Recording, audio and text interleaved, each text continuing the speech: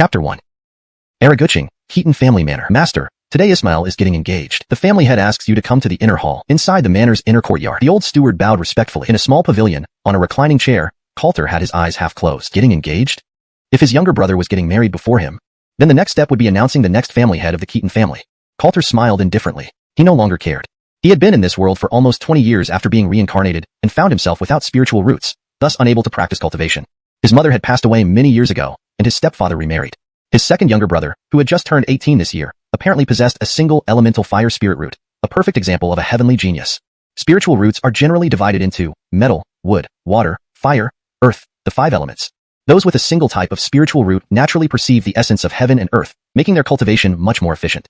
Ordinary cultivators usually have mixed spiritual roots. 4 types of metal, wood, water, fire roots, or 3 types like water, fire, earth roots were common, complicated, and chaotic, leading to arduous cultivation, though they still could sense the essence of spirit. However, Coulter was special. As the eldest son of a Araguching's prestigious cultivating family, he had nothing inside his body. For 20 years, he didn't even know what spiritual power was. He had struggled and tried everything but to no avail. It was rumored that even beggars in Araguching possessed mixed spiritual roots. So why bother? It didn't matter anymore. Jensenving as an idle young master wasn't bad at all. I won't go. Tell father I've never wanted the position of family head. Don't disturb my nap. Coulter waved his hand. Other reincarnators either had grandfathers in rings as mentors or system enhancements ringing ding ding. For him, after nearly 20 years of being reincarnated, not even a hair appeared. Ding. Emperor's posture system activated. System notice. Cultivation values natural talent and constitution. Those with Emperor's posture can achieve in one day what others take 10 years to accomplish. The host can subdue extraordinarily talented individuals with unique constitutions, and the system will reward accordingly. Coulter sat up abruptly. Did he hear right? A melodic ding sound. The system had arrived. Better late than never. But this subdue Emperor's posture? Extraordinary talents and unique constitutions are either successors of cultivating families or core disciples of large sections. Where do I find them? Just as he was thinking. Ding. System detected. Empyrean Phoenix Constitution. Carmen. Superior Waterwind Spirit Root. Born with a strand of Empyrean Phoenix blood, meeting the requirements of a special constitution. System notice. Carmen is severely injured. Her spirit roots damaged. She won't live past half a month. Coulter took a deep breath. His system had an automatic detection feature. That made things much easier. This Carmen, Coulter knew well. She was the top genius of the Langston family in Araguching, born under celestial phenomena, practicing chi at age 3, establishing foundation at 9, reaching peak foundation stage at 12, and was expected to form her core by 18. She truly was the top prodigy of Araguching. The key point was that before the 2 family patriarchs disappeared, they swore an oath to marry their descendants. Today, it was to be with his second brother. Jose, I'll go. Coulter got up and walked out of the pavilion. Inside the inner hall of Keaton Family Manor, the family head and Ottos were all gathered.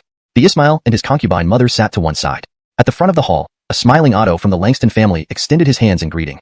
Behind him stood a woman dressed in plain clothes, her face cold and indifferent, showing no emotion, her eyes dull and lifeless. Head of the Keaton family, our young lady has turned 18. According to our agreement, let's hold the wedding in a few days, the Langston family Otto said with a smile. No time should be wasted. This young lady's cultivation base was already ruined, and she had offended a high-ranking sect. Now she was a hot potato. This? Elder Langston, shouldn't we take our time with this? The Keaton family head pondered. Previously, marrying such a celestial prodigy into the Keaton family would have been something he, Adair, eagerly sought. But times have changed. This girl looked frail, her aura unstable, her cultivation completely lost. Who knew how long she would live? Ah, head of the Keaton family, don't forget the great vow.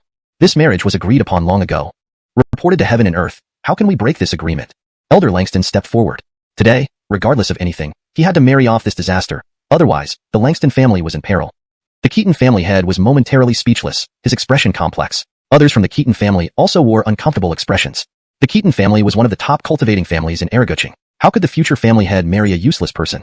I absolutely will not marry her. How can I, your future lord, marry a cripple? Carmen, don't you know your condition? Why not wait to die at home instead of ruining others' lives?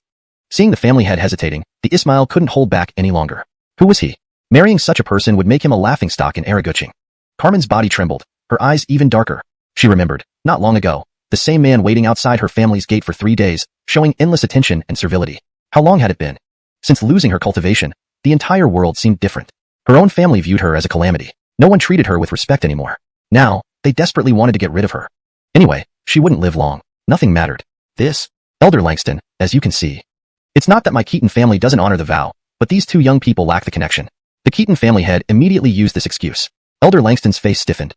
Adair, aren't you afraid of the repercussions of breaking the vow? Elder Langston dropped the act, his attitude becoming stern. If he didn't send off this disaster today, he would face punishment from the family head back home. The Keaton family head paused. After some thought, he shook his head slightly. Great vow? Both patriarchs had disappeared for many years. Who could say whether the events of that time were true? Elder Langston, goodbye. The Keaton family head raised his hand, dismissing him. Considering the strength of the families involved, the Langston family was far inferior to the Keaton family. While not the top cultivating family in Ereguching, the Keaton family was among the elite. If not for some concerns about the uncertain vow, he wouldn't even meet these two from the Langston family. You. Elder Langston's face turned iron gray. Elder, let's go. Carmen's face was pale, knowing every extra moment in the hall added to her humiliation. Just as the Ismail said, she should return to the Langston family to await death. Shut up. You calamity. Do you have a right to speak here? Elder Langston was furious, suddenly turning and glaring at her. Carmen's gaze flickered, her bitterness deeper. From the side door of the inner hall came a voice. He won't marry, but I will. Coulter stepped out of the side hall, smiling. Chapter 2. Subduing the Mystical Phoenix Body. Reward. New Player Starter Package. Carmen's body trembled. He won't marry, but I will. These simple 5 words echoed in her ears for a long time. Is there still someone in this world who doesn't despise her? It's him. Carmen softly raised her head and recognized the newcomer. It was hard not to recognize him. Ereguching's Keaton family's eldest son, famously known throughout Ereguching as a true good-for-nothing. He idled at home every day, even too lazy to go out. It was rumored that his mind wasn't quite right either. Ha ha ha. You two waste each other perfectly. The second young master of the Keaton family couldn't help but laugh out loud. The patriarch of the Keaton family frowned. You on? His shout made Terry's body shake, and he dared not say more. However, the amusement on the corners of his mouth was difficult to suppress as he watched the two people inside the hall with interest. This eldest brother of his was already considered stupid. Marrying another waste would mean no chance of turning things around in this lifetime. The patriarch turned his head and focused his gaze on Coulter. Yun, have you thought this through? He wore a serious expression, somewhat wary of the Great Tao Oath. If Yun were to marry, it wouldn't be a bad solution. The Artie, I think it's feasible. Yes. The alliance between the Keaton and Langston families should naturally be between the heads of both lineages. It's only reasonable. Several Ottos of the Keaton family also stepped forward at this moment. Coulter looked calmly at the Ottos, understanding the hesitation due to the Great Tao Oath. Even if he were to back out now, it probably wouldn't be possible. Ever since they discovered he was a waste, the family's indifference had grown cold long ago, and Coulter hadn't taken it to heart. Father. My feelings towards Miss Langston are as clear as the heavens and earth. When Miss Langston was born, I fell deeply in love with her at first sight and vowed never to marry anyone else. Due to my inability to cultivate, I could only bury these feelings deep within my heart for 18 years. Coulter bowed respectfully, his face full of sincerity. The hall fell silent as everyone from the Keaton and Langston families, including Carmen, stood stunned. Clear as the heavens and earth? Buried feelings for 18 years? Pfft. Carmen couldn't help covering her mouth, her pale face showing a hint of color. I'll marry. She didn't say much. She was thankful to the Slade Keaton for preserving her last bit of dignity. Perhaps this wasn't so bad after all. Cough cough. Yun, seeing your affection towards the Langston family's lady makes me very happy. Elder Langston, let's finalize this matter. The patriarch gave a dry cough before looking towards the Langston family Otto. This is excellent. Elder Langston wanted to say something, but ultimately remained silent. Getting married is better than not getting married at all. There's no need to cause unnecessary complications. Everyone in the hall seemed pleased. The Keaton family Ottos couldn't help glancing at Coulter a few times, their eyes filled with a bit more comfort. This waste has actually done something commendable for the Keaton family. Heh, is that all he strives for? Mother overestimated him. This kind of waste doesn't even qualify to compete for the position of patriarch. The second young master chuckled. In the rear courtyard of the Keaton family, Coulter led the person beside him, jogging through the yard, and returned to his room. Click. The door closed. Carmen bit her lips, realizing what the person before her intended to do. Even though she was deemed useless, she was still a prodigy. The man in front of her was impatient. At least it's a way to repay him. Anyway, I don't have long to live. Fulfilling his wish once isn't a problem. Carmen gave a bitter smile and closed her trembling eyes. She felt the person loosen his grip on her hand. His eyes must be fixed on her. Come on. She heard that it would be painful. Compared to the pain she endured these past days, this was nothing. Whoosh. A surge of spiritual energy froze her in place. Despite feeling humiliated, she bore it, closing her eyes even tighter. Huh. Wait, wasn't he a waste? The only one in Ereguching without a spirit root. What spiritual energy is this? Carmen's heart raced as she opened her eyes wide. Before she could react, don't move. I have some urgent business. Coulter, as usual, shot out a wave of spiritual power, immobilizing the person in front of him. He then turned and entered behind the screen. Whoosh. Pure spiritual energy flooded the entire room, emanating from behind the screen. Carmen's eyes widened as her mind buzzed. She could sense him suppressing it, yet it filled the entire room. Foundation Establishment Peak? Carmen stared blankly ahead. She knew this spiritual energy well. To achieve Foundation Establishment Peak by 20, how could anyone call him a waste in Ereguching? After a while, the spiritual energy in the room subsided. Half a moment later, the figure behind the screen slowly walked out. Clad in a white robe, with wet hair streaked across his handsome face, eyes clear and bright, he exuded an indescribable grace. You. Carmen's lips quivered slightly, her cheeks reddening. Don't move. Coulter took a step forward, grabbed Carmen's wrist, and infused pure spiritual energy into her body. Carmen's body trembled, feeling his breath close to her face. There's a strange force in your body wreaking havoc. Coulter's gaze focused intently. This force was extremely dominant, damaging her meridians and even scattering his spiritual energy. When I was born, I carried a thread of mystical phoenix blood. Now, having lost my cultivation, I can no longer control it. Carmen revealed, bitterness evident in her eyes. The eldest son of the Keaton family was no waste, yet she wouldn't live much longer. Coulter understood immediately. Being proficient in alchemy and medicine, he smiled gently. I can help you recover. This revised translation accurately conveys the meaning of the original text, ensuring it reads fluently in English while maintaining consistency in terminology and style. Carmen's body trembled. He will not marry, but I will. These 5 simple words echoed in her ears for a long time. Is there still someone in this world who does not disdain me? It's him. Carmen lifted her head slightly and recognized the newcomer. It was hard to miss him. The eldest son of the Keaton family in Ereguching, famously known far and wide as the genuine good-for-nothing. He spent his days at home eating and idling away his life, not even bothering to step out of the door. Rumors had it that his mind wasn't quite right. Ha ha ha. You two Feiwu are quite a well-matched pair. The second son of the Keaton family couldn't help but laugh out loud. Note, Feiwu is directly translated as waste or useless individuals in this context. For a more natural English expression, it could be revised to, you two useless individuals are quite a well-matched pair. The second son of the Keaton family couldn't help but laugh out loud. Revised. You two useless individuals are quite a well-matched pair. The second son of the Keaton family couldn't help but laugh out loud. Artie Keaton frowned. You on? At this rebuke, Terry shuddered and dared not say anything more, though the smile on his face was difficult to suppress. He looked at the two inside with an amused expression. This Otto brother of his was originally considered a fool. Marrying another person deemed useless meant he would never turn his life around. Note, I replaced Feirun with person deemed useless to maintain fluency in English while keeping the meaning intact. If you prefer to keep a closer translation, you can use marrying another cripple, but it might sound less natural. Artie Keaton turned to look at Coulter. Yuner, have you thought this through? Artie Keaton's expression was serious, still wary of the Great Tao Oath. If Yuner were to marry into the Langston family, it could be a mutually beneficial solution. Head of the family, I believe it is feasible. Yes. The marriage alliance between the Keaton and Langston families should indeed involve the heads of both lineages getting married. It makes perfect sense. At this moment, several Ottos from the Keaton family also stood up. Coulter's gaze was calm as he glanced at his family members. They were considering the Great Tao Oath. Even if he wanted to renege now, it would likely be impossible. Ever since he was deemed a waste, the family's coldness towards him had been apparent for a long time. Coulter did not take it too much to heart. Note, Feirun can be translated as waste or useless person. In this context, waste fits better and sounds more natural in English. Father. My feelings for Miss Langston can be attested by heaven and earth. At the moment of Miss Langston's birth, I fell deeply in love with her at first sight and vowed never to marry anyone else. However, because I cannot cultivate, I buried these feelings deep within my heart, keeping them hidden for 18 years. Coulter bowed respectfully, his face filled with deep emotion. The hall fell silent. Everyone from the Keaton family and the Langston family, including Carmen, were stunned. Attested by heaven and earth? Feelings buried for 18 years? Pfft. Carmen couldn't help but cover her mouth, a trace of color returning to her pale face. I will marry. She did not add more words. Thank you, Slade Keaton, for leaving her some dignity. This outcome was fine. Cough, cough. Yuner, your affection for the Langston family's young miss pleases me greatly. Elder Langston, let's settle this matter here, Artie Keaton said dryly. Yes, very well. Elder Langston wanted to say something, but ultimately kept quiet. Being able to marry off was good enough, regardless of who she married. Better not to create complications. The hall was filled with satisfaction. The Keaton family Ottos couldn't help but glance at Coulter, their eyes showing a bit of relief. This waste had finally done something for the Keaton family. Ding! Congratulations, host. Subdued the Mystic Phoenix Constitution. The term Shenfeng Zhiti is better translated as Mystic Phoenix Constitution to ensure it reads naturally in English while accurately conveying the meaning. Received the new player starter package. Reward, fusion with ancient Shenfeng soul blood. Should be edited to. Reward, fusion with ancient Phoenix soul blood. This ensures the term is clearly understood by English readers. The phrase Shenfeng is a specific cultural reference that can be translated as Phoenix for better comprehension while maintaining the mystical element. Reward, Peak Foundation Establishment Cultivation Level. Reward, Immortal Longevity Technique, rewarded with 3,000 alchemy imprints. This revision ensures that the term Dandal is accurately translated to alchemy in English, maintaining consistency and ensuring the sentence reads naturally.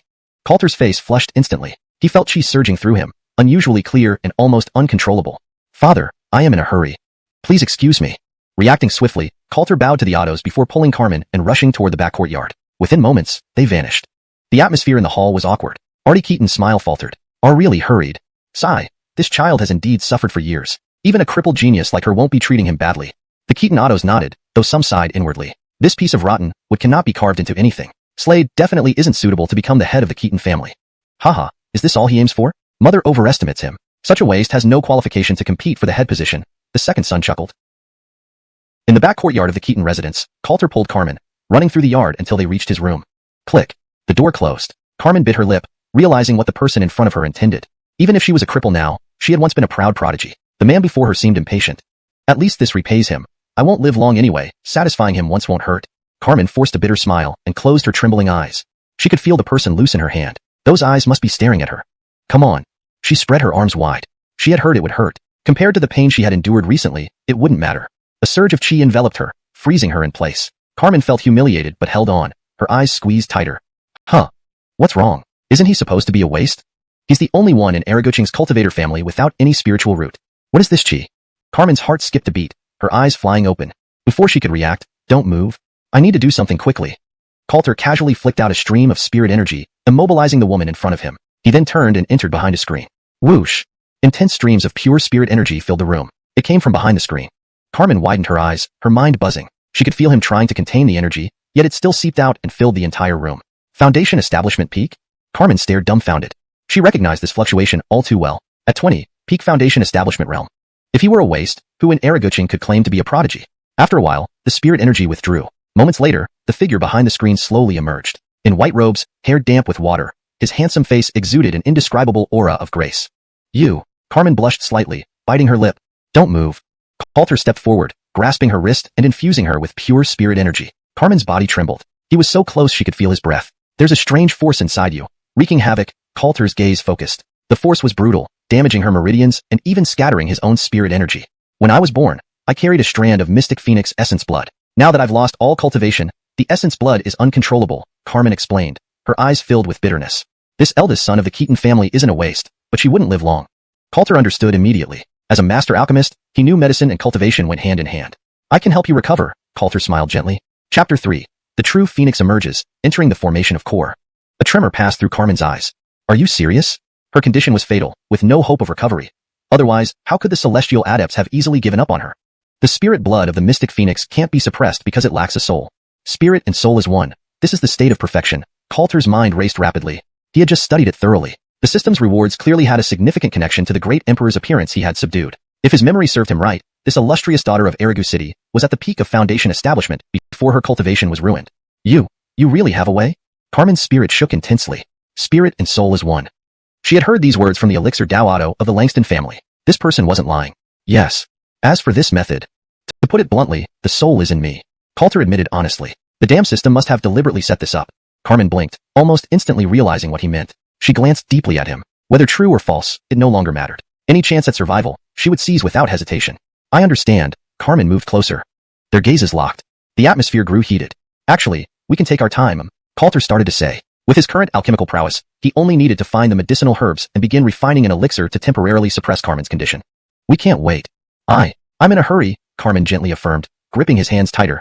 A layer of spiritual energy covered the door latch, making the door shut even more tightly. In the blink of an eye, a night passed.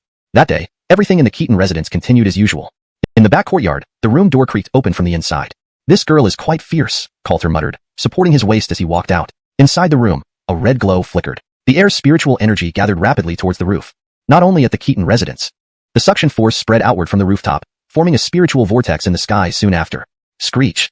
An ear-splitting cry reverberated through the heavens. Above the roof, spiritual energy condensed into a phantom of a fiery phoenix, spreading its enormous wings and letting out a deafening cry.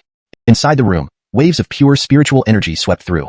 Anomaly. Coulter looked up instinctively. He could feel a vibration within his own soul blood. Several beams of energy soared into the sky from the Keaton residence simultaneously. The patriarch, Ottos, and powerful members of the Keaton family scanned the area with their divine senses, unable to hide their shock. The entire Keaton household was in an uproar. This anomaly didn't just shake the Keaton family. In West City, at the Langston residence, Phoenix cry. This is the awakening of a true Phoenix physique. Our Langston family is about to rise. Which young member of our clan has this great fortune? A beam of energy surged from the rear mountain of the Langston estate. The Grand Otto took a step out of the back mountain, standing midair above the Langston residence, sensing the aura of the Phoenix cry clearly not from within their estate. Where is Aspen? Why did you send our prodigy away? The Grand Otto glared fiercely. Below in the courtyard, the patriarch, Ottos, and other powerful members of the Langston family gathered. They first bowed respectfully. Artie Langston stepped forward. Elder, you've forgotten that Hong has already married into the Keaton family. She's now the wife of Master Keaton's eldest son. A married daughter is water spilled outside the home. Technically speaking, Carmen was now a member of the Keaton family. Nonsense. What qualifies that waste from the Keaton family to marry our prodigious daughter? How do you run this family? The Grand Otto waved his sleeves angrily. Artie Langston stiffened. Wasn't this decided by the entire Langston family? He had even sought approval from the Otto yesterday. It's my fault, Artie Langston steeled himself. The old man's wrath seemed inevitable for him. Aspen. Everyone else acknowledged their mistakes as well, afraid to speak up. If you know your wrongs, use any means necessary to bring our prodigy back. That waste in the Keaton family, everybody knows who he is. Are you truly so foolish? The Grand Otto's tone softened slightly. True Phoenix physique. Whether kept within the Langston family or offered to the Celestial Gate, their future prospects were limitless. Artie Langston's heart shook. Indeed. How could a waste deserve such a phoenix? My child understood. Artie Langston's thoughts cleared instantly, revealing a smile.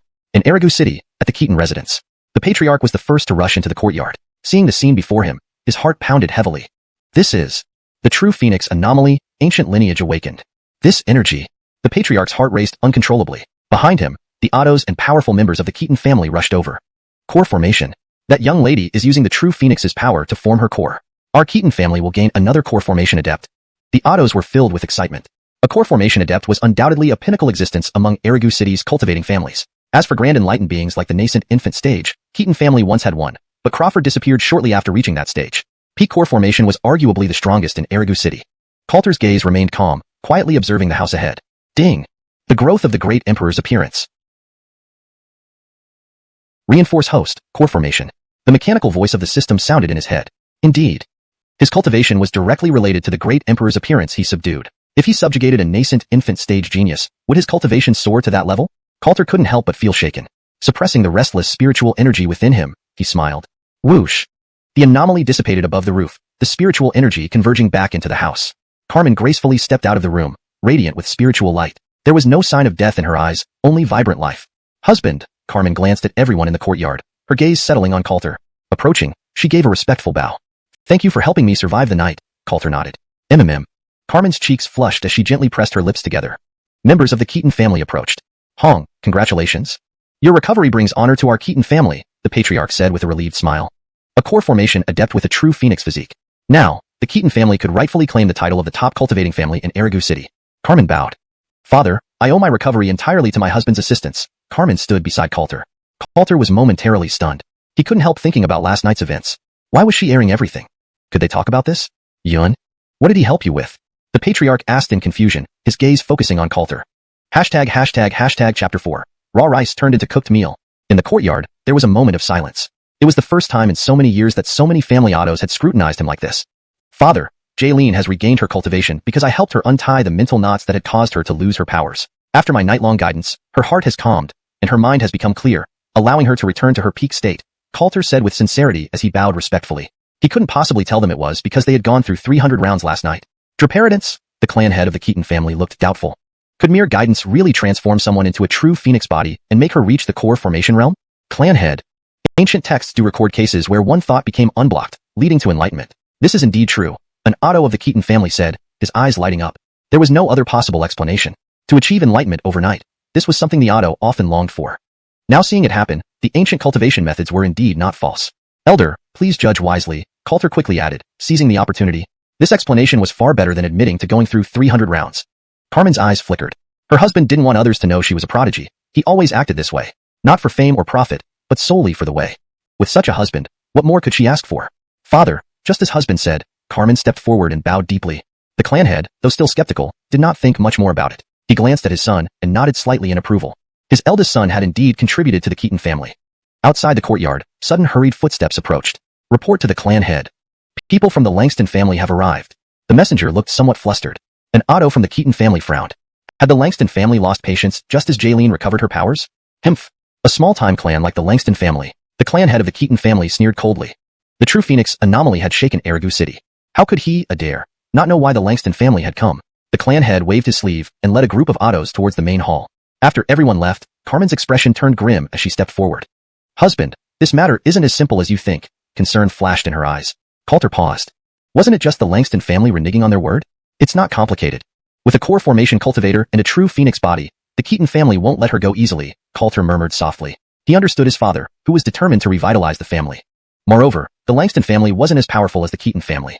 Let the Keaton family Ottos handle these matters. What Coulter needed to do now was find someone with the bearing of an emperor, preferably a core formation grandmaster. Husband, I'm the saintess of the Qingyuan immortal sect, Carmen confessed without hiding, biting her lower lip. The Langston family was nothing much. But the Qingyuan immortal sect was a major sect among the immortals. Definitely not something a small cultivation family could provoke. An immortal sect? You mean they'll come for you now that your cultivation has recovered? Coulter instantly realized the gravity of the situation. The Langston family dared to renege on their promise, surely backed by something. They will. Jaylene has no choice. Husband, please accept this bow from Jaylene. She will take responsibility for this matter alone and won't involve the Keaton family, Carmen said, not being foolish. Even though she had recovered her cultivation and reached the core formation realm, she was nothing before the Qingyuan immortal sect. Coulter smiled. He gently stroked her cheek. There's always a choice. Haven't you already chosen? My woman? Even if the Heavenly King came, he wouldn't be able to take her away, Coulter said firmly, his gaze intense. If he couldn't cultivate in the past, it didn't matter. Now, with the system, if he still remained silent, he would shame all transmigrators. Husband, you? Carmen's eyes shimmered. Looking at him, her cheeks flushed slightly, and she couldn't help but smile. With such a husband, even death would be met with a smile. Without further thought, Coulter took Carmen's hand and rushed towards the main hall. Arriving late might result in the Keaton family selling him out under pressure from the immortal sect. In the reception hall of the Keaton residence, Adair, along with several autos of the Keaton family, all wore uneasy expressions. On the front side of the hall, the Langston family was well prepared. The clan head of the Langston family had personally arrived, accompanied by several autos and young prodigies from the Langston family. Haha. Brother Keaton, you can keep this Qingyu in order. The marriage arrangement requires reporting to the higher sect. The clan head of the Langston family laughed lightly, pulling out a green jade token with ancient patterns and placing it on the teacup table beside him. Seeing the immortal sect token, the Keaton family members' faces darkened even more. All the previous boldness vanished. That was a high-level immortal sect. The implications were clear. This engagement happened too abruptly. One of the Keaton autos suggested cautiously. Yeah. Both families' patriarchs have been missing for years. The great vows are likely fake. Several autos immediately began advising the clan head. Everyone present knew the stakes. Weighing the options, they naturally knew what was more important. Adair's face showed hesitation. The anger of a high-level sect was something the Keaton family couldn't bear. But if he agreed to break the engagement, how could he face Yuner as a father? That child had suffered enough over the years. Brother Keaton, this engagement was absurd from the start. How could a true phoenix body, a generation's prodigy, marry an ordinary person who can't cultivate? The higher sect would never agree. The clan head of the Langston family smiled faintly. His gaze fell upon those in front of him. Just short of writing your son is useless on his face.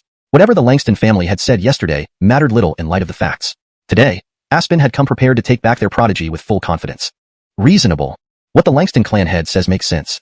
Clan head, please reconsider. The Keaton autos quickly agreed.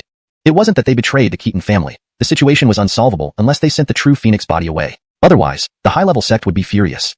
Adair took a deep breath and sighed inwardly. There was no other way. Father. I don't wish for this. From the side door of the hall, Coulter brought Carmen into the hall, walking slowly. Sure enough. The Keaton family was truly planning to sell him out. Be quiet. Coulter, this is a significant matter. How can you act recklessly? Your inability to cultivate is a fact. How can you marry a daughter of the heavens and risk neglecting the Keaton family for your selfish desires? The Keaton autos immediately stood forward, glaring at Coulter harshly. Seeing the clan head softening, this waste suddenly interjected. It was meaningless. Haha, young man, know your place, the clan head of the Langston family chuckled. The reaction of the Keaton autos was expected. As for this waste from the Keaton family, he was no threat. Yuner, step down, the clan head of the Keaton family frowned. Coulter did not retreat. Instead, he stepped forward with Carmen. Father, how can marriage be taken lightly?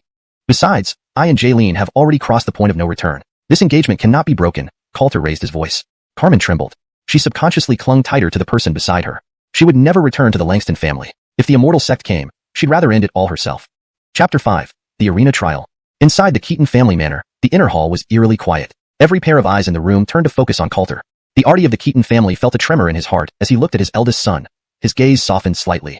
Yesterday, this little rascal was genuinely anxious. No wonder he's the son of Ernesto. Indeed, he has a touch of his father's youthful demeanor. This? Half-baked? Half-cooked?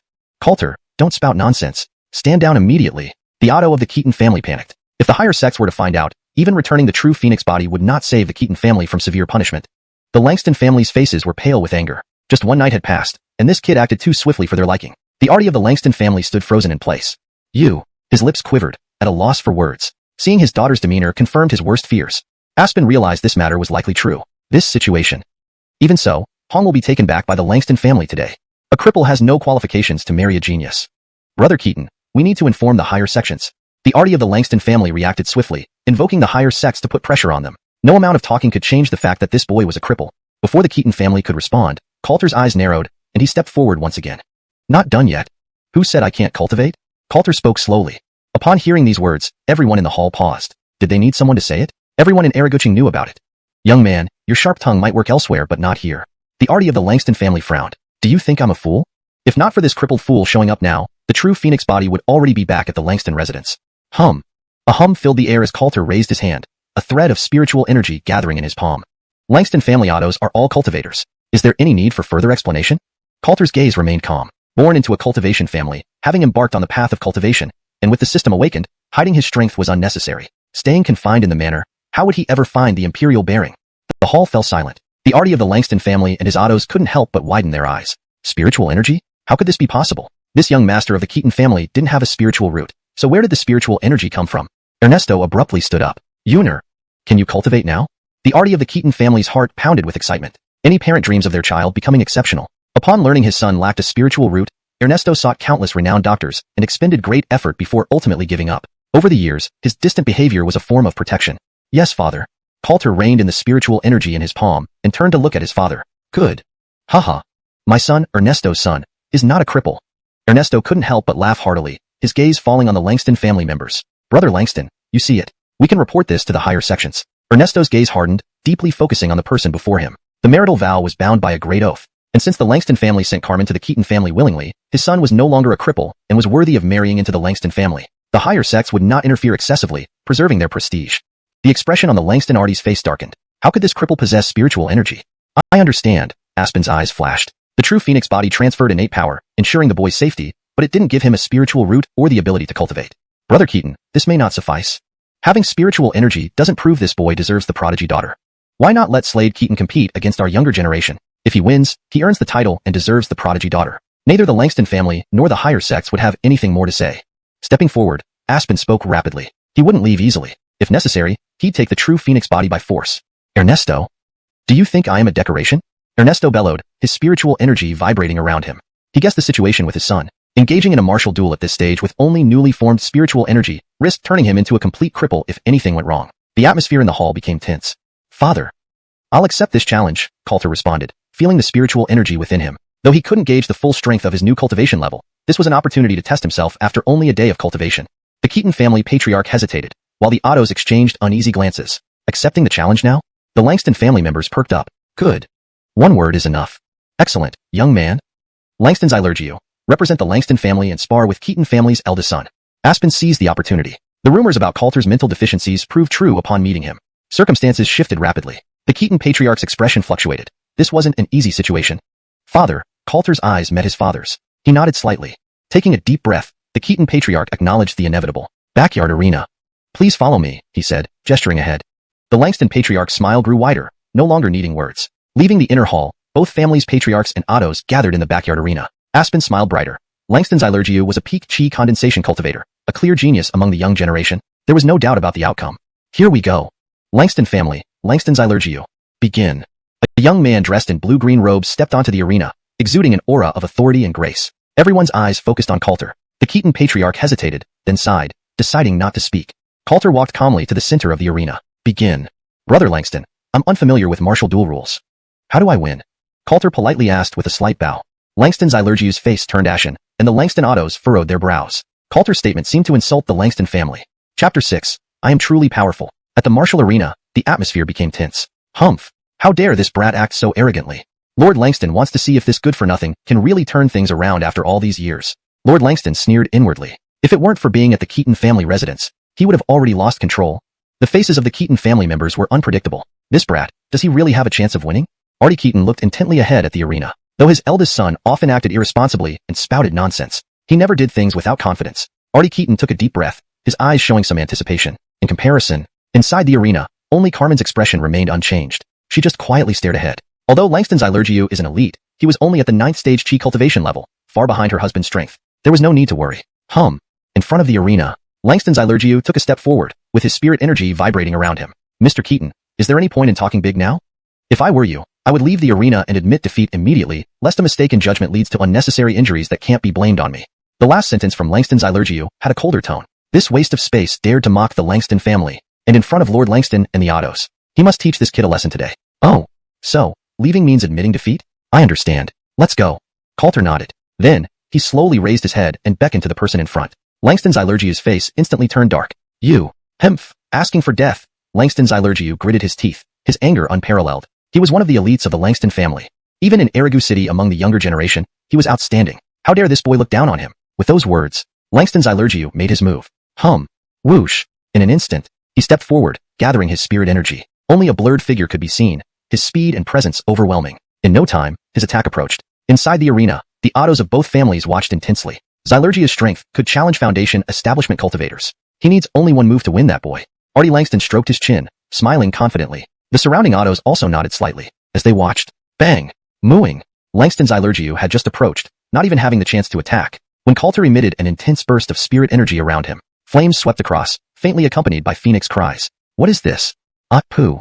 Langston's Xianxia couldn't react in time. Even if he had reacted, it would have been impossible to defend against such an attack. Under everyone's shocked gazes, Langston's Xianxia was thrown out of the arena, hitting the ground hard and coughing up blood. His face turned ghastly pale. Silence fell in the arena. Everyone in the Keaton family widened their eyes, their minds buzzing, hearts racing. Victory? One-move victory. Has Master Eldest Son already reached the Foundation establishment stage? The Keaton family autos exchanged looks. About this, Adair paused. That was Phoenix cry. Adair guessed something, unable to help but glance at Carmen nearby, seeing more relief in his eyes. This girl knows how to protect her husband. The Keaton family has found a treasure. The Langston family members were equally stunned. How is this possible? Damn it, quickly check Xianxia's injuries.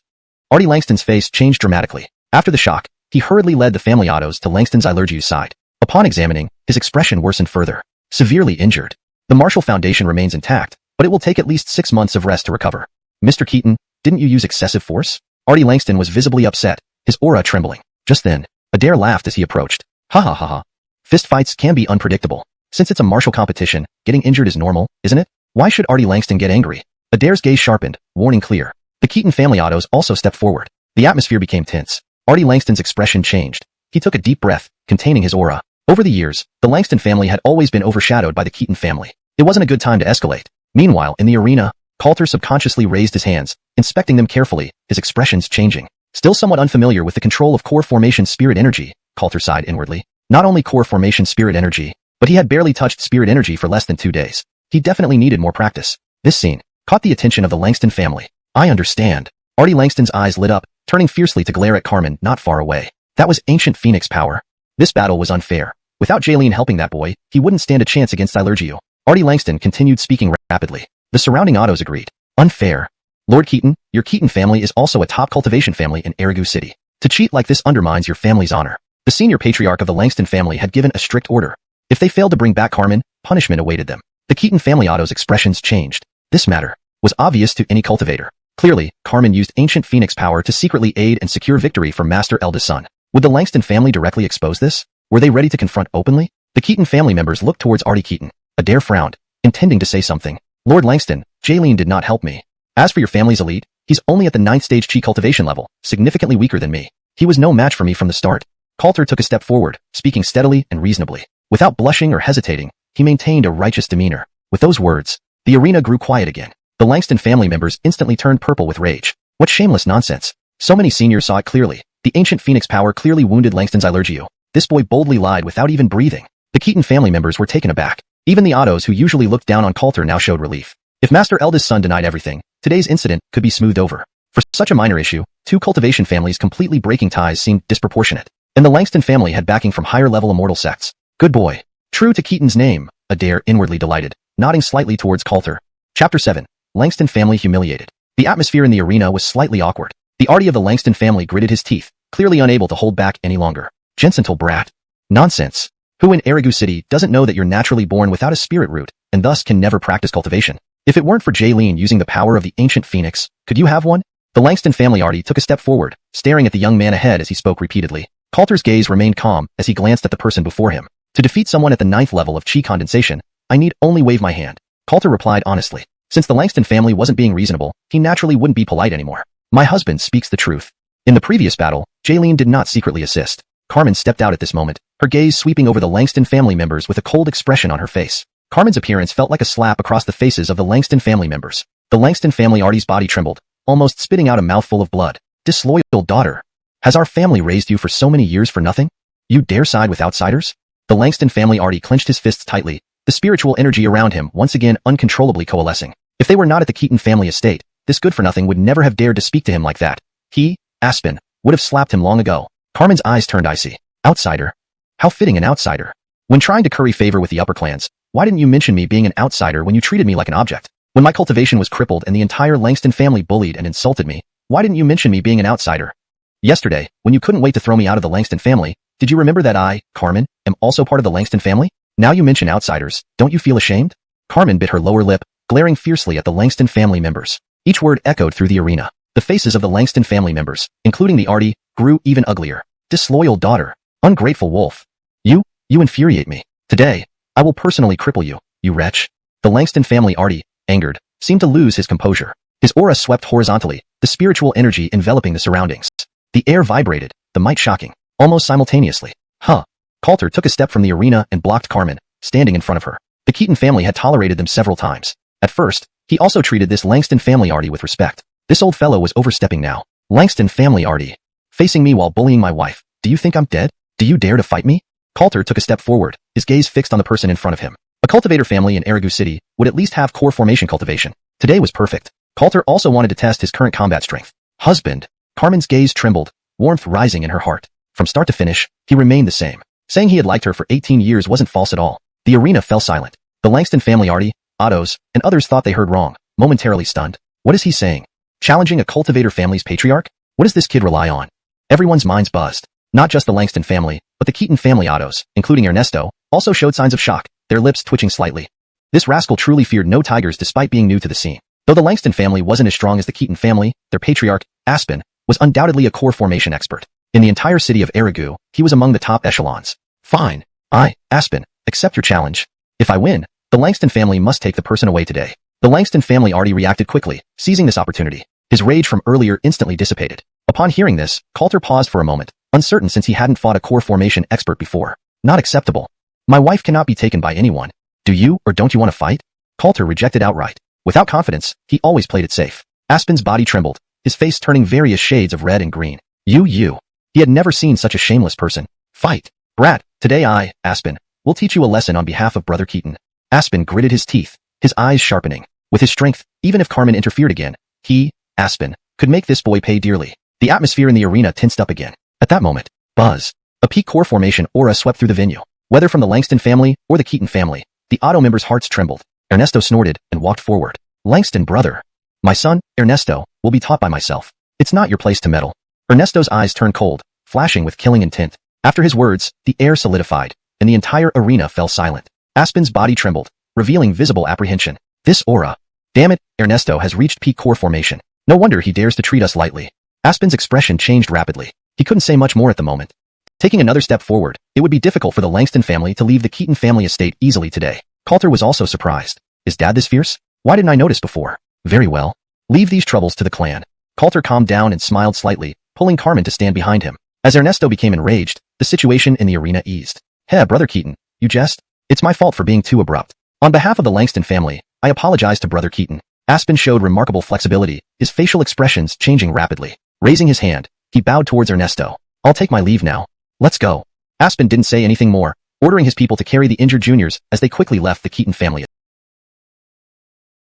estate. Once they were gone, the Keaton family estate resumed its usual calm. Ernesto approached. Yerner, you did well today.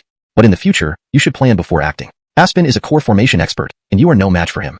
Ernesto patted Coulter's shoulder earnestly. This scene was observed by the Keaton family Ottos, representing the Artie's recognition of the eldest son. The Keaton family Ottos exchanged glances, seeing from each other's eyes that the next Artie position had undergone a change. Coulter was taken aback. Father, my cultivation isn't weak. Coulter wanted to explain. Yeah, Father knows. These past years have been hard for you. Don't rush. The path of cultivation is long and arduous. Ernesto interrupted his son, nodding and giving him an encouraging look. That Coulter could cultivate satisfied him greatly. The burden of the Keaton family could be borne by Ernesto for a few more years. Chapter 8. Calling Elder Brother. In the martial training grounds, the Keaton family members dispersed. Coulter looked at his father, but ultimately didn't say much more. The Langston family was safe for now. The upper sect Immortal sect must not be underestimated. It was better to conceal his core formation cultivation for now. Right now, I need to focus on quickly improving my strength, Coulter thought to himself. His practice speed was too slow, and he lacked the necessary medicinal herbs to refine pills. Only, cough, Jaylene, your ancient phoenix body isn't quite refined enough yet. A few more sessions should allow you to reach the middle stage of core formation. I understand, husband. Jaylene wants to take the lead. Inside the room, the situation grew intense. According to the system's nature, if Carmen could advance to the middle stage of core formation, the Great Emperor physique would trigger a counter-benefit from the system. This would significantly boost Coulter's cultivation in a short time. 3 days passed in the blink of an eye. In the backyard of the Keaton residence. Click. The door opened. Coulter, holding his waist, walked out slowly. These past few days had paid off. Buzz.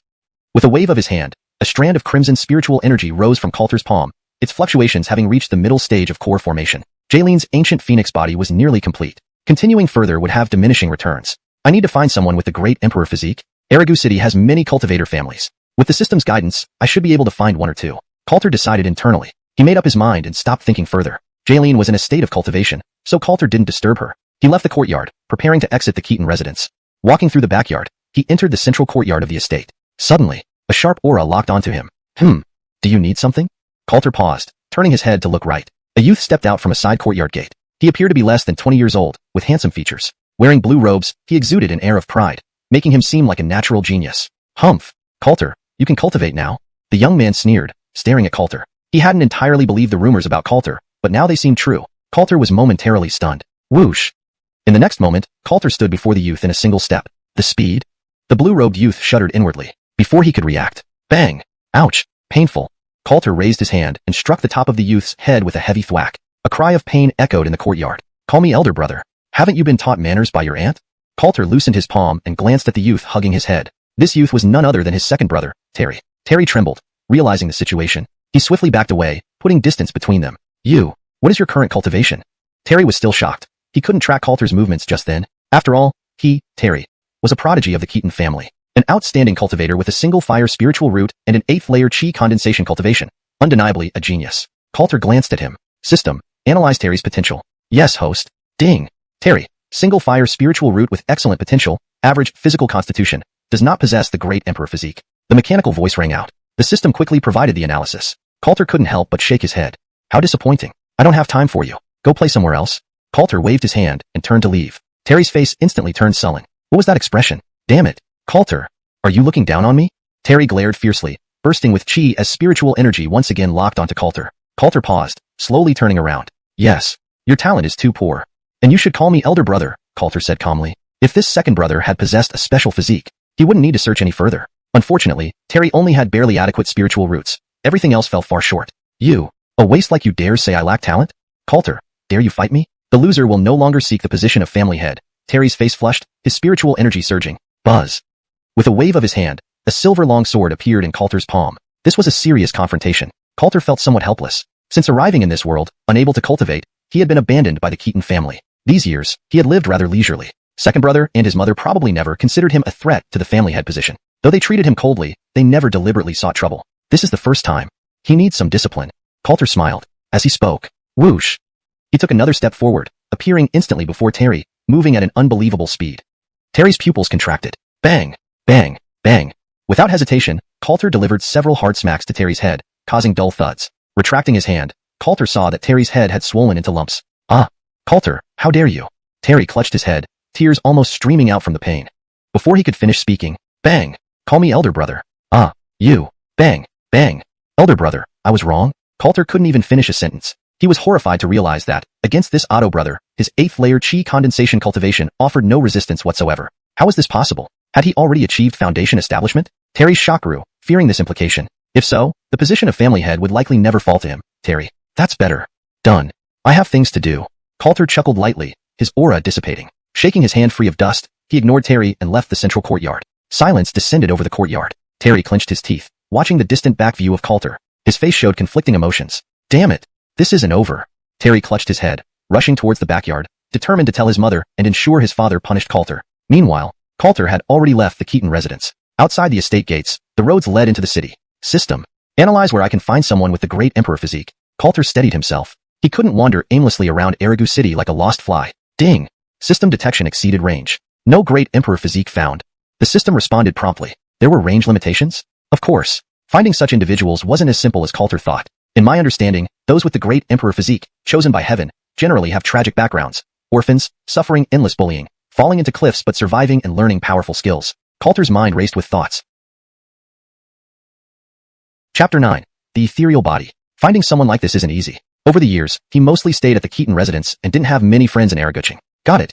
After a moment's contemplation, Coulter's eyes lit up with realization. He thought of a place and wasted no time in acting on his idea. Coulter turned around and headed towards the center of Araguching, his figure quickly vanishing at the end of the broad road. Araguching, Central District. Paved with green bricks, lined with shops, bustling with people. This area was incredibly lively. At the heart of the main street stood one of Araguching's largest taverns, the fragrant welcoming tower. The tower was ideally located, covering a vast area, extravagantly built, and adorned with beautiful women holding signs, welcoming guests with warm smiles. The air was thick with the scent of cosmetics. At that moment, Coulter stood in front of the tower. Ding! Detected. Ethereal body. Origo Shueqiao, dark elemental spirit root, naturally incomplete soul yet living, possessing imperial potential. A mechanical voice suddenly spoke. Indeed, this place harbored someone with imperial potential. Coulter's eyes sparkled. A singular mutated spirit root, coupled with a special constitution. It sounded even more formidable than Carmen based on the system's description. Sir, are you thirsty? Our peach blossom wine is famous throughout Araguching. Would the gentleman like to try some? A woman before him smiled brightly and approached immediately. Her sweet fragrance was almost intoxicating. Coulter nodded. I have nothing better to do today, Coulter replied with a faint smile and walked into the building. One distinguished guest, came a clear voice from outside. Inside, beauties immediately greeted Coulter and invited him in. Do you have anyone specific in mind? The red-clothed woman in front of him smiled gently. One jug of peach blossom wine. Please, sir. The table was quickly set with wine, and the attendant beside him offered an inviting smile. Coulter nodded slightly. Yes. Allison. I want this person, Coulter said straightforwardly. Upon hearing the name, the red-clothed woman paused, visibly pondering. After a moment, she shook her head. Sir, did you perhaps misremember the name? I know all the sisters here and have never heard of that name. The woman pressed further. Coulter's expression changed. Impossible. The system wouldn't be wrong. Can you check for someone with a similar name? Coulter asked again. This? Sir, perhaps someone else? My name is Alora.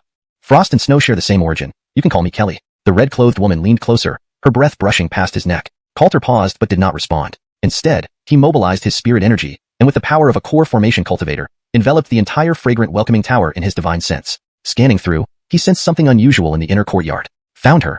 Kelly, you may leave. I will find her myself.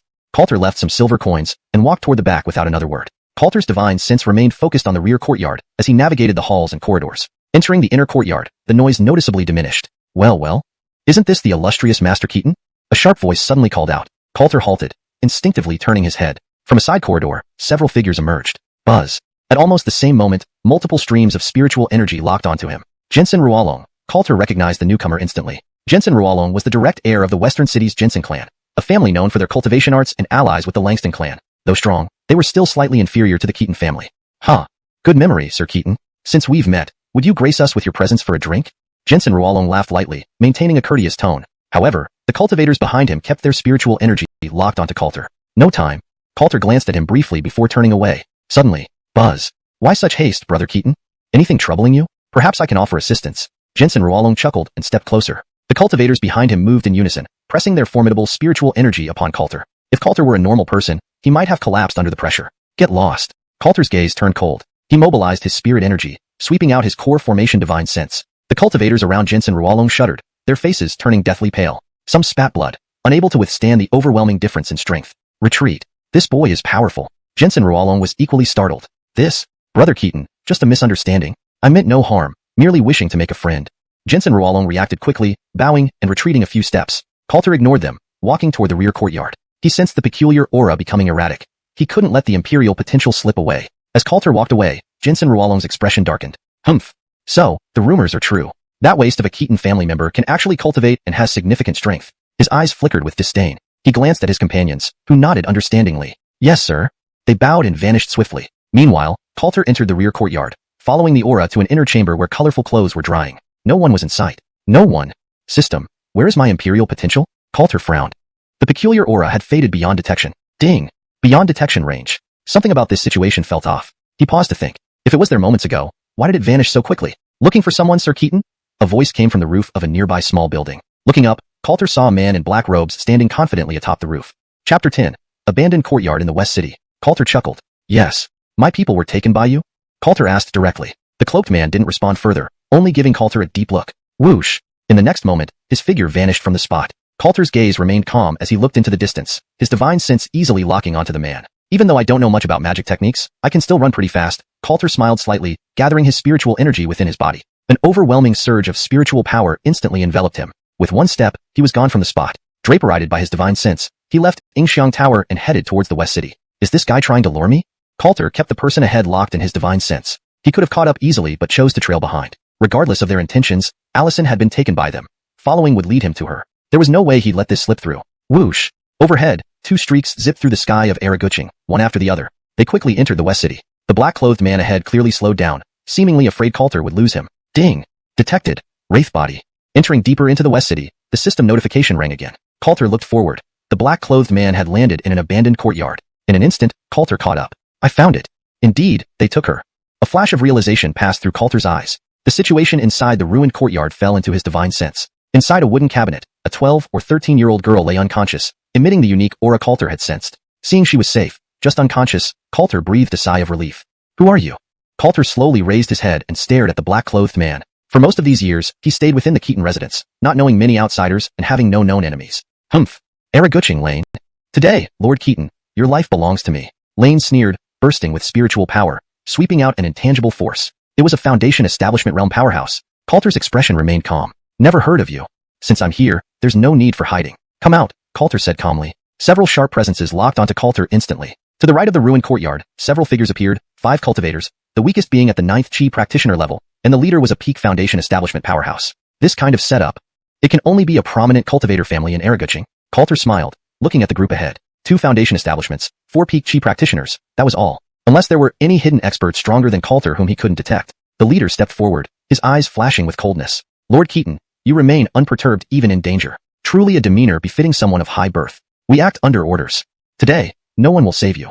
Lane's cold voice echoed. Whoosh, whoosh. A black short blade materialized in his hand. Alongside the other cultivators, spiritual lights flashed as they wielded attack talismans, locking their formidable pressure on Coulter. The atmosphere grew tense. Coulter feigned panic, taking 2 steps back. Wait, I want to die in confusion.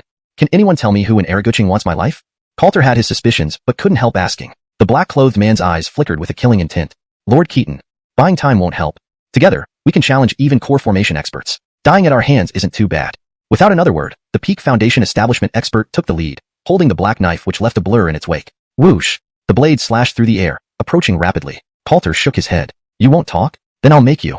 He channeled his spiritual energy, advancing rather than retreating. Without dodging or deflecting, he punched directly at the incoming blade. Bang! Crack! Boom! An explosion resounded, followed by the sound of the black blade shattering. The black-clothed man was sent flying, crashing into the crumbling wall, which collapsed in a cloud of dust. Everything happened in an instant. Before the other cultivators could react, they saw their leader knocked away by one punch. How is this possible? Wasn't this kid famously useless? According to reports, he only cultivated spiritual energy recently, barely at the Foundation Establishment level. Shocked expressions spread across the faces of the others. They froze momentarily. At almost the same time, the black-clothed man staggered up from the rubble. Damn it! The intelligence was wrong. This kid is a core formation expert. He spat out a mouthful of blood, his face pale and features twisted. Only a core formation expert could injure him with one punch. The minds of those present buzzed, and they instinctively took half a step back. Core formation. There are only so many core formation experts in Araguching. How old is this kid? Despite hearing it from their leader, they still found it hard to believe. Coulter glanced at them, not attacking further. I ask you answer. Who sent you? Silence filled the abandoned courtyard for a moment. Lord Keaton, we've been cursed and cannot answer. You should be more aware of whom you've offended recently than us. The black-clothed man took a deep breath, appearing composed but concealing something darker beneath. He stepped forward and bowed respectfully. Others followed suit. Coulter paused in thought. Among the entire Araguching, the only ones he had offended recently were the Langston family. This wasn't unexpected. Second question. How did you take the girl from Xianxia Tower? Coulter's eyes moved over the group, full of confusion. Given their cultivation levels, it was impossible to silently take Allison without alerting his divine sense. The black-clothed man began to speak. This matter is simple. Whoosh. Swoosh. Before he finished, the black-clothed man suddenly attacked, unleashing his peak Foundation Establishment power to its limit, assassinating the eldest son of the Keaton family in Araguching. If news got out, even if Coulter spared them, the Keaton family would tear them apart. Chapter 11. To the death. Coulter's gaze was calm. He stood still, not moving an inch. Whoosh. In front of him, the peak Foundation Establishment attack came swiftly. The black-robed man clenched his palm into a fist, bringing about a tremendous force. You are no match for me, Coulter said bluntly. The gap in raw strength was something he could clearly perceive. Each move these few people made had been seen through by Coulter even before the black-robed man had lunged. He had already sensed the turbulence within this man's spiritual energy. Boom. Crash. The punch came hurtling toward him. Coulter raised his hand and deflected it with ease. The explosive power swept across all directions. Walls of the abandoned courtyard and rotten wood were thrown apart by the backlash. It seems today will be a fight to the death. Coulter took a deep breath and glanced at the people in front of him. He had never killed anyone. Not in his past life, nor since crossing over to this world. The black-robed man snorted coldly. Humph. So be it. We are well aware that the Keaton family is formidable. The black-robed man's aura intensified. His words faded as the cultivators beside him suddenly changed formation, surrounding Coulter in the center moments later. The air grew tense, thick with anticipation. Coulter's expression remained calm, as his divine sense felt the changes in their spiritual energy. To his surprise, he noticed that their auras resonated with each other, as if they were melded into one. This is a secret technique? Coulter showed more interest in his eyes. The black-robed man laughed coldly. Heh. Mr. Keaton has great insight. If I, Darren, am not mistaken, although you possess core formation strength, you have only recently advanced to that stage. Our combined efforts can slay even a core formation practitioner. The black-robed man's smile turned more cruel. This child had entered core formation. Intelligence reports must have been off. There could be no further mistakes. Form the array. Seal with phantom mist. The black-robed man pointed a finger. Simultaneously, those around him burst with spiritual energy, drawing seal runes with their fingers which then pressed down sharply towards Coulter at the center. The air within the abandoned courtyard shook. What is this? Coulter's eyes flickered as he felt the surroundings changing. At that moment, suddenly, the auras of the surrounding people vanished. Only a pitch-black fog enveloped him. This secret art isn't simple, Coulter mused internally. Even with his mid-core formation divine sense, he couldn't pinpoint their movements. From this, it seemed these people had used this technique to kidnap Allison here. Whoosh! A shadow sped out from the black mist, directly aiming for Coulter's forehead. Moving so fast, it tore through the air. Had it not been for Coulter's powerful divine sense and his mid-core formation cultivation, he would have met his doom here. Clink! Bang! Coulter shifted sideways, countering with a punch. Encased in vast, spiritual energy, his punch collided and shattered the arrow-like projectile. This punch shook the black fog noticeably. A flash appeared in Coulter's eyes. I found you. Whoosh! Whistle! He took a step forward, instantly gathering his internal spiritual energy to its peak, forming a spiraling whirlwind of sharp, spiritual energy around his fist as he charged straight into the black fog. Bang! Rumble! The fog erupted, sweeping back. The next moment, the black fog dispersed. The black-robed man and others were sent flying. Tui! Tui! Damn it, you aren't just newly core formation. This level of spiritual energy fluctuation suggests at least mid-core formation. The black-robed man spat blood, pale as death, his spiritual energy in complete disarray. Those beside him also appeared deathly pale, fear visible in their eyes. This discrepancy in information was too much. How could they possibly assassinate a mid-core formation powerhouse? Coulter smiled faintly. You're right. You may now depart. Coulter's gaze hardened as his divine sense locked onto them. The next moment, his figure moved, leaving after images. Snap! Bang! Creak! Before they could scream, several chests bore bloody holes, their auras dissipating, their lives extinguished. With Coulter's cultivation, dealing with injured Foundation establishment cultivators was extremely easy. Coulter steadied himself. A fleeting look of shock flashed across his eyes before returning to calmness. He did not delight in killing, but when someone tried to kill him, Coulter would show no mercy. Langston family? A mere cultivator family doesn't deserve my attention. My main concern is the major sections. Coulter took a deep breath. The Langston family's strength paled compared to the Keaton family. If not for the influence of a major sect behind them, the Keaton family would have retaliated severely for today's incident. He hesitated briefly. For now, this matter didn't require much thought. Boosting his own strength was his primary goal. Coulter gathered his aura and walked to the wooden cabinet ahead. Click. Jensen thing a hand. He opened the cabinet door. Inside lay a young girl. Dressed simply, she looked frail but possessed a delicate, though slightly yellowish, face due to malnutrition. Sure enough, all those with the potential of an emperor faced such trials. Coulter murmured inwardly. Without another thought, he lifted his hand and channeled pure spiritual energy into her body through his fingertips. The girl softly moaned, opening her eyes slowly to find someone staring at her. Don't hit shower. I'll be good. I promise not to do it again. Allison shuddered and instinctively curled up, terror evident in her clear eyes. She trembled, wishing to blend into the cabinet's cracks. Coulter paused. Next moment, he reacted. Don't be scared. I'm not a bad person. Coulter smiled, sending another thread of spiritual energy into the girl's body. Allison felt warmth envelop her, easing the pain in her body. She blinked large eyes, watching the man warily. My name is Coulter. What's your name? Coulter asked gently, smiling. Allison shivered again. She tried to calm herself down. My name is Allison. Everyone calls me Nubia. She bit her lower lip and replied softly. Coulter nodded. Nubia? That's a nice name. Coulter's smile became even warmer. Nubia? Are you hungry? Big brother will take you to eat something delicious. Coulter's smile remained unchanged as he spoke quietly. Upon hearing about food, Allison's eyes lit up. Her stomach grumbled loudly. Her cheeks flushed red as she gazed at the man for a long time, feeling a strange sense of security. This older brother seemed kind. He probably wasn't a bad person. Hashtag chapter 12. The second great emperor's pose. No, I have to go back. If I don't, I'll get beaten again.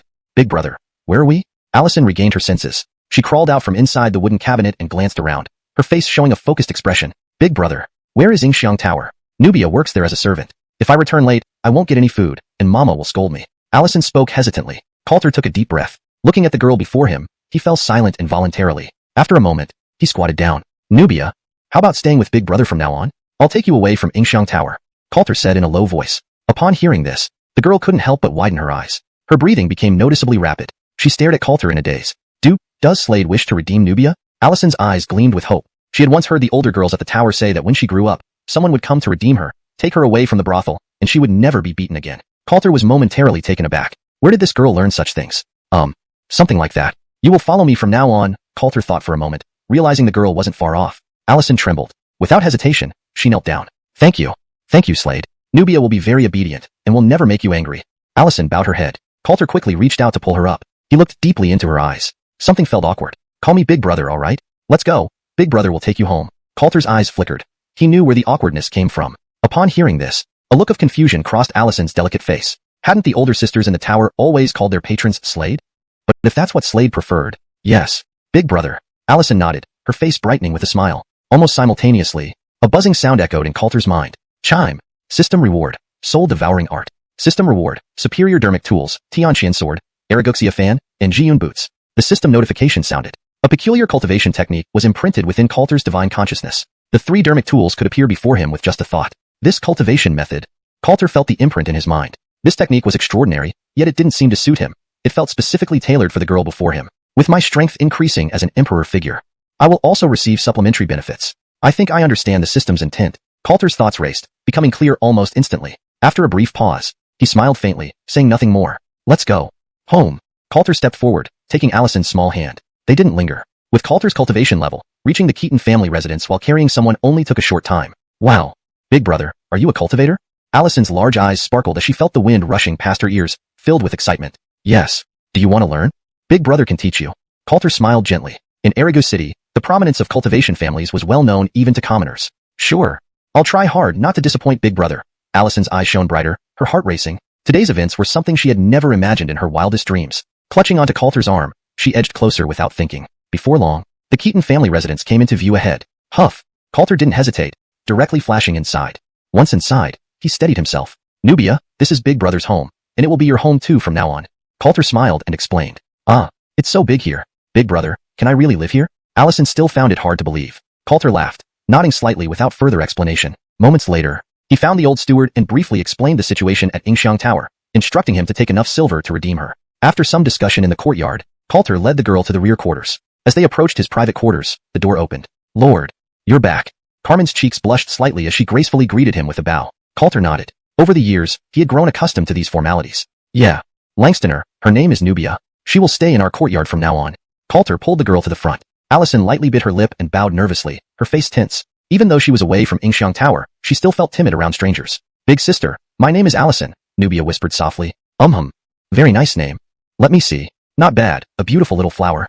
Carmen stepped forward, her face beaming as she examined the girl approvingly. Being Keaton family's eldest son and future heir, it made sense to cultivate a few concubines. Coulter paused. Don't misunderstand.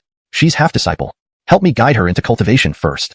Coulter hastily clarified. Carmen smiled, blinking her eyes. She nodded slightly, indicating understanding. Since leaving the Langston family, she had become more lively, especially around Coulter, losing her previous aloofness. What's her talent like? Carmen placed her hand on Xiaoqing's shoulder. With her core formation cultivation, she could easily assess. This. A single attribute spirit root, truly exceptional? Carmen's eyes widened in surprise at the girl. A pure single attribute spirit root was rare even across the entire Eregu city. Even Carmen herself, the esteemed daughter, had dual attributes and only ranked highly due to her special constitution. Langstoner, don't move. I'm going to transmit a cultivation method to you. Teach her accordingly.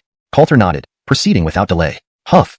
With a wave of his hand, spirit power gathered at his fingertips and touched the girl's forehead. Carmen naturally did not resist, opening her mind to feel. Her body shook again. This cultivation method was astonishing. If not for her young constitution, she might have been tempted to recultivate with it. My lord, where did you obtain such an extraordinary cultivation method? Carmen pressed, trying to suppress her inner turmoil, her eyes filled with concern. She had seen the world, having visited prestigious sects before. As a core formation cultivator, she understood that revealing this method could incite competition among higher-level sects. Chapter 13. Nourishing Pill Hall. No problem. This cultivation technique was obtained by chance, and no one else knows about it. Coulter could see the concern in front of him. How could he say it was a system reward? Hearing that no one knew about it, Carmen finally relaxed slightly. She couldn't help but raise her head and look deeply at her husband. It seemed she had never truly seen through this man before. Husband, let me handle her. Carmen took a deep breath, a hint of resolve flashing in her eyes. Coulter nodded, not thinking much of it. Let's go have dinner first. This little girl has been hungry for a long time. Coulter smiled softly, speaking in a low voice. Carmen nodded gently and reached out to hold Leona's hand, a gentle smile on her face. At this moment, footsteps approached from behind the courtyard gate. Slade, your father asks you to come over once. A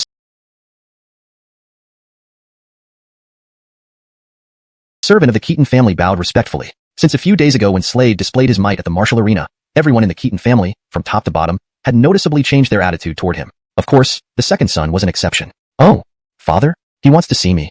Coulter was momentarily stunned. The servant bowed again. Seeing this, Coulter didn't say anything more. After instructing Carmen a couple of things, he left the courtyard. Passing through the central courtyard of the Keaton residence, he entered the inner hall. The leading servant had already respectfully withdrawn. Inside the hall, family head heir had been waiting for some time. Father, Coulter walked into the hall. The entire hall was empty except for his father waiting there. Yun, you're here.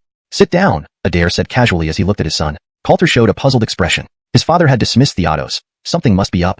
Father, is there something you need me to do? Coulter sat beside him and asked directly. A smile spread across Adair's face. Brat, is there nothing I can do just to check on my son?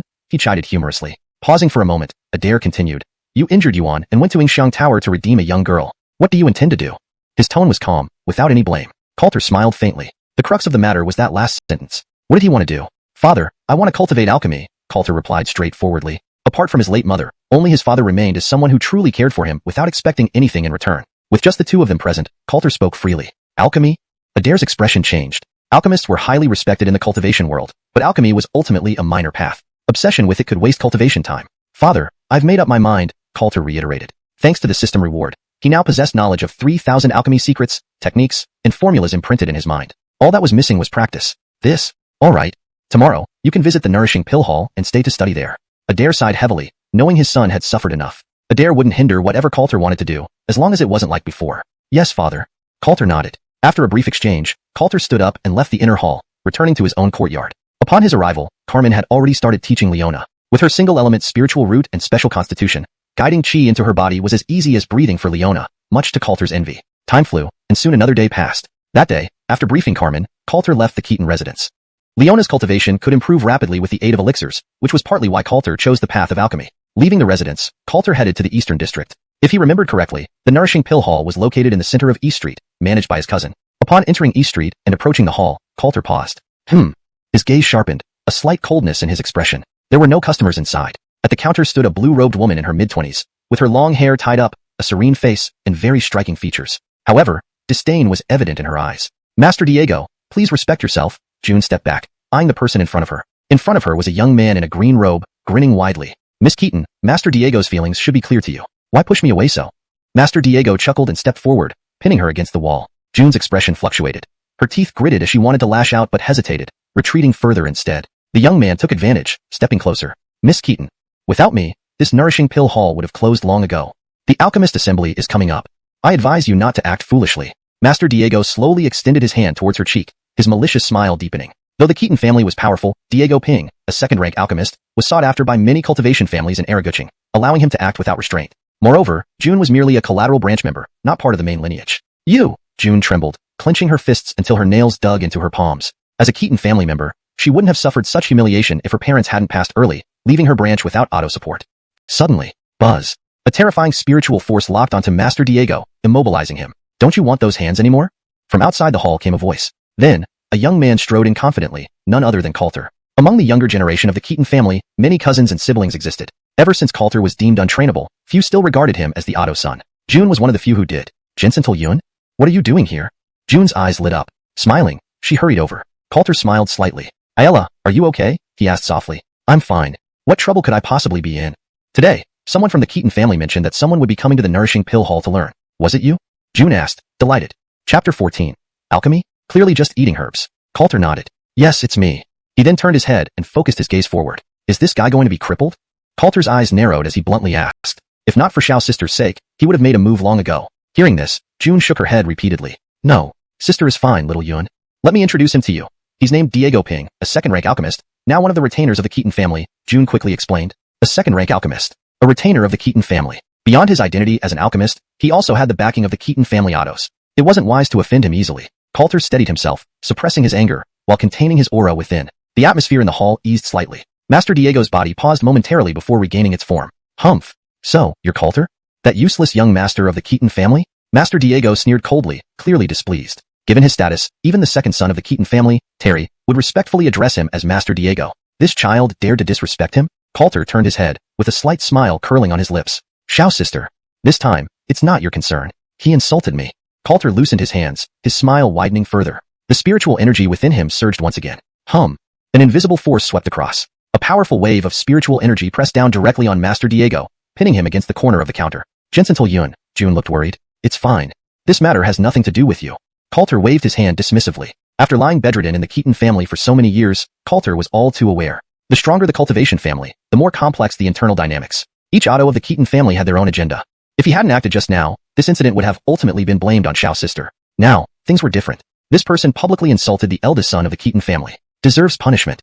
Coulter's smile seemed somewhat eerie as he stepped closer to Master Diego. You. This spiritual energy? How can you possibly have such cultivation? Damn it. What are you trying to do, Coulter?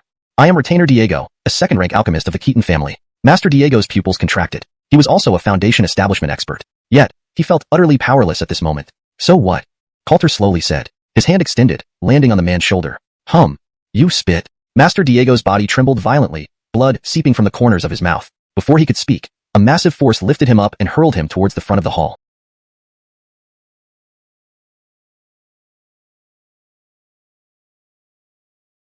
Bang! The floor vibrated with a heavy thud. Master Diego struggled, coughing up another mouthful of blood. You crippled my cultivation. Master Diego clenched his teeth, filled with hatred. Coulter glanced at him. Get out. I don't like repeating myself. If not for the face of a certain Otto in the Keaton family, sparing his father some trouble, this trash would face more than just crippled cultivation. Very well indeed. Eldest Slade Keaton, it was Diego Ping's recklessness. Master Diego rose laboriously, giving both people in front of him a deep look before turning to leave quickly. The hall instantly grew quiet. June walked over, feeling deeply moved but maintaining a serious tone. In the future, you need to act more cautiously, June blinked, speaking earnestly. Coulter nodded. Understood, sister. By crippling that person, will it cause any trouble for you? Coulter calmed himself and asked softly. He wasn't afraid of anything personally. However, involving Xiao's sister wasn't something he wanted to see happen. June's eyes flickered. A little. The alchemist gathering is held in 3 days. I need at least 10 second-rank spirit pills prepared here, or it won't be easy to explain to the family. But don't worry, there's still time. Sister has a way to handle it. She had managed the nurturing pill hall for 3 years and had connections. She could simply pay a higher price and hire another second-rank alchemist if necessary. Coulter listened intently, his eyes lighting up. He thought it was something more serious. Second-rank spirit pills. Alchemizing them isn't difficult. Do you have the herbs ready here, Xiao sister? Coulter asked quietly. Though he hadn't practiced alchemy, the Tao of Alchemy imprint in his mind was a genuine system reward. You've only been cultivating for a few days. Alright, you don't need to worry about these matters. Since you're interested in the Tao of Alchemy, I'll have someone bring you pill formulas and ancient texts from the nurturing pill hall to study. June glanced at him without giving much weight to his words. Coulter wanted to say something but was interrupted by June pushing him into the hall. Familiarize yourself. The room on the east side is reserved for you. June finished, turning back to the hall and giving instructions to the servants before rushing out. The alchemist gathering was imminent, and she needed to find an alchemist soon. Time passed quickly, and night fell. Coulter stayed in the pill hall. Instead of looking at the pill formulas and ancient texts, he asked the servants to bring him a pill furnace and various herbs. Condense. In the room, Coulter raised a finger. A formidable wave of spiritual energy spread out, filling the entire room. In front of him sat a bronze-colored pill furnace. Spiritual energy condensed into flames. The pill furnace began spinning in front of him. Go. Melt. On his first attempt at alchemy, Coulter felt incredibly familiar with the process. Spiritual energy guided the herbs into the furnace seamlessly, showcasing a masterful flair. Before long, the fragrance of medicine wafted through the air. Through divine sense, he perceived that the pill inside the furnace had taken shape. Alchemy was not as difficult as he thought. Coulter smiled. Exhale. Go. Melt. After completing the first batch, without pause, he started on the second batch. One by one, precious herbs were fed into the furnace, combining into spirit pills. In a flash, a whole night passed. At the back of the nurturing pill hall storage, seeing that nearly half of the precious herbs were missing, June stood frozen. What happened?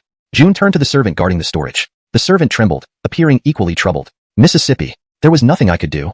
Last night, eldest Slade visited the pharmacy multiple times, each time taking large amounts of herbs, claiming he needed to refine pills, the servant hurriedly explained. June's eyes widened, her expression shifting rapidly. Was it alchemy, or merely eating herbs? One night, hundreds of valuable herbs from the storage vanished. Even a grandmaster of the Tao of Alchemy couldn't waste resources like this. Chapter 15. He is refining pills. Where is he? June took a deep breath to calm herself down. The servant in front hurriedly replied, he should still be refining pills in his room. Upon hearing this, June almost lost her composure. Has he only been practicing cultivation for a few days, and now he's directly attempting pill refinement? Regardless of whether he can succeed or not. If he mishandles it, an explosion could occur, leading to catastrophic consequences. No. Drape ride me there quickly. A hint of urgency appeared on June's face. Hearing this, the servant nodded rapidly. As they walked out of the storeroom and entered the central courtyard, suddenly, a powerful aura swept through the courtyard. June, come out to see this old man. Immediately after, a low shout filled with obvious anger resounded. June shuddered. This voice? Thorn. You go stop Slade. Do not let him come out. June quickly reacted, already knowing why Thorn had come. Yesterday, a second-rank alchemist was incapacitated at the pill cultivation hall. The family would not overlook such an incident. Yes, Mississippi. The servant bowed and immediately ran off. Meanwhile, June steadied herself and walked towards the main hall. At the counter of the pill cultivation hall, Thorn wore a grim expression. Beside him, alchemist Jinsenu stood respectfully, occasionally casting glances towards the courtyard, revealing venomous resentment in his eyes. So what if Keaton family Slade? How dare he disrespect an alchemist? If there's no explanation today, then henceforth, no alchemist in Araguching will refine pills for the Keaton family. Alchemists dedicate considerable time and effort to their craft, often possessing average cultivation abilities, but exhibiting remarkable unity. Any cultivator family that mistreats an alchemist will face a collective boycott from all alchemists. Due to this unity, alchemist holds significant status within Ereguching. Thorn, you personally visit today. What might be the reason? June stepped forward from the courtyard and bowed. Thorn looked up and gave a cold snort. Humph. What is it? Do you understand the importance of an alchemist to a cultivator family, June? Who gave you the audacity to act as you did yesterday? Thorn snorted several times. Unable to hold back, he slapped the table, emanating a formidable aura. Instantly, the air inside the hall became stifling. June took a deep breath and bowed again. Thorn, although this matter is wrong, it is understandable under the circumstances. Yesterday, alchemist Jinsenu intended to harm Dottie, thus resulting in the loss of his cultivation. Dottie does not find anything amiss with this, she spoke frankly. Upon hearing this, alchemist Jinsenu's eyes widened. You, Jensen's, how could someone like myself do something so despicable? This has nothing to do with you, June. It was clearly Coulter acting arrogantly, intentionally injuring me. Alchemist Jinsenu responded swiftly. He never expected that June would risk exposing the situation. Engaging further with her would tarnish the reputation of the alchemists. As for Keaton family's Slade, he must receive an explanation today. Thorn narrowed his eyes upon hearing this. June, did Coulter act arrogantly in attack? His tone was steady, with a sharp gaze fixed on June, clearly threatening her. June's expression remained unchanged as she bowed again. While little Yun was the one who acted, she attempted to explain. That's enough. Just as alchemist Jinsenu said, this has nothing to do with you. Where is Coulter? Thorn cut her off, persistently asking. His tone left no room for refusal. Coulter? Just lucky to possess the body of an ancient phoenix and gain some benefits. With spiritual energy, he can cultivate. Lately, he has indeed acted overly arrogant, thinking he can be the future head of the Keaton family? June's expression fluctuated. She realized that Thorn was here today just to cause trouble for little Yun. Either he received benefits from Jinsenu Ping, or it's due to the Terry lineage of the Keaton family. Humph. Why hesitate? Senior Keaton, that boy should be inside the pill hall. Please uphold the dignity of alchemists. Jinsenu Ping bowed. It's not about defending him but preserving the reputation of alchemists. Even if the Keaton family's head came today, they would need to provide an explanation to Ereguching's alchemists. Our Keaton family has strict house rules. We would never lose our family honor. Thorn rose and glanced at the people beside him before slowly nodding. He turned his attention to the courtyard ahead. Having sensed Coulter's location with his cultivation level, he walked straight into the courtyard without another word. June's eyes trembled slightly, her heart anxious. She hurriedly followed. Inside the courtyard of the pill cultivation hall, Thorn locked onto the location and walked directly in. Coulter, come out to see this old man. Thorn's imposing aura resonated, sweeping the area with an invisible force. They entered the inner courtyard, where a closed door stood, emitting signs of intense fire energy. Is he really refining pills? June paused, internally shaken. Beside her, alchemist Jinsenu also saw this and couldn't help but scoff. How naive. An inexperienced child doesn't know better. The path of alchemy is vast and profound. Refining pills can't be done casually. It's simply wasting precious herbs. Alchemist Jinsenu scanned the room. Upon hearing this, Thorn's face darkened even more. Isn't this reckless? That Coulter doesn't even understand cultivation. How could he know how to refine pills? Humph. Coulter, although our Keaton family has abundant resources, it doesn't mean you can waste them. Thorn stepped forward, intending to push open the door. Wait. 3 Elder, Jensental Yun is refining pills. To disturb him now might be inappropriate. June quickly stepped forward and warned. Thorn ignored her, merely glancing at her once. Does he know how to refine pills? Xiao, you've managed the pill cultivation hall for 3 years. How can you still be so foolish? Thorn's voice deepened as his aura surged. Buzz. An invisible force sent June reeling to the side. His eyes carried a warning. June clutched her chest, her face pale. She gazed anxiously at the room ahead. By now, Thorn had reached the door. Whoosh. The fire energy from the room intensified. Closer up, he felt the terrifying heat in the air. What is that boy doing? Thorn furrowed his brows, about to open the door. Pill refinement alone shouldn't produce such overwhelming power. As a core formation expert, he felt a slight threat from the intense heat. Hashtag chapter 16. Kill him directly. In front of the room's door. Thorn's gaze focused for a moment, and he slowly extended his hand. Hum. The moment his palm touched the door, a terrifying surge of fire chi instantly swept over his entire body. What is this? The power of the ancient phoenix. Coulter, what are you doing? Thorn's expression drastically changed, revealing undisguised anger as he couldn't help but roar. Bang! Boom! A loud explosion rang out in front of the door. The force of the fire chi spread out, creating a countershock wave. Under the shocked gazes of the 2 people in the courtyard, Thorn was directly thrown back, retreating dozens of steps before barely stabilizing himself. Silence fell in the courtyard. Thorn's face darkened as he stared ahead. June's expression grew increasingly unpleasant. Alchemist Jinsenu Dan then couldn't help but sneer. This brat is indeed arrogant, daring to assault an Otto of the family. Truly, he is extremely foolish. Snap. At this moment, the door to the room slowly opened. Coulter walked out from inside. Coulter greets Thorn. Just now, I was focused on refining pills and did not know Thorn had come. Please do not take offense, Elder. Coulter stepped forward with a polite bow after coming out. Thorn let out a low hum. Humph. Focusing on refining pills? Did you manage to refine any? Thorn asked coldly. Hearing this, Coulter raised his hand again. This batch failed. I didn't control the heat well, Coulter said truthfully, mainly because the medicinal materials were limited. Based on his alchemy knowledge, Coulter had substituted a few ingredients whose medicinal properties he hadn't fully grasped, resulting in such a commotion. Fortunately, he suppressed the pill power with his strong spirit energy. Otherwise, it would have exploded. Nonsense. Do you even understand alchemy? Elder, tell me, did you attack Alchemist Jinsenu Dan? Thorn swung his sleeves and questioned sternly. At this time, Alchemist Jinsenu Dan also stepped forward, scanning Coulter with resentment in his eyes. Coulter froze. He looked up at the person in front of him. You're here again. I warned you yesterday. Coulter's gaze turned cold as he spoke directly. If not for the consideration of sparing Ayala embarrassment, this alchemist, who had been disrespectful to Ayala, wouldn't be spared if killed. You, Senior Keaton, you've seen it. This child is so arrogant. If there is no resolution now, no alchemist will dare to refine pills for your Keaton family in Erigu City in the future. Alchemist Jinsenu Dan glared at Coulter fiercely. Then, turning around, he bowed to Thorn. Thorn of the Keaton family nodded slightly, rest assured. Our Keaton family has strict family rules. Even Lord Keaton cannot be an exception in this matter.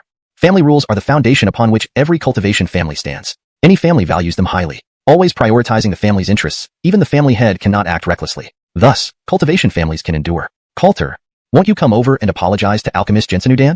Thorn furrowed his brows, glancing at Coulter in front of him. June was also continuously signaling with her eyes. This matter couldn't escalate further. Coulter's gaze was calm as he looked at the person in front of him and then stepped forward. Thorn, I'm curious, why do you, as an Otto of our Keaton family, assist outsiders?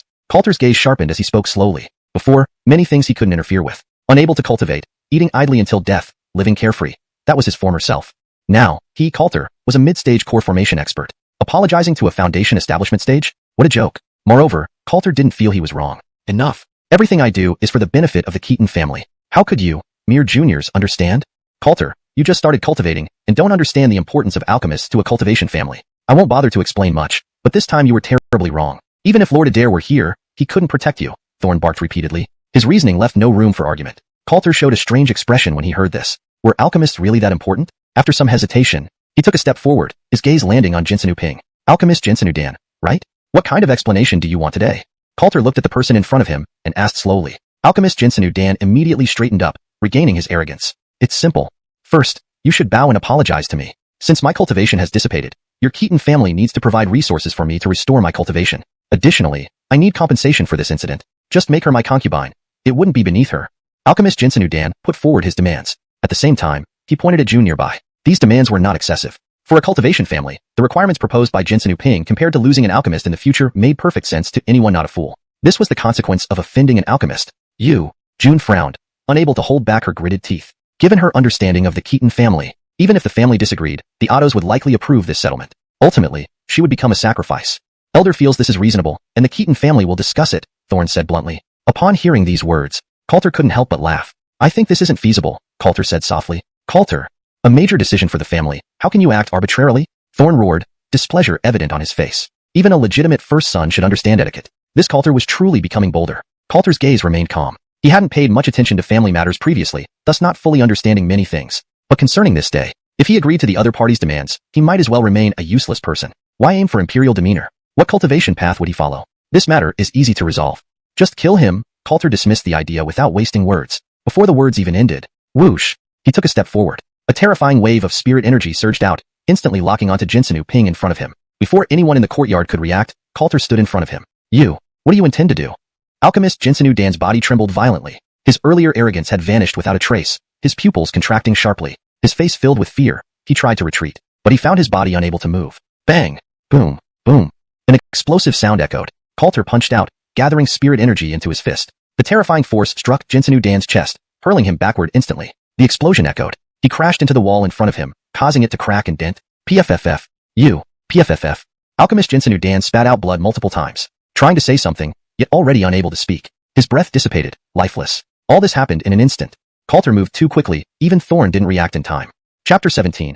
I will be the alchemist. The entire courtyard was eerily silent. June's body trembled, her eyes wide with disbelief. Xiao Yun you?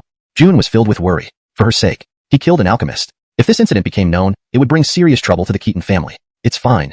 He was asking for death. If he wanted to die, let him die. Coulter loosened his fist. This wasn't the first time he had killed. Indeed, he was getting quite adept at it.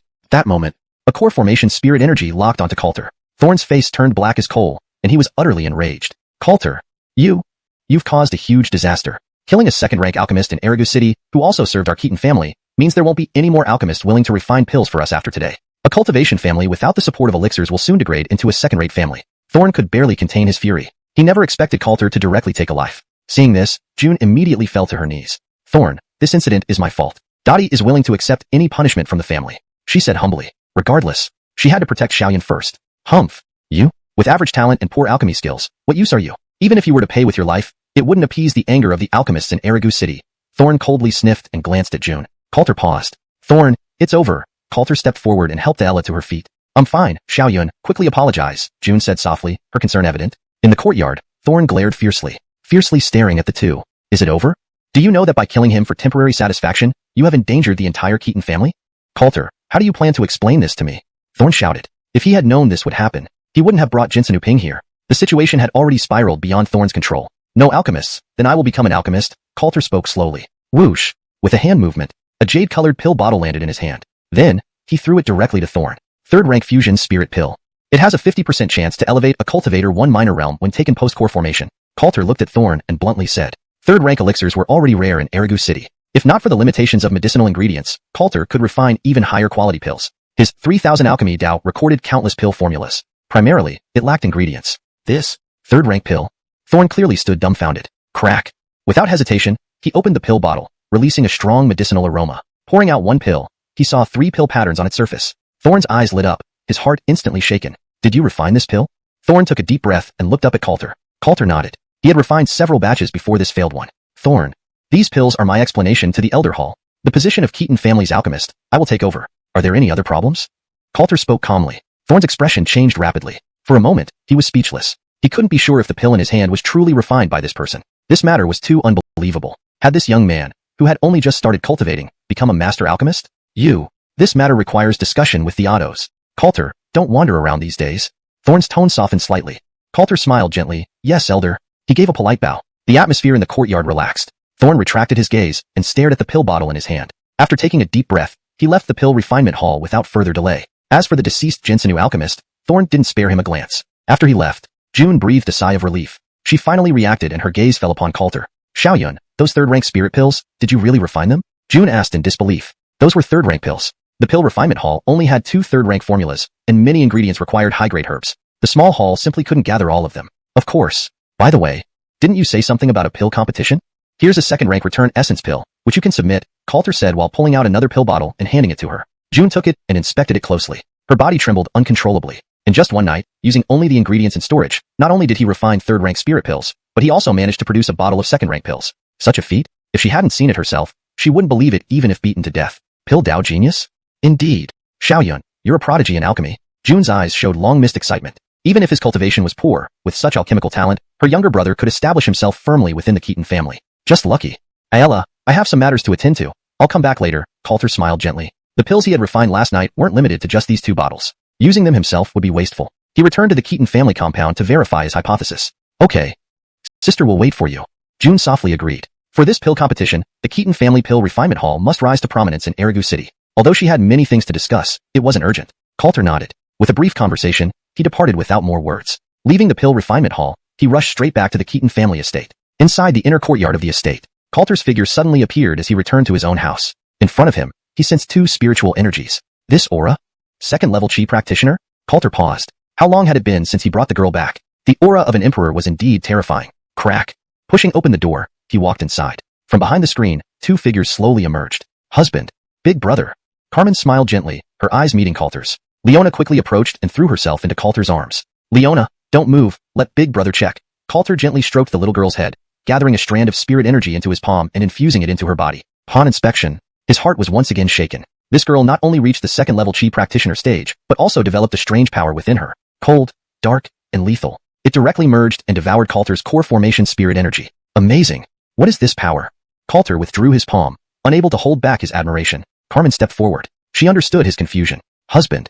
That force is likely netherworld power, formed after practicing the soul-devouring scripture you imparted to her. Its power is extremely formidable, Carmen explained softly. Chapter 18.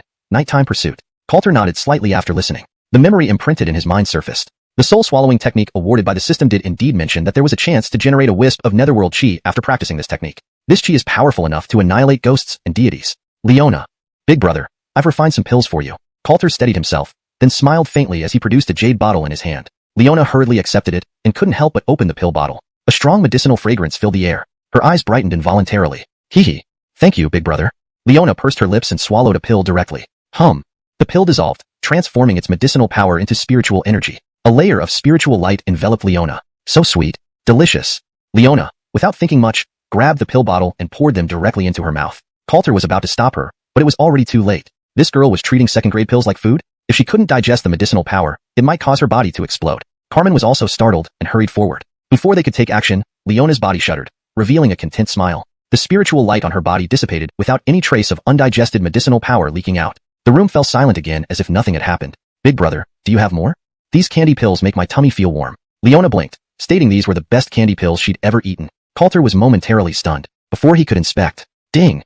Phantom body, cultivation level, 4th layer of chi condensation. Cultivation reverse supplemented to the host. The system notification rang out. In an instant, a surge of pure cultivation power fused into Coulter's body. His entire mental state shook as his cultivation soared to the peak of the middle stage core formation realm, only a thread away from the late stage. Indeed, cultivation power enhancement through Emperor's stature. Even though Leona's current cultivation wasn't as high as mine, as long as her strength increased, I would benefit. Next time. Bring more, big brother. Coulter smiled faintly. He no longer had any pills left in his hand. That's fine. Leona pursed her lips and quietly stood aside. Coulter steadied himself. Not enough pills. If he could obtain more ingredients, he could even refine 4th or 5th grade pills. Seeing the situation, Carmen stepped forward. After checking on Leona, she felt relieved. Dear, Leona's constitution can withstand the medicinal power. You don't need to worry about her foundation being unstable, Carmen said softly. Coulter nodded slightly. Jaylene. These days, I want to refine more pills and may stay at the pill refining hall for some time, Coulter spoke softly. No relaxation. The Langston family has made their move. This shows that the Langston family isn't afraid to turn against the Keaton family. There must be a powerful sect backing them up. Can't be underestimated. Don't worry about home, Carmen affirmed gently. The Keaton family treats her well. And with her own core formation cultivation, plus the ancient Phoenix constitution, unless someone important from a top-tier sect arrives personally, there's no need to worry. Coulter nodded, then got up to leave. Wait, you just came back. Carmen blushed slightly and quickly interjected. Coulter was puzzled. He wasn't going far. His alchemy shop is not far from the Keaton residence. He could return anytime. Jaylene. Coulter started to speak. Husband, I feel my ancient Phoenix constitution isn't quite refined yet. Carmen bit her lower lip and leaned closer. A stream of spiritual energy swept through the room. Behind her, Leona suddenly felt sleepy and returned to her little room to sleep. This atmosphere seemed troubling. Well, this does require thorough study. I have extensive research on the ancient Phoenix constitution. Coulter coughed dryly and nodded. Carmen smiled and hugged him. Spiritual energy circled around, adding a bit of heat. Time passed. Night approached. Leona was still sleeping soundly in her small room. Inside the bedroom, Coulter rubbed his waist and walked out. Indeed, the ancient Phoenix constitution is profound. Time to head back to the pill refining hall. Coulter steadied himself. If Ayala can obtain high-grade herbs, refining a 4th grade pill might give Jaylene a chance to reach peak core formation within a short time. Simultaneously, my own cultivation will also improve. The night was tranquil. The Keaton family estate was calm and peaceful. Whoosh! In midair, a figure flew past. Ever since gaining spiritual power, Coulter enjoyed the sensation of stepping through the void. In a flash, he had already left the Keaton family estate. Late at night, no one around. The streets were empty. Coulter moved towards the pill refining hall. Not long after entering the city center, suddenly, he halted abruptly, standing in the middle of the long street. Since you're here, why not show yourself?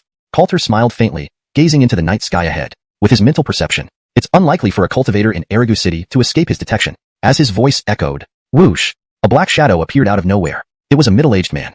Dark robe, short hair, square face, muscular build, exuding an undeniable aura of power. A core formation cultivator. Coulter glanced at the man ahead. In previous years, he only saw a few core formation cultivators among the Ottos at the Keaton family, but in recent days, he has seen many. Young one, you have some discernment. Not in vain for me, Wang Mao, to come in person. The Wang clan man chuckled, scrutinizing Coulter with newfound appreciation. Coulter remained calm, staring at the man ahead. Did you come to kill me? Coulter asked straightforwardly. Late at night on a long street. A core formation cultivator secretly following. What other reason could there be? Wang Mao's smile deepened. How could that be? I, Brian, am a respected figure in Erigu City. Why would I assassinate a mere youth? Brian waved a hand. Hearing this, Coulter was taken aback. Not to assassinate? Then what is this core formation cultivator doing wandering around late at night? Young one, follow me. Someone wants to see you. Brian, seeing the man's confusion, laughed. Coulter's gaze sharpened. Kidnapping? Not much different from assassination. May I ask who hired you? Coulter asked in a low voice. Could it be the Langston family again? Such relentless pursuit. Were they really intent on declaring war on the Keaton family? Brian laughed heartily. Enough. Why so nagging?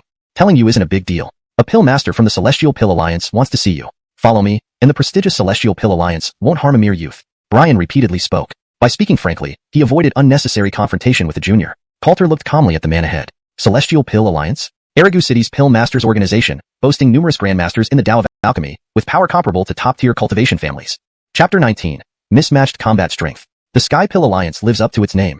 Without any fuss, they sent a core formation powerhouse. Coulter smiled faintly. The terror of alchemists was precisely this. An offended alchemist might not be powerful, but these alchemists generally had a few strong cultivator friends. And these friends were all very fond of helping alchemists. After all, one couldn't tell when they would need someone to refine pills. Haha, it's no big deal.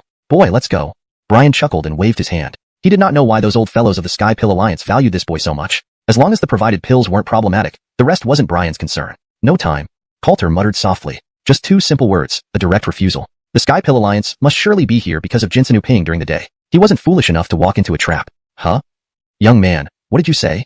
Brian turned around, thinking he had misheard. Coulter's gaze remained calm, silently staring at the person in front of him. Silence prevailed. The night grew quiet yet tense. Buzz. A terrifying spiritual power locked onto Coulter's body. Brian took a step forward. You young brat, this old one has patience. Do you have an itch? An impatient look appeared on Brian's face. At this moment, Coulter also stepped forward. Buzz. Spiritual power erupted within him, directly dispelling the oppressive force. Please.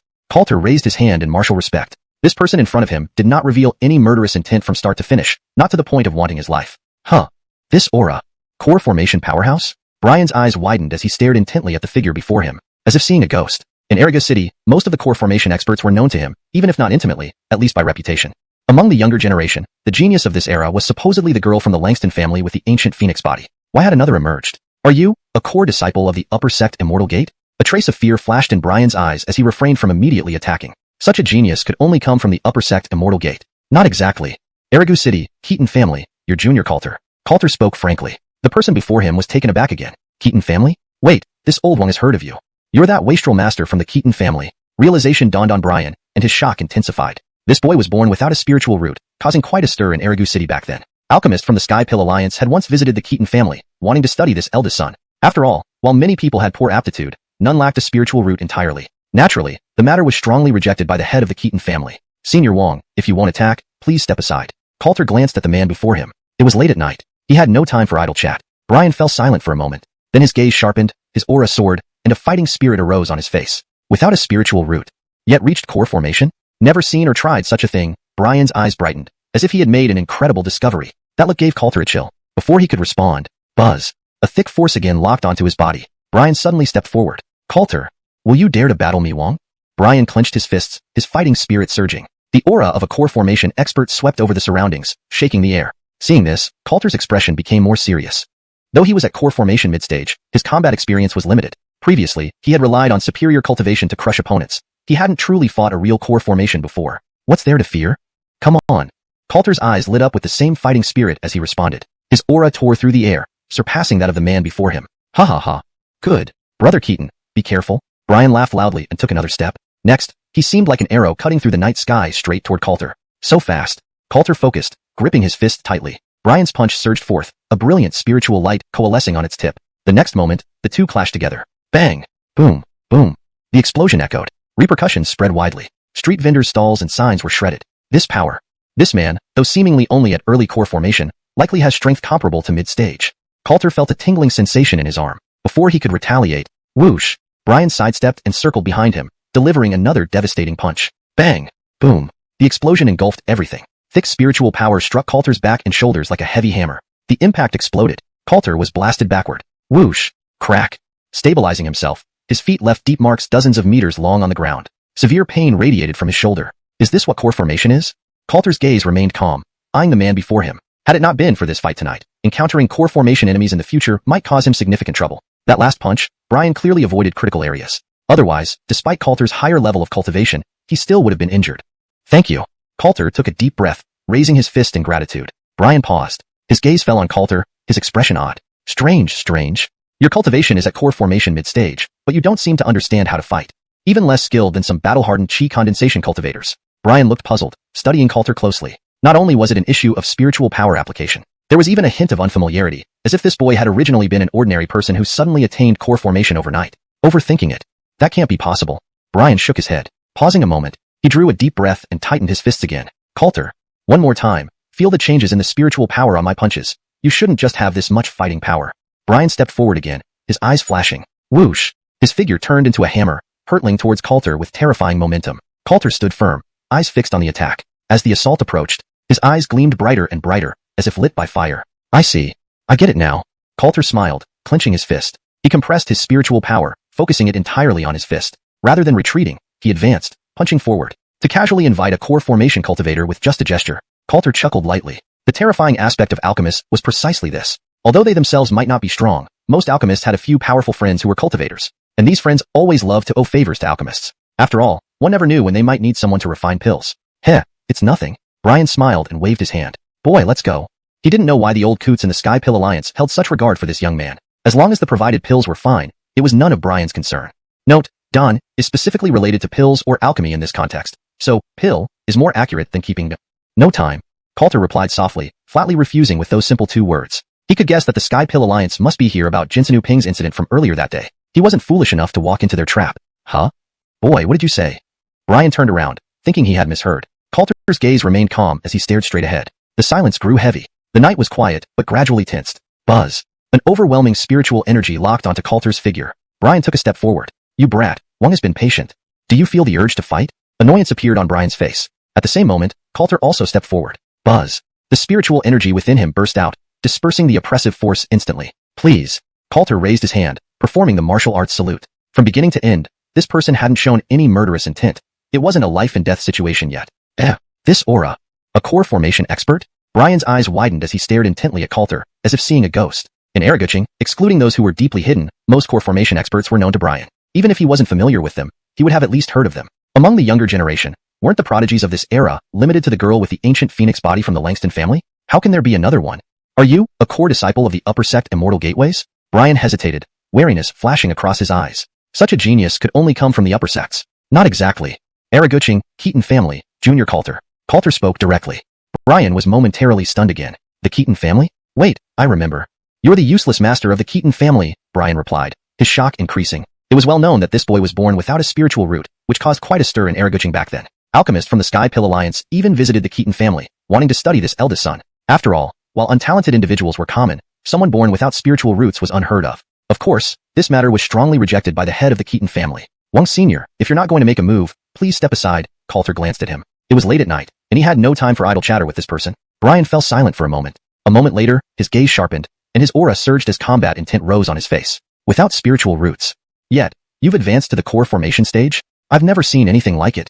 Brian's eyes grew brighter, as if he had discovered something extraordinary. That look made Coulter feel uneasy. Before he could speak, a powerful force once again locked onto his figure. Brian suddenly stepped forward. Coulter, would you dare to fight me? Brian clenched his fists tightly, his face filled with intense battle lust. The aura of a core formation powerhouse swept through, shaking the surrounding air. Seeing this, Coulter's expression turned more serious. Although he was at the middle core formation stage, his combat experience was limited. Previously, when battling others, he relied entirely on his formidable cultivation to overwhelm them. He had never truly fought a genuine core formation cultivator. Why would I be afraid? Come. Coulter's eyes flashed with determination, and combat intent rose within him as well. His aura swept out, tearing through the air. In terms of presence, he clearly surpassed the other party. Haha. Good. Watch out, Brother Keaton. Brian laughed heartily and took another step forward. In the next instant, he darted forward like an arrow, piercing through the night sky straight toward Coulter. How fast? Coulter braced himself and tightened his fists. Ahead, the attack was closing in. Brian swung his fist, and dazzling spiritual light condensed at his knuckles. In the next moment, the two collided. Bang! Boom! Boom!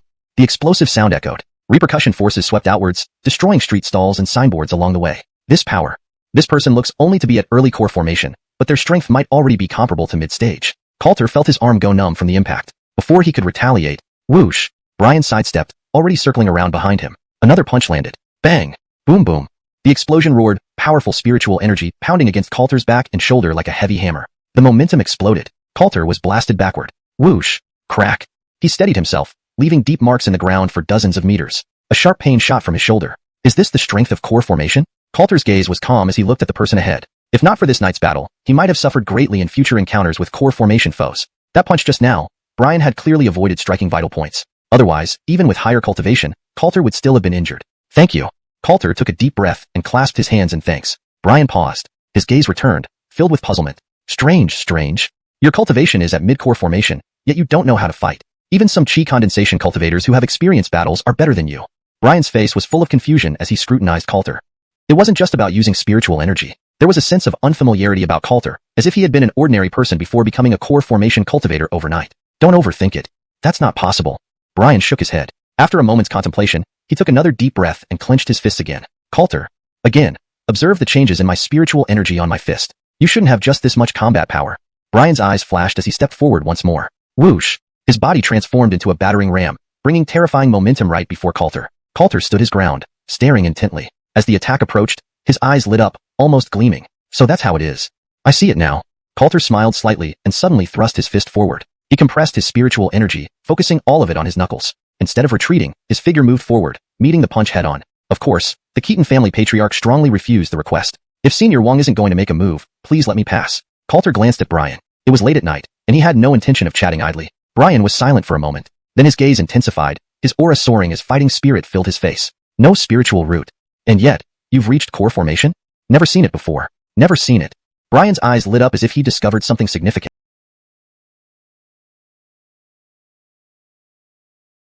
His gaze made Coulter uneasy. Before Coulter could speak, buzz. Another overpowering force locked onto him. Brian suddenly stepped forward. Coulter, will you dare to fight Wang?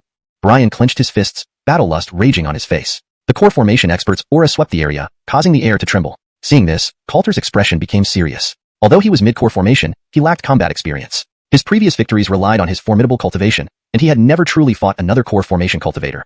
Why wouldn't I? Come on. Coulter's eyes flared with fighting spirit as his aura tore through the air. But his aura was significantly stronger than Brian's. Haha, good. Be careful, Brother Keaton. Brian laughed heartily, stepping forward again. In the next instant, he shot forward like an arrow through the night sky, straight towards Coulter. So fast. Coulter braced himself, clenching his fists tightly. As Brian's attack neared, a dazzling spiritual light gathered at the tip of his fist. The two collided. Bam! Boom! Boom! The explosion echoed, sending shockwaves radiating outward. Street stalls and signs were torn apart. This power. This person seems to be early core formation, but his strength is likely at the mid-level. Coulter thought inwardly, feeling his arm go numb. Before he could counterattack, whoosh! Brian sidestepped and circled behind Coulter, delivering another punch. Bam! Boom boom! The powerful spiritual energy struck Coulter's back and shoulders, the force exploding. Coulter was blasted backward. Whoosh! Crack! His feet skidded along the ground for dozens of meters, leaving deep marks. A sharp pain surged from his shoulder. Core formation is this strong? Coulter gazed at Brian with calm eyes. If it weren't for this battle tonight, he would likely suffer greatly in future encounters with core formation enemies. Just now, Brian had clearly avoided vital areas. Otherwise, Coulter, despite being a level higher, would still have been injured. Thank you.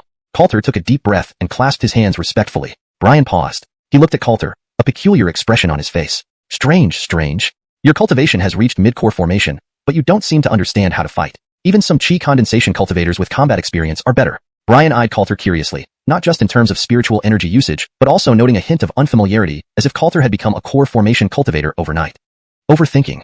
There's no such possibility. Brian shook his head. After a moment of thought, he took a deep breath and tightened his fist again. Coulter, let's go again. Observe the changes in my spiritual energy as it gathers in my fist. You shouldn't only have this much fighting strength. Brian stepped forward again. Whoosh! His figure rushed forward with terrifying momentum. Coulter stood firm, his gaze focused. As the attack approached, his eyes lit up even more brightly, almost sparkling. I see. I understand. Coulter smiled, swiftly raising his fist. His internal spiritual energy compressed and concentrated at the tip of his fist. Without retreating, he advanced, punching forward. Hashtag chapter 20. Brian admits defeat. Bang. Boom. Boom. Asterisk. The thunderous explosions reverberated through the air. The terrifying backlash formed a shockwave that swept across the area. Both figures were pushed backward at the same time. This time, their attacks were evenly matched. Haha, good boy. Not bad with insight. You can match me when I was young. Brian laughed heartily, his eyes revealing deeper appreciation. He might appear rash, but he had a keen mind. At such a young age, this lad already possessed the cultivation of core formation. His future prospects were boundless. Offending a potential powerhouse like him over a minor benefit for the Heavenly Pill Alliance would be unwise. Brother Keaton, a cultivator needs a magical treasure. A fine magical treasure can often double one's combat strength. Brian grinned and continued, raising his hand to summon a broadaxe into his grip. The giant axe had dual edges, emitting an eerie glow that exuded a sense of overwhelming pressure. As Brian held it, his surrounding spiritual energy surged and merged with the weapon, making him seem one with the massive axe. Coulter had been closely watching his every move, even observing the flow of spiritual energy within his opponent's body. I have a magical treasure too, Brother Keaton, Coulter smiled. A sword's resonance rang out. A green longsword appeared in his hand. Following Brian's lead, he infused his spiritual energy into the Xianxia sword, creating a strange connection that made the sword feel as if it were an extension of himself. Brother Wang, be careful, Coulter said lightly. He moved, his feet now clad in cloud-chasing boots, transforming his figure into lightning under the night sky. This is an ultimate-grade magical treasure. Damn, you're really not a disciple from an upper sect immortal sect? Brian felt a jolt internally and swallowed hard. His own giant axe, though also a magical treasure, was clearly inferior in quality by one grade. In a blink, the attack closed in. Phew. Coulter's spiritual energy surged, delivering a powerful slash. Brian blocked with the giant axe horizontally. Bang, clang, clang, bang bang. Sparks flew from the impact. The sword's glow and axe blade shone brightly in the night, leaving deep marks on the street as they clashed. With each strike, Coulter grew more proficient, his smile becoming more confident. Haha, what a rush. Brother Wong, watch out. Coulter laughed heartily. After years of suppression, encountering an equally skilled opponent tonight released all pent-up emotions, making his spiritual energy flow more smoothly. Whoosh! A burst of colorful light appeared. A feather fan magical treasure tore through the air, slicing off a few strands of Brian's hair. Whoa! Another ultimate grade magical treasure? Brian was growing increasingly alarmed, retreating step by step. Bang! Boom! After another exchange, the two separated. Brian took a deep breath, stabilizing his spiritual energy and gazing at Coulter with shock. Seeing Coulter about to attack again. Hold it!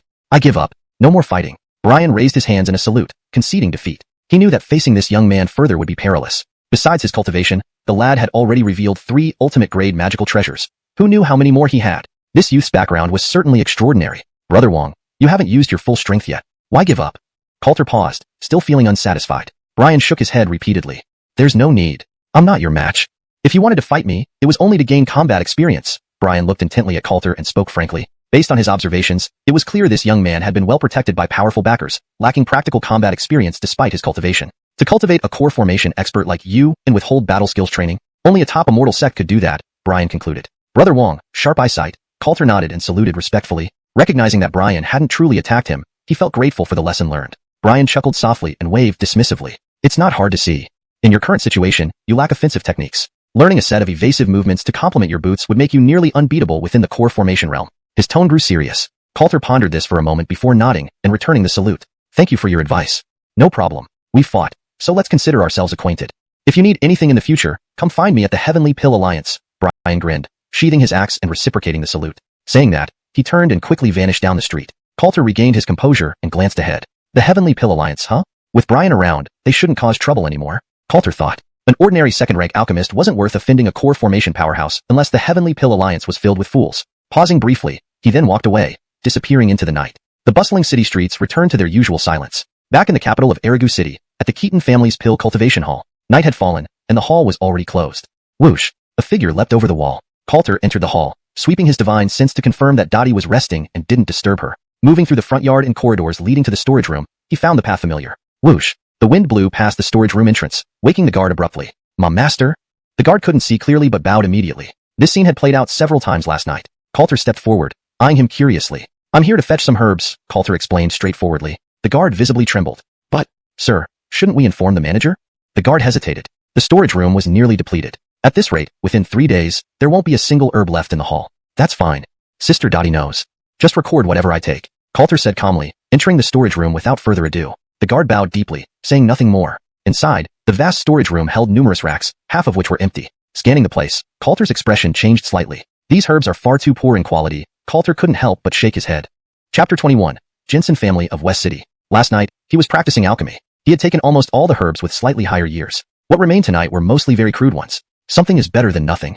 With my level of pill Dao craftsmanship, it's not impossible to adjust and substitute and still create pills. Coulter's eyes flickered as a smile crept up on his lips. Shortly after, he emerged from the storage area. After nodding at the guard in charge, he turned to walk towards his courtyard. Once he left, the guard let out a sigh of relief. Thinking of something, he shivered and hurriedly rushed back into the storage room. The eldest son taking the major herbs must be carefully recorded. If even one herb is missing, he, a mere servant, would not be able to bear the blame from the Keaton family.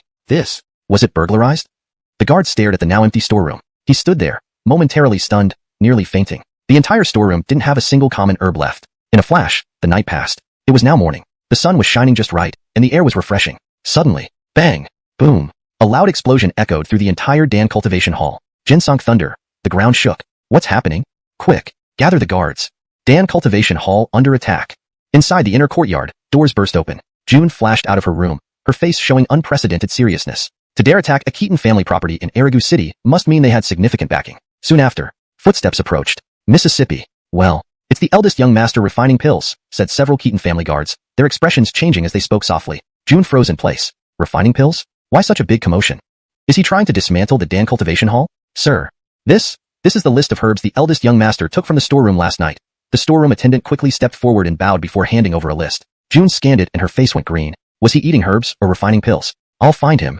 June stormed off toward the inner courtyard, her face puffy with anger. She passed through the corridor. Soon after, A smoky smell permeated the air. Entering the inner courtyard, she was again struck dumb by the sight before her. The small house inside the courtyard lay completely leveled. Rubble and dust clouded the area, black smoke still rising in the center. This, Jinsental Yun. June immediately understood. A failed attempt at alchemy had caused an explosion. Such terrifying power. What kind of pill could he have been refining? Is he injured? June dared not delay, rushing forward. That moment, from within the rubble and dust, a figure emerged. Cough, cough. Phew. Coulter coughed dryly, waving his spiritual power to disperse the surrounding dust. Aella, you're here so early. Coulter smiled as he recognized who came. Seeing that the person before her was unharmed, June relaxed, but her expression grew stern. You, don't go around recklessly refining because you have some talent for alchemy. The path of Pill Dao is vast and profound. It's not as simple as you think.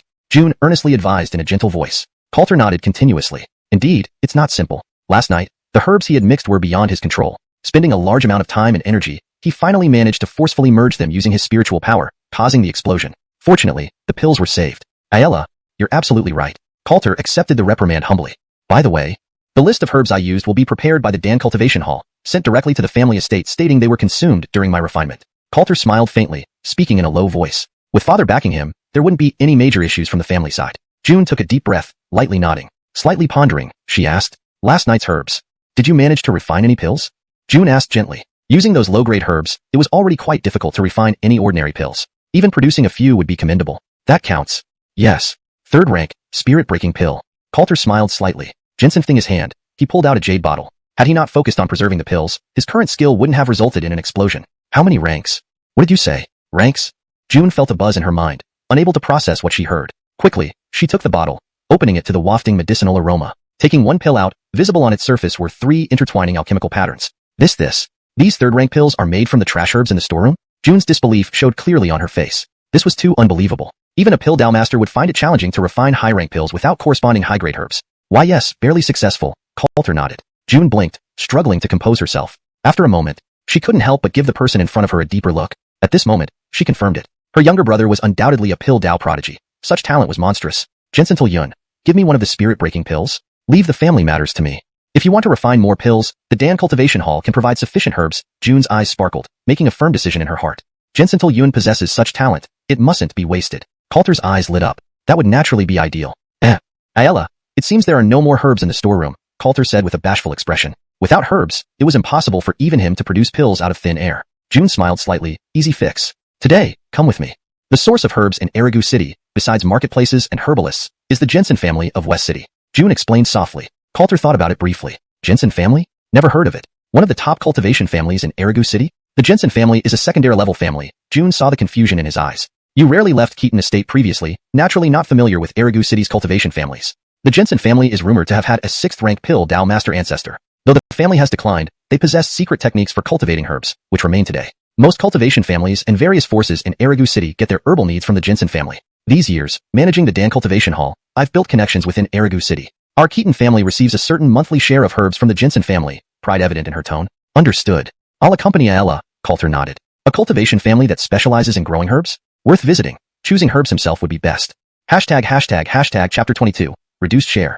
Inside the nurturing elixir hall, June gave some instructions. Without lingering, she took Coulter and left the hall. The spirit stones for purchasing medicinal herbs had already been delivered by the Keaton family a few days ago. Today, they could directly pick up the herbs. The old residence of the Jensen family is near the western suburbs. Our ancestors passed down a spirit field, which reportedly enhances the cultivation of medicinal herbs with half the effort. On the way, June provided detailed information about the Jensen family. Coulter listened quietly. Compared to the alchemists in Erigu City, the Jensen family was much easier to get along with. Their descendants were exceptionally humble and tried their best to meet the demands of various forces and major cultivator families in Erigu City. Because of this, despite the Jensen family's mediocre strength, no one dared to challenge them. If any trouble arose, it would involve the top forces in Erigu City. This was the foundation upon which the Jensen family stood. Before long, the carriage entered the western district and headed towards the western suburbs. Passing through the main road and taking side roads, they could see the distant mountains and the Jensen family's old residence gradually coming into view. We've arrived. The Jensen family patriarch is obsessed with alchemy. If you can befriend him, perhaps you can obtain rare medicinal herbs from the Jensen family.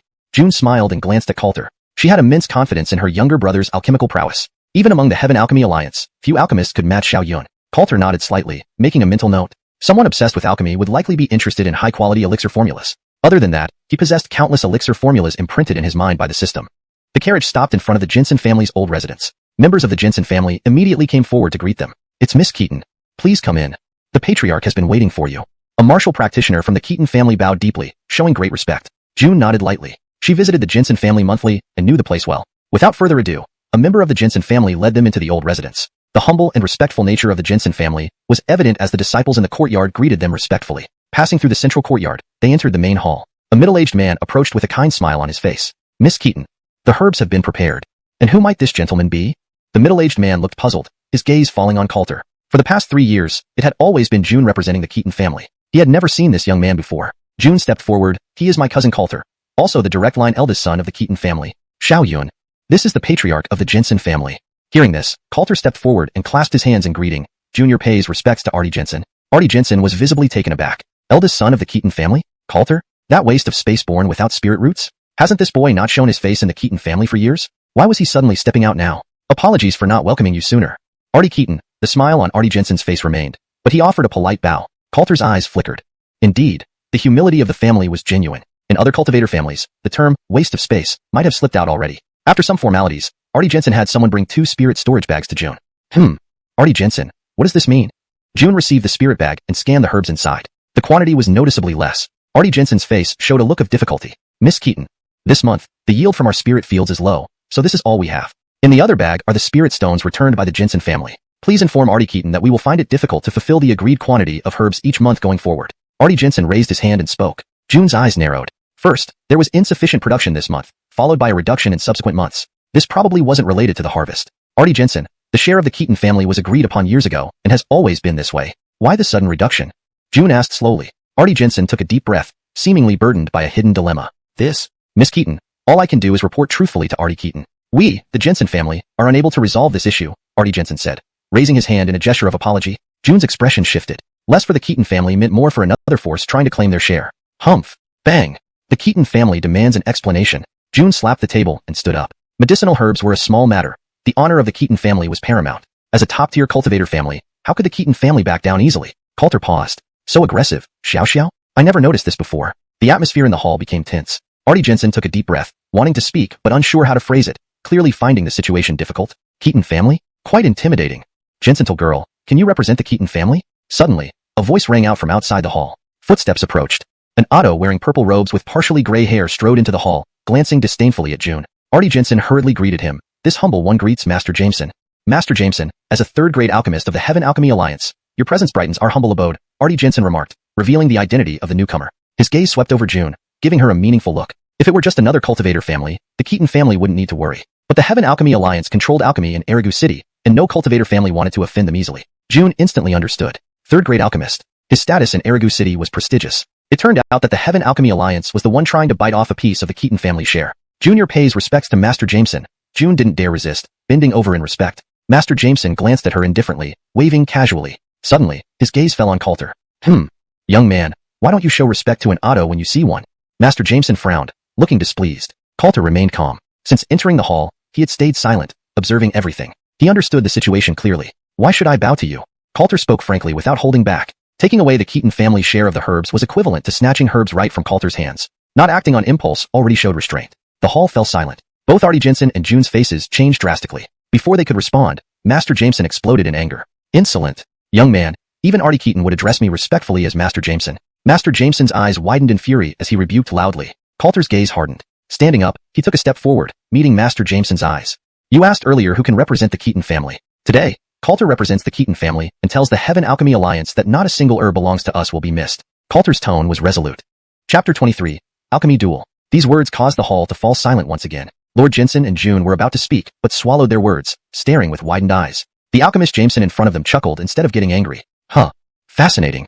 Your Keaton family has no alchemist, so taking so many medicinal herbs every month is a waste. Young one, what qualifications do you have to compete with the Heavenly Alchemy Alliance? Alchemist Jameson narrowed his eyes, his aura unwavering, his reasoning compelling and convincing. Top-tier forces rarely tear their faces apart easily. Most conflicts ultimately favor the reasonable party, which is an unwritten rule in Erigu City. Coulter smiled. This old man was actually arguing with him. Who says the Keaton family has no alchemist? I am an alchemist, Coulter declared bluntly. Upon hearing this, June's eyes flickered, and she instantly reacted. Her face lit up as she remembered that Elmer was indeed a prodigy in alchemy. Oh, so Master Keaton is also an alchemist? Lord Jinsen's eyes shone more brightly as he couldn't help but take a few more looks at Coulter. Seeing this, June immediately said, yes. Elmer's talent in alchemy has left our Ottos in awe. Lord Jinsen's interest intensified. A young alchemist in Erigu City was quite rare. At this moment, Alchemist Jameson snorted coldly, "Humph. He's an alchemist? Just recognizing a few herbs makes someone an alchemist? Don't talk nonsense and embarrass your Keaton family further." Alchemist Jameson sneered even more. June frowned slightly. She was just about to speak when Coulter stepped forward first. A hint of confidence flashed in his eyes, and a smile crept onto his lips. "I believe my alchemy skills aren't inferior to anyone. If Alchemist Jameson has the confidence, would you dare to challenge me in an alchemy duel?" Coulter deliberately feigned arrogance, appearing ignorant and overconfident. The concept of an alchemy duel had been mentioned in the 3,000 alchemical paths. In an alchemy duel, the opposing alchemists would identify medicines and recognize ingredients. One alchemist presents a pill for the other to examine without using any spiritual energy, relying entirely on knowledge and perception of the ingredients to deduce the components used to refine the pill. If all the ingredients are correctly identified, the opponent's pill becomes the winner's prize. This kind of duel had a long history, recorded in ancient texts, though true alchemy duels between alchemists were not common due to mutual respect. Silence filled the hall. Regardless of June or Lord Jensen, even Alchemist Jameson was momentarily stunned. "You, young one, you really want to duel with this old man?" The expression on Alchemist Jameson's face became serious. An alchemy duel is a sacred matter for alchemists. "Of course. If I lose, the Keaton family won't claim a single herb this month." Coulter focused his gaze and answered directly. Without offering some incentive, this old man might not take the bait. Sure enough, hearing these words, Alchemist Jameson's eyes brightened, revealing a smile. A month's worth of Keaton family herbs. That was a large quantity of valuable materials. How could he miss this opportunity?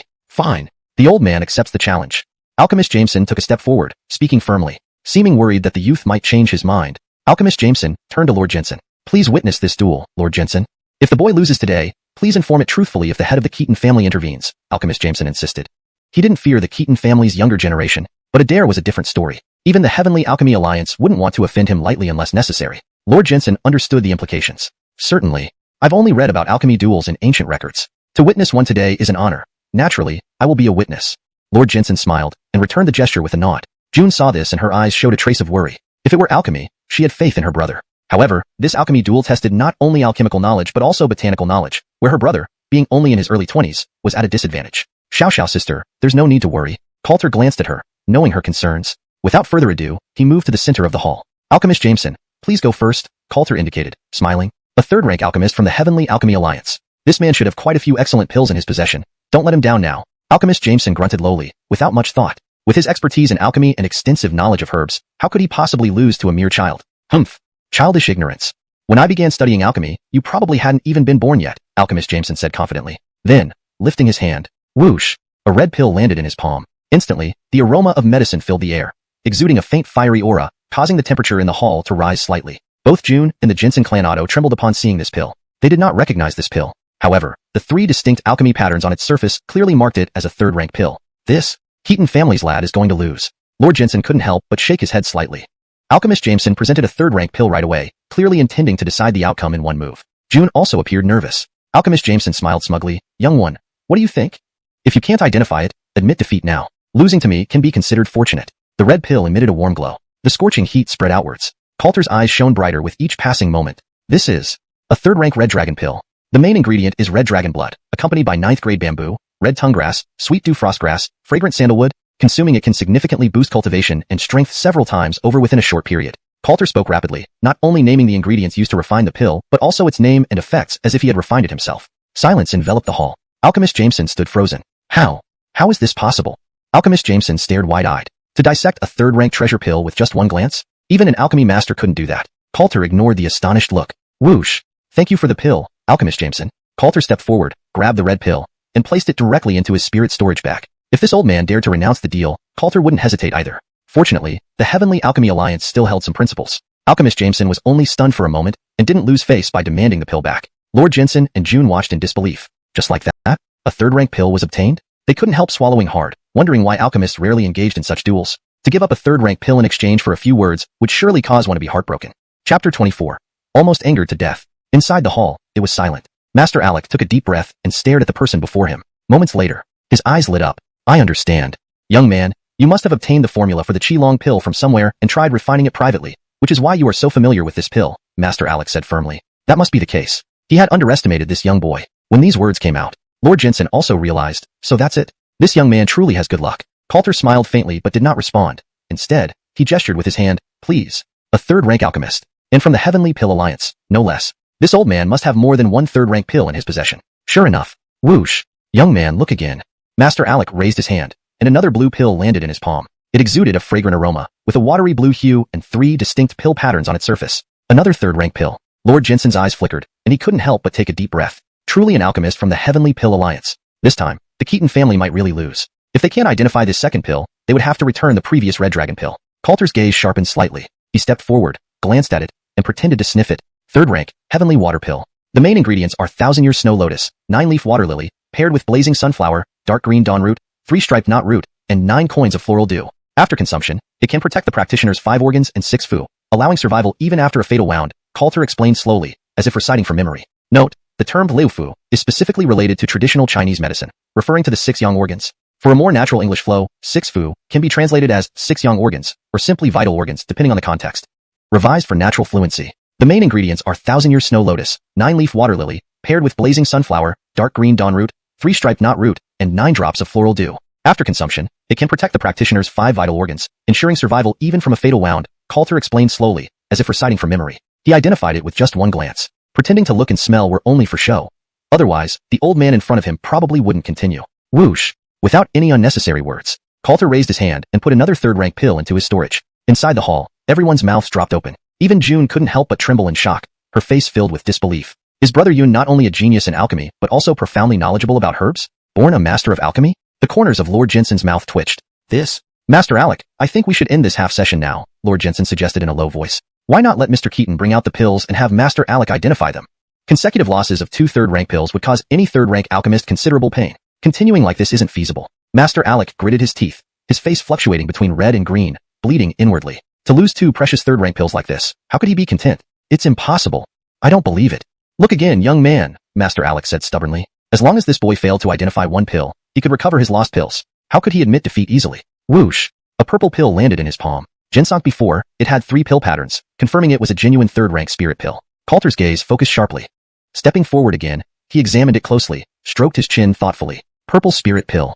The main ingredient is purple vajra fruit, which blooms every 500 years and bears fruit every 500 years, making it extremely rare, paired with 6-leaf orchid, raging green flower, white fragrant orchid. After consumption, it can help break through bottlenecks, Coulter said analytically, explaining in detail. After finishing, he grabbed the pill and put it in his storage. Master Alec's face turned ashen, his mind buzzing. His eyes were fixed on the person before him, bloodshot with anger. How could this be? This boy takes longer to identify each subsequent pill. The first one he identified immediately, the second one after some study, and the third one with some deliberation. I am certain he cannot identify the fourth one. Boy, look again. Master Alec's face showed sheer madness. With a wave of his hand, another pill landed in his palm. Coulter glanced at it and spent a little longer pondering. Just when Master Alec relaxed, thinking the boy couldn't identify it, Coulter's eyes lit up. Third-rank Heaven Breaker pill. About this pill, Coulter detailed the medicinal ingredients and effects. Damn. I don't believe it. Look again. Master Alec gritted his teeth, visibly fuming with anger.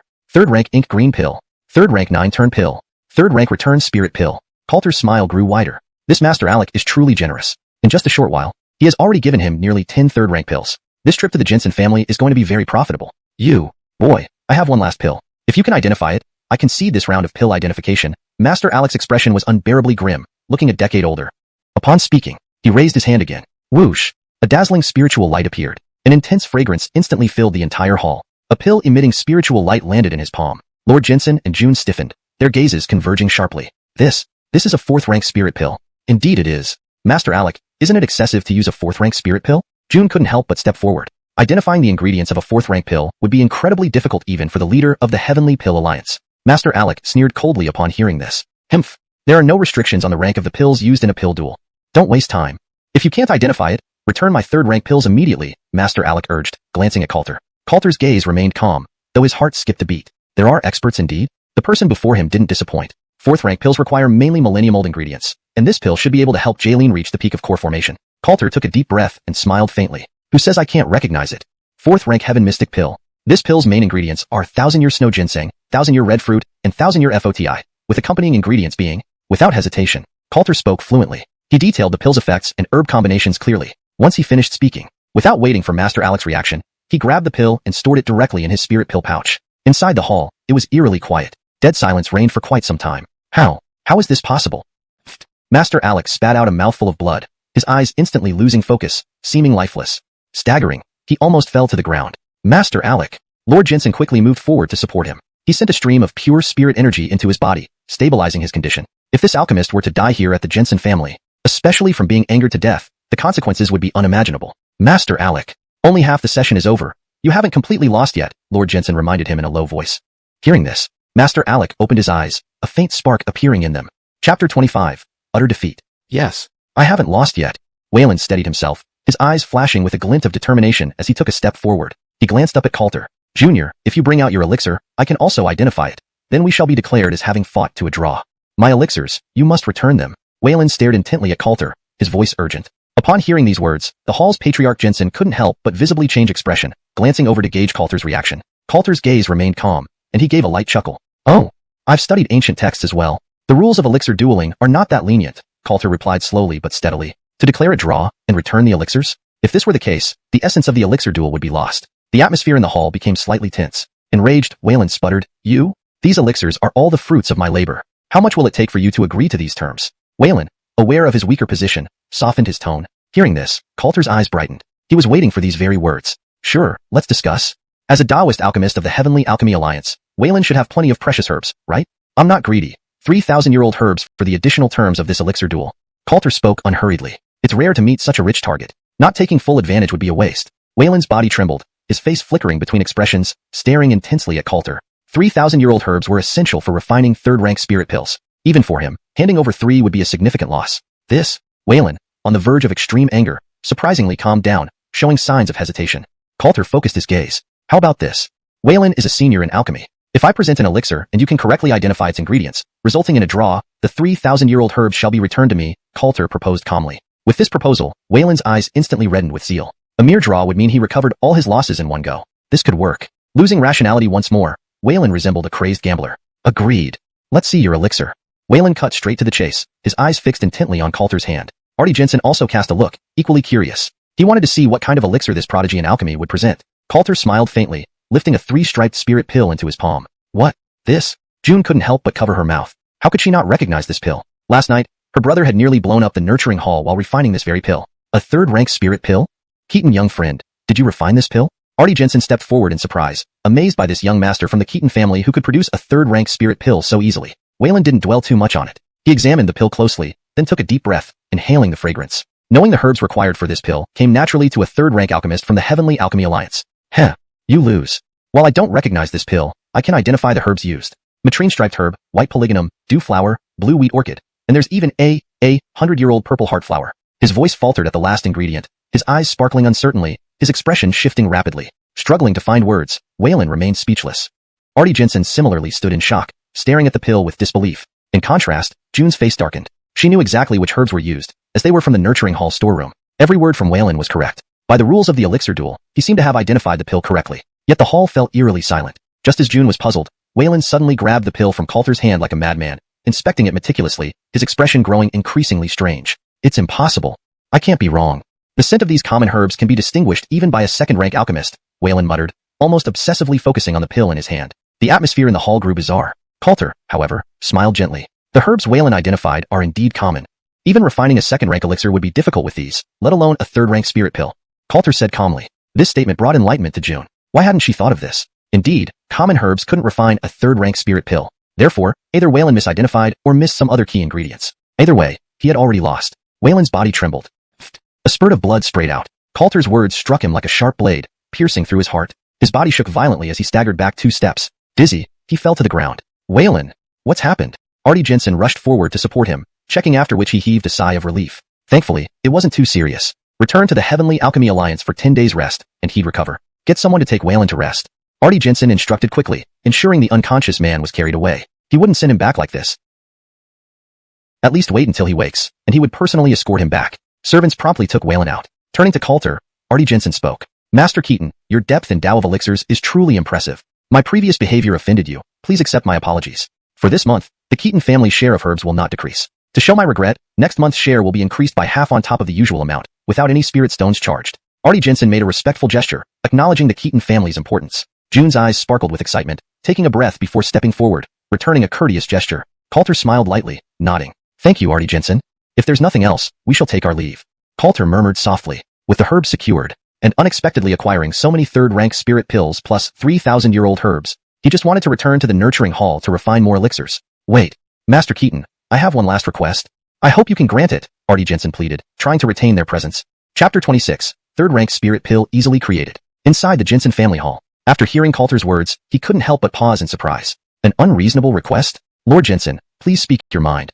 Coulter said softly. This head of the Jensen family was always impeccable with propriety. No matter what it was, he would certainly provide substantial benefits. Jensen Patriarch took a deep breath. I wish to ask Slade Keaton to refine a third-rank spirit pill for our family. Of course. I will not let Slade Keaton labor in vain. As per the rules, the Jensen family has prepared 3 sets of medicinal ingredients, seeking only 1 third-rank spirit pill. Finishing his statement, Jensen Patriarch once again raised his hand in respect. Coulter's gaze was calm as he gave the man before him a deep look. Third-rank pills. Why don't you ask the Sky Pill Alliance to refine it for you? Coulter asked softly. The relationship between the Jensen family and the Sky Pill Alliance was clearly very close. It seemed odd that this person chose a roundabout route. A flash of hesitation crossed Jensen Patriarch's face, then he lifted his hand, revealing a formula in his palm. Please take a look, Slade Keaton. Jensen Patriarch handed over the formula. Coulter accepted it and glanced at it. His eyes immediately flickered slightly. Third-rank fiery young pill. Interesting. If I'm not mistaken, if this pill can be refined, its quality will almost reach the 4th rank, Coulter said with a smile. He didn't even need to read it carefully. In the 3,000 alchemy points rewarded by the system, the records about the fiery young pill were much more detailed than the Jensen family's formula. This pill offered tremendous benefits to fire spiritual root cultivators. Furthermore, it had numerous uses, capable of resolving heavenly cold toxins. Indeed, worthy of Master Keaton. One glance and you see through it. Refining this fiery young pill is extremely challenging. Even Master Jameson can't guarantee success thrice. And trying to invite a 4th-rank alchemist, my Jensen family cannot afford the required reward. Jensen Patriarch did not hide it and spoke frankly. He had previously agreed to withhold the Keaton family's share for this pill. And this Master Keaton in front of him, whose alchemy proficiency surpassed Master Jameson, naturally wouldn't be overlooked by Jensen Patriarch. Coulter glanced at the man in front of him. This Jensen Patriarch was quite straightforward. Since he showed sincerity, there was no harm in taking on this business. All right. Please arrange a place for refining pills. Coulter was equally straightforward. It was just a peak 3rd-rank pill. Even for a 4th-rank pill, as long as he was given the ingredients, Coulter had an 80% chance of success. Jensen Patriarch's body trembled. Starting now? Do you not need any preparation? Jensen Patriarch's gaze flickered. That was nearly a 4th-rank spirit pill. Just starting directly? Wasn't it too rash? What needs to be prepared? Hurry up, I have other matters. Coulter waved his hand. Jensen Patriarch froze. He couldn't help but give the man before him another look, starting to feel uneasy. At this point, further words were pointless. Master Keaton, please follow me. Jensen Patriarch steadied himself and gestured. Coulter nodded slightly. Without another word inside the hall, led by Jensen Patriarch, the trio left the inner hall and headed towards the backyard of the residence. Soon, they could see the old house's back mountain not far ahead. At the foot of the mountain was a specially built alchemy room for the Keaton family. They approached it. Master Keaton, I have already prepared the ingredients. Jensen Patriarch took out a storage bag and passed it to Coulter beside him. Coulter received it and glanced at it. Sure enough, 3 sets of fiery young pill ingredients. With his alchemy proficiency, he could save a lot. Plus the ingredients he won today. After returning to the cultivation pill hall, refining a 4th-rank pill would be achievable, possibly even pushing for 5th rank. Wait here, Coulter murmured. With that, he directly entered the alchemy room. Before long, buzz. A wave of fiery energy swept out from the alchemy room. Outside, Jensen Patriarch couldn't help but feel a shock. Just starting right away? Jensen Patriarch felt increasingly unsure, having barely managed to gather the 3 sets of fiery young pill ingredients. If all attempts failed, he feared he would end up like Master Jameson, fainting from spitting blood on the spot. Lord Jensen, rest assured, Brother Yun has never failed in refining. Even if the furnace explodes, the pill can still be made, June honestly said. Hearing this, Jensen Patriarch's brain buzzed. Even if the furnace exploded, a pill can still be made? Isn't that a joke? He started regretting letting a young person refine a peak 3rd-rank pill. Sigh. Sighing quietly, Lord Keaton no longer spoke, watching the situation in the alchemy room. Time passed half a day. Buzz. A wave of fiery energy swept out, followed by a dense aroma of pills. Is this? Jensen Patriarch felt a mental shock, staring tensely at the alchemy room. Moments later, the fiery energy dissipated, and the aromatic smell faded. The door of the alchemy room opened simultaneously. Coulter walked out with a normal expression, standing in front of the 2 men. Jensen Patriarch hurried forward. Master Keaton, did you succeed? Jensen Patriarch was inwardly nervous. This fiery young pill was too important to him. Here. Coulter smiled lightly, tossing a jade-colored pill bottle. If it were any other peak 3rd-rank pill, there might be a 1% chance of failure, but this fiery young pill resonated with his spiritual energy attributes, making the refinement process quite effortless. Jensen Patriarch hastily unscrewed the lid, checking inside, and his eyes sparkled. This, truly the fiery young pill. Master Keaton, you are truly a genius in alchemy. Even the Sky Pill Alliance Grandmaster would likely take a day or 2 to refine this pill. Jensen Patriarch was excited, quickly bowing to thank Coulter. Coulter smiled faintly. Lord Jensen, you jest? I also gained considerable benefits. Refining was somewhat tiring. Today, I shall not disturb your residence further. Coulter bowed in return. Hearing this, Jensen Patriarch, who was about to say something to retain him, found it inappropriate to express any more. He could only bow again as a sign of gratitude. Without further words, he immediately arranged for Coulter and his companion to leave Jensen Manor. After their departure, Jensen Patriarch holding the pill went into the inner courtyard, entering a refined garden. Walking through the corridor, in the pavilion ahead sat a girl in her early 20s. She appeared frail, with pale skin and weak energy, but her features were exceptionally delicate, giving off an ill beauty. Father, why did you come? The girl turned around, her voice soft. Xianxia, look what father has brought for you. Fiery young pill. Just refined. Jensen Patriarch, with excitement, immediately handed the pill bottle to his daughter. Jensen Xianxia's body trembled as she accepted the bottle and unscrewed the lid. A gentle fragrance wafted up, seeming to infuse warmth into her body. Her complexion visibly improved. Who refined this pill? Tessa calmed herself down, looking at her father. She knew how much effort her father had put into collecting the ingredients for the fiery young pill over the years. Chapter 27. The Heavenly Pill Alliance returns. A smile spread across the face of Artie Jensen. House Keaton. The eldest son Coulter, Artie Jensen replied truthfully. Tessa's eyes flickered in surprise, her expression clearly shocked. That Keaton family's eldest son who was born without a spiritual root? Tessa's heart pounded. Even someone as secluded as she had heard of that young master's fame. The Keaton family was one of the top cultivator families, yet its direct heir couldn't cultivate, making it a popular topic among Erigu City's cultivators. Artie Jensen shook his head. That young man was far from being useless. A pill master who could refine peak third-grade elixirs must possess at least foundation establishment strength. Otherwise, the medicinal power at the moment of completion would be enough to kill an ordinary person. Xianxia, I've thought about it. After your body recovers, you should go thank Slade Keaton and perhaps ask to be his disciple, Artie Jensen said, his eyes gleaming with excitement. To be so young and capable of refining peak third-grade elixirs, he definitely had the qualifications to be Xianxia's master. If not for his position as the family patriarch, he himself would have wished to become a disciple. Tessa gently bit her lip, her cheeks flushing slightly. Yes. Thanking him is only right, Tessa murmured softly. After a brief hesitation, she glanced at the elixir in her hand. Her eyes showed a long-lost glimmer as she placed the elixir to her mouth and swallowed it whole. Instantly, a powerful wave of medicinal power erupted within her, swiftly enveloping her entire body. Tessa trembled, immediately sitting down to meditate and absorb the medicinal energy. Wisps of white vapor rose around her. The ground solidified, frost covered the pavilion, and the temperature dropped sharply. Artie Jensen watched with anticipation. This coldness. The ancient texts left by our ancestor were indeed accurate. If one of our descendants suffers from frailty and harbors cold chi within their body, stimulating this coldness can awaken our ancestral bloodline. Artie Jensen's heart remained unsettled for a long time. A trace of coldness was like poison. If fully unleashed, Xianxia would be able to completely control it. This was the awakening of the bloodline. Crack. Tessa's body froze into an ice statue. In the next moment, the ice shattered, and she slowly opened her eyes, revealing a cold aura emanating from them. Her entire body radiating a chilling presence akin to something ancient. Her aura instantly reached the foundation establishment stage. Father, within half a month, Xianxia will enter the core formation realm, Tessa stated firmly. She had awakened the inheritance of their ancestor. Artie Jensen's eyes gleamed with pride, unable to contain his laughter.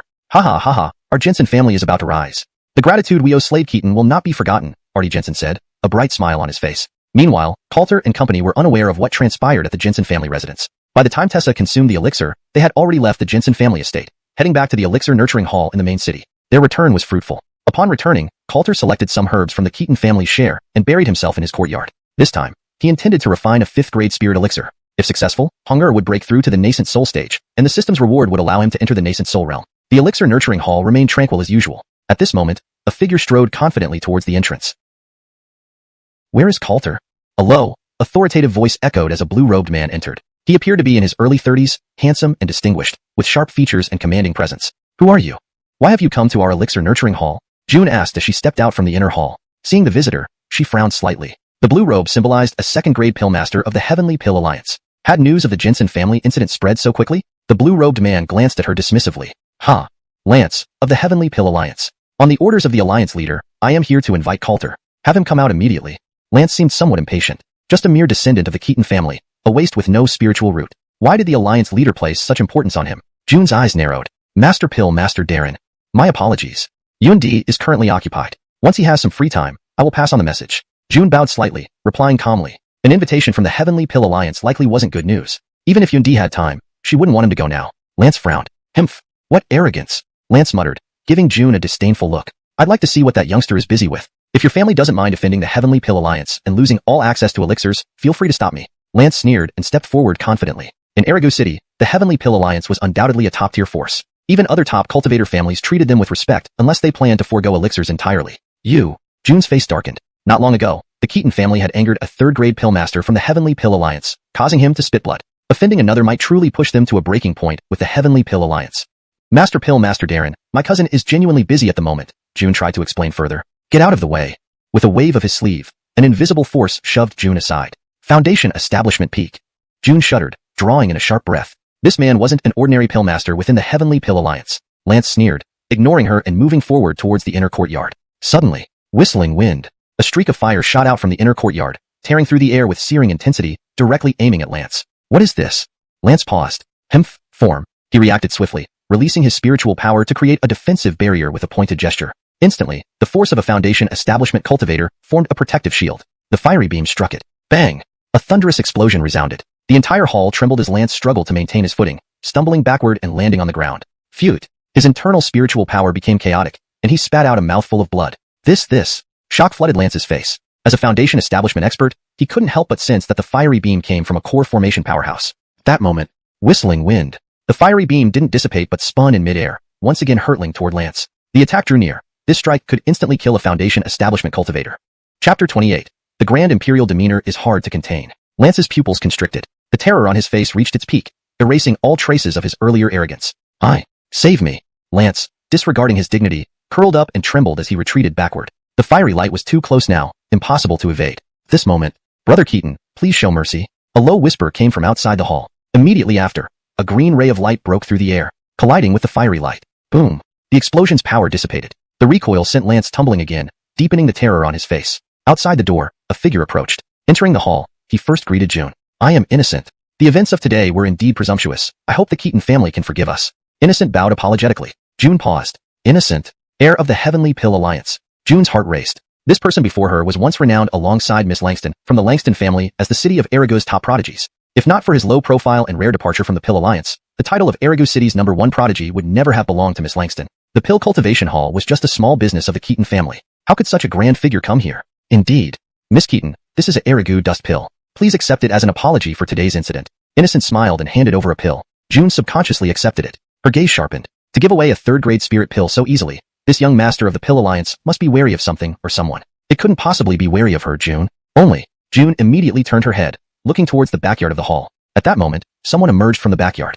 Whoosh! In an instant, they appeared inside the hall. None other than Coulter himself. He stopped refining pills to personally come out, all because of this young master of the Pill Alliance. Innocent. Coulter looked at him with a hint of bewilderment. Seeing this, Innocent raised his hand in a salute. Yes.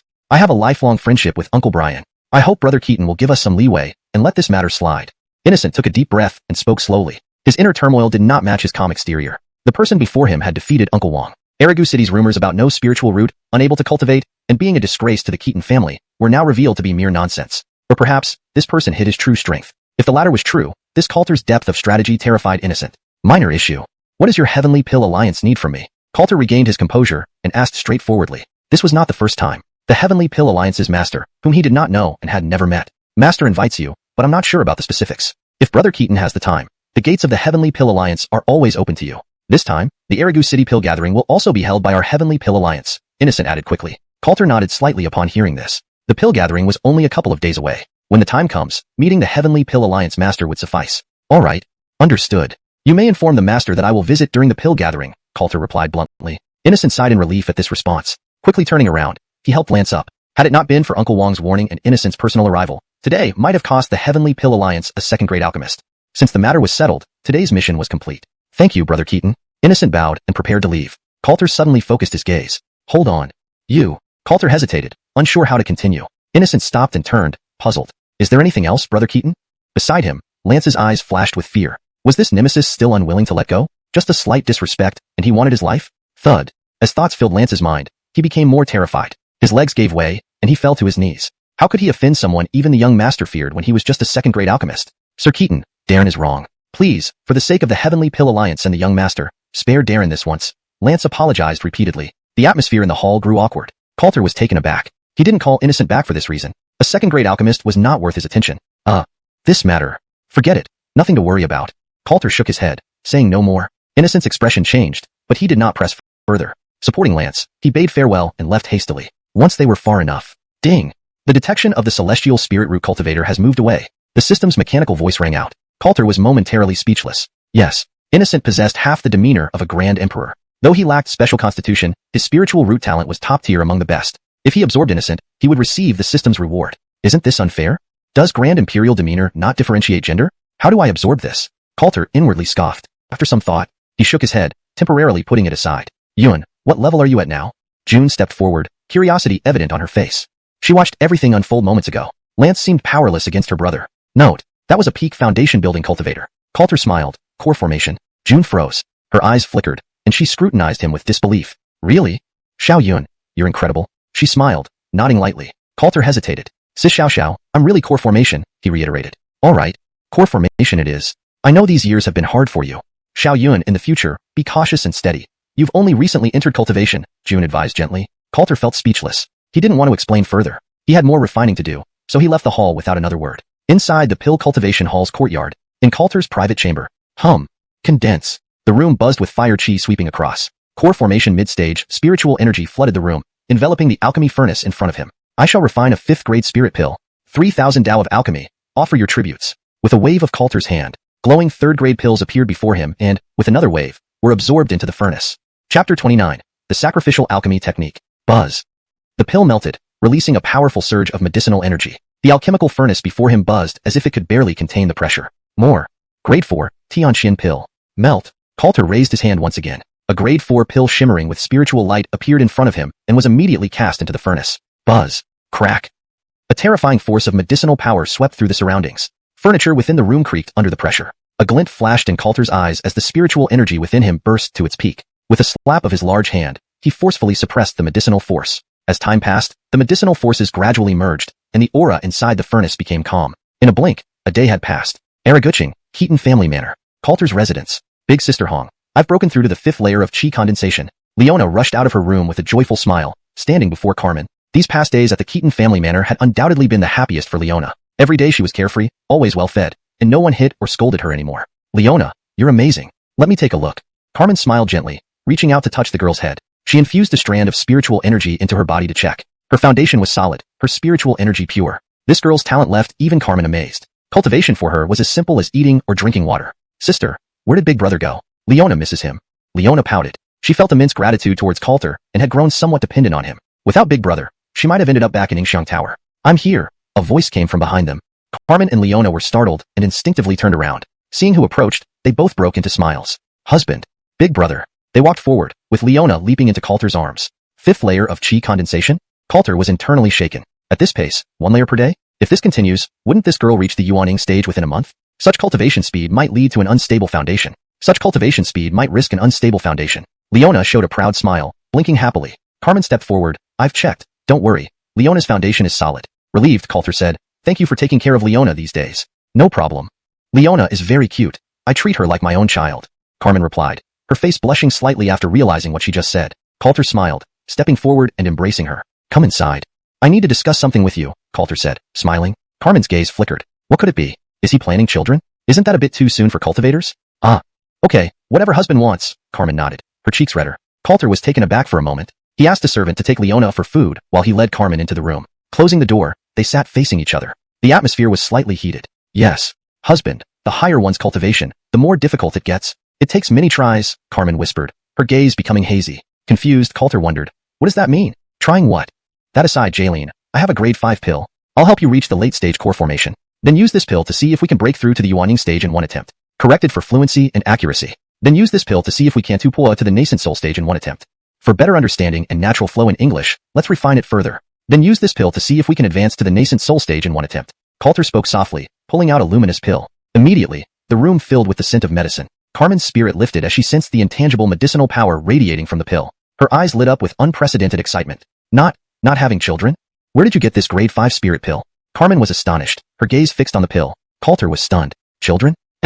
I refined it myself. Coulter composed himself and answered truthfully. Carmen was shocked again, her eyes shifting from the pill to her husband. Refined by him? Husband isn't just a cultivation genius, but also a grandmaster of alchemy. All these years, he has hidden his true capabilities, never seeking fame or power, even disregarding the position of clan leader, focusing solely on the Tao. With such a husband, what more could she ask for? Yes. If I can reach late-stage core formation, with this grade 5 pill in my ancient phoenix body, there's a 60% chance of successfully forming the infant soul. Carmen nodded, her eyes glowing. If she really reaches the nascent soul stage. Note, Yuanying should be translated as nascent soul in the context of cultivation novels. Even cultivators from prestigious immortal sects would not be a match for her. With my ancient phoenix blood and her cultivation at the peak of the late core formation stage, there's a considerable chance she can successfully form her nascent soul. The term, Yuanying, specifically in the context of cultivation terminology, is referred to as nascent soul. Thus it's important to use this established term for consistency and accuracy in translation. Even someone from a prestigious sect would be within her combat range. Good. I still have plenty of ancient Phoenix soul blood. You're already at peak mid-stage core formation. Advancing further shouldn't be too hard. Coulter smiled. Once his wife reached the Yuan-Ing stage. Note, Ying seems to be a partial character. Typically it would be Yuan-Ing in this context, referring to the nether transformation or infant soul stage in cultivation novels. I've completed it as Yuan-Ing, assuming that's the intended term. Please let me know if you need further adjustments, or if there's additional context. For full sentence fluency. Once his wife reached the Yuan-Ing stage, he could also instantly break through. This was far faster than cultivating on his own. He could also instantly break through, which would be much faster than cultivating on his own. Coulter couldn't endure monotonous cultivation any longer. He had lain dormant for 20 years. Now that he had entered the path of cultivation, he couldn't meditate for even a single day. After some conversation, they began working diligently. Time passed, a full day gone. 12 hours later, as night fell, Coulter finally emerged from the room, massaging his lower back. Assisting others in cultivation is indeed physically demanding. Closing the door and entering the courtyard, Coulter collected his thoughts and slowly raised his palm. Buzz. Pure spiritual energy condensed in his palm. Late-stage core formation. One step further would be the mighty Yuan-Ing realm. Within Araguching, no one would be his match. Even if a prestigious sect sent their autos, the Keaton family would remain safe. If an auto came personally, Coulter was confident in fighting them. Everything was developing positively. Retracting his palm, Coulter looked towards the room. One night. That should be enough time for Jaylene to absorb the grade 5 spirit pill's power. We'll see tomorrow if she can reach the nascent soul stage. In this sentence, Yuan-Ying seems to be a mix of Chinese and English, which is corrected to nascent soul, to maintain fluency in English and accurately convey the meaning. The term, nascent soul, Yuan-Ying in Chinese, is commonly used in the context of cultivation or practice novels to refer to an advanced stage of cultivation. That night, he didn't leave, staying outside to guard Carmen during her cultivation breakthrough despite the manor being relatively safe. Morning arrived, soft sunlight illuminated Araguching. Within the inner courtyard of the Keaton family manor, Big Brother, Leona ran over, standing beside Coulter. He smiled and gently shook her head. Just then, buzz. A powerful invisible force swept from the room ahead, strong enough to momentarily shock even Coulter's mind. The energy swept across the entire manor. It's about to begin. Coulter smiled, his gaze falling on the room. Chapter 30. Formation of the Essence Baby. Leona blinked her eyes and looked towards the room inside, her face slightly worried. Big Brother, is Sister Hong in danger? Leona asked softly, sensing a wave of impending crisis. Coulter's gaze was calm as he comforted the person beside him. Danger would always be present. Forming an Essence Baby would not be an easy task. Relax, Coulter said quietly. I'm here. If anything unexpected happens, relying on his 3,000-year alchemy inheritance, he could manage to turn the tide and at least ensure that Carmen would not get hurt. The same moment, buzz. Ming. Another round of buzzing followed by scorching heat sweeping through the air, faintly accompanied by the call of a phoenix. The entire Keaton Manor, even the surrounding areas, started to experience a crazy influx of spiritual energy converging into this small courtyard. Such movements instantly drew the attention of the autos of the Keaton family. Who? Whistling. What's going on? What happened? Adair, the head of the Keaton family. Elders from the elder hall of the Keaton family all arrived in a flash, quickly gathering within the courtyard. Their gazes collectively focused on the room ahead. Ancient phoenix sound. Heaven gathering spirit? This is. The autos of the Keaton family were stunned speechless, their bodies trembling uncontrollably. Inside, they felt an unutterable shock. Coulter smiled lightly. The formation of the Essence Baby, Coulter said slowly, stating what the autos hadn't voiced out yet. Upon hearing this, the courtyard fell silent. The Keaton family members, hearts pounding with shock, couldn't help but swallow their saliva, including the family autos. Formation of the Essence Baby. Is this? Our Keaton family is going to have an Essence Baby powerhouse? The minds of the Keaton autos buzzed. An Essence Baby powerhouse is undeniably among the top-tier combatants in Erigu City. If it truly succeeds in forming an Essence Baby, the Keaton family would no longer just be one of the top-tier cultivator families in Erigu City, but undoubtedly the sole top-tier family, the true #1 cultivation family in Erigu City. Sigh. This matter must not be reckless. Everyone, while Essence Babies are powerful, our Keaton family has no fear against other cultivator families, but we must be cautious of the upper echelons of a mortal sex. Adair took a deep breath. He reacted swiftly, stepping forward immediately, his aura bursting forth. Elders of the Keaton family, together with me, we will set up a concealing formation to cover the anomaly here. Adair's peak core formation aura erupted, and then he stepped into the sky. Following him, the Keaton family autos stood suspended mid-air. We obey your orders. The formation is activated. Several core formation powerhouses combined forces. Complex seals shot out simultaneously, forming a transparent barrier enclosing the entire Keaton Manor. Only those below the rank of Essence Baby wouldn't be able to detect it. Coulter lifted his head slowly, glancing at the half sky. Formation. I should study it when I have time. Just then, buzz. In the room, buzzing sounds echoed. Immediately, scorching heat swept the surroundings once more. Coulter took a step forward, protecting Leona behind him. His gaze fixed on the front. Visible ahead in the rooftop sky, flames gathered, forming a giant fireball. Ming! A clear cry resounded. The fireball split open like a shell, and a phoenix made entirely of pure flames burst out, soaring straight into the sky. That terrifying heat made Adair and the other Keaton family autos tremble, nearly losing their balance. This aura. It has surpassed late core formation. Is it successful? Ignoring the surging true flames, the autos kept their gazes glued to the room inside, unwilling to look away for even a moment. Meanwhile, in Erigu City, at the Langston family manor, In the back mountain of the residence, Langston had a dark expression. Before him floated an ancient round mirror, inscribed with ancient rune marks. Its center featured the carved shadow of an ancient phoenix. Suddenly, crack! A sharp sound rang out. The ancient mirror developed cracks, and the phoenix shadow at the center seemed to come alive, suddenly flying out of the mirror. Ming! It emitted a light cry. In an instant, it transformed into true flame rays, flying into the sky and soon vanishing without a trace. Damn it! The body of the ancient phoenix has formed an essence baby. Triggering the phoenix origin, returning to its true form means no more phoenix bodies can emerge from our Langston family in the future. Langston stared at the shattered ancient mirror, his expression flickering unpredictably. After a moment, his aura shook, subtly exceeding the core formation stage. Humph! Where is Aspen? I order you to set out immediately for the upper immortal sect. Deliver this item to an auto within the sect. Langston coldly snorted, then raised his hand, sending out a glow. It was an ancient jade pendant. Within the Langston family manor, a voice rang out in Aspen's ears, making him bend down respectfully. The jade pendant floated before him. Yes. I promised to complete the task. Aspen didn't dare to speak further, collecting the jade pendant and leaving the Langston family residence. In the back mountain of the Langston family, everything returned to quietude, albeit underlaid with a hidden killing intent. Simultaneously, in Erigu City, at the Keaton family residence, as the true flame phoenix anomaly appeared, a heavenly flame beam descended from afar in the sky. The next moment, it hovered above the roof. What is that? The faces of the Keaton family autos were filled with confusion. After all, none of them had reached the essence baby realm. They could only guess about many things. BZZZ. Ming. Before anyone could react, that true flame had already merged into the room. Subsequently, the spreading fiery chi around began to rapidly retract, disappearing in an instant. The entire Keaton family became quiet. In the sky, the autos of the Keaton family reined in their auras and slowly landed. All held their breaths, looking toward the room ahead. Did it succeed? Or did it fail? The autos of the Keaton family were both hopeful and apprehensive. The difficulty of entering the essence baby realm was something they, who remained at the core formation realm, deeply understood. The entire Erigu City had not seen an essence baby powerhouse for 100 years. Coulter took a step forward at this moment. It succeeded.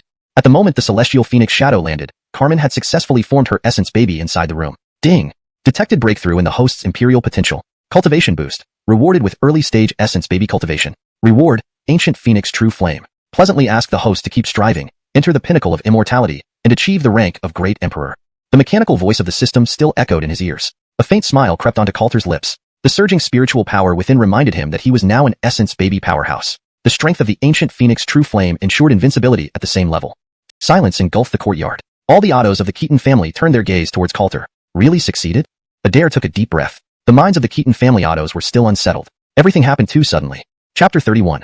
The Keaton family heir. Click. The door of the room opened. Carmen stepped out with a smile, her pace unhurried. Though she had already reigned in her aura, the imposing presence characteristic of an early-stage nascent soul powerhouse hadn't completely dissipated yet. Her gaze swept across the room, but bypassed Coulter. All the autos and powerful figures of the Keaton family, including Ernesto, visibly became more respectful upon seeing her. In this world, might made right. Even though this nascent soul powerhouse was a Keaton family daughter-in-law and considered a junior, everyone instinctively felt constrained by her presence. Husband. Carmen walked gracefully to Coulter and, in front of the autos, bowed politely as a concubine would. She was both a nascent soul cultivator and his wife. That's good, it worked. Coulter nodded and smiled. Things seemed smoother than he had imagined. Husband, now that I have reached the nascent soul realm, I will no longer be a burden to the Keaton family, Carmen said firmly, lips slightly pressed together. Silly girl, you were never a burden. Don't worry too much, everything is under my control. Coulter gently caressed her cheek. He knew what she was concerned about. With some more time, they could find a way to include Tian Alliance's innocent into their fold. Cough, cough. Two light coughs sounded from behind. Ernesto stepped forward. Father. Father. Both Coulter and Carmen turned around. Regardless of their power, in Coulter's heart, his father would always be his father. Great. Our Keaton family has a nascent soul cultivator now. This can add to our family's strength, Ernesto said, smiling broadly. Coulter wanted to speak up. He himself had also entered the nascent soul realm. But Ernesto raised a hand, signaling him to wait. Then he looked at Carmen. Jaylene, your entry into the nascent soul realm must remain secret for now. I've already ordered the Keaton family to keep it confidential. Carmen bowed respectfully. I leave everything to father. Ernesto's smile widened. They had married a good daughter-in-law. Good. If that boy ever dares to bully you, tell me, and see if I don't discipline him, Ernesto said gleefully. Hearing this, Carmen couldn't help but smile, feeling warmth fill her heart. Such a feeling was something she had never experienced within the Langston family. Before and after her cultivation was ruined, they always treated her like a pawn. Father, you, Coulter struggled for words. What? You've taken such a fine daughter-in-law. You should be happy, Ernesto glared at his son playfully. After saying that, Ernesto seemed to recall something. What did you want to say just now? Ernesto asked. Nothing. I remember your advice, Coulter bowed deeply. With the news needing to be kept confidential, there wasn't much to say. Seeing this, Ernesto nodded approvingly. Now, let's talk business. Starting today, you are the heir apparent to the position of family head. The family rules clearly state that the eldest son should inherit the position of family head. As he spoke, Ernesto turned to the group of autos standing nearby. For years, he had not announced the successor, always holding on to hope. Now it seemed he had bet correctly. His son was not useless. We obey the family head's orders, the Ottos said collectively without hesitation, all knowing they could not refuse a nascent soul powerhouse. Ernesto nodded again, even more pleased. Dismissed. Coulter, come with me. He glanced at Coulter, then turned and headed toward the outer courtyard. The inner courtyard fell silent as the Ottos dispersed. Coulter looked at Carmen briefly. I'll be back soon. The position of family head meant little to Coulter, but since his father handed it over, he wouldn't disappoint. Okay. I'll wait for you, Carmen replied softly. With that, Coulter left their private courtyard. Walking through the central courtyard, passing through the gate, heading towards the inner hall, he suddenly sensed a sharp pressure locking onto him. Startled, he turned around. Inside the side pavilion stood a young man staring angrily at him. Second brother, do you need anything? Coulter asked mildly. Terry scowled, glancing at him coldly. Humph, you're not worthy to be my Otto brother. Coulter, you only got where you are because of a woman. One day I, Terry, will reach the nascent soul realm too, and I will reclaim the position of family head. Terry spoke with determination. Coulter simply stared at him before stepping closer. Terry's heart leaped with alarm. Instinctively, he took 2 steps back. What are you doing? He asked warily. Coulter smiled. You're being naughty again. How do you talk to your Otto brother? I've told you countless times, call me brother. Terry straightened up defiantly, eyes wide. Humph. No way. Even if. Smack. Clonk. Before he could finish, his head throbbed painfully, and a lump instantly formed. Why you dared? Terry bit his lip, spiritual energy surging within him, ready to retaliate. Call brother. Smack. Smack. Ouch. Ow brother. I'm sorry. Another couple of knocks sent waves of searing pain through Terry, tears almost welling up in his eyes. His spiritual energy was completely suppressed, unable to fight back. He had no choice but to comply. Coulter nodded approvingly, patting Terry on the shoulder. Better. Pay attention next time. Coulter smiled and left. Terry rubbed his head, teeth gritted, face full of anger. That infuriating bastard. One day, I'll trample you underfoot, he muttered furiously. He was about to leave when suddenly, whoosh, a terrifying aura locked onto him, far beyond his comprehension. Even in the presence of his father or the family Ottos, he had never felt this level of fear. Chapter 32, Carmen goes missing. This is an essence infant expert. There could be no other possibility. Terry's body stiffened, and he slowly turned his head. Inside the right doorway, a woman had appeared at some unknown time, her gaze sweeping over him. Sister-in-law. Terry's pupils constricted, forcing out these words with difficulty. That moment, he willingly called her that. From Carmen, Terry sensed a murderous intent. Carmen glanced at him once. The oppressive aura then receded, and she quickly disappeared. This was a warning. Terry's heart trembled violently, his back drenched in sweat. Close call. Terry took a deep breath. He wasn't foolish. Even if Carmen had tried to kill him just now, the Keaton family would probably have let it go for the sake of family interests. Daring not to stay longer, Terry immediately turned and left. Meanwhile, inside the inner courtyard of the Keaton family estate, Adair sat in the main seat. Coulter approached from outside the hall. Father, Coulter bowed and spoke. Sit down. No need to be formal between father and son. Adair nodded, smiling. Coulter didn't stand on ceremony either. Acknowledging with a word, he turned and sat to one side. Do you know why I called you here? Coulter cut straight to the point. After so many years, aside from his childhood, they hadn't been alone together in over a decade. These years have been hard on you. Do you blame your father? Adair drew a deep breath, his eyes carrying a hint of weariness. Hearing this, Coulter shook his head gently. If not for his father's protection, he wouldn't have been able to rest comfortably within the Keaton family for all these years. Why should he blame him? No. As patriarch, father must consider the family's interests. Moreover, I haven't felt much hardship during these years, Coulter said frankly. Being unable to cultivate, or having no spiritual root was something beyond his control. As for rumors, Coulter had never taken them seriously. Adair's eyes showed more appreciation. You resemble your mother. Adair's eyes carried a touch of reminiscence, making him appear even more weary and old. Coulter glanced at his father. His mother had passed away when he was very young, leaving him with few memories. He only remembered her as an extremely gentle woman. Her smile was warm, like the sun in winter. Adair fell silent for a moment. Let's get to business. The Alchemy Draperild's annual gathering will soon feature many high-tier potions for auction, and our Keaton family will also offer potions for sale. Since you're in charge of the nurturing pill hall, you will be fully responsible for this event, Adair continued. With that, he pulled out a spirit storage bag and tossed it directly to Coulter. Coulter paused, caught off guard. Catching it, he looked inside. So many spirit stones? Are these yours, father, or the family's? Coulter instinctively asked. For a cultivator family like theirs, their traditions were strict. Every single spirit stone had a record. While the patriarch could allocate some, he couldn't spend them frivolously. Nonsense. These are the spirit stones allocated for preparing the alchemy meeting. Each expenditure will be clearly recorded, and after the meeting, you must return at least 30% profit to the family. Adair glared at his son. Hearing this, Coulter smiled. 30%? Not too difficult. With these spirit stones, he could purchase more herbs. By refining more pills, the returns from the alchemy meeting would easily multiply several times. Understood. I will prepare diligently for the meeting, Coulter nodded. Adair's eyes shone with greater satisfaction. Preparing for the annual alchemy meeting each year was a significant task. Hiring alchemists and buying herbs were both highly costly endeavors. A 30% return wasn't easy to achieve. You've grown up.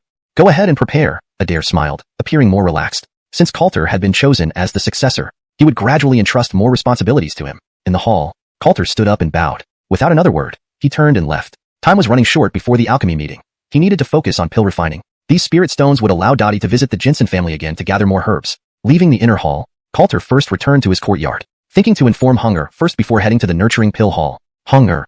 Yes? She isn't here? Coulter's expression turned strange as he entered the room. Searching around, he saw no one. His divine sense spread out, but detected not a trace of her presence. Big brother. Sister Langston is missing. Leona ran out from a side courtyard, her face filled with worry. Coulter was stunned. Missing? How could someone vanish within the Keaton family compound? How long had it been since this happened? What happened? Leona, explained slowly. Coulter steadied himself and gently inquired. Leona pursed her lips. Just now, Leona was talking to Sister Langston. When I turned around, she suddenly vanished. I searched the courtyard for a long time but found nothing. Her eyes glistened with tears. Coulter's gaze hardened, his mind racing. Hunger had reached the essence infant stage. In Erigu City, no one could match her. If a higher sect sent someone, I would have noticed. Therefore, there's only one possibility. The Langston family. Coulter's eyes flashed with certainty. Hunger's sudden departure was likely related to the Langston family. Regardless, he had to visit the Langston family. Leona, wait for me at home. Coulter patted her head softly. Leona seemed to sense something. Her eyes sparkled as she stared at Coulter intently. Whoosh! Suddenly, a faint blue light surged from Leona's hands. The light condensed and fused into Coulter's body. What is this? Phantom soul power. Coulter felt a slight shock internally. The blue light, integrating into his body, connected with his divine sense. With his current strength, he could unleash immense power. Big brother. Leona feels so sleepy. Leona's complexion paled visibly as she closed her eyes lightly. She could hardly stand. Seeing this, Coulter quickly held her. Examining her briefly, he realized it was only exhaustion, which reassured him slightly. He placed Leona to rest in her room. Closing the door carefully, Coulter stepped out of the courtyard, looking upwards. Whoosh! He radiated a trail of spiritual light and vanished from the spot. Leaving the Keaton family compound, he headed towards the Langston family compound at top speed, passing through the main road and bustling streets. On a small path, Coulter suddenly paused. He lifted his head sharply. Are you here to stop me? Coulter's expression turned odd, his gaze fixed forward. In his heart, his suspicion about Carmen being at the Langston family grew more certain. Chapter 33. Breaking into the Langston family manor. Whoosh! A robust middle-aged man appeared on the street ahead. He had a broad back and a sturdy build, exuding an extraordinary aura with a powerful presence sweeping through him. It was none other than Brian, a core formation realm powerhouse from the Heavenly Pill Alliance who had clashed with Coulter not long ago. Brother Keaton, it's nice to see you again. Brian smiled heartily and took a step forward. Coulter's gaze remained calm. The appearance of this person caught him off guard. When did the Langston family become so close to the Heavenly Pill Alliance? Why are you blocking me? Coulter asked straightforwardly. Brian's face showed a hint of regret. Brother Keaton, listen to your brother's advice. Just turn back, Brian said in a low voice without further explanation. Hearing this, Coulter's eyes flickered. He stared deeply at the person before him. If I don't go back, will you fight me?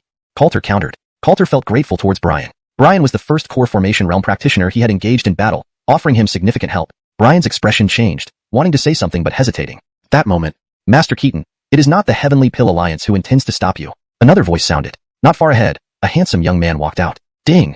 Heavenly Spirit Root detected. The system's notification rang in Coulter's mind. The identity of the newcomer was clear. Innocent. Coulter's expression turned peculiar, growing even more intense. Innocent smiled faintly. Drapersing Coulter's doubts, Innocent explained. Master Keaton, I have met Miss Langston several times. Today, she entrusted me to ask you not to come to the Langston family manor. Her exact words were, I can handle everything. Innocent spoke frankly, without hiding anything. Upon hearing this, Coulter immediately understood. Jaylene left the Keaton family due to the relationship between the Langston family and the upper sect Immortal Gates. After achieving the nascent soul stage, she likely wanted to resolve the matter completely. Coulter composed himself and glanced at the two men in front of him. She is my wife. I cannot let her face this alone. Coulter spoke in a low voice. Upon hearing this, both men looked at him with newfound attention. Innocent bowed his fist respectfully. Brother Keaton, going to the Langston family won't change anything. If the upper sect Immortal Gates refuse to let it go, this might endanger the Keaton family. Innocent was wise and fully understood the implications. He had come here not just because of Miss Langston's request, but also to protect Master Keaton, whom the Alliance leader held in high regard. He could potentially become a towering figure in the alchemy world. Coulter chuckled. That's enough. I have no time to waste here. Coulter released a surge of spiritual energy around him and took a step forward. The two men in front of him frowned slightly. Seeing this, Brian stepped forward as well. The young lord had investigated Coulter. He wasn't a disciple of any upper sect Immortal Gate, so there was no need for restraint. Brother Keaton, today, I will not hold back. Be careful. Brian's core formation spiritual energy erupted violently. In one swift motion, whoosh, a 9-ring great saber appeared in his hand, radiating a thick killing aura and invisible might, clearly indicating it was an exquisite magical weapon. Beside him, Innocent, recognizing his insufficient cultivation, wisely stepped back. Coulter raised his head and glanced at them. No one in Erigu can stop Coulter from following his path. Without another word, he took another step forward. Whoosh! A terrifying wave of spiritual energy instantly enveloped the two. The entire street seemed frozen in time. It was absolute suppression. Beneath the nascent soul stage, they had no resistance. Both Brian and Innocent trembled, immobilized where they stood. They watched helplessly as Coulter walked past them step by step until he disappeared down the street. Whoosh! The pressure dissipated. Both men felt weak, nearly falling to the ground. What was that? A nascent soul powerhouse. How could this be? He's only in the middle core formation stage at most. Brian's mind buzzed continuously. Not long ago, they had battled him. Could it be that he had hidden his true strength then? For him to reach nascent soul in such a short time was unimaginable. Nascent soul grandmaster. Innocent was equally stunned. He gazed into the distance. He couldn't help but laugh at himself mockingly. Compared to them, I am not worthy to be called a genius. Innocent shook his head, sighing softly. He took a deep breath to calm himself. Turning, he looked at Brian. Uncle Wong. Let's return to the Heavenly Pill Alliance. This matter is not our concern. After today, Araguching will surely change. Innocent spoke slowly and then turned to leave. Brian lifted his head and looked into the distance for a while. He ultimately remained silent and followed suit, turning to leave. Araguching, Langston family manor. A gentle breeze passed through the courtyard. Whoosh! Next, a figure suddenly appeared. None other than Coulter. He stepped forward, his eyes glinting faintly, scanning the entire Langston family manor with his divine sense. But at the rear mountain of the manor, his senses were mysteriously repelled. The Langston family indeed has secrets, Coulter thought, moving toward the main gate. On the surface, the Langston family had not severed ties with the Keaton family. Under any circumstances, negotiation was still possible. Halt! Coulter! Why have you come to our Langston family? Two figures rushed out from the courtyard. Young, about 20 years old, their cultivation was strong, already at the 8th level of chi condensation, among the young elites of the Langston family. I'm looking for my wife. Move aside. Coulter ignored the two. If not for considering Jaylene's feelings, he would have broken in directly. Humph! How dare you? Coulter, this isn't your Keaton family estate. How dare you act so recklessly? Both young elites stepped forward, their auras bursting. This waste of flesh had injured Langston's allergy using the power of the ancient phoenix. The story had spread among the Langston family's young generation. The young elites despised him. Don't ask for a beating. Coulter's gaze hardened, scanning them. Ignoring them, he continued toward the manor. Seeing this, both young elites' eyes widened with a cold glare. Humph! Who do you think you are? If it weren't for Sister Hong's ancient phoenix power, you wouldn't be worth anything. How dare you act arrogantly in front of us? Two streams of spiritual energy locked onto Coulter. Before he could react, whoosh! The two young elites unleashed their spiritual energy and lunged at him. Coulter stopped, instinctively standing firm. As the attack neared, bam! Boom! A burst of spiritual pressure exploded. The next moment, both were sent flying and crashed heavily into the inner courtyard. Coulter hadn't moved, but his body's spiritual energy had reacted instinctively. Chapter 34 today. I'll be arrogant. Don't come. I don't want to hurt you. Coulter took a step forward and walked straight into the courtyard. These two had far too low cultivation. Even if he struck back, it would be enough to kill them instantly. Langston family's two prodigies got up shakily, their faces ashen. Pooh! Pooh! Stumbling backward, they spat blood at the same time. You dare. The Langston family prodigy's face was full of resentment, pointing ahead at Coulter. To be seriously injured in his own residence. Both felt an unbearable burning on their faces. There was no way this boy could leave the Langston family today without punishment. Almost simultaneously, young man, how dare you? Has Adair not taught you manners? Who gave you the guts to barge into our Langston family and injure our disciples? From within the inner courtyard came several angry shouts. Right after that, who? The air whistled. Several oppressive presences locked onto Coulter, all at least initial formation stage cultivators. A few figures of Langston family autos appeared abruptly, stepping into the courtyard in the blink of an eye. Coulter glanced ahead. Was the head of the Langston family not coming? Didn't matter anymore. Sir Keaton greets all the autos. I have come here today to take Jaylene home. I hope the autos do not obstruct me, Coulter bowed, stating bluntly. Upon hearing this, the Langston family autos exchanged glances. Humph. Carmen does not wish to see you for now. You can go away. Old man will get an explanation from Adair about today's events. The Anton stepped forward, coldly snorting. Coulter focused his gaze. Something was off. Regarding Jaylene, these old fellows didn't seem to want him to linger any longer. Anton, all Sir Keaton wants is to meet my wife. If she says she doesn't want to return with me, I will leave immediately. Coulter bowed again. All the Langston family autos looked over sharply, clear anger flaring on their faces. Coulter, do you mean to suggest we are deceiving you intentionally? Humph, brat, such a commotion here. With Jaylene's cultivation, she should have noticed it already. She did not come forward. What more can be said? The auto retorted coldly. Coulter steadied himself. Trying to reason seemed useless. Since that's the case, Sir Keaton offends then. Coulter ceased babbling, spiritual power exploding around him as he took a step forward. The autos' faces reddened in fury. Presumptuous. Our Langston family residence does not tolerate your unruliness. Whoosh. The autos moved forward, imposing auras pressing down on Coulter. The Anton grunted deeply. Terrorizing spiritual power exploded outwards, sweeping through the courtyard, bearing the aura of mid-formation stage. Brat, heard you killed your mother earlier. Adair has not taught you anything decent over the years. Today, I will teach you what noble family etiquette is on behalf of your parents, the Anton confidently spoke. Even if this young brat still harbored the ancient phoenix's power, he couldn't possibly be his match. Borrowed power was ultimately not one's own. Whoosh. Jinsunk mountains crashing down. The formation pressure weighed heavily upon Coulter, aiming to crush him. Coulter stood firm, glancing at the group. That's gone too far, Coulter muttered softly. Boy, what did you say? The autos froze momentarily. Then, the air in the courtyard seemed to freeze solid. An indescribable force instantly enveloped the entire front courtyard of the Langston family. The autos were completely immobilized. This force. It's impossible. There's no way. Boy, how can you possess soul formation strength? The autos' faces were filled with shock, hearts racing like waves crashing against cliffs. Coulter glanced at them. If they had only insulted him, it might have been fine. But bringing his parents into this, today, I, Coulter, will be arrogant once. Clear the way, all of you. Spiritual power burst forth within Coulter's body, a formless wave spreading outward. None below soul formation could withstand it. The autos were directly blasted away, even mid-formation having no resistance whatsoever. Bang! Boom! Boom! They landed inside with thunderous crashes. Pooh! One by one, they spat out blood, breaths scattered, looking at Coulter with horror. The two younger Langston family members in the yard were outright terrified. Witnessing this scene made them feel both frightened and bewildered. If they hadn't seen it themselves, they wouldn't have believed it. Coulter's eyes remained calm. He advanced step by step towards the rear mountain, right under the watchful eyes of the autos. No one in the Langston family dared to stand against him. Only when his figure disappeared into the rear mountain did the autos recover slightly. Looking towards the rear mountain, they couldn't help but take a deep breath. Is this lad really a soul formation cultivator? Could the ancient phoenix body hold some special powers? The Anton's face showed uncertainty, inwardly pondering. The Langston family was merely a cultivation family in Araguching. Its strength wasn't top tier in the city. Being favored by prestigious sects was indeed peculiar. Now, it seemed the ancient phoenix body held many secrets yet unveiled. Anton, the boy has entered the rear mountain. We've disturbed the senior. How should we explain this? The other autos asked anxiously. The Anton harumphed. There's nothing to explain. That boy won't live to leave the rear mountain. Let's act as though today never happened. The great-grandfather won't bring it up. The Anton stated firmly. Given the depth of the ancient phoenix body's implications, and Great Crawford's temperament, it wouldn't be publicized widely. The autos heaved sighs of relief upon hearing this. At the same time, Coulter had entered the Langston family's rear mountain, walking up the mountain path. Before long, an array formation barrier blocked his way. An array formation, huh? Though I don't understand them, I know every array has a limit to the power it can withstand, Coulter murmured to himself. Beyond that limit, the array could be broken. He stepped forward, spiritual power bursting within him, converging into his fist. Break! Bam! Boom! Boom! A punch sent out. Dense spiritual power erupted in dazzling light, slamming against the formation barrier. The deafening explosion echoed around. The transparent barrier became visible, runes flowing within. Break! Bam bam bam!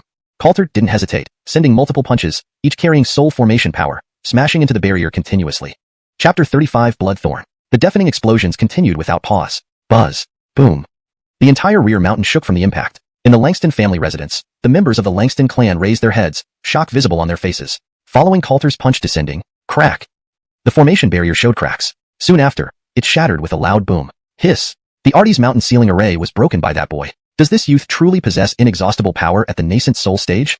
Inside the Langston family estate, all the autos and senior members couldn't help but draw in cold breaths. They gazed toward the rear mountain, their minds still unsettled. At this moment, Coulter took a step forward. In the next instant, his figure had already entered the mountain. With his divine sense sweeping over, an unprecedented coldness appeared in his eyes. Whoosh! Taking another step, he steadied himself and looked ahead. It was a valley where red light flickered not far away. Upon closer inspection, it revealed itself to be an ancient rune altar. Carmen sat cross-legged at the center of the altar. Around her, red beams like sharp thorns pierced into her body, continuously absorbing the power of the ancient phoenix within her. This power gathered above the altar. It formed a fragmented ancient mirror, emanating pure energy of the ancient phoenix. Hong! Coulter stepped forward, intending to destroy the altar. Even though he did not understand its purpose, it was clearly no good thing. Buzz! A wave of nascent soul force suddenly swept over, locking onto Coulter. You are that Keaton family boy? Came a hoarse voice from the front. Then, an oddly man emerged. His hair half-white, appearing quite aged, he was slender and wore loose robes. Coulter paused, giving him a look. You are? The auto chuckled softly. This old man is your Artie, Justin. Back in my younger days, I was friends with your patriarch. Justin said with a smile. Coulter's gaze remained calm. Friends? Not likely. This old man has treated juniors this way. His character is clear. I've come to take her away. Coulter didn't bother with pleasantries. Justin's smile never wavered as he took a step forward. No, she is of our Langston clan. If I were you, young one, I would leave now, for the sake of your family patriarch. Justin spoke slowly, yet there was a tone of non-negotiation. Coulter was unperturbed. Senior. If this humble person isn't mistaken, Senior's lifespan isn't much left, barely entering the nascent soul realm. You might not be a match for me. Coulter's spirit power burst forth, sweeping out nascent soul force. The air around froze solid, instantly creating a tense atmosphere. Justin frowned briefly before relaxing again. He scanned Coulter once more. Huh. Interesting.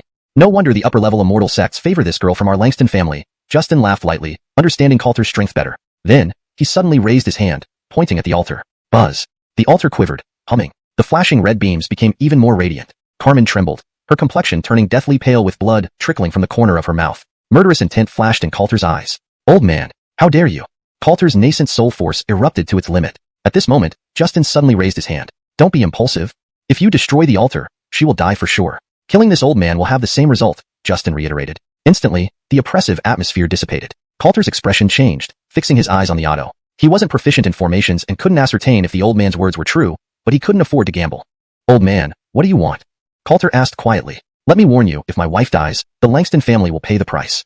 For so many years, he had never been this angry. That old man from the Langston family deserved to die. Justin chuckled. You want to save her? It's simple. They say you also have ancient phoenix power. You can replace her on the altar and allow the spirit mirror to absorb enough power. Once done, you will be unharmed. Justin was confident that the youth wouldn't choose to fight to the death. After listening, Coulter didn't hesitate. Whoosh! In the next instant, he was on the altar. Whoosh! Snap! Immediately, countless red beams penetrated his body like thorns, integrating into his meridians and veins. Buzz! Zap! An overwhelming suction force spread throughout his body, sucking away blood and cultivation power at an alarming rate. Almost instantly, Coulter's face turned pale. Young one, the ancient phoenix power can replace cultivation power to sustain the bloodthorn vines, Justin said with a smile, everything unfolding as he predicted. One person, Carmen, might not be enough. But add this boy from the Keaton family, and the spirit mirror could be fully repaired. Upon hearing this, Coulter's eyes gleamed. Buzz. Peep. His internal ancient phoenix essence blood surged, spreading through his body. Indeed.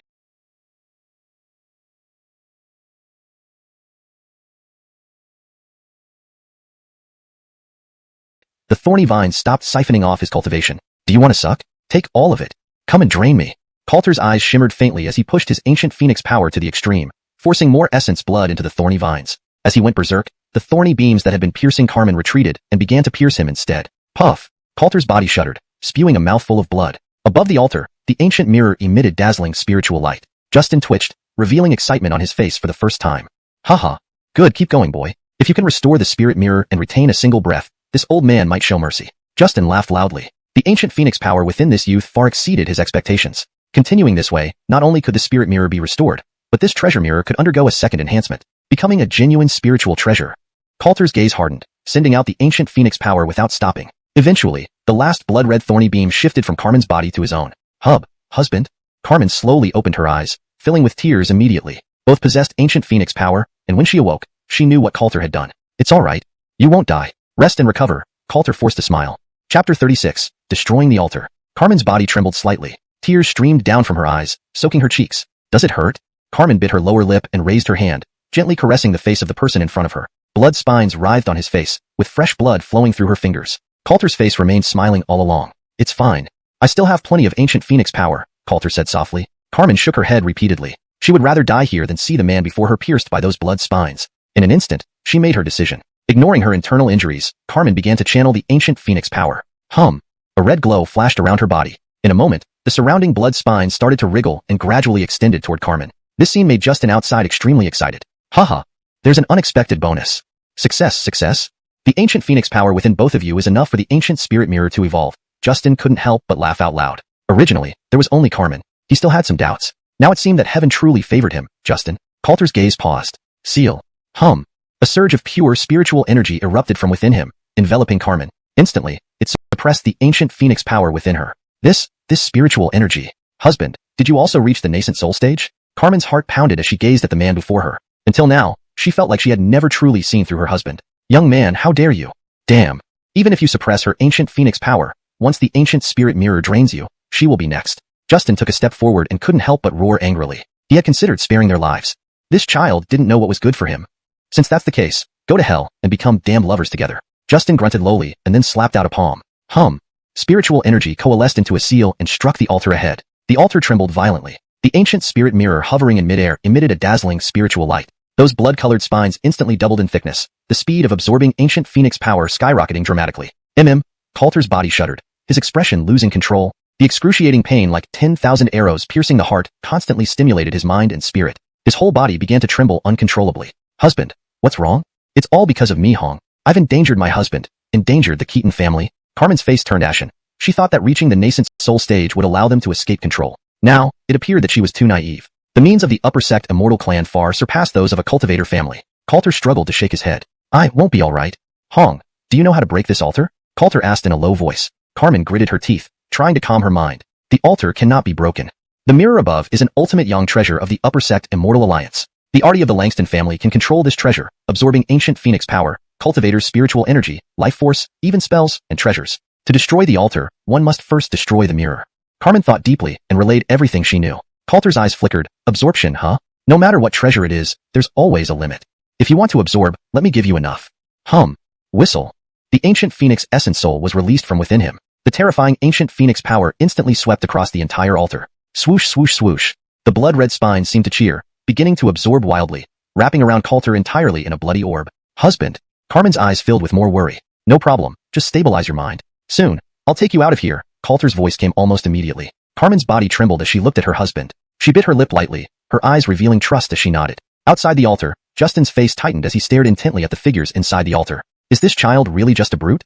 Humph. Old man, I'd like to see how much ancient phoenix power you have inside you. Justin didn't think further, raising his hand again to accelerate the absorption process with the mirror. The altar shook. The blood-red spines became increasingly crimson. Above, the ancient mirror revealed the shadow of an ancient phoenix, its spiritual light growing even brighter. Justin was inwardly shaken. The ancient mirror was about to advance and become a spiritual treasure. This child's ancient phoenix power was truly terrifying. Could it be that he's actually a manifestation of an ancient phoenix spirit beast? Humph. Keep absorbing. Justin grunted lowly. Whatever it was, he had to kill this child today. Suddenly, crack. A crisp sound rang out. Extremely sudden. Before Justin could react. Crack, crack, crack. The crack intensified, and black cracks spread across the ancient mirror. The entire altar subtly showed signs of instability. Justin's body trembled. It's impossible. Child, what did you do? Justin's eyes widened as he stared fixedly at the scene ahead. As the words fell, the blood-red spines on the altar gradually turned black. The ancient mirror above lost its luster. Damn it. Seal, stop for me. Justin reacted quickly, realizing something was wrong, and immediately cast a seal to stop the mirror's absorption. Clearly, it was already too late. The blood-red spines grew darker, faintly emitting black smoke. The ancient mirror was covered with cracks, nearly shattering. This. Justin's face turned uglier. If the altar shattered and the mirror cracked, and the upper sect immortal clan held them accountable, his Langston family would perish. Coulter's lips curled into a smile. Now you don't want to absorb? Too bad you don't have a choice. Coulter's aura surged, dark and ghostly rays burst from within him, cold and bloodthirsty, as if from the netherworld. The spines on his body were wrapped in the dark glow, slowly withering and finally dissipating without a trace. Carmen's eyes flickered with excitement. What is this? Leona's ghost soul power. Ghost soul power belongs to Een and specifically counters ultimate yang treasures. Being a genius herself, now a nascent soul powerhouse, Carmen realized this instantly. This ghost soul power. She had also introduced it into her body previously, but it was exceedingly tyrannical. Even a tiny bit was difficult to control, so she ultimately chose to give up. Hong, I made you worry. My ghost soul power isn't much. If the old man hadn't relaxed his guard, it wouldn't have been so easy. Coulter explained softly. If he had first summoned the ghost soul power, Justin would have noticed and stopped the absorption immediately, making it hard for both of them to escape. Coulter steadied himself. Next, destroy it. With a low cry, he unleashed all his ghost soul power. Chapter 37. The Fall of Lord Langston. Crack. The snapping sounds continued unabated. The altar trembled, developing cracks, clearly on the verge of collapse. Child, hold it. If you destroy this altar, your family will be doomed. Justin's eyes were bloodshot as he stared at the figure in front and shouted furiously. Coulter's gaze remained calm, unperturbed. One doesn't attack unless attacked first. Whether it was the Langston family or the upper sect Immortal Gates, anyone who harmed those close to him would face relentless retribution. Break. Coulter raised his hand, releasing a stream of dark light that turned into a blade, slicing through the surrounding spikes and shattering the ancient mirror above. It then merged with the altar below. Bang! Boom! An explosion resounded. Dust rose, and the altar burst apart. Justin's body shook, standing motionless, staring blankly ahead. It was over. The Langston family could not escape the punishment from the upper sect. A figure emerged from the dust. Coulter supported Carmen, slowly walking out, his gaze falling on the person before him. This old fool has gone mad? Coulter paused. He was, after all, an elemental embryo stage powerhouse. Was his mindset so fragile? Justin suddenly looked up. Gentile bastard. You have caused great trouble today. Even if I don't kill you, your Keaton family will not escape the upper sect's punishment. Justin's face was wild with rage as he glared and roared. Coulter's expression turned cold. You won't kill me? I'm going to kill you, Coulter declared, cutting off further words. In the next moment, his form brought forth a spirit shadow. Whoosh! In the blink of an eye, he stood before Justin. Justin's body trembled, his eyes flashing with spiritual light as the power of the elemental embryo within him erupted. Before Coulter's attack could land, Justin moved first. Sword. Slash. He swung down violently, brandishing a spirit sword that had appeared in his hand. Compared to this opponent, Coulter clearly lacked experience in dueling. Heavenly Mystic Sword, Coulter countered simultaneously. Despite initiating the move, he found himself forced into defense. Sword met sword. Clang. Clank. Boom. The force radiated outward, shattering rocks around them. Coulter stopped, while Justin retreated several steps before stabilizing. The disparity in strength was evident. Child, do you dare kill this old man? Justin shouted, staring fiercely at Coulter. Coulter's expression faltered. Not related to him. Why couldn't he kill him? Without further ado, the spirit perception of an elemental embryo level locked onto the person in front of him. Just as Coulter was about to charge forward, Justin abruptly stood up, slashing out a massive beam of sword light. Whoosh! Whistle! The sword light was enormous, seemingly capable of cleaving the sky itself. Coulter's expression grew intense. This sword light looked formidable. My lord, it's an illusion. He wants to escape, Carmen suddenly spoke, recognizing her family's secret technique immediately. Indeed. After slashing once, Justin quickly darted away at high speed. Coulter paused. Old fool. You can't escape. Ancient Phoenix True Flame, condense. Taking a step forward, he penetrated through the massive sword light. It was undoubtedly an illusion, but he had learned from this battle. Wine. Coulter lifted his hand and formed a true flame, which shaped into an ancient phoenix engulfing Justin. You shall meet your doom, young one. The upper sect immortal gates will obliterate your Keaton family.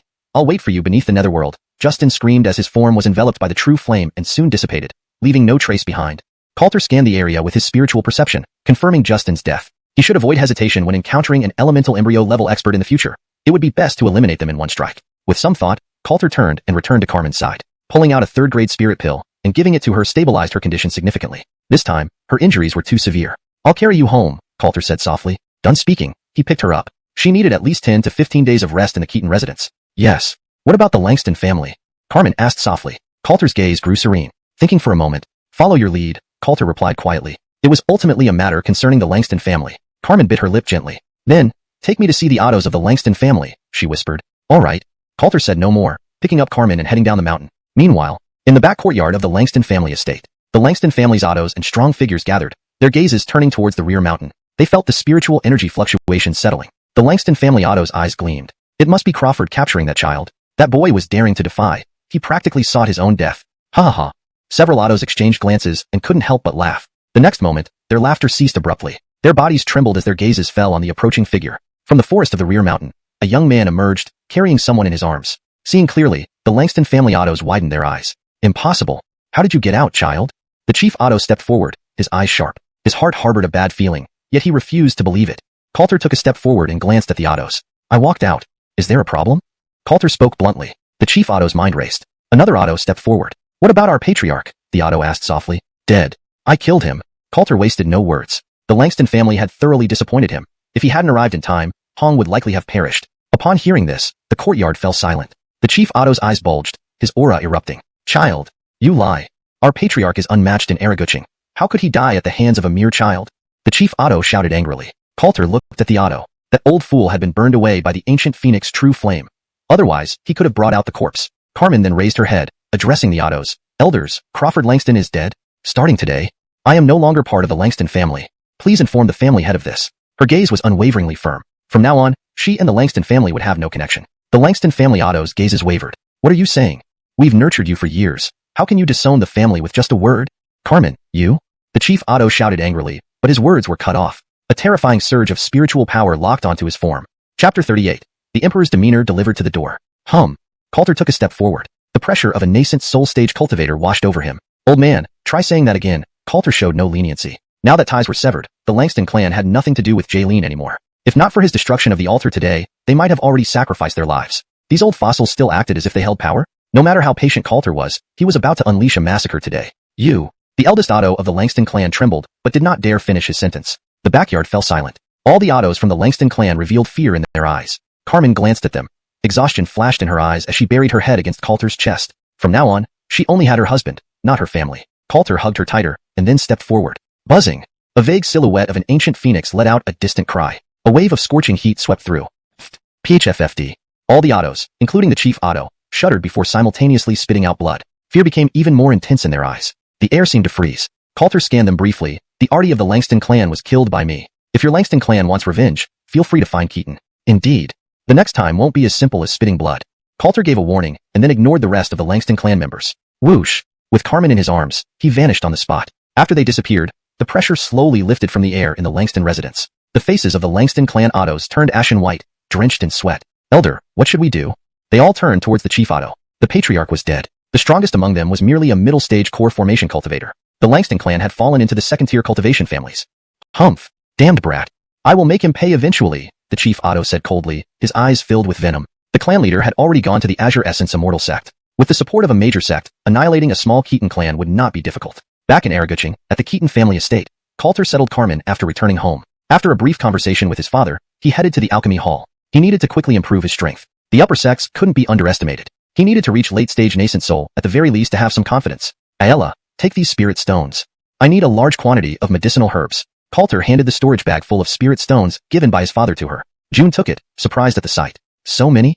Is this the spirit stones provided by the Keaton clan for this alchemy conference? June asked softly, catching up quickly. Coulter nodded. Ayala, I want herbs, the older, the better. Don't worry about spinning spirit stones. If they run out, I'll just ask father for more. Herbal resources were always beneficial. In his hands, these herbs could multiply in value several times over. Xianxia smiled. Understood, young master. Coulter rubbed his head and gave an awkward smile. Without further ado, he turned and entered the inner hall. The designation of Yundi as the heir of the Keaton clan made her very happy. Note, I adjusted the phrasing to make it more natural in English and corrected Yundi to Coulter for consistency. In the alchemy hall, there were quite a few herbs brought back from the Jensen family, sufficient for refining 2nd and 3rd grade pills. However, 4th and 5th grade pills required higher-aged herbs. Heating the furnace. Inside the room, Coulter raised his hand, releasing bursts of spiritual energy. The aura of a nascent soul cultivator enveloped the entire room. A wave of fiery heat spread. This was ancient Phoenix true flame. Using this flame allowed him to refine pills at peak speed. 1 incense stick per batch of 2nd grade pills was no problem. Time flew by. Half a day passed, and occasionally, the scent of medicine permeated the backyard. Waves of heat sometimes swept through. The servants of the alchemy hall were long accustomed to it. It was the eldest son refining pills. Everyone would avoid Master Coulter's courtyard because he once caused an explosion during refinement. Outside, at the reception counter, June was flipping through account books when footsteps approached. A stunning woman entered. She wore a green dress, had long hair, and possessed an icy beauty. Her eyes were exceptionally clear and captivating. Welcome.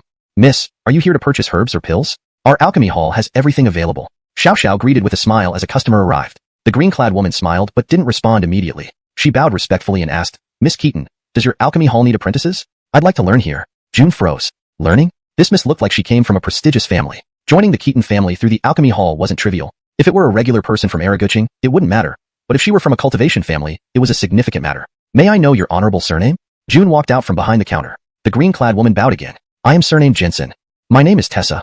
Tessa spoke calmly. June was startled. Jensen family? Tessa? The lady of the Jensen family who rarely left her residence? They had cooperated with the Jensen family for years, yet this was the first time June met her. You? So you're Miss Jensen. Miss Jensen, why are you here? You can speak plainly. June regained composure and returned the bow. The Jensen family learning at the alchemy hall? What a joke. The Jensen family was already a major authority in alchemy. This woman probably knew more about medicinal principles than June herself. Tessa pursed her lips. To learn, she confirmed calmly. June was lost for words. Well, does the head of the Jensen family know? June hesitated. As prominent cultivation families, this decision couldn't be made without the two heads present. I'm here to learn. It has nothing to do with my father, Tessa said, unmoved. June's expression faltered. Did this girl really not understand? Or was she pretending? Before she could decide, a voice came from inside the hall. Accept her. Certainly accept her. Our alchemy hall welcomes Miss Jensen. Out came Coulter with a smile, nodding slightly at Tessa. ##### Chapter 39. The third invitation. When Tessa saw the visitor, a smile appeared on her face. She stepped forward and performed a graceful curtsy. Chinger pays respects to master, Tessa said, her voice clear and melodious yet tinged with coldness. Follow me. Coulter smiled faintly and turned his head to nod at June before heading into the backyard. Tessa immediately followed him, leaving June in a daze. This quick. June muttered, her mouth hanging open. She glanced toward the backyard, then chuckled to herself. Indeed, today's brother Yun had earned that right. Turning around, she returned to the counter without further thought. Inside the hall, deep in the backyard, Coulter walked ahead while Tessa closely followed. They walked in silence, saying nothing along the way. After passing through the backyard, they entered an inner courtyard pavilion. Coulter stopped and slowly turned to face Tessa. Did your father send you here? Coulter asked softly. Just now, the system had detected something and issued a prompt. An emperor-grade cultivator had come knocking. This was the first time he had met this woman, and he didn't know how to start the conversation. Yes, Tessa replied simply, then fell silent, her gaze fixed on Coulter. Inside the small pavilion, a man and a woman faced each other in awkward silence. Coulter's expression changed slightly. The pill master at Yongdon Hall saved my life. Regardless of your identity, once inside Yongdon Hall, if you take me as a disciple, then... Coulter hesitated, unsure of how to phrase his next words. But he couldn't let such a precious opportunity slip away easily. If necessary, he could spend more time building a relationship. One day as a teacher, a lifetime as a father, Tessa gently interjected. Coulter froze. Father? An eerie father? I don't mean it that way. We are almost the same age, Coulter hurriedly explained. Tessa understood immediately. She stepped forward and bent low in a respectful bow. Big brother Keaton. Chinger has long admired you and wishes to be by your side always, Tessa declared firmly, having made up her mind before coming here. After recovering from her illness, she had had a long talk with her father. Both agreed that the person before her was destined to revitalize the Jensen family, and they couldn't afford to miss this opportunity. Coulter couldn't help but stare at her. This girl was more straightforward than he was. Ding! Congratulations, host, for acquiring an Emperor-grade cultivator. Tessa. Mystic Een Body, Single Water Attribute Spirit Root, with Emperor Potential. System Reward, Mystic Een Decree. Bonus Reward, Great in-hand secret technique. Additional reward, 1 level increase in cultivation. A mechanical voice echoed in Coulter's mind. His cultivation rapidly advanced as terrifying spiritual energy surged within him. With great effort, he suppressed it. Now, he was at the mid-stage of the Yuaning realm. Coulter took a deep breath. This progress was acceptable. Only 1 step remained before reaching late-stage Yuaning. Good. Don't move, Coulter said with a smile, nodding. He approached her. Tessa's eyes widened. Was it starting now? Shouldn't they go inside first? As Coulter neared, Tessa steadied herself. It didn't matter. Since she had decided, eventually she would belong to him. Come. Tessa opened her arms and closed her eyes, her pale cheeks flushing red. Coulter nodded. Feel carefully. This cultivation method is perfect for you. Each system reward came with a corresponding cultivation method. Previously, Leona received the soul-swallowing decree, and now the mysticking decree. These methods were useless to him, so he intended to pass them on quickly to boost their cultivation, thereby benefiting himself indirectly. Tessa replied, biting her lip lightly. She wasn't afraid of pain. Without hesitation, Coulter raised his hand, focusing his divine sense, and pointed at Tessa's forehead. Whoosh! Tessa trembled, opening her eyes wide as she felt the cultivation method being transmitted to her. This cultivation method. It's heaven-defying. Being a cultivator herself, Tessa immediately recognized its immense value. The techniques recorded in it could make top-tier cultivation families drool. He isn't just skilled at alchemy. The divine sense I felt earlier, I've never experienced anything like it. Tessa's eyes brightened even more. The Jensen family's choice was absolutely correct. If Erigu City produced a prodigy, it could only be the person before her. Coulter finished transmitting the method and withdrew his finger. How does it feel? Coulter asked softly. Tessa trembled again. Seeing no further action from Coulter, her face turned crimson.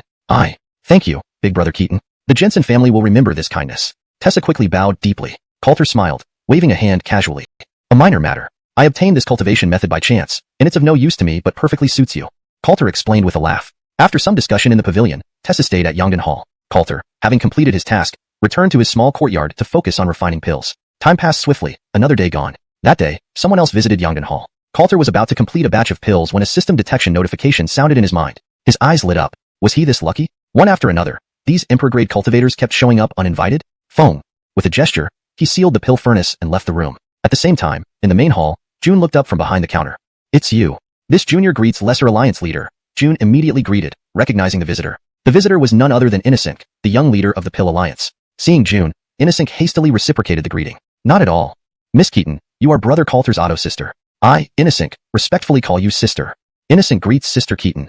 Innocent bowed deeply again. June was taken aback. In the Keaton family, she was merely an insignificant junior. Why was the young leader of the Heavenly Pill Alliance greeting her and calling her sister? This, Lesser Alliance leader, you honor me too much. June's heart raced, taking a deep breath to calm herself. Such unexpected honors had become a regular occurrence lately. Just then, Coulter emerged from the courtyard. Innocent, why have you come? Certainly not. Coulter paused, narrowing his eyes. He hoped this young alliance leader wasn't like Tessa from yesterday. While an emperor-grade cultivator was invaluable, he found such developments unsettling. He wasn't sure if officially accepting a disciple with formal bowing counted as capturing an emperor-grade cultivator. Chapter 40, The Hidden Secrets of Erigu City. Brother Keaton, the leader wishes to see you, Innocent said straightforwardly. This time, it was already the third invitation from the Heavenly Pill Alliance. The leader must have something truly urgent to discuss. Coulter was taken aback for a moment, but then relaxed inwardly. Cough, cough. Well, lead the way, Coulter nodded. He did indeed want to meet the leader of the Heavenly Pill Alliance. He had crippled 2 of their alchemists, and it would be imprudent not to accept repeated invitations. Innocent's eyes lit up with joy. Please follow me. He quickly extended his hand. Before coming, he had prepared some words to persuade, but unexpectedly, the person in front of him agreed so readily. Xiao Yun, June stepped forward, concern flashing in her eyes. She knew that the Heavenly Pill Alliance's alchemist had been defeated by her younger brother. It's fine, Coulter smiled gently and nodded to Ayala. In the future, Yongdan Hall might collaborate with the Heavenly Pill Alliance. He understood what she was worried about, but there was no need. With his current mid-stage nascent soul cultivation, he wouldn't face any danger within Erigu City. Seeing this, June didn't press further. Soon after, the two left the hall. The Heavenly Pill Alliance was located in the southern district, backed by the southern suburbs, covering an enormous area. Compared to a cultivation family, it resembled more of a sect, filled with numerous alchemists and hidden experts, ranking as one of the top forces in Erigu City. Upon entering the alliance, alchemists in white or green robes could be seen everywhere. First and second rank alchemists were common. Purple-robed alchemists were rare. Brother Keaton, please. The leader is waiting inside. I won't accompany you further, Innocent bowed respectfully. Coulter nodded, his divine sense subconsciously spreading out to scan the pavilion. Inside, only one person stood. Brother Dan, please proceed. Coulter returned the bow and entered the hall without delay. Walking through the corridor, he soon saw a middle-aged man standing ahead, dressed in a simple long robe with long hair cascading down, looking quite refined. Seeing Coulter, the man stepped forward and bowed. From the Heavenly Pill Alliance, Miguel, paying respects to Master Keaton, Miguel smiled warmly. The higher the position, the clearer the understanding that strength was paramount. After confirming that the person before him was already a nascent soul powerhouse, Miguel couldn't maintain the airs of a leader. Michael, too kind, Coulter returned the gesture. He hadn't been at the nascent soul stage for long, and being in the realm of cultivation hadn't been long either. It still felt somewhat foreign. After exchanging pleasantries, "Master Keaton, please," Miguel gestured. Coulter nodded, and they sat opposite each other. There was a brief silence in the hall. "Michael, speak your mind," Coulter said directly. "Was this leader planning to just sit here all day?" Michael smiled faintly. "Master Keaton is straightforward," he admitted. "Let me get straight to the point. Have you heard of the Qingyuan immortal sect?" Michael asked cautiously. Coulter paused. "A high-rank immortal sect?" He looked deeply into Miguel's eyes. "Michael, you mentioned being straightforward earlier," Coulter said quietly. Why was he beating around the bush again? Miguel appeared awkward. "My apologies, it's a habit. The Qingyuan immortal sect is a high-rank immortal sect near Erigu City, with connections to our Erigu City Langston family. They have dispatched a senior uncle-level expert to visit Erigu City upon receiving news of your actions against the Langston family," Miguel explained clearly. Coulter's eyes flashed. "Oh. Do you know the cultivation level of this senior uncle-level expert?" Coulter cut to the chase. Miguel hesitated, then replied softly, "At least nascent soul, possibly even perfected nascent soul." Coulter's expression softened. "Just a nascent soul cultivator." He thought a celestial being would come. "How did you learn about the secrets of a high-rank immortal sect?" Coulter asked sharply. Miguel quickly raised his hands in a respectful salute. "Master Keaton, don't misunderstand. The Heavenly Pill Alliance has no ties with the Qingyuan immortal sect." Miguel hastily clarified. He paused, then continued. "To be honest, many top forces in Erigu City have connections with high-rank immortal sects. Our Heavenly Pill Alliance is backed by the Jiangnan Medicine King Valley." Coulter's eyes sparkled. Qingyuan Immortal Sect, Medicine King Valley. These names, once distant and unreachable, now came into focus as his cultivation grew. Does Michael mean for Keaton to join the Medicine King Valley? Coulter grasped the intent. Miguel brightened and nodded vigorously. "Speaking with intelligent people is always pleasant. Master Keaton, your alchemy skills are wasted if you stay in Erigu City. The Medicine King Valley is the best choice for you." Coulter fell silent. Joining a sect? If not for the system, this would be an excellent path. But he had already mapped out his future, gaining power from emperors and reaching the peak of cultivation. No immediate decision, Coulter deflected. Offending two high-rank immortal sects simultaneously wasn't wise. "Very well. I will report this to the Medicine King Valley. As for the Qingyuan immortal sect, we will try to mediate." Miguel's smile widened. Not outright rejection meant the person had no backing from a high-rank immortal sect. In the end, joining the Medicine King Valley would be inevitable. "Thank you," Coulter bowed. "Mediation, don't set expectations too high." The Medicine King Valley merely needed to buy him time. Once he reached late-stage nascent soul, things would stabilize. "Michael, if I recall correctly, tomorrow is the alchemist gathering, right?" Coulter asked. "Yes," Miguel confirmed. "Rumor has it that Master Keaton represents the Keaton family. Tomorrow's gathering will surely bring fame to the Keaton family." Miguel smiled broadly, but Coulter's face showed difficulty. He pretended to ponder, wanting to say something but holding back. Never mind," Coulter sighed and shook his head. Seeing this, Miguel's smile deepened. This was a perfect opportunity to win over this young man. "Master Keaton, whatever troubles you, speak openly. If the Heavenly Pill Alliance can help, I won't hesitate," Miguel said earnestly. Coulter immediately looked up, his face breaking into a smile. Chapter 41. 5th rank elixir completed. He had been waiting for this response. "To be honest," Coulter said with an affected difficulty, "the medicinal pills for the elixir conference haven't been fully prepared by the Keaton family. There are quite a few ingredients missing." Miguel pondered slightly after hearing this. This was indeed a tricky situation. Tomorrow is the elixir conference. It would probably be too late to refine them within one night. "If Master Keaton doesn't mind, you can stay at our Celestial Elixir Alliance tonight and refine the elixirs. Any required herbs available in our stock will be provided without hesitation," Miguel said sincerely. This was a great opportunity to cultivate a good relationship. One night, even if the person before him was a nascent soul expert, it was impossible to achieve anything significant. It wouldn't waste much of their resources. Coulter's face showed a flicker of emotion. "Lord Zhao's generosity is greatly appreciated. I will not decline," he replied formally. "I thank you very much. Coulter will always remember this kindness," he said seriously, bowing his head. "Emotional value must be sufficiently acknowledged." Sure enough, the smile on Miguel's face grew even wider. "It's no big deal," Miguel laughed as he stood up. Without saying more, he immediately led Coulter to the back mountain's elixir refining room. Moreover, he gave Coulter a celestial elixir order, allowing him access to the storeroom to retrieve any needed herbs, only requiring a record of what was taken. Coulter accepted all this. Such an opportunity didn't come easily, so he must seize it when it presented itself. Time passed quickly. A night went by. On this day, the Celestial Elixir Alliance held its elixir conference, and most of the cultivator families from Erigu participated. Besides purchasing the necessary elixirs for themselves, they also showcased the elixirs each family had prepared. Elixirs above the 2nd rank could be auctioned by the Celestial Elixir Alliance. The Alliance would also offer numerous 3rd rank elixirs for auction, possibly including those refined by the Alliance Lord himself. It was important to note that Lord Xiao was the only 5th rank alchemist in Erigu, which was the most attractive point for the various cultivator families. 3rd rank elixirs were rare in Erigu, in the inner storage of the Celestial Elixir Alliance. What did you say?" "He came to the storage nearly 10 times last night, taking over 100 precious herbs, nearly a dozen of which were 1,000-year-old herbs." Miguel stood in front of the storage, his face dark. The blue-robed alchemist in front looked pale, repeatedly clasping his hands in a salute. He had no other choice. Master Keaton possessed terrifying strength and wouldn't give him a chance to speak, entering the storage upon receiving the token and leaving by the time he reacted. "Here's the list." The blue-robed alchemist handed it over grimly. Upon scanning the list, Miguel's expression became graver. "Humph. Very well, Coulter. I offered you herbs to refine elixirs with goodwill, yet you used the guise of refinement to steal from the Celestial Elixir Alliance. Miguel's face was deathly pale. They had talked amiably the previous day. He never imagined a nascent soul expert would do something beneath his dignity. He sighed inwardly, waved his sleeves, and left the storage, heading straight to the elixir refining room. So what if he was nascent soul? The Celestial Elixir Alliance was not to be trifled with. Meanwhile, outside the Celestial Elixir Alliance's refining room, numerous alchemists had gathered. That's elixir aura, dense and unscattered, forming unique phenomena. During the process of refinement, generating such dense elixir aura indicates at least a 4th-rank spirit elixir. The alchemists outside couldn't help but comment, their shock visible. As time passed, more alchemists, including several purple-robed ones, arrived from the surroundings. Looking up, one could see the central refining room enveloped in thick elixir aura, slowly forming clouds that refused to dissipate. This isn't just a 4th rank. It's a 5th-rank elixir phenomenon indicating imminent completion. A purple-robed alchemist stepped forward from the crowd, disbelief evident on his face. Everyone was stunned. Suddenly, Coulter, come out and meet me, Miguel. From afar, since the other party was nascent soul, Miguel added gravitas to his presence. Before arriving, his voice echoed through the area. Following it, a P-core power swept across, causing every present alchemist to tremble. Shortly after, a figure approached swiftly. Lord Alliance? We greet Lord Alliance. The alchemist bowed respectfully. Miguel soon stood in the courtyard. Just as he was about to vent, he noticed the almost solidified elixir aura in the air ahead. This, Miguel, the only 5th-rank alchemist in Araguching, couldn't miss recognizing such dense elixir aura. Amidst his astonishment, a purple-robed alchemist stepped forward. Lord Alliance, the person inside that refining room is named Coulter. Has he offended you? The purple-robed alchemist inquired. Miguel's expression changed, his eyes flickering with uncertainty. At this moment, he realized why Coulter consumed so many herbs overnight. Refining a 5th-rank spirit elixir was something even he couldn't guarantee success with. And now, it seemed Coulter was completing it within one night? Well, he's my friend. How could there be any offense?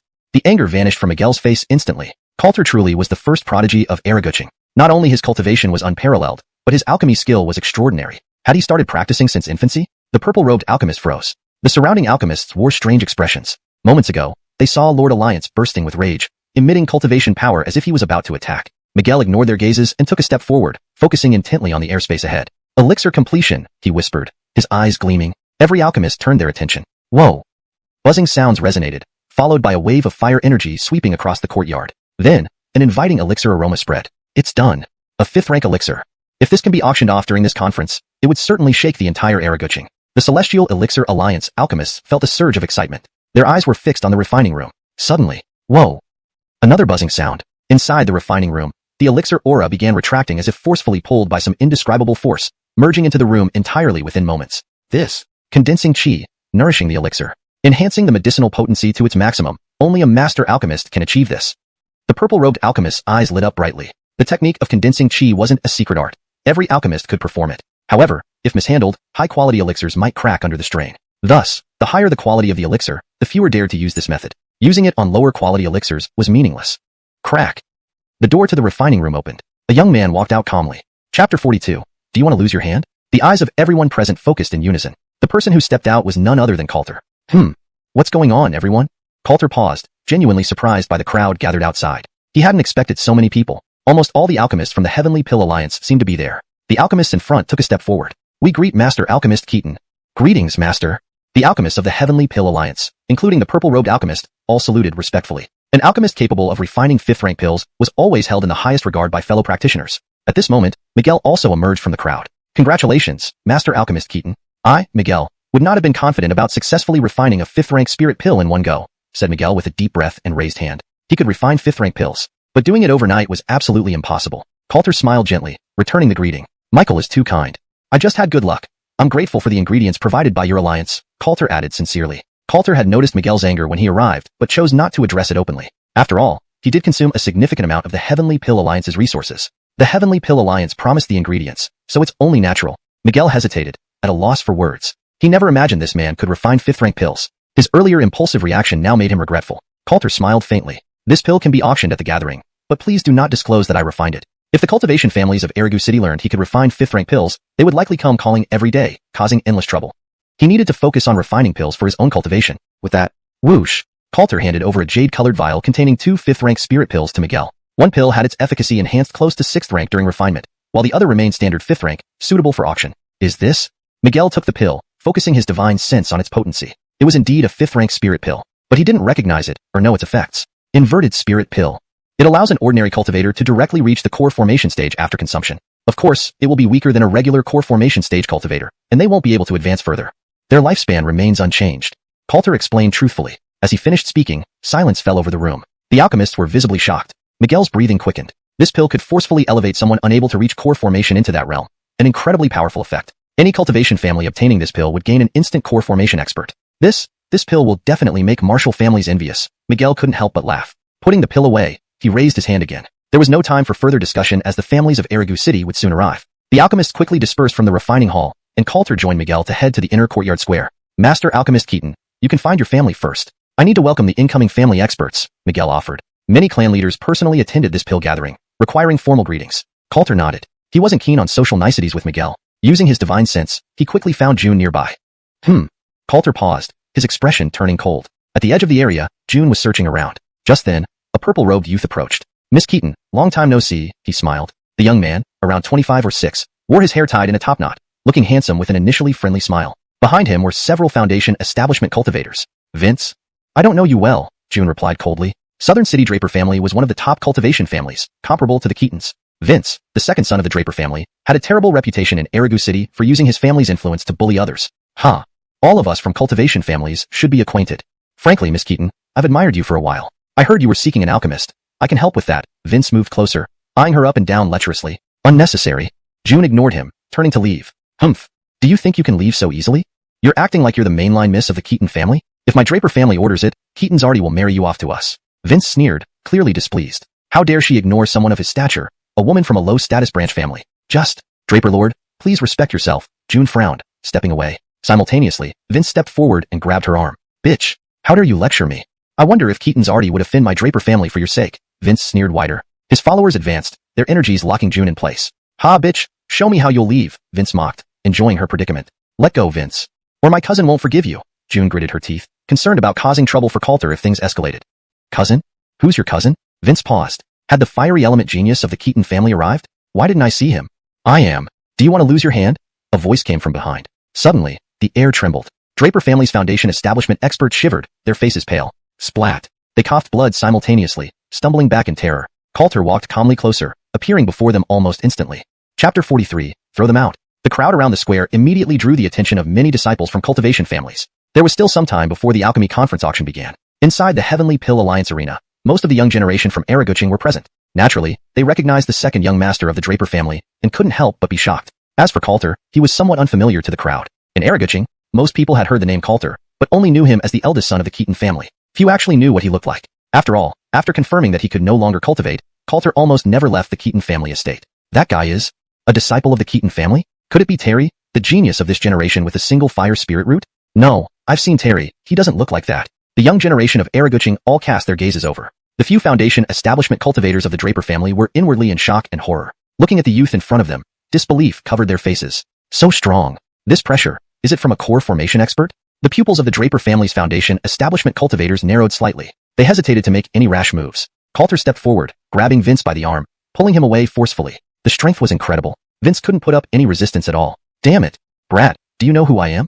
Even if Terry were here, he would have to smile and apologize to me. Haven't you let go yet? Vince roared angrily. At this moment, June snapped back to her senses. Her eyes flickered with worry. Jensen Yun, this man is the second young master of the Draper family, June hurriedly said. Coulter's gaze turned sharp after hearing this. South City, Draper family. One of the top cultivation families, with strength on par with the Keaton family. But that was in the past. Now, the Keaton family had two nascent soul experts. The Draper family, Coulter smiled. Vince glared. Kid, knowing that, and you still don't let go? Are you tired of living? Do you believe me? Just one word from me, and the Keaton family will immediately send someone to bind you, and take you to our Draper family to kowtow and apologize. Vince continued to shout furiously. Where did this brat come from? How dare he be so disrespectful to him? I don't believe you. Coulter said calmly. Those two words were clear and firm. Vince's anger was practically spilling out of his eyes, his face turning red with fury. You little bastard, you. Vince didn't finish his sentence. Snap. Ah. A scream of agony, echoing through the square. The young generation of Eraguching shivered, feeling a chill run down their spines. Their eyes widened as they stared at the scene before them, completely disbelieving what they saw. The second young master of the Draper family's arm was broken with a crisp sound, followed by an ear-piercing scream. The sight was enough to send shivers down anyone's spine. Hiss. Has the Keaton family gone mad? How dare they attack someone inside the Heavenly Pill Alliance? And right in public, they disabled the second young master of the Draper family.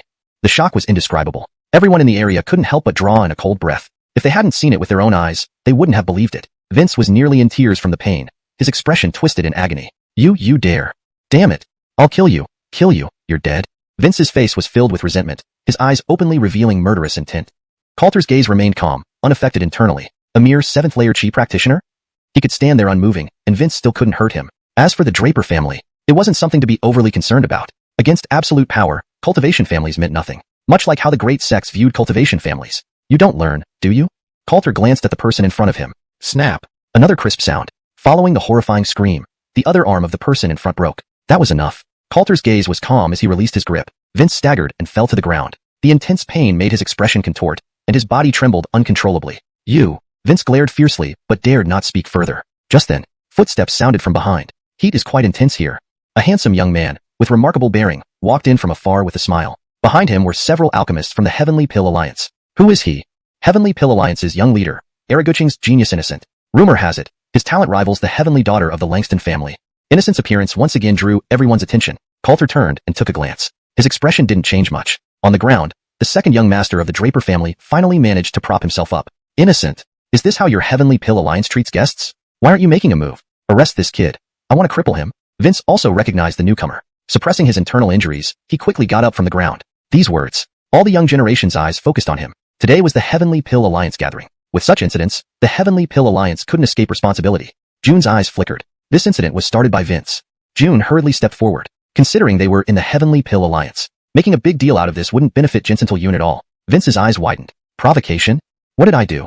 Did I harm you physically? On the contrary, my Draper family suffered serious injuries. My family must have an explanation today. Vince barked continuously, facing so many Araguching disciples. If he didn't cripple the Keaton family's kid, where would he put his face from now on? June's mouth paused, unable to respond for a moment. At this moment, Coulter turned around. Noisy. Bam. Boom poo. A burst of spirit energy shot out. Vince's body shook, falling to the ground again as he spat out a mouthful of blood. You crippled my cultivation. Vince's eyes were bloodshot. He never expected. Facing the Heavenly Pill Alliance, this kid still dared to make a move? This scene similarly stunned those around. Their eyes trembled. The Keaton family has become so bold? To offend both the Draper family and the Heavenly Pill Alliance, two top-tier forces. This kid might be expelled from the Keaton family. The young generation watching clearly understood the gravity of the situation. Sacrificing the family for temporary satisfaction was far too foolish. Coulter's expression remained unchanged. Brother Dan, what do you think? Coulter glanced at Innocent, smiling. Innocent smiled faintly. Without unnecessary words, he raised his hand. Soon, several Foundation establishment cultivators from the Heavenly Pill Alliance appeared nearby. Offend Brother Keaton. The Heavenly Pill Alliance apologizes, but does not welcome troublemakers. Throw them out. Innocent gestured calmly. With these words, several Foundation establishment cultivators from the Heavenly Pill Alliance stepped forward. Hashtag Chapter 44, Aspen's Invitation. Huff. The few members of the Draper family, including Vince, were directly apprehended. Vince stood there in a daze, his face full of confusion. Realizing what was happening, he widened his eyes. You dare. Jethro, what do you mean? This young master wishes to see the Grandmaster of the Heavenly Alchemy Alliance, Vince shouted, disregarding his injuries. The Ottos from the Draper family hadn't arrived yet. If they knew he had been beaten and thrown out of the Heavenly Alchemy Alliance, tarnishing the Draper family's honor, their father, the family head, would likely be enraged. Jethro glanced at them briefly, but soon withdrew his gaze, seemingly uninterested. The powerhouses of the Heavenly Alchemy Alliance acted swiftly. Under the stunned gazes of the surrounding crowd, they dragged the Draper family members up and tossed them out of the Alliance premises. All this happened in the blink of an eye. Many people present still hadn't processed what just transpired. Brother Keaton, please.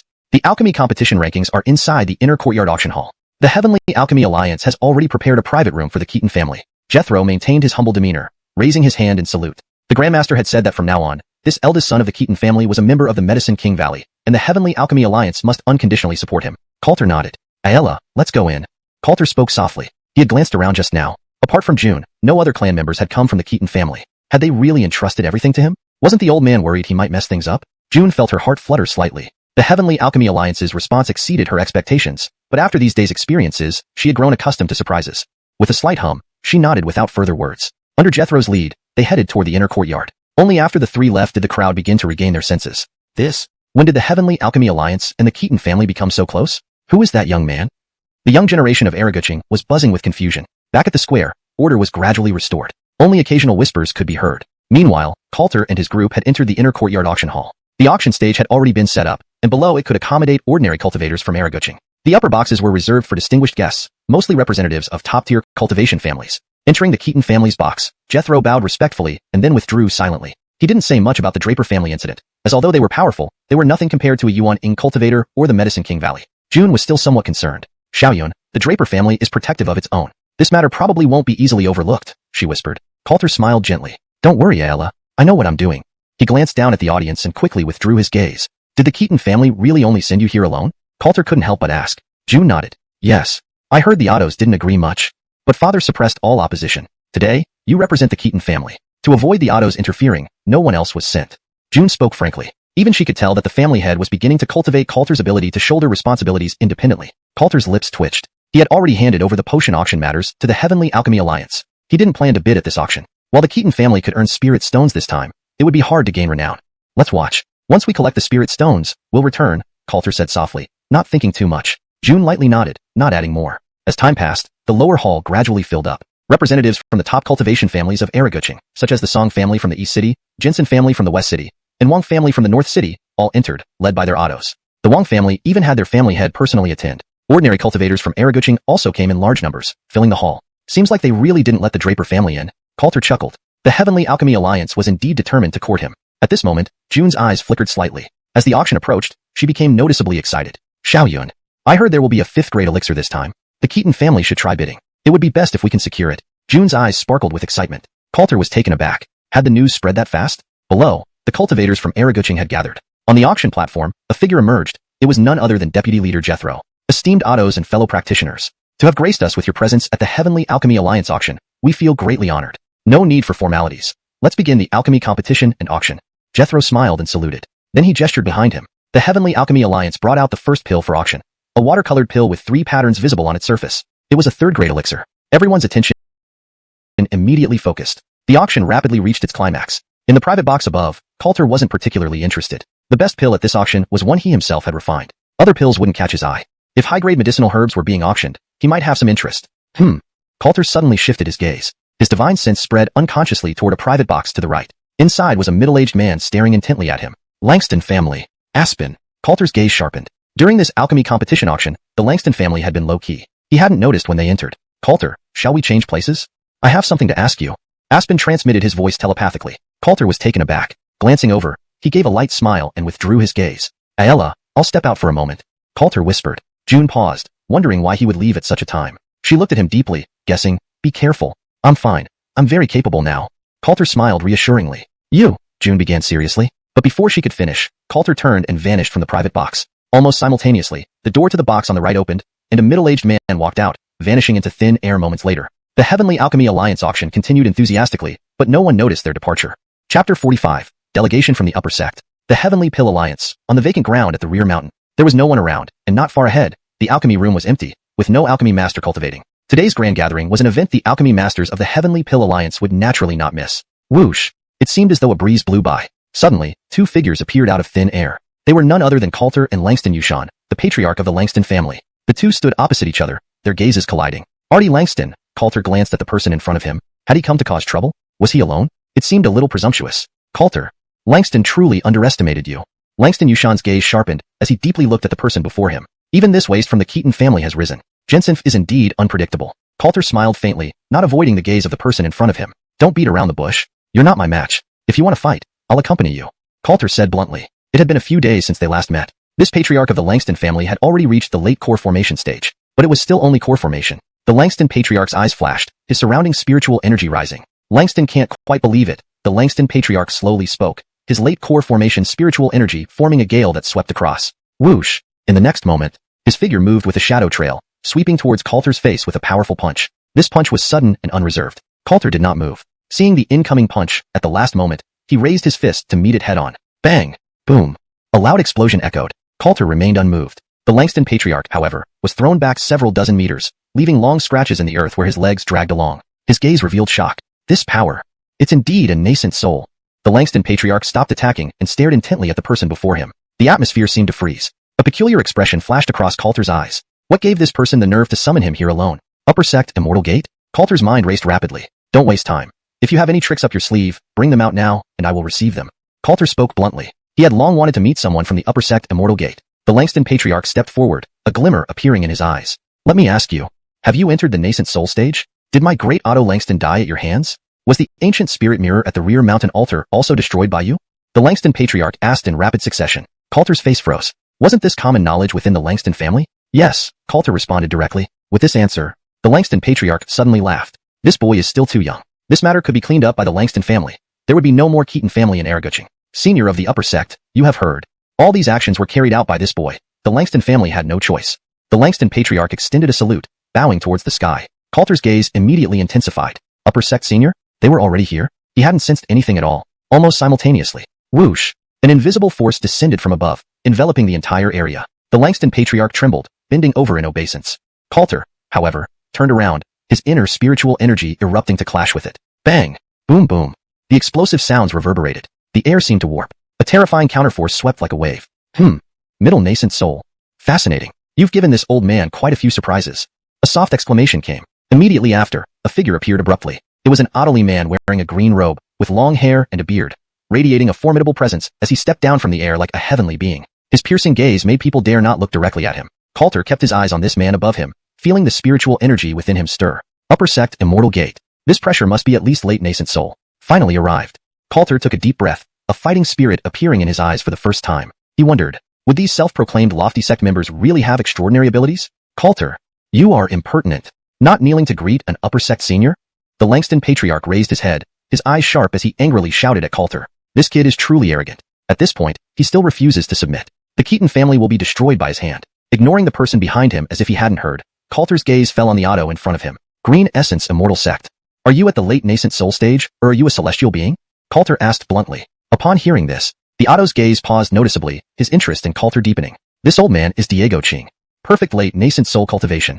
Elder of the Enforcement Hall, Green Essence Immortal Sect. Diego Ching calmly replied. After speaking, his inner spiritual energy erupted, instantly overpowering Coulter's aura. Junior, follow this old man to the Green Essence Immortal Sect. Your responsibilities will be determined within the sect. Aaron said again, his tone calm yet brooking no refusal. Coulter's gaze sharpened. I am used to freedom and do not enjoy restrictions. In recent times, I have no plans to leave Araguching. Coulter spoke slowly. Spiritual energy continued to gather within him, ready to unleash ancient Phoenix true flame at any moment. Not a celestial being. If it's perfect late nascent soul, he could engage in battle. Aaron's gaze darkened slightly, showing some displeasure. Young man, you don't know your place. Fine. Today, this old man will show you the true might of the upper sect immortal gate. Aaron stepped forward, his spiritual energy sweeping through the surroundings. As he spoke, he slowly raised his head and pointed a finger out. Spirit annihilation finger.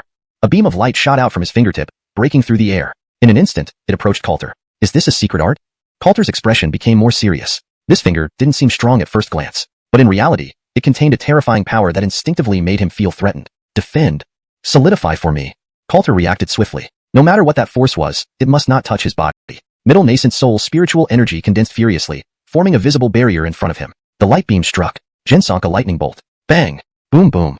An explosion resounded. Then, a small hole appeared in the spiritual energy barrier. That light beam, as if imbued with consciousness, drilled into the barrier, heading straight for Coulter. Not good.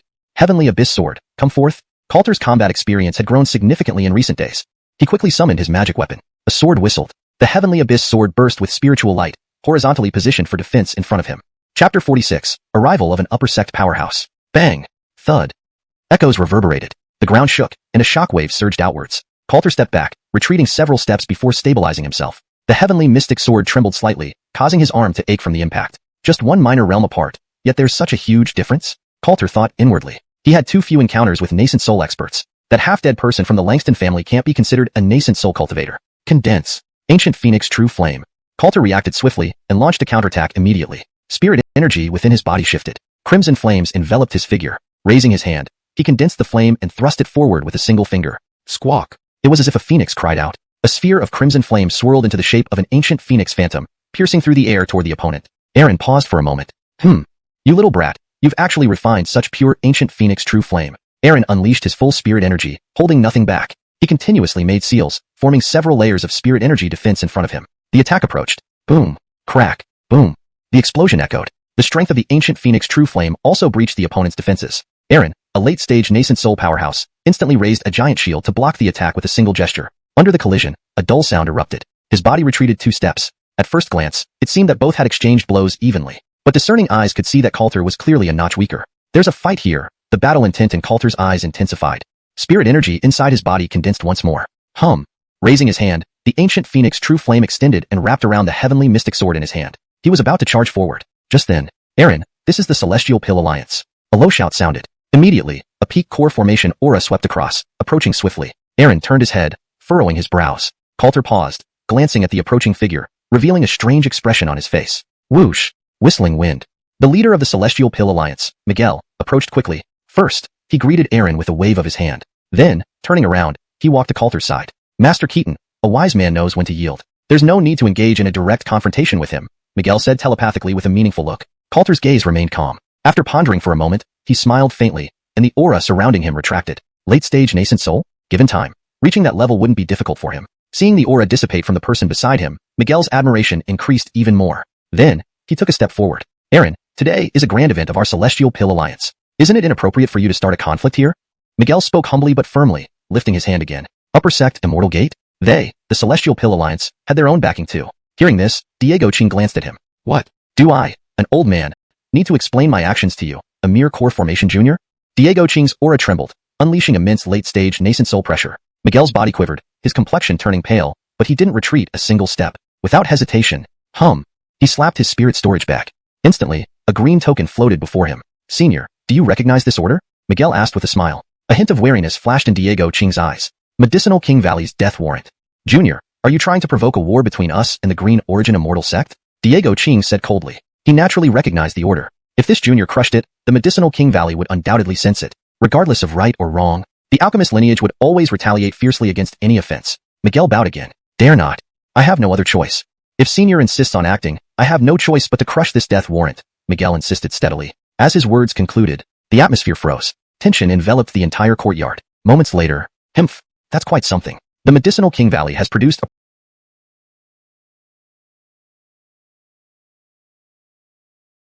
promising junior. Aaron Qing grunted, retracting his aura. He cast a glance. In the next moment, Diego Qing's figure vanished abruptly. Silence fell over the scene. It was as if nothing had happened. Brat Coulter, you've actually allied with the Medicinal King Valley? Aspen's expression changed dramatically upon realizing this. Though the Medicinal King Valley wasn't the strongest among Upper Sect Immortal Gates, no Upper Sect gate dared to offend it easily due to its alchemist status. Whoosh!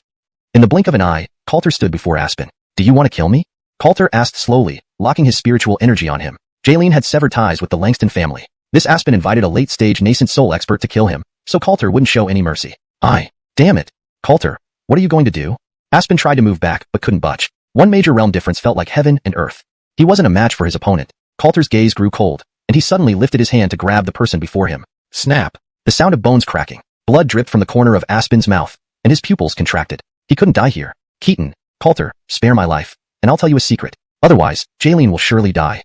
Aspen struggled to speak. Upon hearing this, Coulter's face changed slightly, and he loosened his grip but kept his nascent soul-level spiritual energy locked onto the person. Speak. Coulter demanded coldly. The Langston family truly never let go. I'll tell you if you promise not to kill me. Aspen's face turned pale, staring at Coulter intensely. Things had reached this point. All he sought now was to save his life. Coulter's spirit energy erupted. If you don't speak, I'll kill you now. Nascent soul-level spirit energy pressed down on him again. Aspen trembled, spitting out a mouthful of blood. Fear spread across his face. I'll talk.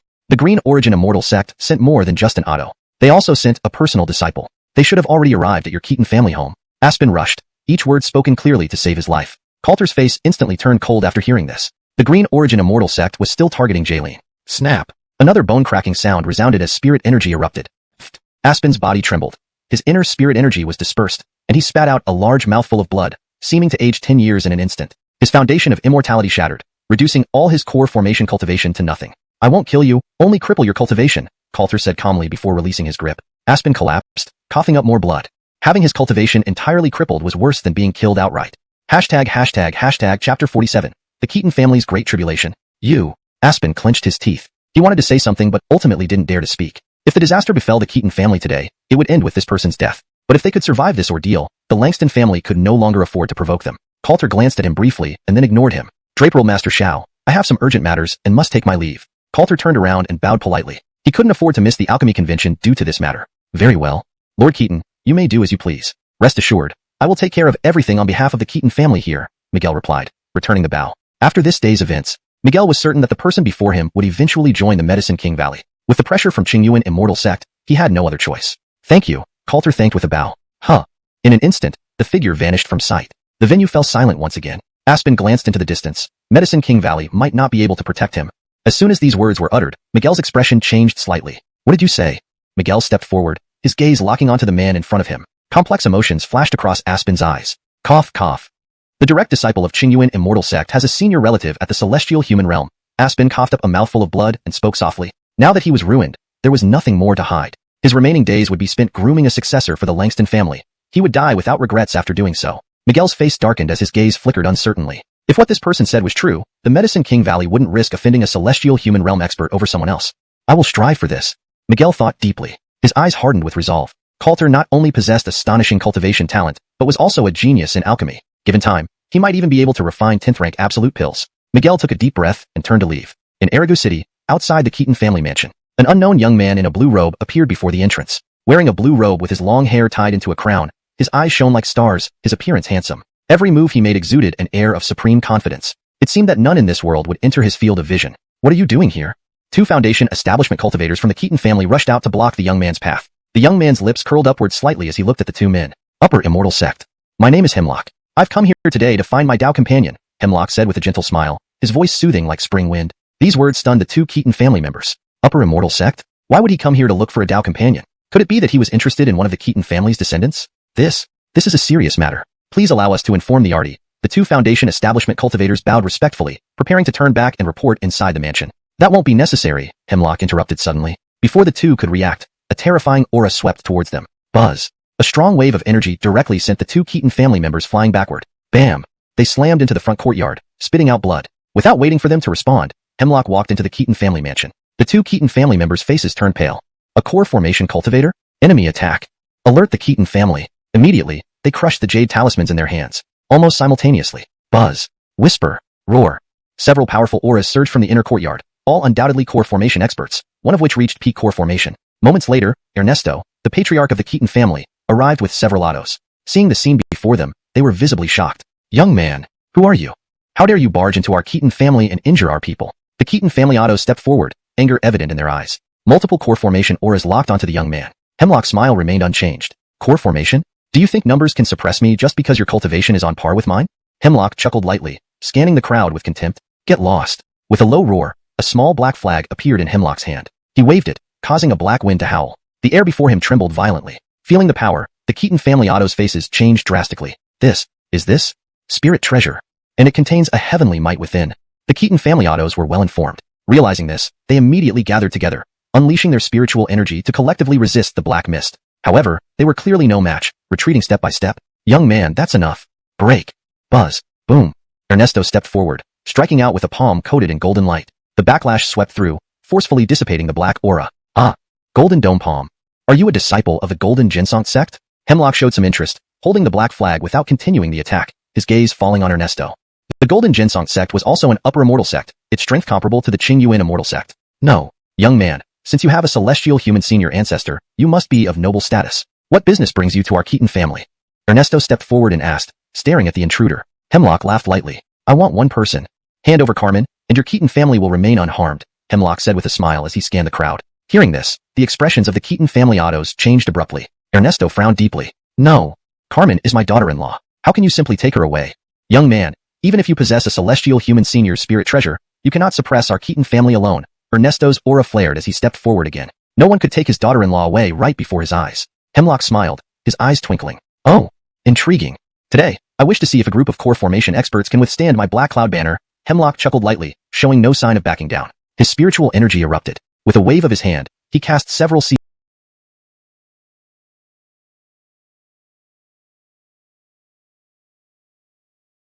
in rapid succession. Buzz. Whisper. Roar. Suddenly, the black banner in his hand expanded several times, transforming into a massive flag. Black mist swirled within, emitting chilling roars of a ferocious beast. A terrifying pressure swept across the entire courtyard. It's a spirit treasure, containing a top-tier ferocious beast. Altogether, don't be careless. Reacting quickly, Ernesto led the charge. Turning his palm inward, golden light condensed, forming a huge palm shadow. Buzz. Boom. Boom. The golden sky palm shot out with a powerful force, slamming toward the black banner. The Keaton family autos' faces were exceptionally solemn as they dashed forward, their core formation spiritual energy exploding outward. Chapter 48. Overwhelmed. Shock. Hum. Boom. Almost a dozen of the Keaton family's core formation powerhouses were now fighting in unison. Led by Ernesto, terrifying spiritual energy poured out and clashed with the black banner ahead. The force was overwhelming, sending visible waves of air reverberating back. Amal's body paused, forcing him to retreat 2 steps. Huh.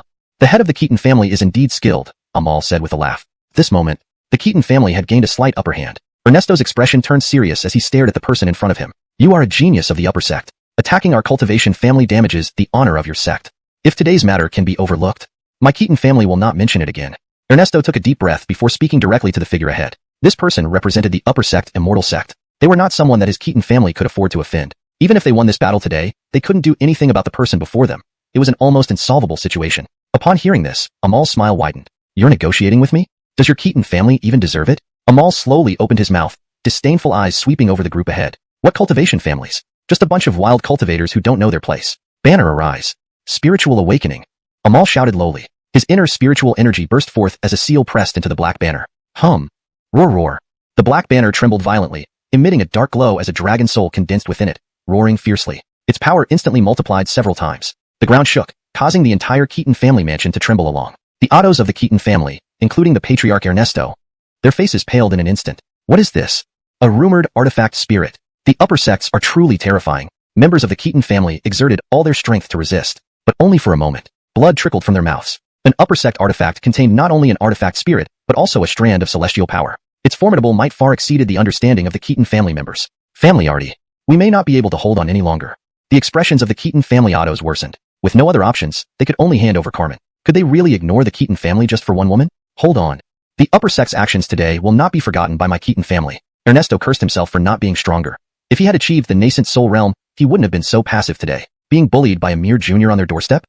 The Keaton family seemed unable to continue holding on. Just then, whoosh, caw. From the rear courtyard came a whistling sound followed by an ancient phoenix cry. Bang, boom, boom. The explosion echoed. The force collided with the black banner, making Amal pause and step back several steps. The power within the courtyard was simultaneously dispersed. The Keaton family breathed a sigh of relief. Their eyes turned to where Carmen emerged from the inner courtyard. Her injuries were not yet healed, her face still pale, but her eyes shone with unprecedented determination, radiating nascent soul power. Carmen, why did you come out? Quickly go back inside. Your injuries haven't healed. The Keaton Ottos were stunned. Ernesto reacted first. If his son returned from the alchemy gathering without a wife, he'd be too ashamed to face anyone. Father, I'm fine. Today's events started because of me. I cannot drag the Keaton family into this. Carmen made up her mind long ago when she decided to follow Coulter. Facing the onslaught of the upper sect, Carmen, would give herself to them. Carmen disregarded the opposition of the Keaton family and stepped forward. Amal, I didn't expect you to come down the mountain yourself. Carmen glanced at him and spoke slowly. This man held a very high status within the Green Origin Immortal sect. Arriving personally at Araguching indicated he was resolute. Amal's gaze flashed as he looked deeply at the person approaching. He smiled. Great. You actually recovered your cultivation and reached the nascent soul realm. Though violated, you remain an excellent vessel. Amal's eyes gleamed brighter. This trip had been more than worthwhile. He scanned her once more. Haha. Come to the Green Origin Immortal sect. These useless people of the Keaton family are beneath me, Amal said lightly. A mere cultivation family wasn't worthy of his notice. No. My Keaton family can still fight. Ernesto stepped forward, his aura bursting forth. This time, only he stood alone. The Keaton Ottos hesitated visibly. It was clear to all but the foolish that handing Carmen over to the upper sect representative was the wise choice. Father, please accept my bow. I'll handle today's matters myself. Carmen felt gratitude. In the Langston family, no one had ever stood up for her. Even if she died today, she would die as a Keaton family daughter-in-law, smiling. This bow. A surge of nascent soul power restrained Ernesto's form. Following this, Carmen stepped forward, ignoring her internal injuries as her nascent soul cultivation circulated. Her aura grew stronger. Whoosh. Whistle. Intangible power swept through the courtyard, the air solidifying. Her aura overwhelmed the entire scene. Her face became even paler. Sister Hong. Sis Hong. Leona and Tessa called anxiously from behind. If not for Tessa restraining her, Leona would have already rushed forward. Their cultivations were too low. Rushing out would only be a burden on Sister Hong. The courtyard resonated. Nascent soul cultivation, coupled with the ancient phoenix force, completely suppressed the black banner.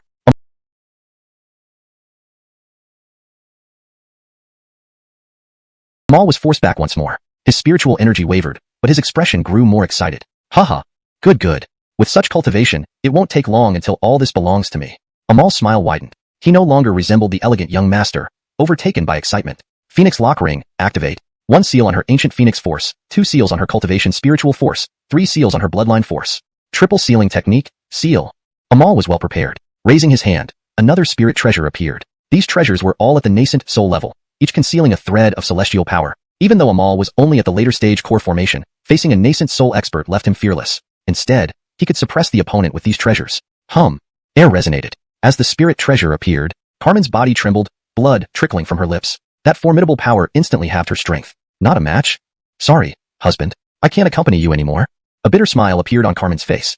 Chapter 49. Treasure Snatching. In the courtyard, the disparity in strength was evident. Carmen, already injured, could barely hold on as a trickle of blood leaked from the corner of her mouth. The atmosphere within the courtyard grew increasingly somber. The Keaton family members sighed inwardly, knowing there was nothing they could do. An upper sect immortal gate disregarding their identity to oppress a cultivation family. Such situations could only be accepted as bad luck. The difference between them was not merely a matter of degree. Carmen, do not resist uselessly. Come up the mountain with me. If you serve well, I might spare your life, Simeon said, sweeping his gaze over her. Given his status, many female cultivators would vie to become his Dan Furnace, but none were qualified enough for him. This wretched woman actually dared to resist? Simply incomprehensible. Note, Lu Ding is translated as Dan Furnace to maintain consistency and provide clarity for English readers familiar with cultivation terminology. Carmen's eyes flickered, her gaze sweeping over him coldly. I won't go up the mountain. This is my home, Carmen's home. I will not leave, she resolved, letting the power of the ancient phoenix circulate around her body. She had decided to sever her heart meridian, leaving not even her corpse for him. Simeon's expression changed slightly. Phoenix flame? Wench, you dare? How can you die when Gon has not allowed it? Anger surged in Simeon's eyes. He wanted to stop her, but it was too late. Blazing fire swept across the air, distorting it as if it were burning. Ancient Phoenix true flame rose around Carmen. Just then, whoosh! A powerful aura swept towards the Keaton family manor from outside. Draperide. Quell. A surge of red flame broke through the sky and instantly landed on Carmen. Her flames, which had risen around her, disappeared without a trace. Husband. Carmen trembled, immediately looking up. Only her husband could extinguish her ancient Phoenix true flame so effortlessly. Almost simultaneously, a figure appeared mid-air and flashed before Carmen. Before anyone in the courtyard could react, the figure stood in front of Carmen. Foolish girl. Next time, wait for me before doing something like this. Coulter supported her and infused a strand of spiritual energy into her, stabilizing her condition. Fortunately, he made it back in time. Any later, and something truly disastrous could have happened. I understand, Carmen softly acknowledged, her cheeks slightly flushed. She didn't know why, but every time this person appeared, she felt an inexplicable sense of security, as if nothing would go wrong as long as he was there. Everyone in the courtyard finally reacted. Yuner? Eldest master. Big brother. The eyes of the Keaton family members all focused on Coulter. Coulter smiled slightly and greeted his father. Father, I'm back, everything is fine, Coulter said with a smile. His words left the courtyard momentarily silent, the scene somewhat odd. Adair's face shifted unpredictably. Why did you come back? Adair's expression darkened. Wasn't his son supposed to be at the Heavenly Pill Alliance? If he had a choice, he wouldn't want Coulter to return. What good would it do now? It would only add another layer of sorrow. I received the news and rushed back immediately. Don't worry. Leave it to me, Coulter said with a faint smile. It was time for the Ottos and seniors of the Keaton family to see that he, the future patriarch of the Keaton family, was indeed qualified to lead. Adair's expression darkened further, momentarily speechless. At the same time, a cold snort came from ahead. You are Coulter? Gon has heard of your name, Simeon said, his gaze flashing as an invisible force swept over. His aura locked onto Coulter, unhesitating. Did this kid really think killing the trashy Langston family's Yuan Ing cultivator would make him challenge an upper sect immortal gate? Cultivation families were thus superficial. Coulter turned his head to look at Simeon. Who are you?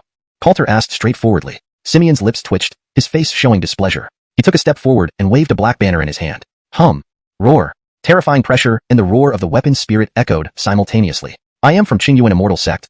My name is Simeon. Wild brat, since you're here, Gon will take you along as well today, Simeon said, his gaze deepening as his aura soared. Coulter looked at him calmly. A mere core formation cultivator, acting so arrogantly? Carmen, he has many spirit treasures, and one of them contains a trace of a heaven-human realm cultivator's chi, Carmen whispered, reminding him. Coulter's eyes flickered, understanding. No wonder he's so arrogant. No problem.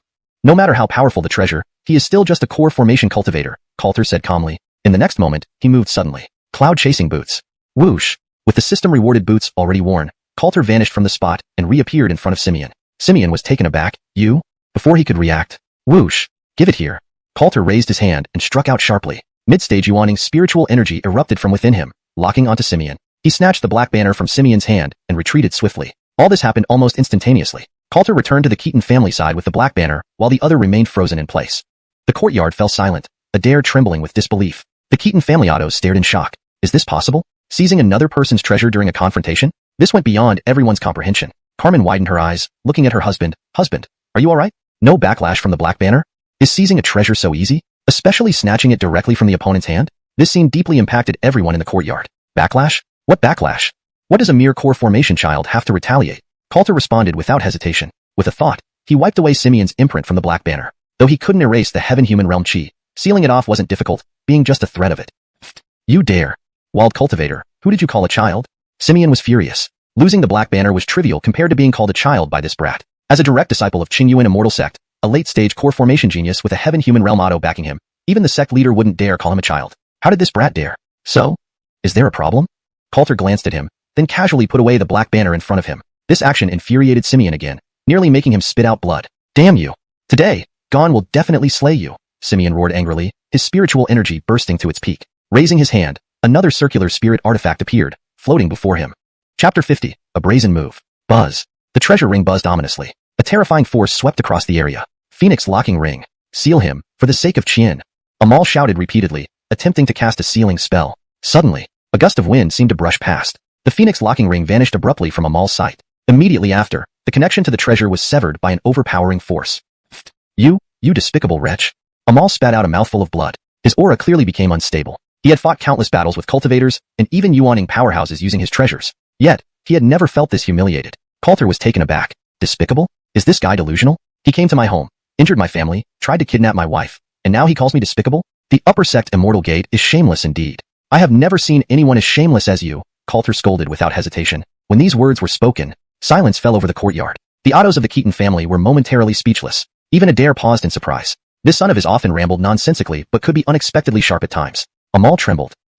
You.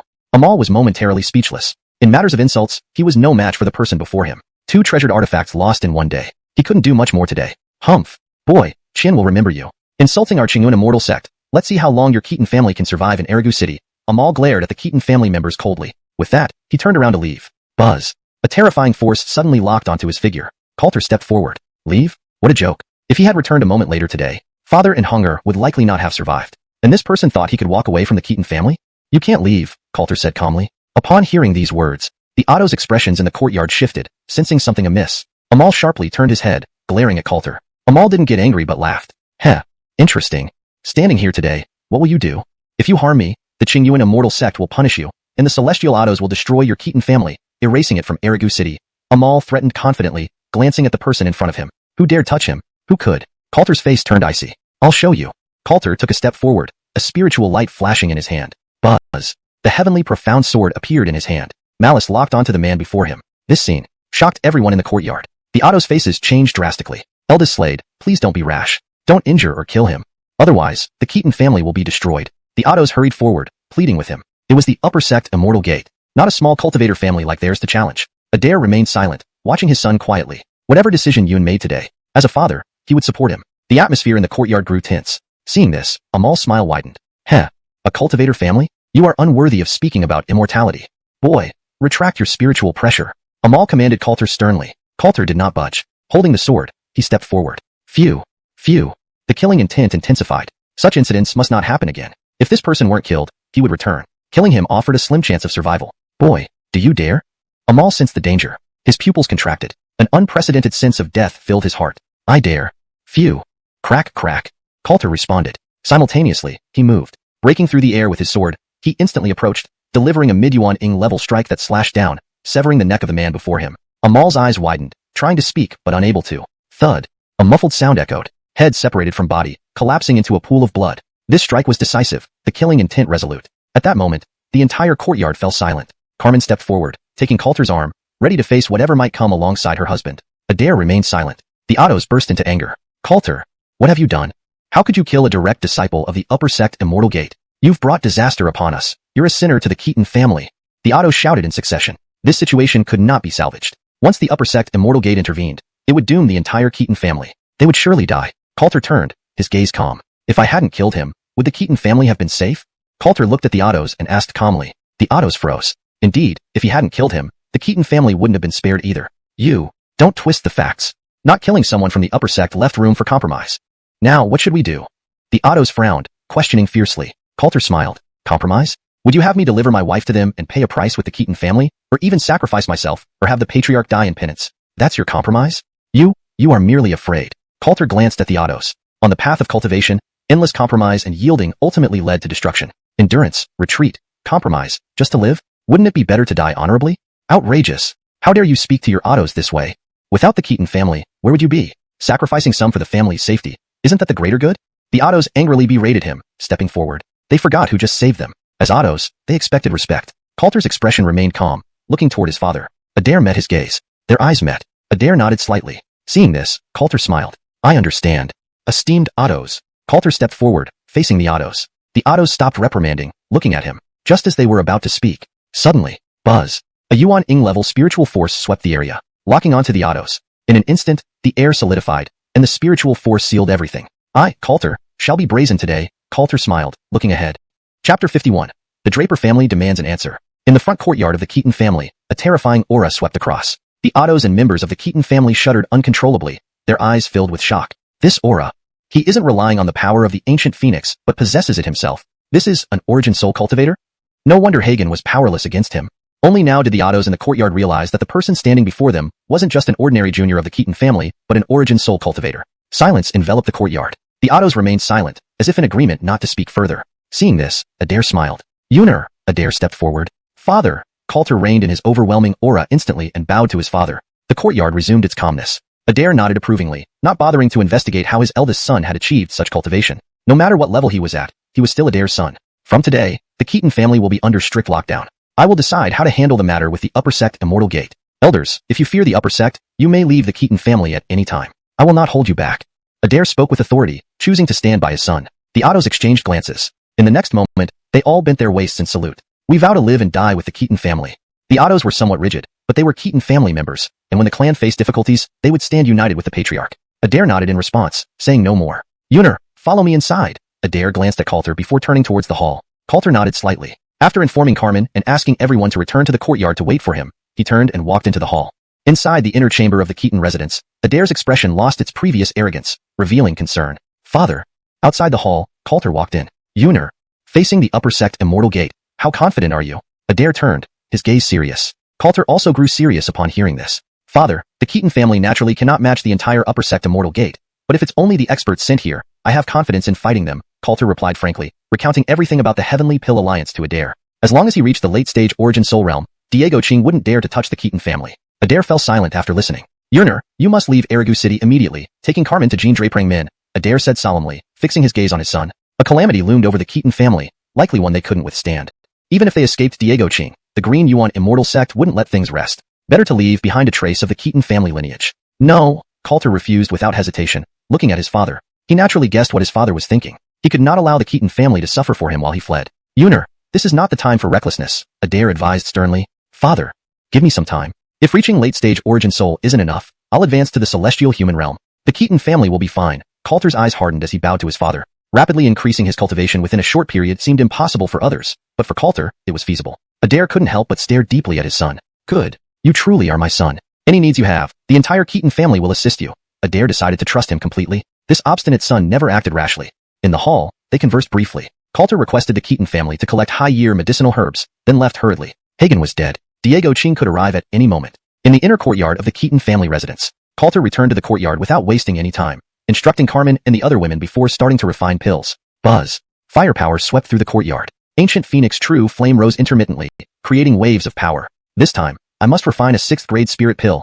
Coulter focused intently, unleashing spirit energy with continuous seals. Before him, the alchemy cauldron floated in the air, enveloped by crimson flames. Precious herbs were added one by one. Even for Coulter, refining a 6th-grade spirit pill was uncertain due to insufficient herbs. The Keaton family had done their best but still lacked some. Coulter relied on his alchemy skills to adjust and blend the herbs, leaving the outcome to fate. Time was running out for the Keaton family. Half a day later, outside the Keaton family residence, suddenly, several carriages approached from afar, stopping at the main entrance. Adair, come out and see me.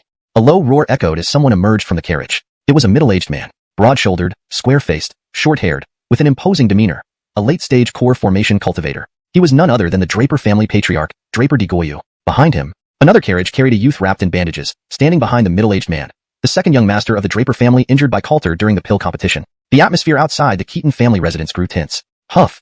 The Keaton family is under lockdown. Please leave. Two figures rushed out from the residence, both Peak Foundation establishment cultivators, their faces serious, eyes locked on the crowd. Draper Digoyu laughed sarcastically upon hearing this. Lockdown? Tisage. At least your family has some self-awareness. Now, Draper must demand an explanation for wounding my son. Draper Digoyu's aura erupted, sweeping past the two. Seeing the Keaton family so flustered, Draper Digoyu felt a sense of superiority. Today, the Draper family must overshadow the Keaton family. His words hung in the air as the Keaton guards clearly hesitated, frowning at the Draper party. Draper Artie, I will report this matter to our patriarch.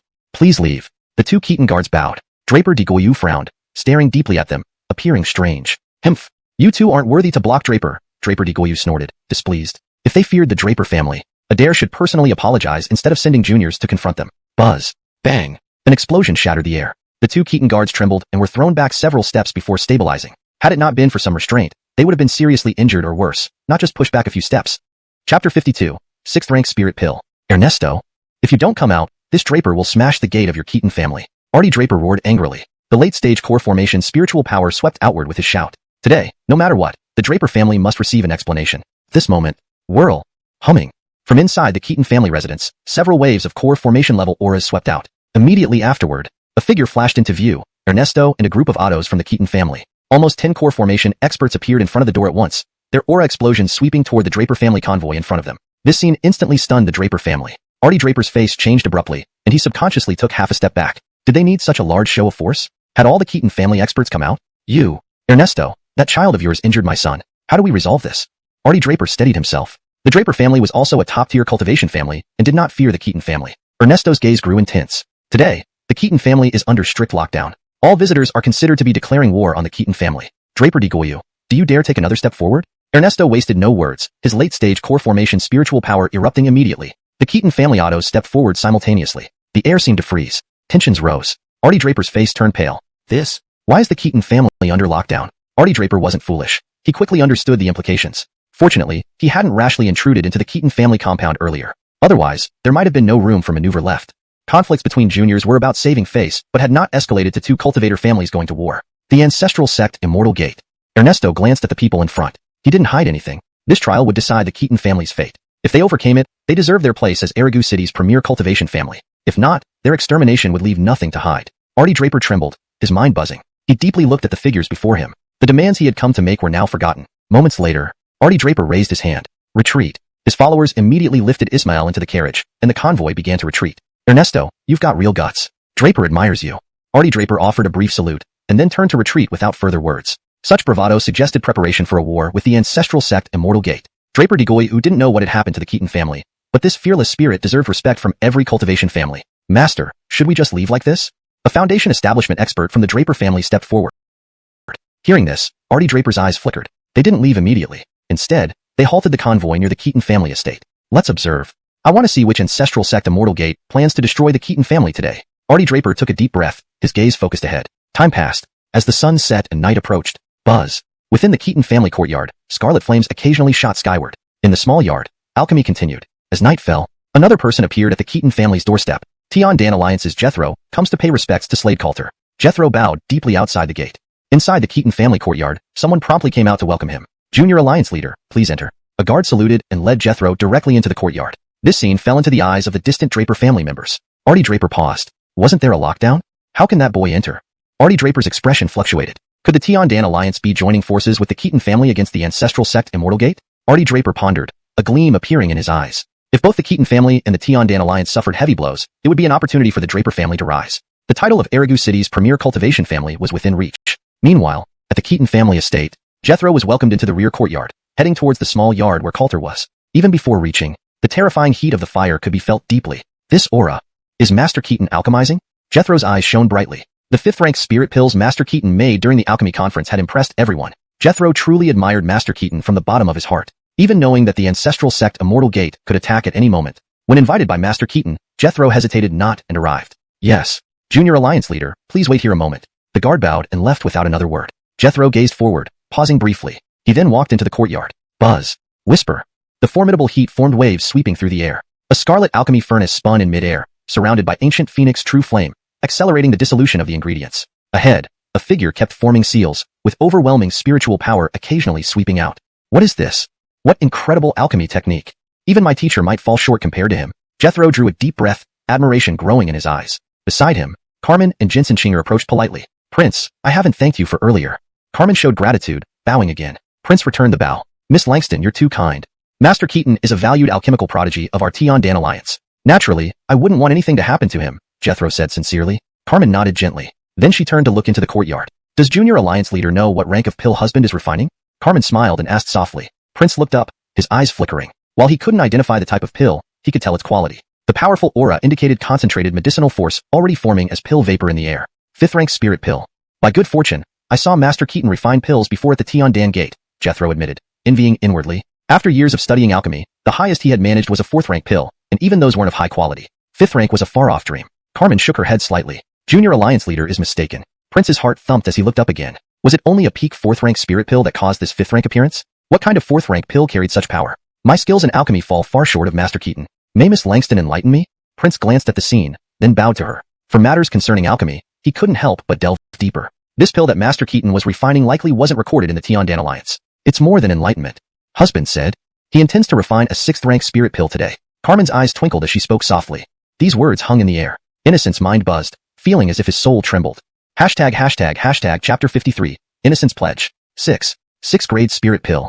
How could it be possible? Innocent's eyes widened as he stared at the courtyard ahead, his composure slipping even at this moment. The city of Erigu had never seen a 6th grade spirit pill. The Celestial Alchemy Alliance had never produced a 6th grade alchemist. Even Bruno, as a 5th grade alchemist, was already the first in nearly a century. Carmen smiled gently. Husband has always delivered on his promises, she whispered softly. Since joining the Keaton family, her trust in Coulter deepened day by day. Whenever he was present, everything always turned out fine. Innocent shook his head. Miss Langston, I'm not doubting you, but obtaining the ingredients for a 6th grade spirit pill would be extremely difficult, even for the Celestial Alchemy Alliance. Moreover, based on what we can see here, the pill aura is indeed potent, but far from that of a 6th grade spirit pill. Innocent quickly regained his composure. No matter how skilled an alchemist might be, one still needed the right ingredients. One couldn't create something out of nothing. As if having anticipated this response, Carmen replied calmly. Young lord, please look. She handed him a bamboo scroll. Innocent hesitated for a moment before instinctively taking it. Upon opening it, his eyes bulged again, and his mind buzzed continuously. This, fusion pill technique, Ascension secret, alchemy codex? Is this an alchemy classic? Innocent's body trembled as his gaze couldn't tear away. The alchemy knowledge within was unlike anything he had ever seen, its profundity far surpassing that of the Celestial Alchemy Alliance. It somewhat resembled the legendary ancient alchemy techniques. This scroll was undoubtedly a precious treasure. If revealed, it would likely attract the personal attention of the Medicine King Valley. Yes, husband wrote this through the night. Today, we invited young lord here to pass on this alchemy codex. If the Keaton family cannot survive this calamity, I hope you will continue this alchemy legacy. Carmen repeated every word exactly as Coulter had instructed her. Innocent stared at the alchemy scroll in his hand, his eyes revealing unprecedented complexity. This was an alchemy legacy. Why did Master Keaton choose him? Wouldn't the Alliance leader be a more suitable candidate? Young lord, husband once said that alchemy is vast and profound. Only someone who dedicates their heart and soul to it can reach the pinnacle, Carmen said, turning to look at the small courtyard, her eyes filled with gentle light. Innocent's heart quivered like thunder striking a clear sky. Devotion to alchemy. Grateful for Master Keaton's recognition, Innocent is honored beyond words. I will devote my entire life to studying this alchemy codex and will not disappoint Master Keaton. Innocent took a deep breath, stepping forward to bow respectfully. At this moment, Coulter felt no system notifications or unusual sensations. He focused his gaze. It seems that this method won't work yet. The situation has reached this point. Now, let's focus on refining the 6th grade spirit pill. Coulter ceased further contemplation. According to the system scan, Innocent possessed celestial spiritual roots. Though he didn't have any special constitutions, he exhibited the makings of a future Grand Emperor. Still, how to proceed remained uncertain. Putting these thoughts aside for now, buzz. A hand seal struck out, causing the ancient phoenix true flame to burst forth, accelerating the dissolution of the herbs. Time flew swiftly. One night passed. Keaton Manor was under strict lockdown. In the small courtyard, Innocent, Carmen, Tessa, and others guarded tirelessly. Now visible in front, the dense pill aura formed a swirling vortex above the pill cauldron. The phenomenon grew increasingly astounding. Seeing this, Carmen stepped forward. Buzz. Her spirit power erupted. Seal. A single finger thrust released spirit energy that coalesced into a protective barrier, enveloping the entire courtyard and the aerial phenomenon. Only an ancestral realm expert could obscure the 6th grade spirit pill phenomenon. The Green Origin Immortal sect might send a powerful presence at any moment, so Coulter wanted to minimize commotion in the manor. Innocent stepped forward again. It's about to succeed. But this phenomenon suggests only peak 5th grade quality, unlikely to reach 6th grade, Innocent observed, feeling regret. How could he miss it? It wasn't due to Master Keaton's insufficient skill, but rather the lack of high-grade herbs required for a 6th grade spirit pill. Buzz. Buzzing. The buzzing sound came from within the courtyard. The pill aura vortex grew denser, and faint spiritual light began to appear within. Everyone's attention focused intently as they watched Coulter point a finger, causing the airborne pill aura to rapidly condense into the pill furnace. Fusing the essence to form the pill, this was the final step. Miss Langston, within a single night, Master Keaton refined a peak 5th grade spirit pill, making him the top alchemist in Erigu City, Innocent remarked, admiration evident in his eyes. The power of the ancient phoenix accelerated herb dissolution, a technique that astounded everyone. Not 5th grade. He promised to refine a 6th grade spirit pill. Carmen gazed steadfastly ahead, unwavering trust in her eyes. Innocent took a deep breath. Miss Langston, perhaps you don't understand alchemy well enough to discern this. Master Keaton is concluding the refinement now. Innocent spoke softly. Just as he finished, suddenly, a wave of fiery energy swept across once more. The pill aura condensed, but the furnace remained closed. What is this? Innocent's eyes widened as he lifted his gaze towards the front. His vision followed. Coulter's spirit power erupted to its peak, multiple hand seals striking out, sealing the already formed pill inside the furnace. Sacrifice the reverse spirit pill of 5th grade. Ascend. Buzz. Buzzing. Coulter raised his hand, and the peak 5th grade reverse spirit pill fell into his palm. With another finger movement, it fused into the pill furnace. Next, the ancient phoenix true flame surged, wrapping around the furnace once more. The fiery energy grew terrifying, releasing a subtle fragrance that stirred one's heart and spirit. Innocent watched in disbelief. Such prowess. It can shock even the gods and ghosts. Innocent marveled. He looked again. The previously dissipated pill aura reappeared midair, becoming several times denser than before, radiating with ancient phenomena. Innocent's body trembled violently. Is this going to succeed? Innocent swallowed hard. Carmen smiled slightly. I may not understand alchemy, but I know him. The pill aura grew denser, the spiritual light and phenomena captivating all eyes. Innocent stared blankly at the scene. He never imagined witnessing a successful refinement of a 6th grade spirit pill in Erigu City, especially under such challenging conditions. He was not Master Keaton, yet this level of alchemy mastery rivaled the most revered masters. If you do not refuse me, I, Innocent, wish to be your disciple. One day a teacher, a lifetime a father. I am willing to share the fate of the Keaton family. Innocent knelt down, his eyes revealing unparalleled determination. At this moment, he found his life's purpose. Chapter 54, The Keaton Family's Burden. In front of the courtyard, Innocent did not hesitate for a moment. He fell to his knees and bowed his head, showing his respect. The Dandao master before him was the lifelong goal he pursued. Within the courtyard, Coulter's eyes sparkled with excitement, and a smile spread across his lips. Sensing the vibration within him, his gaze turned toward Innocent nearby. Innocent, I accept you as my disciple. Our Keaton family will not perish, and the art of Dandao will not be lost. Rest assured. Coulter's voice echoed almost simultaneously. Outside the courtyard, Innocent was lifted up by an invisible force. His heart trembled. With reverence in his eyes, he bent down and bowed again. Inside the courtyard, the 6th rank spirit pill had already been successfully formed. All that remained was to nurture it, which would take only a short while longer. The Keaton residence remained under strict security measures. The guards at the entrance were stern-faced. The unusual phenomenon from the alchemy had been sealed off by Carmen, leaving the entire Keaton estate unusually quiet. Not far away, a carriage stood. The patriarch of the Draper family stared intently at the Keaton residence, his face alternating between green and red hues. He had been waiting here overnight. What upper sect or immortal gate? Could Ernesto be deliberately deceiving me? The Draper patriarch's eyes flickered with suspicion. At that moment, the air around seemed to freeze solid. A terrifying aura enveloped the surrounding area. The Draper patriarch's body trembled, revealing an unprecedented shock in his eyes. This aura? An Origin Chi great sage. The corners of the Draper patriarch's mouth quivered slightly. Frozen in place, his eyes showed sheer terror. Following his gaze, the figure of an Otto appeared out of nowhere in the air above the Keaton residence's gate. The Otto did not even spare a glance at the Draper family members present. Step by step, he descended into the courtyard of the Keaton family. The invisible power emanating from him scared Draper de Goyu senseless. It's real. The Keaton family is going to be wiped out today. The Draper patriarch's mind raced wildly, unable to tear his gaze away. With his level of cultivation, that upper sect Otto wouldn't even give him a second thought. Surely he wouldn't cause trouble for the Draper family. Almost simultaneously, buzz. Within the Keaton residence, several imposing auras surged skyward. I am Ernesto, head of the Keaton family. May I ask why the honored Otto has graced us with your presence? Ernesto appeared, floating in midair, extending a respectful gesture, maintaining a respectful yet composed tone. Behind him, several Ottos of the Keaton family also stepped forward, their expressions tense upon seeing the visitor from the upper sect. Above them, the Otto was none other than Aaron from the Alchemy Alliance, who had clashed with Coulter the previous day. Aaron merely standing there radiated an overwhelming aura. Humph. Keaton family? Aaron let out a cold snort. An invisible force swept through the area like a wave. Air rushed through the space. Buzz. Ernesto's body trembled as he was pushed back several meters. The Keaton Ottos stumbled backward, their faces turning deathly pale. The disparity in strength was too vast. The formidable opponent could seriously injure them just with his presence. Dark clouds seemed to cover the Keaton residence. The air was filled with a suffocating tension. Within the compound, the younger generation of the Keaton family looked on in horror. That's an upper sect Otto? How can our Keaton family withstand an upper sect immortal gate? This incident started because of Coulter. We should hand him over to appease the anger of the upper sect. The younger generation of the Keaton family held no fondness for Coulter, wasting years on being useless, getting lucky by marrying a prodigy daughter, and then thinking he was one too, acting arrogantly without considering consequences, putting the Keaton family in this dire situation. All because of him. Yuan. If the Keaton family is wiped out today, go beg that senior to take you as a disciple. It might save your life, said an elegant and beautiful woman as she held her son close. Terry's expression changed drastically, gritting his teeth as he gazed up at the sky. He wanted to contribute to the Keaton family. He wished to join the Patriarch and Ottos in battle, knowing it was a fight they couldn't win but willing to die anyway. But at this moment, he didn't even have the qualification to fight. Mother, I am a descendant of the Keaton family. Coulter turned his head and gave his mother a deep look. How could he seek refuge with his enemy as a teacher? His stepmother's body shuddered, her eyes reflecting conflicting emotions, quickly replaced by pride. Her son was growing up. Yuan. This is not necessarily a death sentence. You underestimate your father and your older brother. The stepmother took a deep breath and suddenly changed her tone. Terry was clearly stunned. Underestimate? He had heard these words more than once from his mother. Before Coulter could think it through, Above, a flash of golden light appeared. Buzz. A golden light swept through, dissipating most of the origin chi pressure. Ernesto took a step forward, his face pale but his gaze extremely determined. An origin chi cultivator? He, Ernesto, was not incapable of a fight. Eren obviously paused for a moment.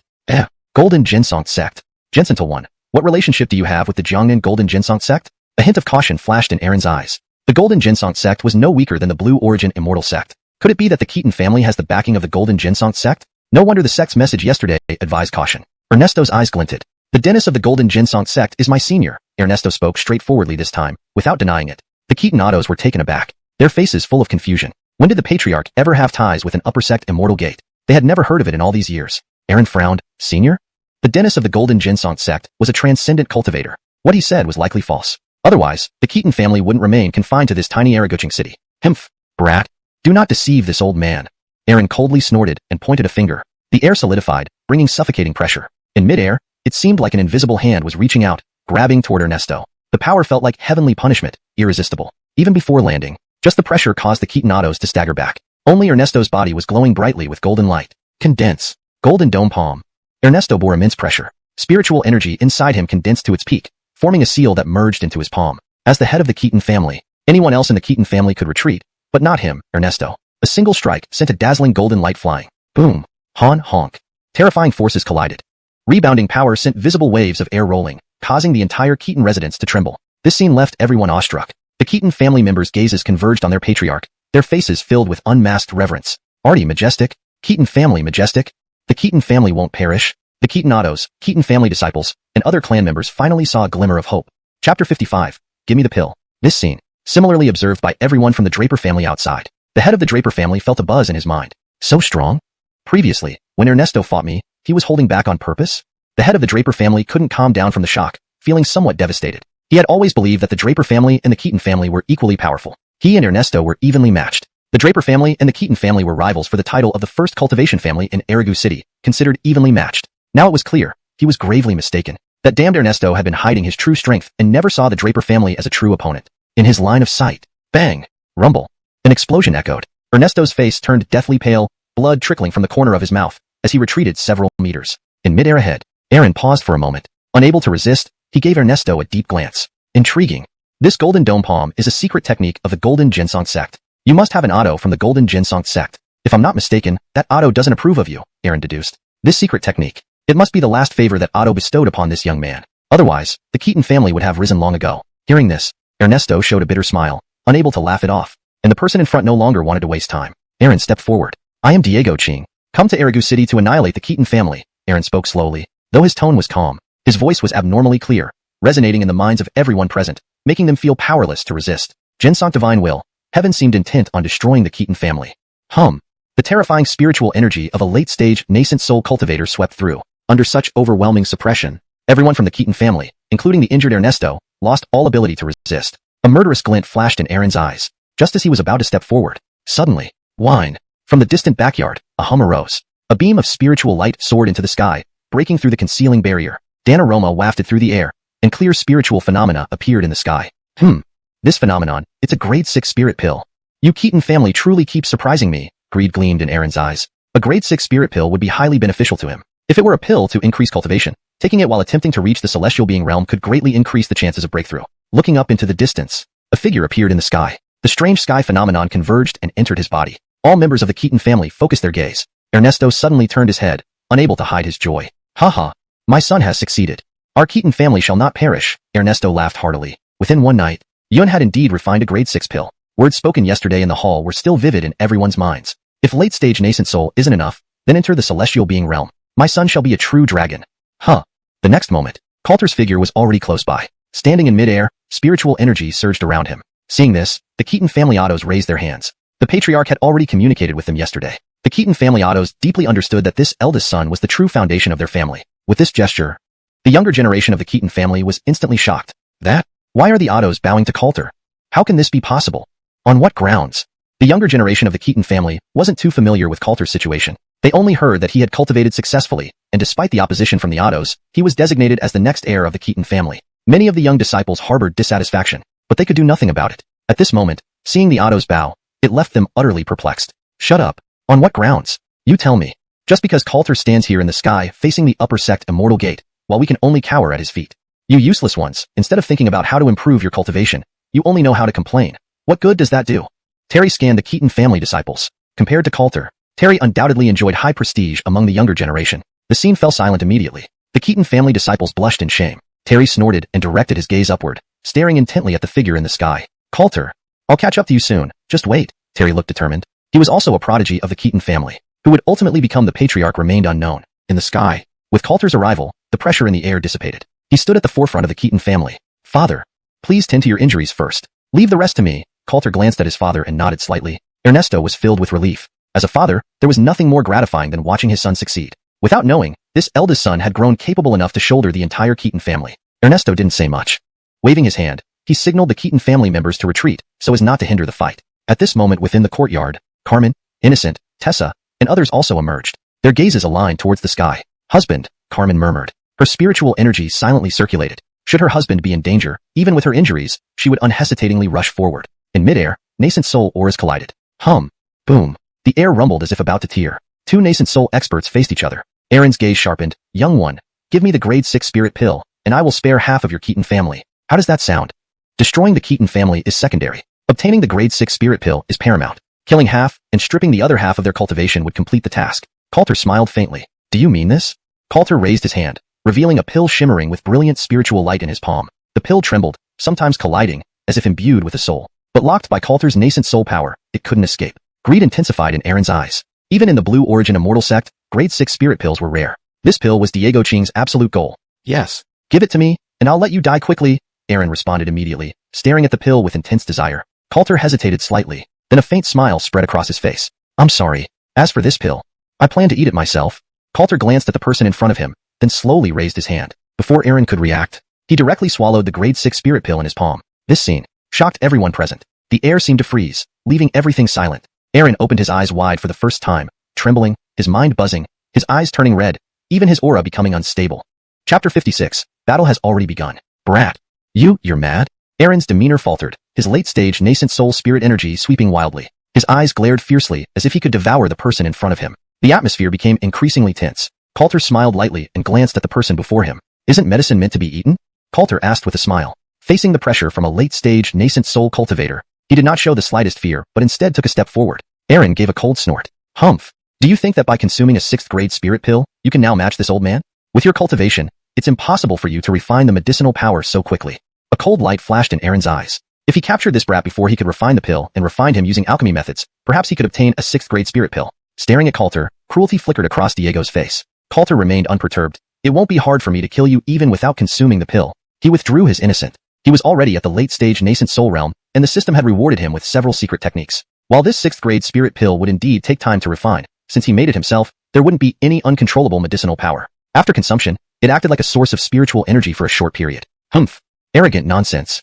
If you love bragging, this old man will tear your mouth first, Aaron said coldly, no longer wasting words. In the stunned gaze of the Keaton family, the next moment, the attack was already upon them. Coulter's expression remained calm. Spiritual energy erupted within him. Instead of retreating, he moved forward with a clenched fist. Two beams of light collided midair. Bam! Boom boom. Deafening explosions echoed as shock waves swept out. Even Ernesto, along with other Keaton family members, were forced back. The aftershock of a nascent soul battle was terrifying. Hiss. The clash of cultivation levels. Is he evenly matched? Could our eldest Slade also be a late-stage nascent soul? The Ottos of the Keaton family were shocked. They had previously believed Coulter's strength came entirely from Jensen Hong, an innate phoenix body nurtured by the heavens. Now it was evident their assumption was wrong. Coulter's cultivation had already surpassed Jensen Hong. My son has never been worthless. Ernesto felt proud and couldn't help but speak up. These words struck the Ottos deeply. Their gazes focused. Not worthless? Does the head mean that the eldest Slade has deliberately pretended not to be able to cultivate? Hiss. What incredible endurance and courage. Our Keaton family truly has produced a dragon. The Ottos grew increasingly awestruck recalling past years. They felt ashamed of how they treated the eldest Slade. Yet, he had never held it against them. Such character earned their respect. Jensen thing their heads again. Their eyes shone with genuine admiration. Well yes, that's right, Ernesto nodded, realizing it would be best if the Ottos thought so. As for the boy enduring so many years? Impossible. No one knew his son better than he did. Coulter had lacked spiritual roots since birth, and must have encountered some fortunate event recently. Bam! Boom boom. Explosions resounded. In the sky, two beams of light recoiled simultaneously. Aaron's face turned grim. Impossible. When did you advance to late-stage nascent soul, brat? Aaron demanded coldly. Yesterday at the Sky Pill Alliance, The youth was only middle-stage nascent soul. Advancing in just one night? How could that be possible? Just now, Coulter replied honestly. In battles between nascent souls of similar cultivation, it was difficult to determine a winner based on cultivation alone. With a wave of his hand, a sword cry echoed. Xianxia's sword appeared in his palm. Old fool, Coulter is coming. Whoosh! Coulter attacked first. Zhuiyun boots activated, leaving after images as he aimed straight for Eren. Eren grunted. He summoned his own spirit sword. The next moment, sword shadows flashed, cutting through the air. Upon collision, a crisp sound exploded. The attacks were evenly matched. Coulter's eyes gleamed faintly, his expression growing colder. Condense. Ancient Phoenix True Flame. Screech. Spiritual energy burst within him. A crimson true flame spread out, forming the image of an ancient phoenix in front of him. Since advancing to late-stage nascent soul, the power of ancient Phoenix True Flame had clearly increased. Crimson flames distorted the air. Eren's pupils constricted. He felt a threat of death for the first time. Just yesterday, he could crush this brat with one hand. Damn it! Defend! Eren was on the defensive. At the same cultivation level, the opposing true flame was excessively overpowering. Spirit barriers rose, forming multiple layers of defense. Crack! Screech! Bang! Deafening explosions. True flame penetrated the spirit barriers. Eren trembled. Tui! Blood spewed from his mouth. His expression grew even more grim. I don't believe you can maintain this ancient Phoenix True Flame forever, brat. Eren gritted his teeth, suppressing his injuries while his aura intensified. Taking a step forward, he swiftly formed seals. Spiritual energy swirled, forming an ancient seal in front of him with overwhelming might. Heaven reversing seal. Press down.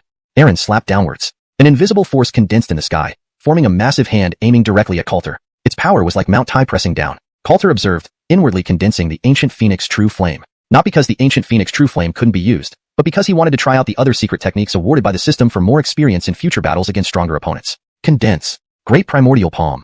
Without stepping back, Coulter raised his hand and slapped upward into the sky. A massive palm print met the descending hand. One pressed down, the other pushed up, colliding together. Boom. Air vibrated, shockwave spreading. Both figures in the sky retreated several steps. Damn it. How could this young brat from a cultivation family master such high-level secret arts? Eren's face darkened further. If he didn't know this youth's identity, he would have assumed he was a personal disciple of a major immortal sect. Winning this battle was challenging. He shouldn't prolong the fight. Eren thought rapidly. He didn't need to clash head-on. He needed only return to the immortal sect, report the matter, and let a heavenly person realm Otto handle it easily. Humph. You're lucky, boy. This old man spares your life today. Eren sneered, saying no more. Retracting his aura, he turned and left. Chapter 57. Fleeing in defeat. Almost simultaneously. Buzz. A late-stage nascent soul power locked onto Eren's figure. Coulter's gaze flickered as he stared at the person ahead. Leaving? Our Keaton family is not a place where you can come and go as you please. Coulter took a step forward, his aura sweeping outward. This scene stunned everyone present from the Keaton family. Good. This is what the head of the Keaton family should be like. Ernesto couldn't help but cheer. His eldest son had truly shown the demeanor of a household patriarch. The Ottos of the Keaton family trembled slightly, their eyes filled with even more approval. With matters having developed to this point, they had already alerted the higher sections. It was no longer possible to retreat. Might as well let the world see that the Keaton family had no cowards. In the air ahead, Eren's body paused. Young whelp, how dare you? Our cultivation levels are about the same. Continuing will lead to mutual destruction. Do you really wish for war with our Green Essence sect? Eren shouted angrily, furious at this young whelp's lack of respect. Hearing this, Coulter glanced at the person ahead. War? Hasn't it already begun? Coulter's spiritual energy erupted around him, the crimson true flame once again coalescing. The ancient Phoenix True Flame was indeed very effective. No spiritual energy was wasted. Being at the late-stage nascent soul now, made its usage even smoother. Form. For Keaton, it shall be sealed. Hiss. Coulter said nothing more. A finger pointed out, and his body seemed to become a source of fire. Countless streams of true flame shot through the air toward the opponent. In an instant, Eren was surrounded. The scorching aura was terrifying enough to burn one's soul. This can't be? Eren's face changed drastically, feeling goosebumps rise on his scalp. So many ancient Phoenix True Flames? Could this whelp have actually swallowed an ancient True Phoenix whole? Emerald Spirit Shield. Defend? Eren reacted swiftly. Buzz. Immediately, a defensive magical artifact was activated. Emerald light flashed, forming an absolute defense enclosing Eren within. Sizzle. The ancient Phoenix True Flame baked fiercely upon the shield. As time passed, the green shield's defenses clearly began to falter. PFFF. Cursed. Eren spat out another mouthful of blood. His internal spiritual energy burst to its utmost limit, fully defending against the assault. Coulter's eyes flashed coldly. Since you've come, you won't leave. For Keaton, fuse. Buzz. Coulter pointed again. Inside him, the ancient Phoenix True Flame condensed, forming a massive flaming sphere before him, distorting the air as it rolled unnaturally. In the next moment, it swept toward the opponent. Eren's pupils constricted. More? I'm no match for this child. Eren reacted swiftly, immediately pulling out a jade charm from his body. Without hesitation, he shattered it. The air rippled behind him. In the next moment, under the stupefied gazes of everyone from the Keaton family, Eren vanished without a trace. Only the burning true flame remained in the sky. Coulter was momentarily stunned. What secret art is this? He couldn't sense the other's presence at all. And just like that, he escaped right before his eyes. Not a secret art. Ernesto appeared beside him, looking at his son. I didn't misjudge. That should be a protective jade charm only possessed by upper sections. Once shattered, regardless of location, it transports them back to the sect. The sect has a corresponding teleportation array. Even Hemlock had one earlier, but he didn't get the chance to shatter it before being killed. Ernesto clearly understood much about the higher sects. Coulter nodded slightly after listening. Teleportation arrays, huh? He indeed knew little about such things. Next time, if encountering upper sect experts, it would be best to eliminate them unexpectedly. Father, take care of things here at the Keaton family. I need to seclude myself for a few days to refine the medicine force inside me. Coulter's aura retracted as he spoke no more. Aaron had fled, but he would definitely return, and likely not as a nascent soul cultivator then. Coulter flashed away, disappearing into the courtyard. The front yard of the Keaton family fell silent. Ernesto took a deep breath, his gaze falling upon everyone present. Yuner, taking over as the patriarch of the Keaton family, does anyone have any objections? Ernesto's gaze was sharp, scanning everyone. If there were any objections, it would indicate malicious intent, which couldn't be tolerated. We will follow the orders of the patriarch. Without hesitation, the Keaton family autos bent low and paid respects. Even the younger members dared not utter a word. Even Terry's expression turned complex. At this moment, the Keaton family united as never before. Seeing this, Ernesto nodded satisfactorily. Then, his gaze swept towards the courtyard entrance. Lord Draper, is there anything else? Coulter's voice resounded like thunder, mixed with spiritual energy. Outside the Keaton residence, on the small road, before the carriage, Lord Draper shuddered and came to his senses. This, nascent soul cultivators. Fighting off upper sects? Such things. Lord Draper's mind buzzed. Deep shock reverberated within him, impossible to calm down. If he hadn't seen it himself, even killing him wouldn't make him believe such events could happen. Coming to his senses, daring not to hesitate, he hurriedly stepped forward and bowed deeply. Misunderstanding. Today, I merely came to visit and will take my leave. Never again will I disturb. Lord Draper signaled the GUs behind him not to linger a moment longer as they quickly departed. Ernesto withdrew his gaze, ignoring them. The current strength of the Keaton family meant that the Erigu city cultivation families didn't need too much concern. However, upper sects must be guarded against. Great Elder, I want you to personally visit the Golden Ginsong sect and deliver this item to an auto within the sect. Ernesto's expression became serious, retrieving a green jade from his body. The Great Elder approached, accepted it, and bowed. I will not fail you. The Great Elder's eyes showed determination. He alone still knew some of the relationship between the family and the Golden Ginsong sect. Ernesto nodded slightly. After giving a few instructions, he turned into the backyard. Soon, the courtyard emptied as everyone dispersed. Meanwhile, Coulter had long returned to his own room within the courtyard. The door shut tight. He sat cross-legged inside. Buzz. Ancient Phoenix true flame ignited around him, beginning to refine the medicine force within his body. 3 days flashed by. Within the room, invisible forces swept periodically, yet Coulter did not emerge. Big Sister Hong, is Big Brother all right? Leona stood in the courtyard, worry evident in her eyes. Carmen smiled gently, patting the girl's head. Don't worry. He's fine. We'll stay here and wait for Big Brother to come out, okay? Carmen's smile was warm, sensing the situation within the room clearly. Chapter 58. Nubia's astonishing talent. Inside the room, an aura swept through. Carmen's lips curled into a smile. She could feel it. Her husband's aura was rapidly ascending. The 6th rank Spirit Pill and Ancient Phoenix True Fire were accelerating his refinement process. With his talent, reaching the heaven transcendent realm wasn't impossible. In the blink of an eye, half a day had passed. The spiritual power in the room gradually converged inward. The sweeping aura vanished without a trace. Click.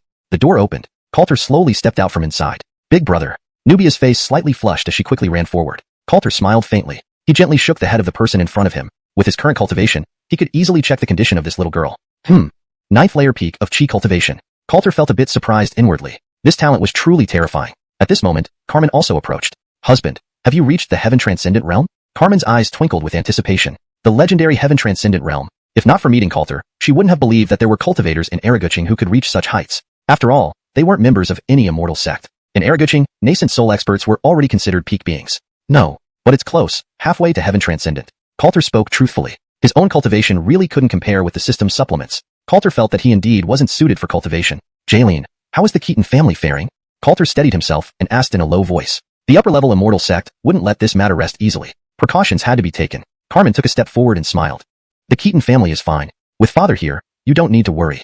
Also, Innocent has returned to the Heavenly Pill Alliance. He asked me to tell you that as a disciple, he will help alleviate the burden of teacher concerning Yawang Valley, Carmen said with a smile. Coulter was momentarily stunned. That guy. Since becoming a disciple, the two of them hadn't spoken a single word. He couldn't help but laugh. After some thought, he temporarily set it aside. Next, he needed to enter the heaven transcendent realm as soon as possible. If another Empyrean-like figure appeared, it would definitely result in a breakthrough.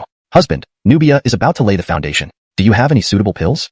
Carmen asked softly. She didn't understand alchemy. The foundation establishment stage was a crucial milestone for cultivators. Having pills as support was naturally the best option. Coulter nodded and was about to take out the pill from his body, but his expression froze slightly. Well, I'll take her back to the alchemy hall once, Coulter said, slightly embarrassed. While refining the 6th rank spirit pill, the medicinal ingredients were insufficient, so he had used up all his pills with the pill refining art and still hadn't reached the heaven transcendent realm. It didn't even compare to Innocent calling him teacher. My injuries have improved significantly. As long as I'm at the Keaton family, you don't need to worry, Carmen affirmed lightly. She was also a nascent soul expert. Moreover, with her ancient phoenix body, unless she encountered a countering spirit treasure, her combat power was incredibly terrifying. Coulter nodded. Time was of the essence. After giving some instructions, he left the courtyard. The Qingyuan immortal sect probably wouldn't come to cause trouble anytime soon, and even if they did, Coulter could return immediately. Leaving the Keaton family manor, Coulter brought Nubia directly to the alchemy hall. Araguching, alchemy hall. Inside the hall, activities were bustling. June was directing operations, occasionally having medicinal ingredients delivered from outside. The Keaton family had given her strict orders. No matter the cost in spirit stones, she had to satisfy the needs of the eldest son for alchemy. Xianxia sister. Coulter walked in with a smile. Nubia tugged at the corner of his clothes, appearing somewhat timid. She had never left Yingxiang building since childhood, and after being taken by Big Brother, she had stayed at the Keaton family manor without visiting other places. Jinsental Yun, you're here? Are you alright? I heard that a few days ago. June hurried forward, concern flashing in her eyes. Although she wasn't at the Keaton family, she still heard some news. It was said that the upper-level immortal sect sent someone, nearly causing a great disaster for the Keaton family. Coulter relaxed his shoulders, the smile on his face unchanged. I'm fine. What can happen to me? Coulter replied with a laugh. Only then did June relax. Her gaze fell on Nubia. Is this girl your new maid? June chuckled softly, crouching down to closely examine her. Indeed, she was beautiful, a beauty in the making. Big sister, my name is Nubia, Nubia whispered, blushing. Nubia, don't be afraid. Consider the alchemy hall as your home. June saw the tension in the girl and offered a gentle smile. Nubia's eyes fluttered, and her face instantly lit up with a smile. She nodded continuously. Ever since meeting Big Brother, she felt that everyone around her treated Nubia very kindly. Coulter chuckled softly. Xiao sister, this girl needs to lay the foundation, so I need to refine some pills. Coulter led the person beside him and walked into the hall. He didn't trust others to refine the pills for him. The more he understood alchemy, the clearer he realized that a pill was only one thought away from being poison. An alchemy master was also a master of fatal poisons. Inside the hall, it was quiet. June watched the two figures walking away, lost in thought. Laying the foundation? How old is she? 8 years old? June was internally shaken. If these words came from anyone else, it would sound crazy. But coming from Jinsental brother Yun, she didn't doubt it. She was only amazed. Inside the inner hall of the alchemy hall, Coulter didn't waste time, immediately starting to refine pills after getting the necessary medicinal ingredients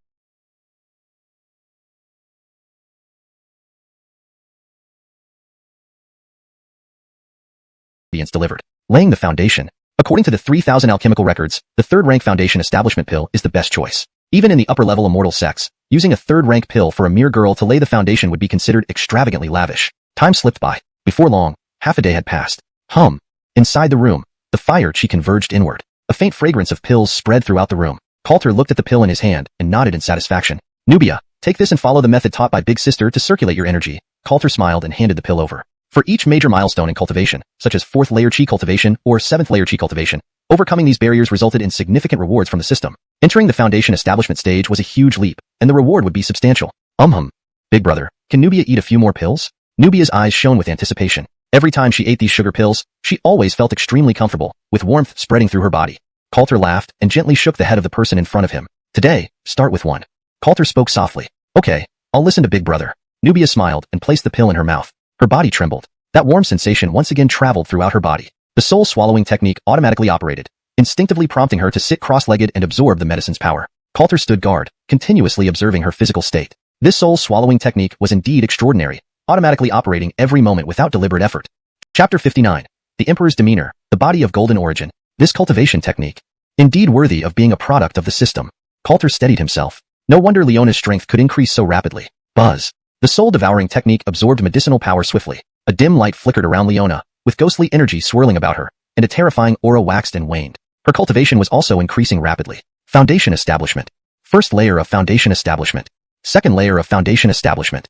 Third layer of foundation establishment. Coulter's gaze sharpened. He felt somewhat uneasy. Cultivating too quickly might undermine the foundation. He tapped a spiritual force into Leona's body with his finger. Feeling that her cultivation base remained as solid as a rock, he thought to himself, this talent. If I keep feeding her like this, there might be an early-stage nascent soul expert born today. A near 8-year-old nascent soul grandmaster? The thought made him shudder. After some contemplation, Coulter dismissed the idea. It would be better for Leona's cultivation to follow its natural course. In the system's logic, the Emperor's demeanor, it had him capture might just be a tool, but not here with Coulter. Ding! The Emperor's demeanor returns a reward. Reward. Increase in cultivation stage. Entering the heaven-human realm. Reward. Obtain ghostly energy. The system's voice echoed simultaneously. Coulter paused, gently his hand. A chilling force emerged in his palm. The formidable power distorted the air around it. Coulter felt inwardly astonished. As expected, the system's rewards were much more reliable than his own efforts at cultivation. There should still be more Emperor's Demeanor waiting to be discovered in Erigu City if one paid attention. Still a long way to go, Coulter smiled. His eyes then fell upon Leona. Her cultivation stopped at the third layer of foundation establishment. She hadn't opened her eyes, remaining in the lotus position, not because she hadn't fully refined the medicine, but because she had fallen asleep. Coulter smiled faintly, picked up the girl, and laid her on the bed. He then walked out of the room and entered another nearby chamber. Alchemy couldn't be neglected. Buzz. Inside the room, fiery energy occasionally burst forth. A faint aroma of elixirs wafted through the courtyard. Time flew by as night approached. In the medicine refinement hall, everything proceeded as usual, while Coulter immersed himself in alchemy. As time passed, it grew darker. Ding. Detected. Single golden spirit root. Body of golden origin. Maeve. Early stage core formation realm cultivator, the current head of Su family in West District. The system's voice reverberated in his mind. Coulter's eyes shot open. Is it her? Could it be true? Did an Emperor's Demeanor really walk right into his door? Following this pace, he needn't even cultivate deliberately. Soon he'd be invincible just by waiting at home. Seal. He sealed the alchemy furnace with a wave of spiritual force. Huff. Next moment, his figure vanished from the room and reappeared in the courtyard. Using his heaven-human realm divine sense, every corner of the medicine refinement hall appeared vividly in his mind. Spotting someone quickly in the night, he whispered to himself, found her. Huff. In the next step, he appeared atop a pavilion roof within the hall. A woman dressed in white stood in front of him. According to the system's detection, this woman was indeed Maeve. She was bending over, seemingly inspecting something. What are you looking at? Coulter asked softly. At these words, Maeve stiffened slightly, her eyes revealing nervousness. She turned her head slowly, feeling shaken inside again when she saw someone behind her. When did you come? Maeve looked wary, her spiritual power subtly coursing through her body. Given her cultivation level, she had detected no sign of anyone appearing behind her. Coulter gave a light laugh. Just now, did Lady Su come specifically to see me late at night? Coulter glanced at her and asked smilingly. Maeve's gaze paused, looking deeply at the person before her. Finally, she recognized him. Keaton family's eldest son, Coulter. So, the rumors aren't wrong. It seems you aren't incapable of cultivation but have been hiding your true self all these years. This lady admires your perseverance immensely, Maeve said with a flash in her eyes. Coulter looked at the woman before him. Su family in the West District, belonging to a secondary family lineage of cultivators, was not as powerful as the Keaton family. Maeve seemed like a junior of the Su family but was actually the current head. Lady Su, do you come late at night only to compliment me? Coulter spoke slowly, his mind racing rapidly. She must have come for something specific. Perhaps he could take advantage of this opportunity to capture her. Maeve smiled faintly and looked at Coulter intently. We met 3 years ago at the Central City Inn. I didn't think you'd remember me. Maeve laughed lightly, curtsying gracefully. Coulter's lips twitched. 3 years ago, it was the only time he left the house those years, because Keaton Manor ran out of wine. He went to buy some but was mocked and ended up falling along with the wine at this person's feet. That memory stayed fresh in his mind. Thank you, Lady Su, for not blaming me back then. Coulter bowed slightly in response. Maeve shook her head gently. If the rumors are true, I might have embarrassed myself by blaming you back then, Maeve said softly, her eyes sparkling. Coulter chuckled. Back then, he was genuinely worthless. Before Coulter could ask further, suddenly, buzz. A core formation spiritual force locked onto him. Master Keaton. Recently, it was rumored that even envoys from the upper sect immortal sects who came to visit Keaton family were beaten away by you. I find it hard to believe. Maeve's eyes turned sharp. After speaking, she raised her hand, a luminous sword appearing in it. Watch my sword. Clank. Maeve stepped forward, the sword singing in her hand, and launched an attack. The dazzling trail of her strike pointed directly at Coulter. Coulter froze. What was this? Was she here to fight him in the middle of the night? Wish. As the attack neared, Coulter sidestepped slightly, avoiding it. Almost simultaneously, Maeve twisted her body impossibly and struck back with another sword thrust aimed at Coulter's heart. The piercing momentum slashed through the air sharply. Clang. Buzz. The tip of the sword, mere inches from Coulter, seemed to hit a steel plate and could not penetrate further. Miss Su, you're not my match, Coulter said without retaliating, merely glancing at her. While core formation was strong, it was far inferior to his current cultivation. Today, not only could he easily withstand Maeve, but even Diego Ching from 3 days ago wouldn't break through his defense. Chapter 60. The Su family ancestral home. Hum. An invisible force emanated from Coulter's body. The approaching spirit's sword trembled and bent, showing signs of breaking. Seeing this, Maeve's delicate brows furrowed slightly. Whoosh. She leaned back abruptly, leaving a fleeting afterimage that created a safe distance. Immediately, her spiritual power surged to its peak. With a gesture, she tapped the air in front of her. Hum. Her aura intensified, golden light bursting out from within her and enveloping her entire body. In an instant, her cultivation soared to the peak of the core formation stage. Coulter paused. So strong? If the Su family has 3 core formation cultivators, including Maeve, they could undoubtedly be considered one of the top cultivator families in Erigu City, Coulter mused internally. As he was contemplating, the attack came again. Whoosh. Hum. The sword beam sliced through the air. Golden light converged, striking with several times the speed of before. Flashes of golden light, mixed with sword shadows continuously assaulted Coulter. Clang. Clatter. A terrifying backlash swept across. Coulter remained unmoved, lifting his head to look at the person in front of him. Speaking purely of core formation stage power, perhaps only his father could match this woman. Head of the Su family, let's get down to business. Don't waste time, Coulter said as an invisible shield formed from his spiritual defenses around him. No matter how fierce the attacks were, they couldn't break through. Maeve's brows furrowed. I don't believe I can't break your defenses. If our cultivation levels are too different, there's not much we can discuss today, Maeve spoke frankly. She couldn't fully gauge this Master Keaton's cultivation level, but sensed no overwhelming pressure from him. Instead, he seemed to rely solely on defensive artifacts, which contradicted the rumors. Whoosh! With those words, Maeve slashed again. Golden light coalesced into a golden whirlwind, spiraling through the air like a drill as it approached. Coulter looked at it with a hint of frustration. Why is this girl so stubborn? Seal. Shock. Instead of retreating, Coulter advanced, pointing his finger forward, colliding with the golden light. Clang. Boom. A sharp sound rang out. Maeve felt intense pain in her arm, and her spiritual power slipped from her grasp. She tried to retaliate, but Coulter stood in front of her, swiftly pulling her into his embrace. His cultivation surged, restraining her tightly. I told you, you're no match. Stop struggling, Coulter said without loosening his grip. Restraining a core formation cultivator was effortless for him. Maeve struggled, causing some friction. Her cheeks flushed red. This cultivation strength. So powerful. He truly is a nascent soul expert. The rumors aren't exaggerated, Maeve's mind raced. Moments later, her expression returned to normal. Hee. Master Keaton, have you hugged enough? Maeve chuckled, her charming face captivating. Startled, Coulter quickly realized the closeness and immediately released her, stepping back. Sorry, I just didn't want to continue fighting with you. Coulter raised his hand in a respectful gesture, speaking honestly. Maeve laughed softly, clearly not offended. Her aura became composed as she looked at the person in front of her intently. After a moment, she took a step forward, adding a touch of respect. Maeve, head of the Su family, pays respects to Sir. Her lips moved, then she spoke again. Master Keaton, you may have been offended earlier. Tonight's visit is because I need help. Maeve confessed. Coulter glanced at her. If she needs help, that's fine. He was more worried about idle time. Please, speak openly. 3 years ago, you showed great leniency. I will remember this kindness. If there's anything you need, I'll do my best to assist. Coulter's expression was solemn. Conquering the great emperor required immediate action, and assistance was essential. Maeve was visibly taken aback, momentarily speechless. She had prepared a long speech, but the offer to go all out already came up. The trivial incident from 3 years ago, and he still remembered it? Master Keaton, you're a man of great righteousness. Shwe admires you. Maeve's eyes gleamed with genuine admiration. She wasted no time. To be honest, Master Keaton, the Su family only has me as a core formation cultivator. We don't even have many foundation establishment disciples. The current generation of Su family cultivators is fragmented, Maeve admitted, sorrow flashing in her eyes. Before the previous family head died, she received a transmission of spiritual power, which led to her current cultivation level. But she was alone, unable to support the family. Coulter listened, feigning seriousness, but inwardly delighted. Fragmentation was excellent news. It offered more opportunities to help. If head of the Su family isn't opposed, the Keaton family can announce to Erigu City that from today onward, the Keaton and Su families will be allies. Coulter nodded at her. This statement made Maeve tremble again. Is this true? Will the head of the Keaton family agree? Maeve's eyes widened, staring at him intently. Initially, she only intended to ask for help, even bringing compensation. An alliance with a top family in Erigu City was beyond her wildest dreams. Coulter nodded. The affairs of the Keaton family fall under my jurisdiction, he replied seriously. Maeve's face lit up with joy, touched by his generosity. After a moment of silence, she stepped forward, bowing deeply. Master Keaton, I will never forget this kindness. My Su family recently acquired a medicinal herb. Would you be willing to appraise it at our family residence? Maeve's cheeks were tinged with red, her eyes full of hope. This was the real reason for her visit tonight. Coulter focused. Appraising herbs? If it's a valuable herb, it likely carries significant trouble. Maeve needed him as a shield tonight. Sure. My recent alchemy work indeed lacks many ingredients, Coulter agreed. High-grade herbs and grand imperial presence were what he sought, and nothing in Erigu City would deter him. Please, Master Keaton. Maeve's smile widened, bowing again. Coulter nodded. Under the night sky, they didn't exchange more words. Whoosh. Their figures streaked like rainbows, disappearing into the night, passing through the long streets until they reached West City. The Su family ancestral home was located near the western outskirts, a modest yet elegant estate reflecting past glory despite the generational gap in cultivation. Translation completed, maintaining the paragraph structure and original tone. Chapter 61. This matter can be done. Araguching, Su family manor. Inner courtyard. Click.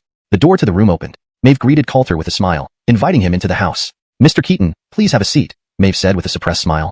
The tea was already prepared, its fragrance filling the air. The aroma of the tea and the intoxicating scent in the air created an inviting ambience. The person beside her leaned in closer. Her eyes sparkled with amusement. Her lips curved slightly. Master Su, let's get down to business, Coulter spoke directly. He hadn't come to the Su family late at night for tea. With this time, he could have returned to the alchemy hall to refine more pills. Is it too sudden? Maeve paused, her eyes flashing as a blush crept up her cheeks. She hadn't agreed yet. Was it that straightforward? Not at all. I'm in a hurry. Let me take a look first, Coulter said seriously. He no longer had any high-grade medicinal herbs in his possession. This plant from the Su family couldn't be overlooked. Take it out. All right. Maeve lightly bit her lip. For the sake of the Su family, she had already made up her mind. Without hesitation, she moved closer, sitting right in front of Coulter. The intoxicating fragrance filled the air. Their eyes met. A gentle breeze brushed against their cheeks. Coulter froze. What did this mean? Wasn't it about examining the herb? Whoosh. Spiritual power gently caressed the figure before him. The long veil was removed, and the dim light in the room accentuated her blushing face. So this works. It's all the same. Coulter composed himself. He looked politely at the person in front of him. Everything he did was to help the Su family and complete the system task. There were no ulterior motives. The lights in the room went out completely. Occasional soft murmurs could be heard. In the blink of an eye, the night passed. Ding! Congratulations, host. You have subdued the Grand Imperial Aura. Reward, 1-stage cultivation improvement. Reward, golden source body, unyielding golden physique. His internal cultivation surged dramatically. Coulter could distinctly feel another surge of power within him, hidden within his meridians and bones, which could achieve perfected body refinement once unleashed. Indeed, this matter can be done quickly. Coulter couldn't help but sigh. Recruiting disciples, maids, or helping them all didn't compare to one practical night. Inside the room, the clear tea now exuded a richer fragrance. Not long after, Maeve emerged from behind the screen, wearing a light veil, her face slightly flushed, holding a long wooden box in her hands. This is... Coulter turned, his gaze focusing. Maeve smiled softly. Click. The lid of the wooden box opened, revealing a root resembling ginseng, radiating spiritual light, almost transparent, with over 1,000 tendrils extending from it. The scent of refined medicine wafted through the air. Just one whiff made one feel refreshed. Snow Ginseng King. The medicinal potency. It must be around 3,000 years old. Coulter immediately stood up, his eyes gleaming. In Araguching, herbs over 1,000 years old were already considered treasures. 3,000-year-old herbs, even in the Heavenly Pill Alliance's treasury, Coulter had never seen such. Even if they existed, people would keep them in spirit storage bags, not easily shown to others. Big Brother Keaton, you truly have insight. Today, Snow will gift this herb to Big Brother Keaton. Do you dare accept it? Maeve asked with a light laugh. Coulter paused. This herb might involve far-reaching consequences. This girl wanted to divert disaster elsewhere. Maeve's eyes flickered. To be honest, Big Brother Keaton, this herb belongs to our Su family, but it has been coveted by Huafeng Valley outside Araguching. They not only want the herb, but also intend to target our Su family. Anger flashed in Maeve's eyes. Given their relationship, she wouldn't hide anything from him. If he refused, it would mean she misjudged the person, and the Su family was destined for great calamity. Coulter smiled faintly.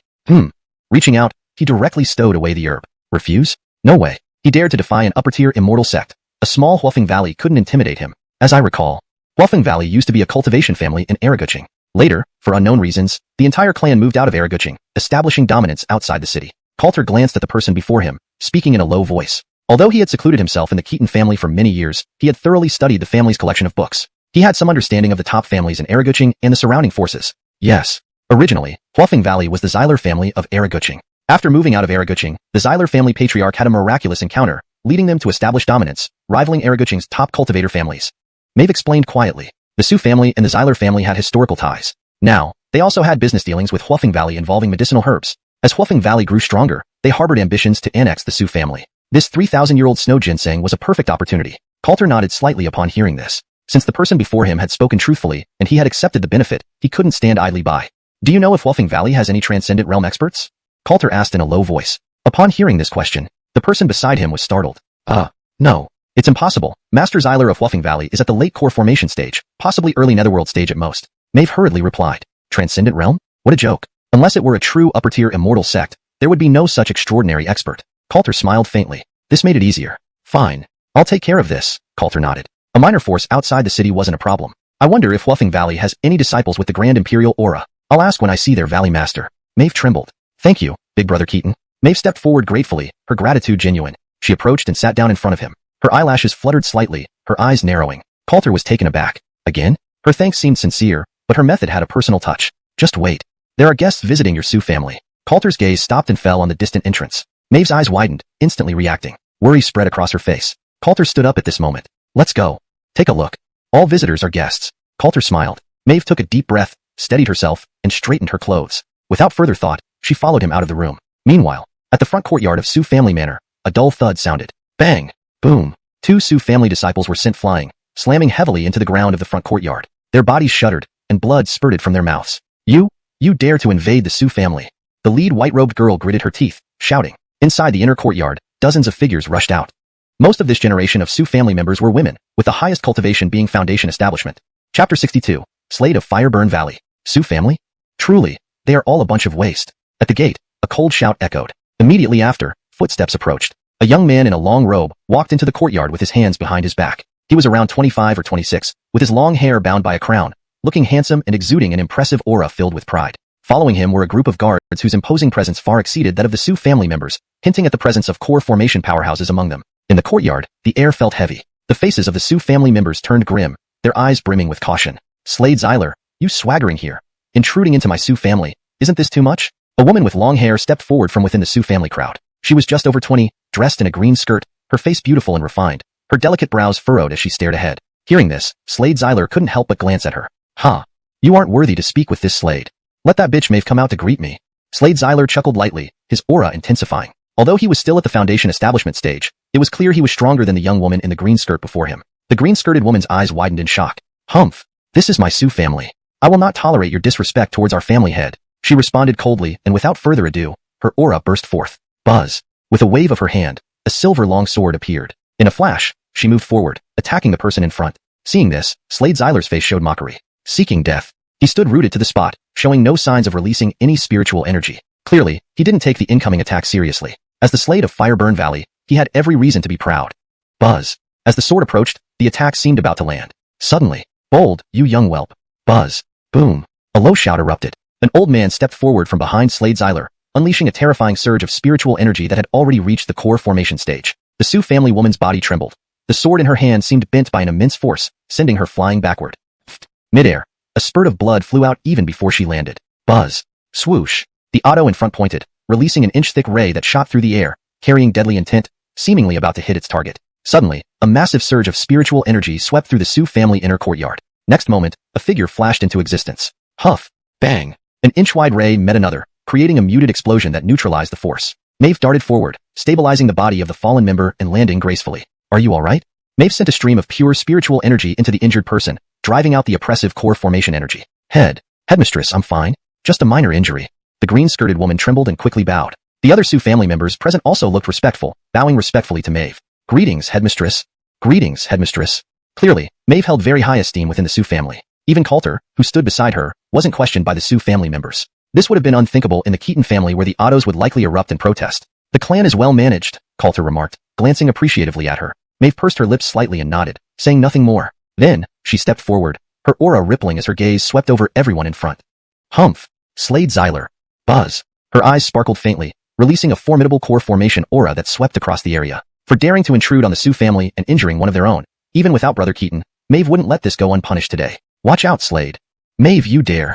The Otterly man behind Zyler reacted swiftly. Simultaneously unleashing core formation level power, he stepped forward to shield his Slade. If the Slade were to get injured here in Erigu City, the Valley Master would surely hold him responsible. Buzz. Boom. The air warped and exploded in a loud sound. The old man's body shook, clearly at a disadvantage, retreating 2 steps. Other Fireburn Valley guards, seeing this, advanced together, their auras flaring, heightening the tension within the courtyard. Stand down.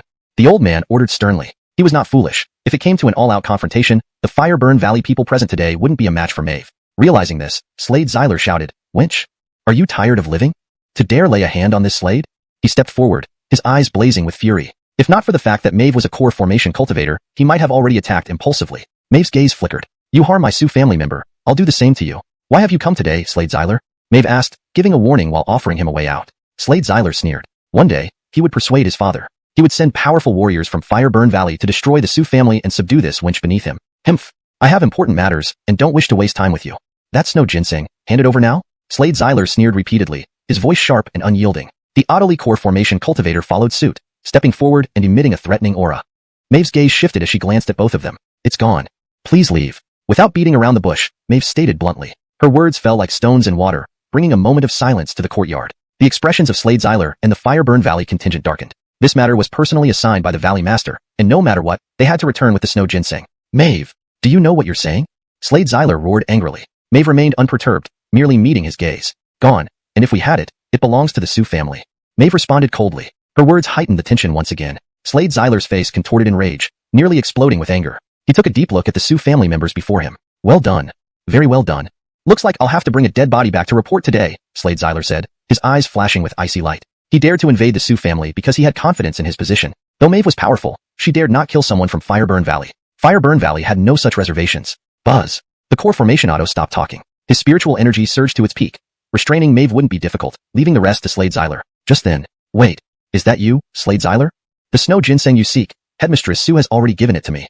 Coulter smiled gently and stepped forward, speaking calmly. His words drew the attention of everyone in the courtyard, all eyes focusing on this young man. Chapter 63. Giving you a chance, call your strongest. When Slade Zyler saw this, he couldn't help but be taken aback. His gaze fell upon the figure in front of him and appraised him from head to toe. Boy, I'll only say this once.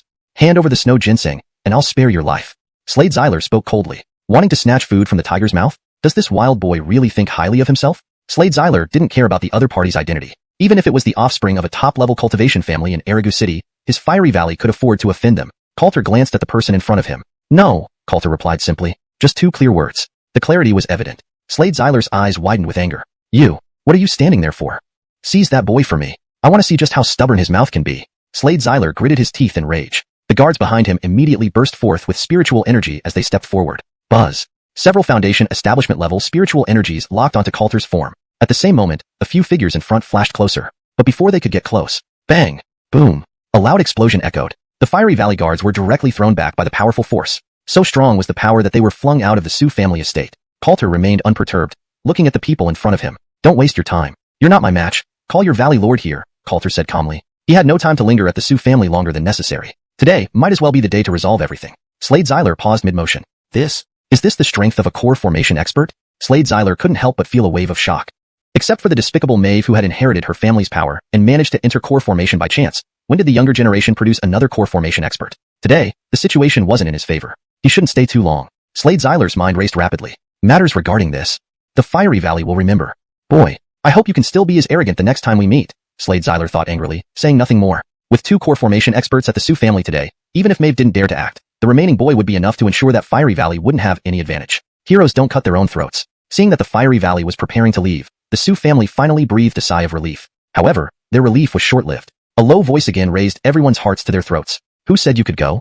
Coulter looked at the person in front of him. Upon these words, the air seemed to freeze. The Adelie core formation expert from the Fiery Valley's eyes gleamed sharply, his spiritual energy erupted, and his face bore a look of murderous intent. Slade Zyler also froze. Boy, what did you say?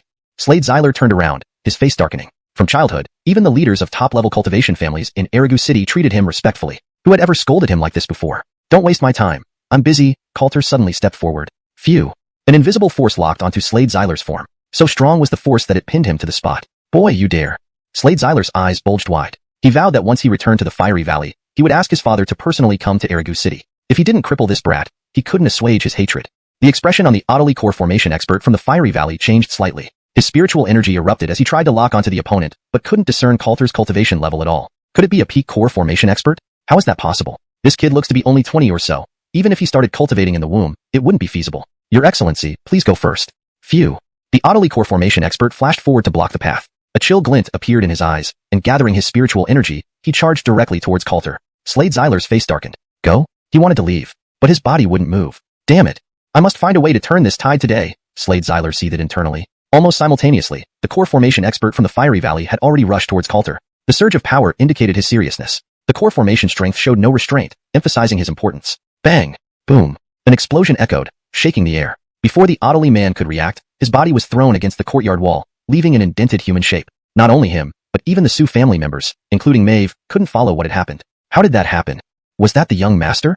The Fiery Valley's core formation expert was no match, even for one move. The Su family disciples' gazes trembled as they stared at Coulter, deeply impressed. Maeve's gaze also trembled, staring at the person in front of her. She wanted to know just how far Coulter would go for her sake. After all, this incident brought trouble to the Su family without involving Coulter himself. Coulter had already stood before Slade Zyler within moments. Slade Zyler's pupils contracted, disbelief showing on his face. How? How is this possible? Are you perhaps a great nascent soul expert? Slade Zyler's mind buzzed with confusion. How could such a powerhouse exist in Erigu City and be so young? Not, Coulter murmured softly. Phew. Suddenly, he reached out and grabbed the person in front of him. Terror filled Slade Zyler's eyes. It has to be a nascent soul expert. What do you intend? Slade Zyler's lips quivered. Coulter looked at him, pausing slightly. Giving you a chance. Call the strongest from your Fiery Valley, Coulter said steadily. These words hung in the air, silencing the courtyard. The Su family members were shaken, their eyes flickering incessantly. He's planning to challenge the entire Fiery Valley alone? No one in Erigu City matches his boldness. The Su family members couldn't hide the light in their eyes. In this moment, the figure in front of them loomed tall and magnificent in their hearts. Maeve's heart shook intensely as she stared at Coulter. I'm right. The Su family is saved. Her eyes shimmered. If he merely drove away the Fiery Valley, the Su family would still be unable to live in peace. This move by Coulter fulfilled her deepest hopes. Slade Zyler was stunned. He stood frozen, his mind buzzing. Is this boy crazy? Coulter looked at him. Didn't understand? Phew. Crack.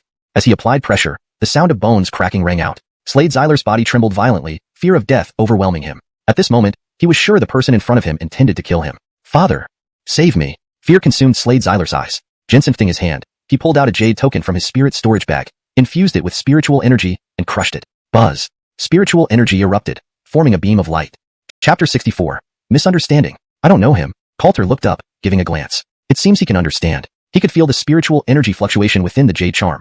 It belonged to an origin core cultivator. The fire-burning valley indeed has some skills. Bold. Who dares harm my son?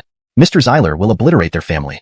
A figure appeared in the light and shadows, a voice filled with anger followed by a terrifying aura sweeping across. The entire front courtyard shook in response. The Su family's faces all turned pale, and those of lower cultivation couldn't stand steadily, stumbling backward with unstable breaths. Maeve's expression slightly changed. This aura? Not good. That Mr. Zyler was indeed concealing his strength. He's an origin core grandmaster, Maeve thought, feeling uncertain. If the entire Keaton family came with all their strong cultivators, they might have the power to fight the fire-burning valley. But with only Big Brother Keaton here, it would be like trying to hold up a sky with a single pillar. Whoosh! In midair, the shadow became clearer. A man with short beard, square face, long hair, deep eyes, and impressive presence appeared. None other than the Lord of Fire-Burning Valley. Father, save me. I am at Erigu City's Su family. This vile woman of the Su family joined hands with this person to scheme against me, Slade Zyler cried out. After his words, another terrifying aura emerged from the shadow. Humph. Seems our fire-burning valley has been too low-key lately. How dare some hillbilly child act so insolently again? Youngster, which clan are you from? The Valley Lord roared angrily. Coulter looked calmly at the figure above. This jade charm had no array formation embedded in it. After a brief silence, condense. Coulter mobilized his spiritual energy, blending it into the figure's projection, locking onto him with his Heavenman Realm divine sense. Instantly, the scene inside the fire-burning valley came into his divine sense. Inside the main hall, Viceroy Zyler rose from his seat, glaring furiously at the figure in front of him. Suddenly, as if sensing something, he trembled and showed a strange gleam in his eyes. Could it be this kid is fusing his divine sense into this? Is he a master of array formations? Zyler murmured to himself. Then he snorted coldly. Origin core level spiritual energy erupted from within him, merging directly into the projection. Simultaneously, his divine sense expanded outward, attempting to crush the youngster's divine sense. Divine sense collision. Whoosh! What's this? Puff! Zyler suddenly spat out a mouthful of blood. His expression changed dramatically. Damn it! It's him. Array projection, off. The Viceroy reacted quickly, ignoring his internal injuries, immediately making seals to shut down the connection. In mid-air, the figure vibrated. Just as it was about to close, you can't shut it. Coulter's voice echoed through the hall. An invisible hand seemed to appear around the projected figure, holding it open. At the same time, terrifying spiritual energy locked onto the Viceroy through the projection. This misunderstanding. This matter, it's a misunderstanding. Our fire-burning valley has always been friendly with the Su family. I don't want that ginseng anymore. The Viceroy reacted swiftly. Was it a misunderstanding? Hardly. What about your son? Coulter said with a slight smile. Before he finished speaking, the Viceroy shook his head vigorously. What son? I don't have a son. The Su family affair has nothing to do with our fire-burning valley, the Viceroy hastily replied. Losing a son is recoverable. Offending this demon star might cost lives. Coulter froze for a moment, his face taking on a peculiar expression as his divine sense remained locked onto the figure. Meanwhile, in the Su family courtyard, silence fell over everyone. The Su family members watched with trembling eyes. Initially, the fire-burning valley Viceroy was overwhelmingly powerful, but just one move subdued him, leading him to choose surrender immediately. What level of cultivation does he have? Is it possible he's a top-grade immortal sect expert invited by the Patriarch? Otherwise, the fire-burning valley Viceroy wouldn't be this fearful. To the point of disowning his own son, Maeve stepped forward, her eyes flickering. Could he really be? She recalled the earlier questioning. Is he the legendary Heavenman Realm? How could that be possible? Even after witnessing it firsthand, she found it hard to believe. Slade Zyler, who was the most bewildered, widened his eyes in disbelief. Father, it's me. What happened to you? We have countless experts in our fire-burning valley. How can we fear this brat? Slade Zyler stared intensely at the projection in mid-air. Inside the projection, the Viceroy turned and gave a stern look. Nonsense. Who are you? I've never seen you. The Viceroy firmly shook his head. His demeanor and tone did not seem fake. Slade Zyler almost choked on his own blood. Why was this happening? What kind of god was this kid, frightening father so much? Coulter remained calm, a smile creeping onto his lips. Do you recognize me? Coulter looked into the projection and asked quietly. Viceroy Zyler denied it instantly, shaking his head again. No recognition. Young man, it's truly a misunderstanding. I swear not to cause trouble for the Su family in the future. Our fire-burning valley can compensate for any previous misunderstandings, the Viceroy repeatedly declared. Hearing this, Coulter confirmed the Viceroy recognized him. If it's a misunderstanding, then his life belongs to me, Keaton. But you must come to Erigu City or allow me to visit the fire-burning valley. Coulter glanced at the figure within the projection. He made an educated guess. Although fire-burning valley couldn't compare to immortal sects, it was still a major power, more informed about top grades compared to cultivation families. This person must know something. Well, Keaton young friend, this matter is unrelated to our fire-burning valley. Zyler expressed difficulty. Coulter gave a swift glance. My patience is limited. Scatter. With a warning, Coulter waved his hand, dissipating the projection. The Su family courtyard returned to its usual quiet state. All gazes were focused on the courtyard, their thoughts lingering. Coulter smiled faintly, loosening his palm. Go on. Don't let it happen again. Coulter spoke slowly. Slade Xyler trembled. His dull eyes suddenly lit up, bowing deeply to thank him. He realized the man before him wasn't someone the fire-burning valley should provoke. Even his father was terrified. The gratitude for sparing me will never be forgotten. Please rest assured, once I return to Fire-Burning Valley, I will ensure father visits Erigu City to meet you. Slade Xyler expressed gratitude humbly, showing utmost respect. Not a trace of arrogance remained. This scene left the Su family with mixed feelings. Chapter 65. The Valley Master visits. The entire Su family, including Maeve, cast their gazes toward the scene. Before today, they would never have believed that a person could change so quickly. Coulter was also taken aback for a moment. Truly father and son. That's enough. You can leave now. Coulter waved his hand dismissively. Slade Xyler bowed again, not daring to utter another word as he immediately turned and ran out of the courtyard, as if afraid that the people behind him might change their minds. Coulter glanced at him before retracting his gaze. He then nodded at Maeve. Nothing else. I'll be leaving now. Coulter had no intention of staying longer in the Su residence. With the task completed and the herbs obtained, it was time to return and refine the elixirs. Thank you greatly, Brother Keaton. Maeve stepped forward and bowed gracefully. Please stay one more night. Snow will be able to repay your kindness. The rest of the Su family members also came forward to bow. Coulter stiffened, involuntarily rubbing his waist. Next time.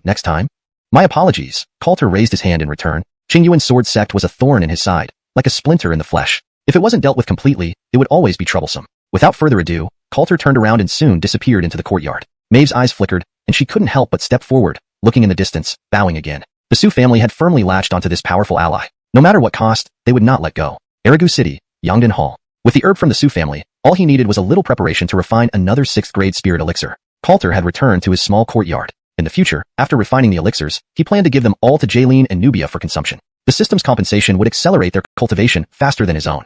Big brother. Nubia, can I come in? A voice came from outside the door. Coulter paused for a moment. He waved his hand. Click. The door opened. Nubia's eyes sparkled as she hurriedly ran into the room and came to stand beside Big Brother. Coulter smiled gently and patted the girl on the head. Are you hungry, Nubia? In a while, Big Brother will ask Ayala to take you to eat something delicious, Coulter said affectionately. This little girl had immense potential, showing the signs of a future emperor. In just a couple of days, Coulter felt that Nubia was about to break through to the 4th level of Foundation establishment. The system would once again provide its compensation. No, I'm not hungry yet, Nubia replied with a happy smile. So why did you come? Coulter asked, slightly puzzled. Nubia hesitated, trying to express her thoughts but unsure how. I just want to stay by Big Brother's side. Nubia blushed slightly, speaking softly. Coulter's eyes flickered with confusion. He hadn't seen this kind of behavior before. Even when he was refining elixirs, Nubia would wait obediently outside even if she was hungry. Buzz. Coulter's spiritual power enveloped Nubia, searching for any abnormalities but found none. Perhaps he was overthinking it. Just as he was about to withdraw his spiritual power, suddenly, the ghostly energy within him surged without his command, coiling and converging with Nubia's internal ghostly energy. Nubia's body trembled, and her smile grew wider. She instinctively leaned against Coulter. What's this? The ghostly energies resonate with each other. Why didn't I feel it? Coulter's eyes flashed with curiosity. After a moment of thought, he finally understood the reason. Seal. Using his inner spiritual power, Coulter sealed the ghostly energy within him, preventing any further overflow. Almost instantly, Nubia's aura dissipated, and her expression returned to normal. Big brother, Nubia is hungry, Nubia said subconsciously. All right. I'll have Ella take you to get some delicious food. Coulter stood up and spoke softly, leading Nubia out of the room. Laughter soon filled the courtyard. Xiao loved this obedient and well-behaved little girl very much. Time passed quickly as dusk approached. Inside the Yongdan Hall, buzz. Occasionally, a wave of fire chi swept through the room. The guards and servants in the courtyard were long accustomed to this. It was the Slade refining elixirs. The night was quiet, everything as usual. A breeze seemed to pass by, unnoticed by anyone inside the courtyard. Inside the room, Coulter's gaze paused, a smile spreading across his lips. Seal. With a single finger, he cast an imprint, sealing the pill furnace and stopping the leakage of fire chi. Then he looked up. Since you've come, please come in. After Coulter spoke, the door remained closed, but another person appeared in the room. It was a short bearded man with a square face and long hair, wearing a bright red robe, deep eyes, and an extraordinary presence. A confirmed Yuan Ing stage expert. Hee.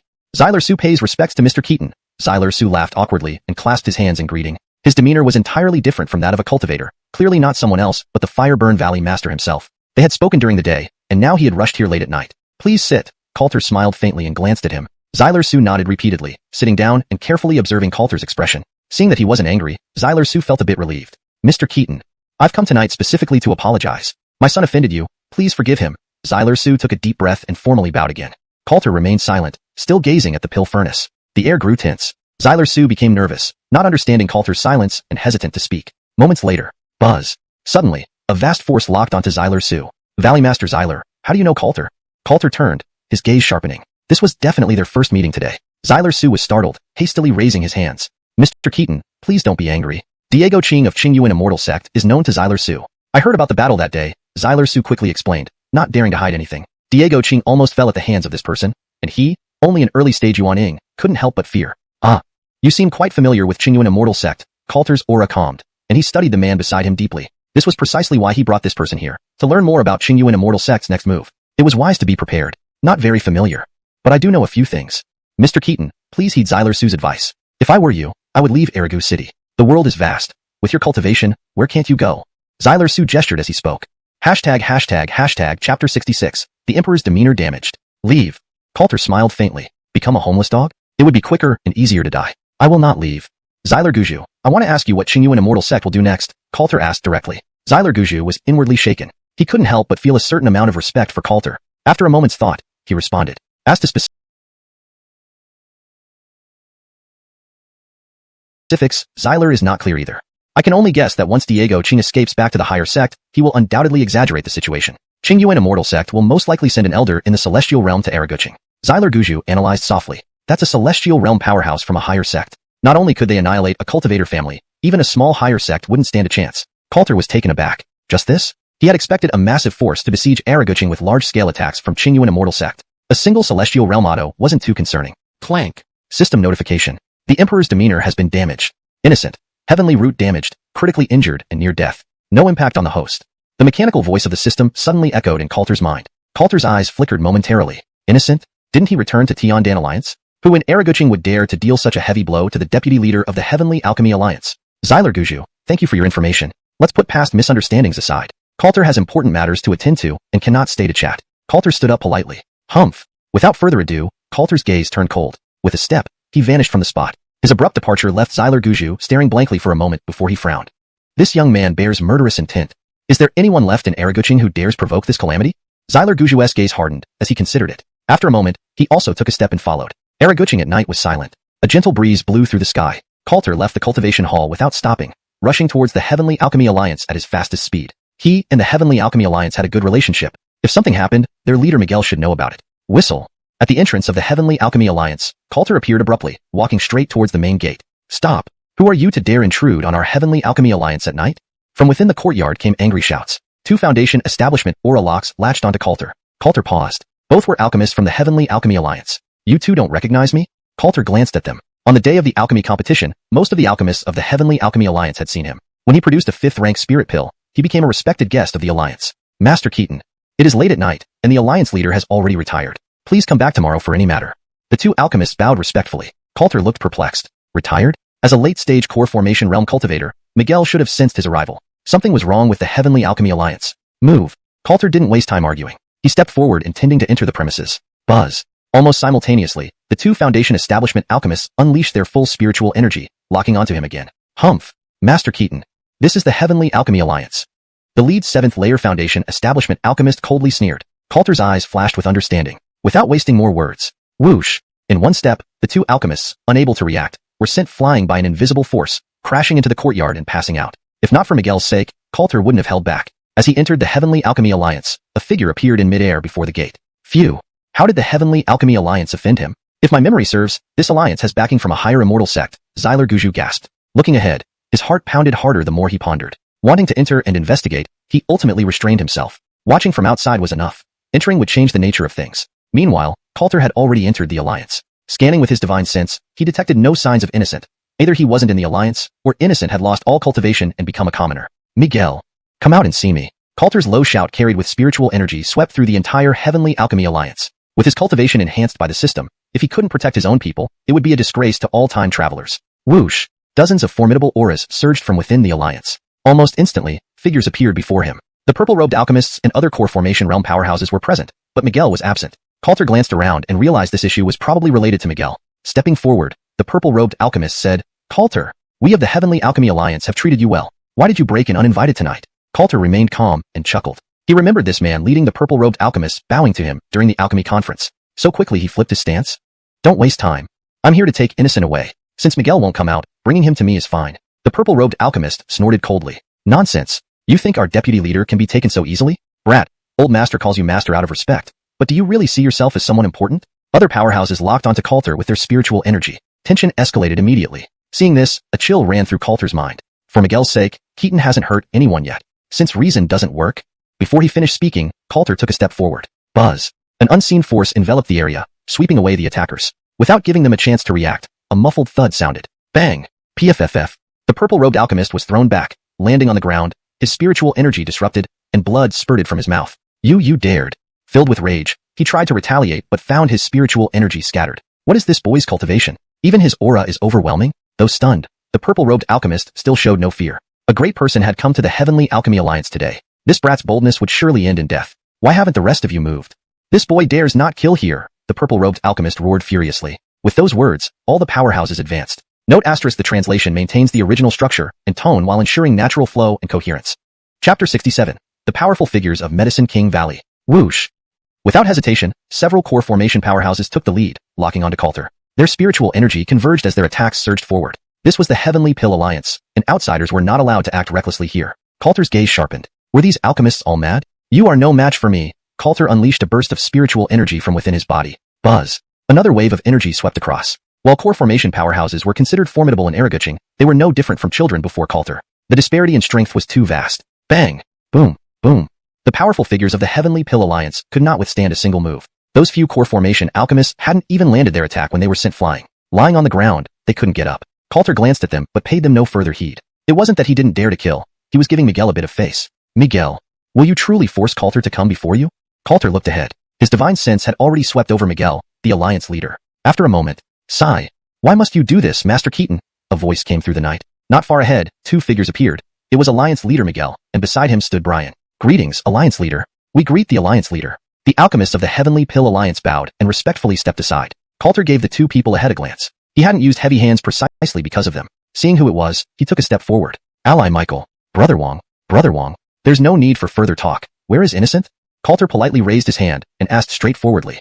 A complex look flashed across Miguel's eyes. After a brief pause, he said, Master Keaton, even if you refuse to enter Medicine King Valley, I will not force you. But our Heavenly Pill Alliance's young lord is the designated successor chosen by Medicine King Valley. This matter has nothing to do with you, Miguel returned the bow. Upon hearing this, Coulter understood. No wonder the Heavenly Pill Alliance was so arrogant tonight. It was due to the order from the superior immortal sect. It does concern me. At the Keaton family manor, Innocent bowed to me as his master, and I imparted 300 pill techniques. A teacher-student bond was thus formed. Tonight, I am here to reclaim my student, Coulter said.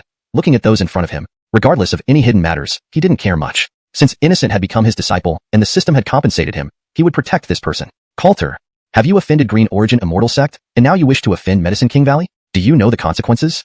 Miguel took a step forward, more anger evident in his eyes. Given their previous relationship, he had given Coulter many opportunities, but this young man insisted on going all the way. Coulter chuckled softly. Bring out the person inside. The two of you won't do. Coulter spoke slowly. When he locked onto Miguel, he sensed an extraordinary aura within the Heavenly Pill Alliance, presumably the powerful figure. Coulter, you're being insolent. Snorting, Miguel wanted to see if Coulter was as strong as rumored. He no longer wasted words, and his spiritual energy erupted. The top-tier powerhouses in Araguching were aware of Diego Qing's defeat at the Keaton family manor. Miguel wasn't foolish. He knew he was no match for Coulter but felt compelled to act. Whoosh! Core formation spiritual energy swept across. Miguel attacked directly with a single step. Huff! Jensenfting his hand into a palm, he generated terrifying momentum, striking towards Coulter. Coulter remained motionless, only raising his arm. Bang! Buzz! The clash sent a terrifying force into Miguel's body, making him feel suffocated. What level of cultivation are you?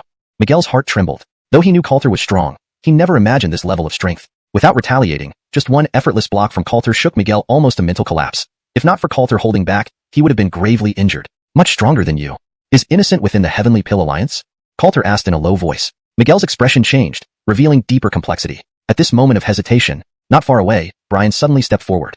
Brother Keaton, northwest direction, dungeon, he stated firmly. Almost instantly, a powerful aura locked onto Brian. With a mouthful of blood, Brian spat it out, his face turning pale as he trembled uncontrollably. Almost simultaneously, whoosh! An inch-long ray pierced the air from above, heading straight for Brian's brow. This attack, while seemingly weak, could easily instant-kill anyone below the celestial realm. Bang! Boom! Boom! A loud explosion. Unbeknownst to everyone, Coulter had already blocked the attack before Brian. He simply raised his hand, unleashing celestial realm spiritual energy, dispelling the ray into the air. Senior of Medicine King Valley? To attack a core formation expert from behind is beneath your dignity, Coulter smiled, glancing ahead. Beside him, Brian regained his senses. Thank you. Brian bowed deeply, quickly retreating. Coulter nodded slightly, then focused his divine sense. Buzz. Similarly, in the night sky, a terrifying divine sense clashed. Muffled groans came from within the alliance. Himph! No wonder you defeated Diego Ching. You do have some skill. As the voice faded, a glow flickered in the night, forming a long rainbow. In the next moment, a short-bearded Otto with silvery white hair, a slender figure, and piercing eyes appeared. The imposing pressure around him was overwhelming. Greetings, senior of the superior sect. Greetings. The alchemists of the Heavenly Pill Alliance, along with Miguel and Brian, bowed respectfully. Coulter calmly looked at the Otto. My man, I want to take him. Any objections? Coulter asked in a low voice. The Otto was also a celestial realm powerhouse, but from his divine sense, his cultivation seemed to rank lower. Otherwise, he would have appeared earlier. If you dare to offend Medicine King Valley, take your man. Old man here will not obstruct you. The Otto scanned Coulter coldly. These words shocked the members of the Heavenly Pill Alliance. Their expressions fluctuated. So, he's taking him away? Even the senior of the superior sect can't match Coulter? How is that possible? The alchemist's minds reeled. It seemed there was no other explanation. Coulter smiled without further words. Whoosh! He turned and headed towards the western inner courtyard. Hashtag chapter 68. A clash with Heaven's might. At the Tiandan Alliance, in the inner courtyard to the west, close to the rear mountain, there was a dungeon here, connected to the cliff walls of the rear mountain. Coulter glanced over, and his expression turned cold. Huff! Bang! His figure carried a trail of spiritual light as he surged forward. The rock wall and dungeon were shattered by his sheer force. After a moment, his figure reappeared, now accompanied by a blood-covered youth. Master. Innocent gave a bitter smile, his aura extremely weak. Coulter looked at him, his gaze even colder. Before him, Innocent's heavenly spirit root had been forcibly extracted, his cultivation base completely ruined, and his tendons and bones severed. If Coulter hadn't come tonight, Innocent would likely have become a corpse. Stabilize. Your injuries are too severe. I'll temporarily seal your meridians. Once we return to the medicine hall, I will help you recover. Coulter's surrounding spiritual energy burst forth. His refined heavenly realm spiritual power enveloped Innocent. Innocent's body shook, and a faint flush returned to his face. His eyes no longer appeared so dazed. Master, Medicine King Valley. Innocent tried to suppress his injuries, wanting to say something more. However, at this point, he didn't want his master to completely break ties with Medicine King Valley. No need. As long as you call me master, I will give you an explanation for this. Coulter raised his hand, indicating for silence, and another wave of spiritual energy struck Innocent. Innocent's body trembled once more, and he closed his eyes, falling into a deep sleep. Coulter steadied himself. He then slowly turned around and disappeared with Innocent. The night became even darker, filled with a sense of chill and impending danger. In the front courtyard of the Tiandan Alliance, Huff! Coulter reappeared with Innocent. Everyone present in the area turned their attention to them, their expressions stunned upon seeing Innocent's state. The faces of the alchemists within the alliance clearly changed, some unable to bear it, but none dared speak up. Alliance Chief Xiao's body slightly trembled as he sighed inwardly. Sigh. Brother Keaton, you found the person. Please leave, Miguel said quickly. From start to finish, he had always held high hopes for the young master of the Keaton family. Never did he imagine things would escalate to this point. At this juncture, there was no point in further words. Coulter set Innocent down gently on the ground, and then turned to face the crowd. I have a question. Why has this happened? Coulter asked, his expression blank and voice calm, much like the calm before a storm. The alchemists within the alliance couldn't meet his gaze, averting their eyes. Miguel took a deep breath and glanced at Innocent, a complex expression flashing in his eyes. This matter. He wanted to leave the Alchemy Alliance. According to the rules, Miguel hesitated at the corner of his mouth. No matter what rule, it shouldn't have led to such an outcome. But when the representative from Medicine King Valley arrived, this foolish boy didn't know better than to argue, resulting in his current state. The rule stands. He was nurtured by our Medicine King Valley. Since he wants to leave, all his cultivation must be revoked, said a white-haired Otto from Medicine King Valley, stepping forward. He glanced at the two men before him with indifference. A mere junior wouldn't have his current cultivation or alchemical skill without the support of the Tiandan Alliance. Yet he claims his teacher surpasses us in alchemy? Ridiculous. Upon hearing this, Coulter understood the situation. He looked ahead. In that case, Innocent is no longer part of the Tiandan Alliance, Coulter asked softly. The white-bearded Otto chuckled lightly. Certainly not. Such waste can only bring shame to Medicine King Valley within the Tiandan Alliance, the Otto added, emphasizing each word. Could he not see that the person before him was the very teacher mentioned by the junior? Coulter smiled. Waste? But this one shows the demeanor of an emperor. Fine. The matter of the Tiandan Alliance is settled. Now, let's discuss the fact that my student's spirit root was excavated and his cultivation destroyed, Coulter said, a rare glint of coldness appearing in his eyes. Apart from that day at the Langston family's rear mountain, this was the second time he felt such an intense urge to kill someone. A hum resonated through the air as heavenly realm spiritual energy spread outwards. An invisible wave of energy swept across the sky. SSS. This aura. Quick, defend yourself and retreat from his spiritual energy range. Miguel reacted first. The terrifying spiritual energy made him feel the threat of death, prompting him to loudly caution everyone. It was already too late. Even the core formation level purple-robed alchemists around them spat blood, their bodies shaking violently and faces turning pale instantly. Except for Brian and Miguel, all the alchemists of the Tiandan Alliance were severely injured and forced back. Coulter. What do you mean? Do you wish for the Keaton family to wage war against the Tiandan Alliance? The alchemists stabilized themselves, their eyes blazing with anger, yet they could not contain their rebukes. Coulter remained calm. if you continue to be noisy, I may not hold back from a slaughter tonight. Coulter spoke slowly, his tone still calm. This statement immediately silenced the crowd. The faces of the Tian Alliance alchemists flushed red. This strength of Coulter was beyond their understanding. Coulter laughed lightly. It seems you can understand normal speech after all. The alchemists' faces darkened further. They harbored anger but dared not speak, instead turning their gaze to the Ottos of Medicine King Valley. The white-bearded Otto stepped forward, his expression displeased. Boy, do you realize what you're doing? Provoking the Tian Alliance is provoking the Medicine King Valley. Does a small family like yours dare disrespect a major sect? The Otto repeatedly rebuked. If not for some reservations, given the Otto's nature, he would have already killed the boy. Coulter maintained a composed expression. Disrespect? A direct disciple of Qing Yuan immortal sect. I dare to kill. Why not add you to the list? Coulter was unwilling to waste more words. His spiritual energy exploded, and a terrifying aura locked onto the Otto. This old man must pay with his life tonight. A hum resounded, distorting the air. The Otto's expression drastically changed, anger flaring in his eyes. Boy, audacious. I am an Otto of Medicine King Valley. How dare you act so recklessly? The Otto's own spiritual energy erupted. He never imagined the boy would dare to attack him. Bang! Boom boom. Spiritual energy collided, emitting loud explosions. The waves of energy swept across, forcing the Tian Alliance alchemists and Miguel further back, their faces turning even paler. Only at this moment did everyone realize both figures before them were rumored to be Heavenly Realm experts. How is this possible? Not surprising about the Medicine King Valley Otto. But this Keaton family boy was clearly a waste with no spirit root previously.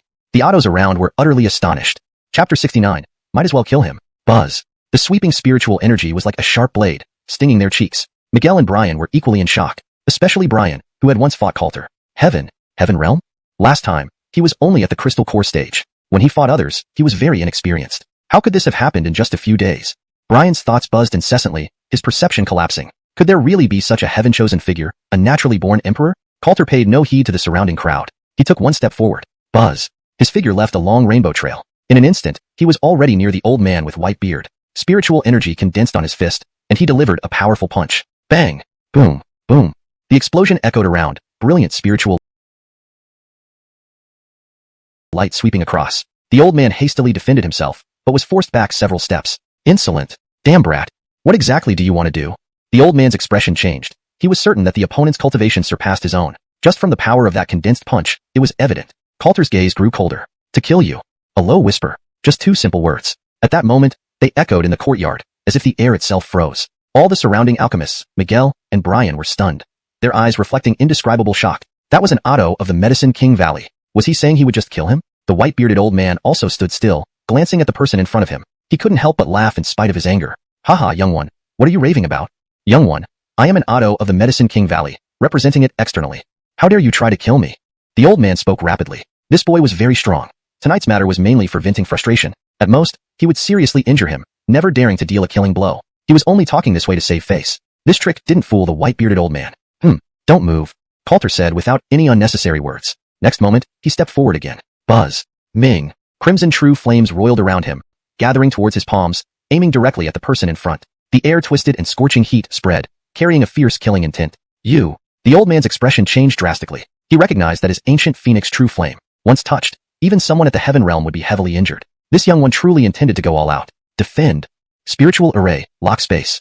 The white-bearded old man was not an ordinary person. A heaven realm powerhouse wouldn't easily engage in combat. Once injured at this level, recovery often required significant time and effort. Unless it was a matter of life or death, it would be a loss. With a wave of his hand, he cast several seals, forming a defensive barrier in front of him. A spiritual energy shield enveloped him entirely. The ancient phoenix true flame descended. Bang!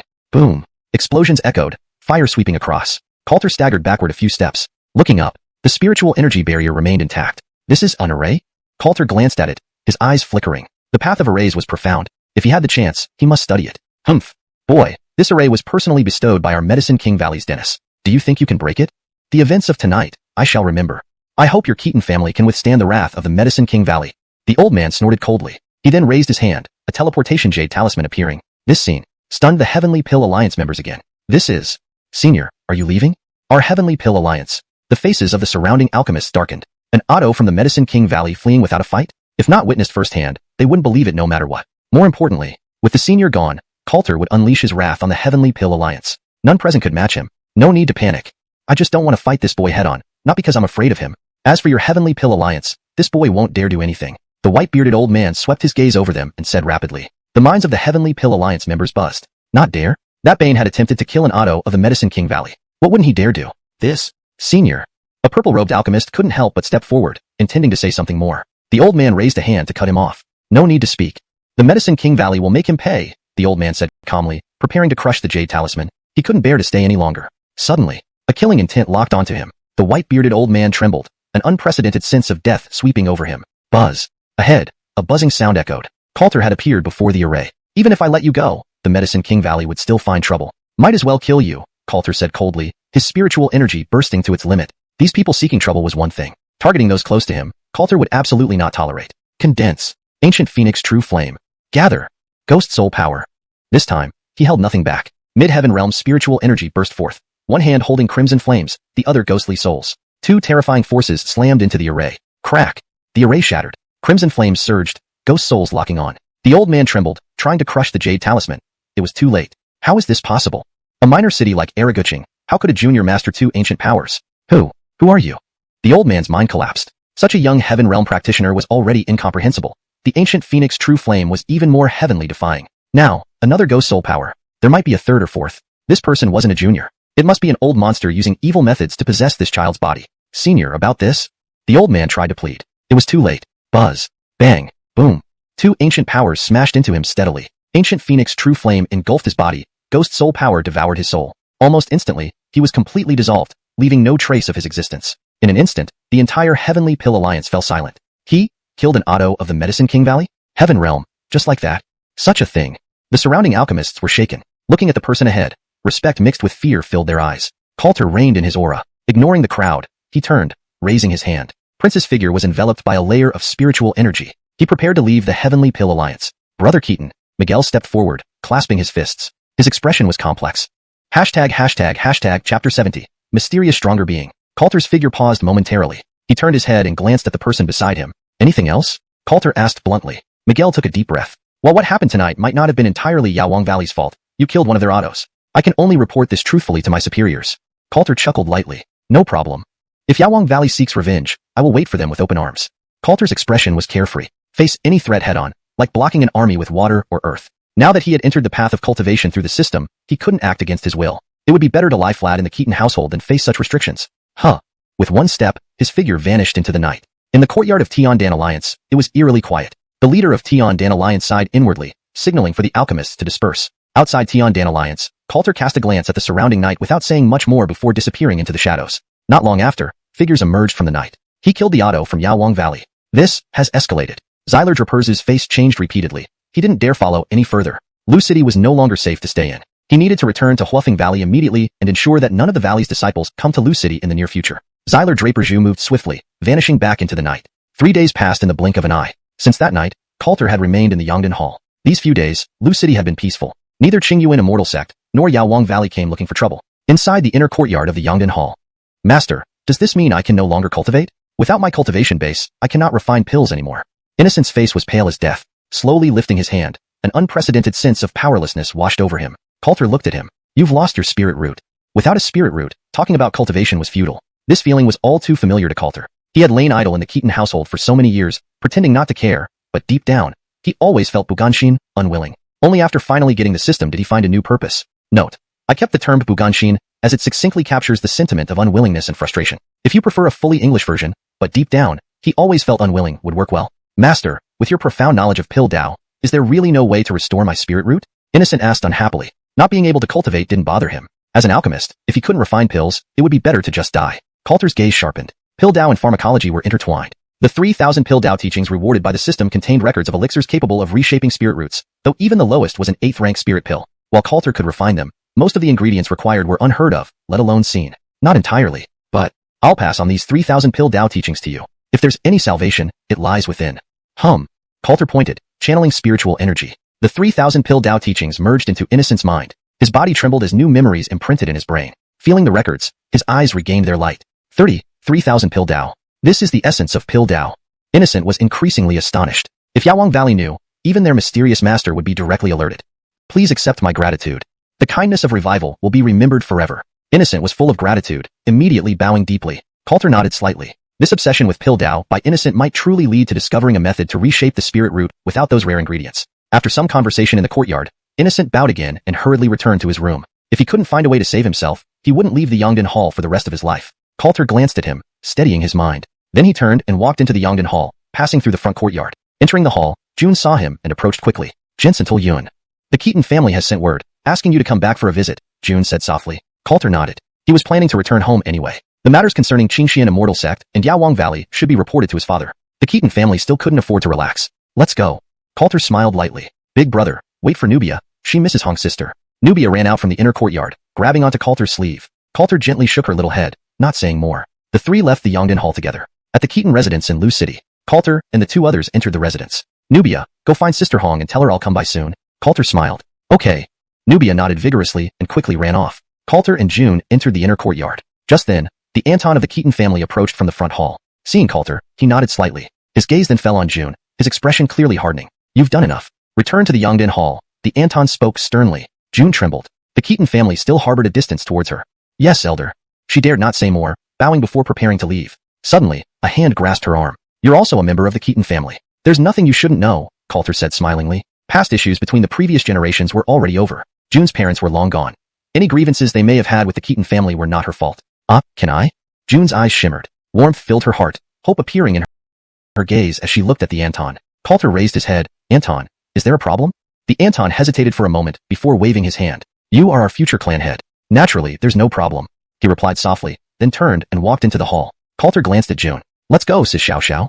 If it was only his father wanting to see him privately, he wouldn't insist on bringing her along. But now, inside the Keaton family hall were several Ottos and young generation members. June was naturally welcome. Yes. Thank you. Her eyes conveyed her gratitude as they headed towards the hall. Before they entered, suddenly, an invisible force locked onto Coulter. The aura was incredibly strong, clearly belonging to a Heaven Realm powerhouse. Without the Keaton family noticing, divine consciousness pressured down. Coulter slowly lifted his head. Inside the hall, everything fell into his consciousness. On the main seat of the inner hall sat not his father but a golden-robed Otto with half-white hair and a short beard, sharp eyes, and a commanding presence. It's not Qingyuan Immortal Sect, nor Yaowang Valley. My father seems to know this person. Coulter's gaze sharpened. Spiritual energy surged within him. A Heaven Realm divine consciousness swept out, colliding with the other. A buzzing echoed in his mind. The opponent's strength wasn't beneath his own. Young man, since you're here, come in. A soft exclamation came from inside the hall. Chapter 71. The Keaton family deliberates. Immediately afterward, a hoarse voice fell into Coulter's ears. The Wuxing force should be translated as intangible force. So the sentence would read, the intangible force dissipated instantly. However, to make it read more naturally in English, we could phrase it as, the intangible force vanished instantly. Or, the invisible force disappeared immediately. Without the broader context, I chose a general interpretation. Please provide more context if you need a more specific translation. For now, here is the edited translation. The invisible force disappeared immediately. Coulter glanced ahead. With a light laugh, he led the people beside him into the inner hall. Father. Elders. After entering the hall, Coulter politely raised his hand. Dottie greets the family head. Greetings, Ottos, Keaton Dottie said, somewhat nervous. Today, all in the hall were of the main lineage of the Keaton family. Though she was also from the main line, since her parents' passing, she had never entered the inner hall of the Keaton family. Ernesto and the other Ottos couldn't help but give Keaton Dottie an extra glance. But they did not say much. How did she get in here? Out. The inner hall deliberation is no place for you. Dissonant voices arose, full of arrogance, allowing no refusal. Keaton Dottie's body trembled, growing even more anxious. Coulter felt somewhat helpless. Without looking, he knew that aside from his second brother, no one would speak like this. It's fine. You sit there. You are also of the Keaton family's main lineage. In terms of seniority and bloodline, you're better than second fool. Coulter ignored the people in front of him and turned to gesture at Sister Dottie. Previously, unable to practice cultivation, some matters could only be ignored. Now, it was impossible for him to do so. Keaton Dottie pursed her lips, mustering up courage and nodded. The atmosphere in the hall seemed to freeze. Terry abruptly stood up. Coulter, you call who a fool? I think you're the bigger fool. Terry's face flushed red, his eyes wide with rage as he angrily yelled. Coulter was taken aback. This guy stood up? The situation inside was roughly clear. It needed further testing. Whoosh. Come over here. Coulter raised his hand. An invisible force locked onto Terry's figure. In front of everyone from the Keaton family, it lifted Terry. The hall shook. Everyone in the Keaton family was startled. Coulter, what are you doing? He is your brother. Keaton's concubine immediately stood up, anger evident on her face but also appearing helpless. Coulter remained unmoved. According to family rules, disrespecting one's Otto brother deserves punishment. Coulter slowly spoke. In front of everyone in the Keaton family, he directly grabbed Terry in front of him. Before anyone could react. Bang! Bam bam! 2 consecutive blows landed on his head. Terry's body shuddered, pain making stars appear before his eyes. Even if he channeled spiritual power, it made no difference. You dare. Coulter, do you dare strike me in front of our seniors? Terry gritted his teeth and repeatedly demanded. Coulter gave a faint smile. His gaze then fell on the Ottoly man in front. They exchanged a glance. The Otto in the golden robe showed no change in expression. At this moment, Ernesto coughed lightly. Ahem. That's enough. Punishment has been administered. Yearner, let go of your brother. Ernesto spoke to Coulter and gave him a meaningful look. Coulter felt somewhat odd internally but said nothing more, loosening his hand, with spiritual power retracting accordingly. As Terry regained his form, he quickly leaped away from the person in front of him, but the resentment in his eyes remained unscattered. Seeing this scene, Ernesto took a step forward. Yuner. This is Beryl from the Golden Ginsong sect. He is your maternal grandfather's junior brother. Ernesto whispered softly. Upon hearing this, Coulter's confusion deepened. Crawford? Why had he never heard of this during all his years in the Keaton household? Is mother a disciple of the Golden Ginsong sect? Coulter reacted swiftly, looking towards his father.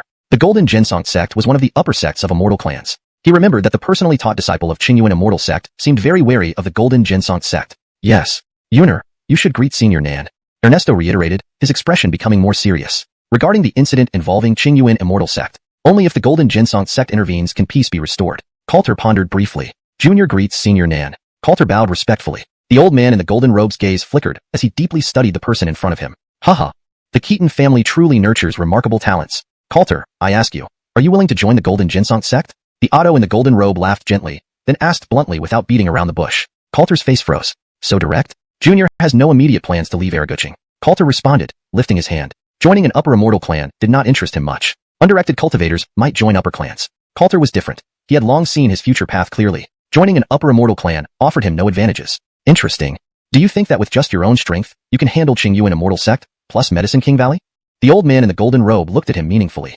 Hearing these words, everyone in the Keaton family present was stunned. The faces of the Keaton family Ottos drastically changed. Isn't it just Qingyuan immortal sect? When did we offend Medicine King Valley? 2 upper immortal clans. The Keaton family was merely a small cultivator family in Eraguching. How could they possibly deserve this? Ernesto's expression became solemn. Yuner, is this true? Ernesto, knowing the senior beside him wouldn't lie, couldn't help but ask. Coulter nodded. He had returned today specifically to address this matter. Father, 3 days ago, your child killed an Otto from Medicine King Valley. Coulter bowed respectfully, speaking frankly without hiding anything. These words echoed through the silent hall. Even Ernesto was momentarily stunned. The Otto's minds buzzed. Killed? An Otto? With such an act, our Keaton family is doomed. The expressions of the Keaton family Ottos were now extremely grim. For days, their hearts had been hanging by a thread, and now everything was utterly finished. I will take responsibility for this. Coulter glanced at the Keaton family members. If given another choice, the result would not differ. You, Coulter, you have experienced extraordinary events and gained cultivation. Initially, this should have been a blessing for our Keaton family, but it seems to bring calamity instead. The Keaton family Ottos couldn't help but sigh inwardly. Given the current situation, blame was futile. All eyes of the Keaton family members now focused on the Otto in the golden robe. Only the Golden Ginsong sect could save the Keaton family. Senior, please lend a helping hand. If the Keaton family can overcome this crisis, we will be forever grateful. The Keaton family Ottos bent and bowed respectfully toward the Otto in the golden robe, beseeching him. The Otto smiled and turned his gaze to Coulter. Boy, you haven't answered me yet. The Otto in the golden robe slowly said. Coulter looked calmly at the person in front of him. The attitude of the Golden Ginsong sect puzzled him greatly. ####Chapter 72. Dare you battle? Inside the hall, there was a moment of silence. Coulter's gaze sharpened. I don't think these 2 major sects would mobilize all their forces for a mere cultivator family, Coulter said calmly. Would a top-ranked immortal sect mobilize its entire strength to attack a cultivator family? Wasn't that absurd? It was unlikely. If some Essence Infant Ottos or Heaven Stage Dennis came, he had confidence he could kill them. The Ottoly man in the golden robe chuckled softly and couldn't help but give Coulter a second glance. Oh, you have the power to resist if they don't use their full strength? Young man, where does your confidence come from? The Ottoly man in the golden robe asked slowly. As he spoke, a terrifying force swept through suddenly. Inside the Keaton family hall, the air seemed to freeze solid. Ernesto, Keaton family Ottos, and other members of the Keaton family all changed expressions dramatically. They felt as if Mount Tai was pressing down on them, an unprecedented sense of suffocation. Predecessor. Yuner is still young, and not very familiar with the top immortal sections. Please forgive him, predecessor. Ernesto, facing immense pressure, raised his hand, bowing deeply. The Ottoly man in the golden robe showed little change in expression and didn't even glance at him. Let's set aside matters concerning the top sects for now. The old man mentioned earlier wanted to take your second son as a disciple. Does this young man, who dared to reprimand my closed-door disciple in front of me, have the qualifications? The Ottoly man continued speaking. Ernesto's body trembled. Originally, with the relationship between the Keaton family and Golden Ginsong sect, negotiations wouldn't turn hostile, let alone escalate into open conflict. Ernesto believed he could suppress it. Liam's request to discipline his disciple was a personal matter and did not involve the Golden Ginsong sect. Terry's body trembled. Humph. Coulter, you also have this day. When this young master returns from completing studies at the Golden Ginsong sect, who else could take the position of Keaton family arty besides me? Terry felt darkly pleased. Even his headache was gone as he lifted his head and glared fiercely at Coulter. Seeing this, Coulter instantly understood. Ah, so that was it. Being favored by a top immortal sect and taken as a disciple explained his arrogance. Pausing for a moment, Coulter's gaze sharpened abruptly. Whoosh! Heaven stage power erupted simultaneously, enveloping the hall and dispelling the old man's aura directly. Liam, I respect you as a senior. But this is the Keaton family. I hope you will not act too rashly, predecessor. Coulter stepped forward calmly and respectfully, his eyes focused on the old man before him. Upon hearing these words, the hall fell silent. Everyone in the Keaton family, including Ernesto, stood frozen in place. Terry sprang up abruptly. Coulter, how dare you? What status do you have? How dare you be so disrespectful to a senior from the Golden Ginsong sect? Terry's eyes widened. Why hadn't he noticed before how audacious his Otto brother was? If he were made patriarch, he would ruin the Keaton family completely. Coulter glanced at him. Status? Is there a problem with being the slave of the Keaton family? Coulter asked calmly. Since he had promised his father, he would inherit the patriarch's position in the future. From now on, the Keaton family would not tolerate others bullying them. Whether it was major cultivator families or top immortal sects, anyone who wanted the Keaton family to submit must first ask him, Coulter, if he agreed. You. Terry's face turned red, pointing at Coulter. For a moment, he didn't know how to respond. At this moment, the Ottoly man in the golden robe slowly stood up, his gaze piercing. Whoosh! Spiritual energy erupted. A mid-stage, heaven-stage pressure descended directly upon Coulter. Coulter's body stiffened as he retreated, entering the courtyard. To the Keaton family members, it looked like Coulter had been sent flying by the predecessor's aura. Gentle Yun. June stood up, her face filled with worry. Ernesto's expression grew grim. Keaton family Ottos all rose swiftly, their expressions changing rapidly. This is our fault. We beg your forgiveness, predecessor. Keaton family Ottos quickly bowed their heads in greeting. Given the relationship between Golden Ginsong sect and the Keaton family, the most Liam would do was issue a lesson. He wouldn't go as far as killing. This wasn't necessarily a bad thing for Coulter. Facing more challenges would make a young person steadier. Master, Coulter has been lazy since childhood. He isn't qualified to join the Golden Ginsong sect. A good lesson today will make him remember it. Terry approached his master, bowing deeply. How Coulter fared, he didn't care. As he joined the Golden Ginsong sect, he would inevitably become the Keaton family patriarch. He needed to maintain his demeanor. The Ottoly man in the golden robe paused, looking at Terry appreciatively, his face showing a hint of satisfaction. This moment, whoosh! Liam, dare you battle Coulter? Outside the courtyard, spiritual energy swept in. A low shout echoed in the hall. The Keaton family members' faces changed drastically, their minds buzzing, thinking they had misheard. Looking around, they saw each other's horrified expressions. These words. Clearly, everyone in the hall had heard them. Terry's body trembled, his eyes widening. Crazy. Does he know what he's saying? Terry's mind raced as he instinctively glanced at his master beside him. Sure enough, the Ottoly man in the golden robe's face darkened. Had it not been for the Keaton family's sake and the exceptional talent of this youth, he would have acted immediately when Coulter laid hands on Terry. Tolerating until now, he merely didn't wish to stoop to the level of a junior. And yet this youth dared to challenge him so arrogantly. Humph! Ernesto, you indeed have an excellent son. The Ottoly man in the golden robe coldly snorted and waved his sleeve, causing a burst of spiritual energy around him. In the next moment, his figure vanished from the spot. Inside the hall, silence prevailed. The Keaton family members exchanged glances, their expressions varying widely but their shock unanimous. Artie, let's hurry out, Coulter mustn't be harmed. The Keaton family Ottos reacted quickly. Coulter's formidable strength was the foundation of the Keaton family's rise. If his cultivation were to be ruined, the Keaton family's future would be bleak. Ernesto took a deep breath. Without another word, he quickly strode out toward the courtyard. No matter what, he could not allow anything to happen to his son, even if it meant severing ties with the Golden Ginsong sect. Meanwhile, in the courtyard of the Keaton family, whoosh! Young one, this old man wants to see who gave you the audacity to challenge me. The Ottoly man in the golden robe radiated an imposing presence, terrifying spiritual energy rolling forth. The air vibrated, as if divine power was descending. Coulter looked at the man before him. His face flashed with a strange look. There was no way this old man couldn't sense that he was also at the heaven stage. From beginning to end, whether it was divine consciousness or spiritual energy collisions, he wasn't weaker than this man. Where did this old man get his confidence? Boldly, please. Coulter gestured steadily. Perhaps the top immortal sect had something hidden he wasn't aware of. ###Chapter 73. Spiritual artifacts are a good thing. In the courtyard, the two stood face to face. Coulter's expression became more serious. Buzz. The sound of swords echoed. Xianxia's sword was already in his hand. The Keaton family members had now gathered in the front courtyard. Seeing the scene before them, their hearts raced with anxiety once again. He drew his sword? This battle seems unavoidable. The Otto of the Keaton family looked grim. Ernesto's face was stern, and he secretly adjusted his spiritual energy. If Beryl insisted on using heavy-handed tactics, even if he knew he couldn't match him, he would stand by his son's side. Whoosh! Husband! From the inner courtyard, a rushing sound approached. Carmen appeared in the courtyard. Her eyes flashed with a faint light. Her Yuan-Ing stage spiritual energy swept across, locking onto the old man in front. The atmosphere became tense once again. It's fine. Just a sparring match. Coulter raised his head and glanced at Carmen. Jingguang sect was not Qingyuan's sword sect. That so-called grandfather-in-law, though he hadn't met him, still shared some familial ties. He naturally wouldn't use lethal force. Hearing this, Carmen's gaze softened slightly, her surrounding spiritual energy receded, but she didn't leave. Jinsong the Keaton family members, she stood to the side. In front, in the courtyard, the golden-robed Otto never spared a glance at the Keaton family members. These people weren't even worthy of his attention. Young one. Today, even within Jingguang sect, this old man will personally teach you a lesson. The golden-robed Otto spoke gravely, his aura becoming even stronger. His words were very clear. He wanted the Keaton family to completely abandon any hopes of pleading for mercy. Condense. Xinghuan sword. Buzz. The golden-robed Otto lifted his hand. A blue glow flashed, and a blue spiritual sword fell into his hand. The sword hummed, and the faint shadow of a phoenix could be seen on its blade. Coulter's eyes lit up. What a fine sword. Beryl, if I should luckily win, could you gift this sword to me?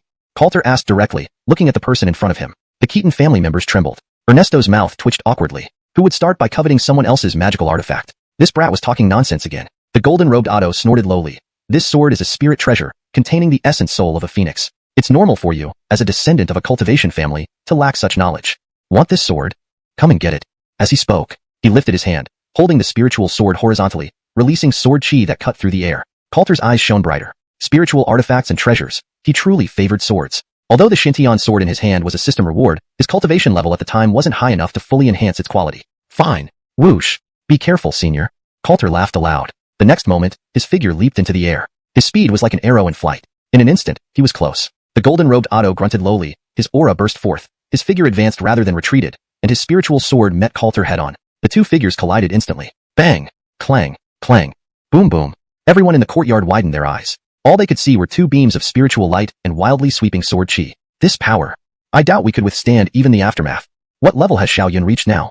Ernesto, along with the Keaton family Ottos, gazed ahead, feeling a deep sense of shock. It seemed they had never truly understood this young man before them. Bang! Clang! Boom!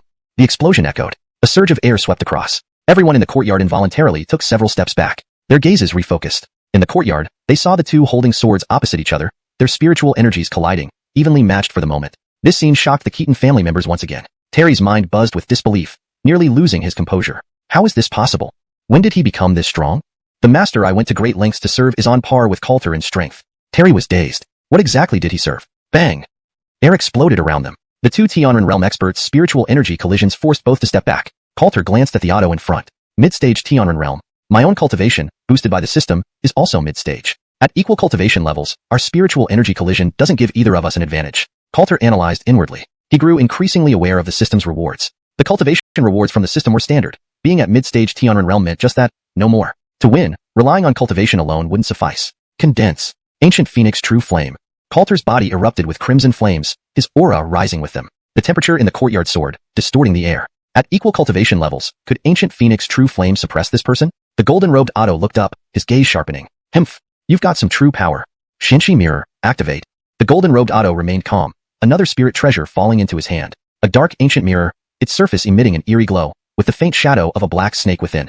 Coulter's gaze halted. Another spirit treasure? During these years in Erigu City, even after obtaining higher cultivation, aside from those from upper-tier sects, he had never encountered spirit treasures elsewhere. Spirit artifacts must indeed be obtained. Coulter thought internally, engaging in combat with a Tianren realm expert. At equal cultivation levels, the effects of spirit artifacts and treasures are amplified infinitely. These were valuable lessons. Condense. Go. Squawk. Without hesitation, Coulter pointed. Crimson true flames rolled, forming the shape of an ancient phoenix, pointing straight at the Otto. As the attack neared, the golden-robed Otto's eyes narrowed. Black water snake. Fuse. Roar. The black mirror shook forward. With a surge of spiritual energy, black water spewed out, coagulating into a long snake-shaped shadow. In the next moment, the two attacks collided. Bang! Boom! Boom! The deafening explosions sent shockwaves surging outward, the powers canceling each other out. Coulter stepped back 2 paces. Spirit artifacts must be obtained. His eyes shone unmistakably. This was the first time his ancient Phoenix True Flame had been neutralized by an opponent's technique. Though he could continually form it, this encounter highlighted the formidable power of spirit artifacts. Almost simultaneously, buzz. The golden-robed Otto's spiritual energy locked onto Coulter. Young man, if you can withstand this palm strike, today's matter will be set aside. The golden-robed Otto spoke slowly, no longer addressing Coulter as a junior, acknowledging his strength. As he spoke, golden light gathered around him, his aura rising sharply. An overwhelming force shot toward the sky. The Keaton family members' hearts trembled. Ernesto couldn't help but step forward, worry visible in his eyes. Chapter 74. The Sacred Maiden. Bad. This strike might be. Ernesto took a step forward, intending to say something. Golden light swept across from the front. A terrifying force surged, pushing everyone in the courtyard back several steps again. The old man in the golden robe was enveloped in shimmering gold light. His aura escalated by several times over. Young man, this is our Golden Jinsong sect's ultimate technique. Condense. Golden Dome Palm. The old man in the golden robe growled. With one powerful step forward, he raised his hand, palm facing outwards, and pressed it down towards the front. Blinding golden light enveloped the entire front courtyard. A terrifying force formed in midair, condensing into an enormous golden hand. Whoosh. Hum. The golden palm descended with a resonant hum breaking through the air. Its power far exceeded the golden dome palm that Ernesto had demonstrated earlier. Coulter looked up simultaneously. Well done. I also have a palm technique, called Great Wasteland. The secret technique awarded by the system couldn't be underestimated. Coulter didn't retreat at all. The spiritual energy within him erupted to its maximum. Raising his hand towards the sky, he gathered his palm force, colliding it head-on. Both were middle-stage celestial humans. Both top-tier secret techniques. Bang! Boom boom. The explosive sounds reverberated. Recoil forces formed shockwaves sweeping across. The entire Keaton family estate shook. Ernesto and the other Ottos of the Keaton family were profoundly shaken. Looking forward, they found their hearts unable to calm for a long time. This is a real powerhouse. We still underestimated Master Keaton. The Ottos of the Keaton family couldn't help but take a deep breath. They knew Coulter was strong, but never imagined this level of strength. The power in front gradually dissipated. The two people in the courtyard looked at each other. Neither made any further moves. The old man in the golden robe retracted his overwhelming aura. Here. Hum. A sword cry pierced the air. The Qinghuan sword was directly thrown to Coulter. Coulter's eyes lit up. He immediately raised his hand and caught it. Upon close inspection, the divine imprint on it had been removed. Thank you, Senior. Coulter put away the spirit sword and bowed respectfully. This old man's straightforwardness surprised him. The old man glanced at him. Don't call me Senior all the time. On the path of cultivation, one's cultivation determines seniority. If you wish, you can call this old man Walt. Walt said bluntly. Coulter paused. The person in front of him changed character so quickly it was hard to comprehend. Walt? Coulter didn't overthink it and nodded. That's enough. Jensen Keaton, let's get to business now.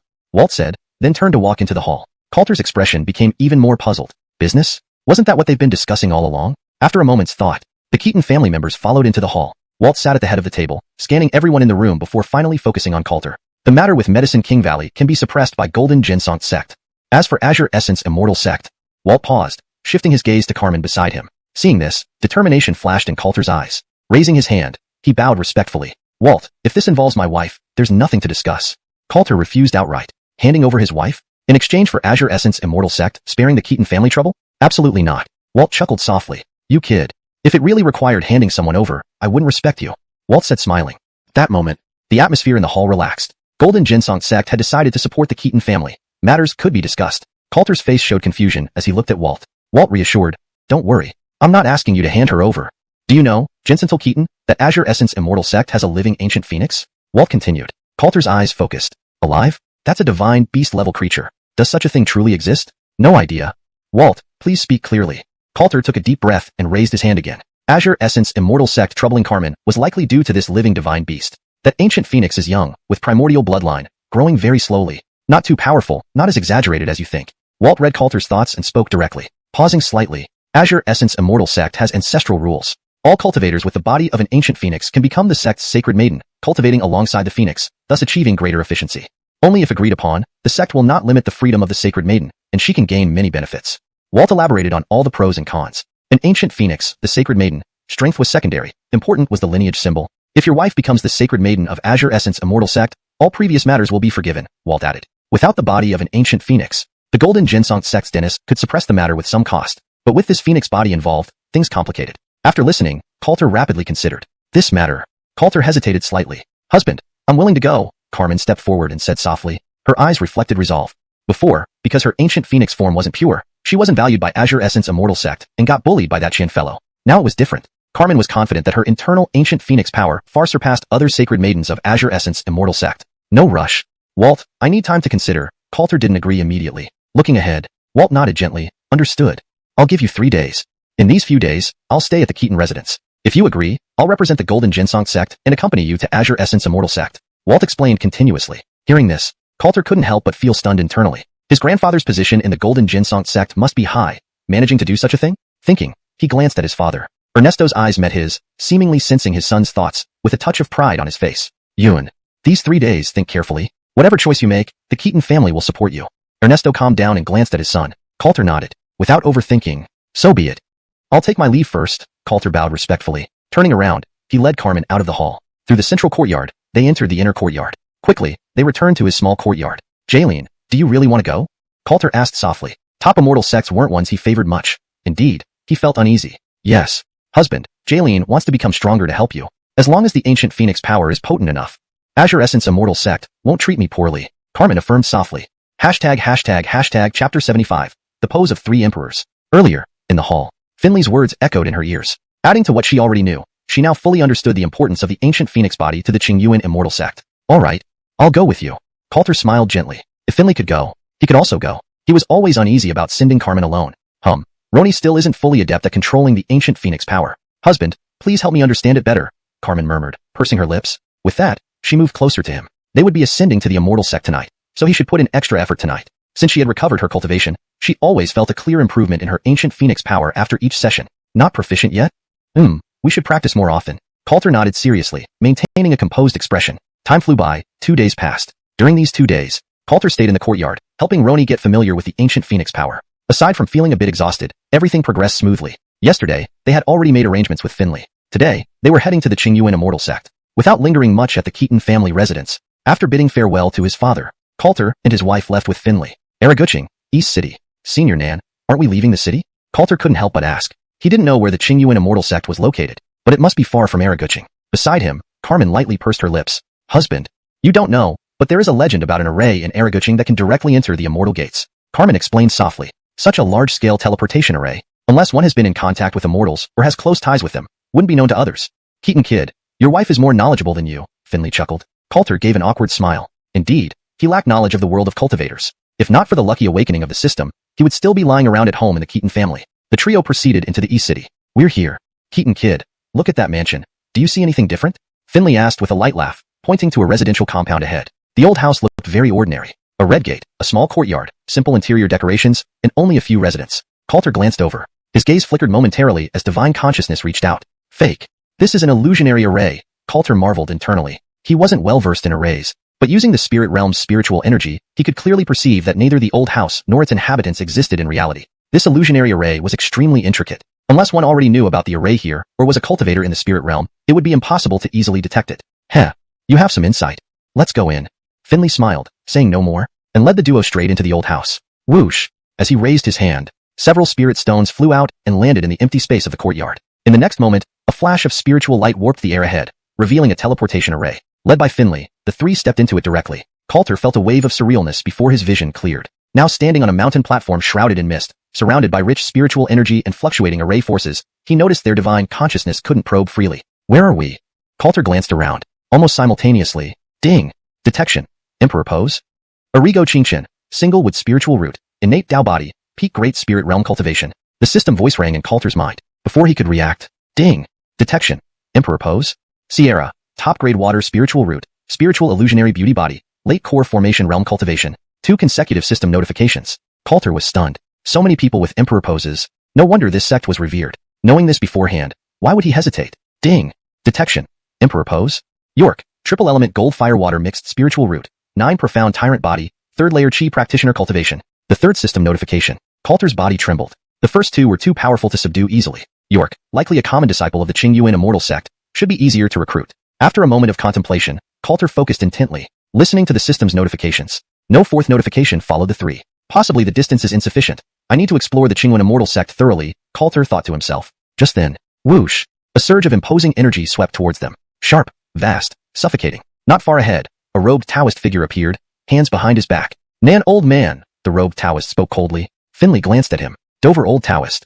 Years have passed since I last saw you. I thought you were dead, Finley replied with equal disdain. The robed Taoist's gaze darkened. Taking a deep breath, he did not argue, instead scanning Coulter and Carmen. Who are these 2 youngsters? The robed Taoist asked sternly. Buzz. With those words, spiritual energy pressed down. Finley frowned. The Qingyuan immortal sect already knew about the Araguching matter. There was no way this person wouldn't know.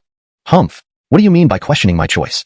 Finley's spiritual energy erupted around him. Their auras clashed, tearing the air apart. Coulter observed that the intruder was also a mid-spirit realm powerhouse. The upper sect indeed had substantial resources. Araguching, Keaton family. Coulter took a step forward, raising his hand towards the front. Not just for Carmen's sake. He wanted to stay at the Qingyuan immortal sect longer and avoid conflict on arrival. Oh. It was you who killed my Qingyuan immortal sect's direct disciple. The robed Taoist's face turned even colder, eyes locking onto Coulter. He seemed ready to advance. Finley sensed this and his aura surged again. Himph. Try stepping forward. Finley lifted his hand slowly, golden light flashing around him. The robed Taoist paused. He didn't advance, but his oppressive aura remained. The atmosphere grew tense. Junior brother. Do not act rashly. These are our honored guests invited by the sect.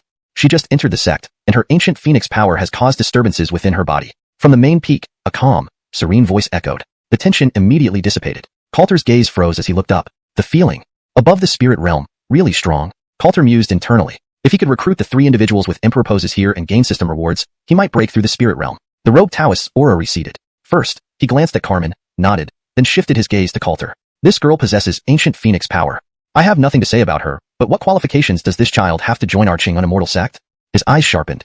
Chapter 76, Settling a Personal Grudge. On the mountain peaks platform, the atmosphere was tense. The air seemed to have frozen solid. Dominic's brows furrowed. Taoist Francisco was deliberately looking for trouble, most likely because of that personally taught disciple. Just as he was about to step forward, Dominic, it's fine, Coulter took a step forward. Having just arrived on his first day, the Qingyuan Immortal sect was already causing problems. Such an attitude made him uneasy about leaving Jaylene here as a sacred maiden. Keaton wants to ask, to enter your Qingyuan Immortal sect, what qualifications are required? Coulter glanced at the person ahead and asked bluntly. The face of the green-robed Taoist turned cold. Does this child, who thinks he can be arrogant in our Qingyuan Immortal sect just because he beat Diego Qing, that useless waste, not know his place? Humph. I, Francisco, am guarding this transmission array today. For consistency and accuracy, Chun is better translated as transmission array in the context of a fantasy setting involving teleportation or transportation magic. If your cultivation surpasses mine, you naturally have the qualifications. The green-robed Taoist said coldly, giving the young boy a glance. If it weren't for the sect's regard for the ancient wind body, this child and the entire Keaton family wouldn't have lived this long. Coulter paused momentarily. Is that all? You are no match for me. Coulter looked at the man before him and said truthfully. The person before him only had early-stage Tianren cultivation. The green-robed Taoist's eyes widened. Child. How dare you speak such nonsense? Do you think this is still Araguching?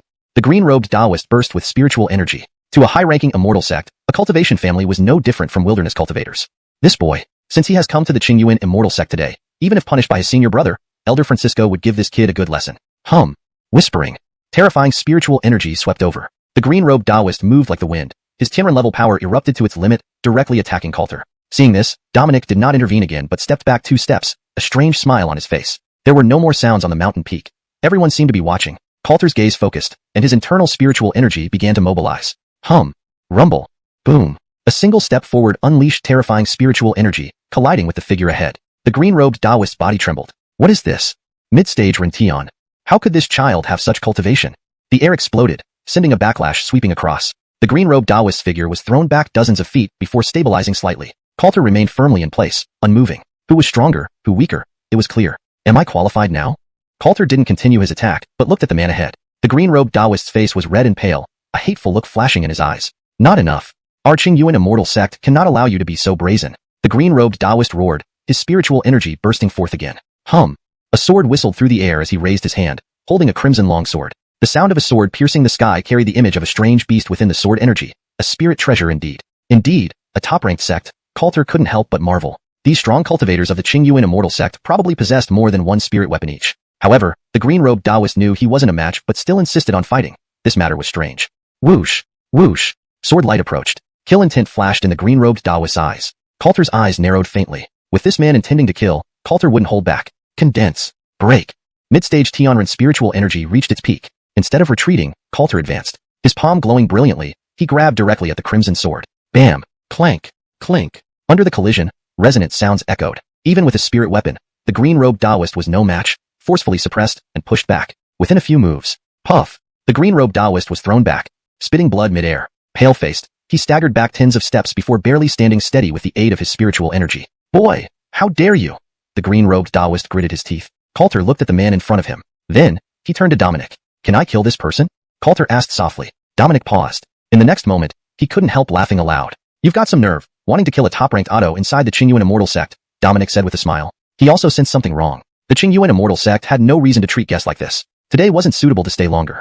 I came on behalf of the Jindraprank sect. If the Qingyuan Immortal sect does not welcome me, I shall leave. Dominic nodded towards Coulter. Leaving today would make it hard for them to use this incident against him. Boy, let's go. Dominic nodded and spoke. Hearing this, Coulter said nothing more. Grasping Carmen, they prepared to leave. It was unfortunate to miss out on such potential, but there was no rush. As the three just turned around, hold. This is the Qingyuan Immortal sect, not a place where you come and go as you please. Furthermore, this boy injured my junior brother. According to sect rules, I have the right to punish him. A terrifying aura swept down from the mountain peak, instantly covering Coulter and his companions. Husband, Carmen's eyes flickered, her spiritual energy coalescing. She felt the danger. Coulter tightened his grip on the person beside him. Don't worry. As long as I'm here.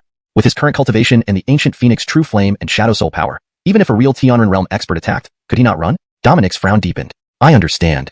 That Francisco intentionally provoked this. You injuring him gave that old thing on the mountaintop an excuse to act. This affair might be unknown to the Selma of the Qingyuan Immortal sect.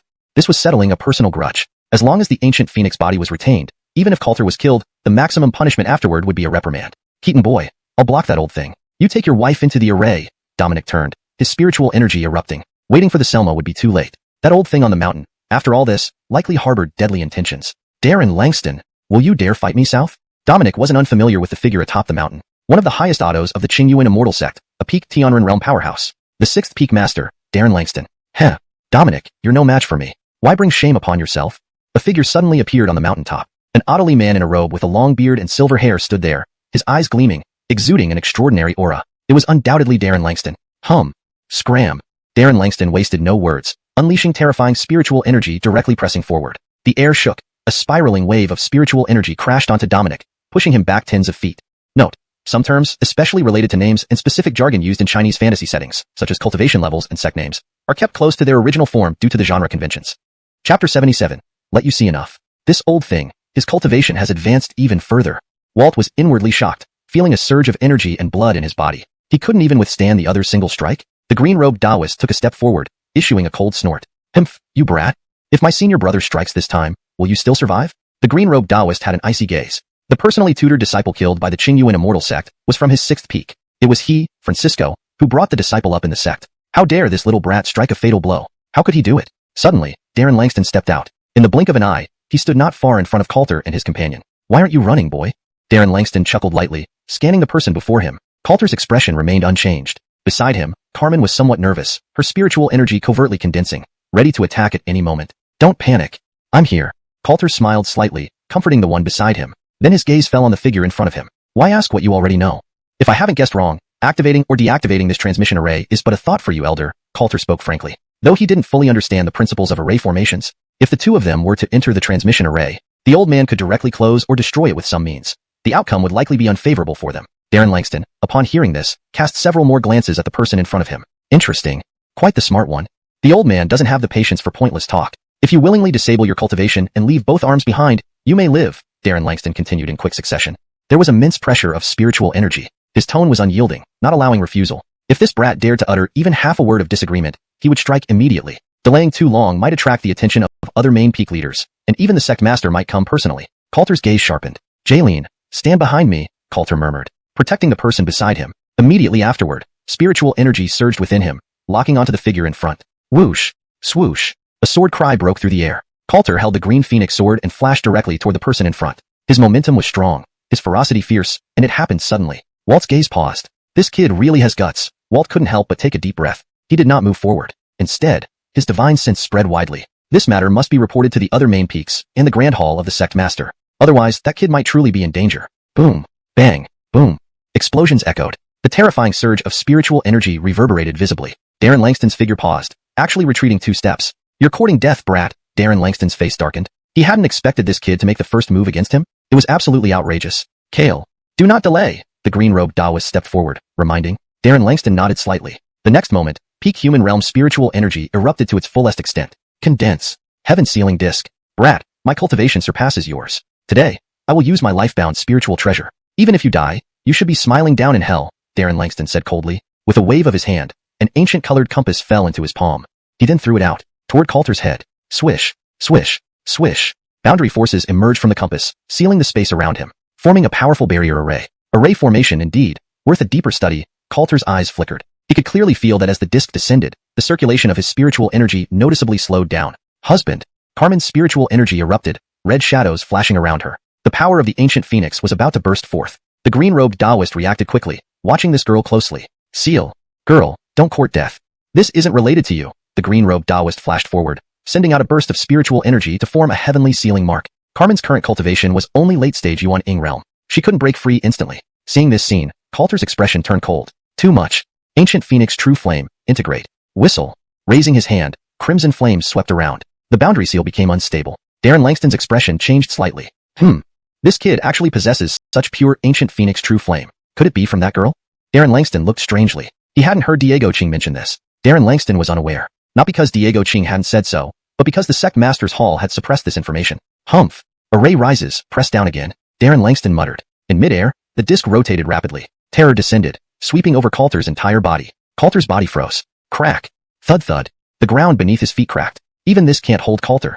Let it melt. Isn't your Qingyuan immortal sect coveting the power of the ancient phoenix? Today, I'll let you see enough. Coulter laughed loudly.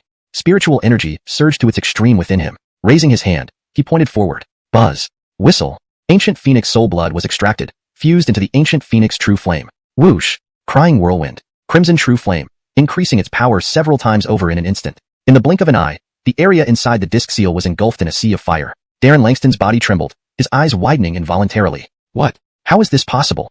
How can this kid possess such terrifying power of the Ancient Phoenix? Darren Langston's mind buzzed, leaving him utterly disoriented. Had he known this, he wouldn't have dared to act against this younger generation. On the platform, the green-robed Taoist was also dumbstruck. Ancient Phoenix soul? This can't be possible, the green-robed Taoist refused to believe. Other than Qingyuan immortal sect, there were no other souls of the Ancient Phoenix in this world. Even Walt from the Golden Jinsong sect was taken aback. My word, how deeply hidden this kid was. The Keaton family claimed this boy's Ancient Phoenix power came from that girl. Nonsense. Walt's eyes gleamed faintly. The previous tension dissipated immediately. His gaze involuntarily scanned the two from the sixth peak, seeing their expressions. Walt felt an overwhelming satisfaction. Serves you right. The old man wants to see how they resolve this. Walt stepped forward with his hands clasped behind his back, his smile broadening. At the same time, crack, crack, snap. In the air, the seal disc emitted cracking sounds. Visible cracks appeared on it, destabilizing the seal. Damn it. Retrieve. Darren Langston reacted swiftly. If this continued, even with his peak human realm cultivation, he might get scorched by the Ancient Phoenix true flame. Moreover, the Ancient Phoenix power erupted by this young man made Darren Langston uneasy. Buzz. Whistle. Moo. On the platform, the flames hadn't dissipated. The crimson true flame grew denser, swirling upward like a fiery tornado. That phoenix cry echoed throughout the entire Qingyuan immortal sect. Chapter 78. Tremor. The Qingyuan immortal sect was an upheaval. Powerful figures from each peak sent out their divine senses simultaneously. A surge of energy also erupted from the Artie's hall. At the same moment, chirp. In the back mountains of the Qingyuan immortal sect, a clear phoenix cry echoed through the sky as if in response. Immediately afterward, crimson flames shot heavenward. A rainbow streaked through the air, carrying with it the red true flames straight to the platform at the waist of the mountain. On the platform, everyone was stunned. What's that? How could this be? Our Ancient Phoenix has never left the back mountains. This? Darren Langston's expression drastically changed, his face filled with shock. Beside him, the blue-robed Taoist stared ahead, eyes wide and dazed. Not far away, Dominic stepped forward. That is the Ancient Phoenix, Dominic murmured. Carmen's eyes also flickered, watching the flames roiling before her. Following her gaze, one could see the crimson flames descending from midair, merging into the sea of fire. Immediately afterward, the sea of fire dissipated, vanishing in the blink of an eye. On the platform stood a figure with a crimson firebird perched on his shoulder. Coulter was momentarily taken aback. Tweet, tweet, tweet.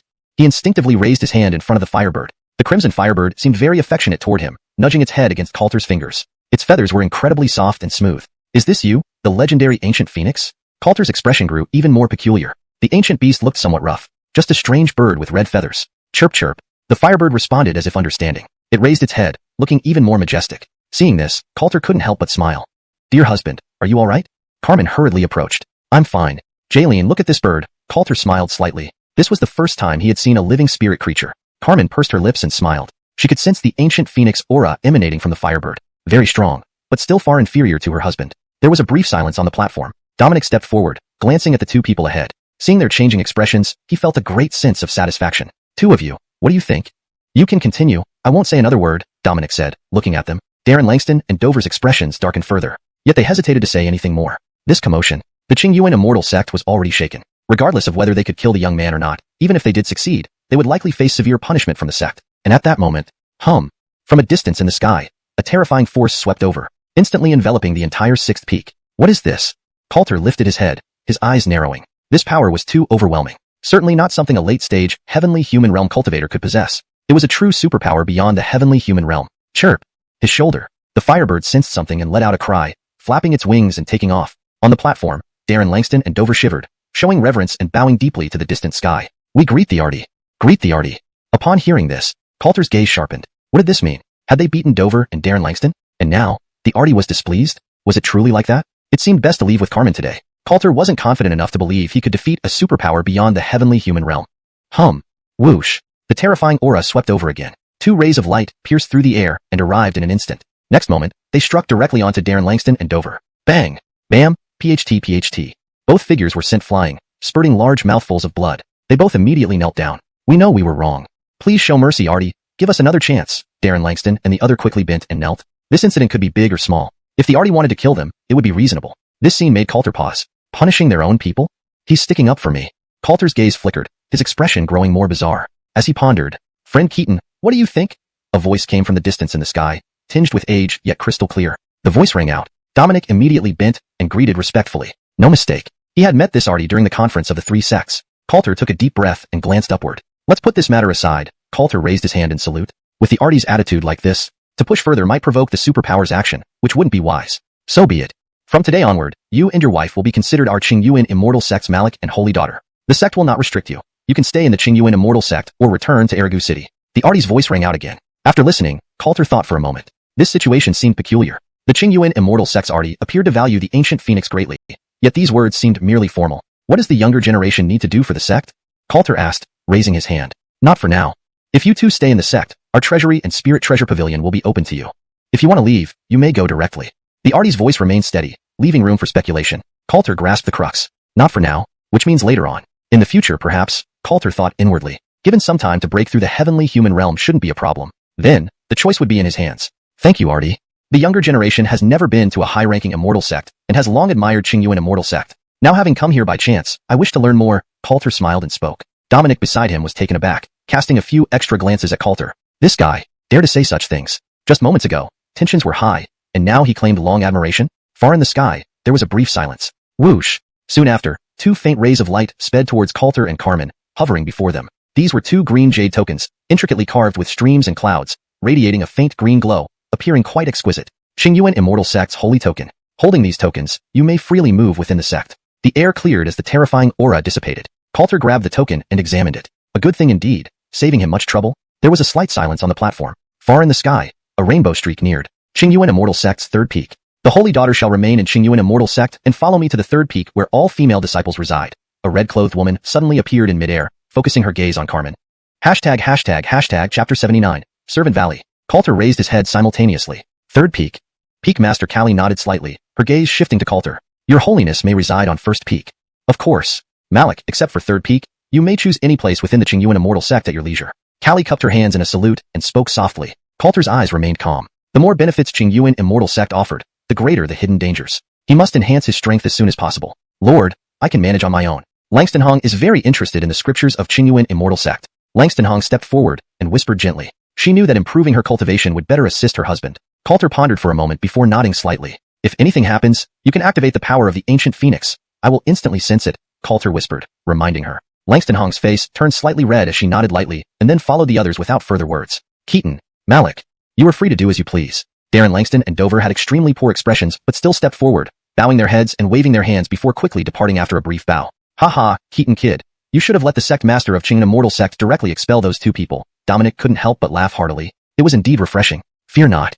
After all, this is Qingyuan Immortal Sect. Dominic, I have some matters to attend to, so I won't be able to accompany you. Coulter smiled and waved his hand. The emperor-like aura was just nearby. He would deal with one tonight first. Old man here has a few friends to visit in Qingyuan Immortal Sect and will leave after meeting them. Be careful, kid. Dominic looked deeply at Coulter, whispering a reminder. This young man from the Keaton family was quite to his liking. After returning to Jean Draperin Gate, he must discuss with the dentist and find a way to recruit this kid. Thank you for your advice, Dominic. Coulter bowed in return. All right, farewell. Dominic waved his hand and turned, disappearing quickly. Coulter lifted his head, glanced around once more, and retracted his gaze. He did not linger much on this sixth peak. Phew. His figure flashed towards the direction of Qingyuan Immortal Sect's outer sect. Ding. Detection of emperor-like aura. York. Mixed spiritual root. 9th transformation tyrant body. Cultivation level. Foundation establishment layer 3. Following the system's detection, Coulter entered the outer sect valley. Surrounded by low peaks and barren lands, this area was quite desolate. It was the servant valley for registered disciples in Qingyuan Immortal Sect, belonging to the lowest level of the sect. Most in the servant valley were exceptionally untalented registered disciples. According to sect rules, only those who reached foundation establishment layer 7 could qualify for the outer sect. Coulter paused and gazed at the valley ahead. Phew.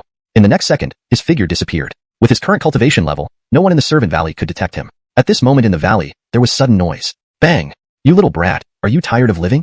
How dare you steal my medicinal herbs? A loud explosion was followed by insults. A thin youth dressed in tattered clothes was flung away, smashing into the ground and sliding several dozen meters. His body trembled as blood trickled from his mouth. Not far ahead, a similarly thin but older man stood with higher cultivation, holding a purple herb in his hand. That's my medicinal herb. The thin youth rose, glaring fiercely at the man. Within the valley, other registered disciples gathered around, many watching with an expression of amusement. Isn't that York? He's fighting with Kale Diego? This kid really isn't afraid of death. The crowd immediately recognized both individuals. They showed obvious reverence when they saw Kale Diego, but couldn't help shaking their heads at York. Kale Diego cast a cold glance at the youth and sneered. Yours? Huh. How could a foundation establishment layer 3 have purple leaf grass? Everyone listen. This herb took Diego great effort to obtain in the back mountain by pure luck. This little brat had evil intentions and tried to steal it when Diego wasn't paying attention. Kale Diego continued, bowing to the surrounding crowd. The registered disciples listened and shifted their gazes toward the tattered clothed youth. Bold. As members of Qingyuan Immortal Sect, we must abide by the rules. Stealing is absolutely unacceptable. To disgrace our sect? Accusations rang out from all sides. Seeing this, Kale Diego's face lit up with triumph. Glancing at the tattered clothed youth, he turned to leave. Suddenly, phew! The youth abruptly rushed forward with fierce eyes, like a wild beast, charging towards Kale Diego. His speed was astonishingly fast and unexpected. Kale Diego, be careful. Bang! Hum! A dull sound echoed. As Kale Diego turned, he felt intense pain from his back. He staggered forward, nearly falling. Gentle brat. You're tired of living. Kale Diego's face darkened, his gaze sharpening. He hadn't expected a Foundation Establishment Layer 3 to dare attack him. Almost simultaneously, phew! The tattered clothed youth charged again, eyes fixed intently on Diego. Kale Diego sneered and swiftly formed seals, pointing towards the youth. An invisible force locked onto him, flipping him over. Bang! The youth crashed to the ground, spitting out another mouthful of blood. If not for the daylight and sect rules, Diego would likely have struck a fatal blow.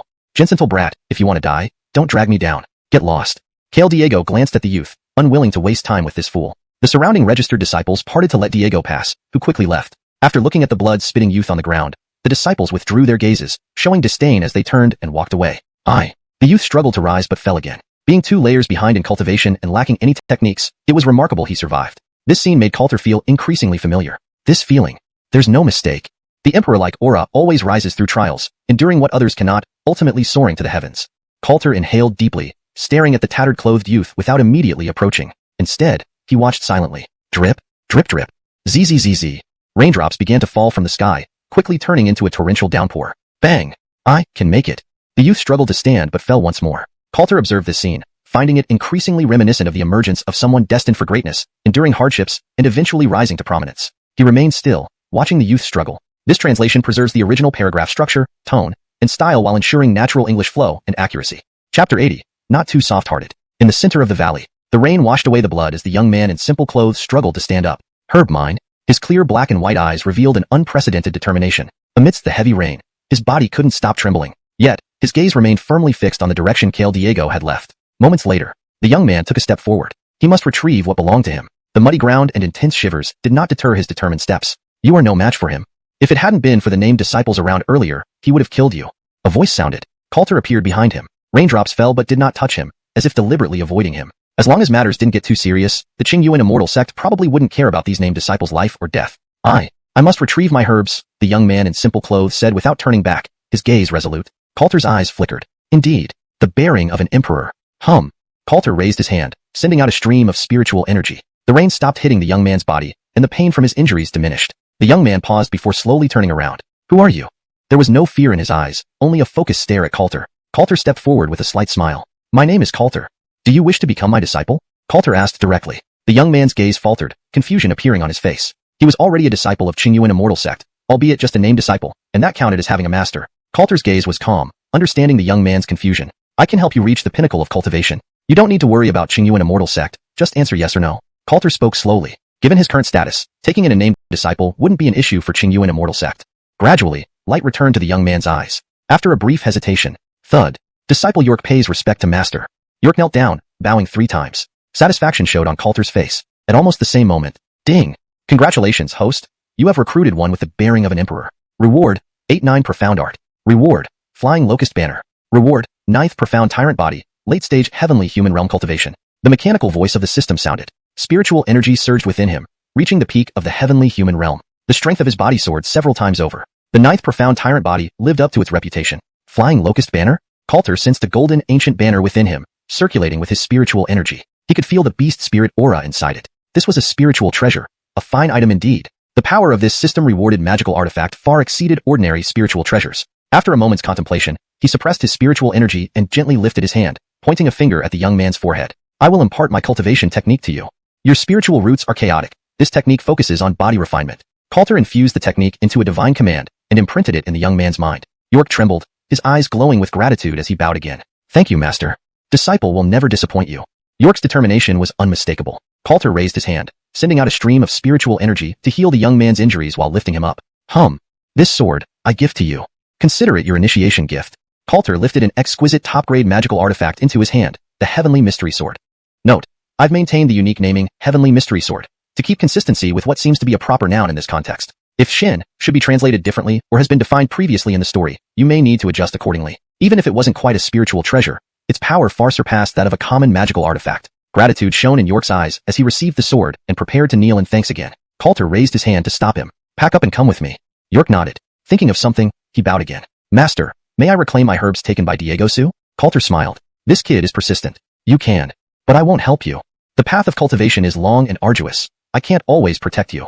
Coulter spoke calmly. Not counting Prince from the Heavenly Pill Alliance, this was his first true disciple. As a master, he should indeed say such things. Yes. Disciple remembers. York bowed solemnly and then ran off without another word. Coulter glanced at him with a faint smile, not paying much heed. With the 8-9 Profound Art and the Tianxian sword, dealing with a 5th-level cultivator would be more than enough. Note, Heavenshan sword seems to be a mix of English and Chinese. I corrected it to Tianxian sword, which is consistent with the earlier naming convention in the text. This rain is heavy, Coulter murmured, glancing skyward. Is this how emperors emerge? Indeed, the scene fit perfectly. Shaking his head slightly, Coulter entered a wooden hut in the valley. The hut of a named disciple was quite simple. Heavy rain outside, light rain inside. Next, Fox charming body, innate water spiritual root. Sierra. According to my knowledge of Qingyuan immortal sect, this person should be on the 3rd peak, like Jaylene, Coulter thought. To meet her, he must infiltrate the 3rd peak, which was reasonable since his wife was there. No problem there. As for the last one, an innate Dao body, superior with spiritual root, who possessed late-stage heavenly human realm strength, high status in Qingyuan immortal sect. Lost in thought, Coulter didn't notice the time passing until, creak. Master. The wooden door opened, and York stepped in, a smile finally on his face, bowing deeply. Coulter smiled, looking at him. Done packing? York looked awkward. Master, I didn't have much to pack. Lowering his head, he admitted he had little besides the clothes on his back. Coulter didn't press further, patting York's shoulder instead. Let's go. At that moment, his gaze froze. He looked outside briefly. Jensen Wong, you're not very thorough. York obviously flinched. What kind of nickname was that? Calling him that, Master must have a reason. Master, I got the herbs back swiftly. York raised his hand, revealing a purple herb. Coulter looked and shook his head. What I mean is, you should teach him a lesson so he won't dare trouble you again. York was still young. Teaching him to kill would be wrong, but being too soft-hearted wouldn't do either. York's expression changed. Seeing Master's look, he instantly understood. He turned abruptly, staring at the valley entrance. Chapter 81. I am his master. Master, this matter is due to me. York's eyes revealed determination. Without hesitation, he turned around and walked straight out of the wooden house. The Servant Valley's rain came quickly and left just as fast. Moments ago, it was pouring heavily. Now, the sky had already cleared up. As York stepped out of the wooden house, the sunlight felt somewhat blinding. Almost simultaneously, an imposing aura locked onto his figure. What is this? A Foundation establishment powerhouse. Having spent so much time in the Servant Valley, York knew a little about cultivation powerhouses below the immortal realm. This aura alone immobilized him. It was undoubtedly a Foundation establishment powerhouse. Up ahead, a figure approached. It was a young man wearing a black striped robe with his long hair tied in a topknot, exuding an extraordinary demeanor. A conspicuous black token hung from his waist, marking him as part of the enforcement hall. Kale.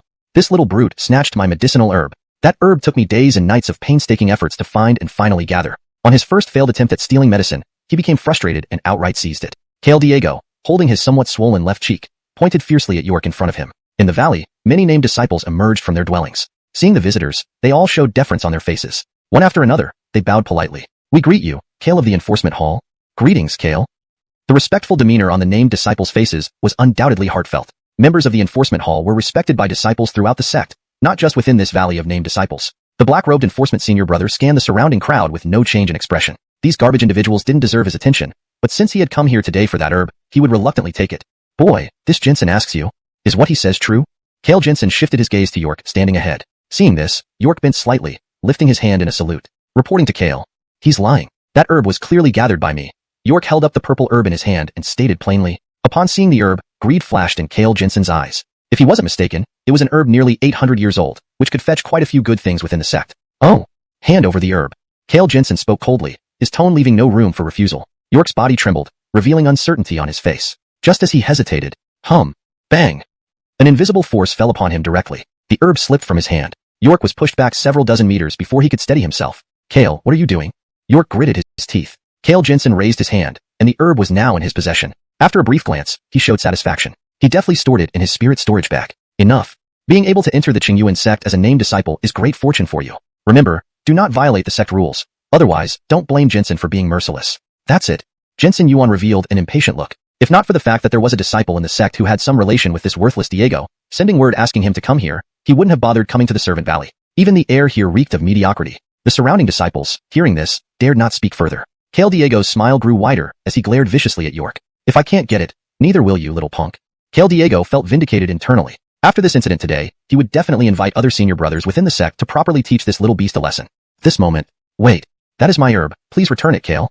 York took a step forward, his eyes fixated intently on Jinsen Yuan. A momentary silence filled the valley. The named disciples exchanged looks, as if observing a fool. Kale Diego lit up even more. This idiot. It seems there's no need to invite senior brothers from the sect anymore. Kale Diego's smile broadened further. Enforcement Hall Kale Jinsen paused in his tracks. Slowly turning around, he showed unhidden disdain in his eyes. Boy, what did you just say? Jinsen Yuan asked calmly and unhurriedly. A mere named disciple? Daring to address him like this? My herb, give it back. York stood firm. Even an Enforcement Hall senior brother couldn't arbitrarily snatch items from others. York condensed his spiritual energy. The heavenly profound sword landed in his hand. With determined eyes, York stared resolutely at Jinsen Yuan. This scene shocked the crowd once again. The named disciples looked stunned. Phew. Is York insane?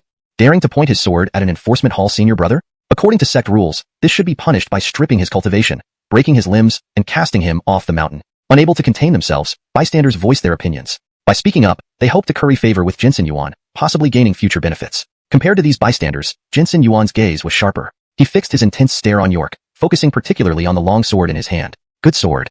Impossible for a mere named disciple to possess such quality of a magical treasure. You must have stolen it too? Jinsen Yuan's lips curled into a mocking smile. Today's haul was substantial. This trip to the Servant Valley hadn't been wasted. York frowned deeply. Weren't members of the Enforcement Hall supposed to be fair? Why act this way? Before he could finish thinking, Foundation Establishment's spiritual energy locked onto his body. York wanted to retaliate, but was powerless against the overwhelming strength difference. Jinsen Yuan took a step forward. In the next moment, he was right beside York. Without uttering a single word, whoosh, Jinsen Yuan reached out a claw-like hand, seizing the heavenly profound sword. Indeed, a fine sword. The quality rivals that of a spirit weapon. Jinsen Yuan's smile widened further. York abruptly lifted his head. This sword was given to me by my master. Give it back. York's eyes turned red, a golden glow emanating from his body as he broke through the Foundation Establishment spiritual energy confinement. Jinsunk, a ravenous wolf, he lunged fiercely at Jinsen Yuan. Jinsen Yuan glanced over, surprised yet only chuckling. Worm, dare you challenge me? Bang! Foundation Establishment spiritual energy erupted, hurling York backward to crash violently into the ground. Had it not been for his special constitution, York might have suffered serious injuries. Jinsen Yuan sneered. A master? Interesting.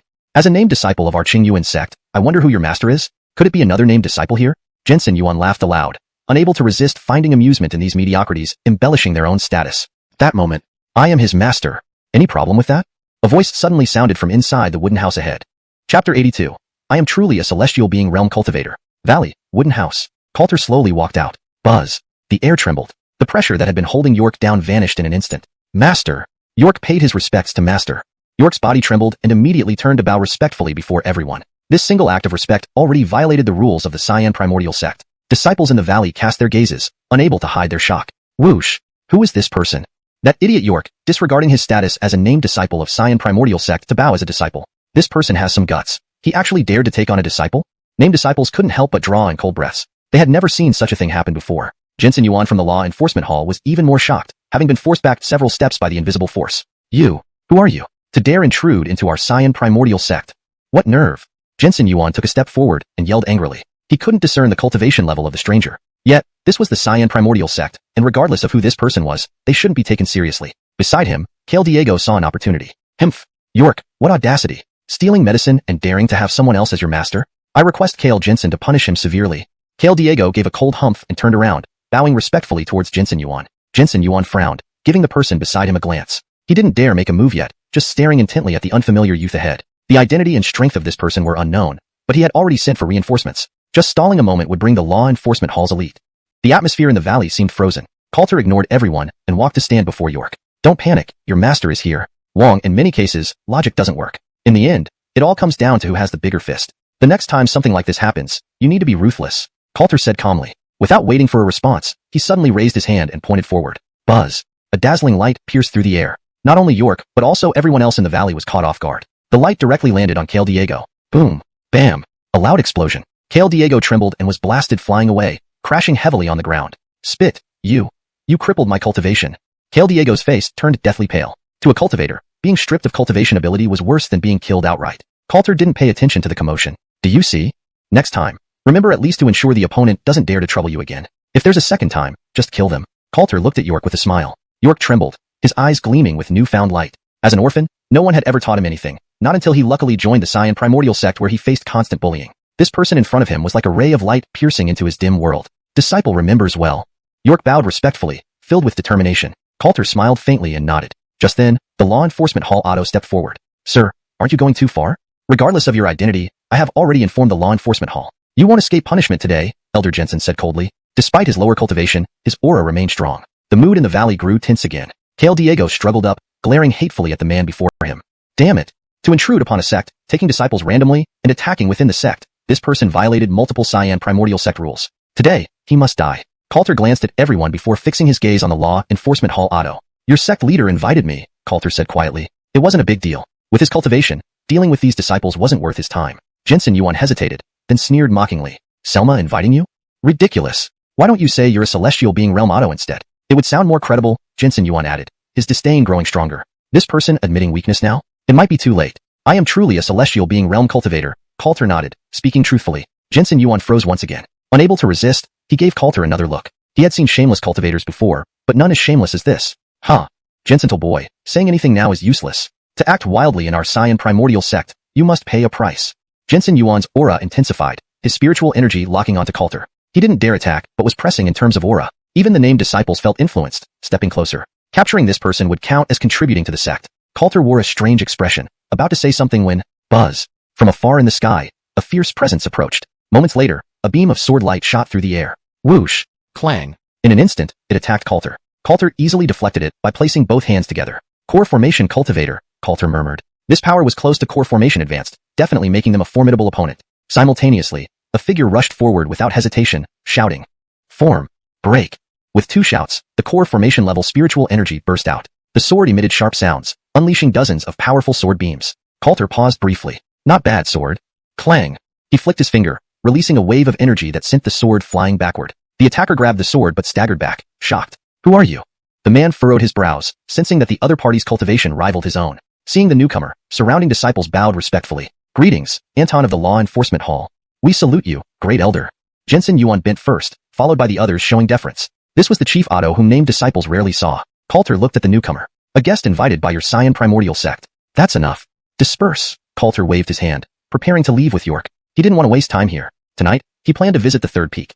If he succeeded, it might allow him to advance beyond the celestial being realm. Arrogant. Do you think you can just walk away? The Law Enforcement Hall Otto scoffed coldly. Chapter 83. An old acquaintance. His voice faded, and instantly his spiritual power erupted to its peak. Hum. The sound of a sword resonated. The core formation expert unleashed a full-strength strike. Spiritual power merged into the sword, extending towards the front with one finger's guidance. Coulter's figure paused for a moment. Whoosh. Clink. Clank. He instinctively raised his hand, and once again caught the flying sword between his fingers. With a flick of his fingertips, it snapped in two. You dare. The senior enforcer spat out a mouthful of blood, retreating rapidly, his face turning pale for the first time. This person is a Yuaning powerhouse. There's no mistake. He must have been hiding here intentionally to avoid being detected by Qingyuan Immortal Sect. Silence fell over the valley. Jensen Yuan, Kale Diego, and other disciples stared wide-eyed. How is this possible? Kale can't even match him in one move? The magical treasure was effortlessly broken. Such events were clearly beyond the disciples' comprehension. How strong was this opponent? Master! York's heart trembled, unable to calm down. Was this his master? Just a simple move and no one from the enforcer hall could resist. Coulter smiled. Out of respect for the sect master of Qingyuan Immortal Sect, he did not use heavy-handed tactics. Don't come close. Go ask your master or Otto's who Coulter is. Coulter waved his hand, ignoring the crowd. The senior enforcer's face turned ashen, staring at the figure ahead. You, no matter who you are, invading Qingyuan Immortal Sect, injuring disciples, and destroying my magical treasure. You won't leave easily. The senior enforcer shouted angrily. He had great status within the sect. To have his magical treasure destroyed by a mere child in front of everyone. If this spread, Isidore would lose all face in Qingyuan Immortal Sect. With these words, crack, snap, Isidore raised his hand and crushed a jade talisman, causing a terrifying aura to rise skyward. Coulter froze. This aura felt familiar. Instinctively, he turned his head to gaze at the distant sky. Hum. Who dares cause trouble in Qingyuan Immortal Sect? A roar echoed, approaching rapidly. A terrifying Yuaning force soon followed, and then a streak of light appeared in the sky. An Otto arrived, standing above the valley of registered disciples. His imposing presence swept over the scene, exuding dominance. Aaron. Disciples, follow me in greeting Aaron, Isidore exclaimed, immediately showing deference. We do. Greet Aaron. The registered disciples were visibly excited. This was an Otto of Qingyuan Immortal Sect, a true big shot. York trembled. Elder?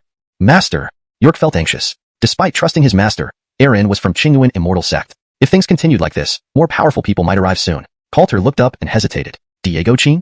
Coulter asked reflexively. Upon hearing this, the atmosphere froze. The auto in midair's expression changed upon recognizing Coulter below. This damned. Why this star of misfortune? Aaron's mind raced. The last time in Araguching, he nearly met his doom against this person. Had it not been for the protective transmission charm from the sect, he would already be dead. Uncertain about what to do next, Isidore stepped forward suddenly. Bold. What are you? To call Aaron by his name?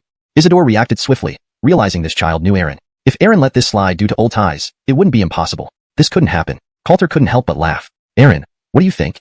Coulter smiled, looking upwards. Diego-chin's expression grew darker. As an auto, he couldn't be unaware of this star's identity within the sect. The peak leader was almost stripped of his cultivation because of this person.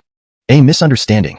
Brother Keaton, we might say we're acquaintances despite our past conflict. Diego-chin also responded quickly, forcing a smile as he approached. Coulter smiled faintly. Considering he was now a guest at Qingyuan Immortal Sect, there was no need to make things too difficult. If it's a misunderstanding, I happen to have a favor to ask Aaron. This youth has a connection with me. I want to take him as my disciple, Coulter stated plainly, looking at the figure ahead. Aaron nodded rapidly. A mere registered disciple.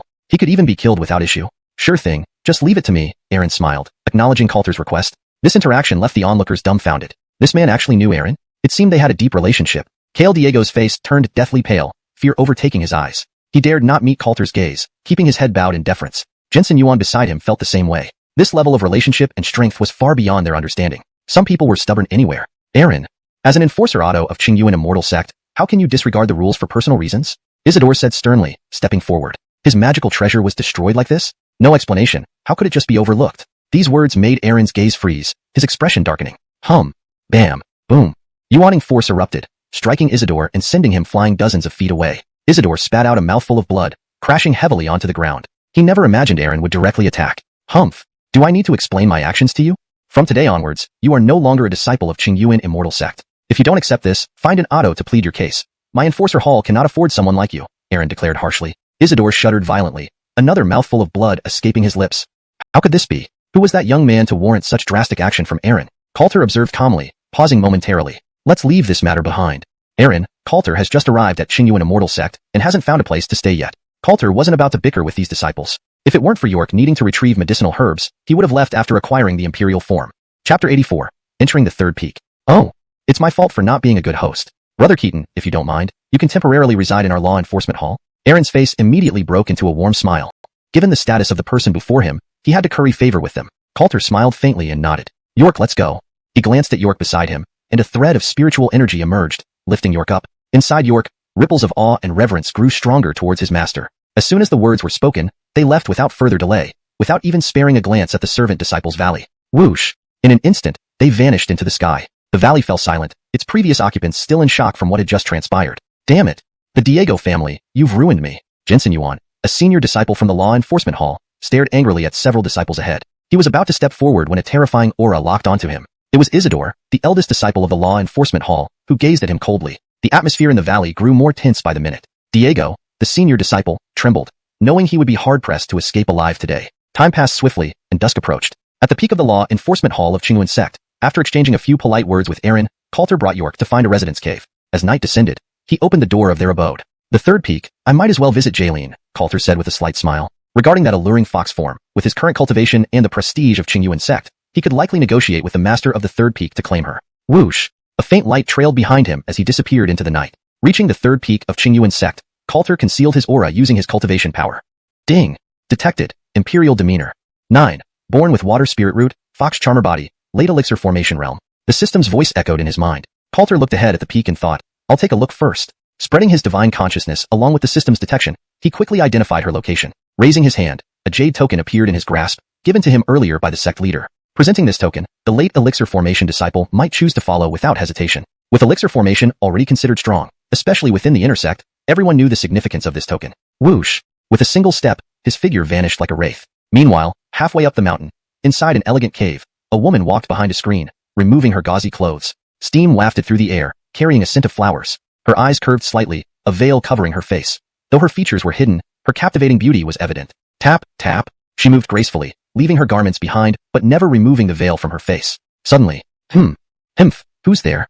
Her gaze paused sharply. A wave of spiritual energy erupted from her body as she hastily dressed again. Buzz. Grasping a spirit sword in her hand, she lunged backward without hesitation. A loud crash followed. The rebound force was intense, shaking her body as she retreated several steps, her eyes colder than before. At ease, junior sister 9. Long time no see. A soft laugh sounded. A young man in purple robes, hair tied back, stood nearby, handsome and poised, his eyes scanning her unabashedly. Kale Arigo?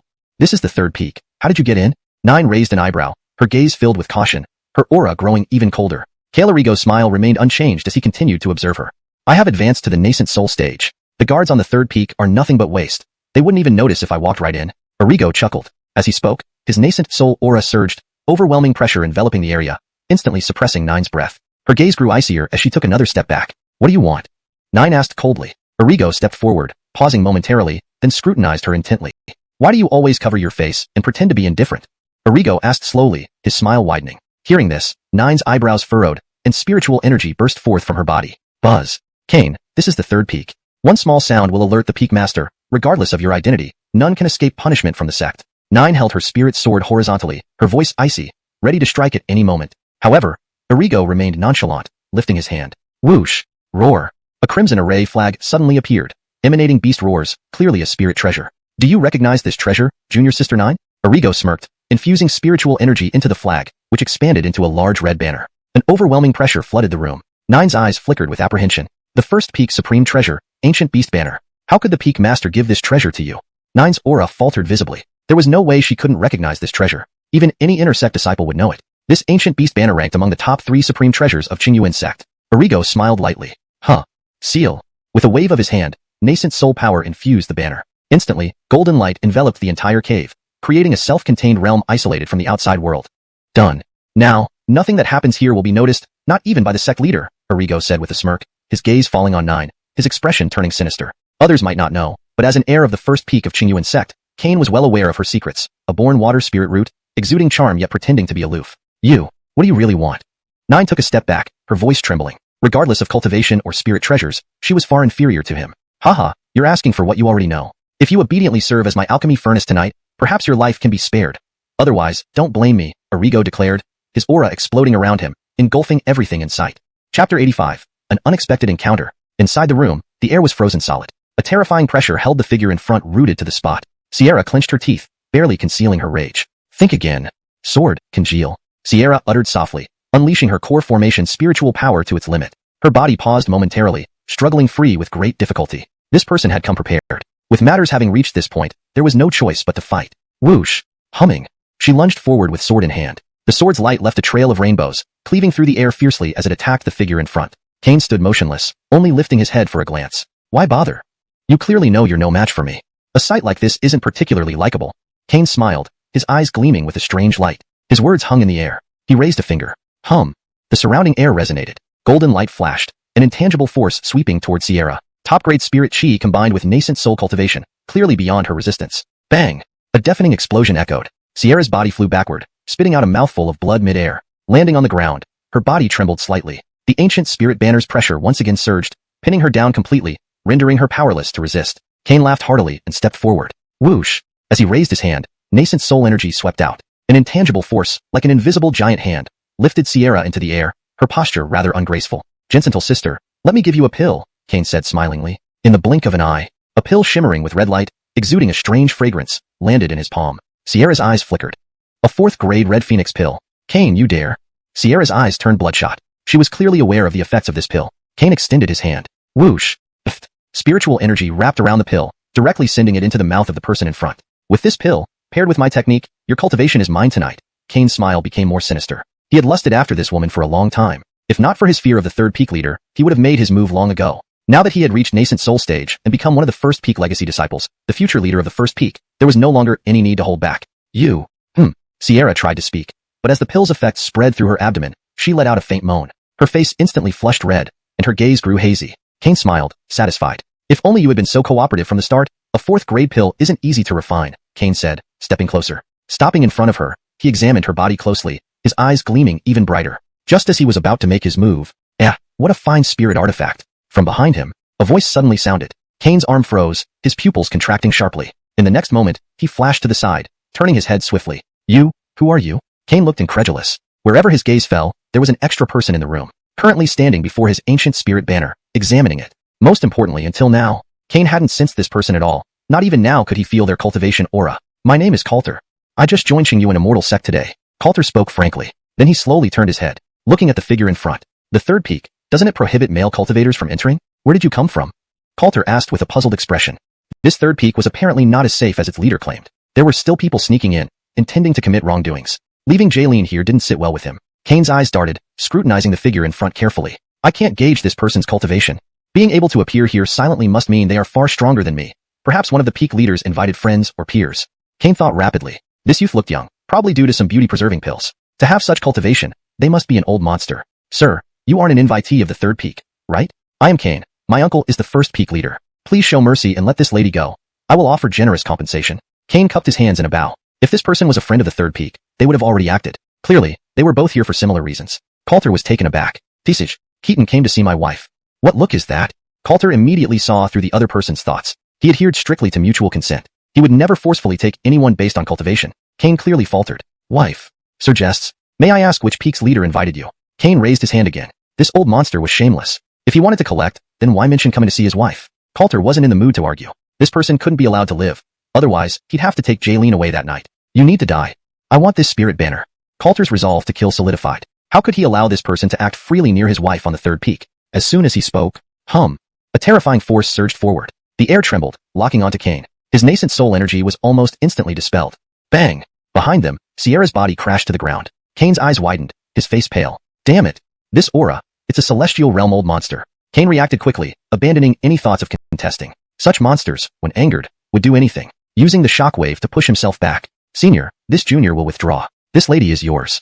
Kane steadied himself, bowing deeply. Following this, he attempted to recall the spirit banner using his divine sense but failed. His face darkened slightly. Senior, don't be too extreme. This treasure is the first peak's greatest treasure. Do you dare accept it if I offer it? Kane's eyes narrowed, glaring coldly. This was Qingyuan Immortal Sect. If not for the events of tonight needing discretion, he would have already informed the peak leader. Coulter glanced at the spirit banner, smiling. The array seals on this treasure are interesting. Breaking them might be tedious, but killing you should suffice. Coulter, ignorant of array techniques, saw no reason to expend effort. Celestial realm power within him erupted, locking onto the figure in front. Kane's eyes widened, pupils shrinking sharply. You dare. Kane's heart raced, feeling threatened by death for the first time. He struggled to understand why this old monster insisted on killing him. Chapter 86, a moment's patience for a greater plot. An overwhelming pressure locked onto him. Kane found himself immobilized, his eyes widening in fear. Kane tried to say more. Suddenly, an indescribable force exploded within his body. Domineering, terrifying, and impossible to resist. Bang! A muffled thud echoed. Kane collapsed on the ground. His eyes closed as his life force faded away. He was dead. Killing an early-stage Yuan Ing cultivator was effortless for Coulter. He glanced down briefly. Ancient Phoenix True Flame, fuse. With a wave of his hand, a thread of fiery energy emerged. In just a few breaths, Kane's body was completely incinerated. Coulter retracted his gaze. His eyes then fell on the ancient banner nearby. Whoosh! With a swift motion, he seized the spiritual treasure. Indeed, a fine artifact, Coulter remarked with satisfaction. He stowed it away in his storage bag. Later, he could refine it further when time permitted. That moment, a soft hum sounded behind him. Two arms encircled him from behind, their softness pressing against him. What are you doing? Coulter reacted swiftly, turning around immediately. The person before him had lowered her veil. Her stunning face was flushed, her eyes glistening, and her lips slightly parted. She clung tighter to Coulter, almost like an octopus. Coulter's gaze flickered. This medicine is indeed potent. For me, it isn't much of a challenge. Coulter stared deeply into her eyes. If he took advantage of her state, once she regained consciousness, this son of an emperor would likely become an enemy. Patience was essential for long-term gains. Seal. His spiritual energy erupted within him. He pushed the woman off him and sealed her in front of him with a finger. Politeness lingered in his glance. Coulter didn't hesitate. He retrieved a pill from his storage bag. Whoosh! He fed the pill to her. Then, stepping forward, he pressed several points on her chest. Jor trembled. In the next moment, clarity returned to her beautiful eyes. A mouthful of blood spewed out. Sierra landed on the ground, staggering slightly. Thank you, Kale, for saving my life. Sierra steadied herself, her cheeks still flushed as she bowed deeply. Her mind had been clouded moments ago. Now, fully recovered, she remembered everything clearly. Any other person would have struggled to remain composed under such circumstances. This man was truly a gentleman. Coulter looked at her again. Do you wish to follow me? Coulter asked directly after seeing her regain consciousness. While neutralizing the poison earlier, he sensed a crimson force within her body. It must be due to her fox enchantress constitution. Once unleashed, this force had a strong seductive effect. Had Sierra not suppressed it with all her cultivation, even without the pill's poison, she would have lost control. Sierra frowned. Was she mistaken? This person, like Kane, saved her but disapproved of her compromised state? Coulter smiled faintly. I happened to pass by. Your constitution is unique. I can help you deal with the backlashes of your charming body. Do you wish to follow me? As for your identity, this token will suffice to ensure Qingyuan sect doesn't object. Coulter slowly spoke, holding up the token given by the Selma. Seeing this token, Sierra's eyes flickered. Prince's order? Sierra from the third peak greets the Holy Prince. Sierra showed respect and bowed deeply. Coulter waved his hand, tucking the token away. My place has no need for such formalities. Can you answer now? Coulter repeated. Hearing this, Sierra pondered momentarily. After a short pause, her eyes shone with a glint of uncertainty. The decision to follow you is significant. I need time to consider. Sierra bowed lightly, speaking softly. As she spoke, she carefully observed Coulter's reaction. The Constitution issue had plagued her for years. Even the Peak Master couldn't solve it. Coulter's words seemed hard to believe. Coulter glanced at her. Fine. Take your time. I have matters to attend to. Coulter spoke softly. He had come to find Jaylene tonight. The events had left him with surging emotions that were hard to contain. Whoosh! Coulter vanished from the spot. Silence filled the room. Sierra's gaze trembled, staring blankly ahead. He really just left? Did he truly happen upon her, noticing her unique constitution, thus taking pity on her talent? Otherwise, whether during the drug's effects or after, he could have easily taken advantage with his superior strength. Prince. Sierra's cheeks turned slightly red as she couldn't help biting her lip. Meanwhile, Coulter had already left the mountain ridge. His divine sense spread, easily locating Carmen's position. In the next instant, he appeared before her. Entering the room silently, a graceful figure turned abruptly, sensing his presence. Who? Carmen's eyes turned cold, her spiritual energy bursting forth. Almost simultaneously, Coulter appeared. Jaylene. Coulter smiled gently, looking at her. The coldness in Carmen's eyes melted into warmth. Her cheeks flushed red. Husband, so late? Why have you come to the third peak? Carmen bit her lip, her clever mind guessing what might be happening, making her blush even deeper. Coulter felt agitated inside, unable to calm down. No time for explanations. Let's attend to important matters. Coulter flashed forward. Surrounded by a luminous light, they merged together. Radiant light enveloped the entire room, obscuring any clear view. Before they knew it, the night had passed quietly. The third peak remained tranquil as usual. This morning, the sun was shining brightly, with a gentle breeze blowing. Suddenly, a powerful aura from a late-stage, heavenly tribulation cultivator swept over from afar, instantly enveloping the entire third peak. Redfew, come out! In midair, a furious roar echoed. Immediately after, a tall, muscular man clad in purple robes appeared. Square-faced, short-haired, his eyes bulged like bulls, exuding a formidable aura. None of the disciples dared look him in the eye. They bowed respectfully. Disciple greets Master Arrigo. Greet Master. The Ulysses, second only to the Selma and Qingyuan sect. Master Arrigo scanned the area, letting out a cold snort. The air remained heavy, creating an undeniable sense of suffocation across the third peak. Arrigo, are you crazy? From the top of the third peak, a voice called out. Next, a red-robed woman appeared, her aura not weaker than his. #### Chapter 87. The Summit Master's Fury. Halfway up the mountain, in midair, the two stood facing each other, and the air before them began to tear. Innes let out a cold snort. Humph. Raving mad? Cain is dead, right here on your third peak. If you don't give me an explanation today, I might just go insane. Innes's aura grew increasingly intense. As the successor of the first peak and a younger member of his clan, he had devoted all his efforts over the years within Qingyuan Immortal Sect to nurturing Cain, always regarding him as his own son. At such a young age, Cain had already reached the nascent soul realm. Such a prodigy could not have died for nothing. Summit Master Allah furrowed her brow. Though surprised inside, she did not show it. Your nephew is dead. What does that have to do with the third peak? There are no male disciples on the third peak, Allah said coldly, glancing at the person in front of her. Innes's face darkened. Don't waste my time. The one who killed Cain must still be on the third peak. Let me search, and everything will become clear. Arrigo shouted these words consecutively. After saying this, he released his cultivation power around him. He was about to take a step forward when, you dare. Red Spirit Sword appear.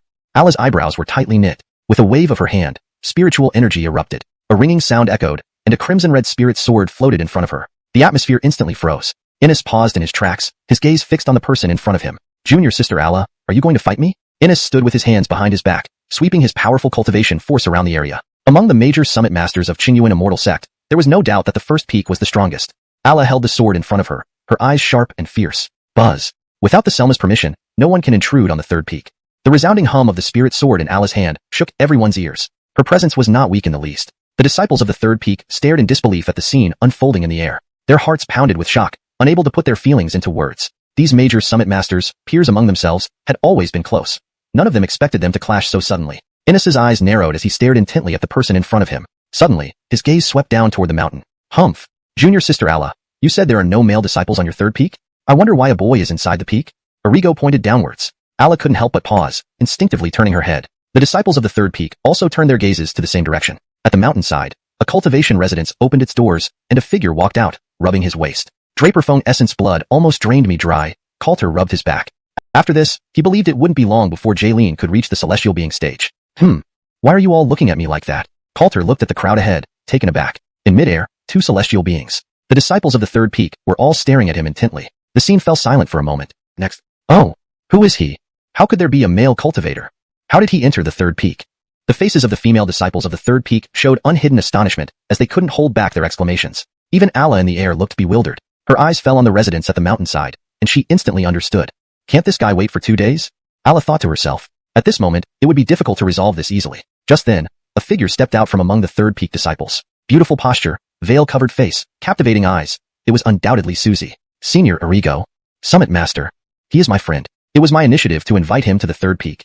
Suzy bowed and explained quickly. She didn't know if these words would help, but since today's events were due to her, and considering his kindness towards her, Suzy could not pretend to ignore it. Allah's eyes widened. You? How? She hadn't expected that her most beloved disciple would stand up like this. Suzy and Coulter knew each other? How had she missed this? Before Allah could say anything more, buzz. The aura burst forth once again, sweeping horizontally. Innes took a step forward. Get out of the way, Junior. I'll deal with that boy first, and settle accounts with you later. Arrigo's anger was evident on his face. He didn't know what had happened last night, but it definitely involved this water spirit root disciple of the third peak. And now, this Junior standing up for that Keaton surname boy likely meant his nephew had died at Coulter's hands. Summit Master of the first peak wasn't foolish. He instantly understood the situation. Boy, surrender your life. Arrigo's cultivation power exploded to its limit. What Saint's son? Just a little beast from a cultivation family, considered no different from a wild cultivator by higher sex. Bang! Boom! The air ruptured, and the rebound force swept everywhere. Allah didn't get a chance to act and was knocked aside by an invisible force. Innes, stop! Allah yelled sharply, realizing it was too late. Arrigo was acting like a madman. In the blink of an eye, he was close. Reaching out, he formed a claw. The air condensed as the celestial being's power locked down the entire residence at the mountainside. Coulter looked up. What's wrong? To attack me for no reason this early morning? Coulter naturally retaliated, releasing his cultivation power simultaneously. Instead of retreating, he advanced with a sudden step. Jensenfting his hand, he clenched his fist. The next moment, he collided with the person in front. Bang! Boom! Boom! The deafening explosion. An invisible backlash force swept in all directions. The third peak disciples all trembled, stepping back and using their cultivation to defend against the shockwaves. In mid-air, the two separated, standing in the void, their auras clashing continuously. Boy, sure enough, it's you. Innes's eyes blazed with anger. He felt the aura of the ancient banner on the person in front. This Keaton surname individual was already in the late-stage celestial being realm, capable of effortlessly slaying Cain. Coulter was puzzled. What? You mean him? Coulter asked bluntly. This was the first time he had encountered this person. During their collision earlier, he sensed killing intent from the person. Innes sneered. Humph. Boy, did you kill Cain last night? If this boy admitted it, no matter his identity, even the Selma couldn't protect him. The Arrigo clan had 2 supreme elders stationed within Qingyuan immortal sect. Coulter studied the person in front of him closely. He understood. Killed the small one. Got the big one coming. No, I don't know what you're talking about.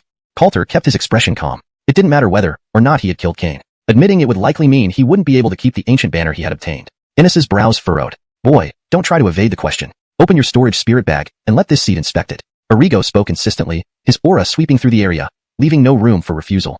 Chapter 88. Making a name on third peak. Buzz. The air tore apart as an immense force pressed down on Coulter. Coulter glanced at the person in front of him. At the same moment, his cultivation power erupted, sweeping across and colliding with the pressure. To check my spirit storage bag, you're probably not qualified enough. Coulter deliberately raised his voice a few decibels. The disciples of Third Peak couldn't help but focus their eyes on him. Shocked, they couldn't help but become curious. Who is he?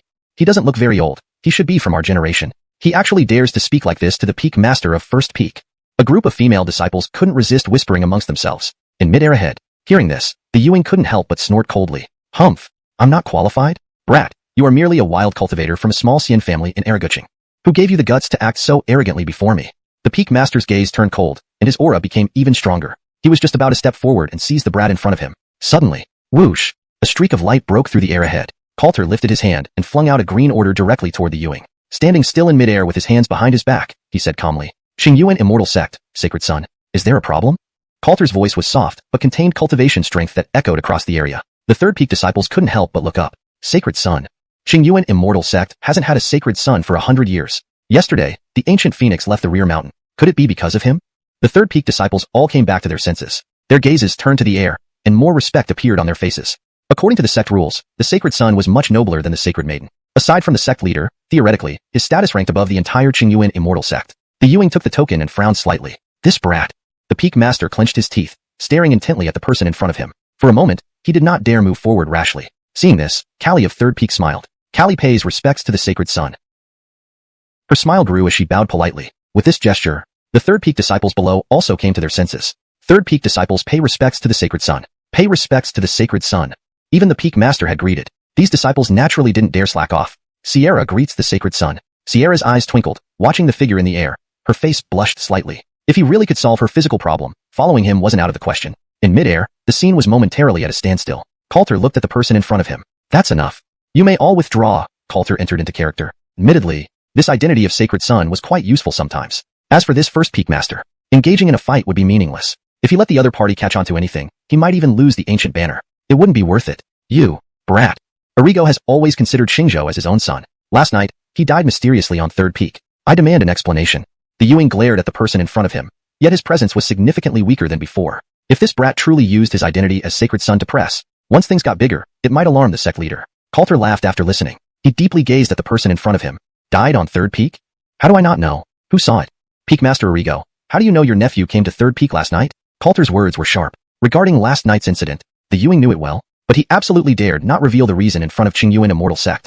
Callie simultaneously cast her glance. Kale, you should know the rules of third peak. If Kane did not come to third peak, consider it done. But if he really did, I want an explanation. Callie's eyes turned colder. Within Qingyuan Immortal Sect, as long as she was reasonable, she would never fear anyone, no matter their cultivation level. The Ewing's face changed unpredictably, not knowing how to explain. He couldn't help but glare at Coulter. Rules?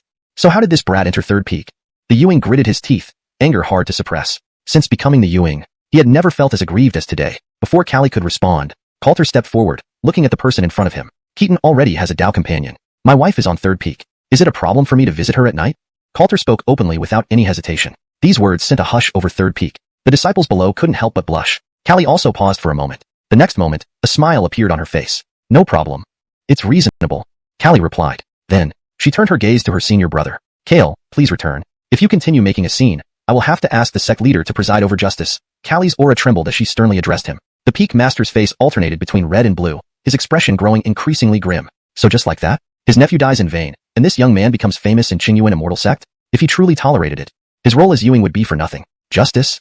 Justice means this brat killed Kane, and the fact that the first peak's treasure, the ancient beast banner, is in his hands is evidence. The peak master's eyes flashed coldly. Decisions made, actions should follow quickly. He decided to suppress the brat forcefully, retrieve the ancient banner, and present it as evidence. Even if the sect leader came, it would be difficult to be biased. Buzz. Cultivation power erupted. Terrifying pressure suddenly formed, creating an invisible gust of wind sweeping towards the person in front. Callie's eyes quivered, instantly alarmed inside. You're mad?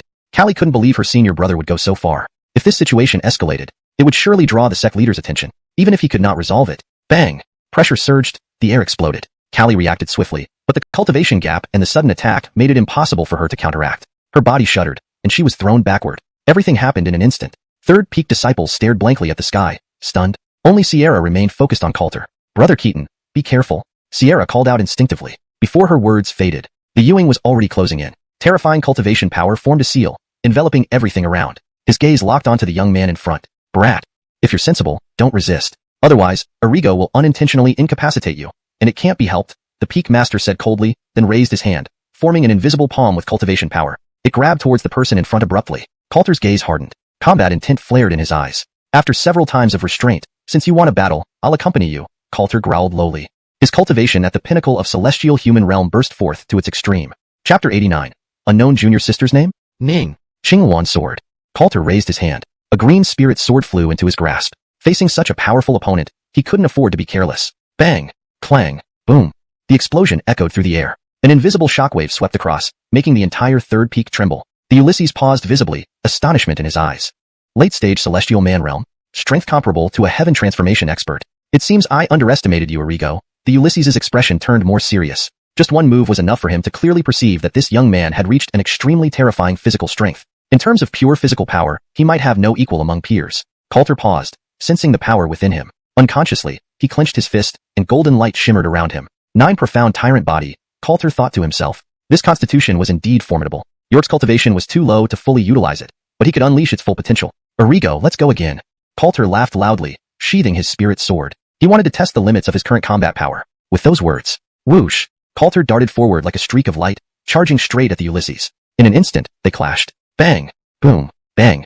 The booming sound reverberated through the sky, with shocking countershock waves spreading endlessly. The disciples of the third peak could only see two beams of light colliding above, unable to make out their figures. So strong. How can he fight evenly with the Ulysses? Is this Malik really of our generation? The lower disciples were shocked, feeling a sense of defeat creeping into their hearts. Looking up at the figure in midair, they felt powerless to catch up. The gap in raw strength was vast. Following him won't be in vain. Susie's eyes flickered slightly as she made her decision. Following such a powerhouse, she would eventually become just as strong. In the sky, the clashes continued. Bang! Boom. Shockwaves swept across, causing even the entire Qingyuan immortal sect to shake. The masters from other peaks sent out their divine senses, gathering toward the third peak, all shocked by the situation. Coulter was very strong, which wasn't unknown to the Qingyuan immortal sect masters, but his strength far exceeded their expectations. The Ulysses became increasingly astonished as they fought. Damn it! This brat is getting stronger with each punch. How can a celestial man realm cultivator be so strong? The Ulysses' inner turmoil couldn't settle. His cultivation power exploded outward, cracking the air and sweeping away the shockwaves. They pulled apart. Brat, you forced me, Arrigo. The Ulysses' gaze grew cold. With the surge of power, 3 spirit swords appeared before him. One red, one blue, one green, sweeping fiercely. The imposing aura around him intensified. The masters from various peaks sensed it. The Slaughter Immortal Sword? That Coulter actually pushed the Ulysses to this extent? His combat power must far exceed the celestial man realm. The masters' minds were shaken beyond calm. Coulter paused, gazing at the 3 swords, his eyes lighting up. What excellent swords! Master Arrigo, if Keaton wins, will you give these 3 swords to me? Coulter smiled. He truly loved sword-type spirit weapons, hoping the system's next reward would be an exquisite spirit sword. The Ulysses heard this and his anger surged further. Brat! How dare you mock me? I'll cripple you. The Ulysses seethed, furious beyond measure. How could he tolerate such insolence from a mere youth? Clang! Sword cries rang out, slicing through the air with ferocity. His cultivation power erupted to its limit, infusing the 3 spirit swords. They swept fiercely, locking onto their target. Seeing this, Coulter condensed golden light around him, unleashing tremendous power as he prepared not to underestimate his opponent. The atmosphere became heavy. A great battle was imminent. Suddenly, don't stop yet? A soft reprimand came from afar, echoing clearly in everyone's ears despite its quiet volume. The Ulysses stiffened, retracting his aura and showing reverence. Karis also sensed the arrival and immediately turned to bow deeply. Karis pays respects to the sect master. Sect master, the Ulysses bowed respectfully as well. The tense atmosphere instantly relaxed. Coulter was momentarily stunned. So sudden? Sect master? Coulter took a deep breath, reining in his aura and looking ahead. He had been in Qingyuan immortal sect for 2 days, always hearing about the mysterious sect master without ever seeing them. Whoosh! From afar, luminous figures approached. Leading them was a woman in a green patterned long dress, her hair neatly tied back, her eyes calm and graceful, radiating a warm presence. Just one glance seemed to soothe the mind. Beside her was a white-robed woman who looked quite young, with starry eyes and a beautiful face. Her simple white gown couldn't hide her captivating posture. Ding! Detected. Imperial demeanor. Layla, single attribute top grade with spirit root, innate Dao body, late-stage celestial man realm cultivation. Coulter paused as the system's voice resonated in his head, focusing on the white-robed woman. It's her. Judging by this, she must be closely related to the sect master, Coulter mused rapidly. Late-stage celestial man realm cultivation, distinguished identity, subduing her would be difficult. Layla's eyebrows slightly furrowed. Her eyes flashed. What are you looking at? Laylag's gaze swept over and landed on Coulter. As she spoke, the air on the third peak seemed to freeze. Everyone's attention focused on Coulter. This Malik had some nerve. Just one look would have been fine. To stare continuously? Erigu's senior sister hates it when people stare at her. The third peak disciples murmured to themselves. Coulter smiled awkwardly. Hello. This is Coulter. May I know your name, junior sister? Coulter greeted politely, smiling. It was a flawless way to initiate conversation, first familiarizing himself, then figuring out how to subdue her. At these words, the third peak fell silent again. Strange expressions appeared on everyone's faces, including the sect master's eyes unconsciously landing on Coulter. The scene froze for a moment. Chapter 90. Task Progress Improvement. Qingyuan Immortal Sect, Third Peak. The air seemed unusually quiet. My name is Layla. Layla paused for a moment, then gazed at Coulter ahead of her and spoke slowly. As these words echoed, the disciples on the third peak were instantly struck by a buzzing in their heads. It felt as if the sky had fallen. Erigu. Senior sister Erigu. Today, she seems different. In midair, 2 peak masters' eyes also widened, revealing strange expressions on their faces. Coulter's eyes brightened. This innate Taoist physique, though seemingly cold, actually has a decent personality and is approachable. Based on the system's past rewards, by obtaining an emperor-like demeanor, the system would reward corresponding cultivation techniques. The fitting cultivation technique for an innate Taoist physique that this Qingyuan immortal sect might have would absolutely not be more suitable than what the system rewards. There's something to discuss. Coulter smiled, forming an idea in his heart. He then lifted his hand in greeting. Junior sister Erigu. Since I've only recently joined Qingyuan immortal sect, could junior sister spare some time to help me familiarize myself with the sect? Coulter smiled and spoke up. His voice fell. The third peak became even quieter than before. The disciples below exchanged glances, their mouths slightly tight with tension. Such calculations. Everyone in Qingyuan immortal sect heard them. You scoundrel.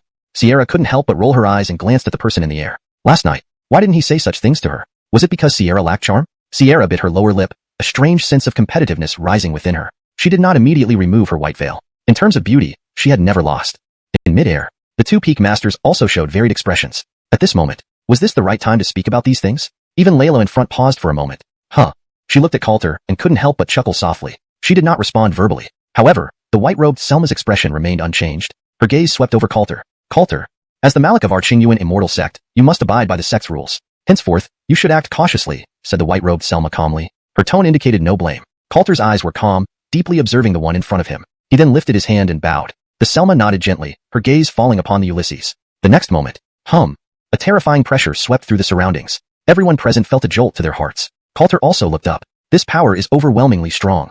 I still have a long way to go, Coulter sighed inwardly. Since starting his cultivation journey, he had met many powerful figures. Among those who were truly outrageously strong, this Selma was undoubtedly the first. Coulter knew, even with all his tricks, he wouldn't be a match for this Selma now. Just as he was pondering, whoosh, bang, an explosion sounded. The Ulysses staggered back several steps.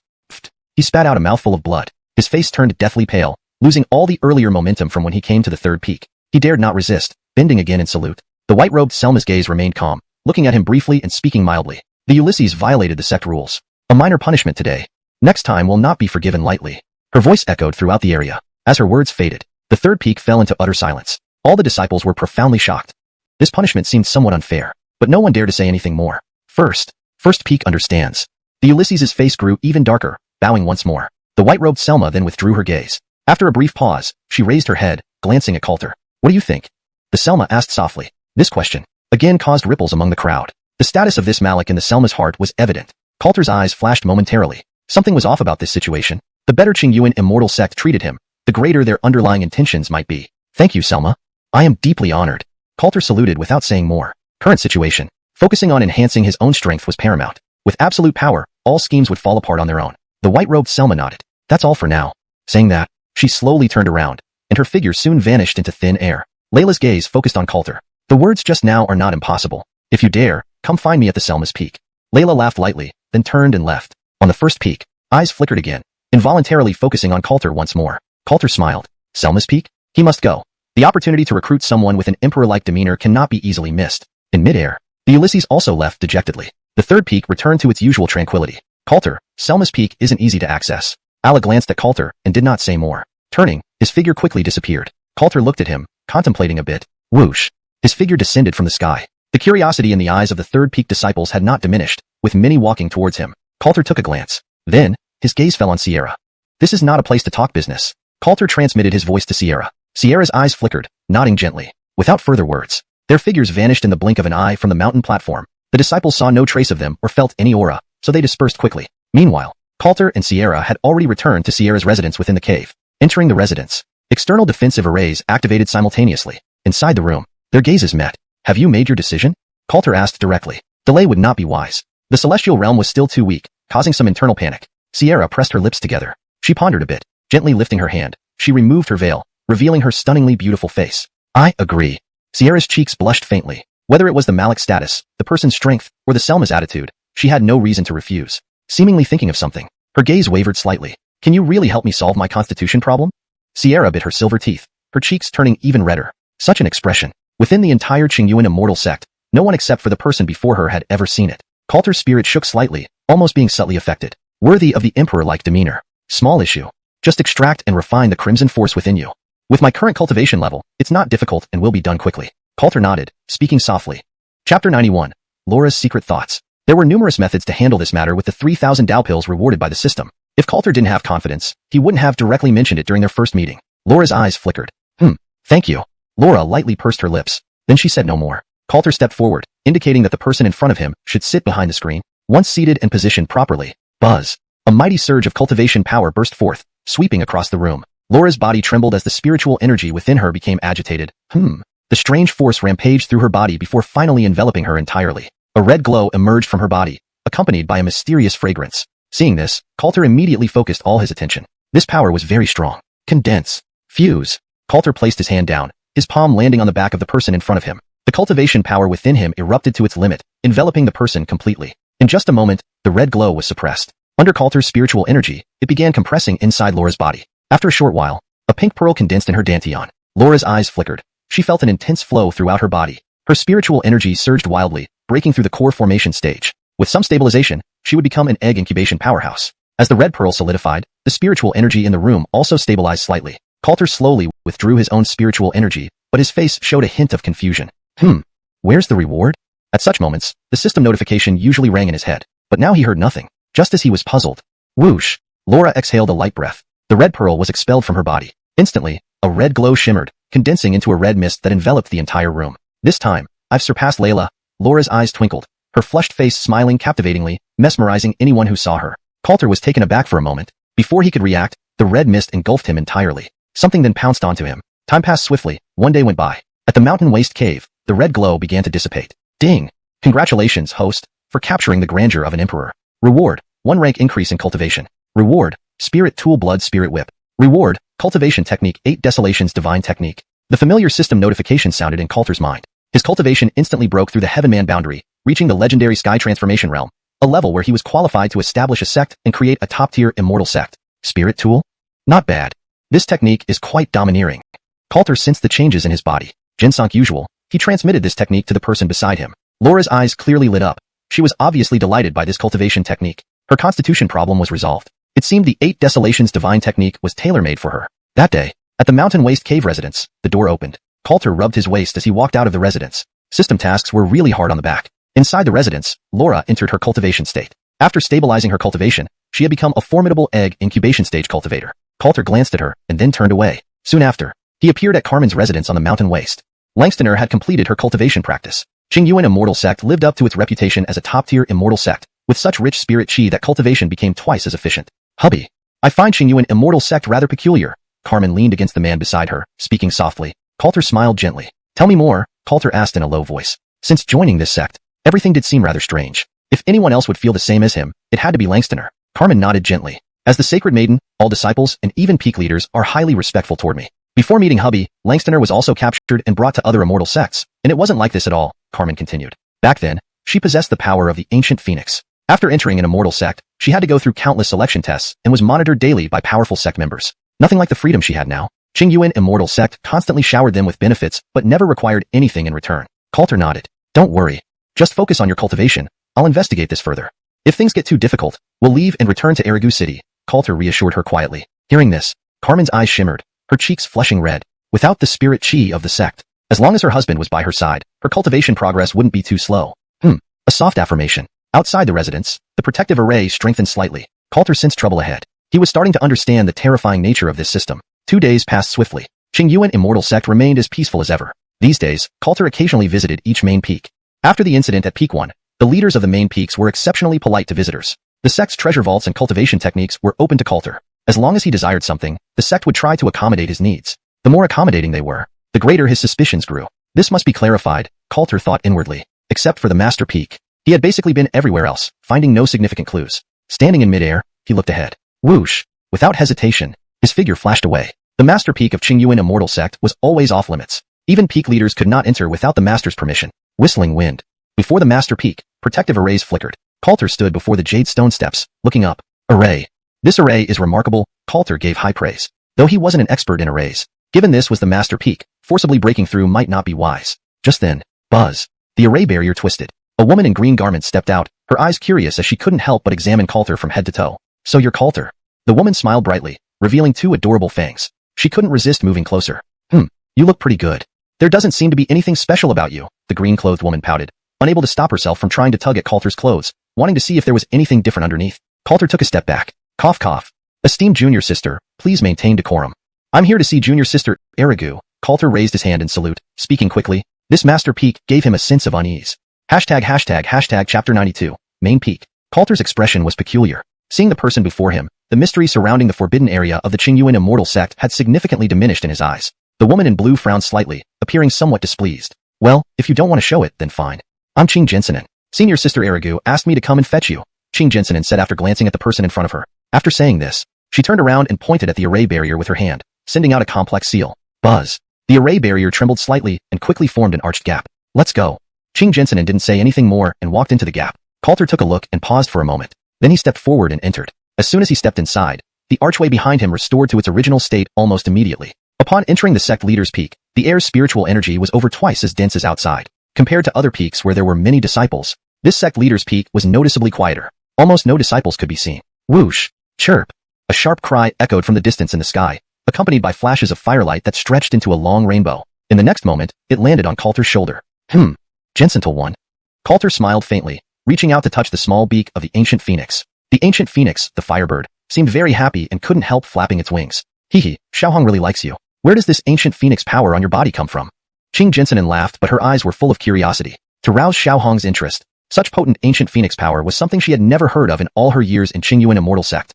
Coulter smiled. Even if he wanted to explain, the person beside him probably wouldn't understand. It's innate. How many disciples are there on your sect leader's peak? Coulter glanced around, changing the subject. Having been here for so long, aside from the person beside him, he hadn't seen any other figures. Qing Jinsanen smiled with her lips pursed, a hint of mystery flashing in her eyes. She led the person beside her to a waterfall and pointed upward. Sister Erigo is up there.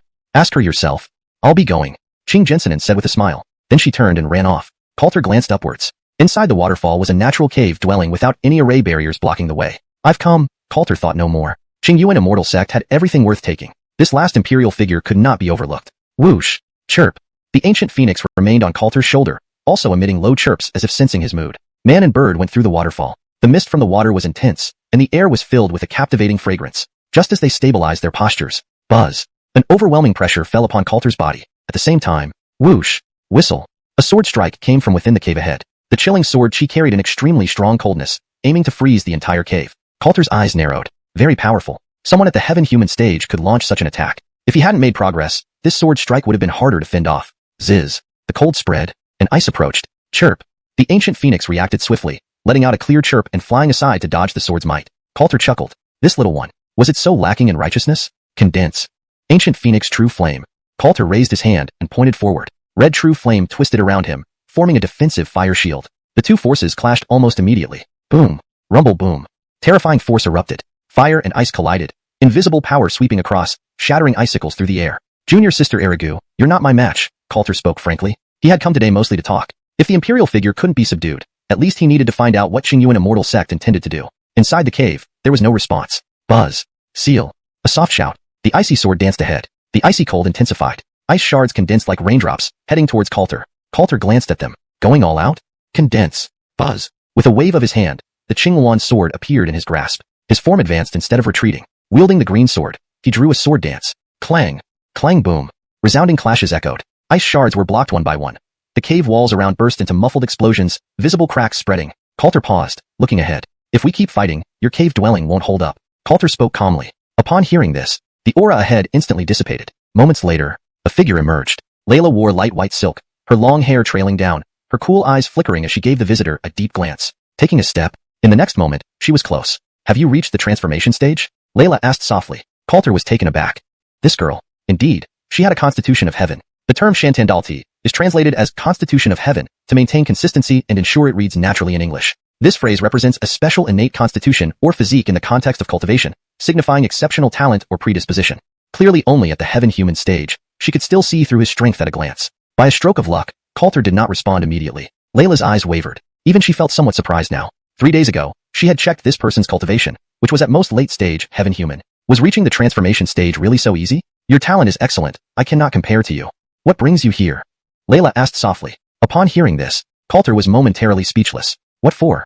This matter was complicated. Hey, Junior Sister Erigo, seeing your cultivation stagnating, if I can't help you advance further, would you be willing to follow me? Coulter forced himself to speak, explaining his intentions first. As for whether he could subdue her, that would take time. Layla froze. Her face, for the first time, showed rich expression. Unable to resist, she looked at him again. Do you know I am the sect leader's personal disciple? Layla spoke softly. In all her years in Qingyuan immortal sect, countless geniuses had pursued her, but none had been as direct as the person before her. It was too straightforward. No, I can negotiate with the sect leader.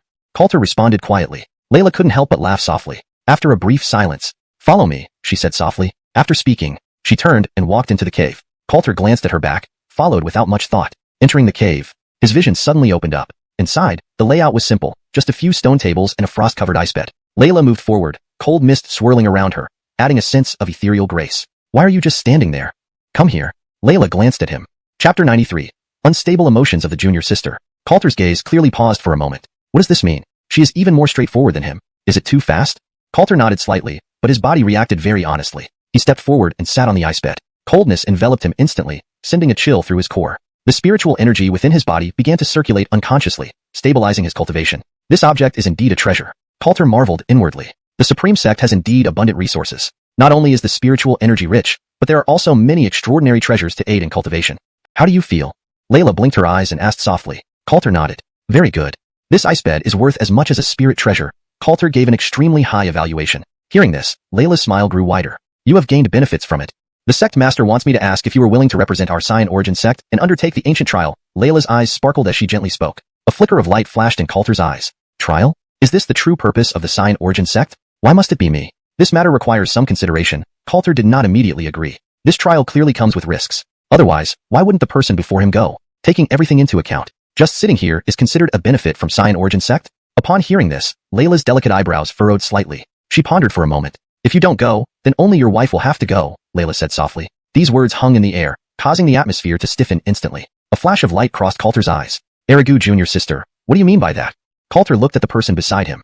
Threatening him? Even though he isn't a match for the sect master now, he could still make a scene. Taking Jaylene away from Xian origin sect and escaping back to Eraguching shouldn't be too difficult. Layla's eyes flickered. The ancient trial can only be participated in by cultivators who possess ancient power. Besides our Xian origin sect, other supreme sects like Medicine King Valley, Golden Ginsong sect, and Taihang sect will all send their disciples. Layla explained continuously. Upon hearing this, Coulter's eyes suddenly lit up. From the sounds of it, these supreme sects would send their generation's top talents into the trial grounds. Those who possess the emperor's potential.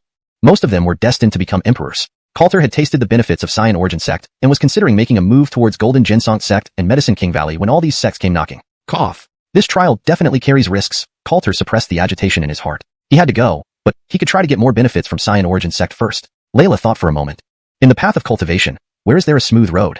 We cultivators should not fear difficulties, Layla said earnestly, her eyes staring directly at him. Coulter was taken aback. Was she trying to encourage him? Trying to get him to commit suicide with a few words? Why don't you go? Coulter smiled. Without hesitation, Layla replied, I don't have ancient phoenix power, so I cannot go even if I wanted to. If she could, as a disciple of the sect master, taking the trial trip wouldn't be a problem. Coulter took a deeper look at the person in front of him. After a brief silence, he asked calmly, what am I supposed to do once I enter the trial? Xian origin sect surely had ulterior motives. Sending a holy son to the trial should bring some benefits to the sect, right?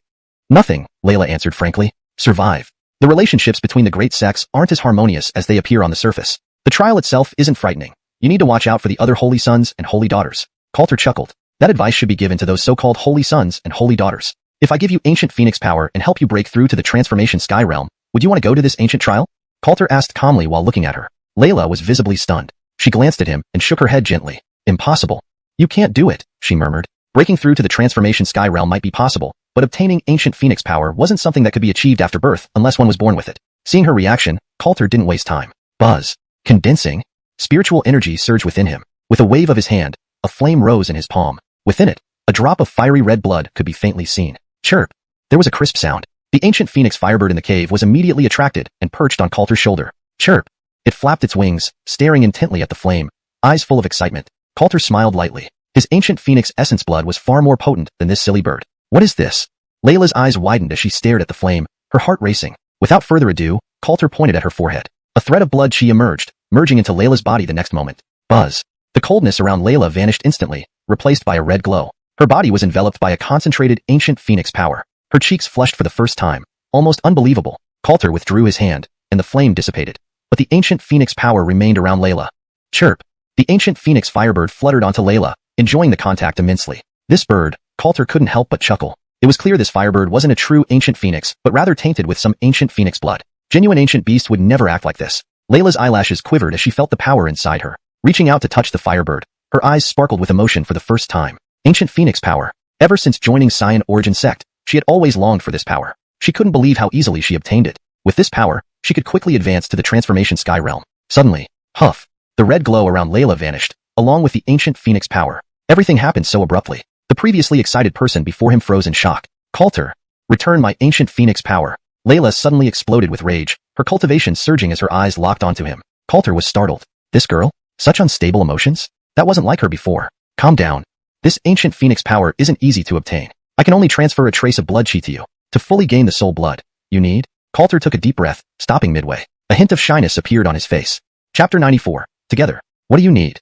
Layla's eyes locked onto him with an unprecedented determination. Coulter paused at the corner of his mouth. Honger had lost her ancient phoenix body before marrying me, but now she has regained it, and the power of the ancient phoenix is even more potent than before. Coulter glanced at the person in front of him. It was all for the system tasks. This damn system. Coulter muttered silently to himself, his mind gradually calming down. After he finished speaking, the air seemed to turn still. Layla blinked her eyes. So what? At this remark, Coulter's expression stiffened. He couldn't help but look at the person in front of him closely. To gain the power of the ancient phoenix, you need to be like Jaylene. Coulter spoke without hesitation. For the sake of the system task, he would have to make a personal sacrifice. Layla's gaze turned serene as she appeared deep in thought. Within moments, she didn't say anything more, inching closer. The fragrance enveloped them, their gazes locking, each feeling the other's breath. "Don't move," Layla said seriously, staring intently at Coulter. Coulter froze momentarily, a peculiar look crossing his face. The cave abode fell silent again, the atmosphere turning awkward. "Erigu sect sister, there's no rush. We can cultivate slowly," Coulter composed himself, breaking the silence softly. Layla shook her head gently, determination flashing in her eyes. "I'm in a hurry. The ancient trial will commence in 2 days. You, don't move." Layla's eyes widened slightly. A chill surged around them, gradually intensifying and wrapping around their bodies. It was strong. If not resisted by cultivation, even Coulter could faintly feel the cold creeping over him. Suddenly, a pair of warm arms grabbed him. Coulter's gaze tightened. "What did you do?" he asked, staring at the person in front of him. Before he could react, Layla leaned in, her flushed cheeks barely hiding her unwavering resolve. "I'm in a hurry. Don't waste time." Her whisper reverberated in his ear. Inside the white mist, their figures intertwined and twisted. Coulter concluded, this disciple of the sect leader has extremely unstable emotions. Time flew swiftly. Nightfall arrived. The coldness inside the cave began to dissipate, replaced by moisture in the air. "Congratulations, host, for subduing the Emperor's pose. Reward, congenital Dao body. Reward, Tai Ching decision. Reward, Langston Bao Taiji Yin Yang map." The system's voice rang in Coulter's mind. Though there was no immediate improvement in cultivation, he clearly felt an elevation in his spiritual energy, likely due to the congenital Dao body, which was significantly stronger than just mere cultivation alone. Taking a deep breath, Coulter sensed his inner condition. A spiritual weapon had been rewarded as well. On the whole, he wasn't at a loss, just a bit strained. "I have a cultivation technique." Coulter looked at the person beside him. Beside him, Layla sat cross-legged, surrounded by red light, stabilizing her internal ancient phoenix power. She immediately chose to cultivate after settling down, her aura steadily rising. "No need.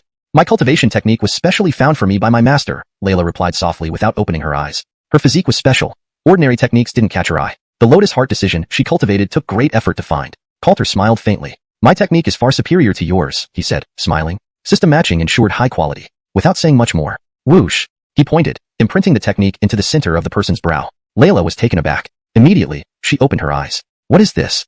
Where did you get this technique from?"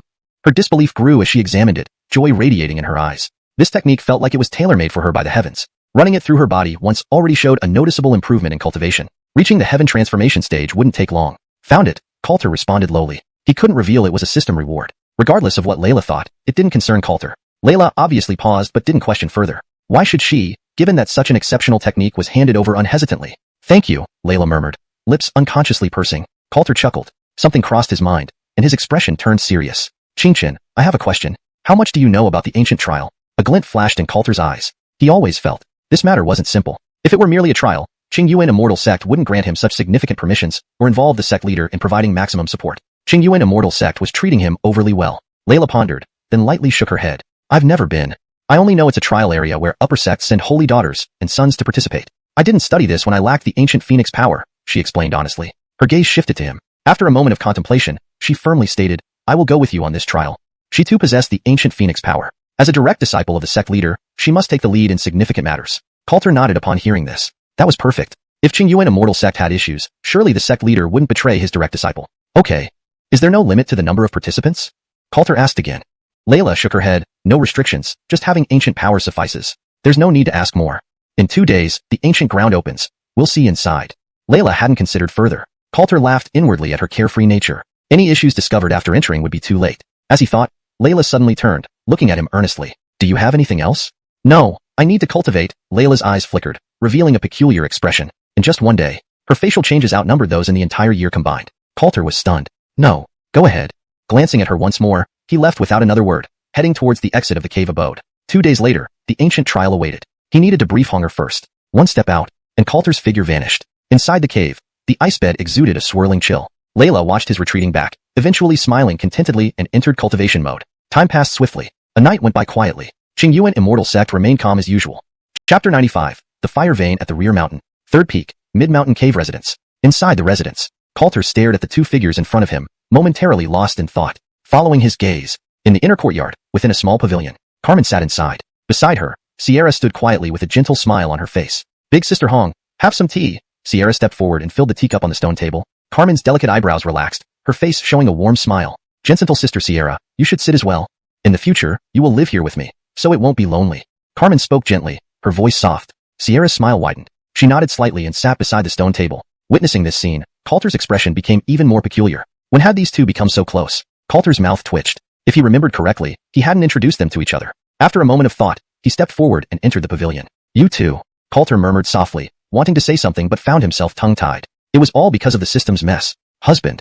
Carmen and Jinsental sister Sierra hit it off immediately. They don't know anyone else here on Third Peak. Would it be alright for her to stay with me? Carmen's face remained kind. Sierra blinked her eyes and stared at Coulter with a look that seemed to plead for understanding. The atmosphere grew increasingly awkward. Coulter took a deep breath. Could he say no? Looking at the relationship between the two women, it seemed they had already said everything, both appropriate and otherwise. Well, yes, he agreed reluctantly. Hong, tomorrow, the ancient site of Qingyuan Immortal Sect will open. Coulter changed the subject, not wanting to dwell on it further. Compared to the system's issues, this matter was far more serious. He did not withhold any information about the ancient trial and explained everything to the two women. After he finished speaking, there was silence in the pavilion. From the expressions on their faces, it was clear that they had never heard of this before. No wonder. In recent years, Qingyuan Immortal Sect has been searching everywhere for cultivators who possess even a trace of ancient phoenix power, Sierra said after regaining her composure. She knew something about the Sacred Maiden affair. She had once seen the sect bring back a Sacred Maiden who only carried a hint of ancient phoenix power. Even that wasn't ignored by the sect. Husband. Since there is no limit on the number of participants, I also wish to go with you. Carmen's eyes sparkled. She sensed that something was amiss and felt somewhat worried. Coulter shook his head. You stay behind. This talisman, carry it with you. It contains my cultivation power and can instantly kill an expert at the Heavenman realm. Coulter took out a jade tablet emitting a dark light from his robe. This was what he spent the entire night crafting, using the knowledge of the 3,000 Tao of alchemy and immense effort. But Carmen accepted the jade tablet, her concern growing as she seemed ready to speak again. Coulter gave her a reassuring smile. The ancient trial might have its peculiarities, but for him, it could be a significant opportunity. One thing was certain. Every participant would be a genius, and many would possess the potential of emperors. Coulter reiterated instructions for the trial. If he did not return to Qingyuan Immortal Sect soon, Carmen should take York and Sierra and find a way to leave the sect, returning to Erigu City and waiting for him at the Keaton family estate. With father there, nothing serious should happen within a short period. Inside the valley, a conversation took place. Time passed quickly. That morning, in the airspace above Third Peak, red light flashed as a wave of cultivation power swept through. A figure in red stood suspended in the air. Coulter. By order of the sect master, I'm here to take you to the Master Peak, said Megan, the peak master of Third Peak, her voice resonating with cultivation power from her position high above the mountain waste. As the words fell, whoosh, a figure rose into the air from the residence. Senior Megan, Coulter greeted calmly, raising his hand in a respectful bow. This peak master had protected him during the incident at First Peak. Coulter was very grateful. Don't call me senior anymore. With your cultivation, we are of the same generation, Megan replied, reciprocating the bow. Had it not been for the Sacred Maiden being one of her disciples on Third Peak, she, Megan, would likely address him as senior respectfully upon seeing him. Peak Master read, please lead the way. Coulter did not linger on formalities. Being invited to Master Peak meant the matter was self-evident. The ancient trial intrigued him as well. Megan nodded without further ado. In the air, their figures drew long rainbows and quickly disappeared into the horizon. Before long, they arrived at the Qingyuan Immortal Sect Master Peak. Ahead, the protective array of the main peak had already been deactivated. Whoosh! Occasionally, figures flashed past, entering the main peak. The opening of the ancient site invited several peak masters of Qingyuan Immortal Sect. Coulter glanced ahead. This was his second time entering the Master Peak. With the protective array removed, the surrounding environment showed significant changes. Only one thing remained constant. The Master Peak still had few disciples visible. Gentle friend Keaton, we've arrived. Beyond the bamboo grove lies the ancient site of our Qingyuan Immortal Sect. No one may enter without permission, Megan warned gently, looking ahead. Coulter nodded and looked up. This place, if he recalled correctly, was where the silly bird usually resided. Passing through the bamboo grove, the air became warmer. At the end, dry, cracked ground appeared, faintly radiating fire energy. Fire vein, Coulter observed. According to the 3,000 Tao of alchemy, this was one of the precious locations for alchemy. Using underground fire veins could greatly enhance the quality of elixirs. Gentle friend Keaton, impressive knowledge. Megan couldn't help but admire. Even among senior disciples, unless they were grandmasters of alchemy, few would recognize such veins. Yet, someone from a cultivator clan identified it at first glance. Coulter waved his hand lightly without much comment. He sensed powerful cultivators gathering rapidly in the surrounding air. Whoosh! First peak, second peak, fourth peak, fifth peak. Within moments, the peak masters of Qingyuan Immortal Sect gathered. Gentle friend Keaton, we've heard much about you. I am Jameson Tai of second peak, Diego Yuan of fourth peak. Except for first peak and sixth peak, the remaining peak masters warmly greeted Coulter upon seeing him. Coulter smiled faintly, returning each greeting with a polite gesture. Just then, buzz. A terrifying surge of cultivation power rushed from behind, instantly silencing everyone present. Its sheer power was absolutely overwhelming. Coulter guessed who it was, steadied himself, and slowly turned around. Chapter 96, Purpose Revealed. In the blink of an eye, a figure in white appeared midair. Clad in a white robe with long hair cascading down, his face calm, no emotion flickered in those eyes. Yet standing there alone, an overwhelming pressure radiated from him. The several peak masters showed utmost respect. We greet you, Selma. Greetings, Selma. The group of masters did not hesitate, acknowledging the awe of the visitor. Coulter looked at the person arriving. A fleeting look crossed his eyes. Layla didn't come, Coulter mused inwardly, finding the situation odd indeed. After a brief moment of contemplation, he returned a salute. The Selma's gaze swept over him. No need for formalities. People have arrived. Let's begin, the Selma calmly spoke and stepped forward. The rest of the peak masters nodded without hesitation. Seeing this, Coulter took a step forward. If I may ask, Selma, why hasn't younger sister Erigu come? Coulter bowed respectfully and asked in a low voice. This Qingyuan immortal sect held no special significance to him, save for a few individuals. The present Selma was someone he had only met twice. No need to treat her like these masters around him. Hearing this, the Selma's eyes narrowed slightly. She is at a critical point in cultivation. Today, the Terran is also absent. The Selma's eyes remained calm, as always. It seemed everything was as she expected. Coulter's mind was shaken. Was this a threat? Indeed, this matter was not simple. I merely asked casually, Coulter said expressionlessly, not wanting to directly escalate tensions. He did have some interest in the ancient trial, mainly because of the system, with an emperor's potential awaiting him. One must seek wealth amidst danger. If he feared crises, he might as well stay in Araguching forever.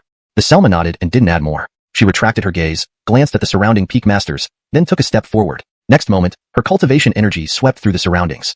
The air froze. Even Coulter felt compelled to resist with his cultivation against the overwhelming pressure. This woman's power was exceptionally strong. Following her gaze, the Selma suddenly raised her hand, gathering spiritual energy swiftly and forming a seal. Ancient land, open. Boom. Rumble. A finger pointed forward, the seal struck, shaking the entire back mountain. Cracks split the ground, flames surged forth, and a crimson light soared into the sky. Jinsonk, a swirling fireball floating mid-air. That's the phoenix? Coulter's eyes narrowed. Within the crimson flame ball, he could sense the aura of that bird. Before he could react, screech. Boom. A clear screech resounded. Inside the crimson flame, a pillar of fire erupted, rolling forward. The burst of flames warped the air, forming a vortex-like gate of fire. Whoosh! Purified spiritual energy emitted from the fire vortex. In an instant, the concentration of spirit chi in the back mountain increased by 1/3. Coulter's eyes flickered. Where did all this spiritual energy come from? Its purity was unprecedented. This moment, the Selma's gaze fell upon him. Malik, enter. The trial period is half a month. In 2 weeks, our sect will bring you back. The white-robed Selma slowly spoke, her tone neutral yet leaving no room for refusal. All the peak masters focused on Coulter. The atmosphere grew tense. Coulter glanced ahead. A teleportation array? Coulter muttered. Array formations were not his forte. The fire vortex gate led to the unknown. Malik, what are you waiting for? The white-robed Selma's voice sounded again. As she spoke, a terrifying force locked onto Coulter. Coulter's eyes paused. Breaking ties would likely cost him dearly even if he escaped Qingyuan immortal sect. He couldn't act rashly. Selma, this trial seems perilous. Given my low cultivation, could I borrow a few spiritual weapons for protection? Coulter turned and spoke hurriedly. He could participate in the ancient trial but would seize any benefit beforehand. His words drew silence. The peak masters' faces revealed a mixture of emotions. Low cultivation? This kid really dares speak. If he has low cultivation, what does that make us? Inside, the peak masters thought. These days, they had all experienced the Malik strength firsthand. Though not at full power, none of the masters here could be absolutely certain they could subdue him. The white-robed Selma looked deeply at Coulter. Swish. Ice Mystic Sword. A middle-grade spiritual weapon with a remnant soul of an ancient ice fox. Its power rivals an upper-grade spiritual weapon. The Selma spoke bluntly, tossing out a frosty sword. Coulter caught it, inspected it, feeling delighted. What a fine sword. He loved swords. Putting away the sword, his eyes returned to the white-robed Selma. This scene caused varying expressions among the surrounding masters. This kid really dared. Even an item rivaling an upper-grade spiritual weapon wasn't enough? The white-robed Selma's eyes narrowed slightly. Qingyuan Pearl, a defensive spiritual weapon capable of warding off cold, fire, and elemental forces. Middle-grade spiritual weapon. The last item, enter immediately. For the first time, the Selma showed slight emotion. She raised her hand, throwing a green pearl toward Coulter. Coulter's eyes brightened. As his cultivation advanced, he increasingly appreciated the value of such treasures. Sometimes with the right items, even battling a higher-level expert was possible. Whistle. Coulter reached out, catching it immediately. Just as he touched it, intending to store it and request another, the Qingyuan Pearl pushed him forcefully into the vortex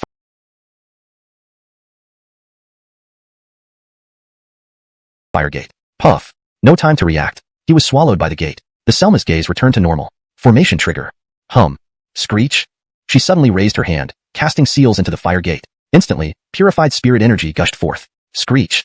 The ancient phoenix firebird let out joyful calls. Within moments, its fiery aura became several times denser, purer than before. Not just that, with the influx of spiritual energy, the entire back mountain, main peak, and the entire Qingyuan immortal sect experienced a noticeable increase in spirit chi concentration. Such activity. Our Qingyuan immortal sect's overall spirit chi concentration doubled. All peak masters marveled internally. Hashtag chapter 97. Entering the ancient land. Feeling the spiritual energy in the air, the heads of several peaks couldn't help but gaze at the vortex fire gate ahead. This time, it actually spewed out so much spiritual energy. How powerful is that boy's ancient phoenix force? The powerful members of the Qingyuan immortal sect were filled with awe. In all previous openings of the ancient land, none could compare to this one. With this amount of spiritual energy nourishment, it wouldn't be long before the Qingyuan immortal sect produced a number of exceptional successors. The robed patriarch slightly narrowed his eyes. Not bad. If this boy can survive, he might not be unworthy of becoming a true Malik of our sect. The robed patriarch muttered while looking at the fire gate. Just then, the head of the first peak took a step forward. Artie, that boy's ancient phoenix force has greatly benefited our Qingyuan immortal sect. Clearly, his wife's ancient phoenix force is also very potent. If we send both of them in this time, our Qingyuan immortal sect stands a chance to become the foremost of the four great upper sects. He raised his hand and spoke. He couldn't exact revenge on Xingzhou immediately, but he would not let it go. This could be considered interest for now. If the boy died, it would be resolved. If he survived by chance, Arrigo would have him pay with his life one day. Not advisable. Artie, we must prioritize the big picture. I think it's more prudent to leave a Terran within the sect. The ancient land will not open just once. Alla from the third peak immediately stepped forward and bowed. Given the current situation, what she could do with her position and cultivation was limited. Her priority was to protect her disciples from the third peak as much as possible. The robed patriarch nodded slightly. Alla makes sense. You peak leaders, take turns guarding here. The ancient land will remain open for half a month, and no other incidents should occur.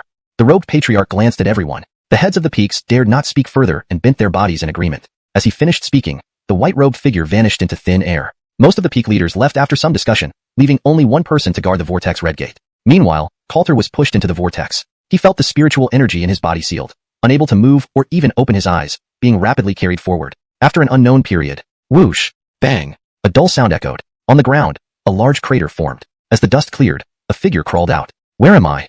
Coulter steadied himself, his gaze scanning the surroundings. The vortex fire gate had already vanished. He found himself in a mountain basin, extremely quiet, with no signs of life anywhere. Unclear where, but definitely away from Qingyuan immortal sect. A trial? There must be a goal, right? Coulter's eyes showed puzzlement. No immediate danger was sensed. The spiritual energy in the air was richer than in Qingyuan immortal sect, almost like a treasure trove for cultivation. After a moment's hesitation, whoosh, Coulter soared into the sky. His figure hovered mid-air, his divine sense sweeping across the area. Mountains, basins, forests, and rock walls. Nothing seemed particularly unusual, just ordinary mountains. What's that? Coulter's gaze paused suddenly, focusing on a spot within the mountains. Before he could see clearly, a strong suction force scattered his divine sense. His eyes lit up. Whoosh! His figure shot forward like a streak of light, heading deeper into the mountain range. As he progressed, the aura of cultivators became perceptible. Clank. Detection. Imperial aura. Alati. Supreme Spirit Root. Silver Moon Ancient Wolf Bloodline. Late Nirvana Stage Cultivation. Status. Injured. Trapped. In his mind, the system prompt sounded. Draper Yan's gaze froze, then a smile appeared on his face. Indeed. As he suspected, there were numerous figures with Imperial auras in this ancient trial. Capturing all of them would make him unbeatable when returning to Qingyuan immortal sect. Even the patriarch wouldn't be a match. Coulter is coming. His cultivation power erupted as he prepared to take a step forward. Suddenly, roar. From below in the forest, a roar erupted. A black beam pierced the sky, directly aiming at Coulter. Huh. What is that? Coulter halted. Immediately, he raised his hand, summoning an ice profound sword. This spirit weapon was far superior to the Qinglu sword that Dominic had lost to him. Slash. Seal. Cultivation power merged into the sword. Instantly, cold swept across, lowering the temperature, and a sword strike landed downward. The icy blade enveloped the black beam, freezing it into an ice sculpture. A flash of light in Coulter's eyes. Instantly, he flashed down toward the source of the attack. What else was hidden in these mountains? His divine sense hadn't detected any other abnormalities. Huff. His figure landed on a small hill. Coulter held his long sword, scanning the surroundings. The same moment, roar. Another low growl came from the bushes. A massive figure emerged, pouncing fiercely. It resembled a giant tiger with sharp fangs, dark brown fur, visible meat wings on its back, and a slender, twisting tail cutting through the air. Unfamiliar beast, Coulter remarked. The system didn't reward him with an encyclopedia of ancient beasts. Inside the 3,000 Tao of Alchemy, some methods for refining beast pills were recorded, but they only pertain to the quality of inner pearls within beasts, not specifics about the beasts themselves. Roar. The growl reverberated. The giant tiger-like ancient beast pounced swiftly, creating shadows and whistling winds in its wake. Coulter took a step forward. Seal. Whoosh. Cultivation power swept across as he unleashed another sword strike. Buzz. Zzz. The speed of the icy sword glow was visibly faster than the giant tiger, instantly freezing it into an ice sculpture. Coulter gave a faint smile as he glanced at it. Just as he was about to approach. Crack. Boom. The ice shattered. The huge beast lifted its claws, eyes glowing ominously, exuding a shocking aura, snarling viciously as it pounced again. Coulter's eyes flashed with light. This power. Even Nirvana stage cultivators would be suppressed. Alati must have encountered such a beast. Coulter thought quickly, his gaze sharpening. Realizing the urgency, he took a step forward. Buzz. Cultivation power exploded to its limit, making the surrounding air freeze solid. The giant beast's body visibly trembled, its pounce slowing. Whoosh. Coulter's eyes flickered. He was already nearby. The ice profound sword burst with a crimson glow, infused with ancient phoenix true flame. Ice and fire fused without repulsion, releasing an even more terrifying power. Chapter 98. The Golden Jinsong Sect's Terran. Crack. Roar. The massive beast trembled violently as flames spread over its body, eventually engulfing it entirely. The might of the ancient phoenix true flame was clearly too much for this creature to bear. Bang! A dull sound echoed. It fell to the ground, struggling a few times before succumbing to death swiftly. Coulter sheathed his ice sword, and his aura became subdued. Taking a step forward, he examined the scene. This beast could challenge an early-stage nascent soul expert. Had it not been restrained by the ancient phoenix true flame, this strike wouldn't have been fatal. Coulter muttered softly. With his current cultivation level, even without the ancient phoenix true flame, he could easily subdue such a beast. If other young disciples from the upper sects had encountered this situation, they would have been in great peril. Most of the elite youths entering the ancient land, despite their exceptional talent, couldn't match Coulter's present realm. After a brief pause, Coulter slowly lifted his head and glanced into the distance. Whoosh! In the next moment, his figure vanished from the spot. Deep within the mountain range, occasional explosive sounds reverberated through the air. Bang! Boom boom! In a valley, a terrifying backlash force swept across. Ancient trees at the edge of the valley were snapped off at the waist. Hemph! Golden dome palm. Die! A figure appeared within the valley. She wore tight golden patterned clothing, had a graceful posture, tied up long hair, and a cold, serene appearance. Her cultivation revealed her to be a nascent soul expert. At that moment, she unleashed a palm strike. Golden light flickered, forming a gigantic golden palm print which slammed forward. Bang! Roar! Roar! Low roars shook the ears. Two giant beasts were sent flying by the impact. Clearly, there were more than just two beasts in this valley. Roar! Simultaneously, several more surrounded her, moving so fast they left dark shadows in their wake. Boom!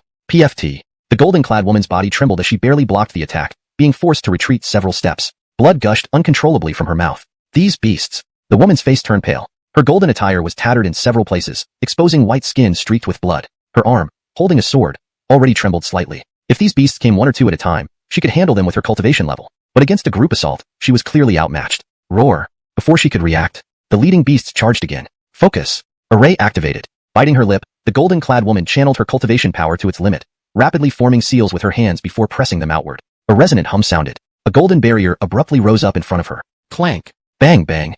Roar! The giant beast's enormous claws struck the golden barrier. The explosive sound was deafening. The defensive array flickered ominously. The woman's complexion paled even further. It seems I can't escape death today, she laughed bitterly, never imagining she'd be in such danger on her first day in the ancient land. Bang!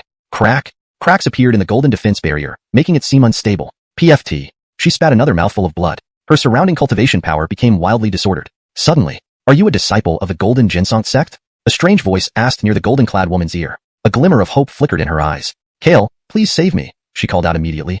As she spoke, a fiery glow surged behind her. Next moment, whoosh, whistle, crimson flames almost sentient-like, slammed into the leading beasts. Bang, roar, roar. Just a touch of the crimson flames enveloped the beasts fully, low roars echoing in the valley. 5 advancing beasts were covered in flames, struggled briefly, then collapsed on the ground, emitting a burnt odor mixed with a faint scent of roasted flesh. Roar. The remaining beasts growled at a lower pitch. Clearly intelligent, they didn't rush forward but retreated cautiously, keeping a safe distance. Whoosh. Breathless. They abruptly turned and fled into the forest, disappearing in a flash. Everything happened in an instant. The golden-clad woman shuddered as the barrier in front of her dissipated. Stepping back a few paces and leaning against an ancient tree, she finally breathed a sigh of relief. Were those the ancient phoenix true flames? But perhaps it's a senior brother from Qingyuan immortal sect? This junior, Alati, is the Golden Ginsong sect's holy maiden. Many thanks for saving my life. Alati quickly bowed, although she hadn't yet seen the rescuer. Almost simultaneously, firelight flashed ahead. A young man suddenly appeared in the valley. None other than Coulter, who had just arrived. Coulter looked at the person before him. Coulter, from Qingyuan immortal sect. He returned the bow. The Golden Ginsong sect had ties with the Keaton family, and the system had detected this person to possess emperor potential, which logically necessitated saving her if encountered. But why was this woman, who possessed the Azure Bird lineage, so weak? Coulter felt somewhat bewildered internally. It wasn't that she was really weak. Being a nascent soul cultivator among the younger generation was already an outstanding achievement. Yet Alati's combat ability was no different from an ordinary nascent soul, lacking any indication of emperor potential. Thank you, Kale Keaton. Alati smiled demurely. Her aura was now subdued. Her smile grew broader as she took gentle steps toward Coulter. Approaching closer, she said, I should greatly thank you for saving my life. Her captivating smile held a hint of intrigue, catching one's attention. Coulter was momentarily taken aback. Greatly? Much gratitude? Was capturing someone with emperor potential this easy? Sure. I see that Sister Alati is badly injured. Coulter nodded, his smile widening. Her golden robe was torn to pieces. Most areas were visibly damaged. Alati blushed. Just minor injuries. It's nothing serious, Kale. Alati moved even closer. Fragrant scents filled the air, mixed with a trace of blood. The atmosphere seemed tinged with redness. Alati smiled again, her eyes sparkling even more brightly. She extended her hand slowly. Buzz. Suddenly, cultivation power erupted suddenly. A golden dagger appeared in her hand, attacking Coulter fiercely. Clank. Bang. This blow was extremely lethal. It hit Coulter squarely in the chest. Really? You want to kill me? Coulter's expression showed surprise. They were meeting for the first time. Even if there were some tensions between the Qingyuan immortal sect and the Golden Ginsong sect, Disciples wouldn't normally attempt to kill each other on sight. Himph. Die. Focus. Aladi's eyes hardened, seeming like a completely different person. A green radiance flickered around her. A terrifying force swept into the dagger in her hand. Buzz. Thrust. The force of this stab intensified, pushing forward a bit. Coulter stood unmoved, a glint appearing in his eyes. He recognized this green radiance as the Azure Bird power. Chapter 99. A problem in cultivation. A burst of cultivation power erupted. Buzz. The golden dagger, carrying a terrifying force, slashed through Coulter's upper garment.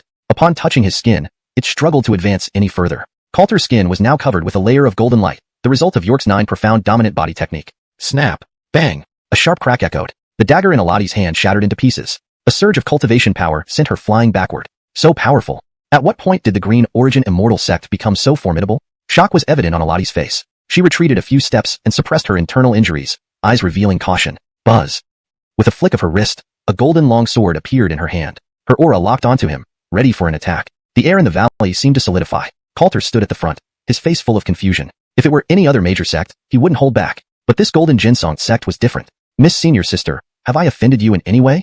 Coulter looked at the figure before him and asked calmly. Upon hearing this, Aladi noticeably paused. Compared to Coulter, her confusion was even more intense. Do you not know the rules of the ancient land? Aladi probed, tentatively. She had never encountered such a situation before. Between the several major sects, whenever a holy daughter or Malik from different sects met within the ancient land, they would fight to the death. Even before entering the land, the Ottos had explicitly instructed them to kill anyone from other sects. Coulter's lips twitched. Rules? What rules? Before the opening of the ancient land, the Green Origin Immortal Sect didn't even make a sound. The white-robed Selma had directly thrown him inside.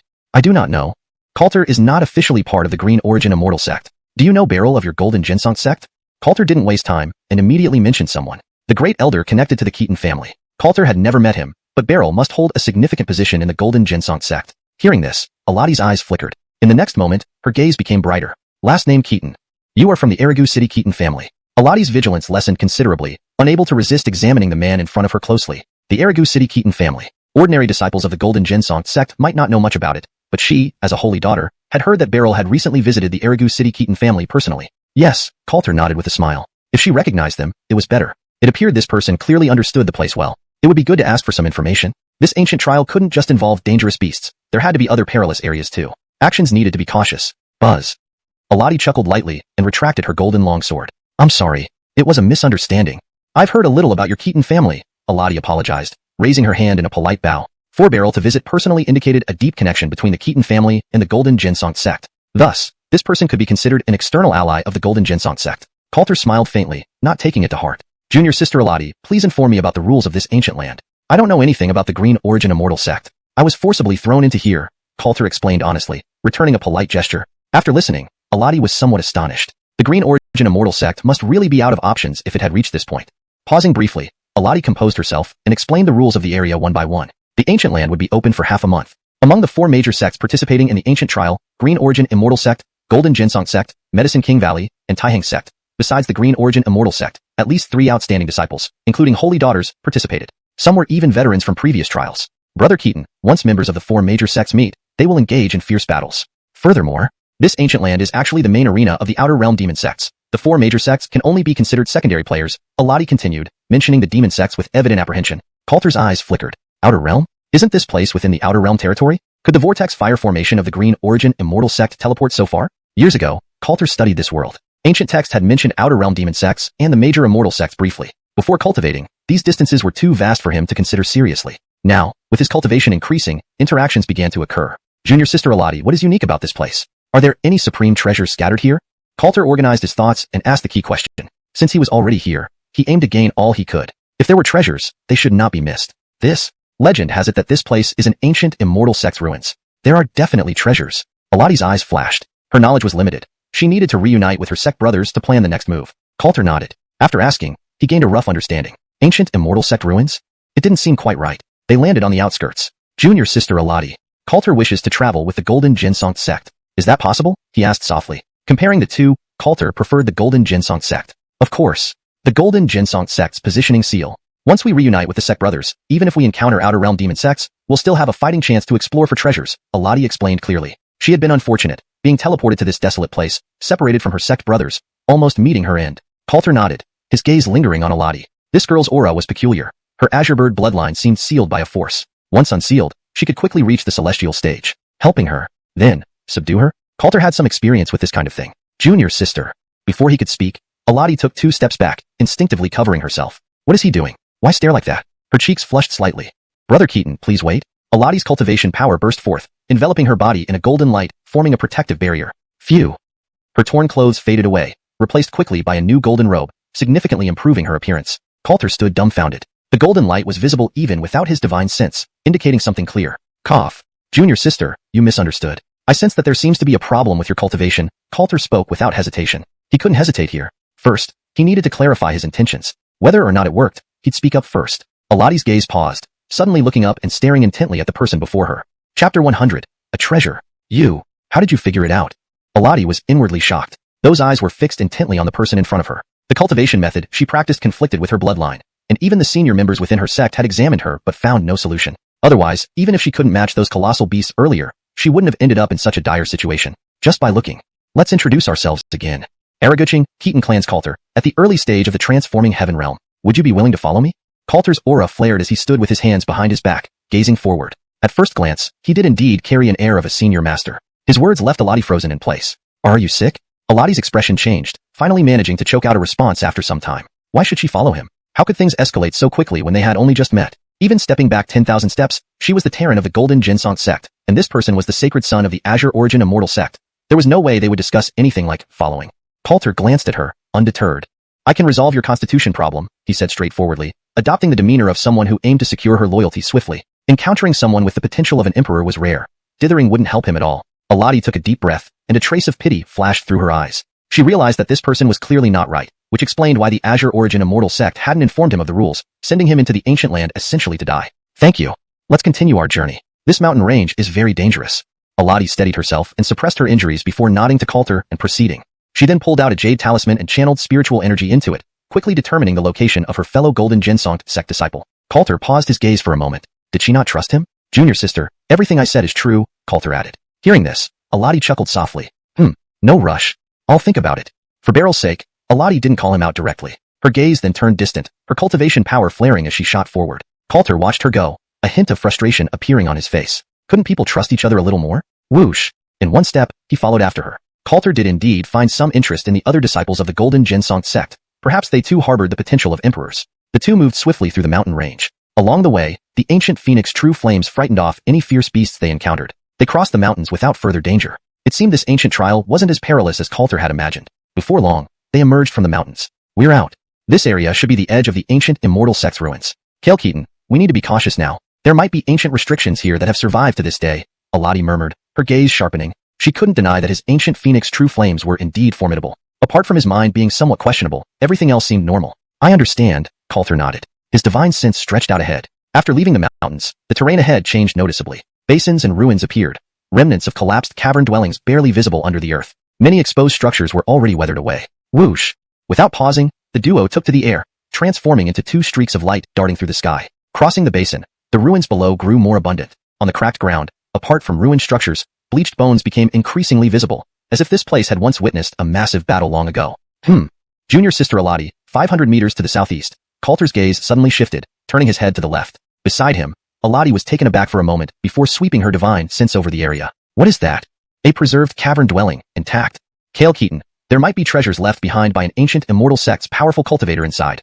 Alati's eyes lit up with excitement. Even without knowing the ancient land specifics, seeing such a well-preserved dwelling allowed her to infer that it likely contained treasures. Coulter nodded. Since they were here, they couldn't let it pass. Let's check it out, he smiled lightly. The two exchanged glances, saying no more. They turned and sped toward their target. In an instant, they stood in midair above the ruins, where a cave dwelling nestled against a small peak stood relatively intact compared to its surroundings. Whoosh! In one step, they landed before the cave entrance. Alati stepped forward. No array formation fluctuations. No one has been here before. Alati's eyes shone brighter. In places like these, untouched by previous explorers, treasures were virtually guaranteed. Kale, since you discovered this place, if we find any treasures, you may choose first. Alati, recognizing the stakes, immediately spoke. Although the Keaton clan and Golden Jinsong sect had close ties, facing a great treasure, it was natural for anyone to harbor ulterior motives.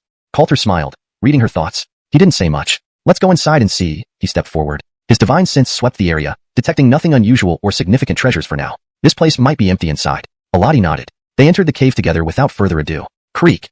The gate crumbled into ash upon touch. Inside, the surroundings were desolate and broken. Kale, your divine sense surpasses mine. Have you detected any anomalies?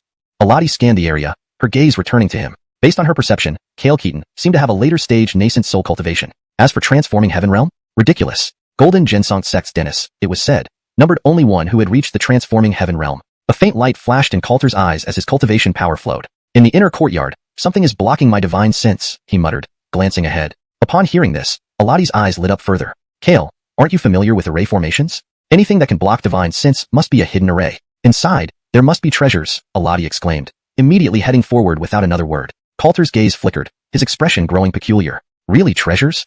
The array doesn't feel strong, almost modern rather than ancient, he thought to himself. He hesitated briefly but followed without further consideration. Passing through the ruins of the front courtyard, the rear courtyard felt even more decrepit. Everything was in ruins, nothing left intact. Aladi's eyes shimmered slightly as if she'd made a discovery.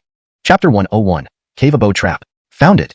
Aladi's eyes gleamed with more confidence. Without hesitation, she stepped forward toward a derelict hut in the back courtyard. Wait, this formation feels off, Coulter warned. Outside the residence earlier, he hadn't sensed any anomalies before entering this abandoned cave abode. It seemed as though the unusual presence here had appeared suddenly. Aladi smiled slightly in response. Kale is overthinking it.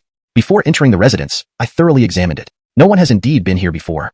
The ancient formation here, after years of disrepair, might exhibit some irregularities. This is normal, Aladi explained softly, glancing back at him. She had just entered the ancient land. Despite facing danger earlier, finding an ancient cave abode was not without its rewards. Coulter glanced around. Normal? He admittedly lacked expertise in array formations. Junior sister, be careful, Coulter nodded and spoke. Aladi nodded in acknowledgement. Without further words, she moved forward. Ahead lay a dilapidated altar. With just a glance, Aladi noticed something amiss. Her cultivation energy surged as she swiftly made hand seals, pointing towards the altar.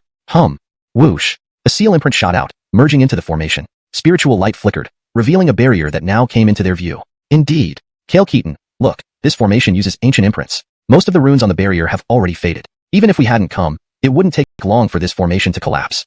I'm certain this leads to an ancient cultivator's hidden chamber. Aladi was well versed in array formations. Her analysis was logical and convincing. Coulter remained at the back, nodding slightly. Although he didn't fully understand, it felt impressive. Continue, junior sister, Coulter said quietly. Aladi smiled gently, her heart filled with joy, and nodded repeatedly. Seal condensed. Formation broken. With a gesture, she pointed, releasing a rune imbued with spiritual light that struck the barrier. Crack. Bang. The barrier shattered, followed by a muffled sound, then exploded outward, almost simultaneously. ZZZT. The altar trembled, splitting open from the center to reveal a hidden chamber entrance. Aladi's smile widened. It matched her expectations perfectly. Kale Keaton, let's go in, Aladi whispered. In her heart, gratitude towards him grew. Without him, this treasure trove would likely have remained undiscovered given her current cultivation. Although he seemed a bit dim, his nature seemed fundamentally good. The Golden Ginsong sect could protect him during this ancient trial. After a moment's thought, Aladi stepped forward. At that moment, whoa! From within the chamber came eerie moaning sounds, sending chills down her spine. Whoosh howling. Black mist surged out, carrying a chilling coldness straight towards Aladi's face. What is this? Miasma? No. Aladi's eyes narrowed sharply, her expression turning alert as she immediately retreated. In a flash, she evaded the black mist attack. Whoa, moaning. The moaning grew more frequent. The front of the hidden chamber continuously emitted black mist. In no time, it enveloped the entire derelict hut. The swirling mist trapped them in the center, obstructing their senses. All they could see was the rolling black fog, within which terrifying shapes lurked, ready to attack. How did this happen? Is there another offensive formation inside this chamber? Aladi frowned deeply. She was momentarily at a loss. Her breaking seal, taught by the Golden Ginsong sect's array master, shouldn't fail. Coulter stood firm, looking around. Junior sister Aladi, is this also normal? Coulter asked quietly. Upon hearing this, Aladi's face stiffened, her gaze fluctuating. Not normal. Kale, we may have fallen into an offensive formation. Aladi steadied herself, trying to remain calm. Her eyes darted about, probing the black mist with her divine sense, searching for a solution. Coulter nodded slightly, sweeping his divine sense outward. In moments, his eyes lit up. Junior sister, could the ancient cultivators from this ancient sect still be alive? Coulter gazed at a spot within the black mist and whispered. He sensed a presence. It seemed like a cultivator hiding within the black mist. Impossible. Kale Keaton, you may not know. According to the Golden Ginsong sect's records, this ancient immortal sect dates back 10,000 years, Aladi clarified immediately, visibly stunned. Coulter's eyes revealed surprise as his cultivation power swept out. Then, who is this person? Coulter slowly inquired. Peep. With a gesture, true phoenix flame merged with his fingertip, forming a fiery whirlwind aimed at the black mist. The black mist evaporated in large patches, revealing a black-robed figure within. Long-haired, clad in black robes, pale-faced, with phoenix-like eyes exuding a slight allure. Pity it was on a man. Strange? Gentle one, how did you find me? The black-robed man clearly paused, not attacking but staring coldly at Coulter. Coulter didn't respond. Beside him, Aladi jumped in fright. You are from the demon sect beyond the borders? Aladi's pupils contracted, panic evident on her face. Weren't the demon sects supposed to be at the center of the ancient ruins? How could one appear here? The black-robed man scoffed. Humph. Gentile girl, you have some knowledge. I'll make sure your death is comfortable, the black-robed man grinned sinisterly, turning his attention back to Coulter. Boy, why don't you answer when questioned? The black-robed man's tone turned icy. The surrounding black mist churned violently, an overwhelming pressure settling upon the two at the center. Alati shuddered inwardly. This feeling. At least sky-human realm. Alati clenched her teeth. She understood now. This evil cultivator had deliberately hidden here, setting up a lure specifically to hunt disciples from prestigious sects. Coulter maintained his composure, stepping forward. Nonsense. Of course, I saw you with my eyes, Coulter replied calmly, his divine sense locking firmly onto the man. Silence descended as the air seemed to freeze. The demonic cultivator's brows furrowed, anger evident on his face. Chapter 102, Demon Sect Powerhouse. Buzz. Black mist swirled, becoming denser and more turbulent. The pressure of cultivation power surged dramatically, causing the air to hum. Alati's body trembled. This power. Alati's face paled even more. She couldn't help but glance at Coulter. This guy, in this moment? Why provoke these demonic fiends? Kale Keaton, do you know how to break this formation? Alati sent a mental message. She understood it wasn't the time for blame. If they could break the black mist formation, there might be a chance to escape. Otherwise, they would surely die today. Coulter glanced around. I don't know much about formations, Coulter replied telepathically. It was the truth. After all, he had only been on the path of cultivation for a short time. Formation arts and alchemy were both profound fields requiring extensive study and enlightenment, even for someone of remarkable talent. It's over. Alati's eyes darkened as she sensed the fury of the approaching demon sect powerhouse. Even if she knew how to break the formation, it might already be too late. Buzz. Whoosh. You little brat, I'll crush you. The black-robed man swept his cultivation power forward, reaching out with his hand toward Coulter. The surrounding mists churned violently, a terrifying aura enveloping them. A giant black hand coalesced from the black fog, reaching for Coulter. In an instant, it was upon him. Coulter didn't move, only lifting his head slightly. Condense. Ancient Phoenix True Flame. His cultivation energy swirled, transforming into crimson flames that erupted from within him. Screech. A piercing screech rang out as the flames condensed before him. In the next moment, they collided with the black hand. Boom. Crayak. The explosion echoed. The black fog hand was evaporated by the ancient Phoenix True Flame, unable to press down any further. The black-robed man's eyes widened in surprise. Ancient Phoenix True Flame?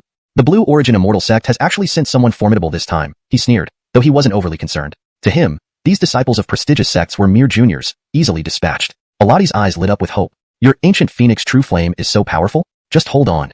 I'll try to break the formation.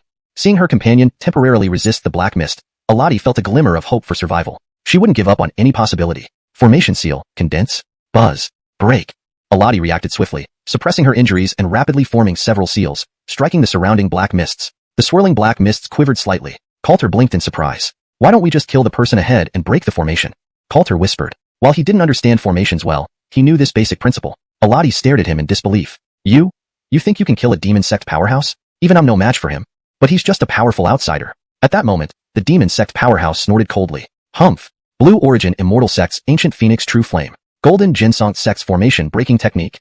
Two brats, even your masters would have to retreat when facing me. How dare you show defiance? The black-robed man said coldly, his eyes flashing with murderous intent. He was clearly losing patience. In the next moment, the black mist formation began to rotate furiously, the cultivation power exploding to its peak. In the face of absolute power, secret techniques and formations lost their meaning. Fog Spin, Black Swallow. Brat, the one who will kill you is Draper Chi from the outlying demon sect. Swallow. Draper Chi laughed, confident as he formed the seal and pressed down forcefully. Almost simultaneously, the black mist spun faster, as if alive, resembling a massive abyss mouth about to close. Not good. I can't break this formation. Alati took 2 steps back, feeling threatened by death. Coulter glanced around. This fog was formidable, but not nearly as powerful as the spirit soul force. After a moment's thought, he slowly raised his hand. Condense. Whoosh. A cloud of black gas appeared in his palm, shimmering faintly. As soon as the black gas appeared, the surrounding black mist paused. Coulter smiled. The effect was even better than he expected. Melt. Whoosh. Raising his palm, the spirit soul force transformed into a black dragon, growing larger, opening its massive mouth and swallowing the surrounding black mists. In moments, the black mist formation vanished. Coulter stood still, the spirit soul force merging back into his hand. Everything happened in an instant. Inside the room, silence fell. Both the demon sect powerhouse and Alati were momentarily stunned. What just happened? What did this child do? One was dazed, the other had already reacted. Alati's eyes flickered. Good opportunity. Kale Keaton, run. Without thinking, she turned and fled outside, to reunite with the other senior brothers, making it less likely for the outlying demon sect to cause trouble. After escaping, Alati noticed she was alone. Had that fool reacted so slowly? How did he reach the nascent soul stage? Turning back, her eyes widened again. Inside the room, Coulter remained calm, watching the figure ahead. How did you enter the ancient land? Coulter asked, somewhat disappointed. This demon sect cultivator was just an ordinary one, lacking the aura of an emperor or ancient lineage. If others were the same, wouldn't capturing those with imperial auras be pointless? Draper Chi frowned. What power did you use just now? Draper Chi's expression changed repeatedly. Was it a secret technique from the Blue Origin Immortal sect? Why had he never seen it before? Moreover, that power gave him a rare sense of threat. Coulter composed himself. I'm asking you. If you don't answer, I'll beat it out of you, Coulter growled, tired of empty talk. Since this was the demon sect, and he had just tried to kill him, mercy was unnecessary. Hearing this, Draper Chi froze, then burst into laughter. Haha, ignorant brat. You think breaking the formation by luck means you can defeat me? Once I catch you, I'll peel your skin and tear out your tendons. Let's see how defiant you'll be then, Draper Chi smirked, his cultivation power surging as he regarded Coulter like prey. In the next moment, his heavenly person cultivation firmly locked onto the young man before him. Chapter 103. Is he really this strong? Whoosh. With one step, Draper Chi charged forward, his figure streaking like a black bolt. His speed was astonishing, accompanied by an overwhelming presence. Boy, prepare to die. Draper Chi shouted coldly. Coulter stood his ground, not retreating an inch. He merely glanced at the person approaching, seeing the attack about to hit. His cultivation power swept outward. Raising his hand into a fist, he struck fiercely toward the front. In the next moment, the two collided. Bang! Boom! A deafening explosion resounded. The recoil sent shockwaves rippling through the air. The entire wooden cabin collapsed, and dust rose everywhere. As the dust settled, Coulter still stood firmly in place. A circle around him had been turned into a forbidden zone by his cultivation power. On the other side, something was stirring under the rubble. Crack! A piece of wood was pushed aside by a hand. Draper Chi got up from the debris, his face deathly pale. Looking at Coulter, disbelief was written all over his face. Staggering slightly, Draper Chi couldn't hold back a mouthful of blood. It felt like the whole world had gone silent. Above, Alati, who hadn't fled far away, stared dumbfounded. Is he really this strong? Alati's heart trembled violently. She originally thought this fool only possessed such strength because of the ancient phoenix true flame. Now it was evident that wasn't the case. One strike was enough to injure a demon sect master. This Kale Keaton's cultivation was clearly above the demon sect master's. Equally stunned was Draper Chi. Unconsciously, he took half a step back. You aren't a junior of the Azure Origin Immortal sect. Damn it. You shouldn't have appeared in the ancient land. Draper Chi glared at Coulter, unable to hide his apprehension. At his level, a single blow revealed that the opponent's strength far exceeded his own. Coulter paused for a moment. Shouldn't he be the one who shouldn't appear? Layla had told him the rule that without ancient power, one couldn't enter the ancient land. Logically, the person in front of him should be the one who didn't belong here. This situation was peculiar. This ancient trial likely held many secrets. Capture him first, Coulter muttered.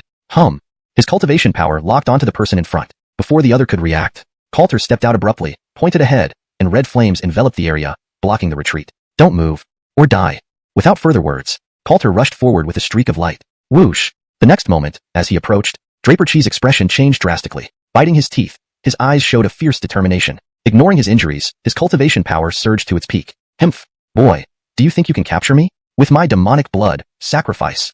Draper Chi suddenly raised his hand. Striking his chest, he spat out a mouthful of refined blood, which gathered around him, forming an eerie rune. His aura suddenly multiplied several times, reaching late-stage, heavenly human realm. His whole figure seemed to swell and grow larger. Blood devour. Instead of retreating, Draper Chi advanced. Xianxia mad dog, he lunged at Coulter. The next moment, the two collided. The force of impact rippled, causing a thunderous explosion. Bang! Bang bang! Spurt. Coulter threw several punches in quick succession. Initially, his brute strength allowed his punches to land on Draper Chi, but soon, his punches started missing their mark. After spitting out several mouthfuls of blood, Draper Chi's aura didn't weaken. It intensified, turning into a swirling mass of blood mist that enveloped Coulter. The air tore apart, and pressure increased manifold. Coulter stood firm, his eyes narrowing slightly. Admittedly, these demon sect cultivators' secret techniques were quite formidable. Under equal cultivation, they might be suppressed. Condense. Spirit power. I, Coulter, can devour too. Coulter smiled faintly, lifting his hand to reveal a dark cloud again. Stepping forward, he delivered a palm strike. A spectral dragon reappeared, opening its massive jaws and charging into the blood mist. Bang! Hum.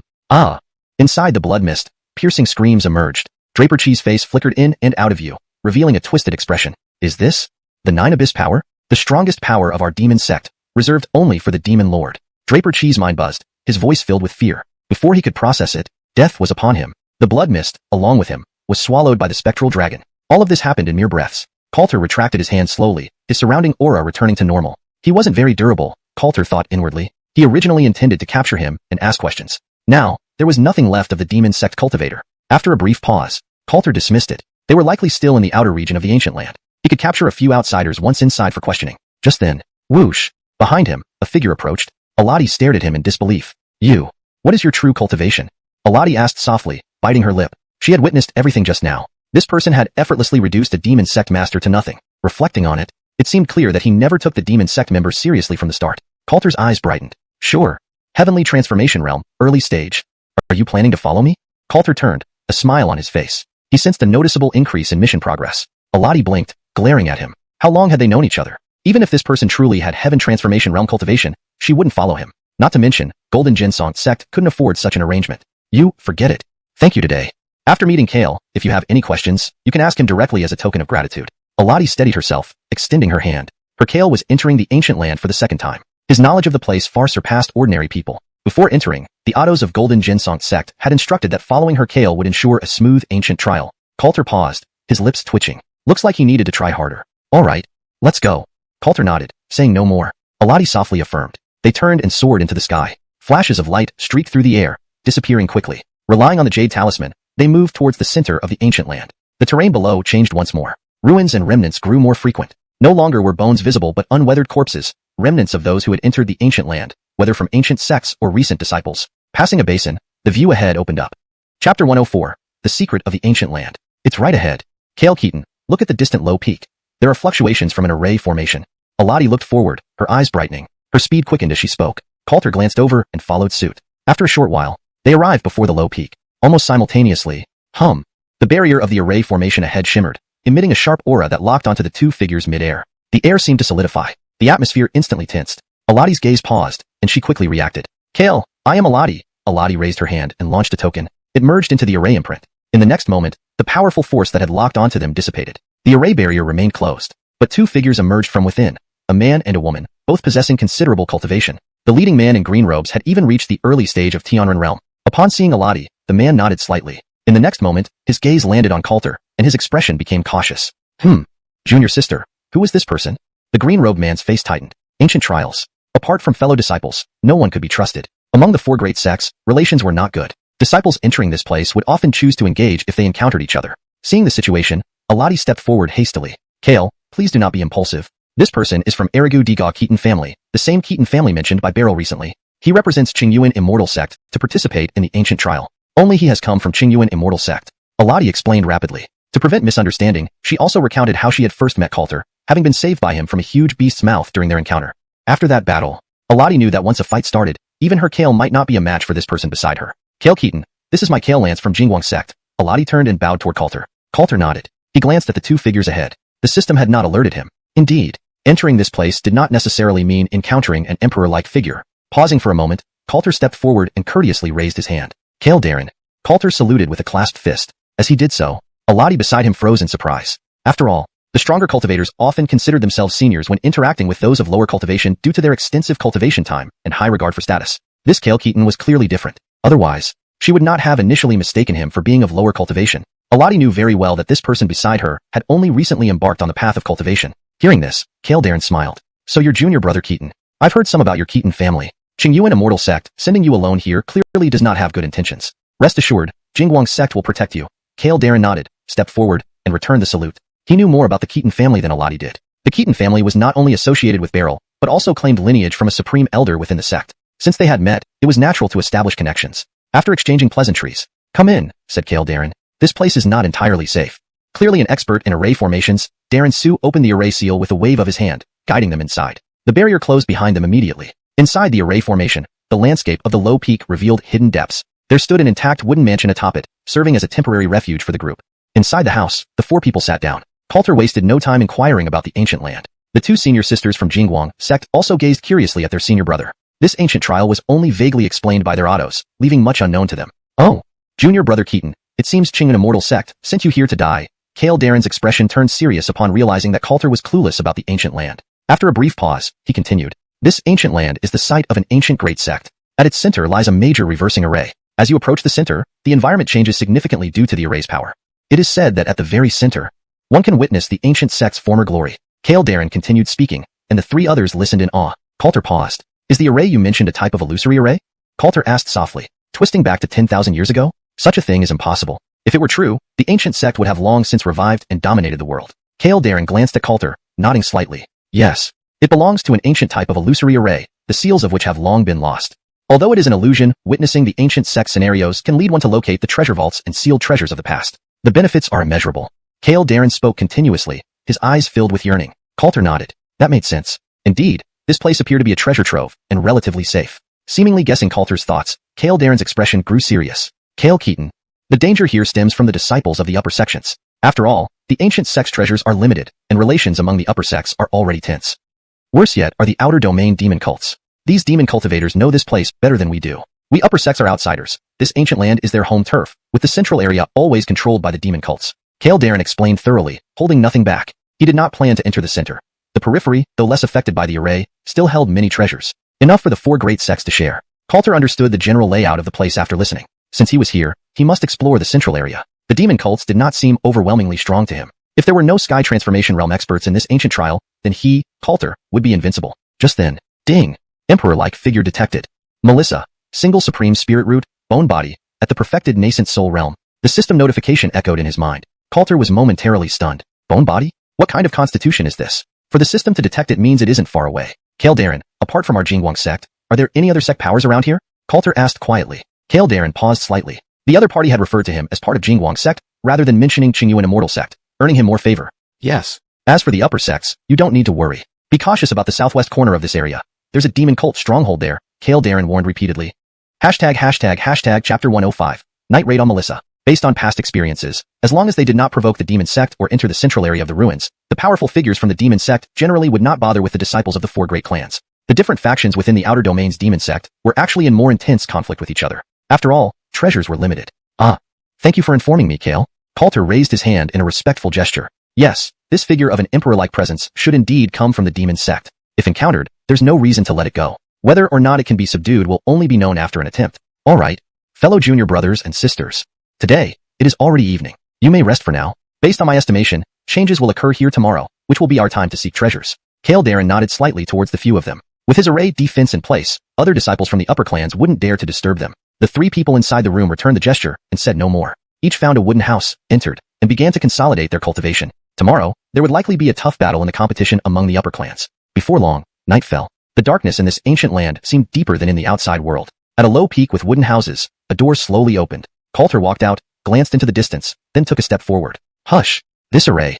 Coulter stood before the defensive barrier of the formation and stretched out his hand, effortlessly passing through it. Indeed, during the day, he had noticed that the 2 people from the Golden Ginsong sect hadn't activated the array but had left directly. This showed that the array had no restrictions when moving outward from inside. After a brief moment of contemplation, Coulter stepped out of the defensive array silently. In the night, amid the ruins, the desolation was evident everywhere he looked. With one glance, hush! Coulter floated up into the air and swiftly moved toward the southwest direction. Soon, he left the ruins. The system notification sounded again in his mind, indicating he was getting closer to the emperor-like presence. Following the direction, he continued forward. Coulter didn't realize he was approaching the center of the ruins. Hush! Not far to the right, a presence suddenly locked onto his form. It wasn't strong, only at the initial stage of the nascent soul realm. Stop! Which sect's disciple are you? This area is occupied by our Medicine King Valley. You have overstepped your bounds. A low shout came from behind him. Immediately, a green glow sword broke through the air, emitting significant power and hostility. Coulter paused, instinctively turning his head to look. 2 figures appeared in the night sky nearby, both appearing to be young men in their 20s. But those from the Medicine King Valley couldn't be underestimated despite their youthful appearance. I'm merely passing through. I will leave immediately. Coulter glanced at the 2 men. The system gave no indication. The Medicine King Valley was even weaker than the Golden Ginsong sect. There was no emperor-like presence. Or perhaps the emperor-like presence hadn't entered this trial ground. The ancient power emanating from the 2 people in front of him was clearly derived from some kind of medicinal herbs fused within their bodies. Hmph! Leaving? Do you think you can just leave? The leading youth snorted coldly. As soon as he finished speaking, the 2 people from the Medicine King Valley launched a nascent soul attack without further ado. In an instant, 2 alchemical furnace magical tools appeared in front of them, locking Coulter down as fiery energy swept through the night sky, sending flames toward him. Coulter's gaze sharpened. Facing the Medicine King Valley, he didn't have much patience. Scram! Coulter shouted. His cultivation power erupted, sweeping through like a storm. In the next moment, it crashed toward the 2 people ahead. Bang! Boom! The furnaces instantly exploded. The 2 Medicine King Valley disciples were thrown back, their auras unstable, their faces turning pale. PFFF.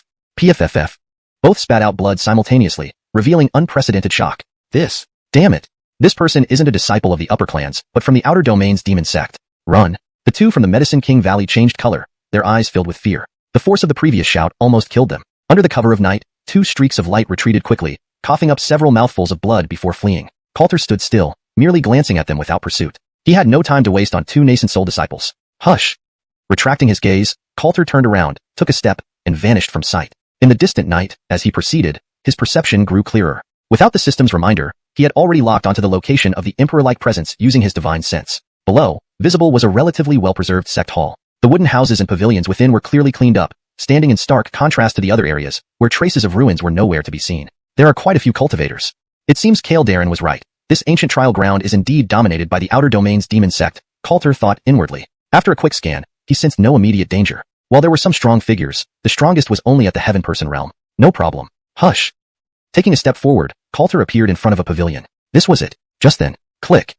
The pavilion door suddenly opened, as if welcoming someone. Please come in, a soft voice came from inside, sounding gentle and hard to refuse. Coulter paused. Looking at the door, he smiled. This might be easier than expected. He had heard that conditions in the outer domain were harsh, and members of the demon sect were mostly brutal. Not a good place compared to following himself. I've come. My name is Coulter. May we talk for a moment? Coulter entered the pavilion without preamble and spoke directly. Based on his experience, it was always right to clarify his intentions first. Ketonkling, disciple of the 4 great upper clans? Intriguing. Did you come especially for me? The voice from ahead became even lighter. As the voice faded, a woman draped in red gauze emerged from behind a screen. She had an excellent figure, a delicate face with rosy cheeks, her arched eyes twinkling with captivating brightness. As she walked out, her white slender legs were visible through the gauze. Yes, Coulter nodded. Hearing this, the red gauze-clad woman's smile widened. She stepped closer, her body pressing against Coulter's. Ketonkling. My name is Melissa. Nice to meet you, sir, Melissa smiled, a faint breath of fragrance enveloping him as she leaned even closer. Coulter was taken aback. This time, was it so easy? Well, would you like to follow me? Coulter looked down at the person in front of him. He still needed to go through the formalities. The person in front of him flickered her eyes. Willing. From now on, I belong to you, Melissa softly murmured, her voice even more enchanting. The pavilion was filled with a faint pink glow. Chapter 106. Your heart is not sincere. Buzz. The air seemed to vibrate. The incense was indeed fragrant. The spiritual energy within Coulter's body began to stir, an Wuxia force coursing through him. Correction. The spiritual energy within Coulter's body began to stir, an intangible force coursing through him. Is this enchantment? So powerful. A core formation cultivator could actually rouse the spiritual energy of someone at the heaven transformation realm. The Emperor's demeanor lived up to its reputation. Why hasn't the system notification sounded yet? Do you wish to follow me? Coulter repeated, his gaze fixed on the person before him. Melissa's smile deepened, her alluring eyes filled with an inviting haze as she drew closer. That peculiar force surged once more. Jensenstein to what Master is saying. With my current state, isn't it proof enough of my sincerity?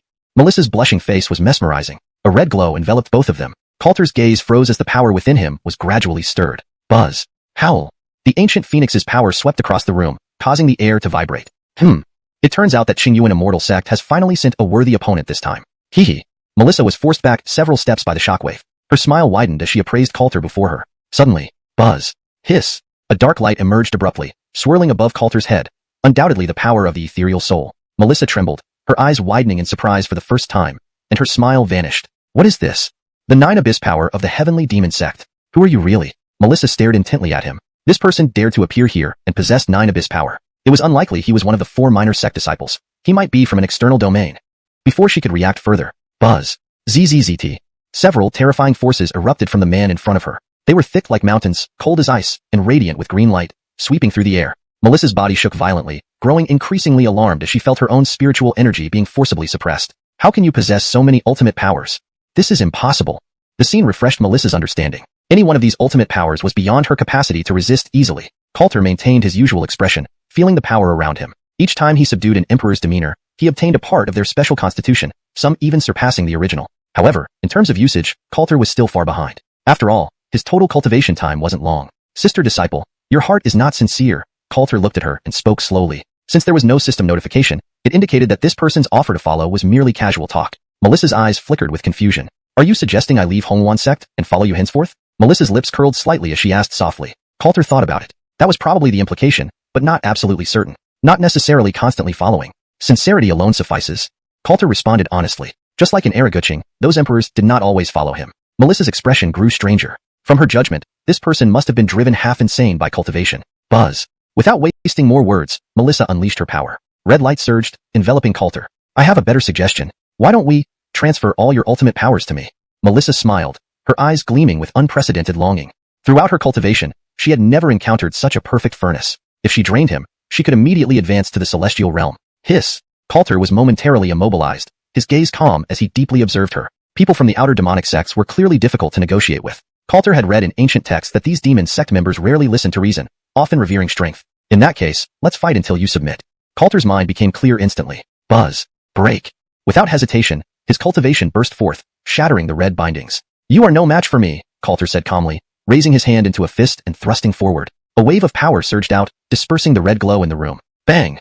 The air exploded. Melissa staggered back several steps, a flicker of alarm flashing in her eyes. Are you a celestial realm expert? No wonder you dared come alone.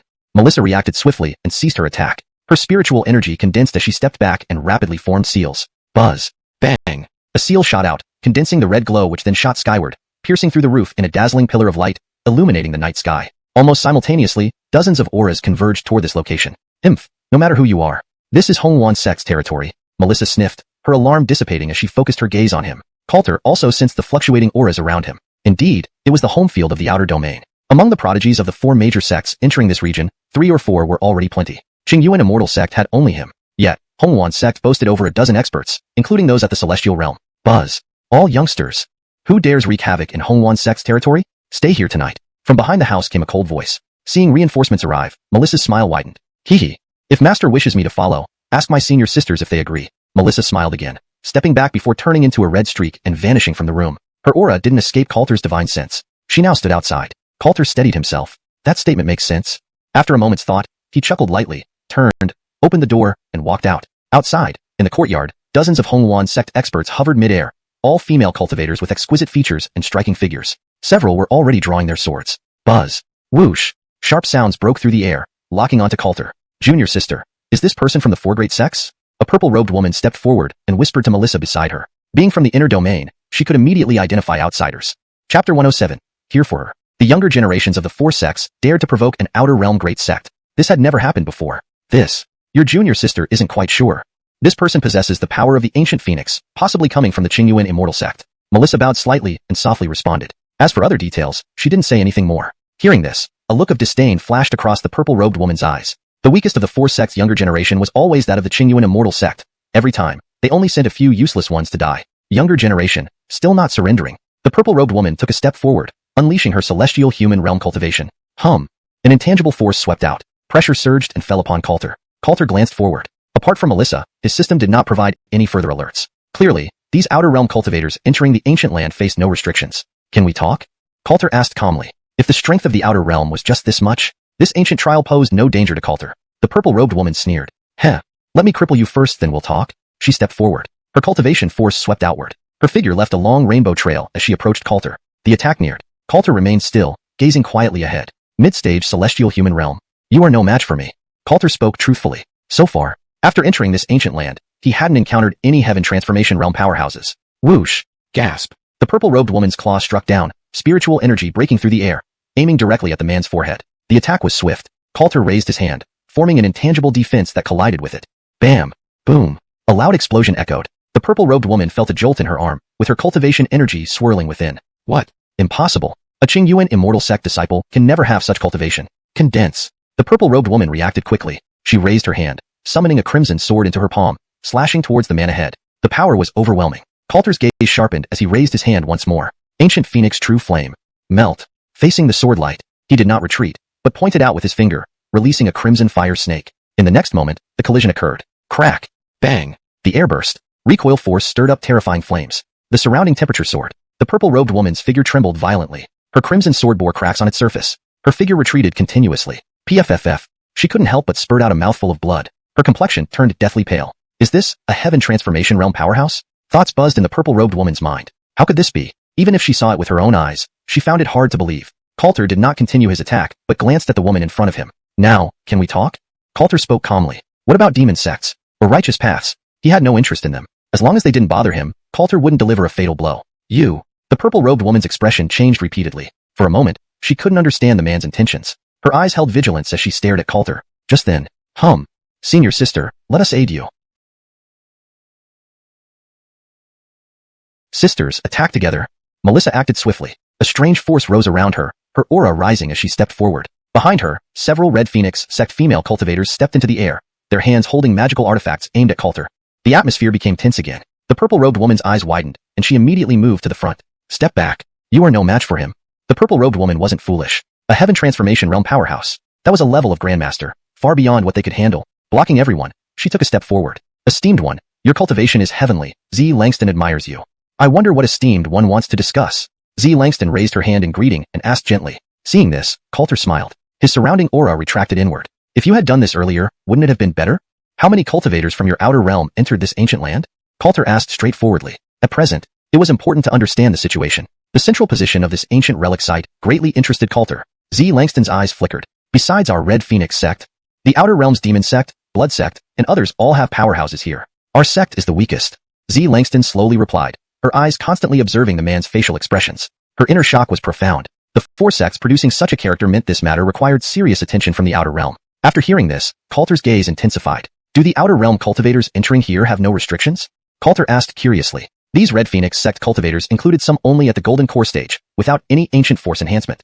Langston's eyes flashed oddly. This person seemed to know nothing about the ancient land despite having such cultivation. The ancient trial has always been our Outer Realms testing ground. There's no question of restrictions. You 4 great sects entered relying on ancient force enhancements and ancient array transmission, equivalent to intruding stealthily.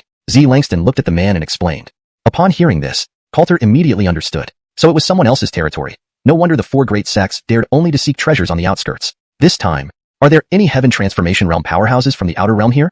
Coulter asked again. Langston chuckled lightly. With her intelligence, she already understood the man's intent. After a slight hesitation, her eyes flickered. Yes, and not just one. If you wish to go to the center of the ancient sect ruins, it might lead to your demise.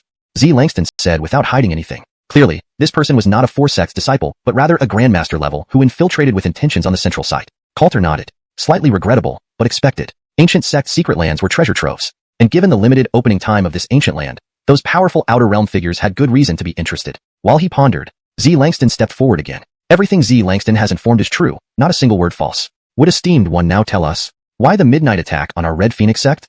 Langston's eyes twinkled. The Red Phoenix sect always kept a low profile. Whether in the Outer Realm or the 4 sects, they wouldn't easily offend anyone. And they had no intention of entering the central ruins. Less likely still to provoke the person in front of her. I came for her.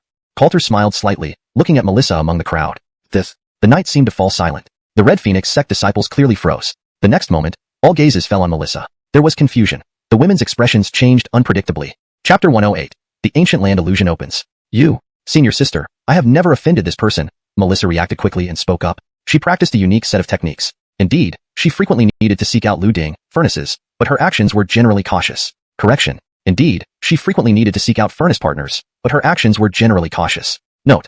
In the context of cultivation novels, looting typically refers to a cultivation partner used for dual cultivation practices, not literally a furnace or dunghill. The term, furnace partner, or cultivation partner, is more appropriate and conveys the intended meaning accurately. Mostly, she operated outside the realm. This was also the first time she had met anyone from these 4 major sects. Althea's delicate brows furrowed slightly. Your cultivation transcends the heavens, but our Hongwuan sect is not a place for others to bully. We too have elders in the Heaven Transformation Realm. Althea stared at the figure ahead, issuing a warning. Coulter's expression froze. Misunderstanding.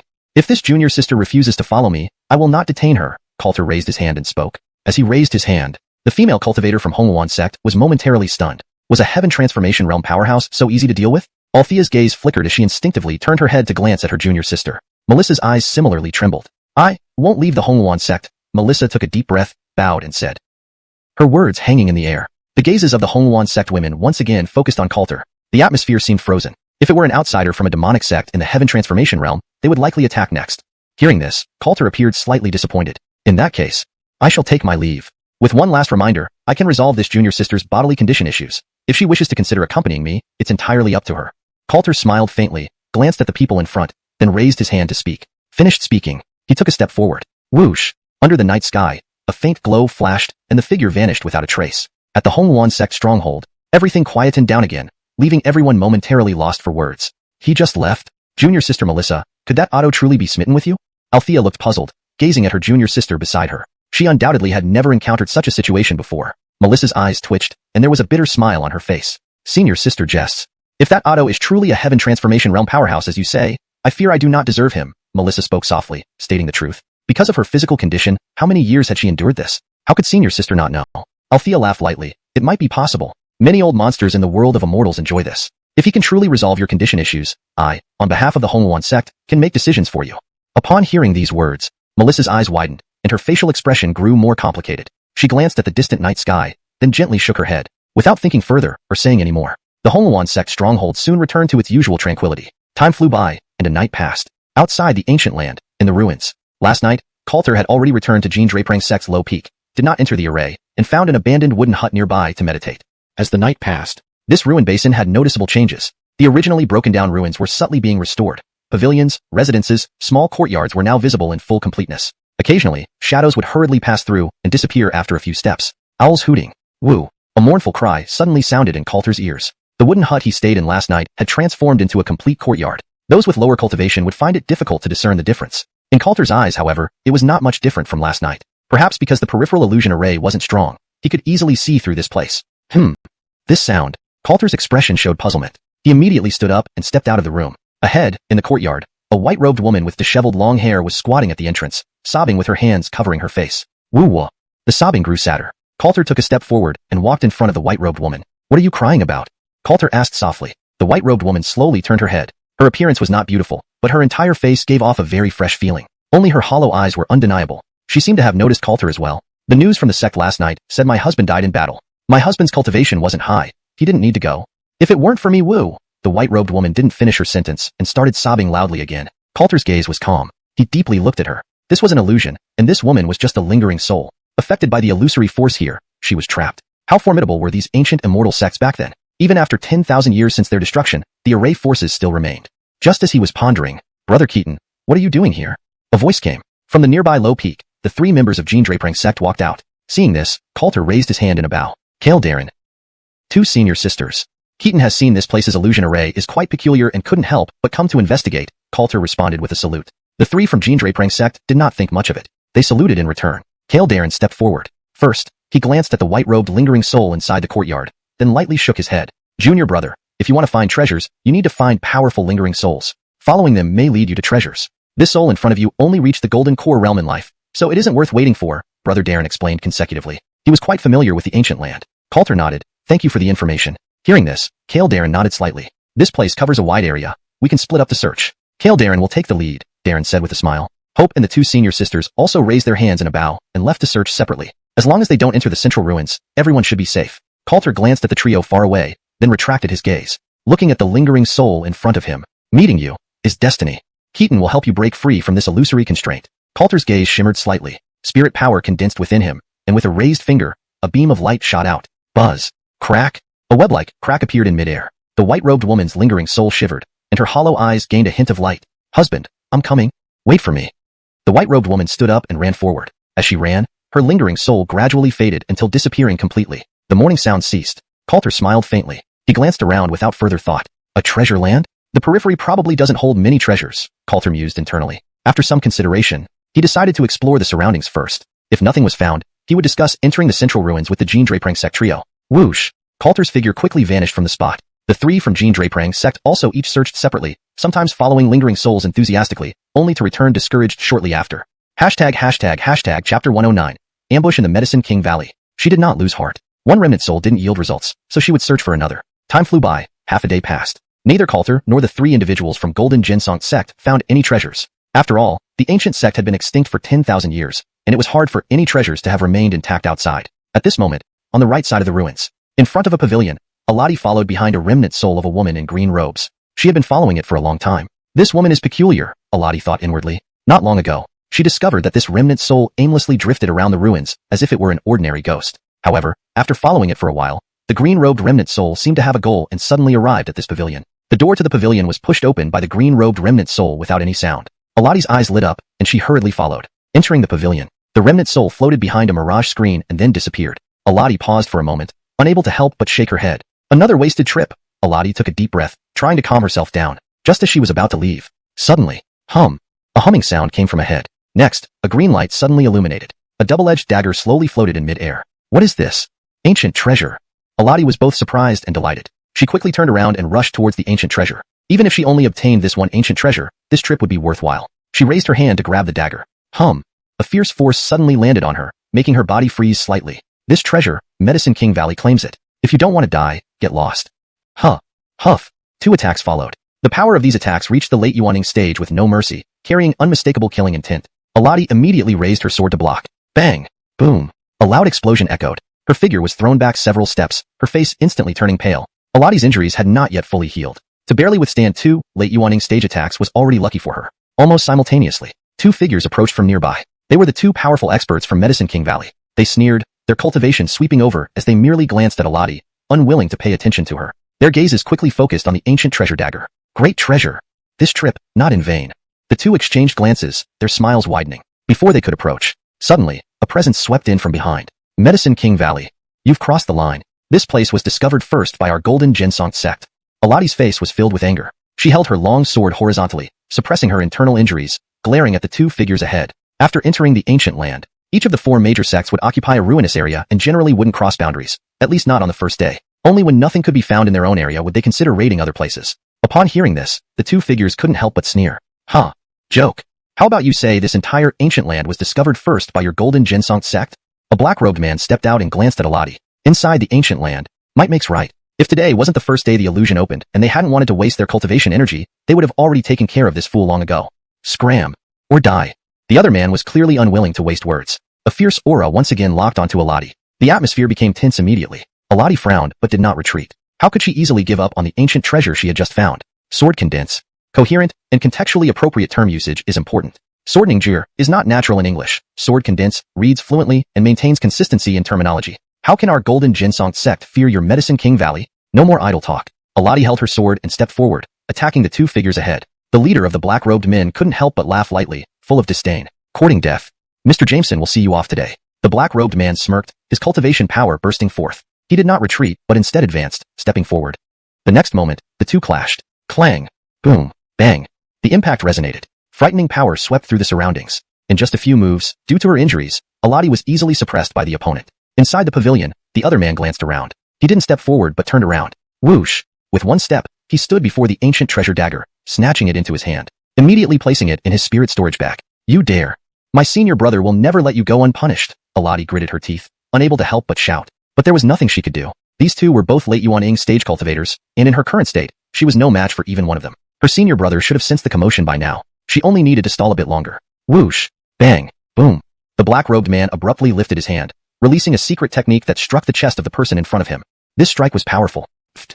Aladi's body trembled as she was slammed away, spitting out a mouthful of blood. The two from Medicine King Valley took a step forward and glanced at her, seeming to read Aladi's thoughts. Do you want to buy time waiting for Darren to come and support you? He won't be able to come, the black-robed man said with a smile. Upon hearing this, Aladi's mind quivered, sensing something was amiss. Medicine King Valley must have been prepared beforehand. Are you insane? To engage in battle with our Golden Ginsong sect now isn't giving the other two sects an advantage? Aladi frowned deeply. Her senior brother had mentioned, among the four major sects, except for lone disciples, there would not be significant conflicts during the first 10 days of the ancient trial, maintaining a delicate balance. The two from Medicine King Valley exchanged glances. Their smiles widened further. Jensental's sister. If Mr. Jameson guessed correctly, your Golden Ginsong sect sent only 3 disciples this time. Xingyuan Immortal sect reportedly sent only 1 person. As for Taxing sect, huh?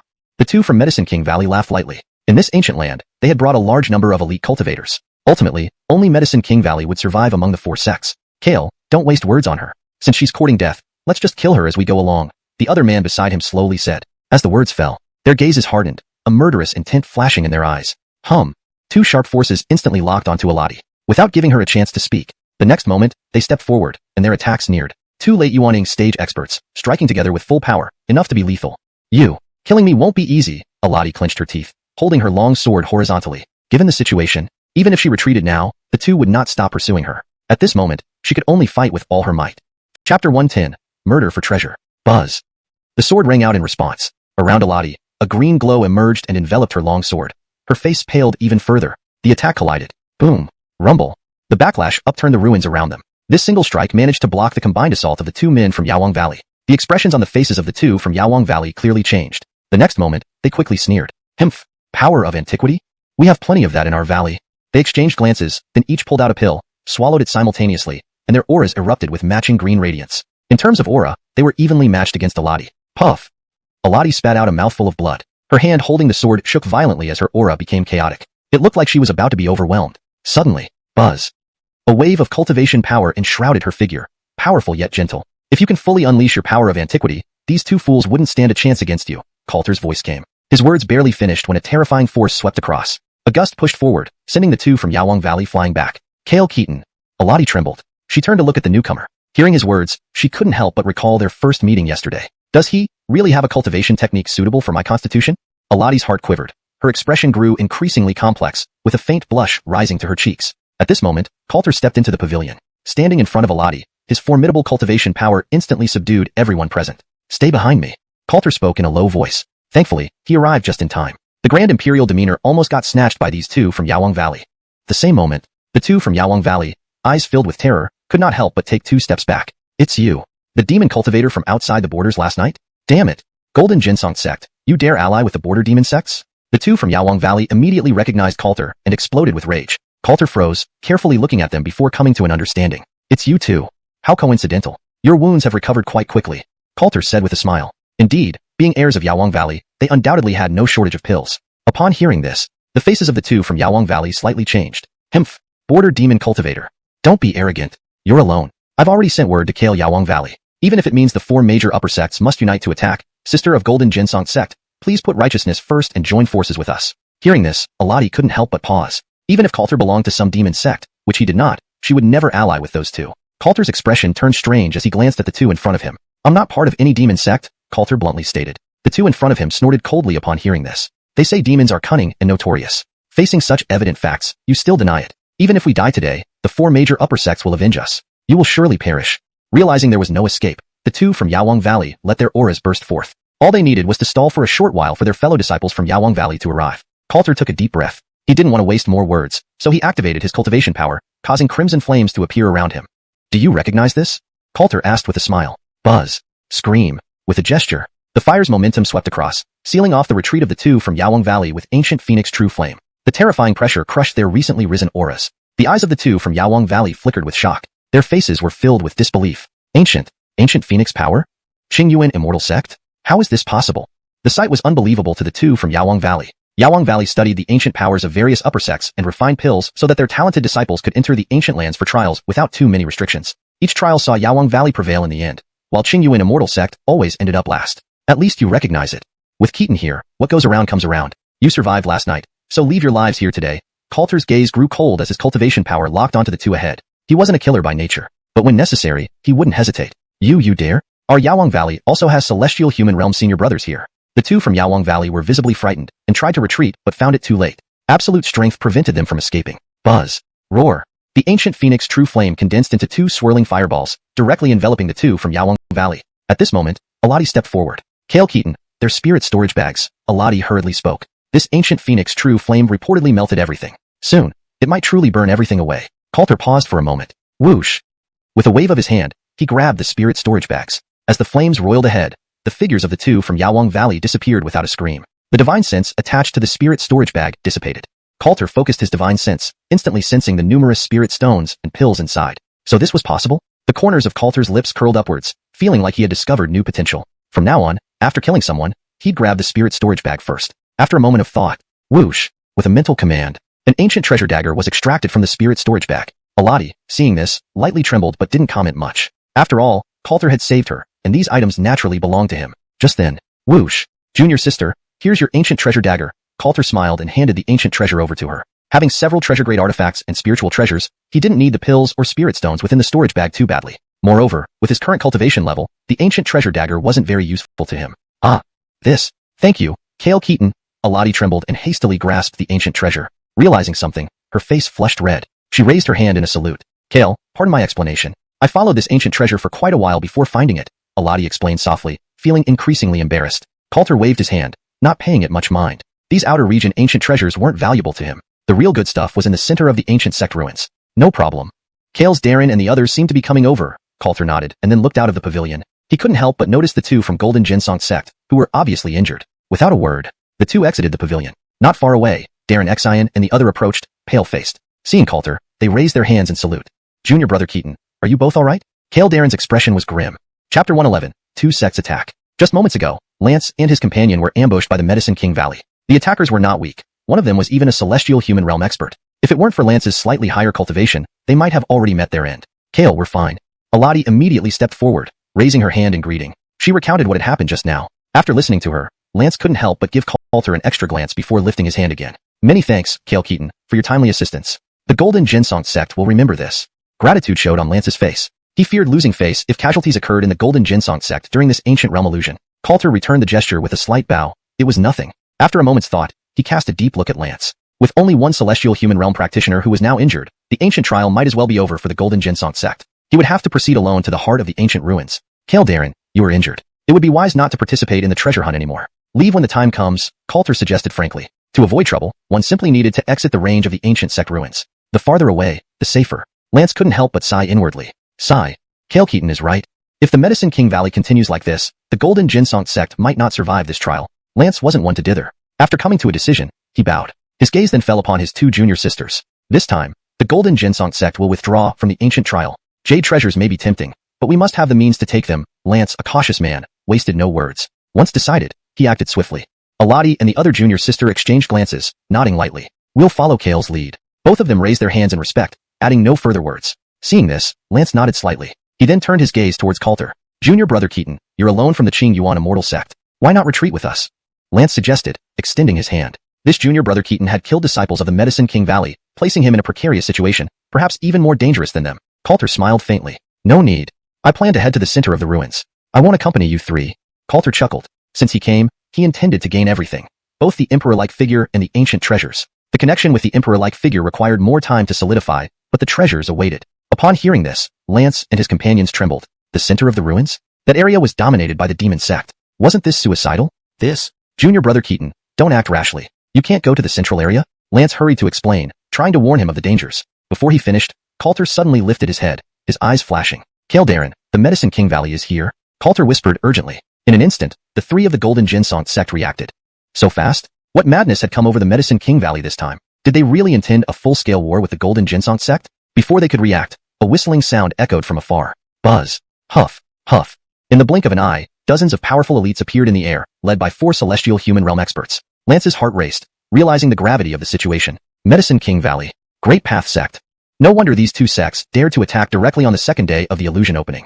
The balance was shattered instantly by the combined forces of the top 2 major sects among the 4 great sects. Coulter glanced ahead. How did these 2 great sects bring so many disciples? Coulter wondered internally. In a flash, he noticed something unusual. These 2 sects didn't have any emperor-like figures. All their members entered the ancient land relying on the elixirs of the Medicine King Valley. Clearly, the 2 sects had planned beforehand. Suddenly, buzz. Dozens of piercing auras swept toward them, locking onto Coulter and his group. A middle-aged man in purple robes stepped forward from the front, his presence commanding. Buzz. Hum. An intense aura radiated from him, a peak celestial human realm expert. Young Lance, the purple-robed man said coldly. From the Golden Ginsong sect side, Lance stepped forward, bowing respectfully. Elder Jinsenu. We've decided to withdraw from the treasure hunt and are heading to the periphery. Lance spoke straightforwardly. Jinsenu Jinyuan, from the Medicine King Valley, was also entering the ancient land for the second time but was much stronger than Lance, a senior Otto in the sect. Jinsenu Jinyuan glanced at him, falling silent for a moment. Withdraw? It's not impossible. If you hand over that demon boy to us, Elder Jinsenu will spare your lives. Jinsenu Jinyuan's gaze landed on Coulter. The 3 from the Golden Ginsong sect weren't unfamiliar to the Medicine King Valley. They had seen them on the first day. As for that boy, clearly not from the Golden Ginsong sect. News spread before dying that the Golden Ginsong sect conspired with the extraterrestrial demon sect, referring to that boy. Demon sect? Elder Jinsenu, there's been a misunderstanding. This junior brother Keaton is a trial disciple from the Qingyuan immortal sect, not the demon sect, Lance quickly explained. Hearing this, Jinsenu Jinyuan snorted coldly, his aura bursting out. Humph. Step back. If not for the sake of your Golden Ginsong sect Ottos, would I spare your lives? Jinsenu Jinyuan seemed impatient. He took a step forward, sending an invisible wave sweeping across. Air rippled, almost tearing apart. Lance and his companions visibly trembled, especially with their injuries, forcing them to step back several paces. Their faces turned pale. Only Coulter remained standing still, calmly observing the scene. In midair, Jinsenu Jinyuan scanned them. Young man, tell me, did my 2 disciples die at your hands? Are you a demonic cultivator? Jinsenu Jinyuan's voice thundered, his imposing gaze hard to meet. With that, the dozens of experts behind him stepped forward, their auras converging on Coulter. Coulter paused. If they wanted to fight, why find an elaborate excuse? No one asked such questions during the earlier ambush. People were killed by this Keaton. Coulter's eyes remained calm as he looked at them. Upon hearing this, dozens of auras became even sharper, plunging the atmosphere into freezing silence. Chapter 112. Coulter does not need to explain himself. Good. You admitted it, boy. Regardless of your identity, you have no say in my actions. Jinsenu Jinyuan's gaze sharpened, radiating an aura of killing intent around him. If not for the presence of the Taihang sect disciples, he wouldn't waste these words. Hold on. Jinsenu Sr., this incident was initiated by your Medicine King Valley. According to the agreement among the 4 major sects, life and death during a treasure hunt are left to fate. Lance suppressed his injuries and stepped forward. His aura erupted, his eyes intently fixed on the people ahead. Coulter had saved Hope's life twice. The Golden Ginsong sect would never stand idly by and let Coulter fall here. Jinsenu Jinyuan snorted coldly. He glanced at Lance. The pact clearly states that all 4 major sects will unite to eliminate members of the demon sect. Did you forget? Jinsenu Jinyuan stared coldly at Lance. This, Brother Keaton. Lance wanted to say something but hesitated. Any charge can be framed on someone who doesn't exist. Clearly a disciple of the blue primordial immortal sect. How did he become a member of the demon sect? Hope and her fellow disciple also stepped forward, about to speak. Suddenly, Several dozen auras swept in from a distance behind them. A faint red glow flashed, emitting a mysterious fragrance. From the Red Phoenix sect outside the realm. Senior Keaton, our sect has come to assist you. In the distance, Lightfoot figures appeared as Colette, Diane, along with several dozen Red Phoenix sect disciples flashed over. Their formidable aura wasn't weaker than the combined might of the Medicine King Valley and the Taihang sect. In an instant, the scene fell silent. The three from the Golden Jinsong sect stood frozen. Outside the realm? Demon sect? Is Brother Keaton really a member of the demon sect? Lance, Hope, and their companion looked stunned, confusion clouding their expressions. They felt a headache coming on. Coulter was also taken aback. Red Phoenix sect? Why are they here? Coulter wore a bewildered expression. After leaving last night, the Red Phoenix sect should be staying far away. Why would they suddenly find him? In midair ahead, the leaders of the two sects, led by Jinsenu Jinyuan, were momentarily stunned before they reacted, their auras escalating. Their vigilance showed on their faces. Boy, you still deny being a member of the demon sect? What do you have to say, you three Golden Jinsong sect juniors? Jinsenu Jinyuan interrogated relentlessly, his aura intense. Hearing the accusations, Lance and the others grew pale, unable to respond. Given the situation now, it seemed undeniable. Seeing this, Jinsenu Jinyuan's sneer deepened. Boy, dare you argue now? Jinsenu Jinyuan's gaze locked onto Coulter. Buzz. Spirit energy surged, locking tightly. At the next moment, he was about to attack directly. Coulter paused. He hadn't spoken much, so why was he labeled as arguing? Does Coulter need to explain himself? Coulter stepped forward, his own cultivation power erupting. Looking at the people ahead, since they came to create trouble, there was no need for more words. Buzz. Coulter took a step forward. His spirit energy surged directly towards the leading figure. Everything happened in an instant. Everyone present shuddered, their gazes fixed. Hiss.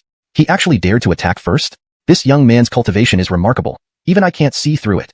At the Medicine King Valley side, several celestial human realm experts were inwardly shocked. In midair, the two figures clashed head-on. Bang! Boom! A loud explosion. Repercussions spread, tearing the air. In everyone's shocked gazes, the once imposing Jinsenu Jinyuan was directly blasted away without any doubt, not standing a chance. Phew! You! This is impossible. Are you a transformation heaven realm powerhouse? Jinsenu Jinyuan, not a fool, steadied himself after spitting out a mouthful of blood, horror evident on his face. Transformation heaven autos should be in the center of the ancient sect ruins. Why would they mingle with Golden Jinsong sect juniors? Coulter gave him a glance and didn't bother wasting words. Whistle. Whoosh. In the next moment, his figure approached again. His fist condensed, striking forward violently. Jinsenu Jinyuan's pupils constricted, sensing the threat of death. Form. Ancient tripod, protect. Jinsenu Jinyuan quickly raised his hand, deploying a spiritual artifact that floated above his head. Buzz. The ancient tripod emitted protective vibrations, creating a barrier around him. Simultaneously, Coulter's fist struck down. Bang. Boom, rumble. Explosion sounds echoed. Shockwaves spread visibly. Crack. The ancient tripod's protective barrier developed cracks. Even the tripod itself showed fractures, almost shattered by that single punch. Jinsenu Jinyuan's mind buzzed, feeling his scalp tingle. His face turned deathly white, fear reaching its peak. Where was his previous composure? You dare. According to the agreement between the four sects, you cannot kill me. Jinsenu Jinyuan spoke weakly, losing much of his bravado. Coulter looked at him. Unless the person had value, he never held back against those trying to kill him. Agreement? I've never heard of it. Coulter answered truthfully. Ultimately, this agreement favored the stronger party, didn't it? Bang. Boom, rumble. Another punch landed. Powerful cultivation forced absolute suppression. Crack, crack. Bang. An explosion sounded. The ancient tripod relic shattered, losing its brilliance. Coulter stepped forward, standing before Jinsenu Jinyuan. He reached out and grabbed his neck. Snap. Bone cracking audibly. Jinsenu Jinyuan's eyes bulged, his face ashen, blood trickling from the corner of his mouth. His internal spirit energy was forcibly suppressed, powerless to resist. Do you fear causing a war between top sects? Jinsenu Jinyuan gritted his teeth, making a final attempt. Coulter smiled. Blue Primordial Immortal Sect, Coulter. Let whoever comes fight. The Blue Primordial Immortal Sect stands, ready anytime. Coulter replied nonchalantly. What war? He wasn't particularly close to the Blue Primordial Immortal Sect. Neither of the two top sects held his favor, especially not after being thrown into this ancient land by them. Snap. With that said, another crack rang out. The neck before him snapped, his cultivation crushed, his breath fading, life extinguished. Coulter casually tossed the corpse aside. Since entering the transformation heaven realm, he finally tasted the flavor of overwhelming superiority. Anybody weaker in cultivation could be effortlessly suppressed just by spirit energy. If I advance further, perhaps even the leader of the Blue Primordial Immortal Sect can be restrained, Coulter thought inwardly. As for those he truly feared, the leader of the Blue Primordial Immortal Sect would undoubtedly be top of the list. They threw him into this ancient land, after all.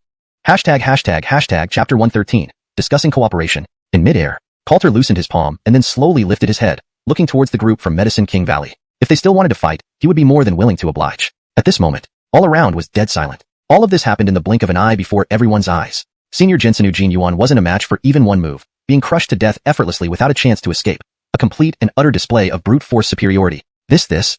Senior Transcendent Heaven Realm? Does this kid actually have such cultivation? The remaining members of Medicine King Valley and Taihang's sect could not help but take several steps back. Were they crazy? Just with their current group, they wanted to surround and exterminate a transcendent heaven realm powerhouse, someone of Dennis level? That was practically asking for death. Misunderstanding. Medicine King Valley is willing to withdraw. We ask for your mercy. Taihang's sect will also withdraw. This place can be given to Golden Jinsong sect. The disciples from the two sects reacted very quickly, hastily bowing before rapidly retreating, fleeing before the other party had a chance to deliver the final blow. They planned to seek out a secluded spot on the outskirts and hide until the ancient trial concluded. Coulter glanced at them, merely smiling faintly. He withdrew his gaze, not bothering to pay attention anymore. Turning around, he took a step and stood before the three people from Golden Jinsong sect. The three people in front were stunned in place for a long while. Even when the person before them approached, they still seemed dazed. Transcendent. Heaven realm? This matter. How could he have such cultivation? Lance couldn't believe his own eyes. He had always thought that the person before him was at most late-stage nascent soul, using ancient Phoenix True Flame to have such combat power. This point, he had confirmed with his junior sister as well. Beside him, Alati similarly wore a look of shock. Her facial expressions rapidly changing, she felt her mind buzzing. Is he really a transcendent heaven realm senior? Everything he said before. Is it all true? Alati stood there dumbfounded, unable to regain her senses for a long time. The atmosphere became rather awkward. Coulter looked at the three of them, a smile appearing on his face. Seniors, Coulter bowed politely. This simple gesture immediately startled the three from Golden Jinsong sect, causing them to snap back into focus. Lance hurriedly stepped forward and bowed deeply. We dare not accept this. Master Keaton? No, Senior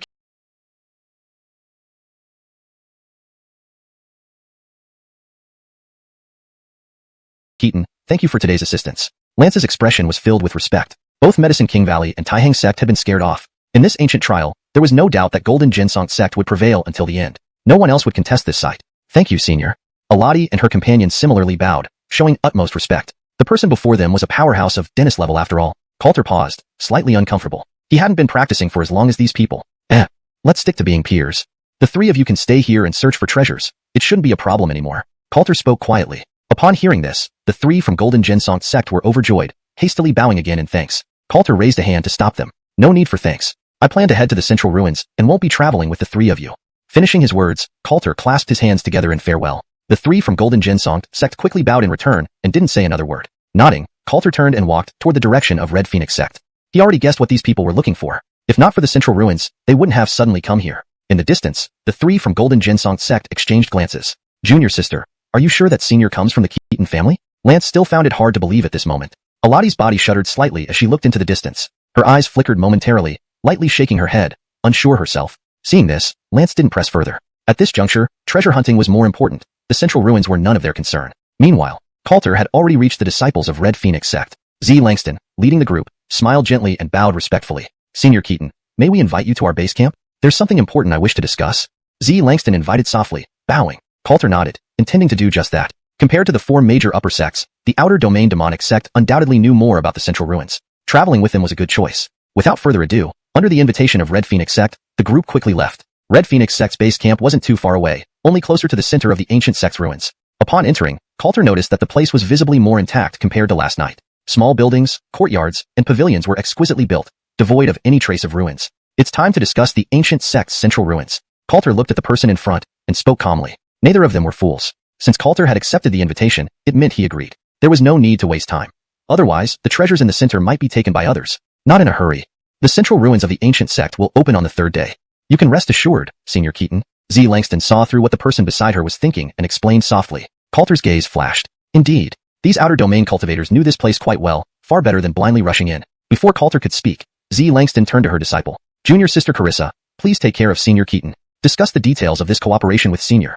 Langston smiled and whispered. As she finished speaking, Carissa stepped forward, her eyes flashing with hints of redness on her cheeks. Without saying much, Master Keaton, please follow me. Carissa moved forward and took his arm. Seeing this, the surrounding Red Phoenix sect disciples tactfully turned and left. Coulter hesitated for a moment, looking at the person beside him. This arrangement worked fine. Please. Coulter didn't waste any more words. Negotiating with someone of imperial stature, he had the most experience. They passed through the front courtyard, small houses, and gardens, eventually reaching a pavilion. It was more exquisite than last night, with glazed tiles and luminous stones, clearly indicating valuable treasures hidden within. Master Keaton. This relic has already been thoroughly searched in earlier years. It's merely a place to stay. Carissa smiled and softly explained. Coulter nodded slightly, not saying much. Pushing open the door, the two entered the pavilion. Almost simultaneously. Click. The pavilion door closed immediately. Before Coulter could react, the figure in front pounced onto him. Master Keaton, as mentioned last night, I agree. Carissa's smile widened, her eyes seductive and captivating. Hearing this, Coulter immediately perked up, instantly listening for the system's notification, which should sound any moment now.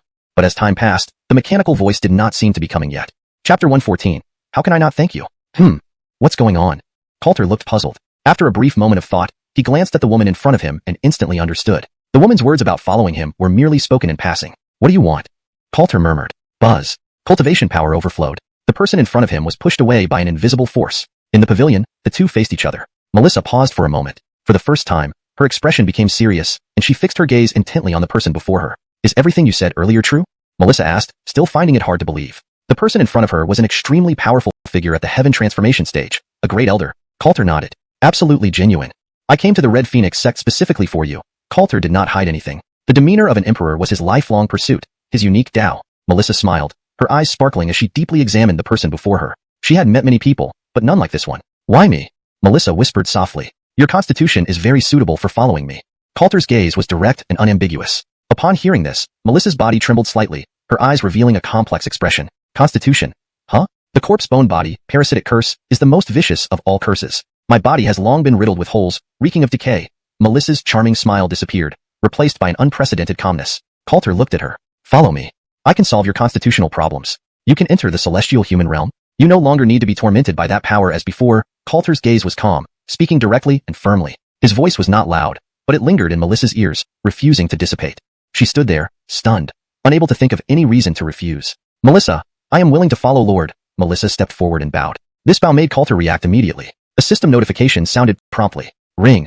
Congratulations to the host. You have subdued someone with the Emperor's demeanor. Rewards, Immortal Corruption Technique. Reward, Spirit Treasure White Bone Mirror. Reward, Cultivation Improvement. The cultivation technique imprint fused into his body along with the spirit treasure, causing a surge in his internal spiritual energy. His cultivation rapidly reached the peak of the initial stage of the heaven transformation realm, only half a step away from the middle stage. Coulter suppressed the tremor in his heart. He focused his mind and examined the rewarded technique. This technique is quite extraordinary. Coulter gave it a high appraisal. It could regenerate flesh from bones, reshape the root of immortality, and once fully mastered, could enable one to become an emperor or ascend to immortality. After a moment's reflection, Coulter didn't waste words. He stepped forward, raised his hand, and pointed toward the center of the person's forehead. I will transmit a cultivation technique to you, which can cure your constitutional issues, Coulter whispered. As his fingertip touched down, a flash of spiritual light appeared. The person before him trembled again. Melissa's eyes showed a strange gleam, her face gradually revealing astonishment. This technique? If this were outside the domain, it would likely trigger wars between the three major outer sects. Melissa's mind buzzed. As a nascent soul powerhouse, she well understood the value of this technique, and he so easily transmitted it to her? Thank you, Lord. I want to try the reshaping method recorded within this technique. Please protect me while I do. Melissa lightly bit her lip, already impatient. If she could master this, she would be reborn. Coulter glanced at her. So eager? He didn't overthink it. All right. The central ruins will officially open in 2 days. I'll stay here. Coulter nodded and sat cross-legged on the spot. He wasn't interested in the outer perimeter of the ancient clan ruins. He could only enter the center with the Red Phoenix sect 2 days later. Rumors suggested several powerful figures from the outer demon sect had come. He wondered if there were more with the Emperor's demeanor. Wait for me. Melissa smiled and looked deeply at Coulter before turning and walking into the screen behind her. Coulter slowly lifted his head, glancing subconsciously. A faint light entered his eyes. Behind the screen, terrifying nascent soul cultivation power erupted. Melissa sat cross-legged, eyes gently closed. Buzz. Green light swirled around her, visible as her entire body's flesh detached at an unimaginable speed, quickly turning into a white skeleton. The skeleton remained in a meditative position, its surroundings stable without a trace of chaos. Coulter glanced at it. This technique? He muttered, then withdrew his gaze, no longer paying attention. His own cultivation continued running internally as he soon entered a meditative state. While his own progress was slow, he couldn't be negligent. If he could make a significant breakthrough to the mid-stage of the heaven transformation realm, his chances in the central region and the conflict with the demon sect would be higher. Time passed swiftly, night drew near. In the pavilion, everything remained normal. The Red Phoenix sect seemed to have agreed to leave them undisturbed during this period. Inside the pavilion behind the screen, Melissa's form had already recovered from being just a skeleton. Her appearance had visibly changed, less enchanting but more innocent. Her skin is white and delicate as snow, like a newborn baby. Whoosh! A gentle breeze stirred, lifting the screen and carrying a subtle fragrance. Coulter slowly opened his eyes, momentarily taken aback. What are you doing? Coulter's lips twitched slightly. Before he could finish speaking, the graceful figure in front of him approached. Lord, how can I not thank you for such a great favor? Melissa smiled, the innocent face displaying a captivating charm that was irresistible. Coulter took a deep breath. You've already thanked me. The system rewards were real. Apart from the cultivation technique, which was of limited use to him, the other two rewards were extremely valuable. Melissa giggled softly, moving closer. Not yet. The fragrance enveloped him, their silhouettes intertwined in the pavilion. Lord, can we split the treasures obtained from the central ruins with the Red Phoenix sect? After leaving the ancient site, I am willing to follow you, but I wish to leave something for my sisters in the sect beforehand. Melissa hummed lightly, touching her ear as she spoke. Coulter pondered for a moment, then nodded. The Red Phoenix sect's knowledge of the ancient site and guidance could save much trouble. Splitting the treasures was not an unreasonable request. All right, Coulter responded quietly. Thank you, Lord. Hee. Melissa laughed softly, putting even more effort into her actions. Time flew by. A night passed. The Red Phoenix sect was as usual, guarding the outer ruins. They clearly weren't too interested, waiting for the central area to open. The pavilion door had been tightly shut for 2 days. No one disturbed them. On the third day, the pavilion door finally opened from the inside. Click. Coulter supported his waist and walked out. Chapter 115. The Celestial Demon Sect from the Domain Beyond. It's the system's fault. Keaton is upright and did it entirely to complete the system's tasks. Coulter's gaze remained resolute, as steadfast as always. His unshakable Tao heart was truly touching. Not far ahead, a figure approached, adorned in purple robes, with a graceful demeanor. None other than Darlene, the chief disciple of the Red Phoenix sect. Senior Keaton, have you rested well these past 2 days? Darlene asked with a charming smile. Coulter paused momentarily at a loss for words. At this moment, a figure emerged from behind him, from within the pavilion. Sir, chief disciple. Melissa's cheeks flushed slightly as she bowed respectfully. Upon recognizing her, Darlene's eyes widened with astonishment. No one knew better than her about the backlash from her junior sister's constitution, but now, there were no signs of any adverse effects at all. This Senior Keaton truly had remarkable skills. Junior sister, congratulations? Darlene's smile deepened, reflecting genuine joy. Melissa smiled and nodded lightly. Senior sister. The matter of the central ruins has already been discussed with Sir, Melissa explained softly. Hearing this, Darlene's excitement grew even more. It was common knowledge that without an elder-level powerhouse present, the Red Phoenix sect would not be qualified to enter the central ruins according to domain rules. Yet, Senior Keaton was willing not only to lead them but also share half of the treasures. Such a significant favor would be remembered by the Red Phoenix sect. Senior Keaton, please accept Darlene's gratitude. Darlene bowed respectfully. Coulter waved his hand dismissively. There's no need for such formalities. Sharing the rewards equally is reasonable when exploring together.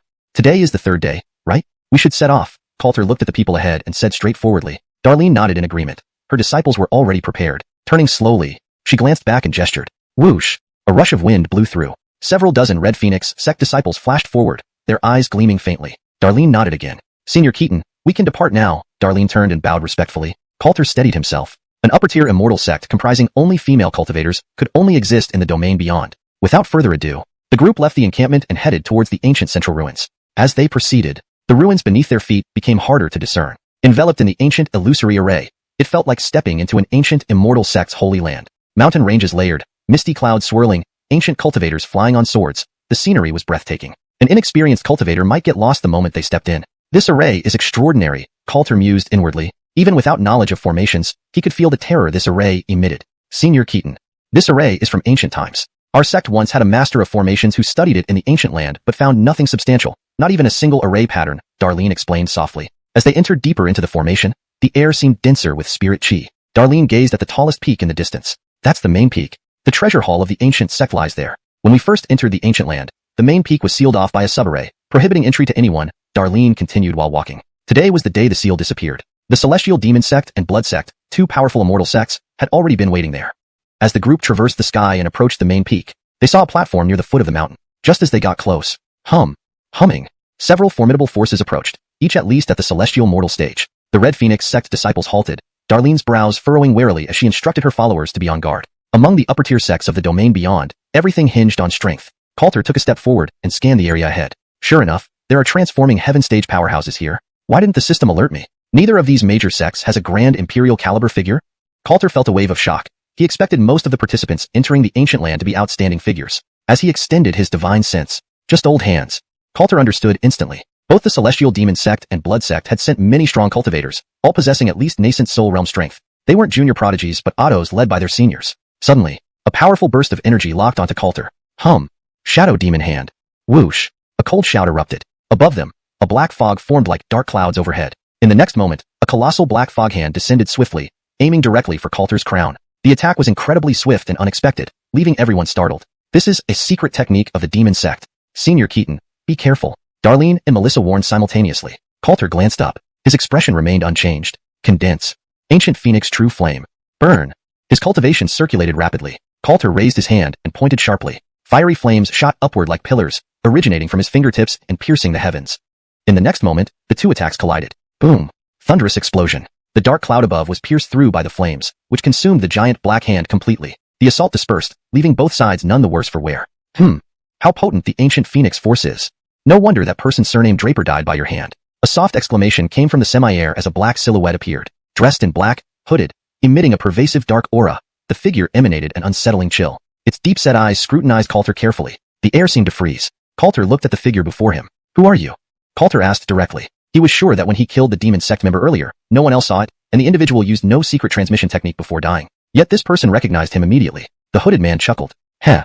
From the celestial demon sect, Armand. Boy, you carry the aura of that person surnamed Draper in his last moments. Killing our celestial demon sect members cannot escape the senses of our sect's cultivators." Armand seemed to understand Coulter's thoughts. Coulter's gaze flickered. He immediately checked himself for any anomalies but found none. The demon sect of the domain beyond indeed had its secrets. They managed to perceive something he couldn't. Chapter 116. Overwhelming strength beyond the realm. At the platform at the foot of the main peak. Indeed, the auras of the heavenly demon sect's experts were all locked onto Coulter. The atmosphere instantly became tense. Coulter's gaze was calm as he looked at the person ahead. "Was it you who wants to avenge the one I killed?" Coulter asked in a low voice. Upon hearing this, the person ahead couldn't help but laugh out loud. "Haha.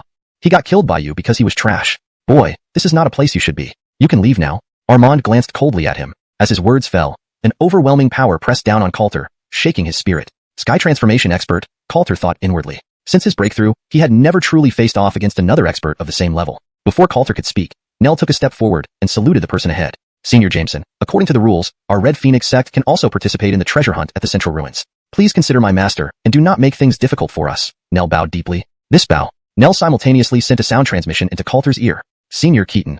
This person is one of the great elders of the heavenly demon sect, quite renowned beyond the realm. If we can resolve this peacefully, it would be best." Nell's eyes flickered. Hearing this, Coulter smiled faintly, nodded slightly, and said nothing more. At the same time, several female cultivators of the Red Phoenix sect also stepped forward and bowed respectfully to the autos ahead. In midair ahead, Armand sneered, scanning everyone with his eyes. His gaze finally landed on Nell and Nova. "You two can stay to serve me. The rest, get lost." With that, Armand's aura shook, sweeping away with a forceful gust of invisible wind. The air hummed and tore apart. Below, sky transformation cultivators felt their hearts tremble and were forced to retreat. Coulter stood firm, looking at the person ahead. "Nell, what if negotiations fail?" Coulter withdrew his gaze and glanced at the people behind him. Nell's body trembled slightly. After a brief moment of contemplation, "In the outer realms, strength prevails above all," she softly replied. Coulter laughed. Not just in the outer realms. These four characters applied everywhere. Without further ado, he suddenly stepped forward. Buzz. The power of sky transformation swept outward. Terrorizing auras collided, tearing through the air, shaking the heart. In midair ahead, Armand's expression turned cold. On the distant platform, the gaze of outer realm experts also focused on them. Coulter's gaze intensified. Ice Mystic Sword.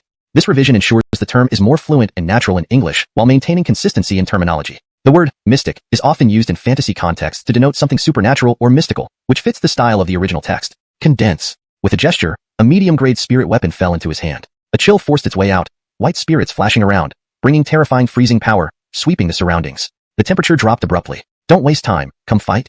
Coulter held the sword horizontally. His cultivation swept outward, the momentum powerful, shaking heaven and earth. The female cultivators of the Red Phoenix sect's eyes could hardly contain their admiration, revealing evident adoration. Nova's cheeks flushed red, her eyes unwilling to move away. At this moment, in midair ahead, Armand scoffed, releasing his cultivation. In his hand appeared a black, eerie claw. Buzz.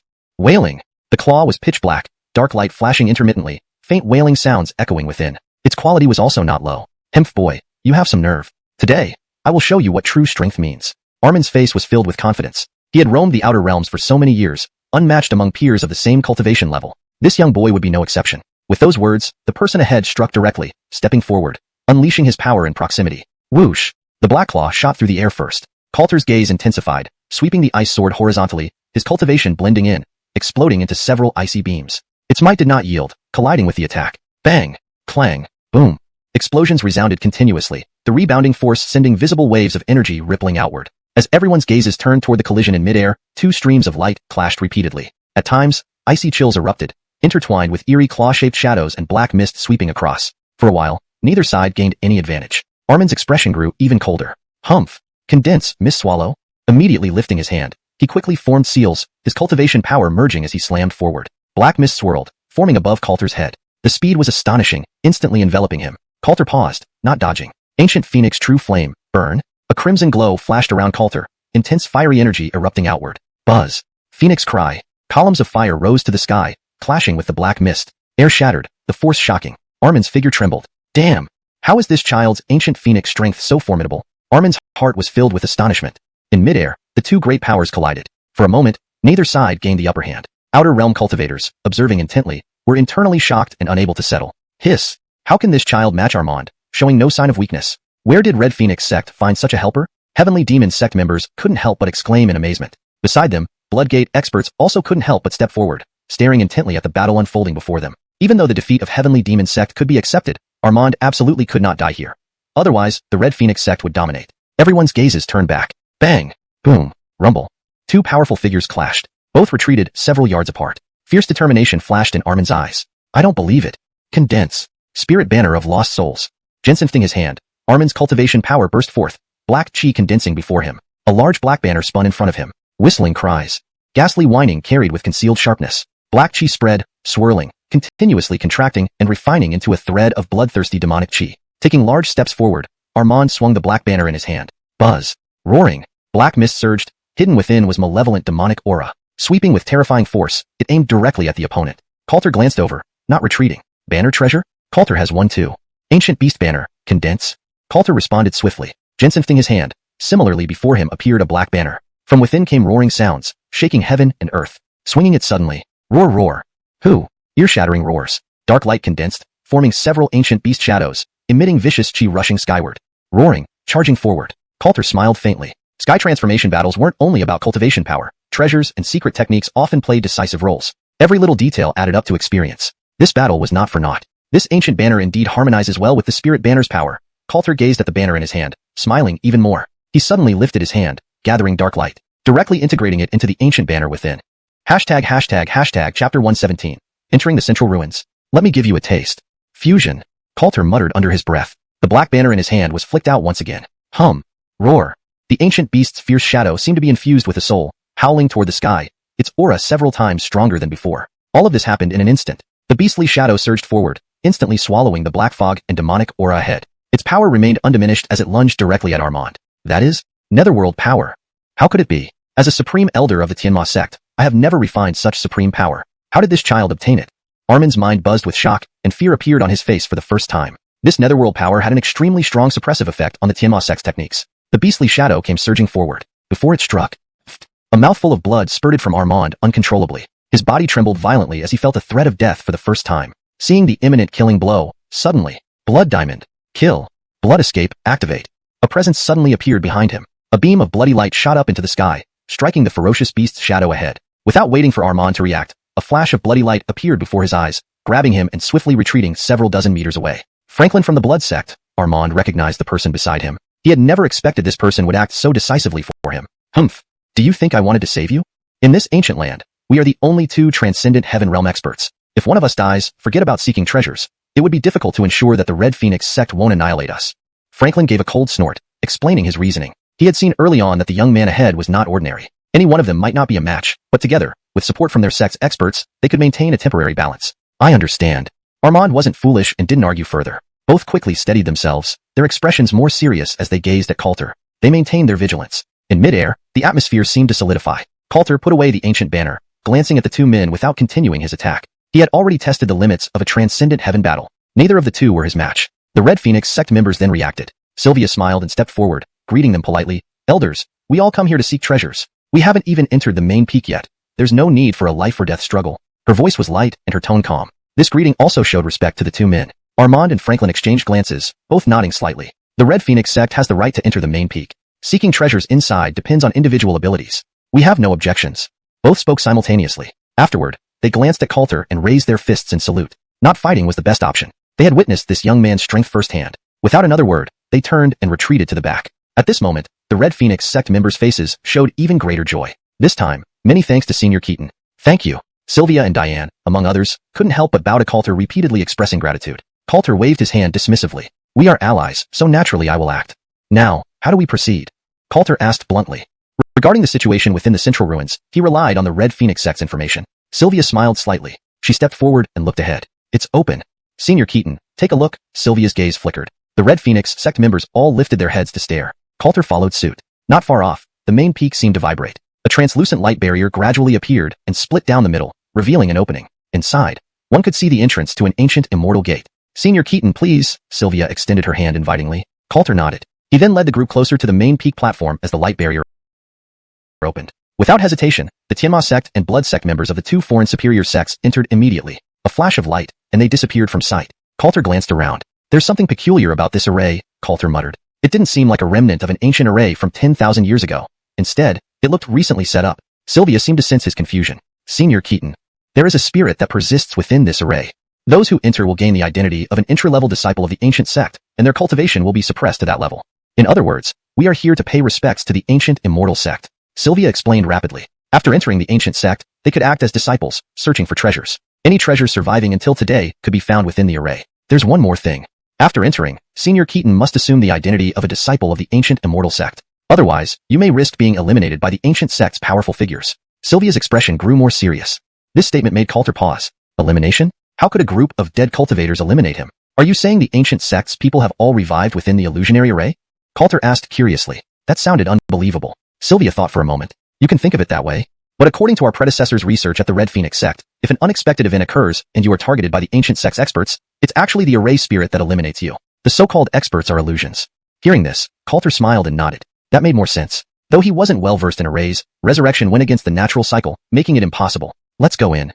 Stabilize our identities first, then reunite to seek treasures.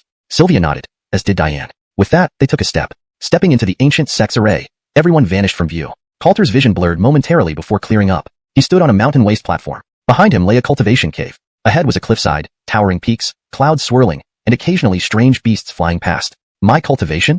Coulter slowly raised his hand, feeling the state within him. Middle stage nascent soul? No. Wasn't it supposed to be suppressed to the disciple level upon entering? Did this ancient immortal sect's disciples all reach nascent soul level? Coulter marveled inwardly. If true, this sect's full strength during its prime must have been unimaginable. Just then, whoosh, a figure approached in midair. A female cultivator wearing white silk, graceful in stature and appearance, was stepping through the air. Chapter 118. Uncommon Identity. Master. Hehe, you've finally come out of seclusion. The white-robed female cultivator giggled and leapt onto the mountain platform at the waist level. Her clear eyes sparkled, and her joy was unmistakable. Coulter's face froze for a moment. Master? After entering this illusory formation, shouldn't he be a disciple? As he pondered, some fragmented memories suddenly surfaced in his mind. Just as he hesitated, Coulter raised his hand, and an identity token fell into it. Ancient Immortal Sect Token. Coulter, one of the personal disciples of the 9th Peak Master. An auto? The female cultivator before me is named Leela, my nominal disciple. Coulter organized his thoughts. He could distinguish that these were memories belonging to someone else, fused into his sea of consciousness. This ancient immortal sect's central relic site illusionary formation was indeed extraordinary. How were the Red Phoenix sect people faring? As he thought, the girl in front had already approached him. Master, Xianxia has been in the immortal sect for so long, but there are many places within the sect where Xianxia cannot go. It's really too much. Master, can you accompany Xianxia around? Leela took Coulter's wrist, pouting cutely. Coulter snapped back to reality. Xianxia, as cultivators, we should focus on cultivation.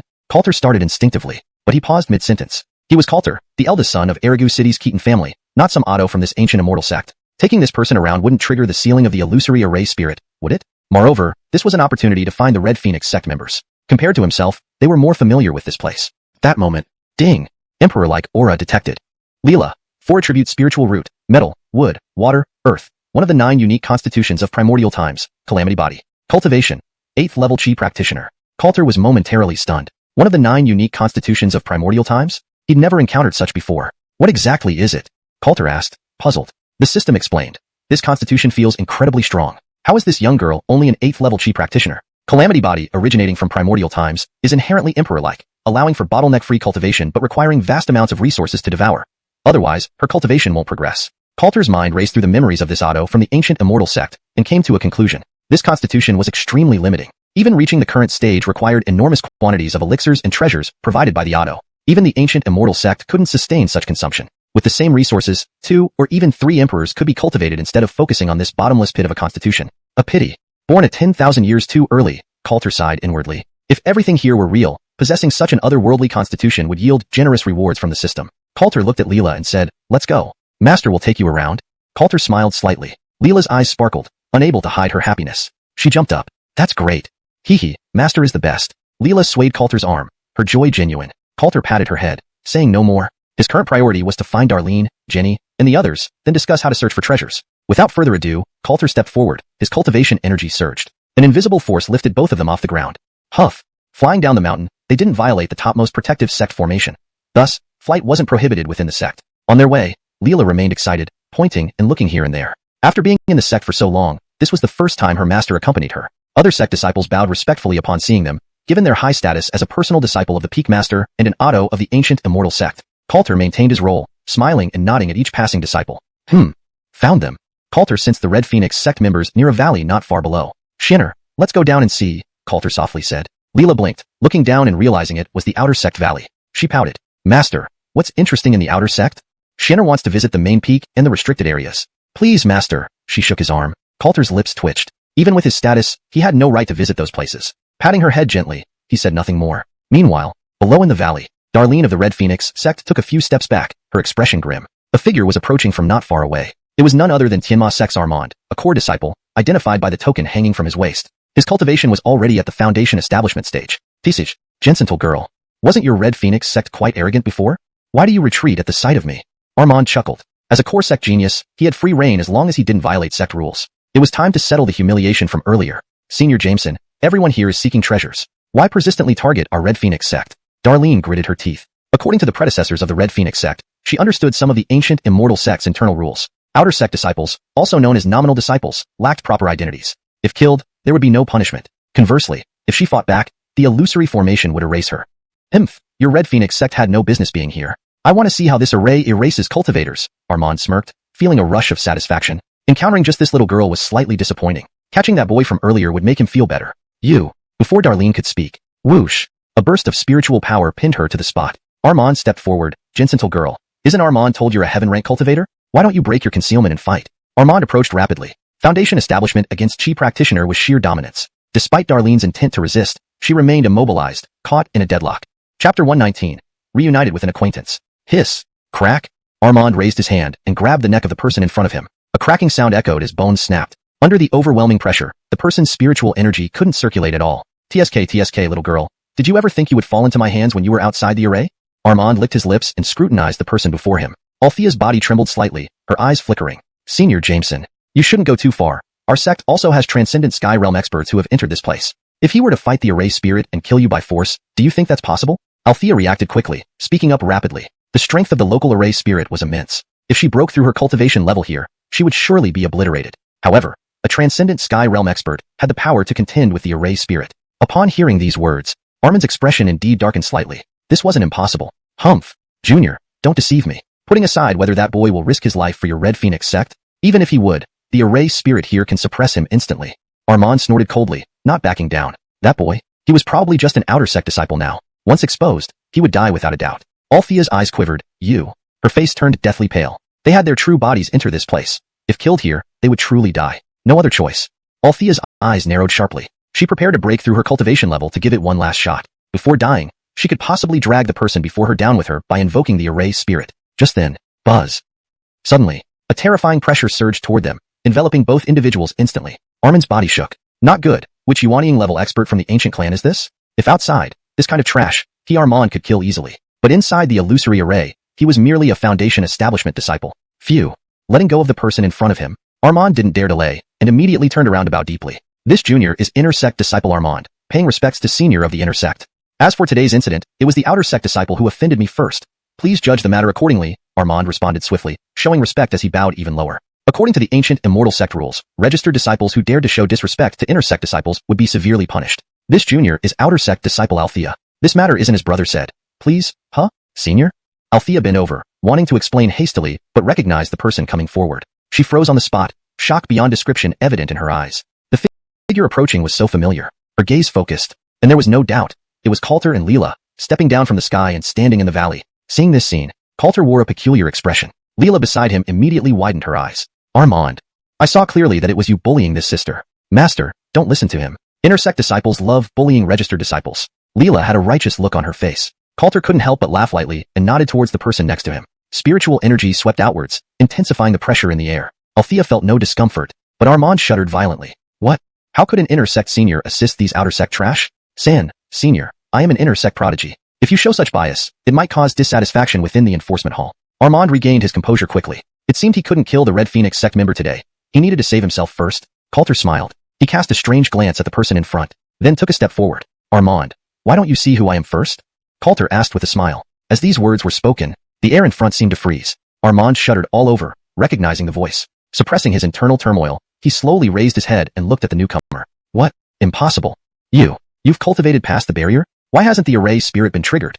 This makes no sense. Armand's face was full of shock. His mind trembled, staring at the person before him as if seeing something bizarre. These past years, many people studied extensively abroad and most became outer sect disciples upon entering. Only a few lucky ones managed to enter the inner sect and gain treasures beyond measure. Coulter glanced at him. You said you wanted to witness the power of the array spirit? What a coincidence. Coulter is also very curious. Coulter spoke calmly. This was Armand whom he warned before entering the array. This second encounter demanded a fatal conclusion. Coulter's curiosity about the array spirit wasn't feigned. He truly wanted to experience it. If this spirit was inferior to him, there was no need to follow the rules here after all. Ultimately, this was just an illusory realm. Buzz. Snap snap. Yuaniing power locked onto the person in front. In the next moment, it lifted him off the ground and held him mid-air. Coulter. Why you dare? I am an elder of the Demon Gate. Armin's eyes showed fear. The threat of death was real. If this youth intended to kill him, hearing his cry, Leela frowned and stepped forward. Insolence. Which inner sect disciple has the gall to directly address my master's name? To those who disrespect Ottos, strip their cultivation and throw them out of the ancient immortal sect. Leela glared at him, exuding considerable momentum. Coulter smiled, looking fondly at her. Well said. Recalling the complex immortal sect rules, he was too lazy to sort them out right now. Strip the cultivation first? Coulter muttered. Buzz. Heave. He raised his hand, his Yuanian cultivation growing stronger. Without resistance, more than just his current status as a disciple would be stripped away. Spirit roots and Tao foundations destroyed. Even the transcendent sky realm cultivation would be ruined. Snap. A bone-cracking sound. PFT. Armand shuddered, spitting out a mouthful of blood. Feeling the force within him targeting his spirit roots and Tao foundation, his heart sank. Damn it. Boy, are you really going to finish me off? Then I'll fight to the death with you. Armand's eyes gleamed fiercely as he circulated spiritual energy, his aura rising dramatically. Earlier, Althea of the Red Phoenix sect reminded him, since death was inevitable today, it might as well trigger the array spirit. Buzz. Whoosh. Cultivation power erupted from Armand's body, jumping from foundation establishment to core formation, then to nascent soul and finally celestial transformation. All in just moments. The transcendent sky realm cultivation power spread out, stirring up gales and creating an awe-inspiring momentum. Coulter watched silently, his expression unchanged. Hashtag chapter 120. Array spirit's lethal intent. The array spirit here? Is it truly as formidable as the Hongwan sect claims? Coulter's eyes flickered, and his divine sense spread out to perceive the surrounding area. Ah! Master, save Xianxia. As the energy erupted from ahead, Leela was directly thrown back, her small face pale with fear. After all, she was only at the chi condensation stage and could not withstand such terrifying cultivation power. Seeing this, Coulter raised his hand and waved. Hum. A wave of cultivation energy enveloped Leela, pulling her behind him. Stand behind me, Coulter said with a smile. Yes, thank you, Master, Leela replied, regaining her composure and feeling the pressure around her dissipate. She blushed slightly as she looked at the tall figure in front of her. Coulter nodded. His gaze then fell on the person ahead. In less than a few breaths, Armand had already broken through the restrictions, his heaven transformation realm cultivation bursting forth in a sweeping and awe-inspiring manner. His eyes swept over them, filled with murderous intent. Brat, give up your life. Armand roared, his body enveloped in black mist. Without hesitation, he took a sudden step forward. Whoosh! In an instant, the overwhelming force rushed towards them, thick killing intent freezing the air and locking onto the target. The attack approached in a flash. Senior Keaton, be careful. Sylvia's face changed drastically as she hurriedly warned him. She had never imagined that Armand would be so decisive. By the time she warned them, it was too late. Encased in black mist, his cultivation power was pushed to its limits, making this strike lethal. Whoosh! Just as the attack was about to hit, Coulter's eyes flickered. He was just about to counterattack when suddenly, he seemed to have sensed something. The cultivation power that had just risen quickly subsided. Whoosh! Instead of countering, he took a step backward, bringing those behind him along. The same moment, hum!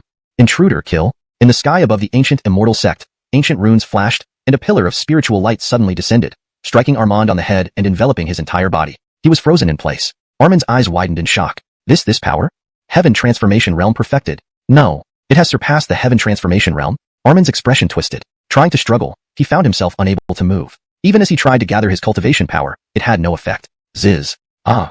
Inside the pillar of light, a strange force seemed to dissolve Armand's body at an alarming rate. With a scream, he was completely liquefied, leaving no trace behind. A powerful heaven transformation realm cultivator died, under the array spirit's deadly formation. Whoosh! The light column dissipated quickly, restoring calm to the valley as if nothing had happened. Coulter glanced at the sky. So strong. If I could reach the later stages of the heaven transformation realm, I might have a chance to contend. Right now, I am definitely not a match for that array spirit. Coulter analyzed internally. Sylvia gradually came to her senses, her shock evident. This is the power of the array spirit. Sylvia sighed in relief, thankful she didn't break the restrictions, or else she would have been doomed. After a moment of hesitation, Sylvia hurriedly stepped forward and bowed deeply. Thank you, Senior Keaton, for saving my life. This bow was heartfelt. Leela couldn't help but jump out at this moment. And me too. If it weren't for me convincing Master to come out today, big sister, you'd be in grave danger. Leela blinked her eyes and stood with her hands behind her back, acting like an adult. Sylvia's gaze paused, a hint of awkwardness appearing on her face, but she quickly reacted. raising her hand in a salute. Sylvia thanks junior sister for your great kindness. Today's event will be forever remembered. Sylvia smiled gently, trying to appear warm and kind. To make friends with disciples within the ancient sect realm was indeed the first step in treasure hunting. Given the opportunity, she wouldn't let it pass. Seeing this scene, Coulter felt a bit helpless. Xianxia, step back for a moment. Coulter took a step forward and whispered. Leela complied, blinking at Sylvia before stepping aside obediently. Coulter then turned his attention forward. Are the other outer sect disciples also in the valley? Coulter asked softly. Sylvia nodded lightly. Most of them are. A few junior sisters have gone missing, possibly having entered the inner sect by some lucky chance. Sylvia spoke truthfully. Junior sister Melissa is also with me. Coulter nodded, understanding that everyone who entered this place received disciple identities. Clearly, something unknown must have happened involving the array spirit. Sylvia couldn't help but look at Coulter a few more times, glancing also at the girl behind him. Her confusion was obvious. Senior Keaton, what is your current identity? Sylvia asked softly. Coulter collected his thoughts and looked at Sylvia. One of the personal disciples of the 9th Peak Master, and the one behind me is my named disciple.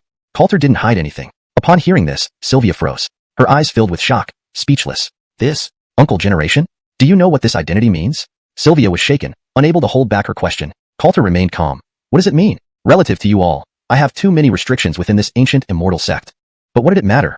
Ultimately, this place was just an illusion. Everything was false, including the disciple named Leela, who probably died thousands of years ago. Sylvia took a deep breath and glanced around. Senior Keaton, discussing here is inappropriate. Please follow me. Sylvia bowed and gestured. Coulter nodded. Indeed, he had many questions for the Hongwan sect. Without further words, they walked together towards the outer sect disciples' valley. Along the way, outer sect disciples seeing Coulter bowed respectfully, their faces filled with awe and fear. Coulter paid little attention to these reactions. Entering the valley, rows of wooden houses appeared nearby, simpler than intersect caves but still clean. Senior Keaton, Melissa junior sister and I live in that wooden house. Sylvia led them towards the wooden house on the right. They soon arrived. Coulter glanced around while simultaneously scanning the surroundings with his divine sense. Not only the wooden house before them, but the entire valley was now clearly perceptible to him. Besides Sylvia and Melissa, there were actually 5 more disciples from the Hongwan sect present. Chapter 121. Searching for the Treasure Pavilion. At this moment, the disciples of the Red Phoenix sect had also unconsciously gathered around. Coulter smiled faintly. Xianxia, wait outside for a while. Coulter glanced at the girl beside him. Once inside, they would inevitably discuss matters concerning this place. If his disciple went in and overheard too much, it could lead to unforeseen complications, or even trigger a warning from the array spirit. Upon hearing this, Angela pouted her lips. No, Master, you said you were taking Xianxia out to play. How can you just take care of yourself and leave Xianxia outside? I want to go in too. Angela blinked her eyes, her face filled with anticipation. Coulter was momentarily taken aback. Wasn't she very obedient earlier? Why did she suddenly change? At that moment, Althea approached with a smile. Junior sister, your master and I have important matters to discuss. Let the outer sect senior sisters take you on a tour of the outer valley, alright? They'll come back for your master soon. Althea's smile grew gentler. She gave a look, and the other Red Phoenix sect disciples immediately understood. Junior sister, the outer sect valley has many things not found in the inner sect. It's really fun. The surrounding disciples, smiling like flowers, gathered around Angela. Really? Great. Sister, take me there quickly. Angela's expression changed faster than turning pages. She eagerly grabbed the hand of the sister beside her. Her master was already forgotten. The corners of Coulter's mouth stiffened as he couldn't help but chuckle. In terms of handling children, the Red Phoenix sect was indeed very professional. After a brief hesitation, he didn't say anything more. Under Althea's invitation, the two entered the wooden house together. Inside, figures welcomed them. Slade. You've arrived, Melissa greeted with a charming smile. Tea already prepared on the table. The air was filled with a mix of tea aroma and fragrance, creating an enchanting atmosphere. Coulter steadied himself, sat down, and gestured for the two women to sit as well. Let's get to business. How do we proceed with our treasure hunt next? Coulter asked in a low voice. Hearing this question, Althea and Melissa exchanged glances, both breaking into smiles. Senior Keaton, if we want to search for treasures, the first step is to integrate our identities, and the second step is to become friends with disciples of the ancient sect using our current identities. If an ancient sect disciple gives us a treasure, and if that treasure still exists today, it can be stored in a spirit storage bag, becoming our own ancient treasure.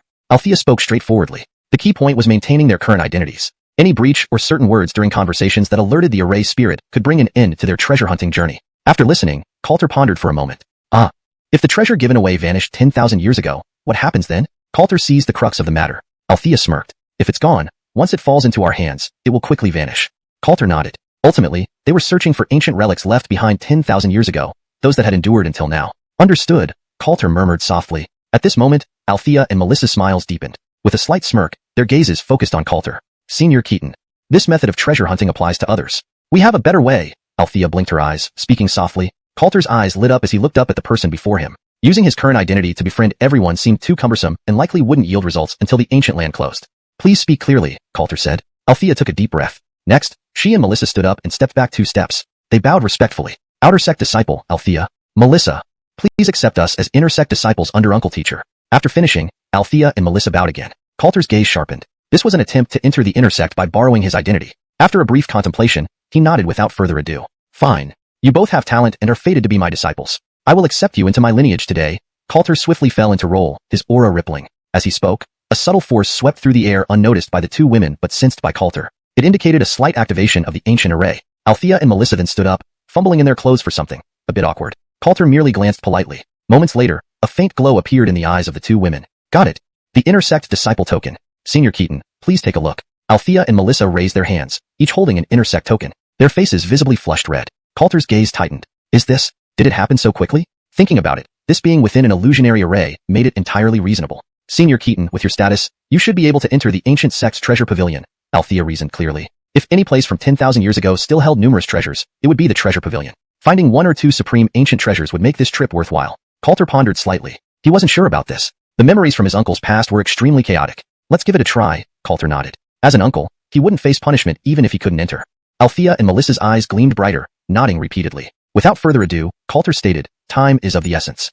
I'll take you into the inner sect. He was uncertain if any other outsiders had received similar or higher statuses. After a short discussion, the three moved quickly. To save time, Coulter unleashed his power, sweeping up the two women. In the next moment, they vanished through the wooden house door. Entering the inner sect, Coulter found a relatively dim-witted disciple and asked about the location of the treasure pavilion. Despite his confusion, the disciple didn't dare delay and promptly provided directions. Whoosh! In midair, light streaks flashed by. Passing several small peaks, a towering, multi-story treasure pavilion loomed ahead. Shaped like a diamond, every floor shimmered with treasure lights. Array formations sealed its surroundings, and guards watched it day and night. There it is, Coulter smiled. Without further conversation, they quickly walked toward the entrance of the pavilion. Familiar faces. Althea's gaze flickered, a smile appearing on her lips. Chapter 122. Franklin is stunned. At the ancient sect, the treasure pavilion. As the three people approached and entered, two inner sect disciples guarding the treasure pavilion immediately stepped forward. Stop. Without a decree from the sect, no one may enter the treasure pavilion. The two inner sect disciples raised their hands to indicate that they were blocking the trio's path. One of the middle-aged men suddenly frowned, his face revealing a sneer. It's you. You've had quite the luck to enter the inner sect. But this place isn't somewhere you're qualified to come to. The middle-aged man scanned the three of them. This man was none other than Franklin from the blood sect of the Expanse, one of the only two heaven transformation realm powerhouses in the outer domain. This was his third time entering the valley bottom, including this occasion. This time, undoubtedly his luckiest, he had become an inner sect disciple assigned to guard the treasure pavilion. Coulter was momentarily taken aback. What a coincidence. To run into this person here. Since you're the guardian here, you probably can't enter either? Coulter asked softly. Otherwise, this person would have likely already obtained several ancient treasures. Franklin chuckled lightly. I can't enter, but I'm still better off than you. Give me some time. Franklin continued speaking. There were nearly 10 days left before the ancient land closed, and he would surely find an opportunity. Before he could finish his sentence, whoosh, a token broke through the air and landed in his hand. What is this?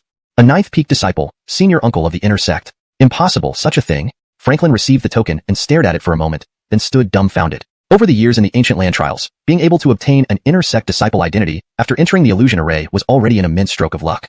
A personal disciple? Senior uncle level? He had never heard of such things. It was too absurd. Coulter took a step forward. I have just taken in 2 new disciples. According to inner sect rules, we may enter the first level of the treasure pavilion to select 2 magical artifacts to bestow upon our subordinates. Coulter glanced at the person in front of him without wasting words. Before coming, he had already inquired. With his status, the first level of the treasure pavilion could be entered freely, with only a record needed for any artifacts or treasures taken. The upper levels required an order from a peak master. Today, he wanted to check if there were any good items. If so, he would certainly visit the 9th peak master. This. Franklin stood there stunned, unsure of what to do. Behind him, the ancient sect disciple, upon seeing the token, immediately bent over in reverence. Disciple.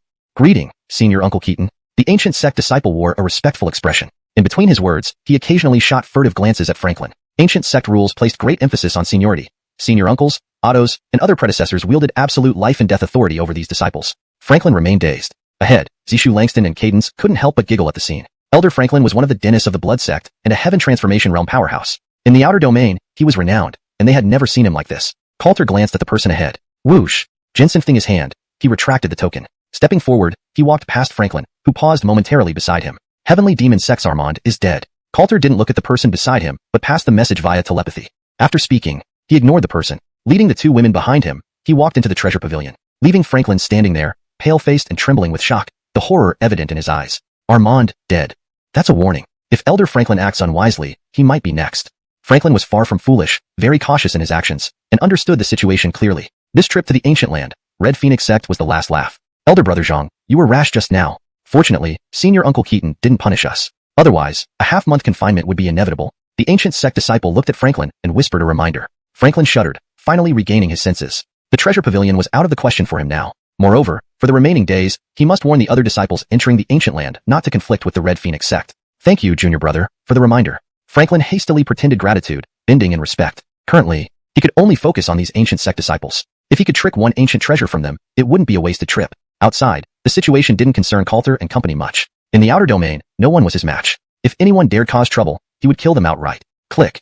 The first level of the treasure pavilion opened. A glow of spiritual light flashed, followed by a strong suction force pulling the three inside. Steadying themselves, they found themselves surrounded by radiant light, with countless ancient treasures enveloped in glowing spheres floating above them, their number immeasurable. Even just by the brilliance of their light, it was evident that these ancient treasures held formidable power. We're inside. The first level has so many ancient treasures. Junior sister, look.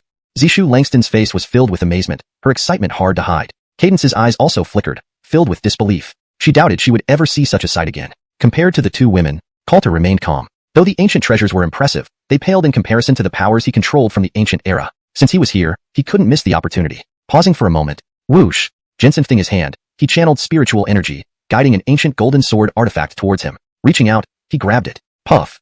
Hum. In the next moment, the ancient treasure in his hand turned to ashes and dissipated into the ether. Gone? Coulter was momentarily stunned. Senior Keaton, while there are many ancient treasures here, most likely only a few remain from 10,000 years ago. Most of these are illusions created by the array. Zishu Langston explained softly. Even so, they were far better off than the cultivators outside. Zishu Langston smiled and similarly reached for an ancient treasure. As expected, it disappeared as well. Continue. Zishu Langston didn't lose heart and immediately reached for the next treasure. It was impossible for all the treasures here to be illusions. Finding even one would be profitable. Whoosh. Whoosh. Zishu Langston and Cadence leaped into the air, reaching for the cluster of ancient treasures. Coulter watched them, thought for a moment. He didn't seek the treasures but gazed towards the end of the pavilion where a beam of spiritual light formed a barrier. Taking a step forward, he stood before the barrier. This barrier isn't strong. Even with my current nascent soul stage cultivation, I can break it. Coulter muttered to himself. Reasonably, the upper level should contain better items, and the probability of finding surviving ancient treasures would be higher. Focusing. Buzz. Coulter didn't hesitate. Spiritual energy flowed within him, and he pressed his hand towards the barrier. Crack. His cultivation power tore through the barrier, visible cracks forming, about to be broken open. Hashtag chapter 123, White-Haired Master. At the same time, Althea and Melissa also couldn't help but turn their gazes toward the scene. That's it. With Senior Keaton's status, going one level higher won't be a problem. Althea's eyes gleamed, and her face instantly brightened with joy. If they could truly enter the second level, the ancient treasures they obtained would undoubtedly be precious heirlooms. Buzz. Crack. A flash of spiritual light appeared ahead. The entire first level shook in response. The barrier that blocked them was torn open by Coulter's force. It worked. Coulter smiled. Just as he was about to step forward, halt. Want to go up? Bring your master's command. He has already arrived. I will send you to meet him. A voice suddenly came from the upper level of the treasure pavilion. It carried a hint of age, yet the tone was very calm, without any hint of blame. Coulter's gaze paused. No wonder this boundary was set so casually. This treasure pavilion still had a guardian. What master? Coulter reacted, slightly stunned. Almost simultaneously, a golden light enveloped his figure. Without giving him time to react, it lifted him up and threw him out of the first level of the pavilion. All of this happened in an instant. After the golden light flashed, only Althea and Melissa remained on the first floor. Senior Keaton? How could this happen? Weren't the direct disciples of the ancient clan in extremely high positions? Althea and Melissa were frozen in place. According to records, aside from the clan leader and peak leaders, the direct disciples of the major peaks were undoubtedly the highest-ranking members within the clan. Without exaggeration, direct disciples were pampered children of the ancient clan. Their relationships with those few peak leaders were all quite deep. Elder sister, what should we? Melissa was at a loss, unsure of how to proceed. Althea's mind raced rapidly, quickly regaining her composure. After a moment of thought, she stepped forward and bowed respectfully. Disciple Althea, I was taken under Master Keaton's guidance today. We are here to select magical artifacts. Where is Uncle now? Althea's eyes focused. She asked as a disciple. There should be no problem. The guardian spirit of this illusory formation should respond to her. Outside the treasure pavilion, your master's master has come looking for him. After you two have selected your artifacts, you will see him outside. Sure enough, an aged voice quickly replied from above the pavilion. Althea and Melissa's hearts skipped a beat. Master's master. Wasn't that the Adalberto? Thank you for informing us, senior. Althea took a deep breath and bowed again. Above, there was no further sound. The two girls exchanged glances. They didn't say anything more and immediately began searching for artifacts. In this ancient clan illusionary realm, staying close to Senior Keaton was relatively safe and might allow them to find more treasures. Meanwhile, outside the ancient clan's treasure pavilion, a golden light flashed. Coulter had been sent out. Behind him, the guardian disciple quickly bent into a bow. Greetings, Uncle Keaton. The guardian disciple showed respect. Beside him, Franklin was clearly stunned. Why did he come out right after entering? Was there nothing valuable inside the treasure pavilion? Keaton, Taoist friend, inside this treasure pavilion? Franklin steadied himself, stepping forward to offer a salute. He really couldn't call him uncle or senior. Both were heavenly transformation realm experts. Coulter ignored the people behind him and instead looked up into the sky. In the distance, a spiritual glow shimmered faintly. Buzz. An invisible power swept over. Not deliberately so, but the visitors' profound cultivation meant that even if they concealed their aura, ordinary cultivators would still feel pressured. Ahead, a white-haired middle-aged man appeared suddenly, wearing a long white-green robe with a graceful appearance and elegant demeanor. His silver hair flowed gracefully. Just standing there, the disciples of the clan dared not look directly at him. The inner disciples guarding the pavilion couldn't help but tremble. Disciple greets the Adalberto, senior. The guardian disciple knelt down in fear. Peak leader, great sage. Such an existence was rarely seen by inner disciples. Even Franklin beside him bowed, feeling the visitor's immense strength, which even surpassed him. Coulter stood there, his expression odd. Master. Greetings, master. Coulter steadied himself and offered a salute. Why did this person suddenly seek him out? What could it be about? The white-haired man's expression didn't change. He just glanced at Coulter. Follow me back to Nine Peaks. You must not leave the peak within half a month. The white-haired man spoke calmly. Though his tone was gentle, it carried an undeniable command. Coulter's gaze paused. Based on the memory of his uncle, this master rarely left the summit of Nine Peaks. Why lock him up suddenly? Something was off. Master, I don't know what has happened? Coulter asked with a salute. Half a month confined to the peak? If he were truly locked away for half a month, when the ancient land's time limit expired, he might get nothing and be thrown out. The white-haired man's gaze flickered. Buzz. Without delay, a terrifying force locked onto Coulter's body, lifting him up. Coulter froze, sensing this force. Unless he broke through the illusion's restrictions, with his current nascent soul stage cultivation, he wouldn't be able to resist. Don't argue, Coulter thought, not resisting. He had experienced the power of the array spirit. For now, it was better to stay steady and wait until he understood the situation. Whoosh! In midair, a flash of spiritual light. The two figures vanished from sight. Coulter was directly brought back to the ninth peak. Whoosh! That invisible force tossed him and dropped him in front of the mountain waste cave. Coulter steadied himself, about to ask,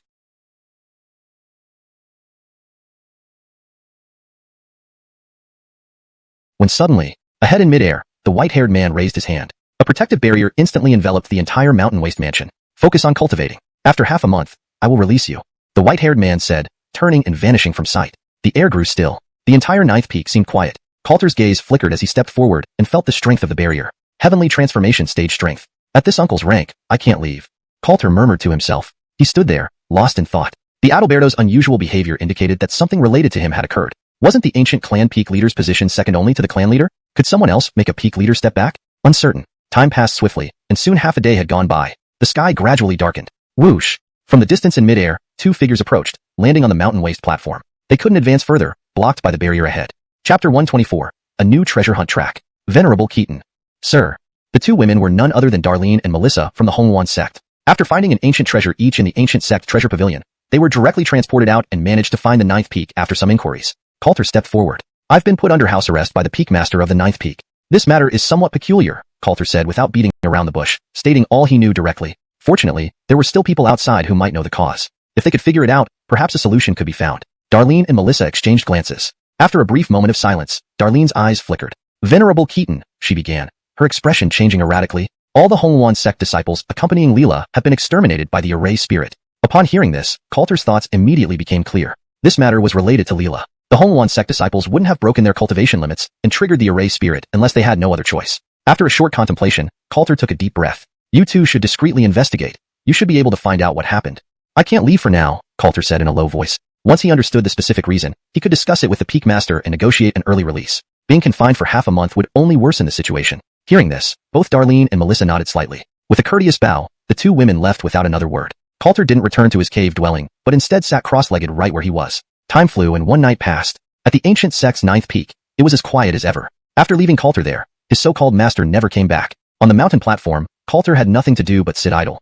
This waiting lasted for 3 days. Whoosh! In the distance, two streaks of light quickly approached. Darlene and Melissa looked rather troubled as they moved forward to greet him. Inside the barrier, Coulter stood up. Did you find out anything? He asked directly. Darlene glanced at Melissa beside her. Melissa hesitated slightly before stepping forward and making a respectful gesture. Sir, she began softly, your disciple Leela was captured by the direct disciples of several peaks within the ancient sect. The Hongwan sect disciples were forced by them to break their cultivation limits, leading to their extermination by the array spirit. Upon hearing this, Coulter felt a sharp pain in his head. His memory of his uncle grew more complex, and fragments of memories between his master and his uncle flashed through his mind. So that's how it is, he murmured. The peak master feared I might recklessly confront those direct disciples. The illusion created by the array spirit was indeed meticulous. Now that he understood the situation, all he needed to do was express his stance and abandon the disciple. These ancient cultivators inside the realm are long dead, so it's not serious. Coulter quickly thought of a solution.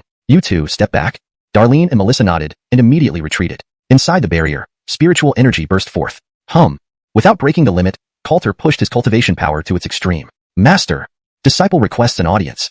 As he spoke, Coulter slammed a fist into the barrier in front of him. The power of his nascent stage cultivation unleashed forcefully. Pong! Pong pong boom. One punch wasn't enough. He continued striking with several more punches. The barrier flickered uncertainly, and the deafening explosions echoed throughout the ninth peak. With concentrated gaze, Coulter repeatedly struck the barrier. The vibrations grew increasingly intense. Soon, whoosh! A white-haired figure appeared in mid-air. It was undoubtedly the master of the ninth peak. Coulter, master does not wish for your interference in this matter, the white-haired peak master said calmly. That disciple of yours is unsuitable for cultivation. Why keep her by your side? Coulter stopped attacking and bowed respectfully. Master, I understand. Regarding this matter, I will no longer interfere. Please remove the barrier, master. Upon hearing this, the white-haired master's gaze flickered momentarily. After a brief pause, he shook his head lightly. My dear student, I understand your feelings, but things have reached this point. Why persist? The master spoke in a sincere and weighty tone. Coulter was taken aback. He wasn't being persistent. He had already stated he wouldn't pursue it further. Was the array spirit overacting? Oh, master, we cultivators must always strive for the way. Our actions align with the will of heaven. If Leela faces this tribulation, it is her destined trial, which cannot be avoided. Coulter replied earnestly, his tone steadier than before. The white-haired master couldn't help but look at him intently. Meanwhile, Darlene and Melissa wore puzzled expressions, making the atmosphere somewhat awkward. Seeing this, Coulter raised his hand again. Master, I have long let go of this matter, and will not seek vengeance. If I do otherwise, may I be punished by heaven. Please, master, remove the barrier. He had no choice but to make a vow to emphasize his point. The serious expression on his face almost made him believe it himself. The white-haired master gave him a deep look. A promising student. In the future, cultivate diligently. One day, the ninth peak will be handed over to your generation, the master said, looking pleased. As he spoke, he waved his hand. Whoosh! The barrier fragmented and dissipated. Nodding slightly at Coulter, the master turned and left. Coulter greeted him respectfully. Seeing the peak master depart, he turned to Darlene and Melissa. Did you find any ancient treasures in the library? Coulter asked with a smile. Without hesitation, Darlene and Melissa raised their hands. Whistling. A purple short sword and a bronze ancient mirror floated in front of the two women. Darlene then bowed courteously. Venerable Keaton, as agreed, the ancient treasures are to be divided equally. Please choose one. Coulter accepted the floating ancient treasures and inspected them. These ancient treasures were several times stronger than ordinary magical tools. Though lacking in spirit essence, they rivaled most spirit tools in power. Just disciples' tools, he mused. If we could obtain tools from uncles, autos, or even peak masters, their power might rival divine artifacts. Taking a closer look at the treasures, he shook his head and returned them to the two women. These aren't suitable for me. You take them. For him, the power of ordinary ancient treasures was far from enough. Chapter 125. Ancient Sect Spoiled Brats. These words elicited immediate joy from Sylvia and Melissa. Thank you, Senior Keaton. Thank you, sir. The two women bowed once more. With these two ancient treasures, their trip to the ancient land would be considered fruitful, and the deaths of the sect's disciples wouldn't be in vain. Coulter waved his hand. His gaze then sharpened slightly. Besides the treasure pavilion and the magical artifacts to deceive disciples, is there any other way to acquire high-quality treasures? Coulter asked, looking at the two women. Upon hearing this, the two women exchanged glances. For ordinary disciples, it might not be possible, but the person before them was different. Senior Keaton, they began. As an uncle of the ancient sect, you can use your status to trade with powerful figures from other peaks. Just pretend to agree to their requests, set the fulfillment time for half a month later, and you can obtain treasures freely. Even the down payment gift will be far superior to what ordinary disciples can receive. Sylvia said with a smile. Coulter's eyes lit up. Indeed, everyone has their specialty. As a personal disciple of the ninth peak and also a nascent soul powerhouse, there should be many ancient cultivators within the sect eager to recruit him. Receive a down payment, huh? Doable. Coulter nodded. He had no intention of staying on the ninth peak. The peak master could lock him up again on a whim, and the ancient trial was almost over. So far, Coulter hadn't obtained even one ancient treasure. Time was of the essence. Whoosh! The three of them soared into the air, vanishing into the distance. At the first peak of the ancient sect, based on the vast memories in his mind, Coulter quickly found an acquaintance. Brother Jinsenu. The 1,000-year-old Zhu fruit you want is guarded by a ferocious beast. I'm willing to accompany you, Coulter said with a smile. Before him stood a middle-aged man in simple robes who immediately rejoiced upon hearing this. That's excellent. With Brother Keaton joining us, this mission will undoubtedly go smoothly. The man raised his hand gratefully. Seemingly thinking of something, the man gestured, causing a circular ancient blade to float in front of him. The ancient treasure was entirely blue, with complex runes inscribed on it, radiating an undeniable sense of antiquity. This treasure will serve as payment. The Zhu fruit has significant importance for me. Please do not compete for it. The middle-aged man spoke sincerely, smiling broadly. Erasing the ancient treasure's mark, he directly handed it to Coulter. Feeling the terrifying aura emanating from the ancient blade, Coulter's mind was momentarily shaken. This was indeed a true treasure. It hasn't dispersed. This treasure has existed for 10,000 years. Coulter paused, then turned and stored it in his spirit storage bag. Sylvia and Melissa's eyes gleamed with excitement. Just as Senior Keaton had mentioned, The higher the quality and greater the power of the ancient treasures, the less likely they were to deteriorate. In the hall of the cave dwelling, after receiving the ancient treasure, Coulter politely bid farewell. In half a month, I'll come find you, Brother Jinsenu, and do my best, Coulter said earnestly. Thank you. Brother Jinsenu quickly reciprocated the gesture. After a few polite exchanges, Coulter and his group took their leave. He planned to visit all the nascent soul experts within the ancient sect, helping out whenever he could. Starting from the first peak, Coulter and company swept through the area. They accepted anything that could be postponed for half a month. Within just 2 days, they acquired 3 high-level ancient treasures in perfect condition. With about 7 days left until the ancient land closed, this rate promised immense gains. One day, at the main peak of the ancient sect, this matter, we entrust to Brother Keaton. A blue-robed Otto bowed. Coulter returned the gesture with a nod, showing little interest. He had already received the reward, a bottle of pills and an ancient treasure, both of which instantly dissipated upon acquiring. The Ottoly man couldn't see this. In 10 days, I'll surely be there, Coulter replied, then turned and left with Sylvia and Melissa. Just as they left the cave dwelling and prepared to move on to the next place. Whoosh! A cultivation force suddenly locked onto them. Almost simultaneously, a young cultivator in exquisite attire appeared in the sky ahead. Though not highly ranked, he exuded an extraordinary demeanor, stepping on top-tier ancient treasures and displaying unhidden arrogance. Isn't this Kale Coulter from the 9th peak? The Baron smiled playfully. The others behind him couldn't help but let their gazes linger on Sylvia and Melissa without any restraint. Coulter paused. Was he now so famous? Did treasures come knocking? Is there anything the junior brothers need assistance with? Coulter clasped his hands in greeting. His words caused the group in front to visibly pause, then burst into laughter. Haha. Funny. You're much more amusing than your female disciple. Well, you could help with a small favor. These two beside you are new disciples, right? Can you hand them over to us? The Baron stepped forward, speaking continuously. Realization dawned on Coulter. These were the people involved. Over the past days, he had learned extensively about Angela's affair. These few were direct descendants of various peak masters, including the sect leader's son, a potential future leader. Go away. Coulter had no intention of being polite to them. Even with his suppressed cultivation, he still surpassed these few. Ultimately, these people were illusions, mere manifestations of this place's array spirits. Bold. Coulter, who gave you the audacity to speak to us like this? You're only a personal disciple. The Baron roared, unleashing cultivation energy openly. The others followed suit, their eyes filled with anger. Whoosh! A gust formed by cultivation energy rushed towards Coulter and his companions. Unmoved, Coulter stood firm. Looks like I need to teach them a lesson, he thought. Whoosh! Nascent soul cultivation energy erupted, instantly overpowering the group and striking them. Just as it seemed about to hit, the Baron and his companions showed no intention of dodging, merely giving Coulter a disdainful glance. With a bang, and a boom boom, the wind was seemingly blocked by an invisible force, exploding harmlessly in front of them. Hashtag chapter 126, conflict.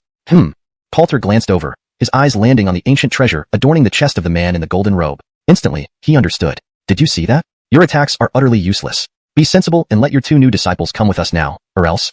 Boom. Before he could finish his sentence, another blast of energy surged forward, crashing against the protective shield in front of them. Seeing this, the man in the golden robe's smile widened. It's no use. You can't possibly. Bam. The shield before them shattered with a resounding boom, and the man's pupils constricted as the blast struck his chest directly. Is that all you've got? A coldness crept into Coulter's expression. Cough, cough. The man in the golden robe turned towards Coulter, looking disheveled and with an uncertain look on his face. Coulter, you dared to lay a hand on me. Have you grown tired of living? This was the first time anyone had dared to attack Albert here. Watch your mouth, or it won't be so simple next time. With a glance, Coulter prepared to leave with the 2 girls. Stop right there. Apologize to me, or you'll never leave today. Albert took a step forward, releasing an overwhelming aura from his body. An ancient treasure floated above his head, emanating an astonishing energy. Seeing the ancient treasure above his head, Coulter halted his steps. I've changed my mind. Since someone delivered their goods personally, why bother with pleasantries? Albert possessed quite a few top-grade ancient treasures. Negotiations were slower than outright plundering. Melissa and Althea quickly positioned themselves, blocking Albert's escape route. Now, hand over all your ancient treasures. Foolish. A fierce light flashed in Albert's eyes as the gourd above his head unleashed waves of sword energy. Clang. As the sound of a sword rang out, a golden sword in tint erupted from the gourd, slicing toward Coulter. Instantly, Coulter unleashed a wave of ancient phoenix true fire, causing the 2 forces to clash mid-air. Albert was taken aback. When did Coulter acquire such power? That strike was equivalent to a celestial transcendent attack, yet Coulter, who was merely at the nascent soul stage, managed to withstand it. Coulter focused on the gourd above Albert's head, determined to claim this top-grade ancient treasure. In a flash, he appeared before Albert, forcing him back with a single strike while reaching for the gourd above his head. You dare? Albert was both shocked and enraged that Coulter dared to target his gourd. He immediately urged the gourd to unleash several sword beams, but Coulter moved faster, catching the gourd and sealing back its sword energy. Albert felt the connection to his prized gourd temporarily severed. In the next moment, his precious top-grade ancient treasure was already in Coulter's hands. Coulter toyed with the gourd, pouring powerful soul energy into it, erasing Albert's imprint instantly. Albert couldn't believe his prized treasure had fallen into Coulter's hands so easily, a sight that made him livid. Coulter! Roaring in fury, he rushed towards Coulter, trying to reclaim his gourd. 2 sword beams answered his charge. Seeing the familiar sword energy heading his way, Albert's face paled as an invisible shield appeared before him. Bam! An enormous explosion sounded, sending Albert flying backward, spewing blood and turning ghostly pale. The despicable fellow. Albert's face darkened as he looked at Coulter from a distance. Not bad. Consider this compensation. If you don't get lost, you'll meet your end here today. A murderous glint flashed in Coulter's eyes. The nurturing sword gourd was indeed a surprising gain, but such a treasure would be wasted on Albert. You. Fury welled up within Albert as he spat out more blood, his hatred for Coulter reaching its peak. Coulter, you will die a horrible death. My possessions aren't so easy to obtain. Albert snarled. Coulter frowned and sent another gust of energy to silence him. At this moment, a surging aura approached from afar, shattering Coulter's energy blast. Simultaneously, a figure swiftly appeared before Albert. Young whelp, what audacity! Xavian. Recognizing the newcomer, Albert's face lit up with relief. Indeed, what happened? Xavian spoke, revealing his celestial transcendent aura. However, Coulter only cast a glance, finding the illusion interesting. Albert immediately pointed at Coulter, angrily saying, Xavian. This guy not only attacked me but also stole my nurturing sword gourd. Please stand up for me. Albert sobbed like a child, pleading with Xavian. Upon hearing this, Xavian's demeanor hardened. Someone dared to steal from them here. It was practically asking for death. Young whelp, return the item and apologize to Albert now, and this matter may be resolved. Otherwise, you won't leave here alive. Unmoved, Coulter continued to play with the nurturing sword gourd. Do you not understand, young whelp? Xavian's expression grew menacing. A mere nascent soul cultivator dares to act so arrogantly here, seeking death. With that, Xavian waved his hand, unleashing a gust of energy towards Coulter. Coulter stood still, while the nurturing sword gourd released two sword beams, one to block Xavian's attack, the other to slash directly at both of them. Even a celestial transcendent wouldn't dare face a sword beam head-on. After barely deflecting the sword beam, Coulter's attack came again, forcing Xavian to retreat hastily. Young whelp, I'm an auto and you dare? Boom. More blasts followed. How dare this kid disregard my status as an auto? Xavian felt deeply embarrassed, being chased by a nascent soul cultivator. For a celestial transcendent like him, it was an immense humiliation. Albert was completely stunned. When had Coulter become so formidable? The thought of the female disciple filled him with dread. He suddenly realized Coulter might settle old scores. This could be very troublesome for him. No, he must find a way to eliminate Coulter. Just as he pondered, more figures appeared, startled by the sight of Coulter chasing Xavian around. To them, Coulter was invaluable after numerous transactions, and they couldn't let him die here. Several autos stepped in to halt the battle. Gentlemen, please hold your hands. They blocked both Coulter and Xavian, preventing further combat. Hashtag chapter 127. Openly robbing. Seeing these people appear, Xavian relaxed a bit, thankful they had finally come. At the same time, he eyed Coulter with wariness. This young man's strength was truly peculiar. Though he was only at the nascent soul stage, he could unleash an unexpected power that caught Xavian off guard. This made Xavian curious about Coulter's background. If he remembered correctly, Coulter was that person's disciple. Not far away, Coulter's nominal master also appeared, his gaze landing on Coulter. He hadn't anticipated that Coulter's strength would become so exaggerated. To be able to contend with a late-stage celestial human realm auto, this was no ordinary feat. Gentlemen, let's discuss this civilly. There's no need for violence. Ahead, an Ottilie man spoke. He had business dealings with Coulter and naturally needed to protect him. With Coulter's displayed strength, many of them felt relieved. Humph. A mere junior being so disrespectful to his autos, is this how you've raised your disciple? Xavian snorted coldly, his gaze resting on the white-haired venerable one. Coulter immediately put on a pitiful expression upon seeing his nominal master arrive. Master, they are bullying me with their influence. The white-haired venerable one nodded slightly, then his face turned chilly as he looked at Xavian. Favio, we have already conceded ground. It isn't fitting for you to press further. Or do you think I am someone easily bullied? As his words fell, a terrifying aura spread around, causing everyone's bodies to tremble. What a formidable realm. Coulter's eyes rested on his nominal master. This person was likely already beyond the sky transformation stage, truly worthy of being one of the 9 peak leaders of ancient sect. Even if it was just an illusion, Coulter still felt somewhat wary. As the white-haired venerable one revealed his pressure, Xavian and others' expressions tightened, almost forgetting that this wasn't someone easily trifled with. Stop. We'll recognize this matter today, Xavian quickly said. Even with support from the Selma, they couldn't go too far. Humph. The white-haired venerable one snorted coldly, retracting his pressure. Let's go. Xavian, preparing to take Albert away, paused when Albert whispered, Second uncle, this guy took my sword cultivating gourd. Hearing this, Xavian was shocked. Then his gaze fell on the gourd in Coulter's hand. Young man, this item isn't something you should possess. Give it back. Everyone's attention focused on Coulter, all feeling surprised. The sword cultivating gourd was given by the Selma to Albert as a safeguard, containing 10 main sword chi, each at celestial human realm power. Unbelievably, Coulter had taken it. Hearing this, Coulter laughed coldly, then directly stowed the sword cultivating gourd, saying, What do you mean, your sword cultivating gourd? How do I know about it? With the item now in his possession, how could he easily give it up? Upon hearing this, everyone was stunned, having seen Coulter take it themselves. Was he playing games? Xavian's face darkened, speaking coldly. Junior, don't overstep. Some things aren't meant for you to touch. This sword cultivating gourd was given by the Selma to Albert. If Coulter took it so easily, it wouldn't do. The white-haired venerable one fell silent, looking at Coulter. Coulter understood immediately, quickly speaking up, Master, considering their excessive actions, isn't giving this sword cultivating gourd to me reasonable compensation? The white-haired venerable one sighed, seeming to feel indebted to Coulter, nodding instantly, reasonable.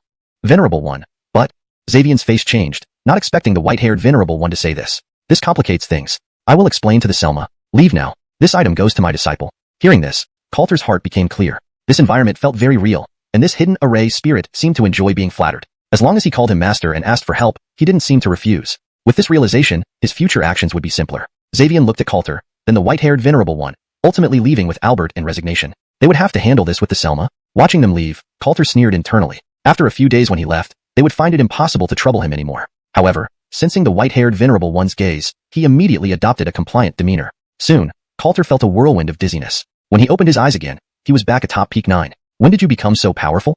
Coulter calmly replied. Because this incident hit me hard, I decided to train harder to improve my strength. This answer was natural and made the white-haired Venerable One feel somewhat guilty. Indeed, the white-haired Venerable One didn't respond, merely glancing silently before turning and leaving. Watching him depart, Coulter realized this array spirit likely had much to do with these events. Otherwise, he wouldn't act like this within the illusion. However, the specifics were still unclear to Coulter. Soon after, Melissa and Althea joined Coulter. Should we continue? Of course. We can't waste these ancient treasures. And Albert has 2 top-tier ancient treasures. Coulter revealed a cold smile. Keep an eye on Albert and his group. Find an opportunity to take their items. Melissa and Althea exchanged glances, impressed by Coulter's audacity. But they didn't protest, carrying out his orders. 3 days later, right after completing a transaction, Melissa hurriedly approached Coulter, whispering a few urgent words. Coulter immediately stood, addressing the man opposite him. Senior Langston, we have other matters to attend to. See you in 5 days. All right. Then Coulter led the 2 women to an inn with an ancient sect. Are you sure this guy is here?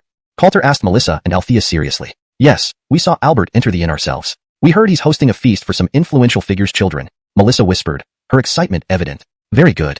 Coulter nodded slightly, then continued. Althea, you stay here and watch. Melissa, let's go inside and see if there's an opportunity.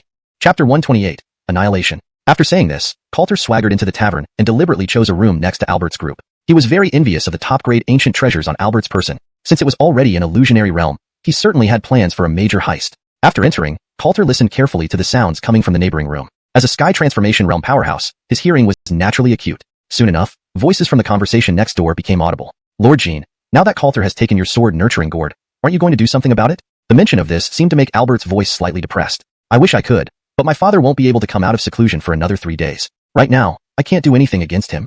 That Jediah is no good guy. But how did Coulter end up being so powerful? Why didn't he react when we bullied that little girl? A puzzled voice echoed nearby. He was confined by his master. Now that he's out, he probably intends to settle scores with us. Albert's voice carried a hint of apprehension. He originally thought his status would make Coulter more considerate, never expecting him to be so obstinate, risking everything for a waste of space who couldn't cultivate. This little girl is still in our custody. Why don't we? The rest went unsaid, but Coulter could sense the malevolence in the unspoken words. Don't rush it. I'm going to have some fun with them. This Coulter, I won't let him off easily. Albert's viciousness was palpable in his tone. Coulter decided at this point that he had heard enough. In the next moment, his figure appeared in their private room. How do you plan to deal with me? The chilling voice made Albert shudder. Coulter? You. The others realized something was wrong and tried to escape immediately. But as Coulter waved his hand, several gales shot out and instantly ended their lives, happening so quickly they barely had time to react. Now only Albert and Coulter were left in the room. Albert's legs trembled, his expression tense. Coulter, do you dare kill me? Why wouldn't I dare? Coulter's cold glare revealed his contempt. These fellows used their power to bully men and oppress women, even targeting a young girl who couldn't cultivate. This stirred deep anger within Coulter. Even though it was just an illusion, the memory enraged him. Since there was an opportunity, he might as well send this scoundrel to hell and possibly uncover the secret of the array spirit. Coulter, don't kill me. Don't you want to know where that little girl is? Albert pleaded immediately, relieved when Coulter halted. How about this? I'll give the little girl back to you, and I won't mention what happened here. Will you spare me?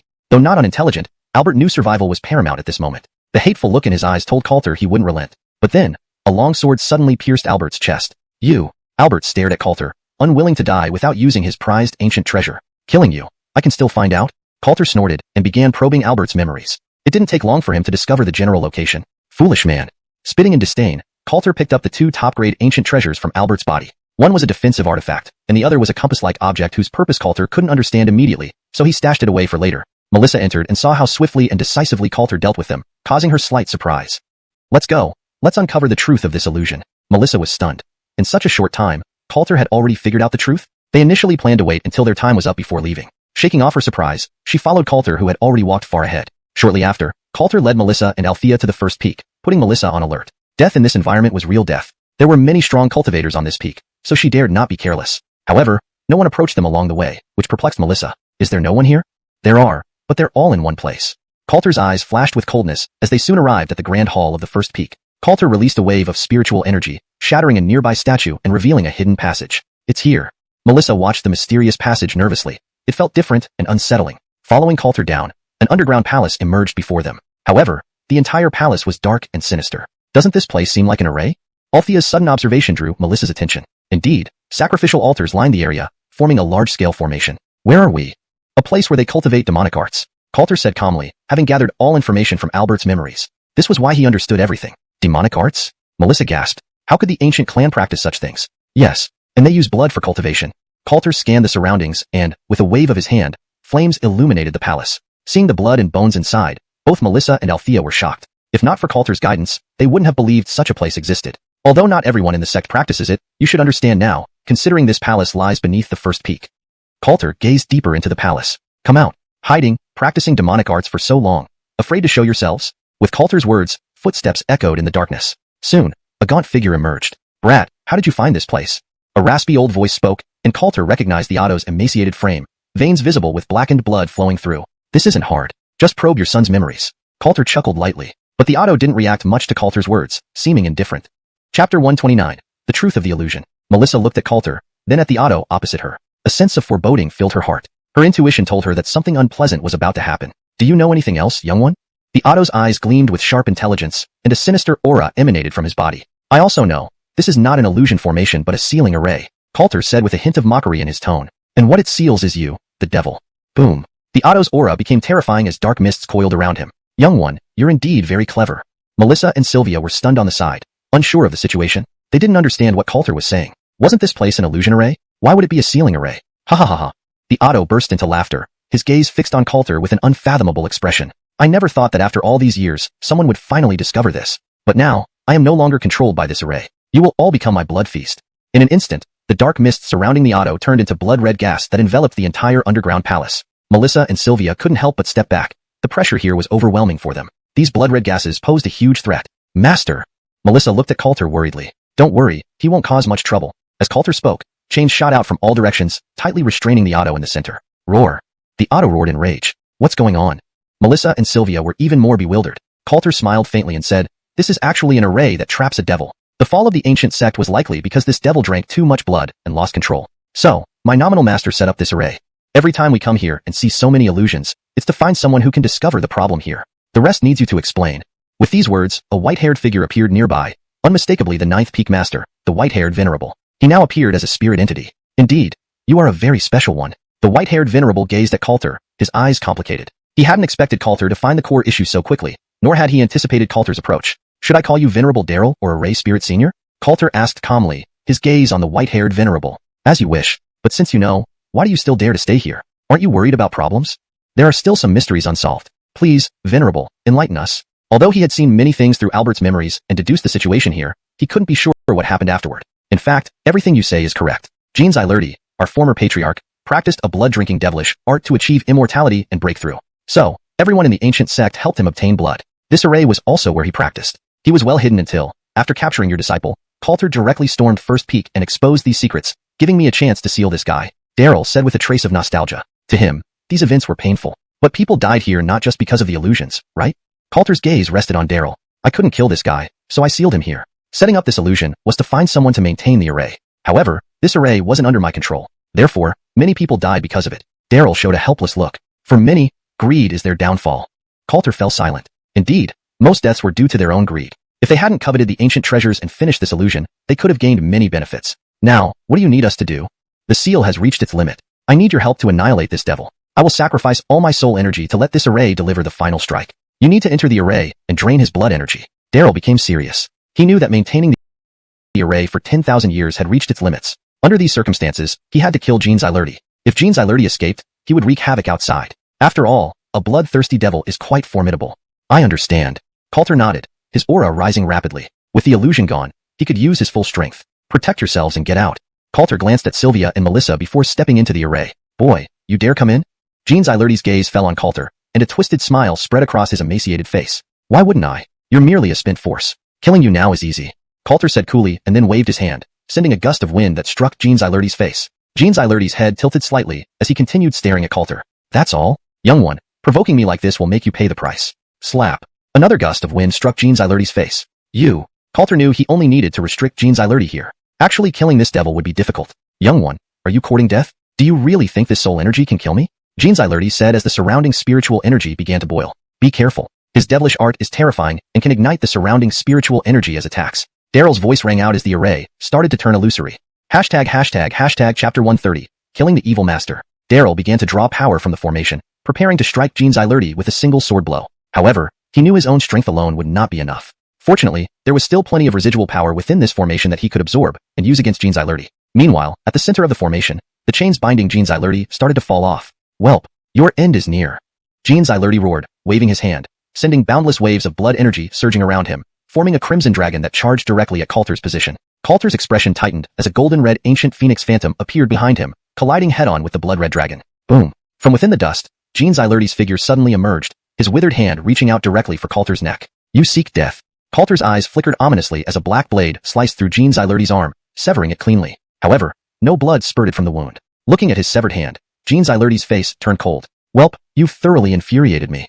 Gradually, the stump began to regenerate slowly. His body is entirely composed of blood energy, not true flesh and bone, so destroying his physical form isn't easy, Daryl continued, directing Coulter from the void. Coulter nodded slightly, swinging his hand to unleash the power of the ancient phoenix. Golden red flames rained down upon Xianxia relentlessly. Under such fierce attacks, Xianxia was forced to retreat step by step. The years of being sealed had left him with only the power of the transcending heaven realm. Facing Coulter, who was filled with life force, put him under immense pressure. Above them, strands of law power were coalescing. Xianxia knew well that the sealing formation imprisoning him was one of the top 10 ancient sealing formations. If truly struck by this sword, he would be dead without a doubt. Originally, he just needed to hold on a bit longer to survive and escape this cursed place. He hadn't anticipated the arrival of someone who could break the deadlock. Was this fate? Such thoughts raced wildly in Xianxia's mind, but he refused to accept his fate. I must live. Another surge of life force erupted, pushing Coulter back forcefully, causing him to become solemn. Welp, die. A blood-red claw descended from the sky towards Coulter, its immense pressure making it difficult for Coulter to move. Boom. The blood-red claw shattered the ground beneath Coulter, leaving a massive crater in front of them. Master? Melissa exclaimed, her gaze fixed on the crater. Ha ha ha, welp, this is what happens when you offend me. Learn to be smart in your next life. His manic laughter echoed throughout the sky. Melissa and Althea's faces turned deathly pale. Coulter's figure was nowhere to be seen in the crater, likely reduced to powder by that strike. The old man, celebrating too early? Bam. Powerful ancient phoenix energy emerged behind Xianxia, slamming into him with great force. Xianxia crashed into the wall, unable to move. This attack shattered all his accumulated strength. The old man, celebrating a little too early, huh? Coulter sneered, completely unharmed except for some dust on his clothes. Although he had taken the hit head-on, the triple constitution enhancement had boosted his defenses remarkably. That strike was not enough to threaten him. After all, Xianxia was already at the end of his strength. A good opportunity. In the sky, Daryl seized the moment, unleashing a surge of law power as a sword beam pierced Xianxia's chest. No. Xianxia let out an anguished roar, but his vitality was rapidly dissipating, and the blood energy he had cultivated all his life was slowly fading. Finally, Daryl materialized, albeit appearing very ethereal now. That one strike had drained his soul completely. Coulter watched as Xianxia dissipated into the air, shaking his head. His demise was inevitable if he chose to cultivate evil powers. Had he not embarked on this dark path, this wouldn't have been his end. Daryl turned his gaze towards Coulter. Thank you, Coulter. Daryl bowed deeply, expressing his gratitude. It's nothing. Coulter waved it off. Letting such an evil master loose would cause chaos. His death was a relief. Daryl smiled faintly for the first time in a long while. Without you, this would not have been so smooth. Back then, it was also because of you that I exposed his vile deeds. Perhaps fate has its way. Daryl sighed wistfully, waving his hand, summoning a two-colored sword floating in the air. This is the heart of the suppressing formation. Only by becoming its sword spirit did I manage to survive until now. Now that the evil master is gone, this sword should find its rightful owner.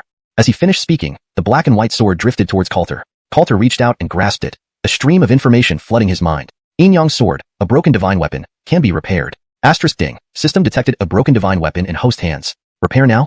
Asterisk. Coulter perked up at the system's prompt. If repaired, this would become a genuine divine weapon, which was definitely a good thing. Without hesitation, he agreed. Soft light enveloped the Yin-Yang sword, radiating a powerful aura. Daryl watched this scene, visibly surprised. He knew the Yin-Yang sword was damaged due to sealing the evil master. Never had he imagined Coulter could repair it. This person was indeed extraordinary. Daryl glanced at Coulter again, but it didn't matter much anymore. With a sigh, Daryl said, my mission is over. Back then, it was I who failed you. Coulter looked at the mighty protector who had guarded this place for 10,000 years, feeling a sense of nostalgia. Without Daryl, the world might have faced another ruthless devil. Perhaps he never blamed you. What he regretted was his lack of resolve. Coulter smiled softly, looking at Daryl.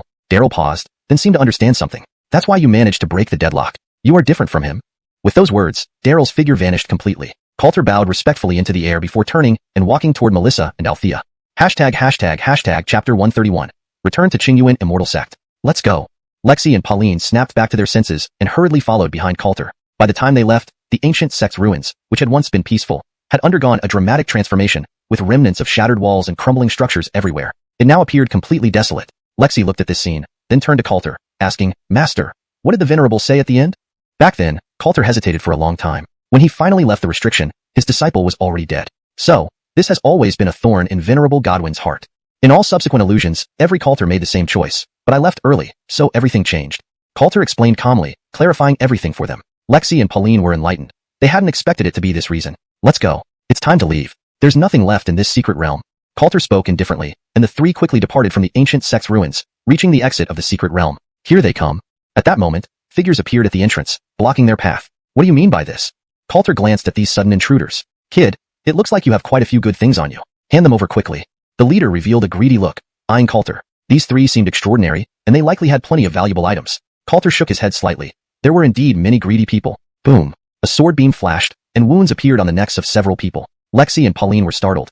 They hadn't even seen how Coulter attacked. It was that fast. You see, greed can harm others deeply. Coulter sighed, then stepped out of the secret realm. Whether it was the ancient sect's master Jean Zylerty from 10,000 years ago, or the cultivators who ventured into this secret realm, they all died because of greed. Lexi and Pauline quickly followed him out. After leaving the secret realm, Coulter looked at the two women and softly asked, "What are your plans now?" They exchanged glances and replied, "Find a quiet place to cultivate." I will give you a location where I have a residence. Go there to cultivate and wait for my orders." Yes. After the two left, Coulter turned around and flew towards Qingyuan Immortal Sect. A few days later, Coulter reappeared above Qingyuan Immortal Sect. Just as he returned, the system's voice suddenly rang out. Ding! Detected an outstanding figure with Emperor potential nearby. Please proceed. Host. Coulter was taken aback. This prompt was strange, offering no additional information, only a location. This was the first time. However, Coulter immediately changed direction. The outstanding figure with Emperor potential was crucial to him. He couldn't miss this opportunity. Half an hour later, Coulter arrived in a deserted wilderness. System, is this what you meant by Emperor potential? Coulter scanned the area, finding it completely empty. How could an outstanding figure appear here? The system remained silent. Frustrated, Coulter had to find the person himself. Not long after, movement below caught Coulter's attention. He immediately descended and saw a group of people surrounding a carriage, seemingly engaged in a conversation. As he approached, he heard a domineering voice. "Miss Morong, please accompany us. You're such a delicate beauty, we wouldn't bear to hurt you." The leading brute leered at the woman inside the carriage. She was undoubtedly beautiful, like a celestial maiden. Is this her? Coulter scanned the area, focusing on this figure. However, the system still didn't respond. This woman had a solid foundation at the core formation stage, indicating considerable talent, but she shouldn't possess Emperor potential. Reluctantly, Coulter continued watching. "Everyone, you're underestimating yourself if you think you can rob me, Tori." The woman spoke calmly. Even though there were several nascent soul cultivators surrounding her, she didn't seem concerned. "Miss Morong, do you really think one core formation cultivator can deal with all of us? To be honest, our young arty has admired Miss Morong for a long time, and hopes you'll grace us with your presence." The leader continued, leering at Tori's face greedily. "Humph, tell him to scram. This young lady isn't impressed by the likes of him." Seeing Tori's uncooperative attitude, the man's expression darkened. "You refuse the wine offered politely and choose punishment instead. Looks like you want to be bound up by the brothers. Try it." Tori huffed. "Get her." The scene descended into chaos. Despite the intense fight, Tori was indeed strong and managed to hold off her attackers for some time. Coulter frowned, still not seeing the supposed Emperor potential. He reluctantly extended his divine sense, scanning the carriage. Inside, it was indeed just Tori. However, a snow-white fox drew Coulter's attention. Coulter's expression grew serious. Could it be? The battle intensified, and Tori began to lose ground. Fighting against so many opponents, she had held on remarkably well. Bang! With Tori's left-hand sword knocked away, several nascent soul cultivators grinned malevolently. "Miss Morong, it seems you're done for. Why not beg for mercy? Maybe we'll let you off." The man continued smirking triumphantly. "Dream on." Tori coldly retorted and waved her hand. A white figure darted out. "Xiaobai, get rid of them."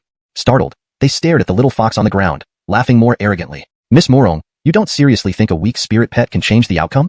Looks like Miss Morong is grasping at straws. This little fox won't last one move against me." Infuriated by their arrogance, the white fox on the ground suddenly enlarged, transforming into a massive, red and white fox standing before them. "Now, can you still handle this?" Tori's voice echoed, revealing her true trump card. Ding! Detected Emperor potential. Fox Clan, Shana, Nine-Tailed Heavenly Fox Bloodline. Chapter 132. Nine-Tailed Celestial Fox. At the same time, the system's voice echoed in sync, causing Coulter to display a look of, just as I thought. This was what the system referred to as an emperor-like presence, but it being a Fox Clan member took Coulter by surprise. However, regardless of what it was, it would ultimately be beneficial for him. After a brief inspection, Coulter noticed that this nine-tailed celestial fox wasn't in good condition. There was a small wound on its physical form which seemed to cause it some pain. Moreover, This nine-tailed celestial fox truly only had the cultivation of the core formation stage. It appeared her bloodline hadn't been activated yet. Otherwise, she wouldn't be like this. Confirming this point, Coulter formed an idea in his mind, but knew it wasn't his turn to act yet. A few men stared at the red and white fox, their expressions turning serious. After exchanging a glance, they attacked simultaneously. Powerful spiritual fluctuations began to sweep around the carriage. Tori sat calmly. With Xiaobai around, these people couldn't threaten her. The strength of this spirit pet she had bid for back then was indeed formidable. The red and white fox continuously swiped its claws. With each strike, one person would be sent flying. Watching this scene, the leading man's face gradually darkened. He felt pressure. The fox's strength exceeded his imagination. Looks like we have no other choice.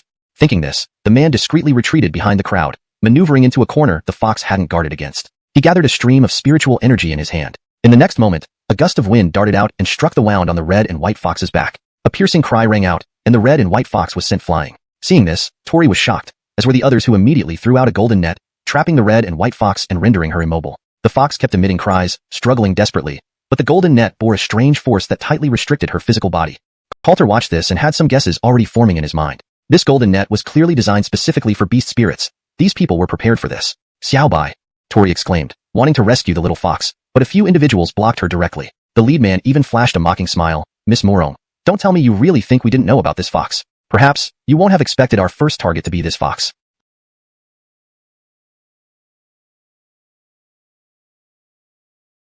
At this moment, Tori lost her composure, realizing these people had investigated her. What do you want? Tori asked solemnly, her expression stern. In this moment, she no longer retained her earlier calmness. After all, this fox was her biggest trump card, and now that it was trapped, she stood no chance against these people. This made Tori somewhat annoyed. If only she had brought some guards, she wouldn't have fallen into someone else's hands so easily. Thinking this, Tori also became tense. Please, Miss Morong, accompany us. Rest assured, our young lord of the beast-taming sect won't harm you. We just wish to invite Miss Morong for a drink and chat. The man laughed, making Tori's heart sink. If only it were that simple. These people obviously harbored ill intentions. Beast-taming sect, Coulter muttered, stroking his chin. No wonder they had artifacts capable of restricting spirit beasts. They were from this sect. Although just a minor sect, their skills in taming beasts were indeed remarkable. Many people looking for mounts or spirit pets would seek out the beast-taming sect. Had they also realized this fox's extraordinary nature? Regardless, he couldn't let this fox be taken away. This was his emperor-like presence after all. With this thought, Coulter stepped forward, a terrifying aura sweeping over, leaving the beast-taming sect disciples immobilized. Who is that? The disciples exclaimed, their gazes fixed on the air, only to see a man in white slowly walking towards them. Tori, watching this scene, revealed a surprised expression. Leave them here. The rest of you, get lost, Coulter said indifferently. The leading man's expression darkened, not expecting interference halfway through. But both Tori and the fox were under orders from their young lord to be brought back. He couldn't easily hand them over to anyone else. Sir, we are from the beast-taming sect. Our sect isn't without strong figures. Have you considered your move carefully? To offend our beast-taming sect for two unrelated individuals isn't a wise choice. The man spoke solemnly but didn't dare to make a move. The aura before them was clearly terrifying, possibly already at the heaven transformation realm. While unsure why he appeared here, he posed a significant threat. However, the beast-taming sect did have heaven transformation realm experts too. Under such circumstances, they believed this person wouldn't dare do anything directly. Coulter coldly snorted. Did you not understand my words? Do as I say. Don't try to bargain. As he spoke, the oppressive aura intensified, making it hard for the beast-taming sect disciples to breathe. Sir, must you truly oppose our beast-taming sect? If Sir wishes to leave, we can give you what you desire. Bang. Before finishing, he was flung backward, crashing into a tree behind him, instantly losing his life. Noisy. Coulter coldly snorted, his gaze fixed on the remaining members of the beast-taming sect. Will you be the same as him? They exchanged looks, fear visible on their faces. This was genuinely a heaven transformation realm expert. Since he showed no regard for their background, they didn't dare continue. Thus, they released Tori and the red and white fox, quickly leaving the area. Tori watched this, sighing in relief. She then looked at the exceptionally handsome Coulter, pondering how she should thank this powerhouse. Yet, he seemed quite young, probably not much older than herself, and already possessed such strength. This piqued Tori's curiosity. How had he cultivated to this level? Many thanks for saving us. Please come to our Morong family as a guest. I, Tori, will certainly. But before she finished, Coulter had already bypassed her. Chapter 133, Shauna. Flora's body stiffened, and she froze on the spot. This senior actually completely ignored her? Did he not intervene because of her? Then Flora saw Coulter unbinding the golden net from her spirit beast and examining its injuries. An unbelievable thought flashed in Flora's mind. Could it be that this senior only had eyes for her little white fox? This idea left Flora astounded. After all, it was just a mere fox. Jensental White had returned to her normal size, her big round eyes watching Coulter with curiosity at this sudden stranger. Coulter swept his gaze over, and immediately received feedback from the system. Ding! Detected physical damage and memory loss in Shauna. Coulter nodded slightly. It was indeed as expected. If everything were normal, even without awakening her nine-tailed celestial fox lineage, Shauna would still be extremely powerful. Without being able to restore her memories, Coulter pondered for a moment and came up with an idea. With a wave of his hand, A pill filled with circulating spirit chi appeared in his palm. Eat this, it will repair your internal injuries. Jinsen to Coulter's words, Xianxia glanced at the pill. She could sense Coulter's benevolence and, indeed, felt the lingering injuries inside her body which Flora had never been able to help mend, causing her inability to speak. After some silence, she swallowed the pill. Her sharp senses assured her there was nothing amiss with the pill. Flora approached curiously. It seemed that Jinsen had some injuries she hadn't noticed, leaving her puzzled. After all, she had detected nothing herself. Xianxia felt a gentle medicinal power coursing through her body, healing her wounds comprehensively, including those inflicted by those humans earlier. She felt remarkably good, and her fur grew increasingly lustrous and silky. How did you know that Jinsen still had internal injuries? Flora exclaimed in surprise. She had no clue, but this mysterious man offering a pill for her Jinsen made her wonder about his intentions. Your cultivation level is too low. Naturally, you can't tell, Coulter said coolly. Meanwhile, Xianxia emitted a white glow, feeling her injuries completely restored. Familiar strength surged back into her body. With a thought, her form changed, and soon a girl in a red and white dress stood before the two. Flora's mouth hung agape in astonishment. She didn't realize Jinsen could transform. While beasts could transform, only those with powerful bloodlines could do so at the core formation stage. It seemed her Jinsen also possessed decent bloodline power. At this realization, Flora became excited. Thank you for the pill, senior. Xianxia spoke delicately, her beautiful eyes likely captivating any man who looked into them. Flora stared at Xianxia, surprised that Jinsen could speak and even had her own name. She had no clue about these things before. More shocking was what the white-clothed senior said next.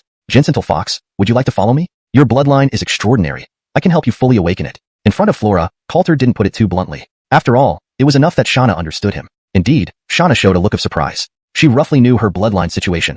Often vague memories flooded her mind, a phenomenon of bloodline regression. However, her bloodline had never successfully awakened, frustrating her. Not long ago, while in the mountains, she encountered a group of people who injured and captured her, eventually auctioning her off where Flora bought her. Flora treated her fairly well, but to Xianxia, it was impossible to remain with Flora forever. There was a bigger world for her. Thinking it over, she made her decision. The Fox clan had strong empathy towards human hearts, and she sensed no ill intent from Coulter. Perhaps he really could help her recover her bloodline power. At this moment, Flora interjected in dissatisfaction. Senior, although you saved my life, Jinsen is my spirit pet. Isn't it somewhat unethical to take her away? Flora hadn't expected Coulter to have designs on Jinsen making her reluctant, but remembering Coulter was her savior. If taken by the beast-taming sect, unpredictable things might happen. So while it was hard to refuse Coulter's request, she couldn't let him disregard her wishes. You didn't sign a contract with her. In recent times, she has protected you many times. You owe her. So, it's up to her decision. Coulter said calmly, seeing clearly that Flora hadn't signed a contract. Initially, she might have been attracted by Xianxia's adorable appearance. Hearing this, Flora felt helpless. Coulter was right. She turned her gaze to Xianxia. Xianxia paused thoughtfully before nodding softly. I wish to follow senior. The soft feminine voice finally broke Flora's hope. However, being reasonable, she shouldn't block Xianxia given Coulter's kindness and the Fox's assistance. Yet, she felt a tinge of reluctance. Ding! Congratulations! Host acquires 9-tailed celestial fox, rewarded with green Emperor Sutra and a drop of 9-tailed celestial fox essence blood. Seeing the rewards, Coulter realized they were prepared for Xianxia. But Xianxia should bring considerable benefits. Turning his gaze to Flora, Coulter said slowly, how about this? I'll help you with one matter, as long as it doesn't violate my principles. Upon hearing this, Flora's eyes lit up, thinking of something. This could be a huge help. Her return home was urgent due to issues with the Murmur family. Encountering unexpected troubles mid-journey, having Coulter accompany her back now would certainly aid her greatly, given his unquestionable strength. Thinking thus, Flora quickly responded, if so, I'd humbly ask senior for your assistance. Chapter 134, Mourong Family. Half a day later, in a bustling city, Coulter and Tori walked along the streets. Christy had transformed into her true form and was perched on Coulter's shoulder, cultivating the Green Emperor scripture. Christy was also puzzled as to how Coulter could possess the Fox clan's cultivation technique. However, this scripture greatly benefited her. If she continued cultivating, she would quickly restore her cultivation level. Moreover, it would help evolve her bloodline further. At this thought, Christy felt hopeful. Coulter felt the energy within Christy while pondering Tori's request. The task Tori asked of him wasn't too difficult, helping the Mourong family through a crisis. However, he was unclear about the exact nature of the crisis. Tori hadn't explained it thoroughly, so he could only follow her here. Skywall City. Memories surfaced quickly. This area still fell within the Qingyuan Immortal Sect's jurisdiction, but it was primarily dominated by the Beast Mastery Sect. The Beast Mastery Sect was another formidable force, with cultivators at the Heaven Transformation Realm or above, making them quite powerful. Seeing Tori return to his side, Coulter spoke calmly. Tell me what exactly is happening? Tori nodded and recounted the current situation of the Mourong family. As one of the 3 major clans in Skywall City, the Mourong family was relatively strong. However, they recently faced significant issues. They discovered a small spiritual vein, which was extremely valuable in the present world, leading many forces to go mad over it. The Mourong family was targeted by the Beast Mastery Sect, who wanted to seize the discovered spiritual vein. However, as a large sect, the Beast Mastery Sect couldn't just openly snatch it. Thus, they proposed an alliance through marriage. To the Mourong family, the intentions of the Beast Mastery Sect were clear. It was nothing short of a wolf in sheep's clothing. They naturally refused, knowing that agreeing to such a union would mean their annihilation under the Beast Mastery Sect's rule. Consequently, the Mourong family was in dire straits. Tori rushed back immediately to assist her family with this matter. Initially, she had no solutions, but encountering Coulter made her feel less helpless. Given Coulter's impressive strength, she believed that handling the situation might be easier with his help. After listening to Tori's explanation, Coulter finally understood the situation. He pondered for a moment before focusing his gaze into the distance. This matter can be dealt with. Let's first visit your Mourong family and see what we're dealing with. Coulter already had some ideas on how to handle the situation, but he needed more information before finalizing his approach. All right, Tori said with evident relief, leading Coulter toward the Mourong family compound. Meanwhile, inside the Mourong residence, everyone wore worried expressions. Nearby, a middle-aged man sipped tea leisurely, his gaze calm as he observed the Mourong family members. His demeanor clearly indicated he wasn't part of the Mourong family. How have you considered? The Leighton of the Beast Mastery sect asked, scanning the room with a composed look. Leighton, can we have some time to discuss this? The Auric forced a smile, trying to maintain composure. The pressure from the Beast Mastery sect was immense, given their superior strength, making it challenging for the Mourong family to face them directly. The Beast Mastery sect has been very respectful, and this marriage will benefit the Mourong family. It will deter others from targeting you, the Leighton said, smirking as if the matter was already decided. Anger welled up in the hearts of the Mourong family members, yet they felt powerless. Everyone knew the sinister intentions of the Beast Mastery sect, but they presented themselves like gentlemen. Though they claimed to give the Mourong family time to consider, they were, in fact, coercing them. This union must be consensual. We are not sure of Yi's wishes, so please give us some time. The Mourong patriarch replied, knowing full well that if Tori married into the Beast Mastery sect, it would be like sending a lamb to slaughter. Besides, he loved his daughter dearly and would do anything to prevent this. Wouldn't she defy parental wishes? You should decide quickly, Artie. Such opportunities don't come often. The Mourong patriarch internally cursed the Otto's ancestors, who didn't know the hidden agenda behind this sudden proposal. This decision must rest with my daughter. Please, Leighton, be patient, the patriarch insisted. Seeing the Mourong family hesitate, the Leighton sneered, don't worry, Miss Mourong won't be coming back. This statement caused the patriarch's face to pale, staring intently at the Otto. What do you mean by that? A sense of dread washed over him. Had they already taken action against Tori? This was infuriating. The patriarch was deeply concerned, fearing for his daughter's safety, especially since she had returned alone. If she was captured by the Beast Mastery sect, the outcome would be dire. I've always admired Miss Mourong, so we invited her as a guest to the Beast Mastery sect. Is there a problem with that? The presence of the Heaven Transformation Realm emanated, causing many in the Mourong family to gasp, their faces turning grim. Clearly, the Beast Mastery sect was not planning to negotiate reasonably, which was devastating news. The patriarch's expression flickered between anger and anxiety. Agreeing would complicate matters further, but he couldn't ignore Tori's safety. Seeing their silence, the Leighton added, if you agree now, I guarantee Miss Mourong will be safe, and the Mourong family will remain allies with the Beast Mastery sect. Otherwise, well, you know. Chapter 135, Fleeing in Desperation. The threat was glaringly evident, leaving the Mourong family at a loss for a proper response. After all, the Beast Taming sect posed too great a threat for them to resist. Especially if Tori were taken away by the Beast Taming sect, they seemed to have no choice but to capitulate. The situation was becoming increasingly dire for them. At this thought, the head of the Mourong family sighed heavily. Just as he was about to speak some conciliatory words, he suddenly heard a voice. Father, I'm back. Upon hearing the voice, the head of the Mourong family looked up sharply, his eyes filled with disbelief as he stared toward the door. Everyone else also wore expressions of astonishment. Even the Leighton of the Beast Taming sect appeared taken aback, looking incredulously at Tori who had just walked in. How could it be? How did Tori manage to escape despite so many cultivators taking action against her? Could it be that the Mourong family has a powerful figure accompanying them? But according to the information he had obtained, no one from the Mourong family was following Tori. For a moment, the Leighton's expression wavered between surprise and suspicion. Arno watched Tori return, his heart filled with confusion. However, regardless of everything, Tori was safe and sound, which reassured him greatly.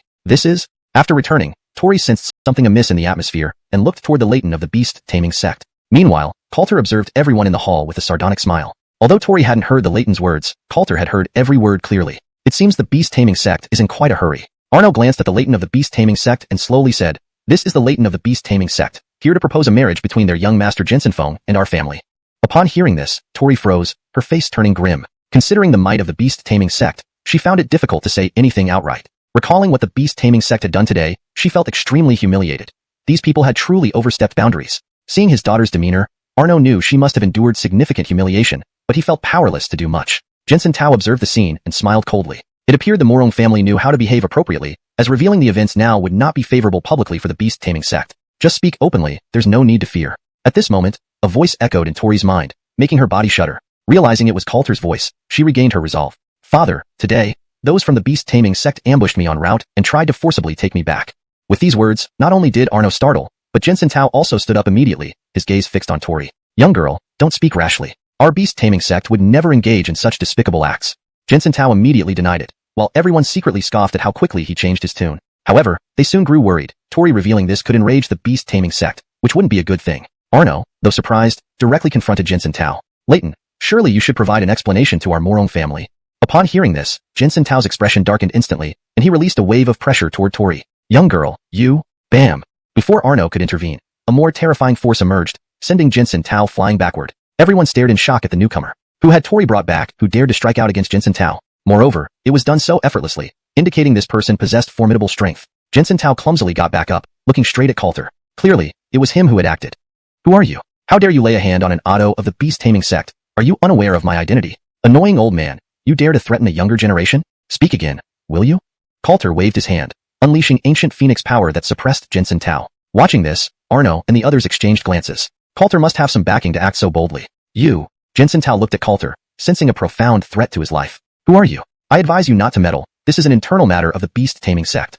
Jensen Tao could only use the name of the beast-taming sect to threaten Coulter, hoping Coulter would realize that the beast-taming sect was not easily provoked. Just someone who doesn't approve of your actions. Tell your patriarch to stay out of Morong family matters, or else I'll pay you a personal visit. Get out. With that, Coulter waved his hand, using a powerful force to hurl Jensen Tao outside. Jensen Tao stood up, staring angrily at the Morong family compound. But he didn't dare make any further moves. This person's strength was immense, far beyond his capacity to handle. After deliberating, he decided to leave and seek help from higher-ups. This matter was now beyond his capability to resolve. You'll pay for this. With that, Jensen Tao turned and left, intent on gathering reinforcements. In the main hall of the Morong residence, Arno recovered and looked at Coulter with newfound respect. This young man was incredibly powerful and likely held considerable influence. Many thanks for your assistance. May I ask your identity, sir? Arno asked, eyeing Coulter intently. Father, it was Lord Coulter who saved me. Without him, I wouldn't have returned today. Tori quickly added, then whispered, Lord Coulter is a heaven transformation realm expert. Arno nodded, his expression growing more serious. For someone so young to possess such strength, it was clear he must have formidable backing. Regardless, I am deeply grateful for your kindness. I shall prepare a gift for Lord Coulter.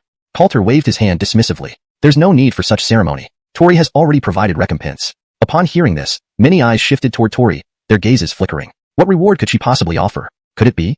Even Arno hesitated, his expression complex. Feeling everyone's stares, Tori blushed and quickly clarified, it's not what you think. Then, Tori recounted the events, but only mentioned that Coulter favored Shauna, omitting details about Shauna's condition. Chapter 136, The Arrival of the Beast-Taming Sect. Upon hearing this, Arno heaved a sigh of relief. It was fortunate that it wasn't as bad as he had imagined. However, he was still somewhat puzzled by Coulter's interest in a little fox. He had seen this fox before. It was reasonably strong but certainly not an unusual breed or a powerful bloodline spirit beast. If Coulter liked it, then it was fine to give it to him. After all, Coulter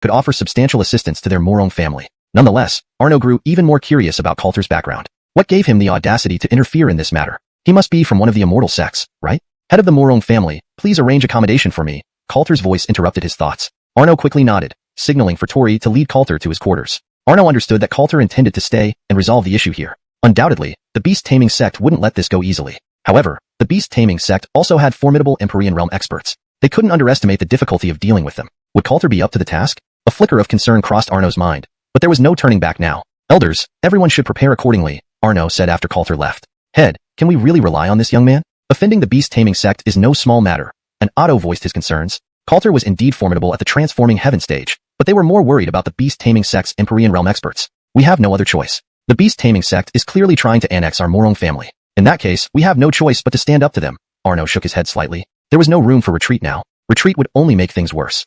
You're right. Let's fight them, even if it means going down together. We'll show them that the Morong family is not to be trifled with. Several younger Ottos expressed their determination. At their age, they were naturally unafraid. This young Master Coulter may look young, but with such strength, he must have some background. Let's place some trust in him for now, another Otto said slowly, feeling that they could provisionally trust Coulter. All right, everyone return to your duties, and keep an eye on the beast-taming sect. Do not let the other disciples leave. Everyone be cautious, Arno concluded. Yes. On the other side, Tori led Coulter to a guest room to rest. Tori looked at Coulter, her worry showing as she asked, Master Keaton, about the beast-taming sect. Do not worry. Since I've promised, I will handle it. Wait for them to come. Coulter waved his hand. He understood Tori's concern but was determined to protect the Morong family. Hearing this, Tori inexplicably trusted Coulter, feeling assured that he could succeed. She nodded slightly, saying, I understand. Once Tori left, Christy leaped down from her perch and transformed into human form. Master, I still have some questions about the Green Emperor scripture. Could you help me? Of course. Coulter nodded and began explaining the issues Christy raised. Shortly after, Christy fully comprehended the teachings, entering a state of enlightenment, releasing a unique aura of a primeval creature. Many transforming heaven realm powerhouses within the Morong family noticed the shift. However, Coulter quickly concealed the aura, leaving many baffled as to what had transpired. The rapid disappearance of the aura deterred further investigation. Coulter smiled at Christy. Dang, Christie has successfully mastered the Green Emperor scripture. Congratulations, host, for obtaining the nine-tailed fox flame. Ding. Congratulations, host, for obtaining 1 drop of nine-tailed celestial fox essence.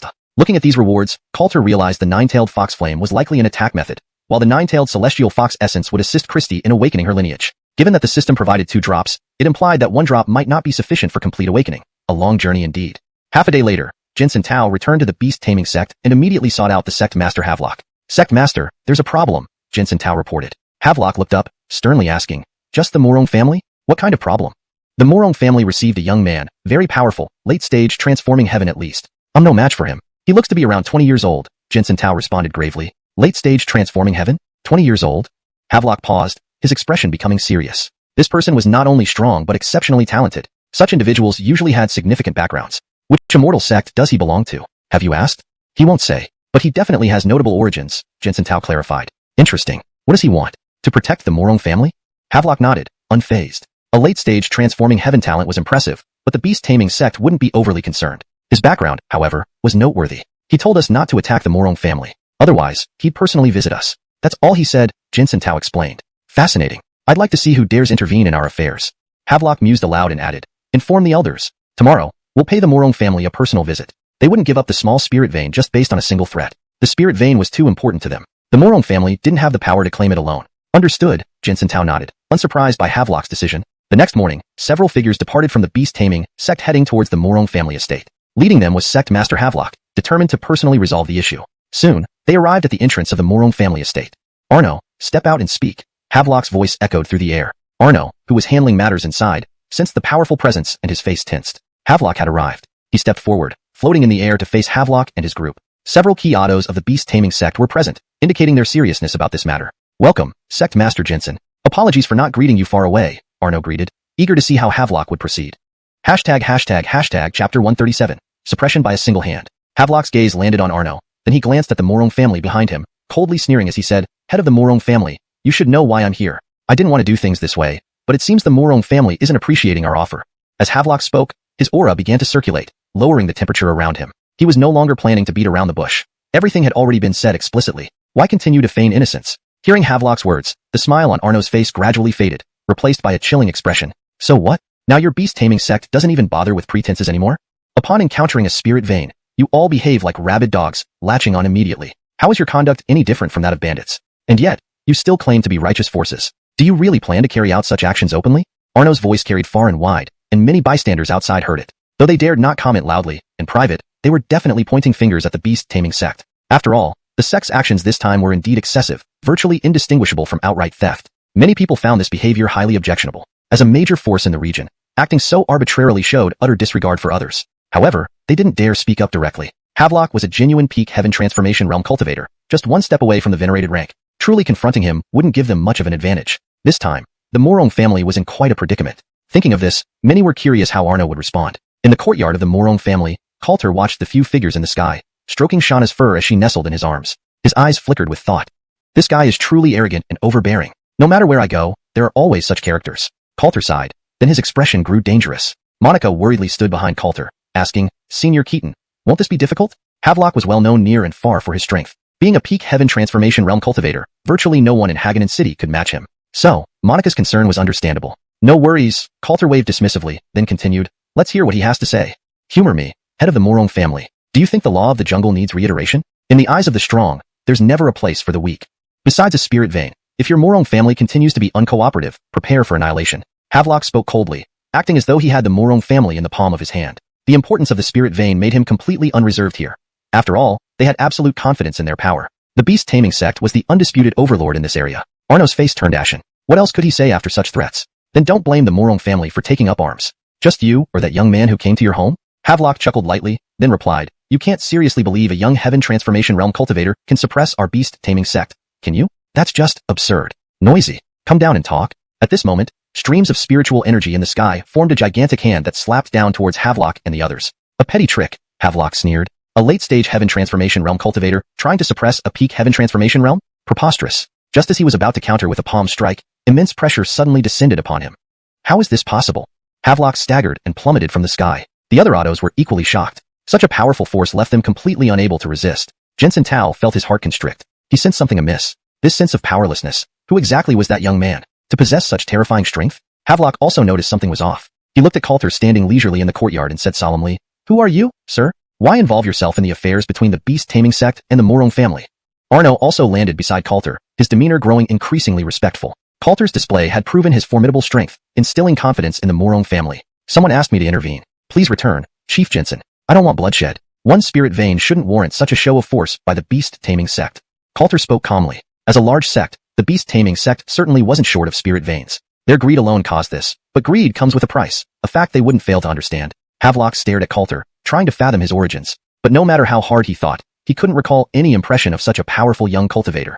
This person was truly strange. After some thought, Havelock said, "You expect us to back down just because you said so? Isn't that a bit presumptuous? At least tell us where you come from." His intention was simple.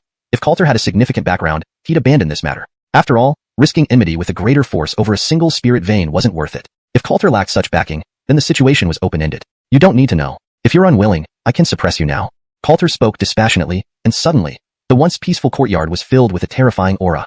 This made the expressions of those present grim, especially Havelock. He hadn't expected Coulter to be so domineering and unwilling to reveal his identity, which filled him with trepidation. But if he were subdued by someone unknown today, he, as head of the beast-taming sect, would lose all face. Thus, Havelock decided he couldn't leave like this. "You seem rather naive. Peak heaven transformation realm cultivators, we have in the beast-taming sect. Even venerated rank cultivators, we possess. If you think a single heaven transformation realm can contend with a venerated rank, then let's see it." Havelock's eyes locked onto Coulter, determined not to back down. Seeing this, Coulter found it amusing, slightly shaking his head. "Do as you wish. Bring it on. I'll accept whatever you throw at me." Arrogant to the extreme. Havelock's expression darkened. He hadn't anticipated Coulter's audacity. Well then, the beast-taming sect will not hold back.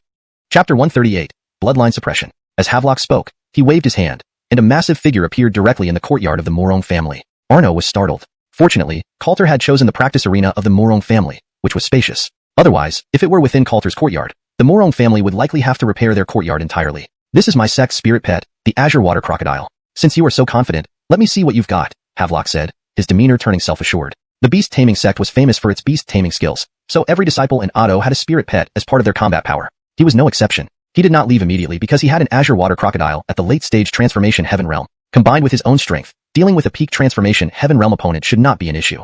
Coulter would definitely not be his match and would pay the price for his arrogance. Looking at the azure water crocodile, Arno showed a worried expression. The beast-taming sect's power largely stemmed from the formidable combined strength of one person and one beast. Especially powerful beasts could turn the tide of battle. This azure water crocodile, even among beasts, had a relatively strong bloodline. Could Coulter really suppress it under these circumstances? Not to mention, there were still a few Ottos present. However, the Mourong family could handle these Ottos. It was Havelock they couldn't deal with. Coulter glanced at the azure water crocodile, then patted Shauna's head. "Go give it a try." Shauna nodded and leaped down, positioning herself opposite the azure water crocodile. Seeing Coulter throw out a small fox to face his azure water crocodile, Havelock's expression grew even darker.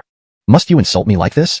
A mere early-stage human deity realm fox wanted to take on his azure water crocodile? This Coulter clearly underestimated him. Janine watched Shauna, also taken aback. She hadn't expected Shauna to recover so quickly, reaching early-stage human deity realm so soon. Arno, observing the small fox, felt somewhat astonished. He remembered that not long ago, this little fox was only at peak core formation realm. How could it suddenly become an early-stage human deity realm? Even at early-stage human deity realm, it seemed unlikely to match up against such a fierce azure water crocodile. Coulter paid no attention, despite Jensen Tao's mockery and the azure water crocodile's contempt. Slowly, Shauna's body grew, soon matching the size of the azure water crocodile. Free control over body size? Havelock narrowed his eyes, focusing on Shauna. This red and white fox baffled even him, the head of the beast-taming sect. Furthermore, freely controlling its size was a rare ability. Not even his azure water crocodile possessed it. This fox was not simple, Havelock judged. However, a human deity realm creature facing a transformation heaven realm one was bound to lose regardless of bloodline superiority. Thus, he did not worry much about it. But then, as Shauna attacked, the azure water crocodile remained frozen, trembling in place. Seeing this, Havelock was momentarily stunned. What was going on? Attack back, azure water crocodile. His order went unheeded, and Havelock became increasingly puzzled. Why wouldn't it fight back? You must attack back quickly. Everyone watched in bewilderment as the azure water crocodile took hits in place, equally confused. Even if it disdained Shauna, it shouldn't just stand there doing nothing. Moreover, its defenses couldn't withstand Shauna's attacks anymore. If this continued, the azure water crocodile would surely be defeated. Havelock grew anxious and suddenly heard the azure water crocodile's voice. "Master, I cannot resist." After speaking, the azure water crocodile was trampled by Shauna and lost its fighting capability. Watching the injured azure water crocodile, Havelock scowled as he returned it to his beast space, and then looked at Shauna. "Why can't it resist, Selma?" Jensen Tao and others asked, puzzled by the azure water crocodile's inability to resist. "Do you people call yourselves members of the beast-taming sect and still don't understand this?" Beasts can only be unable to resist if the opposing bloodline is significantly superior. Coulter's voice echoed, mocking their incompetence. As a nine-tailed celestial fox, Xianxia essentially had a top-tier bloodline among beasts, comparable even to dragons. So, how could an azure water crocodile compare? Moreover, even without bloodline suppression, Xianxia could defeat the azure water crocodile. The Green Emperor scripture, once the most sacred cultivation technique of the Fox clan, far surpassed any ordinary azure water crocodile. Thus, this outcome was quite normal. Jensen Tao and others were shocked. Was this little fox's level significantly higher than the azure water crocodile? How could that be possible? After all, the azure water crocodile wasn't too low in terms of bloodline, and being Havelock's spirit pet, it certainly had its strengths. Yet now, it was suppressed by a random fox. Seeing Xianxia return obediently to Coulter's side, they found it hard to believe she could unleash enough power to overpower the azure water crocodile. Coulter patted Xianxia's head and turned to Havelock. Now, Selma Havelock, do you have any other tricks? If not, you can get lost. Leave the Mourong family alone. This blatant provocation made Havelock's face darken further. Don't get too cocky. We outnumber you, and we can still handle you. Havelock coldly snorted and waved his hand. A few people released their spirit pets, focusing on Coulter. Let's attack together. Humph, do you think the Mourong family has no one? Arno coldly retorted, waving his hand as Mourong family's experts rushed out. A major battle loomed imminent. Coulter scanned them, slowly rising and fixing his gaze on the beast-taming sect members. In that case, all of you kneel. The ancient phoenix power coalesced behind him, emitting immense pressure, paralyzing them instantly. They couldn't comprehend how a transformation heaven realm individual could have such power. Selma, what do we?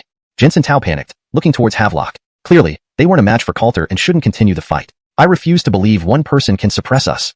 Chapter 139. A complete defeat. Havelock roared, unable to accept losing to Coulter and even less willing to slink away in disgrace. Outside, many people watched the direction of the Mourong family, their thoughts diverging widely. The few members of the beast-taming sect had been inside for so long. Had something gone wrong? Where did the Mourong family obtain such formidable strength? Whose palm print was that in the sky? He's not from the Mourong family as far as I know. Unclear, but it seems the Mourong family isn't at a disadvantage. At this moment, an overwhelmingly terrifying pressure emanated from the entire Mourong estate, causing everyone around to catch their breath. What an intense aura, and it's not Lord Havelock's. Who could be such a powerful figure in the Mourong family? Could it be that young man who returned with Janine yesterday? Many speculated, curious about the situation within the Mourong family. After all, if the Mourong family fell, they too could vie for its spoils. The beast-taming sect couldn't possibly take everything. If the Mourong family resisted the suppression by the beast-taming sect, the balance of power would shift dramatically. It was a crucial matter. Bang! In the sky, a figure fled hastily into the heavens without looking back. Was that Lord Havelock just now? Someone asked in disbelief. That figure was clearly Havelock. Why was he escaping in such a disheveled state? This Mourong family truly has some powerful figures. Beside him, others looked towards the Mourong residence, now eerily silent. Those few autos from the beast-taming sect were likely dead. Just how formidable were the Mourong family's capabilities? The tides are changing, an auto in the sky transformation realm sighed. With the death of several autos, the beast-taming sect would definitely not let this go easily. A great battle loomed on the horizon. Was the Mourong family really ready? Inside the Mourong residence, Arno and others looked at the few bodies on the ground with complex expressions. They hadn't even needed to act. Coulter had slain these people directly. The speed at which it happened left them stunned. Then, Havelock had fled in disarray. Only now did they finally regain their senses. Regardless, a deep enmity had been formed. This might bring out the few respected elders from the beast-taming sect. If that happened, they could only rely on Coulter. Thinking this, their expressions became even more respectful. Master Keaton, these are their storage rings. Arno quickly handed over 5 storage rings to Coulter. Coulter didn't hesitate. Having slain these men, the items naturally belonged to him. As for the bodies of the beast mounts, Coulter waved his hand, producing several beast cores, which he gave directly to Xianxia. Beast cores could enhance the realms of beasts. Now, Xianxia's rapid growth was most important. These beast carcasses are yours to handle. They all belong to your Mourong family, Coulter added. Arno was taken aback. These carcasses held significant value. After all, they were from Sky Transformation Realm beasts. He hadn't expected Coulter to give them directly. For the Mourong family, this was indeed a boon. Thank you, Master Keaton. No problem. Coulter waved his hand, returning to his courtyard. Having subdued Xianxia, a future emperor, was more critical than anything else. Meanwhile, Havelock paused outside Tianyong City, glancing warily at the Mourong family's direction. Mourong family, Coulter, wait for me.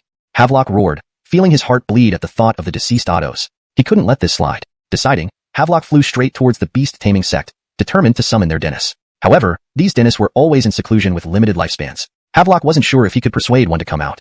Upon returning to the sect's mountain gate, he encountered his son, Jensen Feng, also the young Selma of the beast-taming sect. Jensen Feng was shocked at his father's disheveled appearance. Father? What is it? I ran into some trouble. Wait for me in the Great Hall. Without further explanation, Havelock rushed towards the back mountain. Stopping before a sealed cave, Havelock respectfully said, Please come out, Dennis. A terrifying aura soon emerged from the cave, making even Havelock tremble slightly despite being in the Sky Transformation realm. A withered old man with an unfathomable aura appeared before Havelock. What is it? The Otto's voice was low and deep, his gaze as profound as the abyss. Dennis, matters are dire. We face an existential crisis, Havelock said, extremely respectful. The Otto paused, surprised. The beast-taming sect was strong. Was it really facing an existential threat? What happened? Havelock quickly explained the situation. A late-stage sky transformation realm expert suppressed you all? The dentist frowned, sensing something amiss. How could a late-stage sky transformation realm expert possess such terrifying strength? Yes. From which family? His first instinct was that Coulter had an impressive background. Otherwise, it was impossible for him to have such terrifying combat prowess. In that case, the beast-taming sect needed to reassess the situation. Unknown. He hasn't revealed himself, nor have I seen him before. Hearing this, the dentist fell into deep contemplation. Havelock observed Jareth, thinking about how to convince him to intervene. He knew these respected elders, fearing death after reaching the respected rank, wouldn't act lightly. First, let's go to the Great Hall. Investigate this person thoroughly. Don't rush. Since he's at the Mourong family, he won't leave easily. Jareth slowly spoke, unwilling to act rashly until the situation was fully understood. After all, his life was paramount. Yes. Upon arriving at the Great Hall, Jensen Feng was already waiting. Soon, he grasped the entire situation. He hadn't anticipated that the Mourong family would pose such a threat. However, they wouldn't let this go, or what would become of the beast-taming sect's reputation? Father, I have a plan, Jensen Feng suddenly spoke, eyeing both his father and the dentist, seeing it as his moment to shine. Havelock glanced at his son. The boy had cunning, but this matter might be beyond his capabilities. Go on. Jareth gestured for Jensen Feng to speak. Chapter 140, Deception. Havelock had arranged for someone to investigate Coulter, but it would take some time to get any results. Since he had nothing better to do, letting Jensen Feng speak was not a bad idea. After all, being in seclusion for so many years had been quite boring. Jensen Feng spoke gravely, regardless of his identity, we don't need to confront him directly. There are many ways to eliminate him. Hearing this, Zaire and Havelock were taken aback, unsure what Jensen Feng was planning. Jensen Feng continued, it's actually quite simple. Young men like him are the easiest to deceive. They're always full of themselves and look down on everyone. We can tell him that we wish to apologize and resolve our grievances, and then invite him for a drink. Then, a single cup of poison or Langston dissolution powder will easily take care of him. Upon hearing this, Zaire and Havelock's eyes lit up. Although the plan seemed flawed, it was indeed a good method. This plan might work. Zaire nodded after careful consideration, finding the plan reasonable. It makes sense, Havelock agreed. Both men exchanged glances. Although it was somewhat despicable, they were willing to do anything for revenge. If they didn't eliminate Coulter, how could they hold their heads high in the Beast Mastery sect? Therefore, they decided to go all out. With Elderby here, we won't have any problems dealing with Coulter, Havelock chuckled, flattering Zaire. Zaire nodded slightly, stroking his beard, indicating no objections. There's no time to waste. We'll send him an invitation tomorrow and make sure he doesn't return alive, Havelock said fiercely, determined to kill Coulter at all costs. Agreed. The next morning, an invitation was delivered to Coulter. Holding the letter, he glanced at Arno, sensing something amiss. Master, the Beast Mastery sect probably has ulterior motives. Perhaps we should just decline, Arno whispered, concerned that this sudden change from confrontation to compromise was suspicious. He worried Coulter might impulsively accept. Coulter played with the letter, sensing the potential danger. However, turning away now would seem unwise given the invitation was already delivered. After a moment's thought, he made his decision. Why not go? Of course, I'll go, Coulter smiled confidently, surprising Arno, who feared Coulter might be acting rashly. Master, please reconsider. If it's a trap, the consequences could be severe, Arno urged. No need. Let's go and see what tricks they have up their sleeves. I want to see what they're truly capable of, Coulter waved dismissively. Rest assured, even if a venerable respected realm auto comes, I'll make them pay the price. Jensen stinning to Coulter's confidence, Arno reluctantly nodded. However, upon leaving, he immediately sought advice from several autos, knowing they couldn't let anything happen to Coulter. Now, they relied solely on Coulter. If he were eliminated, the Mourong family would be destroyed. An auto shook his head. He is indeed young and brash. This is clearly a dangerous banquet, yet he insists on going. Whether it's confidence or recklessness, it's hard to tell. The young master is too impulsive. We must be cautious, another auto added. But the Beast Mastery sect only invited Lord Coulter, not us. How can we attend?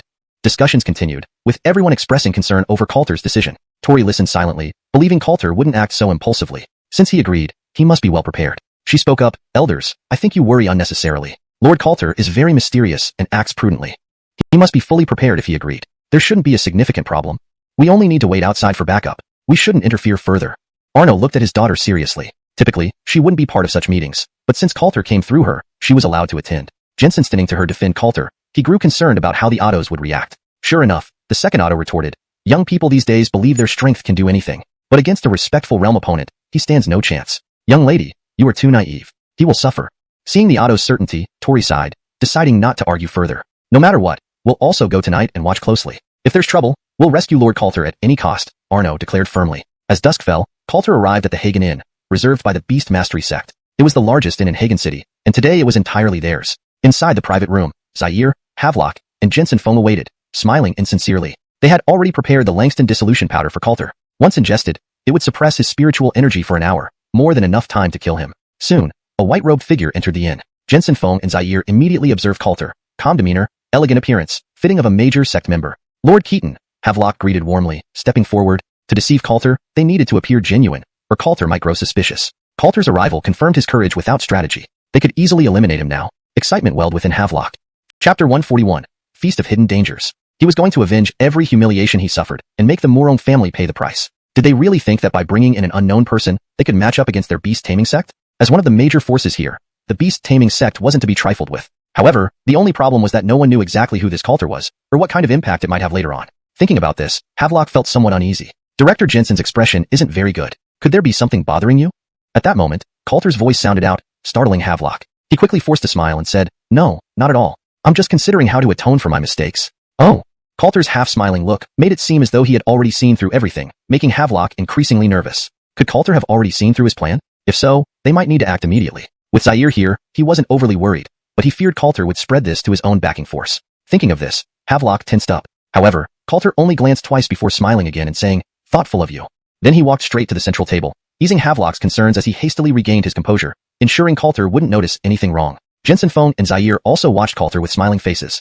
"Let me introduce our guest, Coulter. This is my son, Jensen Feng. Fenger, you're around the same age as Lord Keaton. Look at his strength. You should learn more from him," Havelock said with a smile, prompting Jensen Feng to respectfully bow. "Greetings, Lord Keaton. Please give me your guidance," Jensen Feng said humbly, though a flash of coldness in his eyes did not escape Coulter's notice. Coulter nodded, replying, "Your son has great potential and bears the makings of an emperor." Havelock hurriedly thanked Coulter for his praise. The two of them kept probing each other like old foxes. "This is Elder Zaire, also our dentist. After hearing about these events, he severely reprimanded me, helping me recognize my mistakes." Havelock introduced once more. Coulter looked briefly at Zaire, sensing his unfathomable aura. Indeed, he was likely a respected, venerated realm cultivator. His physical condition seemed decent, but his vitality was clearly waning, indicating little time left. Without further breakthroughs, he would soon fall. Coulter nodded slightly and greeted, "Elder Bai." "Indeed, young friend Keaton, your youthful talent truly makes this old man feel inadequate," Zaire said with feigned admiration. Taking their flattery in stride, Coulter sat down arrogantly, looking fully pleased with himself. As they seated themselves, this dangerous feast officially began. Havelock eagerly poured a cup of wine and addressed Coulter, "Lord Keaton, this cup is to you as an apology." He then drained the cup in one gulp, knowing they were drinking from the same bottle to avoid suspicion. The spirit-transforming powder wouldn't be mixed into the first bottle, as that would be too easily noticed. To lower Coulter's guard, they planned to share several bottles of wine with him beforehand. "All right." Coulter nodded and drank without hesitation. Seeing this, Havelock and Jensen Feng exchanged glances, seemingly envisioning their success. Zaire, waiting until Coulter finished, continued, "Lord Keaton, we failed to consider things properly at the beast-taming sect. I've already scolded them and made sure they won't forcefully take anything from others again. I offer you this cup as gratitude for preventing my disobedient disciples from committing greater sins," Zaire added, appearing like a gentle Otto. "All right." Coulter nodded and drank the cup. Regardless of any reason they gave to toast him, Coulter accepted every cup, knowing alcohol alone wouldn't affect him. When it seemed appropriate, Havelock fetched the wine laced with spirit-transforming powder, pouring a cup for Coulter with a smile. "Lord Keaton, this is indeed fine wine, a treasure of ours from recent years. We bring it out today to honor you." The wine's aroma wafted as the jar opened. "Indeed, excellent wine." Coulter smiled, focusing on the drink, sensing the issue must lie within. Poison? Or some other substance? He considered what they intended to harm him with. "Please." Looking at the cup, Coulter smiled and placed it on the table without drinking, turning to talk about other matters. Confused, the trio joined in conversation, wondering if Coulter had sensed something. Growing impatient after half an hour, Havelock urged, "Lord Keaton, leaving the wine too long will spoil its taste. Have a cup now." Coulter smiled, turning his gaze to Havelock. "Such fine wine shouldn't be enjoyed alone. Would the three of you join me?"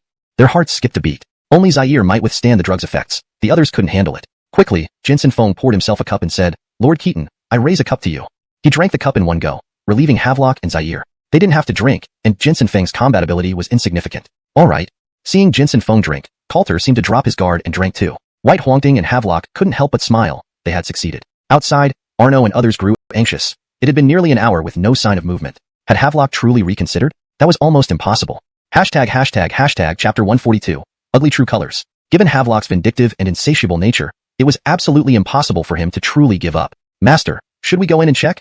asked one of the companions. "Let's wait a bit longer," replied Arno, his gaze fixed on the scene before them. From their vantage point, they could see that Coulter was unharmed, and even appeared to be enjoying himself with a congenial atmosphere around him. This left Arno feeling puzzled. Watching Coulter take another couple of sips, Havelock and Zaire exchanged glances, feeling that the time had come. Zaire slowly began, "May I inquire which sect you belong to, young friend Keaton? Perhaps I have some acquaintance with your Ottos." "Here it comes." Coulter realized these two were about to start probing him. Since this was the case, "Sigh, to be honest, I don't belong to any sect. I'm just an independent cultivator. My cultivation is merely enhanced by some celestial treasures," he replied. Upon hearing this, Zaire and Havelock paused, unsure if they should fully trust him. However, given the current situation, they felt there was no need to wait any longer. The drug must have taken effect by now. "How do you feel, young friend?"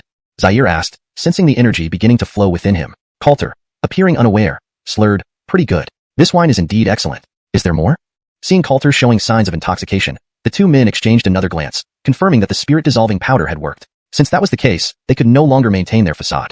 Ha, Coulter, it's not too late for you to kneel and apologize. Otherwise, you won't be leaving here today, said Havelock, revealing his true colors. His eyes narrowed fiercely as he stared at Coulter, harboring deep resentment for nearly being killed by him. He was far from willing to let this go easily. What do you mean? Coulter's expression darkened, then he retorted. Are you looking for death? Weren't you the one who bowed and apologized just now, Artie Jensen?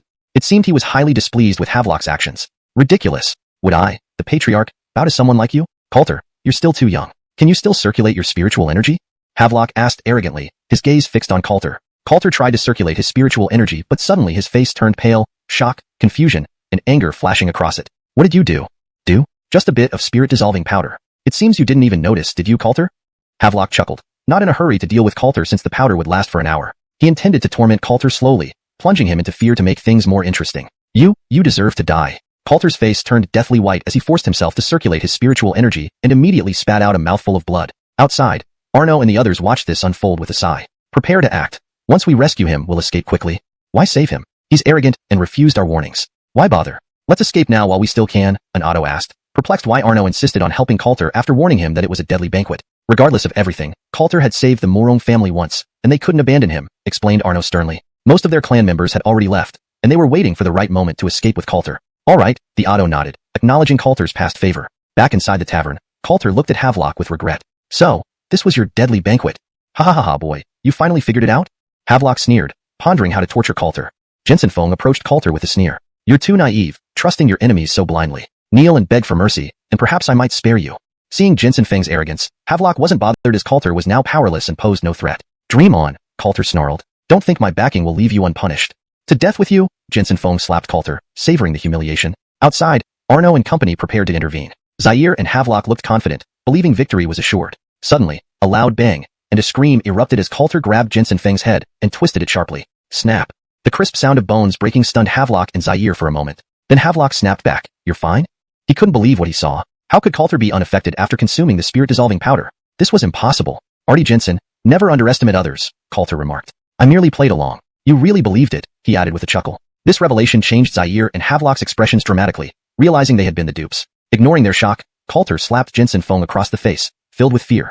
Jensental fool, you think you're qualified to hit me? Boy, don't get too cocky. Our strength lies in the realm of the venerated rank. Zaire and Havelock emitted terrifying energy, their gazes locked onto Coulter. Do the wise thing and release him, and we might let you leave, Havelock growled, unwilling to let his son die here. Really? Coulter glanced at Havelock, then tightened his grip. Jensen Feng wailed in agony. Father, save me, save me. He sensed death creeping closer. Chapter 143, The Great Battle Against Yinswan Zun. At this moment, he felt an extreme sense of fear. Havelock's expression was grim. He hadn't anticipated that Coulter would be so arrogant, showing no fear even against a Yinswan Zun realm cultivator. Could it be that this boy truly had the power to resist a Yinswan Zun realm cultivator? This absurd thought flashed through his mind, and Havelock shook his head hastily. It was absolutely impossible. A Yinswan Zun realm cultivator was immensely powerful, certainly not someone like Coulter who could contend with him. This boy must be bluffing. Looking at the suffering Jensen Feng, Havelock asked aloud, what do you want? Artie Jensen, I did give you a chance, but you chose not to take it. Now, prepare to pay the price. With those words, Coulter waved his hand, crushing Jensen Feng's head into a bloody mist that floated onto Havelock's face. Startled, Havelock roared in anger. Coulter, I will kill you. Without further ado, Havelock lunged at Coulter, condensing all his spiritual energy into a punch aimed directly at Coulter's head. Bang! In the next instant, Havelock was hurled away by Coulter, landing outside. Leave it to us. Outside, Arno and others finally regained their senses. They hadn't expected Coulter to be completely unharmed. It seemed they had underestimated him. Head of the family, this guy is really something else. Not just you guys, I didn't expect it either. Arno shook his head, then glanced coldly at the rising Havelock. Kill him. Yes. The other Ottos of the Morong family also rushed excitedly toward Havelock. After being bullied by the Beast Mastery sect, they certainly wouldn't let this go easily. Havelock had become their target for retribution. One-on-one, they definitely wouldn't match up to Havelock, but under these circumstances, they weren't going to play fair. After all, why should they be polite when Havelock himself had acted despicably? Before Havelock could recover from his rage, he was already surrounded and attacked by Arno and others. Still, as a peak Huatian realm powerhouse, he quickly retaliated. Back inside the inn, Coulter looked at Zaire with a smile. Now, it's your turn. Zaire sneered, saying disdainfully, young whelp, although I don't know why the soul-scattering powder didn't work on you. This Otto is a Yinswan Zun realm expert. Do you really think you can stand against me? Coulter responded indifferently, whether I can or not, we'll only know after the fight, won't we? Moreover, how much longer do you have to live, old man? How dare a mere flicker in the wind challenge me so arrogantly?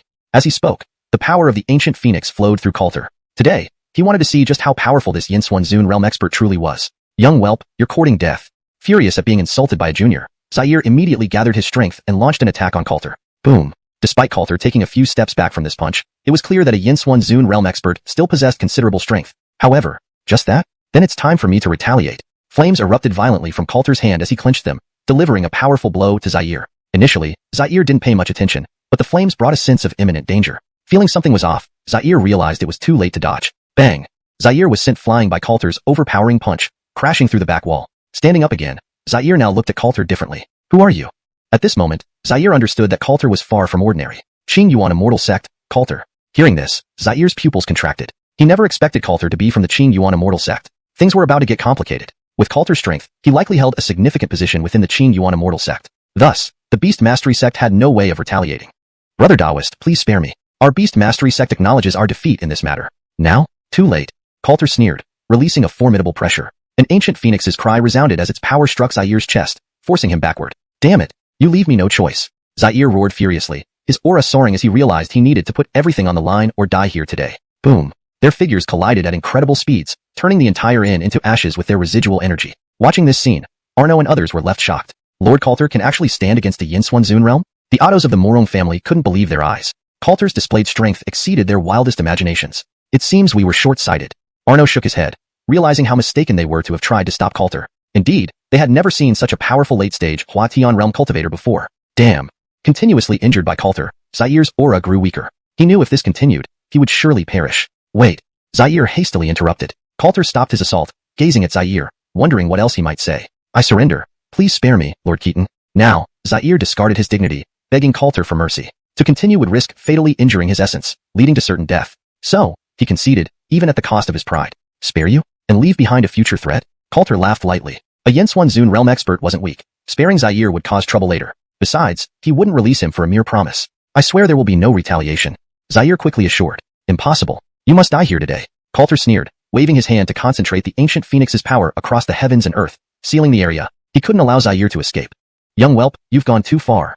Chapter 144, Great Earth Savage Bear. Seeing Coulter in a stance ready to exterminate him, Zaire also grew furious. Regardless of the circumstances, he was a revered rank cultivator, and being bullied by a junior was something he absolutely could not tolerate. The oppressive aura belonging to the revered rank burst forth, with powerful spiritual energy surging through the sky, swirling above Zaire's head. Junior, do you really think it's easy to bully a revered rank cultivator? This old man has already given you an opportunity. Since you don't cherish it, don't blame me for being ruthless. Boom.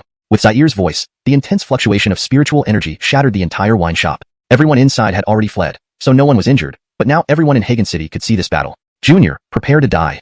A sword energy fell from the air with Zaire's roar. Its overwhelming might making many powerful figures retreat. The sword energy rushed straight toward Coulter. Faced with this attack, Coulter did not dare be careless.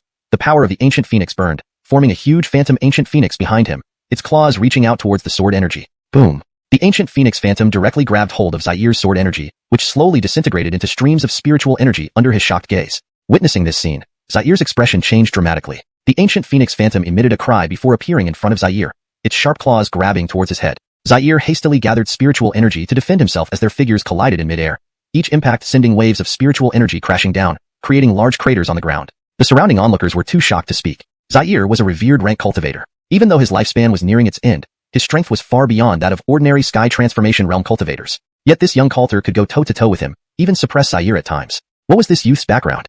They had never heard of such a terrifying young prodigy. Could he be a disciple from a secluded family clan? Amidst their musings, their eyes remained on Coulter, pondering his identity. This Morong family, where have they found such a strong warrior? He is terrifying. No wonder he dared to confront the beast-taming sect. We thought it was because of his formidable background, but it turned out it was because of his own strength. Even so, can you say this person doesn't have a powerful background? If he didn't have a terrifying background, how could he possibly be this strong? The voices around continued, but most were speechless due to the shock of Coulter's strength. It was just too powerful. Hurry up and find out who this strong person is. You must build a good relationship with someone like him. Absolutely do not offend him. Yes. Emilio, looking at the powerful Coulter, felt fear arise in his heart. Initially, he thought he had shown enough respect, but now he realized his attitude was still not enough. This talent capable of handling a revered rank cultivator needed to be treated more seriously. Other Otto's hearts trembled as well, reflecting on whether they had offended Coulter. Nearby, Sherry looked at Coulter with admiration. This was the genius in her heart. After a round of collisions, Zaire panted, his eyes widening with astonishment as he faced Coulter. Each clash left him more shocked. A mere sky transformation realm cultivator, how could he have the power to contend against a revered rank? Not only contending, but he was already feeling overmatched. If this continued, he would soon die at Coulter's hands. Thinking this, Zaire knew he couldn't allow this. He immediately began to form beast-taming runes. As the supreme elder of the beast-taming sect, he naturally had his own demonic pet. Roar. A thunderous roar reverberated throughout the world as a massive eight-jong bear emerged from the beast-taming space, its terrifying presence causing everyone's hearts to thump. What a powerful bear demon. I remember now, this is the Great Earth Savage Bear, a peak sky transformation realm demon, almost reaching the revered rank. Back then, Zaire relied on this Great Earth Savage Bear to dominate all sides. Its strength is terrifying. Now, the young man is in danger. Many people observing Coulter believed he wouldn't stand a chance. Facing a revered rank Zaire was challenging enough, but also a peak sky transformation realm Great Earth Savage Bear added immense pressure. Even 5 or 6 sky transformation realm cultivators, working together, likely couldn't subdue it. Boy, this old man did not originally intend to do this. After all, it is bullying. But since you were so pushy, don't blame me for being merciless. Zaire sneered. However, he didn't use the Great Earth Savage Bear because as his strength waned, controlling the bear became difficult. The beast-taming sect's contract wasn't equal, requiring greater power to control a demonic beast. Otherwise, they risked being attacked by it, especially fierce demons, which were harder to control. Now Zaire faced this predicament, the reason why he didn't use the Great Earth Savage Bear. However, being suppressed by Coulter forced him to take the risk. Even if the Great Earth Savage Bear retaliated, he still had the contract to fall back on. But facing Coulter's terrifying power, he could barely hold on and needed the Great Earth Savage Bear to save him. Seeing the beast-charged Great Earth Savage Bear, Emilio and others wanted to help but Havelock hadn't been dealt with yet, preventing them from assisting. Havelock sighed in relief when Zaire summoned the Great Earth Savage Bear. If Zaire could win, they still had hope. But then he remembered Coulter's mysterious fox. Surely the fox wouldn't be able to suppress the Great Earth Savage Bear? Havelock shook his head slightly. The Great Earth Savage Bear's bloodline surpassed the green water crocodile, not easily subdued. Besides, the Great Earth Savage Bear's power was stronger. It wouldn't happen. Coulter focused on the beast-charged Great Earth Savage Bear. Such a demonic beast had remarkable defensive and offensive capabilities. Christie indeed might not be able to handle it. However, Coulter thought about the 2 drops of 9-tailed celestial fox essence in his hand. After absorbing the essence, Christie would gain great strength needing to be released. This appeared to be an excellent opportunity. Deciding, Coulter waved his hand, and Christie immediately dashed over. Chapter 145. Yinsuan Zun bows his head. Continuously growing while running, soon a red and white fox appeared beside Coulter. This, a late-stage Tianren realm fox, wants to deal with the Great Earth Bear? This person is too naive, isn't he? But if he can delay the Great Earth Bear for some time, that young man might have a chance. Some people believe Coulter might not necessarily lose to Zaire. Not necessarily. Zaire is at the Jinsen Zun realm no matter what. However, this young man has an impressive background and might still have some trump cards up his sleeve. Coulter paid no attention to these comments. He only stared at the 3 tails behind Zarya, signifying that her bloodline power had awakened somewhat. This way, Zarya was not entirely powerless in a fight. After all, among beast creatures, bloodline determined everything. A 9-tailed heavenly fox at the Tianren realm fighting against a heaven transformation realm Great Earth Bear wasn't impossible. The Great Earth Bear possessed merely royal-grade bloodline strength at best. The 9-tailed heavenly fox, however, was a true imperial-grade bloodline creature.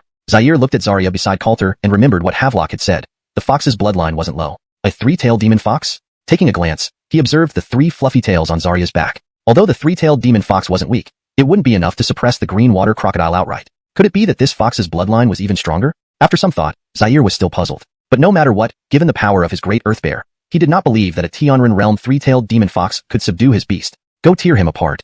As Zaire spoke, the Great Earth Bear roared angrily. Despite its reluctance, it charged directly towards Zarya. Coulter immediately fed Zarya a drop of 9-tailed heavenly fox essence blood. In the next moment, Zarya emitted an ancient and terrifying aura. As the 9-tailed heavenly fox's essence blood erupted, an even more powerful demonic energy made all the powerhouses in Hagen City feel a sense of awe. What's happening here? Where did this fox get such terrifying demonic power? This seems like an ancient breed. What's the origin of this fox? Oh my god, it's tails. With the revival of the 9-tailed heavenly fox's essence blood, 6 more tails manifested behind Zarya, bringing the total to 9. Zaire watched Zarya with shock. 9-tailed heavenly fox? Shock and fear laced Zaire's voice. At this moment, Havelock also stopped what he was doing and focused his gaze on Zarya. Jealousy filled his eyes along with shock. Being from the beast-taming sect, although they hadn't truly seen a 9-tailed heavenly fox before, they were aware that it was indeed a genuine ancient breed, with a true imperial-grade bloodline. Why would such a 9-tailed heavenly fox appear here? It didn't look fully awakened though. Was it due to Coulter? Zaire stared at Coulter, contemplating if Coulter owned a drop of 9-tailed heavenly fox essence blood which allowed the fox's lineage to manifest. He couldn't bring himself to believe that Zarya was a true 9-tailed heavenly fox. Yet, this situation revealed a greedy side of Zaire. Regardless, after absorbing the 9-tailed heavenly fox essence blood, this fox's strength would surpass the Great Earth Bear by several times, with far superior potential for growth. If he could obtain this 9-tailed heavenly fox, combined with his beast-taming sect secret techniques, nobody would stand a chance against him. Young man, you're not capable of controlling such a rare breed. Why don't you hand it over to me? I'll spare your life. Hearing Zaire's words, Coulter frowned. Was this guy crazy? Did he really think the Great Earth Bear could handle Zarya? Zarya was furious. This fellow dared to insult Coulter and target her? She channeled her demonic power, a claw descending from the sky directly towards Zair's head. The great earth bear lunged forward, its thick paw shattering the illusion of the claw, then roared at Zarya and charged again. Even though Zarya's bloodline terrified it, the realm gap let the bear move freely. Moreover, it wanted to kill Zarya badly. If it could devour Zarya's demon core, it might break through to the Yinswanzun realm, freeing itself from Zair's control. But it couldn't let Zair die yet, as the contract remained intact. Zair's death would injure it too. So, it needed to protect Zair. Zarya felt no fear, unleashing immense power within her as she pounced at the great earth bear. The two formidable beasts engaged in intense combat, making all the powerhouses in Hagen City tremble under their overwhelming demonic energy. This was beyond their reach. Zair watched the struggle between the great earth bear and Zarya, feeling anxious. But Coulter wouldn't leave him alone. Old fool, your opponent is right here. Ancient Phoenix power surged. A golden red fist shadow smashed towards Zair's chest. Boom. Caught off guard, Zair hurriedly condensed spiritual energy to defend. But Coulter's full-strength attack was overwhelming, blasting him away. How did this guy become even stronger? Stumbling, Zair eyed Coulter, visibly shaken. Do you have any other tricks? Your great earth bear can't come to your aid now. If not, you'll be the one dying first. Coulter spoke coolly, his ancient Phoenix power making him appear even more noble and mysterious. I concede. Let's end things here. I can compensate you or even serve you as a servant. Zair, realizing he could no longer defeat Coulter unless the great earth bear came to his aid, reluctantly submitted. Saying this brought humiliation, but preserving his life mattered most. Jensen-stinning to Zair, Coulter's lips twitched, looking at him scornfully. This old man dreamed too much. Such a wretched figure would only tarnish his reputation. Forget it. Someone like you would only embarrass me. Hashtag chapter 146, previous master of the beast-taming sect. Jensen-stinning to Coulter's unapologetic rejection of Zair. Many people's hearts trembled. This was a submission at the revered boundary level, after all. Even though Zair was nearing the end of his lifespan and wasn't a match for Coulter, he was still formidable enough to deal with others. A revered boundary expert would be an incredibly powerful protector. If they were in Coulter's place, they wouldn't have dared to refuse. But then again, upon closer reflection, Coulter might not even need a protector at this level. Truly, some people just make others want to die from frustration. It seemed that Coulter would not let Zair off easily. Would the beast-taming sect back down so readily? After all, it wasn't just a single revered boundary expert, but an entire sect behind him. However, given how brazen Coulter was, the power backing him must be such that it did not fear the beast-taming sect. In this situation, the beast-taming sect would likely have no choice but to accept the outcome. Hearing Coulter's disdain, Zair quickly said, Slade Keaton, I can do anything you ask. Whether it's arson or murder, any dirty or tiring job, just say the word, and I will do it. Zair's humility stunned everyone, yet Coulter remained completely disinterested. This made Zair's face darken gradually. Suddenly, streams of bloody light emanated from his body. Brat, if that's how it is, let's die together then. On the path to the underworld, you'll be my padding. I won't be at a loss. A ferocious voice echoed across the heavens. The next moment, Zair's aura turned wildly violent. He summoned a long sword in his hand and lunged at Coulter. Burning essence blood. Looks like Zair has made up his mind. The crowd watched the battlefield in trepidation. A revered boundary expert, burning his essence blood was no trivial matter. However, after doing so, Zair would be doomed. He probably only wanted to take Coulter down with him, but Coulter would not give him that chance. Behind Zair, the silhouette of a mighty earth bear appeared, filling the sky with demonic light as it channeled all its power into Zair's sword. Surrounding cultivators below the sky transformation boundary felt their legs turn weak.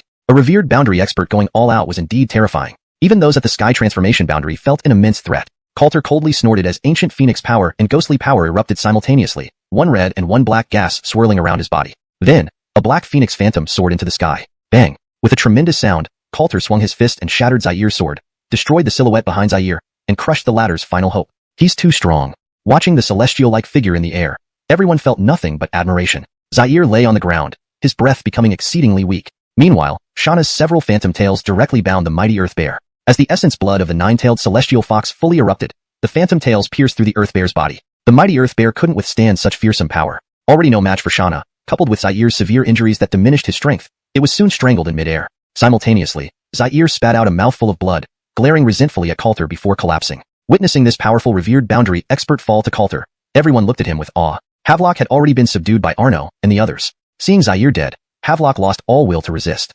However, Coulter did not lower his guard, his gaze fixed on a point in the void. Come out. You've been watching for a while. Do I need to invite you? Arno and the others were startled, looking in the direction Coulter was gazing. They thought everything was settled, but there was more to come. Following Coulter's words, a figure slowly emerged from the air as if it had always been there. Seeing this person, aside from Coulter, everyone from the Morong family braced themselves, including Shauna who watched warily. This person was extremely powerful, far surpassing Zair. Despite his appearance of impending decay, his terror was palpable. This guy is the previous master of the beast-taming sect? It's him, Haroun. Others nodded, eyeing this person cautiously. While Zair inspired wariness, Haroun inspired outright fear. As the former master of the beast-taming sect, his strength was extraordinary. Having achieved the revered boundary long ago, everyone worried what retribution this powerful figure might bring. However, Since Haroun had been here all along, why hadn't he stopped Zaire's death? Was he wary of Coulter? The Morong family's hearts raced. They didn't expect to alert someone of this caliber, which added immense pressure. Havelock, seeing Haroun, excitedly called out, "Master, save me! Master, this man has wronged our beast-taming sect. You must avenge us." Thinking of his son dying at Coulter's hands, Havelock burned with rage, wishing to devour Coulter alive, but his strength was no match. Haroun listened to Havelock's pleas, slightly shaking his head before looking at Coulter. "Young friend, this is a matter for the beast-taming sect. You've already killed one of our revered boundary experts. Let's call it quits, shall we? I can guarantee on behalf of the beast-taming sect that we will not trouble the Morong family or you." Haroun's words left many speechless. It was unexpected for Haroun to soften towards Coulter. This indirectly revealed something important. Either Coulter's strength or background intimidated even Haroun. Otherwise, Haroun wouldn't have softened so easily. Coulter was also surprised, thinking Haroun would act. Given how the beast-taming sect had been humiliated, that Haroun could remain composed suggested he was dangerous. Focusing on Haroun, Coulter realized that those capable of suppressing their ambitions were the most perilous. "While you say that, how can you ensure he won't seek revenge?" Coulter's eyes fell on Havelock. After all, Coulter had killed Havelock's son. To believe Havelock wouldn't seek retribution was impossible. Once Coulter left, the Morong family might find itself in trouble. Chapter 147.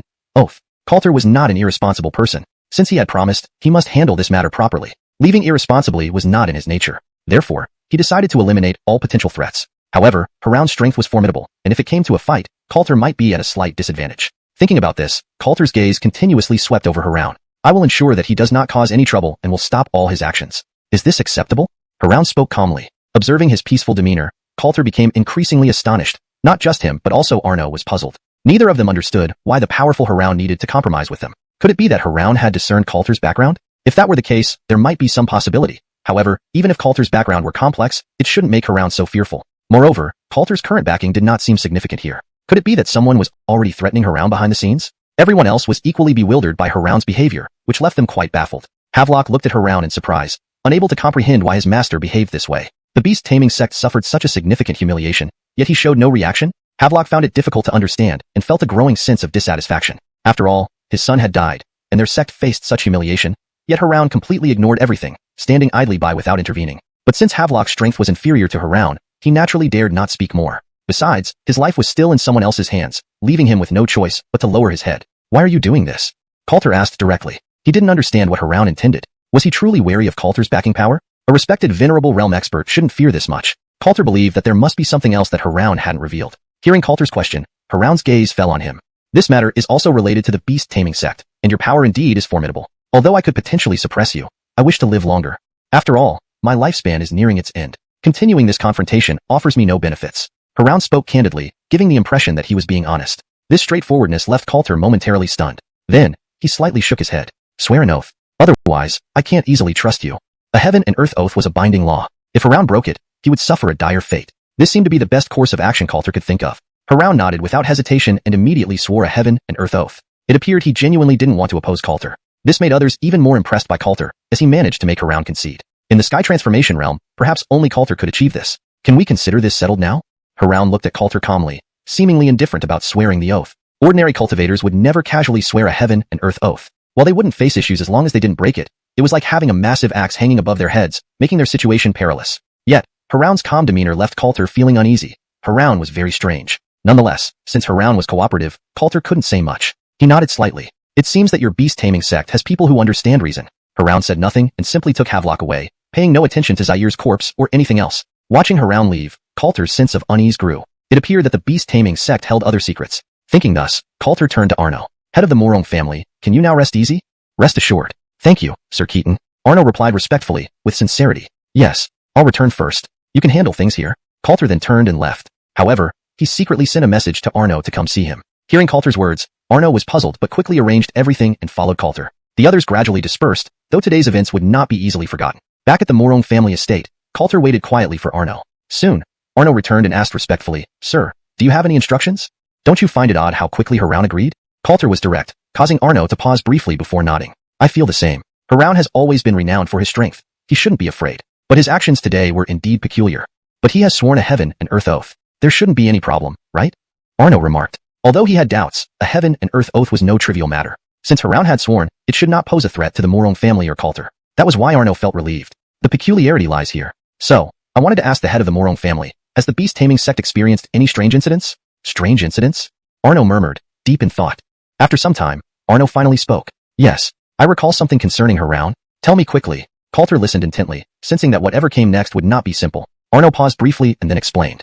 Haroun originally came from the Mu family in Tianyong City. After Haroun joined the beast-taming sect and became the successor of the sect leader, the Mu family's status rose significantly. At that time, Tianyong City had 4 major families, and the Mu family was possibly the most powerful. However, after the sudden and mysterious death of the beast-taming sect's leader, Haroun disappeared. Soon after, the Mu family was wiped out, and no murderer was ever found. Not long afterward, Haroun returned to the beast-taming sect and became its new leader. But his tenure was short-lived, and he quickly handed over leadership to Havelock.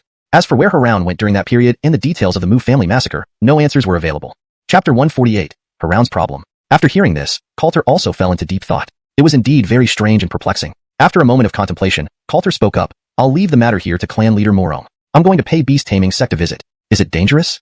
Arno asked worriedly. He also felt there was something wrong with Haroun. If Coulter went there like this, he might easily get into trouble. It's fine. Coulter waved his hand to indicate no need for worry. Since he dared to go, he was confident in his ability. Besides, it seemed that Haroun wasn't likely to make a move. Thinking of Coulter's formidable strength, Arno felt his concerns were somewhat excessive and didn't say anything more. Meanwhile, Haroun flew ahead while Havelock silently followed behind, unable to understand why his master would act this way. Just before approaching beast-taming sect, Haroun suddenly stopped and looked at Havelock. Feeling uneasy under Haroun's gaze, Havelock quickly lowered his head. Are you curious why I did this? Hearing Haroun speak, Havelock couldn't hold back and demanded, Yes, master. With your strength, dealing with Coulter shouldn't be a problem. Why did you make such an oath? As Havelock spoke, Haroun suddenly coughed, and a mouthful of blood spurted out. Havelock was shocked by this sight, unsure of what was happening. Master, you? Haroun waved his hand, though his face was extremely pale. Now you should understand, right? My condition is not good. That battle back then left me heavily injured, and I haven't recovered yet. That Coulter has an extraordinary background. If we truly fought him, we wouldn't have any advantage. Haroun sighed, appearing like someone on the verge of death. Havelock was deeply shocked. He hadn't expected Haroun to be in such a state. If Haroun died here, it would be a significant issue. Master, what should I do? Havelock was now very concerned, uncertain how to handle the situation. After all, if Haroun died, their beast-taming sect would lose considerable strength. Did you practice the cultivation techniques I taught you? Instead of answering directly, Haroun asked another question. Yes. Havelock nodded, revealing a dark aura from his left hand. He had been practicing 2 cultivation techniques, the one from beast-taming sect and the one given by Haroun. The sect's technique was quite compatible, so there were no problems. Good. Master needs you to do something. In return, Master will recover soon and find a way to help you take revenge. Haroun said, startling Havelock. But what about the heavenly vow? When Master made the vow, it was only in Haroun's name, not yours, correct? Havelock nodded, but still didn't fully understand what his master was getting at. Haroun seemed to lose patience, showing a hint of a cold smile. It's simple. Master will help you reach the respected realm level, but you'll need to pay a price. What price? Havelock asked urgently, filled with anticipation. Bang! In the next moment, a black claw pierced through Havelock's chest. Havelock stared at Haroun in disbelief, never expecting his most trusted master to kill him suddenly. That bizarre claw was clearly not human. Naturally, it's the price of life. This sovereign will replace you as Havelock and, of course, help you exact vengeance. Haroun's face grew increasingly sinister. After enduring so long, it's finally time. If you weren't useful to this sovereign, I wouldn't have saved you. Haroun's expression turned colder as he continued. Hearing this, Havelock seemed to realize something, glaring fiercely at Haroun but powerless as his life slipped away. Haroun grabbed Havelock's soul and crushed it. Then, Haroun's body transformed, and a black monster appeared, slowly merging with Havelock. Soon, Havelock reappeared on the spot, with a twisted smile on his face. He was now at the early stage of the respected realm. Although this form is somewhat mediocre, it's passable. Now, the next target is needed.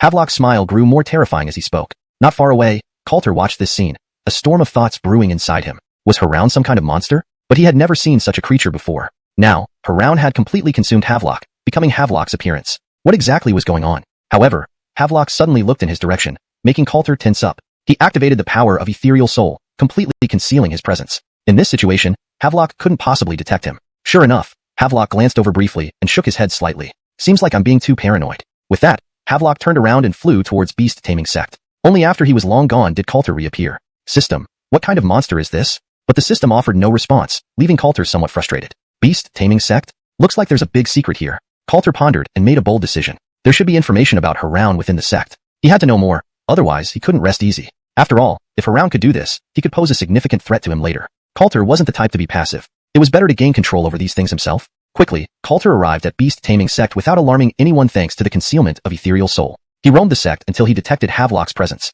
With a flash, Coulter arrived at the back mountain of beast-taming sect, watching Havelock enter a cave. Coulter focused on the cave, feeling that the energy emanating from inside was almost identical to Haroun's. This must have been Haroun's original seclusion place. So, Haroun's greatest secret should be here. Coulter's eyes gleamed as he thought of his next move. Chapter 149. investigating the cave dwelling. Forcibly investigating was out of the question. Ignoring the fact that he couldn't see through Haroun's condition, this was also a stronghold of the beast-taming sect. Rashly making a move would most likely result in him being deeply entrenched in enemy territory, an outcome that wasn't worth it at all. After all, getting himself killed for this kind of person was completely not worth it. While Coulter was contemplating this, Havelock's figure reappeared. He scanned the surroundings with his eyes before directly turning and leaving this place, heading off into the unknown. Watching him leave, Coulter's eyes shone with sharp light. There must be some secrets about Haroun hidden within this cave dwelling. After deep consideration, Coulter still approached. To him, this matter was quite significant, so he had to explore and find out exactly what was going on. Arriving at the entrance of the cave dwelling, after confirming that there were no strange auras around, Coulter walked straight in. There was nothing peculiar inside the cave dwelling. It looked rather tidy. Is Haroun's cave dwelling actually this simple? Seeing his odd appearance, Coulter had expected him to be similar to those fiendish characters, but now it seemed he was overthinking things. After scanning around, Coulter's gaze landed on the rear wall of the cave dwelling. There's something unusual here. After feeling around for a while, Coulter found some unconventional features. He pressed with his hand, and a section of the wall sank inward. Then, a downward passage appeared in front of Coulter. As I suspected, something is up. A flash of keen insight crossed Coulter's eyes, but this downward passage reminded him of some unpleasant memories. How does this look so much like where that golden fiend resides? Could he be another practitioner of dark magic? Coulter muttered to himself. Following this, he produced a ball of golden red flame in his hand and threw it down. The powerful fire illuminated the entire passageway, confirming everything was safe. Then, Coulter walked straight down, his intuition telling him this place held many secrets. Emerging from the passageway, a large secret chamber appeared in front of Coulter. There was no smell of blood, just a jade slip placed in the central position. Other than that, the entire chamber was empty. Strange. A jade slip could warrant such secrecy? Saying this, Coulter approached the table and picked up the jade slip. In the next moment, information flowed into Coulter's mind. This is a cultivation technique? Scanning it thoroughly, Coulter took a deep breath. He had guessed some things already. This cultivation technique was indeed surprising. Haroun had big ambitions, but this might explain some puzzles. Coulter murmured, but at that moment, a cold voice came from behind. Youngster, you're quite brave, following me directly. Aren't you afraid of dying? Coulter suddenly turned around, seeing Havelock's figure appear at the entrance of the passage, who had supposedly left earlier. All along, I felt someone was following, but never found anyone. Didn't expect it to be you. Your concealment skills are indeed impressive. Havelock spoke calmly, though Coulter felt extremely dangerous vibes from him. Should I address you as Haroun or Havelock? Coulter said slowly, fixing his eyes on Havelock. Either works, but from now on, I can only be Havelock. Hearing this, Coulter chuckled lightly. Cultivating such dark magic must be very strenuous. No wonder you didn't dare to make any moves earlier. You've reached your limit.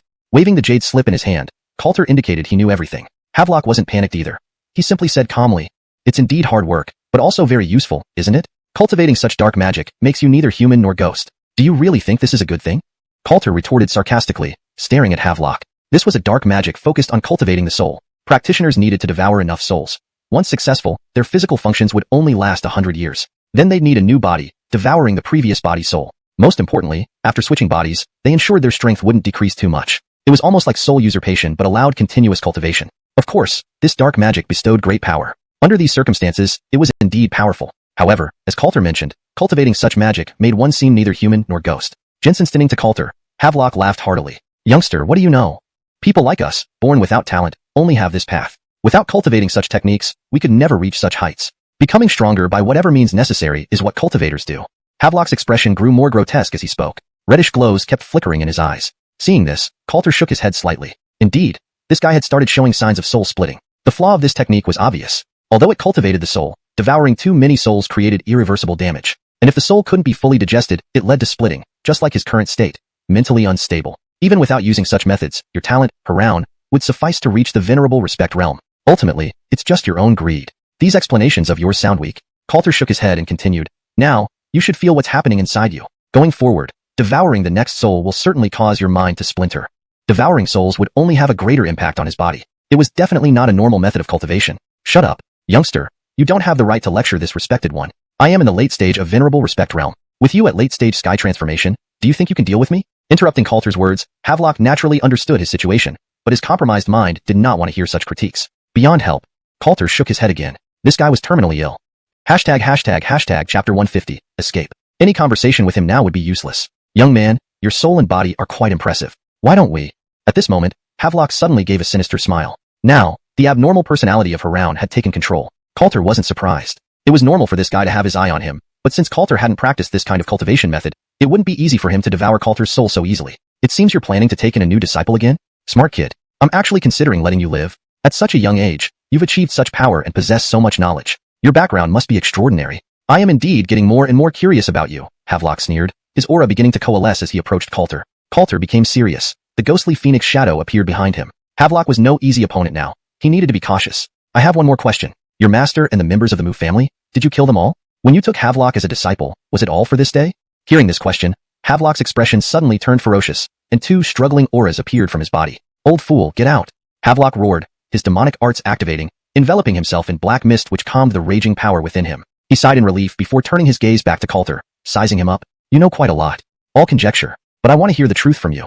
Coulter looked intrigued. Yes, they were all killed by me. That old fool dared to stop my cultivation and tried to kill me. I didn't plan to kill him, but it was his own doing, Havelock chuckled coldly. Coulter nodded slightly. It matched his speculations. So, you left because after devouring his soul, you couldn't suppress it and had to go into hiding, right? Havelock looked at Coulter in surprise, then nodded. Younger generation, I underestimated you. Correct. Swallowing a soul stronger than mine, I couldn't suppress it. So, I left the beast-taming sect to avoid being discovered by others. As for the Mu family, as my relatives, they enjoyed the resources I provided. They contributed their share to me. Nothing wrong with that. Havelock bared his fangs. Indeed. Coulter took a deep breath. Everything made sense now. Haroun truly was an unrepentant demon. Even if influenced by his cultivation method, it was more due to his own malevolent thoughts. Such a person deserved no pity. Since you know so much, you won't be leaving here. I'll let you experience what torture feels like. Eventually, I'll find a way to invade your body, Havelock said, greed evident in his tone. To him, Coulter's body was more satisfactory. Achieving the later stage transcendent heaven realm at such a young age, it would certainly be a worthwhile body to obtain. Seeing Coulter earlier, he was very tempted, but unable to act fully at the time, he couldn't do anything. Now, he intended to keep Coulter here since he came investigating. Let's see what you're really made of, daring to investigate my secrets here. Just watch closely. Coulter laughed coldly. The ancient phoenix power flowed through him, causing powerful fluctuations of spiritual energy that made the entire cave vibrate. What are you doing? Havelock sensed something wrong and stared coldly at Coulter. Of course, it's a grand gift for you. Coulter smiled as the Yin-Yang immortal sword appeared in his hand. A sword chi imbued with ancient phoenix power sliced through the mountain range, making it shake violently. Not good. Havelock realized the danger, his face turning grave. Yet, he didn't dare resist Coulter's attack head-on. Boom. The powerful sword chi shattered the entire mountain. Coulter seized the opportunity to flee while Havelock was distracted. This guy was genuinely a legitimate respected rank cultivator, far beyond what Coulter could easily handle. Thus, he could only use this move to escape quickly. Otherwise, fighting him would yield no benefits. Soon, Havelock emerged, disheveled and grimacing. Looking at the chaotic aftermath of the beast-taming sect's back mountain, his eyes glowed with killing intent as he watched Coulter's direction. Meanwhile, the remaining Ottos and the two respected rank dentists of the beast-taming sect woke up. They looked puzzled at Havelock and the devastated area. Master, what happened? Seeing Havelock's disheveled state, they quickly asked. No problem. There was an intruder. Havelock spoke slowly, realizing his current identity, and said coldly, this time, our sect has suffered heavy losses. Elders, everyone must be vigilant. Yes. While the Ottos knew what happened over the past few days, they didn't care too much about the aftermath. The two dentists, however, noticed Havelock's aura seemed off. Master, your aura is not good. Did you get injured? Should we help examine you? No need.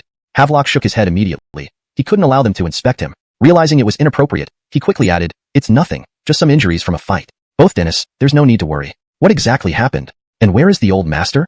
Hearing these questions, Havelock's expression grew increasingly odd. Havelock's soul within him started struggling. Having just devoured Havelock's soul without resting, feeling Coulter's presence and enduring his sword strike, Havelock wasn't in great shape. This made it hard for him to suppress the struggling soul. Bearing the pain, Haroun spoke, I will explain tomorrow. For now, I need to meditate. Hashtag chapter 151. Response strategy. With that, Havelock vanished on the spot, leaving the elders and the two supreme elders utterly baffled. The two supreme elders exchanged glances. I feel something is off. Yes, Havelock seemed strange, and I sensed an aura of demonic cultivation. As he spoke, the expression of this supreme elder turned grave. Demonic cultivation? It appears we need to investigate. Agreed. They reached a consensus and departed separately, determined to uncover what had transpired. On the other side, Coulter raced back to the Morong family compound. Sensing Coulter's presence, Arno hurried over to inquire about his situation. Seeing Coulter's disheveled state, Arno suddenly realized that something significant must have happened. Keaton Slade, what has happened? I found out about Haroun's affairs. Coulter calmed his turbulent spirit energy and looked at Arno. This matter is quite complex. Coulter recounted the events to Arno. After listening, Arno's pupils constricted. This information was indeed mind-boggling. Haroun would do such things? Arno initially found it hard to believe. This scenario seemed too fantastical. But considering Coulter's character and reflecting on everything, Arno concluded that it wasn't entirely impossible. Although it was difficult to imagine, those who cultivated demonic arts often behaved unpredictably. At this thought, Arno immediately said, I never expected this. But this guy is extremely dangerous. How should we handle him? Arno asked, looking at Coulter. Haroun or Havelock is in a precarious state. Having just consumed souls, he needs time to recover. We need to find someone to deal with him. We can't let him continue his malevolent deeds. Otherwise, once he becomes fully deranged and uncontrollable, he'll become a demon, posing a great danger to Tianyong City. Coulter gravely explained the threat posed by Havelock. Hearing this, Arno's expression grew even more serious. But with his strength, we might not be able to handle him. Does Tianyong City have any Xianxia realm powerhouses? There are some, but they're likely in seclusion and possibly struggling with their lifespan issues. Arno shook his head slightly. Finding these Xianxia realm experts wouldn't be easy. Coulter frowned. Without Xianxia realm powerhouses, dealing with this man seemed unlikely. While he had considerable strength, facing a late-stage Xianxia realm fiend would be challenging. After a moment's contemplation, Coulter spoke slowly. I'll write a letter. You ensure it gets delivered to Qingyuan Immortal Sect. Qingyuan Immortal Sect? A flash of understanding crossed Arno's eyes. Now he knew Coulter's background. No wonder Coulter was so powerful. He was from one of the 4 great immortal sects. Understood. However, Arno didn't press further, merely nodding. Also, inform the leaders of the major forces in Tianyong City to prepare themselves. As for the smaller factions, don't tell them. We don't want unnecessary panic. Got it. Arno nodded and immediately arranged for someone to deliver the letter to Qingyuan Immortal Sect after Coulter finished writing it. Once everything was set, Coulter sat down, taking out a jade slip he had casually taken earlier. What a depraved demonic art Haroun practices. Coulter sighed internally, concerned about the gravity of the situation. He hoped everything could be handled in time. The next morning, Havelock managed to suppress the chaotic souls within him and saw the 2 supreme elders approaching together. A sharp look flashed in his eyes. Both Ottos, what brings you here? Master, where's Kolbimu gone? Why can't we find him anywhere? Also, how do you plan to handle the Morong family incident? The 2 supreme elders were astounded as they understood the full extent of the situation. It had spiraled into something undesirable. Moreover, Haroun had emerged from seclusion yet vanished without a trace. Additionally, they noticed something off about Havelock's cultivation realm, which puzzled them. The details of this matter are complicated. As for Master's lifespan is nearing its end, so he left the beast-taming sect to attempt breaking through his current realm. Havelock feigned sadness, appearing genuinely affected. The 2 supreme elders hesitated. His explanation seemed plausible, but something felt amiss. Has the sect master already broken through to the Xianxia realm? And what about the person who appeared yesterday in the aura of demonic cultivation? They asked, their gazes fixed on Havelock. Realizing their suspicions, Havelock knew they believed he had killed Haroun. Without evidence, however, they couldn't act. Besides, there was Coulter, who knew about his demonic cultivation and posed a significant threat. He mustn't be allowed to live. But to deal with Coulter, he needed to be stronger. Coulter would undoubtedly be well prepared when he left. Deciding not to wait idly, a murderous intent flashed in Havelock's eyes. This matter requires further discussion. Havelock's gaze fell upon the 2 Ottos. Suddenly, he lunged forward, piercing both their chests with his hands. Stunned, the 2 supreme elders watched as their hearts were crushed. They couldn't fathom Havelock turning against them. Though they had suspicions, they hadn't fully guarded against him. They'd watched him grow up and trusted him completely. There must have been some misunderstanding, but now they paid a heavy price for their complacency. Let you serve as nourishment for me. Haroun's voice echoed, leaving the 2 supreme elders incredulous. You're Haroun? Correct, so now, you shall die. A burst of violent energy erupted, causing the 2 supreme elders to fall lifelessly to the ground, eyes wide in shock. Chapter 152, Complete Madness. They never would have imagined that Havelock was actually Haroun. They wouldn't know the exact reasons, leaving this world with regret and confusion. Havelock sneered at the scene. To him, these 2 guys were too easy to handle since they had no defense whatsoever. With their original strength significantly weakened, it allowed him to easily take them down. It's time. Murmuring to himself, Havelock opened his mouth and directly absorbed both of their souls and spirit chi into his body, making his aura even stronger. But, in return, he felt a tearing pain in his soul. Damn. Havelock's expression turned uglier. These powerful souls began to cause trouble, which he could barely suppress now. This can't go on. Havelock knew very well that if this continued, he would likely go mad. Recalling Coulter's words, Havelock grew increasingly worried. If he truly went mad, that would be terrible. At the same time, his headache worsened, forcing him to continually suppress the chaotic spirit chi within him. Damn. Roaring out loud, he gradually couldn't hold back anymore as the several souls inside him started battling each other. Although Haroun's soul currently dominated, he was gradually becoming more violent. Haroun immediately began practicing his technique. However, as the dark technique activated, his soul fluctuations grew larger. Boom. A powerful force erupted, and Havelock's eyes started to emit blood-red waves. Following that, intense murderous intent filled his mind. Now, all he wanted to do was kill. Everything else was forgotten. Lord Selma, what's happening? An Otto rushed in, stopping mid-sentence upon seeing Havelock's bloodshot eyes and the 2 bodies on the ground. He sensed something was off. Without hesitation, he attempted to flee.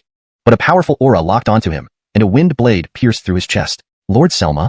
He tried to speak, but was immediately silenced as Havelock crushed his head. By now, Havelock could not contain his murderous intentions and restlessness, only thinking about killing. Boom. Chaos ensued throughout the beast-taming sect as many Ottos and disciples fled in response to Havelock's slaughter. Our Lord Selma has gone mad. The fleeing members of the beast-taming sect were terrified, never expecting Havelock to turn like this. Just run, don't think about it now. The Lord Selma has gone mad. We won't escape if he chases us. Sounds reasonable. Others nodded, scattering in different directions, some heading towards Heavenly Ridge City, the nearest city with many strong individuals, possibly providing a chance to survive. Above the beast-taming sect, Havelock had gone completely mad, his eyes turning blank. He had become nothing more than a mindless killing machine. Inside Heavenly Ridge City, Arno entered Coulter's room with a serious look and said, Mr. Keaton, there's trouble at the beast-taming sect? Huh? What happened? Coulter looked at Arno with bewilderment, unsure of what was going on. Havelock has gone mad, slaughtering everyone. The entire beast-taming sect is drenched in blood. Arno spoke seriously, hoping Coulter might have a solution. Gone mad? Coulter stared at Arno, surprised. While Havelock's condition wasn't good, he didn't expect him to go completely insane. What was really happening? Yeah, everyone from the beast-taming sect has fled. The situation is very dangerous. That Havelock will probably come to Heavenly Ridge City. Arno expressed concern. Coulter pondered for a moment before asking, do the other forces already know? Yes, we've told them about Haroun, but they don't seem interested in getting involved. These fellows. Coulter frowned, shaking his head, saying, don't worry about them. They have no choice now. I see. Arno sighed and then added, I hope we can somehow restrict this guy's power.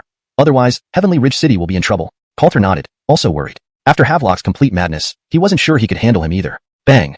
Outside Heavenly Ridge City, an explosion sounded. Coulter focused his gaze on the direction outside the city and said, looks like he's here. Yeah. Arno nodded, sensing the danger. This Havelock's arrival would certainly put them under immense pressure. Above Heavenly Ridge City, several auras appeared, with many powerful figures looking toward the city's exterior. Boom! Havelock appeared above Heavenly Ridge City, scanning the crowd below with eyes glowing with excitement. To him, the more people there were, the more excited he became. His consciousness was now solely focused on killing. Every person he killed provided another soul for absorption, enhancing his strength further. As for his splitting soul, he was already a lunatic and no longer needed to worry about it. Stop him. Auras rose, and they knew they must prevent Havelock from massacring here. Heavenly Ridge City was their home. However, just as they ascended, Havelock waved his hand, releasing a terrifying force that instantly wiped out everyone. Seeing blood pouring from the sky, fear in Heavenly Ridge City reached its peak. What kind of monster is this? The Lord Selma of the beast-taming sect has gone completely mad.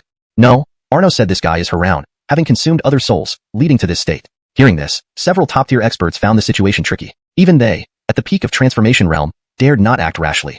Whatever it takes, we must trap him. I've requested help from nearby immortal sects. We need to hold on. A strong figure spoke resolutely. Heavenly Ridge City was their home, and they wouldn't let it be destroyed by anyone. All right, let's attack together.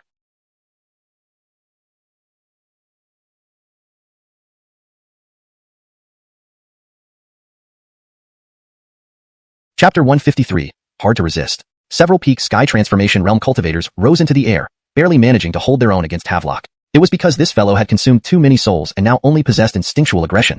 Otherwise, these people would stand no chance against him. Master Keaton, I must take action as well.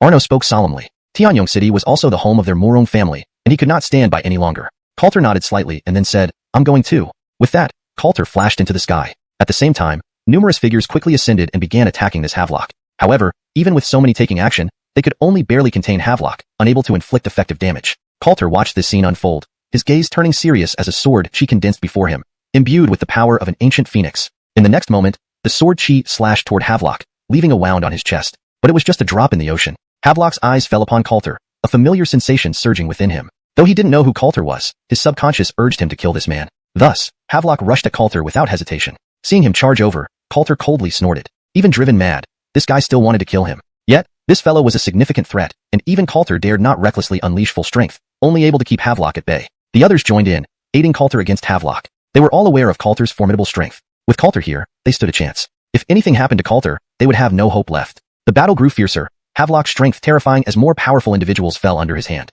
While Coulter could still resist, he was growing weary. This situation was very disadvantageous for him. Then, two profound auras emerged, followed by the appearance of two imposing figures in the sky. Ancestors. These were clearly the two venerable realm experts from Tianyong City. Though somewhat aged, their strength was formidable. Their arrival significantly reduced Coulter's pressure. After hundreds of clashes, Havelock's consciousness began to gradually recover. More accurately, Haroun's consciousness. As his power surfaced, the souls within his body started to settle. The excessive power had made it hard for him to control himself, leading to his berserk state. But seeing the current situation, Haroun realized what had transpired. He had no choice but to find a way to kill Coulter and the others and escape. Otherwise, he would become a demon everyone sought to destroy. Thinking this, Havelock's gaze locked onto Coulter. For him, Coulter must die. If not for Coulter, none of this would have happened. If he had remained patient, things wouldn't have spiraled out of control like this. This deepened his hatred towards Coulter. Feeling Havelock's gaze, Coulter showed a hint of surprise. It looks like you've regained your senses, Artimu. Hearing Coulter's words, Havelock's face darkened. Surprised Coulter noticed this. Others paused their attacks, staring at Havelock or Haroun. Haroun snorted coldly, then changed his appearance since there was no need for concealment anymore. So, Artimu doesn't plan on keeping up the pretense? Coulter laughed, trying to buy some time, as it would be difficult to deal with this man otherwise. Coulter, thanks to you, I've turned into this form. So today, you must die here. Haroun coldly said, not hiding his murderous intent towards Coulter. Artimu shouldn't spout nonsense. It was your own cultivation of demonic arts that led to this state, betraying your master, killing your family, and harming your disciples, all self-inflicted. Coulter's voice echoed loudly throughout Tianyong City. Many eyes turned towards Haroun, making him look less than pleased being exposed like this. Still, he soon calmed down. What was the point of hiding at this stage? So what? This humble one has obtained immense power. None of you can match me. Now, after killing you all and slaughtering the entire Tianyong city, who will remember this? Haroun sneered, his murderous intent intensifying. Haroun, your wickedness is unpardonable. We've already informed nearby immortal sections. Prepare to meet your doom. A peak sky transformation realm expert snorted coldly, eyeing Haroun. Ha ha ha, do you think I'd wait until then? Today, you all shall die here. Haroun cackled wildly. Immediately, his aura became even more dangerous. Now, let you all feel the true power of demonic arts. Boom.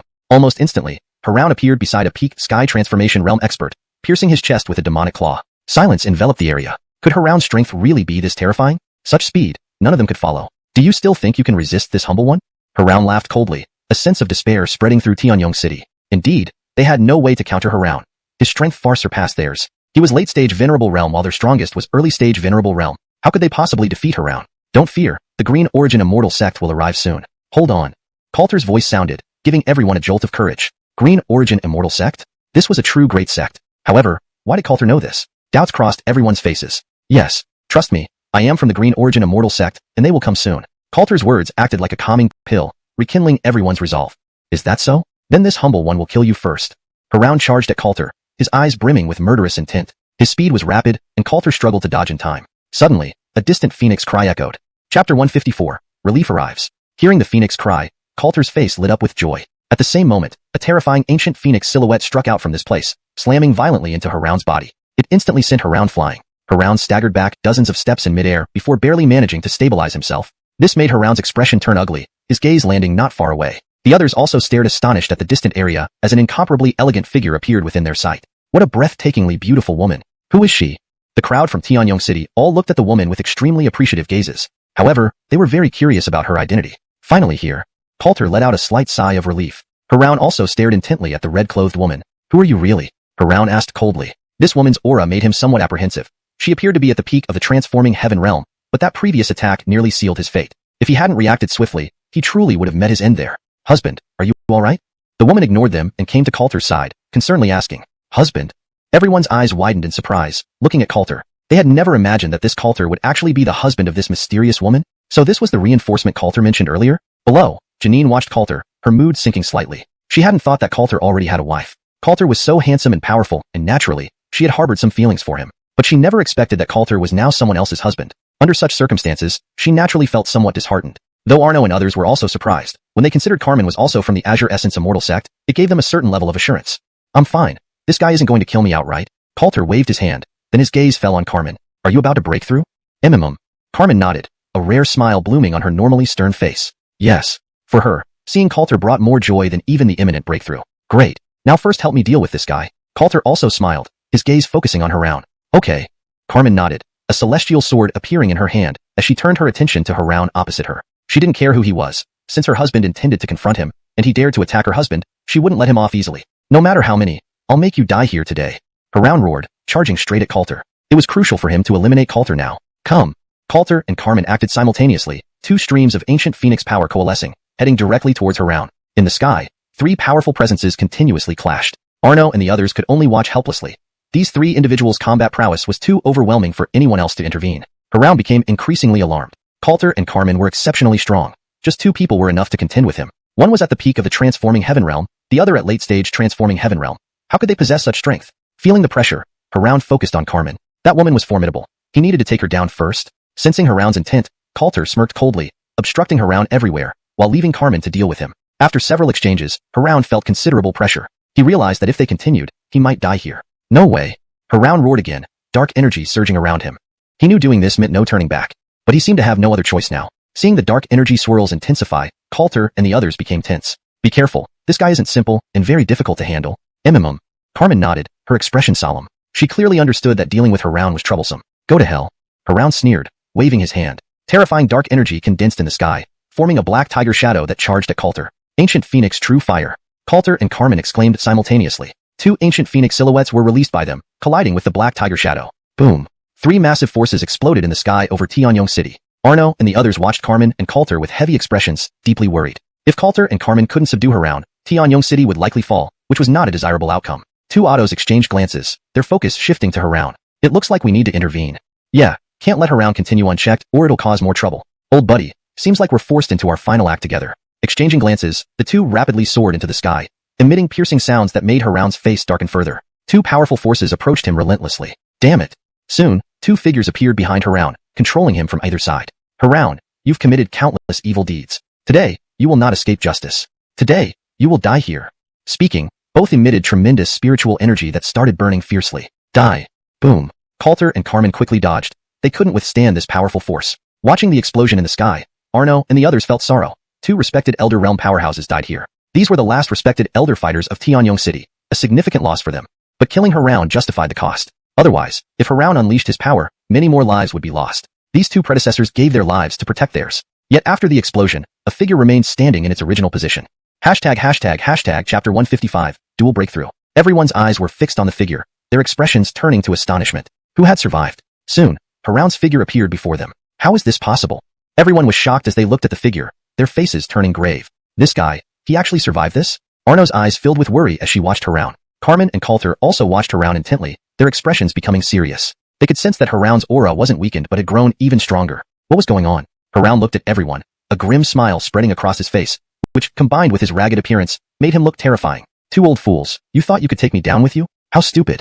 Haroun spoke, then his clothes exploded off him as his injuries slowly began to heal. Dark powers are truly the most powerful. You people wouldn't understand just how potent these dark powers are. Now, you'll all pay for your actions, Haroun sneered, power beginning to gather in his hands. He had indeed been near his limit earlier, but the two old men were worse off, dying before him. By devouring their souls, he survived and grew even stronger. This meant Coulter and the others would pay a heavy price today. Seeing Haroun's grim smile, everyone grew more worried. Things were becoming more dangerous. He's a monster, Carmen muttered, her expression turning serious. She had rushed over after receiving Coulter's message, wishing now that she had brought an auto. Haroun was hard to handle. We must act. His power is increasing. If we don't stop him, we'll all die here, Coulter said, stepping forward first and delivering a punch to Haroun's head. Haroun didn't resist, only allowing himself to be pummeled by Coulter while his body continued to heal. It's useless.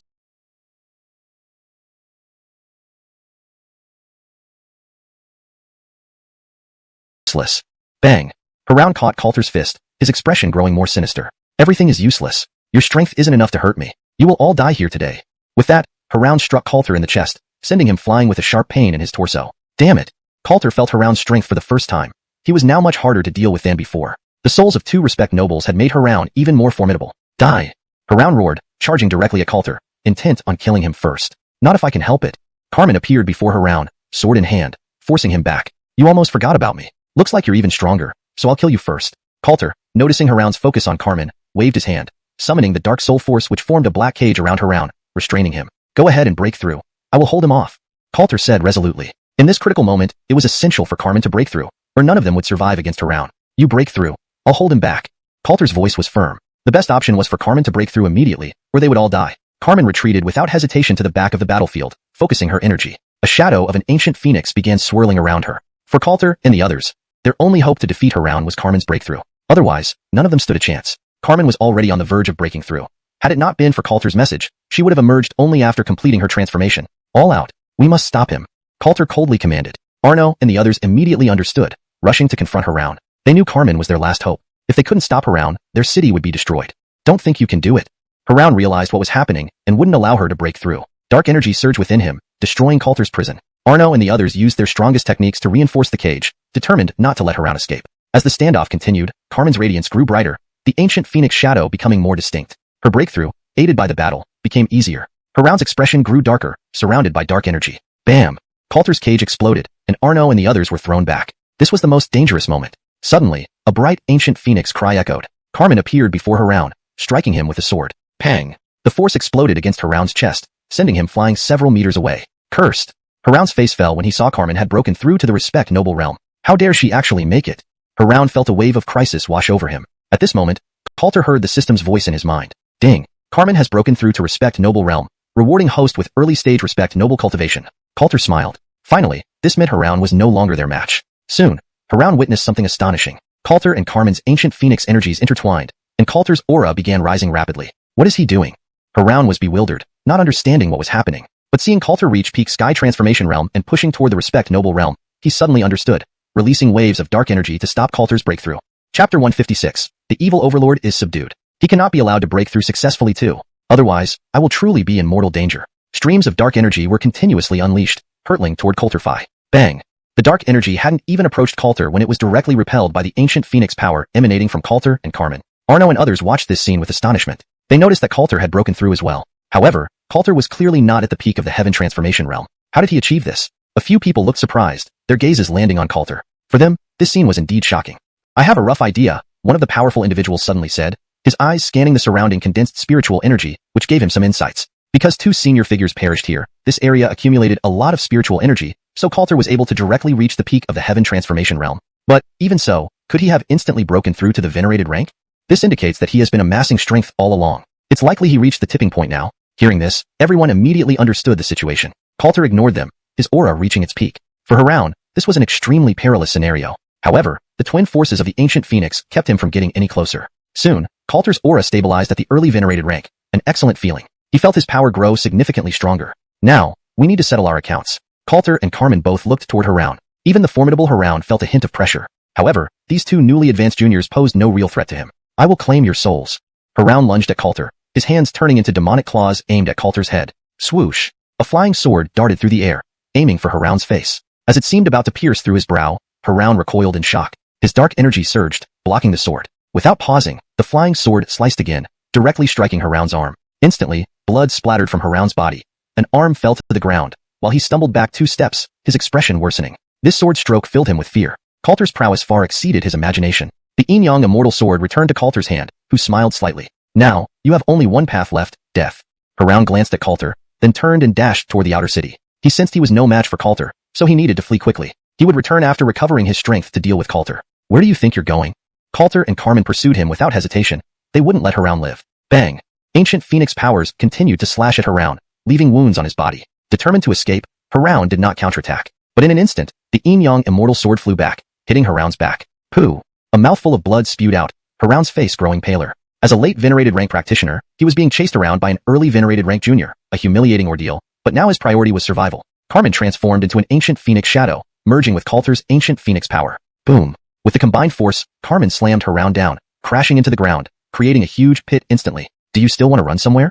Coulter and Carmen stood before Haroun, 2 swords poised at his neck. Haroun's face was pale, blood pouring from his wounds. At this moment, he had no strength to resist. Boy, spare me. I can tell you the location of a relic site, Haroun hurriedly said, looking at Coulter. What kind of relic? Coulter asked curiously, watching Haroun. The place where I obtained my demonic techniques. Ah, interrupted mid-sentence. Haroun screamed in agony as a sword pierced his chest. Do you really think I would be interested in your trashy demonic techniques? Coulter said coolly. No. That relic site contains more than just demonic techniques. I couldn't explore it because my cultivation was too low. Haroun hastily replied. And didn't you return later? No, because I was seriously injured afterward and never had the chance. I plan to go this time. Haroun panted, seeking a sliver of hope. Very well. Where is it? Let me go, and I'll tell you. Another sword pierced Haroun's chest, his face turning even paler. You have no room for negotiation. Coulter sneered coldly, his gaze fixed on him. It's located within the Broken Sky mountain range. There's a massive underground ruin that no one else has discovered. I've concealed it. Haroun quickly spoke, utterly fearful, now desperate to survive. Coulter nodded slightly. Then the Yin-Yang immortal sword stabbed into Haroun's heart. Why? I never promised to spare someone like you. Would I make trouble for myself? Coulter sneered, looking at Haroun. What nonsense. After killing so many, I can't possibly let you live. You'll die horribly. Haroun cursed as he slowly collapsed. However, a beam of clear light flashed, and Haroun's soul shot away. Come back here. Coulter grabbed Haroun's soul, pulling it back. Aware of the dark technique Haroun practiced, he remained wary. Haroun's soul struggled, but spectral energy bound him tightly, immobilizing him. Do you really think I didn't know about your hidden trick? Coulter sneered, a devilish smile to Haroun. Now, go to hell and repent for your sins. Coulter waved his hand, unleashing spectral energy causing Haroun's soul immense pain. Chapter 157, Tianyong City's Gratitude. Haroun kept screaming, but under Coulter's spirit force, no matter how he struggled, it was useless. Watching his evil soul slowly dissipate, Coulter's expression remained unchanged. It was best for scoundrels like him to be dead. After Haroun's soul completely dissipated, Coulter relaxed his tense demeanor. This guy was the most difficult opponent he had ever encountered. But fortunately, it was all over now. Carmen asked Coulter, how do you feel? Pretty good. With this power, I won't need to hold back as much. Coulter smiled and said, having come to the respectful sage realm, within Xinguan immortal sect, he would have more influence. How do you feel? The ancient phoenix force should further awaken soon. When that happens, it will greatly assist me in the respectful sage realm.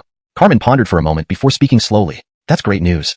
Coulter nodded. Next, they were going to check out the ruins mentioned by that fellow. Soon enough, Arno and others also caught up. Seeing Haroun lifeless on the ground, everyone felt a great sense of relief. Haroun had put them under enormous pressure. If not for Coulter, they couldn't even imagine how they could deal with Haroun. Thank you very much, Master Keaton and this fairy for saving us. Arno bowed slightly towards them, expressing his gratitude. The rest did the same. To them, Coulter and Carmen had indeed saved them and preserved Tianyong City. Otherwise, who knew what torment they would endure at the hands of Haroun, or if Tianyong City would still exist. There was no doubt about it. Thus, their respect for Coulter and Carmen wasn't fake. Jensen to Arno's words, Coulter waved his hand and spoke earnestly. A monster like this deserves death by anyone's hand. There's no need for such formality.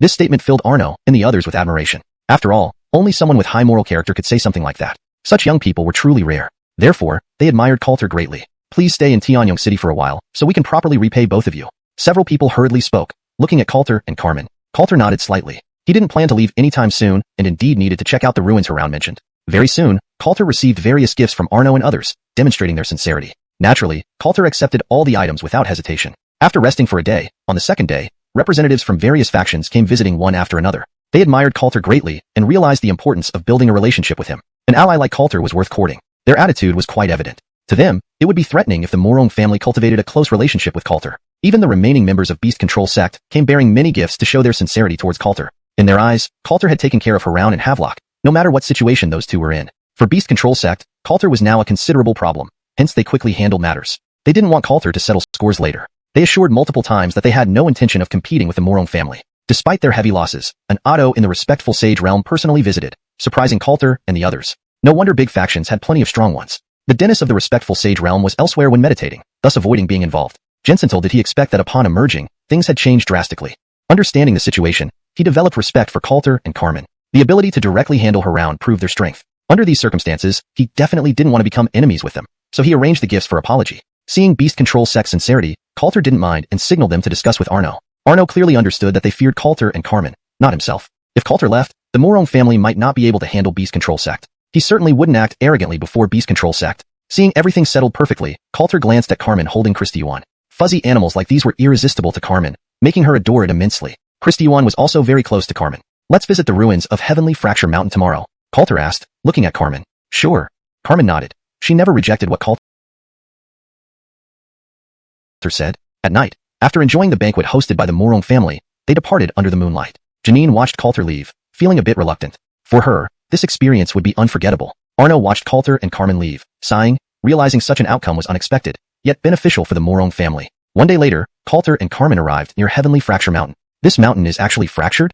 Carmen stared at the massive crack splitting the mountain, seemingly formed by brute force. Yes, originally, this was a complete mountain range, but legend has it that two powerful beings fought fiercely here. One sword strike split the mountain, hence its name, Heavenly Fracture Mountain. Coulter explained, which information he obtained yesterday from Janine. I see.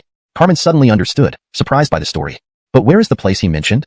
Looking at the vast Heavenly Fracture range, nothing seemed like ancient ruins. It should be inside this crack. Any underground location must be here. Hashtag chapter 158, Ancient Ruins. Yes. Coulter nodded, agreeing with Carmen's reasoning. Then let's go down and look for it. Sure. The two of them boldly descended, their current strength allowing them to disregard any dangers. After all, being at the respected rank stage meant they could walk fearlessly here. Even if they encountered a late-stage respected rank opponent, the two working together would pose no significant threat. They searched through the mountains, covering the entire area, yet found no trace of anything. Is this rascal lying to me? Coulter muttered, feeling something was off. This fellow might have lied to save his life, which wasn't unusual. With that, Coulter waved his hand, sending out a surge of energy toward a distant stone. Bang! The energy struck the stone, causing it to explode. To Coulter's surprise, the ground beneath remained intact despite not using full force. Ordinary stones couldn't withstand his power, leading to one explanation. There was something protecting this area. Carmen also realized this and immediately understood. They walked over to inspect the area, noticing that the ground was distinctly different. This is green slate? Coulter looked on in surprise, noting its hardness far exceeded ordinary rock. It wouldn't have survived his strike otherwise. It's possible, Carmen said. It looks like the entrance is nearby. Carmen waved her hand, releasing streams of spiritual energy to clear the area. Soon, a dark passage appeared before them. It seems he went down here. Yeah, we don't know what dangers lie ahead. I'll go first, and you come down if it's safe. Coulter leaped down, landing steadily after about 10 breaths. Quite deep indeed. Coulter spoke as he conjured a flame in his hand, illuminating the small chamber filled with bones and partially decayed corpses. Ahead was another passage, likely leading further inside. Confirming no immediate danger, Coulter signaled Carmen to descend. Upon arrival, she too was surprised by the corpses. These bodies appear to be decades old. Right, possibly from those who came with Haroun. Coulter scanned the scene, concluding that Haroun didn't come alone. The presence of these corpses was logical, though it remained unclear if Haroun killed them or if they met an unknown peril. Let's move forward. Leading Carmen down the passage, two nine-tailed fox flames floated beside them, illuminating the way. Soon, the passage began to widen, indicating they were nearing the exit. However, Shauna on Coulter's shoulder suddenly tensed up. What's wrong? Coulter paused. Although Shauna hadn't fully ascended to a nine-tailed heavenly fox, her senses were incredibly sharp. There's an unpleasant smell and an odd aura ahead. Shauna's small face was serious. It sounds like we've encountered an enemy. Both Coulter and Carmen drew their celestial swords, cautiously proceeding. They emerged into a larger room where a strange sound echoed nearby, seemingly coming from a figure doing something. The darkness made it hard to see clearly, making them more vigilant. I fear it's nothing good. Coulter spoke gravely, recognizing the sound as chewing. Both their expressions turned grim. Coulter tossed a fireball to illuminate the area. What kind of monster is this? Carmen exclaimed as they saw a large, gray-furred beast gnawing on a decaying corpse. The creature paid no mind to the state of the corpse, breaking bones as it feasted. The eerie sight intensified their apprehension. Noticing their presence, the gray beast lifted its head, its emerald eyes fixed on Coulter and Carmen, drool dripping from its mouth. A Hell-Yo wolf? Early stage respected realm. Seeing this creature, Coulter immediately identified it. Note, Yo is typically used in Chinese to denote something Yo-ming, nether, which may not have a direct equivalent term in English for this context, hence keeping it as is. Coulter quickly identified the creature. Be cautious, this thing isn't quite alive. Coulter's expression hardened. He wondered how Haroun and his group managed to enter if such a beast was here, or if they faced something else when they arrived. No matter what, they were now in danger.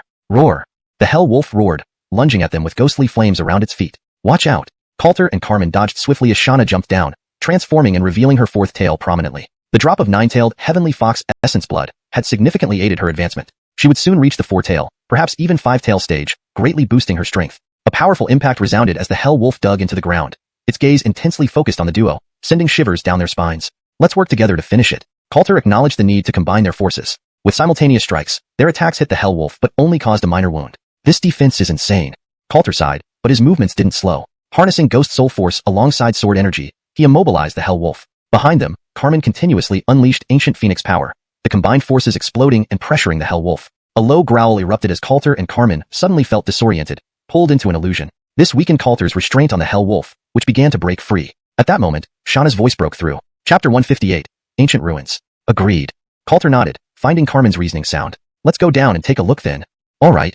The two of them marched down boldly. Their current strength meant they had no need to worry about such things. After all, at the level Venerable Realm, one could act as they pleased here. Even if they encountered a late-stage level Venerable, they wouldn't have much trouble dealing with it together. They searched through the mountains. After circling once, they scoured the entire mountain range but didn't find any traces. This doggerel, did he lie to me? Coulter muttered, sensing something amiss. To save his life, the man deceiving him wasn't out of the ordinary. With that, Coulter sent a burst of air power towards a distant rock. Bang!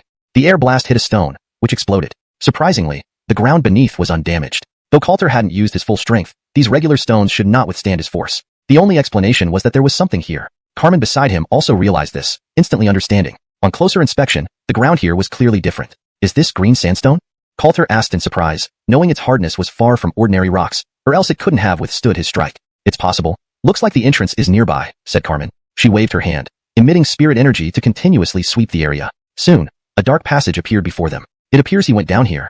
Right. We don't know if it's dangerous. I'll go down first to check. You follow if it's safe, Coulter stated and leaped down. About 10 breaths later, he landed steadily on the ground. Really deep? Coulter summoned a flame in his hand, illuminating the entire space. This was a narrow chamber filled with bones and some partially decayed corpses. Beyond that, there was another passage, unknown where it led but likely to the next location. After confirming it was safe, Coulter called Carmen down. Seeing the bodies, she was equally surprised. These corpses seemed decades old. Probably those who came with Haroun, Coulter deduced. Back then, Haroun didn't come alone, so the presence of these corpses was understandable. It was just unclear if Haroun killed them, or if they met some other danger. Let's move forward. Coulter guided Carmen towards the next passage, two flames of nine-tailed fox hovering nearby providing illumination. The passageway widened ahead, suggesting they were close to an exit. Just then, Shauna on Coulter's shoulder tensed up. What's wrong?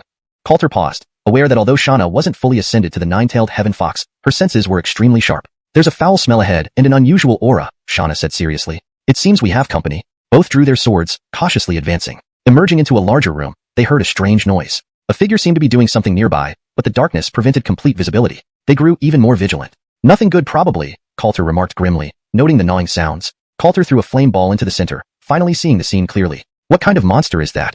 In the middle, a large gray-furred beast was devouring a corpse. Despite its rotten state, the beast showed no concern, even biting through bones. Both Coulter and Carmen grew grave. Upon noticing them, the gray beast turned its head, its eerie green eyes fixed on them, drooling. Is that a hell wolf? Early stage level venerable. Coulter identified instantly. Be cautious, this thing isn't considered alive. Unexpectedly finding such a monster here, Coulter wondered how Haroun managed to enter or whether Haroun's group encountered this hell wolf. Focusing on the hell wolf, Coulter felt a growing sense of danger. Roar. The hell wolf lunged at them with ghost flames appearing beneath its feet. Watch out. Both Coulter and Carmen evaded swiftly, Xianxia jumping down and transforming, her fourth tail materializing more firmly. That drop of nine-tailed heaven fox essence greatly benefited her. In time, she would reach the four-tail or even five-tail realm, boosting her strength rapidly. The hell wolf created a crater with a punch, its eyes fixed on them, making both feel chills run down their spines. We need to deal with it together. Coulter knew unity was key. As they attacked simultaneously, powerful strikes landed on the hell wolf, leaving merely small wounds. Such defense, truly monstrous. Coulter concentrated spectral power, launching it with sword chi to immobilize the hell wolf. Carmen added her ancient phoenix power, combining forces that overwhelmed the hell wolf. A low growl erupted. Suddenly, Coulter and Carmen saw darkness envelop them, dragged into illusions. This weakened Coulter's hold on the hell wolf, almost allowing it to break free. At that moment, Xianxia's voice echoed. Chapter 159. Alter. The piercing scream cleared Coulter and Carmen's expressions, bringing a slight relief. Good job. Coulter looked at Xianxia. The hell phantom wolf had the ability to create illusions, which came as quite a surprise. However, the nine-tailed celestial foxes were pioneers in the art of illusions. Thus, under these circumstances, Xianxia could easily rescue them from the illusion. In the next moment, the spirit energy within Coulter's body surged, black runes emerging all over his body as his aura continued to rise. The hell phantom wolf also revealed murderous intent, its demonic power fluctuating as it clashed with Coulter's aura. As a creature with a highly ranked bloodline, its strength was by no means negligible. These two humans appearing here were destined to be its food, and it would not let them go. Coulter sensed the hell phantom wolf's murderous intent, a glint flashing in his eyes. Boom! The hell phantom wolf broke free from Coulter's control, its sharp claws lunging towards Coulter's chest. Coulter gathered spirit energy into a massive palm strike that struck the hell phantom wolf on its chest, both retreating several steps. This guy's defense is insane. Looking at the hell phantom wolf, Coulter felt this approach wouldn't easily defeat it. He needed some other tactics. I'll handle it.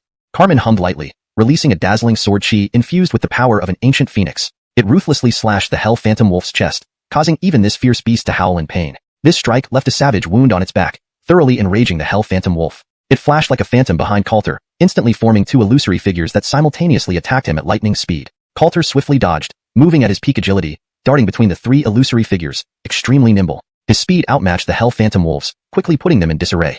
Seizing the opportunity, Coulter's yin-yang immortal sword formed a black and white sword chi, imbued with immense sword intent, unleashing powerful pressure that instilled instinctive fear in the hell phantom wolf. Boom! The yin-yang immortal sword pierced through the hell phantom wolf's body, the strong sword intent wreaking havoc inside it. In mere moments, the hell phantom wolf fell to the ground, unwillingly, its eyes wide open. Clearly, it didn't expect to die at the hands of this mere human. This was an unimaginable disgrace to it. But now, its life had ended, leaving nothing more it could do. Seeing this scene, Coulter sighed in relief, then searched the hell phantom wolf's body. Soon, he held a demonic core and a streak of dark green flame. What's this? Carmen looked curiously at the dark green flame in Coulter's hand, sensing something extraordinary about it. This is the hell phantom wolf's origin, Helming Fire, which can enhance my ghostly powers. Revision. This is the hell phantom wolf's core, Helming Fire, which can enhance my ghostly powers. Note, the term origin seems out of place here. I replaced it with core to better convey the meaning that this fire is central or essential to the wolf's nature. Additionally, Helming Fire should be clarified as Hellfire for natural English phrasing. Final revision. This is the hell phantom wolf's core, Hellfire, which can enhance my ghostly powers. For full context and consistency, Hellfire might need to be consistently used throughout the text if it refers to a specific type of fire within the story's universe. If Ming carries additional meaning, you might consider explaining it briefly or using another descriptive term. Coulter explained cheerfully, noting that his ghostly powers were similar in nature to this hell phantom wolf, allowing him to absorb it. As for the demonic core, he naturally gave it to Xianxia. Also, its fur and claws are valuable. Keep them. All right. Without much ado, Carmen agreed, and they preserved the fur and claws, which were valuable materials for forging weapons. Even if they weren't used for forging, selling them would yield a substantial amount of spirit stones. Afterwards, they explored the room, finding nothing but corpses besides. Let's move on to the next room. Coulter looked ahead and walked forward with Carmen. After an indeterminate amount of time, light appeared ahead, but it wasn't ordinary light. It was clusters of dark green flames, making the passage seem even more eerie. Exiting the passage, they faced a chamber, revealing a look of surprise. An altar? In the center of the chamber stood an altar-like structure emitting dark green light. On this altar was only a stone platform. There were no other passages, leading them to wonder if this was the end. Coulter pondered, knowing something so guarded by such a terrifying hell phantom wolf shouldn't merely be a strange altar. While inspecting, Carmen suddenly noticed something and exclaimed, "Don't you think there should be something on this stone platform?" Upon her words, Coulter realized something and waved his hand, revealing the magical cultivation scroll. As Coulter placed the scroll on the platform, a loud rumbling sound erupted, a passage slowly materializing nearby. So, there was a trick. A spark of insight flashed in Coulter's eyes as he observed the new passage, becoming incredibly focused. The scroll turned out to be not just a cultivation technique but a key. However, this altar. Coulter punched directly at the altar, triggering intense rumbling. Beneath the altar, a small space appeared, containing an old box secured with a chain. Both inspected cautiously, opening the box carefully, greeted by a long sealed atmosphere. Inside, They found a scroll along with some fragmented forging materials. What's this? Both showed puzzled looks, seeing only a scroll and fragments in the box. Unrolling the scroll, a map appeared before them. A map? Where does it lead? They inspected closely, soon discovering text on the back of the scroll. My name is Clinton. Their expressions changed after reading, learning of a powerful individual named Clinton who claimed this map led to a treasure location holding some of his wealth. Is it trustworthy? Carmen gazed at Coulter, her eyes filled with doubt. The scroll seemed intact, but the name, Clinton, made them wary. Chapter 160. The Secret Realm Emerges. After all, the name didn't sound like it belonged to a good person. They also had to consider whether this guy might be problematic. It's not very credible. This cultivation technique seems to have been left behind by him.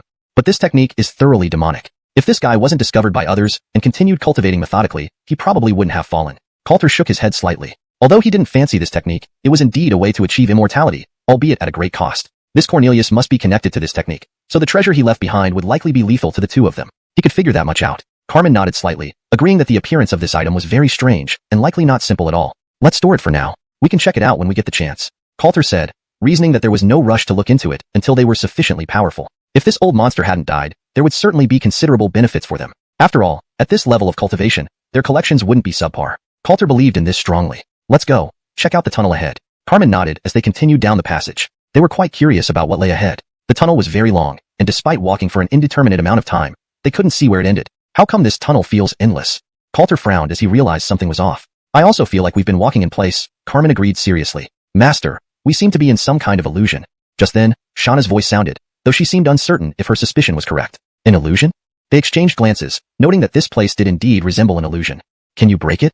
Coulter asked, looking towards Shauna. Yes, I can try. Shauna nodded and jumped down, beginning to channel her power. Her nine-tailed celestial fox heritage activated, unleashing a terrifying force. Soon, she opened her eyes and said, Master, follow me. She led the way forward, with Coulter and Carmen following closely. Though they walked straight ahead, at one turn, Shauna suddenly stopped and tapped the ground lightly. A loud boom echoed as cracks spread. The scene before them changed instantly. The tunnel slowly vanished, revealing a new area, a stark contrast from the previous chamber. This looks like the real ruins. Examining the desolate surroundings, clearly a battleground, they realized this must be the ruin mentioned by Haroun. However, there was nothing particularly special about it at first glance. Could other things be buried underground? Carmen observed that this place didn't appear to hold anything valuable. It looks like the remains of a sect. Coulter saw a plaque in front of them, its inscription still legible after countless years. Dao Tian Immortal Sect. I think I've heard of this immortal sect somewhere. Carmen mused, lost in thought. Coulter surveyed the area beneath the broken sky mount. An underground space like this shouldn't conceal the remnants of an immortal sect. Considering that, the upper area seems to be just a cover-up by Cornelius.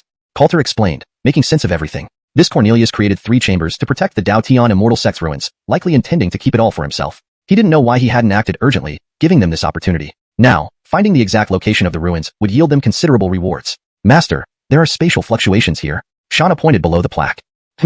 Coulter approached and inspected. As he lifted the plaque, a terrifying spatial fluctuation surged, forcing Coulter back several steps. Simultaneously, a beam of light shot upward, piercing through the ground. Seeing this light, Coulter grasped the situation. Unexpectedly, it's like this. He realized the true remains of the Dao Tian Immortal Sect aren't here, but in a secret realm. That beam of light signifies the opening of the secret realm. Carmen nodded, feeling a bit regretful. The light would undoubtedly attract attention, making it impossible for them to monopolize the relics of the Dao Tian Immortal Sect. Let's go. The entrance to the secret realm will open above. Coulter shook his head and left the underground space with Carmen. Upon reaching the altar, he took the demonic technique with him, knowing it had significant influence. If someone ill-intentioned got hold of it, the consequences would be dire. Meanwhile, in Tianyong City, figures soared skyward, staring at the sudden golden light. This is the direction of the Broken Sky Mountains? Arno, recalling that Coulter and Carmen had gone to those mountains, wondered if it was related to them. Father, what happened? Janine approached Arno, also gazing at the golden light. A secret realm has emerged. Arno explained, familiar with the commotion such an event would cause in the cultivation world. Secret realm? Yes, a very powerful one. Arno nodded solemnly. Every secret realm was a matter of importance, and they couldn't ignore it. Soon, this place will get lively.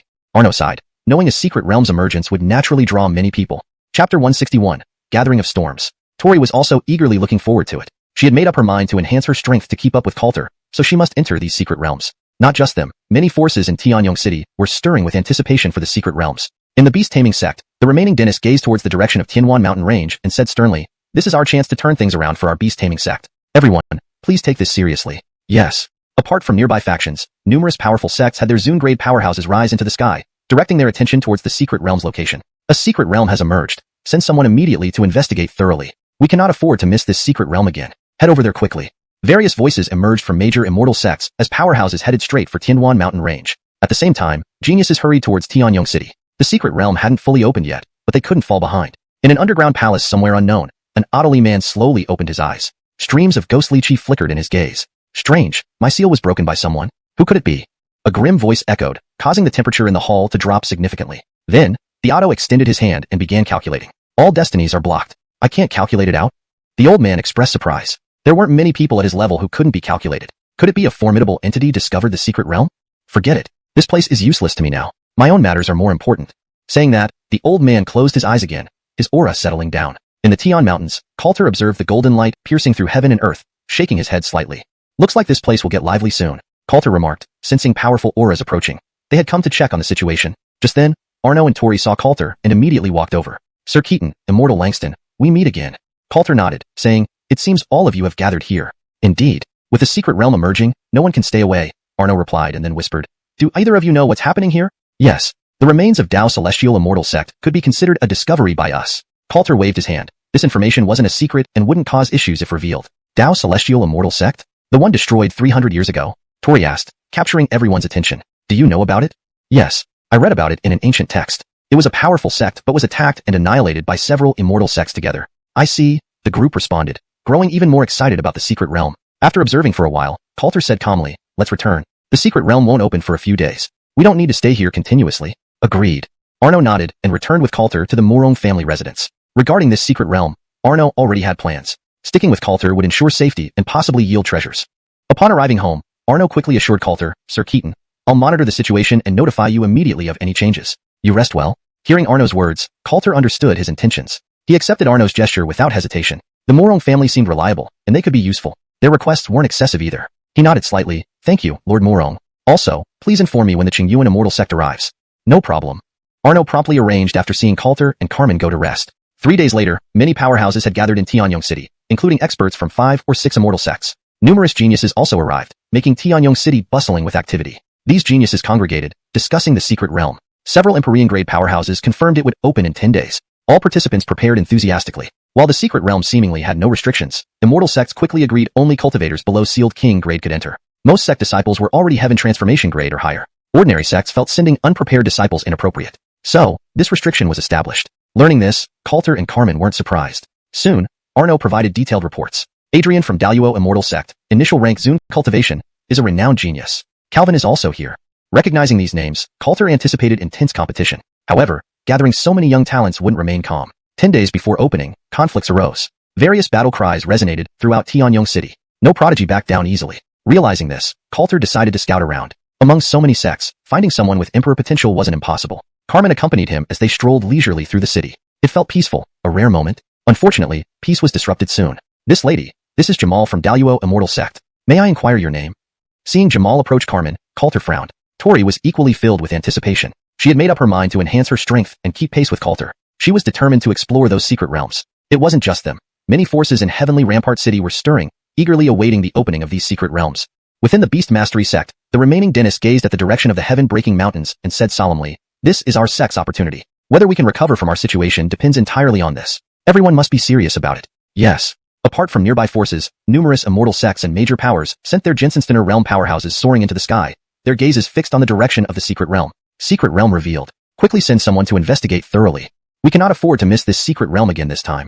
Head there immediately. Voices rang out continuously from the major immortal sects, as one powerful figure after another headed toward the heaven-breaking mountains. Meanwhile, a host of prodigies also hastened directly to Heavenly Rampart City. The secret realm hadn't fully opened yet, but they couldn't afford to fall behind others. In an underground palace somewhere, an old man slowly opened his eyes, ghost-like auras flickering within his gaze. Strange, my seal has been broken by someone. Who could it be?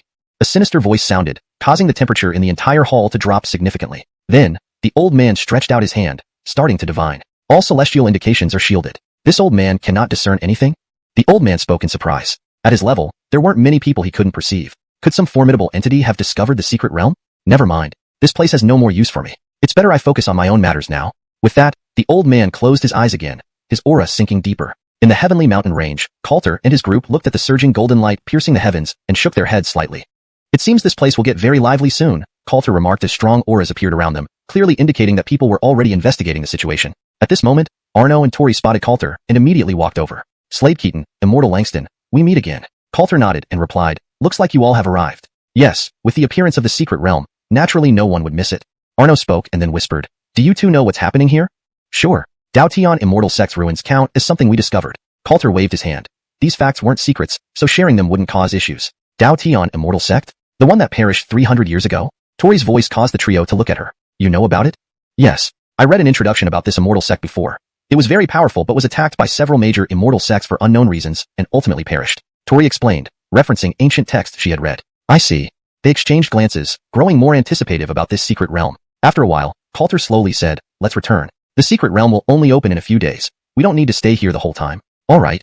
Arno nodded, then returned with Coulter to the Morong family residence. For him, regarding this secret realm visit, following Coulter meant greater safety and possibly obtaining good items. Back at the Morong residence, Arno promptly spoke, Slade Keaton, I'll keep an eye on things here. You can rest assured. I'll notify you of any developments right away. Just rest well. Jensen stinning to Arno, Coulter understood his intent. He didn't reject Arno's overture since the Morong family seemed favorable and had useful qualities. Their demands weren't high, and he wasn't unable to agree. He nodded slightly and said, all right, thank you, clan leader Morong. Also, if anyone from Qingyuan Immortal Sect arrives, please inform me. Sure, no problem. Arno hurriedly responded. After watching Coulter and Carmen go back to rest, Arno immediately arranged the necessary tasks. 3 days later, many powerhouses had gathered in Heavenly Rampart City, including representatives from 5 or 6 immortal sections. Numerous prodigies had also arrived, making the city extraordinarily bustling. These young talents congregated and discussed the secret realm nonstop. Several Emperor Realm powerhouses confirmed that the secret realm would open 10 days later. Everyone prepared to enter it. The secret realm seemingly had no restrictions, but the major immortal sects quickly agreed that only cultivators below the King's Sealing Realm should enter. Most disciples in their sects were already Sky Transformation Realm, some even Jensensteiner Realm, but few had reached King's Sealing Realm. Ordinary sects found it inappropriate to let only their disciples enter, hence such restrictions. However, immortal sects still had some leverage in this matter. Upon learning this news, Coulter and Carmen weren't surprised but wondered who else would arrive this time. However, Arno was quick to provide updates. Adrian from Daluohu Immortal Sect, early Jensensteiner Realm cultivator, is a renowned genius. Calvin has also come. Seeing these familiar names, Coulter knew this secret realm would be highly active. With so many people gathered, the next 10 days until the secret realm's opening were bound to see constant friction among the youth. Fights erupted frequently across Heavenly Rampart City, each side unwilling to back down easily. This made Coulter realize he should venture out, perhaps finding someone with emperor potential amidst these various sect members. Carmen naturally followed when Coulter decided to go out. They strolled through the city peacefully, something they hadn't done in a long time. Their tranquility was short-lived, interrupted by an unwelcome voice. This young lady. I am Jamal from Daluohu Immortal Sect. May I inquire your fair name? Seeing Jamal appear before Carmen, Coulter's face darkened in displeasure. Chapter 162. Arrogant disregard. This guy really doesn't think much of me. Thinking this, Coulter's expression turned more serious. He wasn't blind. Standing there with Carmen so openly and him outright ignoring them, his intentions were clear as day. However, Carmen wouldn't give him any good attitude. Seeing Carmen's lack of response, Jamal didn't become angry but continued speaking. I have no other intention except to get acquainted with you, young lady. Would you do me the honor of joining me for tea? Not interested. Carmen coldly responded and moved closer to Coulter. Naturally, she would not be kind to any man apart from Coulter, who had steadfastly stood by her side. Being bluntly rejected by Carmen, Jamal's expression changed slightly. In his experience, no woman had ever refused his request before. Perhaps, young lady, you don't know who this young Master Aragu is, one of the accompanying people hurriedly added. He is the son of our great law sanctuary's Leighton and an early stage rank respected talent at 25.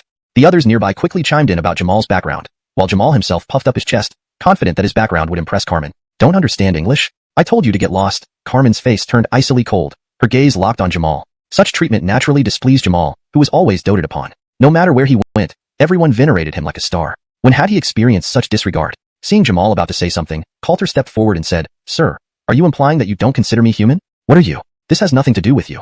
Jamal replied coldly, questioning how some random person dared to interfere. Oh. Coulter's eyes shifted to Jamal. In the next moment, ancient phoenix power flowed through him, rushing towards Jamal.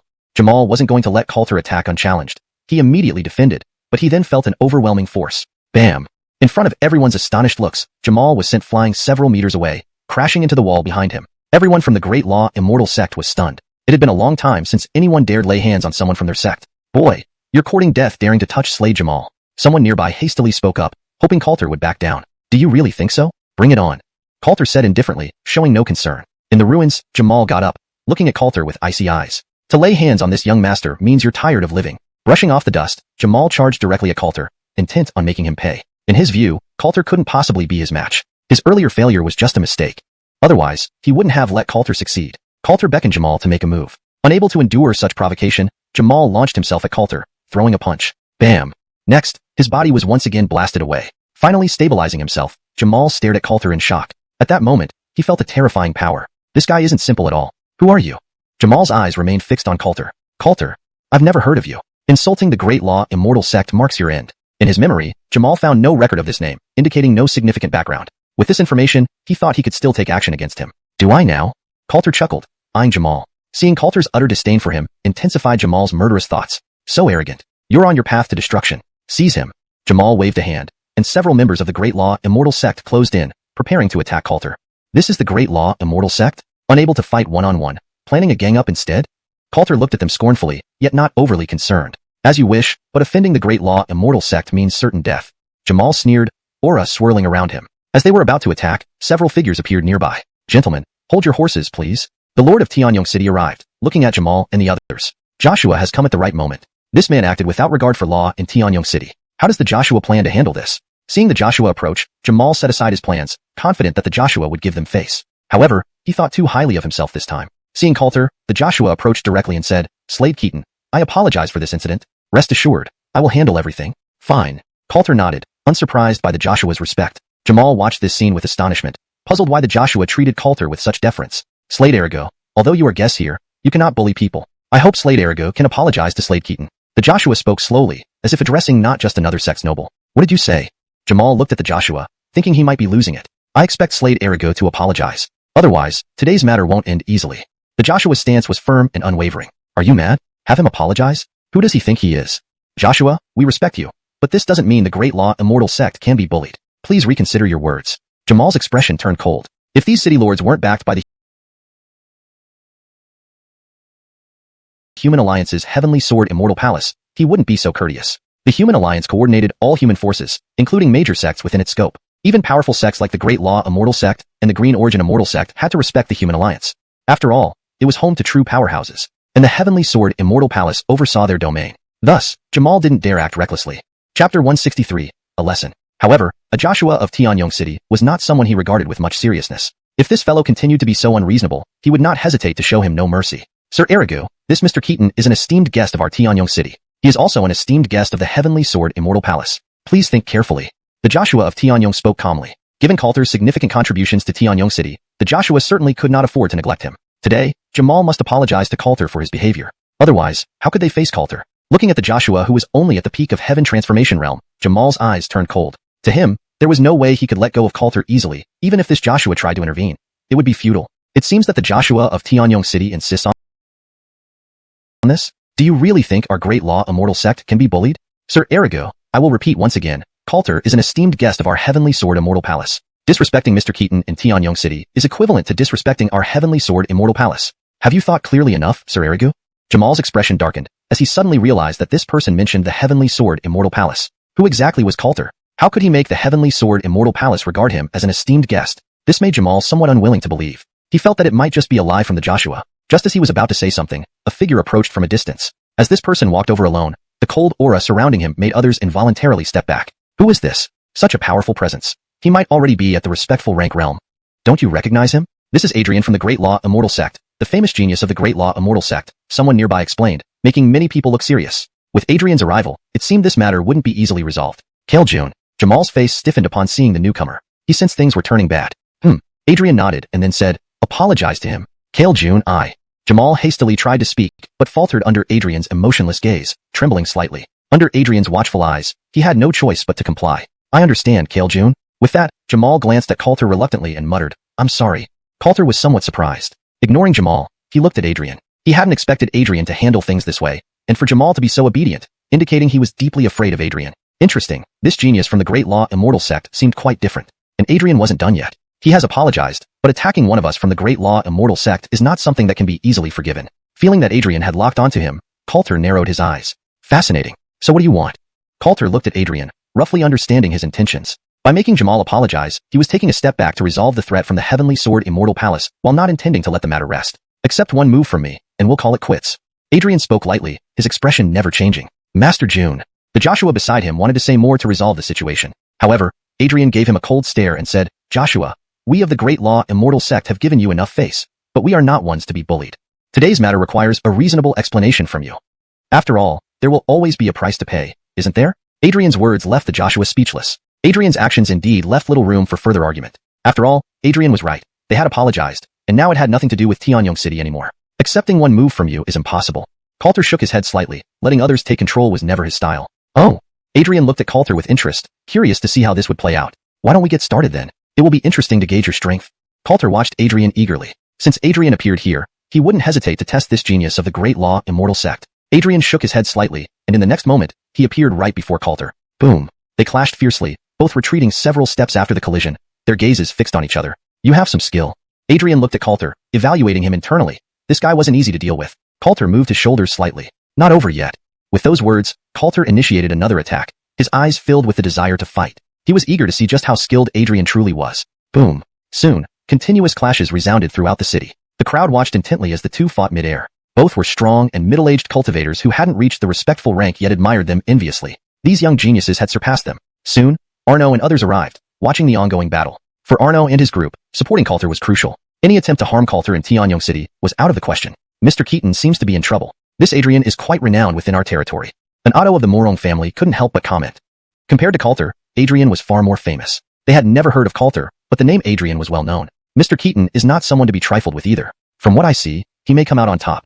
Edna interjected, defending Coulter. The Otto didn't argue, but inwardly shook his head. Such celebrated geniuses often possessed formidable strength. Above, Adrian watched Coulter in surprise. Although he hadn't underestimated Coulter, he hadn't expected him to match him blow for blow. Boom. After separating again, Adrian remarked meaningfully, "It seems you're not from an ordinary force. Not comparable to the Great Law Immortal Sect." Chapter 164. The Immortal Sect Plan. After all, we wouldn't dare to accost a young lady on the street and be so aggressive here. Coulter said this with a faint sneer, his sarcasm evident. Not bad. The Great Erigu Immortal Sect truly lives up to its reputation of being arrogant and overbearing. We certainly don't dare to compare ourselves to the Great Erigu Immortal Sect. A discordant voice broke through the silence, causing Adrian's gaze to follow it. Jamal looked at the newcomer, his expression souring slightly. Yuri, what are you doing? Yuri? This is the genius from the Green Origin Immortal Sect? Someone asked in surprise. Indeed, just as famous as Adrian. I didn't expect him to be here too, another replied. It seems the relationship between the Green Origin Immortal Sect and the Great Erigu Immortal Sect isn't friendly. Keep your voice down. When have these major sects ever been harmonious? Murmured a third person. Jensen stinning to these whispers, Coulter also directed his gaze toward the newcomer. He had heard about this person before. Indeed, he was a celebrated genius within the Green Origin Immortal Sect. However, Coulter was somewhat surprised that Yuri was the one who showed up. He expected it might be someone else. Yuri's appearance was rather unexpected. Yuri, what do you have to do with this matter? Adrian snorted coldly, his face turning icy. He had no good impression of Yuri at all. Yet, since Yuri's strength was comparable to his own, there was little he could do about it. They had long been rivals, neither able to gain the upper hand over the other. In the competition between the two immortal sects, they frequently faced off against each other. What do you mean it's none of my business? Bullying junior disciples of the Green Origin Immortal Sect, you really think I don't exist? Yuri chuckled, leaving Adrian and the others momentarily stunned as they turned to look at Coulter. He's one of your people from the Green Origin Immortal Sect? The others were even more surprised now. They had never heard of such a genius emerging from the Green Origin Immortal Sect. Coulter had clearly been a match for Adrian during their battle earlier. Meet Kale Yuri. Coulter greeted the newcomer politely, which made Adrian and the others realize the seriousness of the situation. Dealing with both Yuri and Coulter simultaneously would be quite challenging for them. You've been hiding your true colors. Adrian gave Coulter a penetrating look. Jamal's face darkened further. With Coulter being from the Green Origin Immortal Sect, things had just gotten much more complicated. Hardly hiding. We don't rely on the power of our sect to bully others, Coulter replied, dripping with sarcasm. You. Jamal realized Coulter was mocking him. Remember today's incident. There will be plenty of opportunities for us to settle this in the future, Adrian interrupted, restraining Jamal. With that, he turned and left. Watching Adrian depart, Yuri commented nonchalantly, this guy is still as he always has been. Coulter nodded, acknowledging the comment with seriousness. He's incredibly powerful, a formidable opponent. Yuri sized up Coulter after hearing this. But this time, we have an additional advantage. Who would have thought both of our juniors managed to break through to the respected rank realm? It's giving us a bit of a sense of urgency. Kale Duan, you're exaggerating. Coulter laughed, forming a relatively favorable impression of Yuri. Let's go. I'll take you to our campsite. All right. Coulter nodded and followed Yuri. Upon arriving at the camp, many people were surprised to see Coulter and Carmen. No one expected them to be there. Lately, Coulter and Carmen had become quite well known within the Green Origin Immortal Sect, especially Carmen, who possessed the power of the ancient phoenix, a physique envied by many. So you two are here. Thorn was also taken aback by their presence. Yuri laughed and explained, Elder, did you know that they were the ones who discovered this relic site? Oh, do you have any information on it? Thorn asked with interest, focusing his attention on Coulter and Carmen. We only know that this secret realm belongs to the Dao Tian Immortal Sect. Nothing more. Coulter shook his head. Other than the plaque providing some background, there was nothing else. Dao Tian Immortal Sect?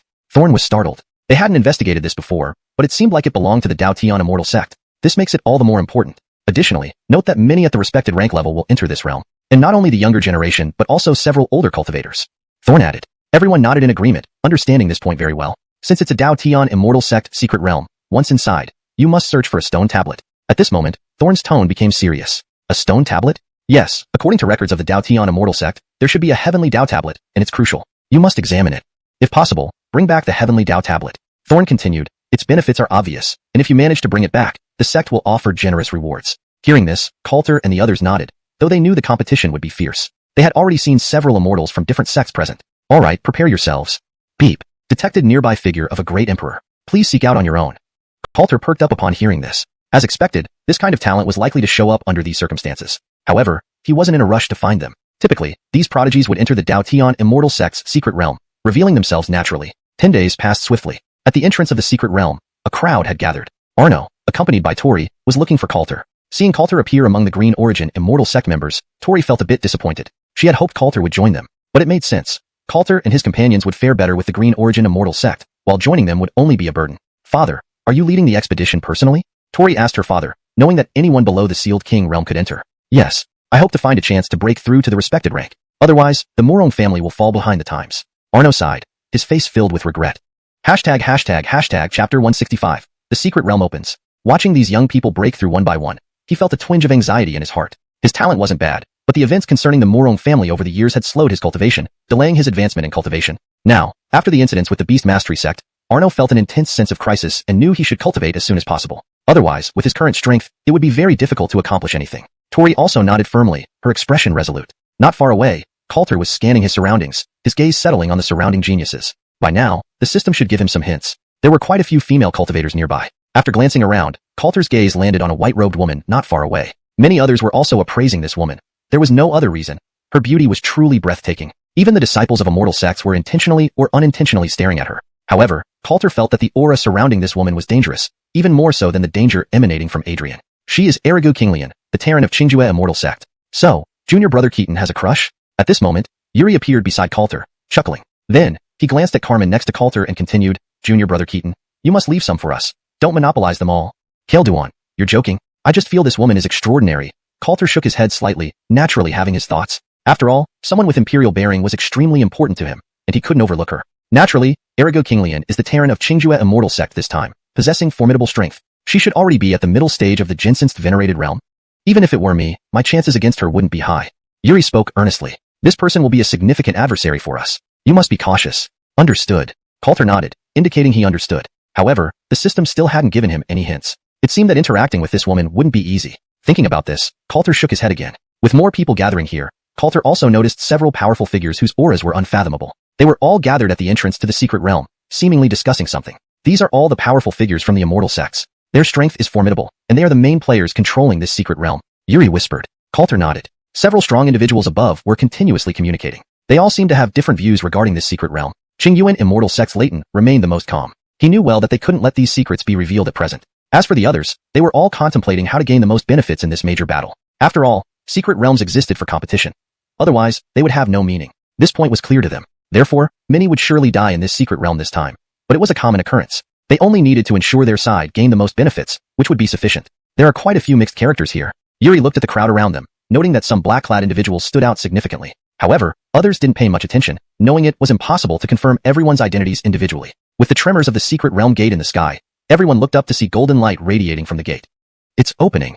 Everyone prepared themselves. As golden light flashed, spatial fluctuations spread. The sovereign realm experts retreated to the side, watching others enter the secret realm. Coulter and the others were also among the first to step into the secret realm. After experiencing spatial dizziness, they found themselves at the foot of a mountain, surrounded by towering mountains where palaces could be faintly seen. These palaces were mostly in ruins, though some remained relatively intact. Even so, it was evident that this place had experienced a fierce battle. That battle back then must have been incredibly intense. They could even see broken peaks, a scene that evoked a sense of awe at the severity of the conflict. Tao Tian Immortal Sect. At this moment, someone noticed a plaque nearby. Many people paused. They recognized this name. Is this actually the ruins of Tao Tian Immortal Sect? I heard all the major immortal sects have been searching for it for a long time. Never thought it would appear here.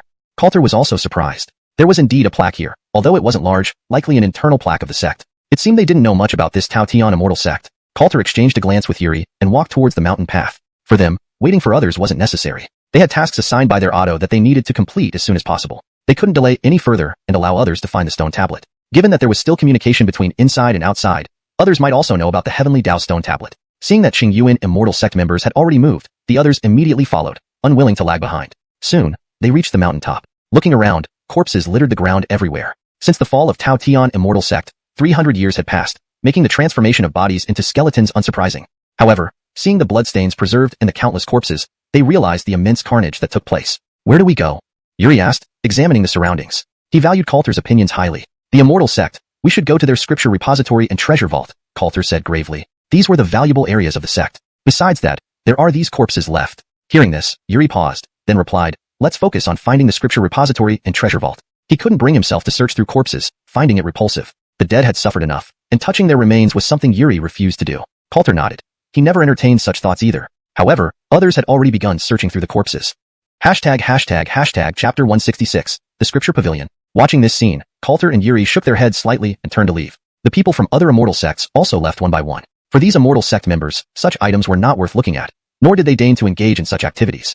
Their goal was the Scripture Pavilion and the Treasure Pavilion, both of which undoubtedly contained numerous treasures. After all, an immortal sect's Treasure Pavilion was a place they would dream of exploring. However, they were unfamiliar with this area and could only search slowly. Arno looked at those searching through the remains, then glanced at Coulter's direction, gritting her teeth as she said, let's follow them. There were others who trailed behind the immortal sect members. For them, only the contents of the Treasure Pavilion and the Scripture Pavilion held value. Soon, they spotted a 5-story pavilion. Yuri and Coulter exchanged glances and confirmed that this must be the Scripture Pavilion. Many immortal sects had similar-looking Scripture Pavilions, typically multi-story structures. Let's go in and take a look, Coulter nodded. As they approached the Scripture Pavilion, a barrier emerged, blocking their path.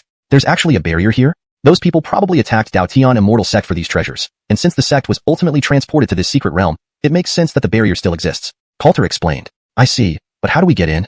This is an immortal sect barrier. How can we break it? An immortal sect disciple spoke helplessly.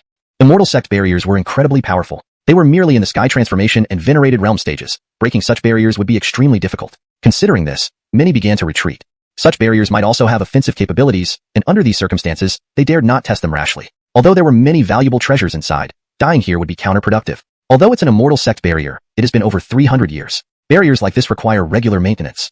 Since Dao Tian Immortal Sect has been destroyed for so long, no one has maintained the barrier. Thus, we might still have a chance. Jensen stinning to Coulter, many nodded in agreement, finding his reasoning sound. So, let's stop standing around idly. Each of the 7 immortal sects can send one person to break this barrier, right? Yuri scanned the crowd. Since Coulter couldn't say it, he took the initiative. Everyone exchanged glances and mostly agreed. To them, Yuri's proposal made perfect sense. As a show of sincerity, I'll take care of this. Yuri stepped forward, looking at the others. He personally taking action was naturally the best choice. The others couldn't ignore him as he stepped up. Our side will be handled by me. Adrian also stepped forward, staring competitively at Yuri. The other 5 immortal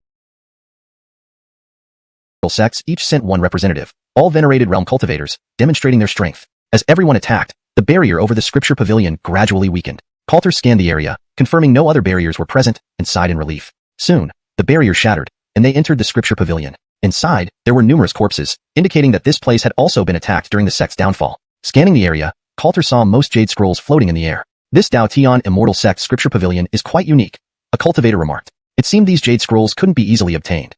Coulter scanned the area and grabbed one jade scroll, examining its contents. The first floor should be simple. These jade scrolls are freely accessible and contain profound rank techniques. Coulter shook his head and headed towards the second floor.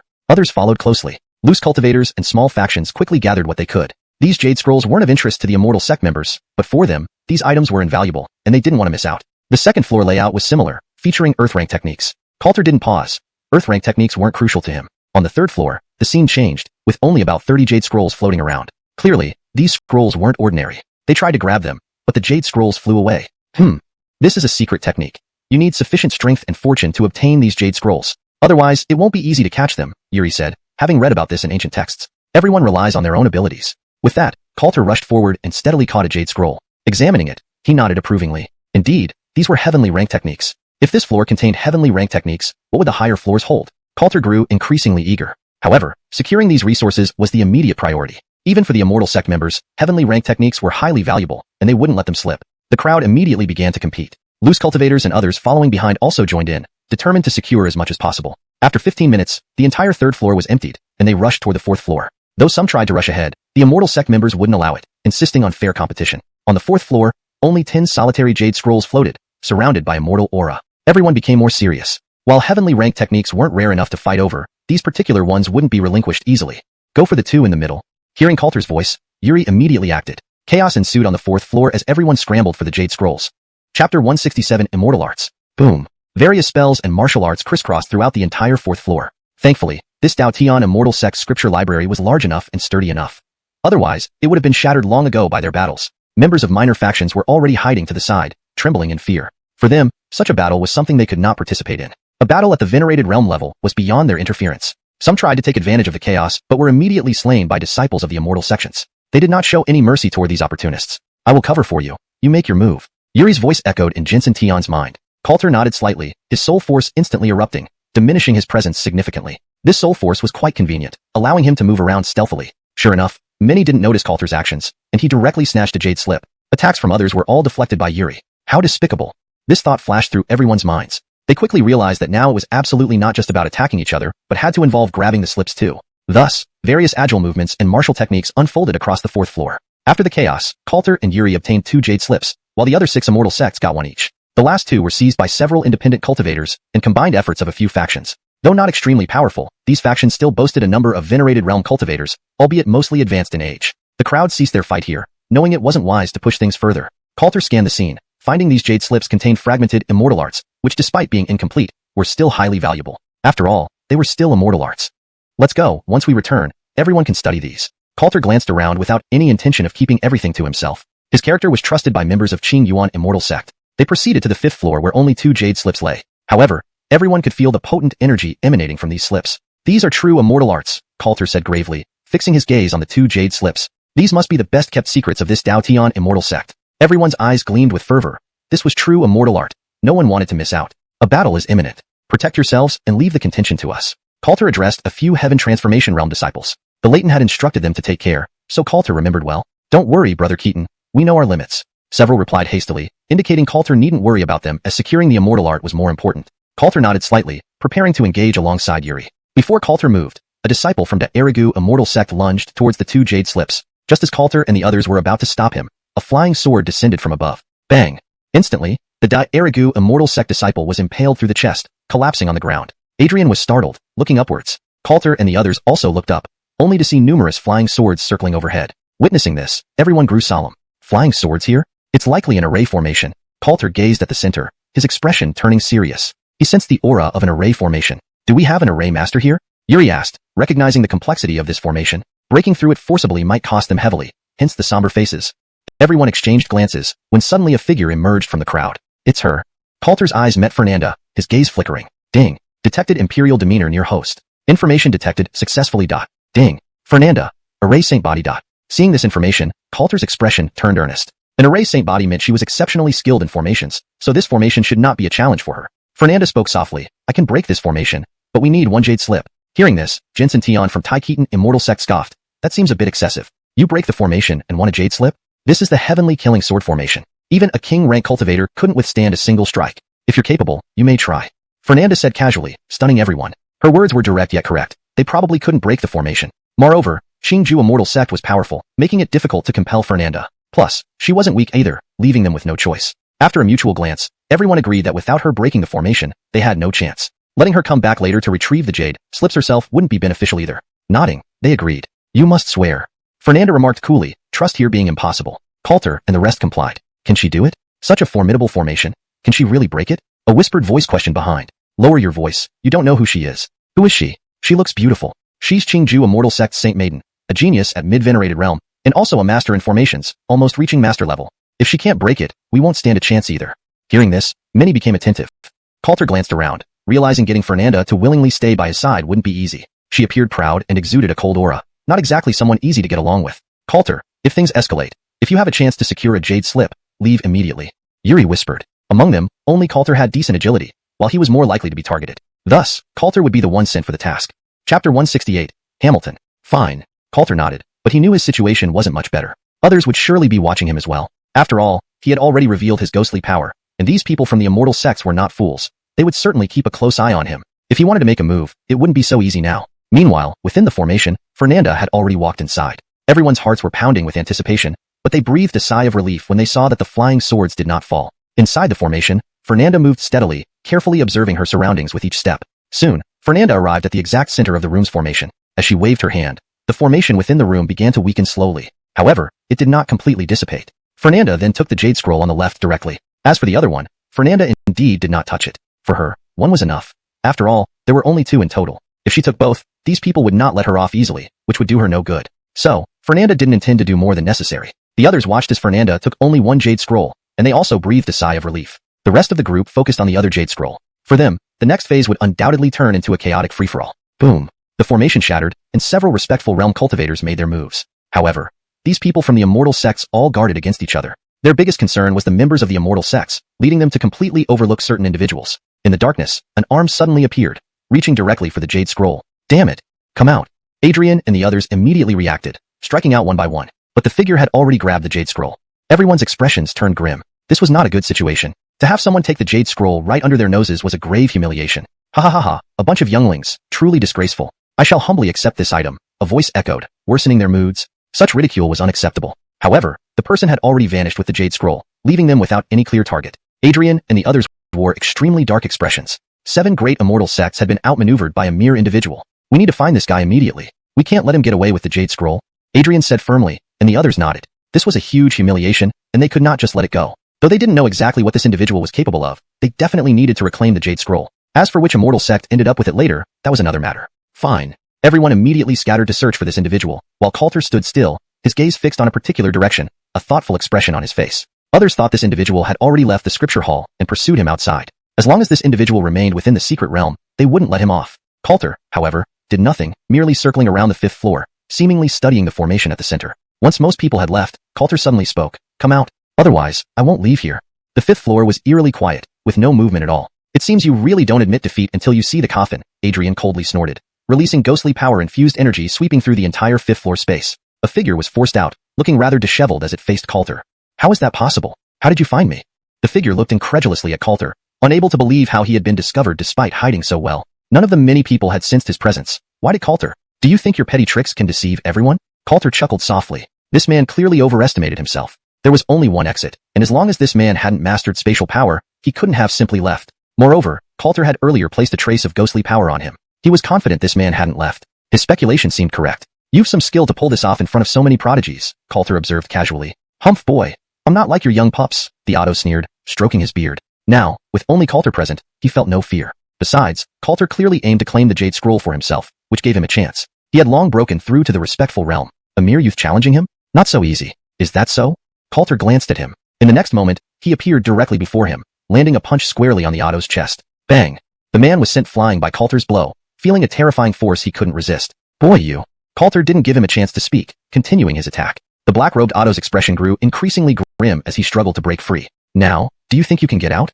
Coulter asked coldly, his eyes fixed on the Otto. I, Hamilton, have never suffered such indignity. The Otto snorted, a seasoned venerable who had managed to grab a jade scroll amid the chaos and naturally wasn't about to give it up easily. Boy, today you. Before he could finish, Coulter reappeared before him, overwhelming power pressing down and immobilizing the Otto entirely. Famed for so long? So what? Hand over the jade scroll today, or you won't leave here, Coulter threatened, his gaze locked on the Otto. Boom. The black-robed Otto realized he couldn't move, his face turning pale with fear. He hadn't anticipated Coulter could suppress him so thoroughly, rendering him helpless. Since breaking through to the respectful realm, Coulter's ancient phoenix power had reached its peak, making dealing with a respectful realm adversary relatively simple. Next moment, the black-robed Otto lay on the ground, his complexion turning ghastly white. Boy, I surrender. You can have the item, Hamilton quickly conceded. Hashtag chapter 169, the great art of passing the buck. Hearing these words, Coulter retracted his aura and looked at this Hamilton. Hamilton saw Coulter relax, a gleam of keenness flashed in his eyes. In the next moment, his figure turned into a blur as he rushed toward the staircase. Boy, you're still too young. Did you really think that I would give you the item? Want to deal with me? Maybe in your next life. Hamilton was excited. While his strength might not match this Coulter, in terms of fleeing, Coulter could never stop him. He was very sure of this. For him, speed had always been his strongest point. Once he ran out, relying on his hiding ability, no one could catch him. The immortal technique from Dao Tian Immortal Sect would greatly assist him, possibly even helping him break through to the King's Ceiling realm, which was naturally a good thing for him. But then, his smile froze. Coulter had appeared before him without him noticing, looking at him with a smile. At the same time, a voice that sounded like hell to him echoed. Where do you think you're going? Bam! A powerful attack landed directly on his head, slamming him back and making him fall to the ground. Struggling to stand up, he looked at Coulter with bewilderment. How is this possible? Hamilton stared at Coulter in shock. Why could this guy keep up with his speed? Who was he? Even those at the King's Ceiling realm found it difficult to catch him after he'd made a name for himself. This guy. His eyes filled with apprehension as he watched Coulter. He realized that this person was far from ordinary. Who are you really? Forget about that. Hand over the item, and I'll let you go. Otherwise, given your strength, you won't leave here alive today. Hearing this, Hamilton fell silent. After a long while, he made a decision. While the immortal technique was indeed great, Coulter was even more terrifying. He had never met someone who could match his speed. This guy was formidable, and he wasn't a match for him. Thus, he had to yield. He didn't want to die here. After all, life was most important. Reluctantly, he threw the jade slip to Coulter. Coulter didn't rush. He checked the content of the jade slip directly. Dao Tian Immortal Technique. Seeing these 4 large characters, Coulter relaxed, signaling that Hamilton could leave. Hamilton cautiously observed Coulter. Finding that Coulter indeed had no intention of harming him, he felt relieved and hurriedly prepared to leave. However, just as he was about to leave, commotion came from below. Adrian and others were coming. Clearly, they had sensed the disturbance here and noticed something was wrong, preparing to investigate. Hearing this noise, Coulter glanced at Hamilton. Hamilton seemed to understand the meaning behind Coulter's gaze. Quickly grab this guy. He has the jade slip. Coulter's voice reverberated throughout the scripture hall. A series of auras emerged, rushing towards the 5th floor. You damned bastard. Hamilton froze, instantly understanding Coulter's intention. He wanted him to take the blame. But the jade slip was no longer with him. Still, he knew no one would believe this. They would only think the jade slip was still with him, especially since he had snatched it right before their eyes. He couldn't help but curse Coulter under his breath as he immediately sped up. He knew he could only escape now. There was no other choice. Otherwise, if caught by them, his troubles would only multiply. Coulter, however, was indifferent. This guy was truly the perfect candidate for taking the blame. This way, no one would know that he was the one holding the jade slip. Otherwise, he would have to face their questioning, which wouldn't be beneficial for him. After all, if those immortal sect members acted together, it would create significant pressure on him. As for Adrian and the others, they had already seen the fleeing Hamilton. Coupled with Coulter's words, they realized that this was the guy who had snatched the jade slip. Where do you think you're running? They immediately gave chase, trying to catch Hamilton. However, his speed was indeed fast, quickly disappearing without a trace, which left their faces grim. After all, this meant they wouldn't be able to get the jade slip at all. Looking at Coulter, who had come out behind them, Jamal asked, "Why didn't you stop him?" Coulter sneered, "I tried to stop him. Is there any problem with that?" Jamal's face darkened. "You're nothing but waste. Are you asking for death?" Coulter's icy voice sent a shiver down Jamal's spine. He suddenly realized that this Coulter's strength was not something he could provoke easily. "Coulter, what are you planning?" Adrian blocked Coulter, his expression cold. "Watch your people. Blame yourself if you're incompetent, don't put it on others." Coulter huffed, blaming them for failing to stop Hamilton. The few members of Daliang Immortal Sect had no words to say, acknowledging their failure to capture him. Adrian's face remained cold, but he couldn't refute anything. Who was that guy just now? Not far away, Calvin asked, showing no interest in Coulter's or Daliang Immortal Sect's grievances, but the jade slip was another matter. "Don't know, but he seems to be from the demon sect," Coulter replied indifferently, glancing at the others. He hadn't revealed the guy's true identity because it was better for him to take the blame as long as he wasn't caught. Everyone's expressions changed upon hearing this. A member of the demon sect? Unexpectedly, one of them had infiltrated. This wasn't a small issue. After all, the brutality and cruelty of the demon sect weren't just talk. They needed to be cautious this time. Seeing that everyone believed his story, Coulter leisurely joined Carmen. Seeing Coulter's appearance, Carmen understood everything but said nothing. Yuri also suspiciously glanced at Coulter, but didn't ask further. "Let's go. Although we lost the jade slip, we haven't found the treasure hall yet. Are you not excited about Dao Tian Immortal Sect's treasure hall?" Chapter 170. The location of the treasure pavilion. Jensen Tian interjected, cutting off the conversation. Everyone snapped back to reality, realizing that even without the jade slip, they still had the treasure pavilion to explore, which surely contained many treasures and might yield additional rewards. Adrian glanced at Coulter, somewhat skeptical. Coulter's strength was formidable, and Adrian knew this very well. But for him not to stop that person raised some questions. Judging from the commotion, it was clear that Coulter had engaged in combat with the intruder. If so, it would be unusual for Coulter to fail to capture him. Could it be? Adrian wasn't entirely sure but didn't voice his doubts further since they lacked evidence and had seen the figure flee themselves. Suspecting Coulter wouldn't be easy. Not far away, Xianxia glanced at Coulter and then turned to leave as well. Once everyone had mostly dispersed, Yuri whispered to Coulter, "Coulter, who was that person?" "Hamilton." Upon hearing this name, Yuri paused momentarily before saying, "Ah, it's him. That makes sense." Hearing this name clarified a lot. Coulter failing to capture this individual wasn't surprising, given the infamous speed of the said person. Yuri didn't say more on the matter and resumed searching for the treasure pavilion with Coulter. Despite their prolonged search, they found no trace of the treasure pavilion. However, they did stumble upon other items, making the effort somewhat worthwhile. No one was willing to give up on finding the treasure pavilion. In the Grand Hall, Jensen Tian voiced his suspicion. Could the treasure pavilion be hidden within some spatial realm?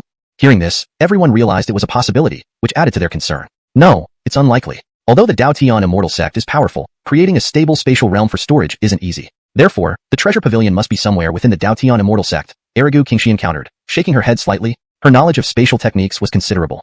Many nodded in agreement, recognizing the complexity of the situation. They were determined to find the treasure pavilion. "What if it's underground?" someone suggested, prompting immediate thought. "That's not out of the question," Yuri replied slowly. Some immortal sects did hide their treasure pavilions underground for safety reasons. As they deliberated, Coulter headed toward the Grand Hall. Yuri and others followed immediately, closely trailed by the rest. Coulter had proven himself capable, so they expected he might have an idea. Naturally, they wouldn't let him monopolize any findings. Jamal and Adrian exchanged glances, despite their dislike for Coulter, deciding to check out the situation. Upon arriving at the Grand Hall, Coulter began examining the area meticulously. If it were underground, the safest place would logically be here. However, after circling the area, they found nothing. Jamal seized the opportunity to mock Coulter. Coulter, you're not so impressive after all. Coulter looked at him as if he were insane. You idiot. Why did you follow then? Coulter's remark made Jamal's face flush red. He almost attacked Coulter but was restrained by Adrian. Jamal wasn't a match for Coulter. Did you discover anything?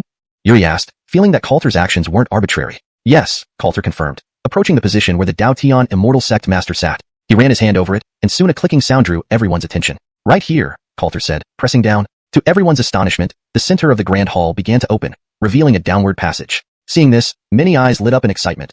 Coulter had indeed found the entrance. Jamal's expression soured, stung by his earlier ridicule. Mr. Keaton is truly remarkable. You really are something, Mr. Keaton, to find such a place. Several quickly flattered Coulter, acknowledging his achievement. This also fueled Jamal's hatred towards Qing Yuan Immortal Sect. Coulter paid little heed to their thoughts, focusing instead on Jamal. How about it? Useless one. Do you have anything else to say? Jamal sneered coldly. Just luck. Do you think you're something special now? He refused to acknowledge Coulter's skill and could only resort to sarcasm. Well, I did find this place. Insulting me like this might make it difficult for you to enter, Coulter replied calmly, his gaze intensifying Jamal's discomfort. This isn't your Qing Yuan Immortal Sect. What gives you the right to decide? Jamal wasn't ready to miss this chance. Do you agree? Coulter turned to the others. Yuri promptly chimed in, true, someone like you doesn't deserve to enter. The gentleman Coulter is right. You should apologize to him. Supporters of Qing Yuan Immortal Sect backed Coulter.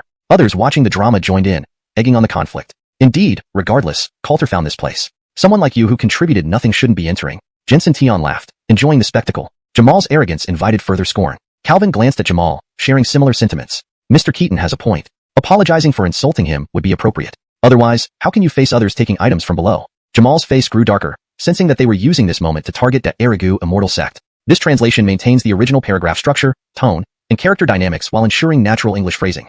Chapter 171, Coercion. After all, if they could take this opportunity to kick the Erigu Immortal Sect out directly, it would indeed be a very good outcome. Therefore, each of them refused to give up. As a result, Jamal and the others found themselves in an awkward position. Adrian glanced around and said coolly, could it be that you all are trying to take advantage of the situation? Is this taking advantage? Since your de Erigu Immortal Sect acts this way, perhaps you shouldn't go in at all, Yuri responded calmly with a smile. As soon as these words were uttered, several major immortal sects chimed in one after another. It wasn't because they had a close relationship with Yuri or the Qing Yuan Immortal Sect. It was simply because expelling an immortal sect like this meant they could divide more spoils. Fewer competitors also meant more opportunities for them, especially when someone took the lead, allowing them not to worry about any problems. Looking at these people's expressions, Adrian and Jamal knew their intentions well. Their faces turned dark instantly. After all, if this matter wasn't handled properly, it would surely become a huge trouble. They naturally couldn't abandon this treasure vault. What do you want?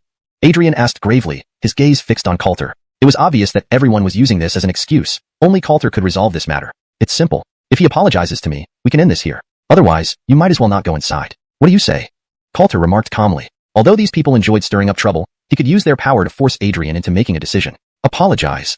Adrian took a deep breath and looked toward Jamal. Even he didn't have another choice since none of those individuals here were easy to deal with. He wouldn't stand a chance against them if it came to a fight. Undeniably, Coulter's plan was excellent and had left them with no room for maneuver. Kale June? Jamal looked at Adrian, surprised that he actually wanted him to apologize to Coulter. For someone as proud as him, apologizing to Coulter was tantamount to asking for his life. Hurry up. Adrian spoke coldly. While he wanted to protect Jamal, it was clearly impossible now. If the Erigu Immortal Sect ended up gaining nothing due to this, it would be the biggest trouble. Therefore, Adrian had no choice but to compromise with Coulter. Hearing this, Jamal's expression turned incredibly grim. Feeling everyone's gazes, he felt humiliated and extremely displeased. However, given the overwhelming momentum and Adrian's command, he had no choice but to obey. Taking a deep breath, Jamal finally said, sorry. His face turned pale as he finished speaking. So quiet? I didn't hear anything. Coulter made an exaggerated gesture. Yeah, insincere apologies don't count.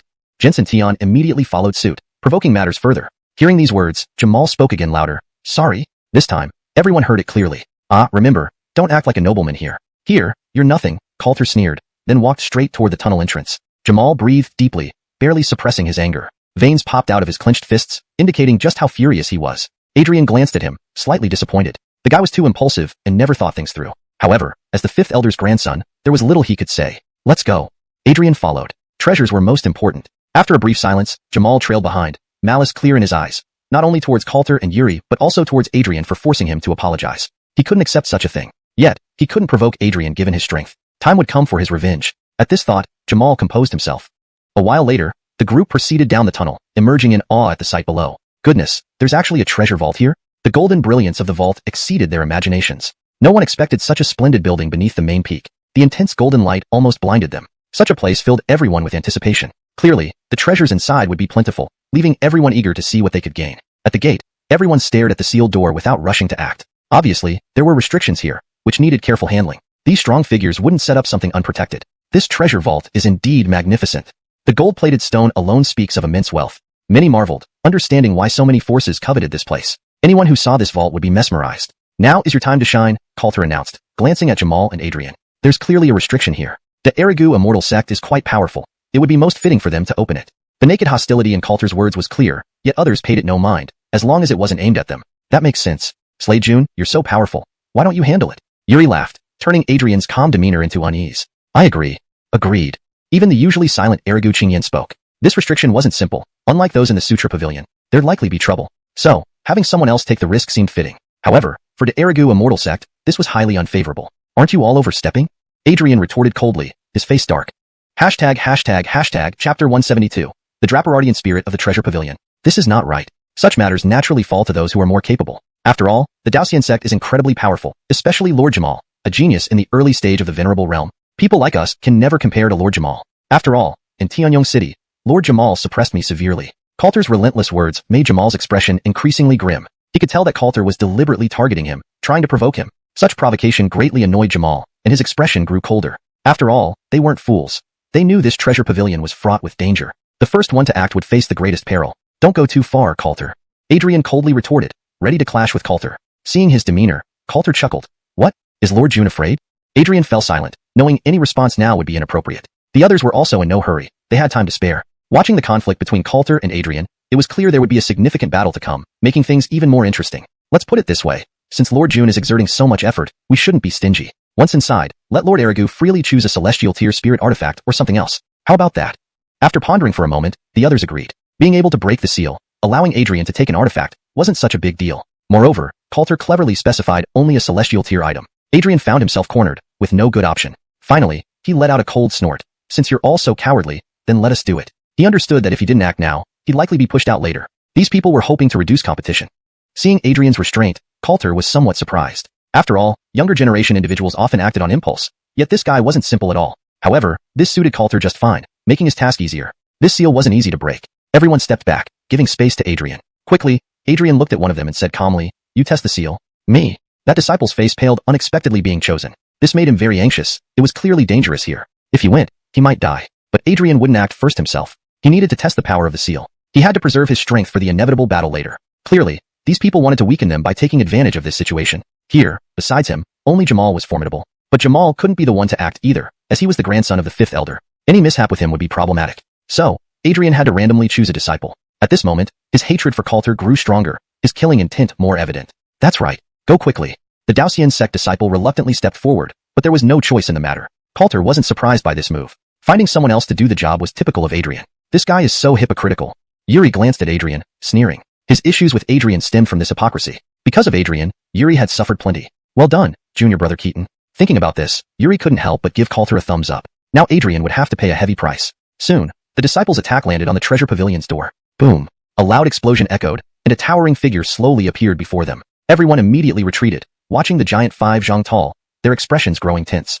Death to intruders, a stern voice declared, and the disciple was instantly reduced to a cloud of blood mist under the overwhelming pressure. Damn, a peak venerable realm aura? Everyone gazed at the giant, realizing its immense power. This guy is terrifyingly strong. Sure enough, this place is extremely dangerous. Most of them were only in the early venerable realm, none were late stage. Facing this terrifying giant, many started thinking of backing down. After all, they doubted they could handle such a monstrous creature. Next, the monster attacked Adrian and the others because they were the closest. Damn, this guy's strength is really unbelievable. Watching the terrifying attack, Yuri sighed. It's more than that. This guy's power must have been weakened. Otherwise, it wouldn't be just this level, Jensen Tion remarked from nearby. None of them had any intention of acting. Adrian wasn't weak. Facing the giant, he still stood a chance if he gave his all. But Adrian wouldn't risk everything. They were sure of this. As expected, while the rest of the Daoxian sect members fled, Adrian continued to hold his ground. After a dozen exchanges, Adrian cast a dark glance at the others. Are you all going to stand idly by? With this guy's terrifying power, aren't you planning to help? Adrian spoke, knowing the trouble would only get worse if these people continued to watch. If they acted together, this giant wouldn't stand a chance. Not necessarily. This is your mission, not ours. Yuri smiled, his eyes fixed on Adrian. If we act, the treasure won't be left for you to choose. Jensen Tion added, deliberately singling out Adrian. Adrian's expression soured at these two, but against the giant, he faced enormous pressure. Without the others' assistance, he alone couldn't last. Just act already. Stop procrastinating.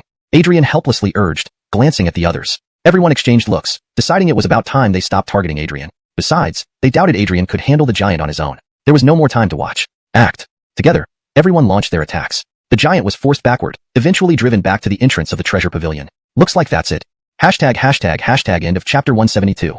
###chapter 173. The restriction collapses. Calvin looked at the giant and smiled. Combined, they could handle a peak Jinsenese and realm opponent without too much trouble. Seeing that this fellow was about to be defeated, everyone grew excited. After all, they were quite eager for the treasures hidden in this chamber. However, to their shock, just as the giant was close to dying, rays of light from the restrictions behind him poured into his body, restoring his strength and healing his wounds. Sure enough, this guy is still tough, Coulter said, clearly aware that this thing couldn't be defeated so easily. A bit troublesome. For many, if the restriction kept strengthening the giant, it would become a significant problem. Finish him quickly with a fatal blow. Agreed. The crowd wasn't foolish. They immediately attacked to bring down the giant. But within the restriction, the giant continuously received power, making Coulter and company realize the challenge. After all, if he kept recovering, their own energy consumption would only increase. We need to destroy the restriction. Otherwise, we won't be able to defeat this guy. Coulter slowly spoke, his gaze fixed on the giant. This giant wasn't the main issue. To deal with him, they had to destroy the restriction or face huge troubles. I'll go.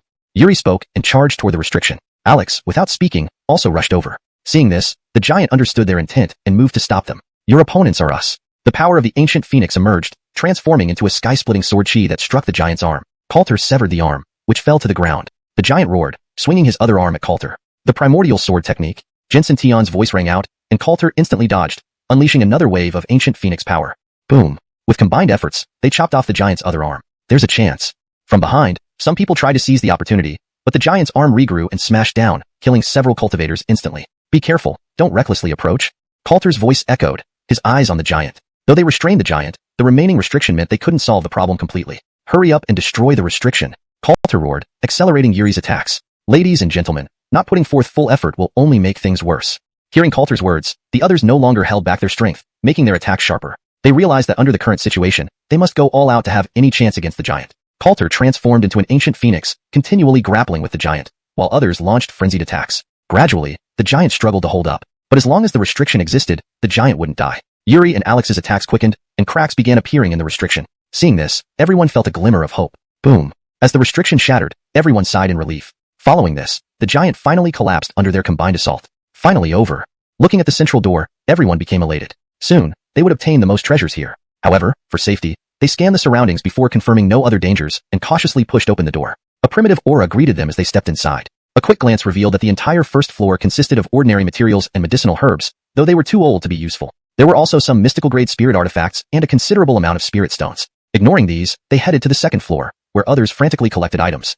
These immortal sects wouldn't care about such things, but for their group, these resources were essential since they couldn't compete for other items. Soon, Coulter and company reached the second floor, filled with rare materials and medicines. Picking a few randomly, they proceeded to the third floor. The third floor contained numerous heavenly-grade spirit artifacts and valuable materials and medicinal herbs. Everyone wasted no time in fighting over them. They then arrived at the fourth and final floor. There was no fifth floor here. On the fourth floor, there weren't too many items. 5 immortals' weapons lay silently, ancient yet unmistakably potent, making many breathe faster. These items were too precious to overlook. Coulter scanned around but found no trace of the heavenly Dao steel, causing him to wonder if someone had already taken it. Just as he pondered, Jensen Tion spoke, "Everyone, concerning the 5 immortals' weapons, we should consider how to distribute them. They certainly wouldn't let outsiders take these, meaning some among them wouldn't get one. They needed a fair method. Simple. Strength decides it," Calvin replied confidently. "Agree." Alex nodded without hesitation. Yuri naturally had no issue, but Adrian had a problem after expending much energy earlier. He hadn't fully recovered. Tensions rose, but eventually, a decision would be made. Meanwhile, Coulter wandered aimlessly. These immortals' weapons held little allure for him. What mattered most was the heavenly Dao steel mentioned by Thorn. According to Thorn, the mighty figure of immortal sect Dao Tian used the heavenly Dao steel to suppress this space. Thus, it should be here. Unless... A flash of insight crossed Coulter's eyes, and he turned and left. Yuri watched Coulter's actions without questioning further. Others noticed Coulter's departure, but didn't pay much mind. Chapter 174, the heavenly Dao steel. At this moment, it was certainly a good thing that Coulter left, as this would mean one less formidable competitor for them. However, such an odd move left them uncertain about what this guy was truly up to. After leaving the treasure hall, Coulter came to the foot of the mountain and suddenly recalled something. Quickly, he found the original plaque, moved it aside, and there lay the steel quietly on the ground. Looking at the steel, Coulter immediately understood. Indeed, it is this thing. Coulter smiled slightly, then examined the heavenly Dao steel. The steel appeared completely empty, and if not for Coulter's knowledge, he might have overlooked it. As soon as he placed his hand on it, scenes started appearing in his mind. Du Tian Immortal Sect. Hand over the heavenly Dao steel. Above the Du Tian Immortal Sect, several dozen terrifying presences were hovering, staring down at the sect. If you want the heavenly Dao steel, let's see if you have the ability to take it. A man in a golden robe emerged from the Dutian immortal sect and single-handedly held off the attacks from these dozen mighty beings. Watching this scene, a sharp light flashed in Coulter's eyes. Indeed, the Dutian immortal sect was powerful. Otherwise, how could it withstand so many attacks? However, no matter how strong the man was, he couldn't change the fate of the Dutian immortal sect. Soon, the scene shifted. The man fell to the ground, and the other greats looked coldly at him, demanding that he hand over the heavenly Dao steel. The Dutian immortal sect was now in ruins, littered with corpses. The man laughed loudly and said coldly, "You want the heavenly Dao steel? Then take it." With a wave of his hand, a steel appeared in his grasp. As he exerted a little force, the heavenly Dao steel emitted a brilliant light and descended swiftly. Boom. Oh no. The greats scattered, but several were still crushed by the terrifying force of the heavenly Dao steel. Following that, terrifying spatial fluctuations rippled through the sky above the Dutian immortal sect, swallowing the entire sect. The scene ended here, and Coulter snapped back to reality. He didn't know why the heavenly Dao steel had shown him these things, or what it wanted to tell him. Confused, Coulter quickly had his answer. A sigh echoed from within the heavenly Dao steel. Finally, someone has come. Hearing this voice, Coulter's expression became serious. A wizened shadow appeared before him. "Who are you?" Coulter asked cautiously, wary of this sudden apparition. "The last arty of the Dutian immortal sect, Darien." Upon hearing these words, Coulter's expression grew solemn. He was the strong man who had faced those greats in battle. "You didn't die?" "The heavenly Dao steel protected my soul fragment. Though I didn't die, I can't be considered alive either." Darien spoke calmly, his gaze falling on Coulter. "I see. Fellow cultivator, are they searching for treasures up above right now?" Coulter nodded slightly, unsure what Darien intended. "They are in trouble." Darien sighed. Hearing this, Coulter felt puzzled, unsure what Darien meant. The entire Dutian immortal sect is now filled with vengeful spirits. They have been asleep for so long, but their awakening has begun with your arrival. Coulter's face changed, his eyes sweeping across the mountains of the Dutian immortal sect. Despite the calm appearance, he had an ominous premonition. "At that time, I attempted to purify them, but I could no longer control the power of the heavenly Dao steel. Now, they have all awakened. Additionally, someone has set up an array here that continuously absorbs the negative energy from these spirits." Coulter could no longer remain calm. Looking around the summit, he saw numerous vengeful spirit energies gathering in the air. Coulter felt extremely worried, unsure of the situation. Darien waved his hand, and Coulter saw clearly through his eyes. Vengeful spirits swarmed the skies above the Dutian immortal sect. This sight made Coulter's skin crawl. "I can no longer stop this. They are already in grave danger." Darien continued. "Senior, what should I do?" Coulter immediately asked, feeling powerless against these entities, but believing Darien must have a way. The array must have been deliberately set up to target them, and Coulter couldn't let it succeed. He needed to find a way to stop it. "There is a way. Master the heavenly Dao steel." Darien's gaze met Coulter's. The heavenly Dao steel contains immense power. If you can master it, you can deal with these vengeful spirits. However, the power of the heavenly Dao steel is terrifying. Can you endure it? There was only one solution. Without hesitation, Coulter nodded and said, "I can. Please guide me, senior." Seeing Coulter's determination, Darien showed a gratified smile. "Very well, let's begin." Then, Darien waved his hand, sending a beam of golden light from the heavenly Dao steel directly into Coulter's mind. With the flash of the golden light, Coulter felt the overwhelming power surging within the steel. "Hold steady. Next, I will enter your mind sea to help you master the heavenly Dao steel." "All right."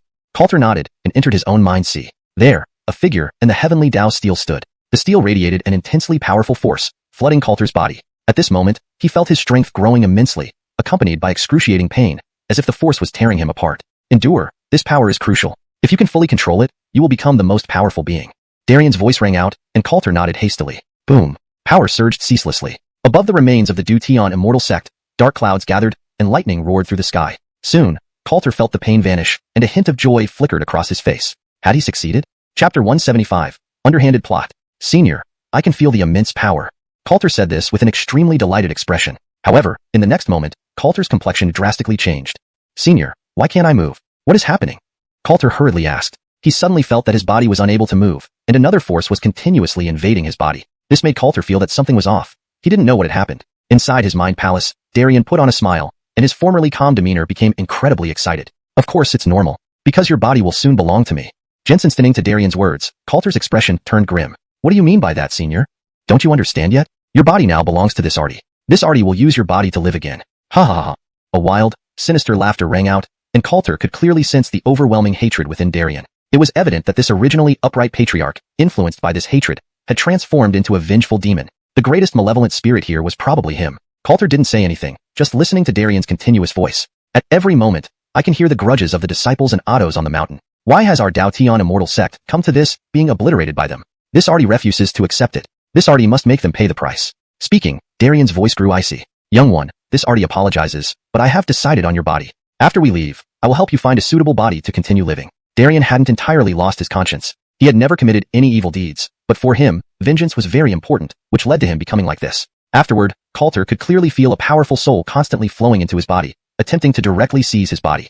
Coulter hadn't expected such a situation. Senior, how can you do this? Coulter spoke in terror, his soul trembling slightly. Though Darien spoke nicely, Coulter knew that after changing bodies, he would lose everything. How could he possibly let this person succeed? It's useless, don't struggle. Your strength cannot resist this Artie.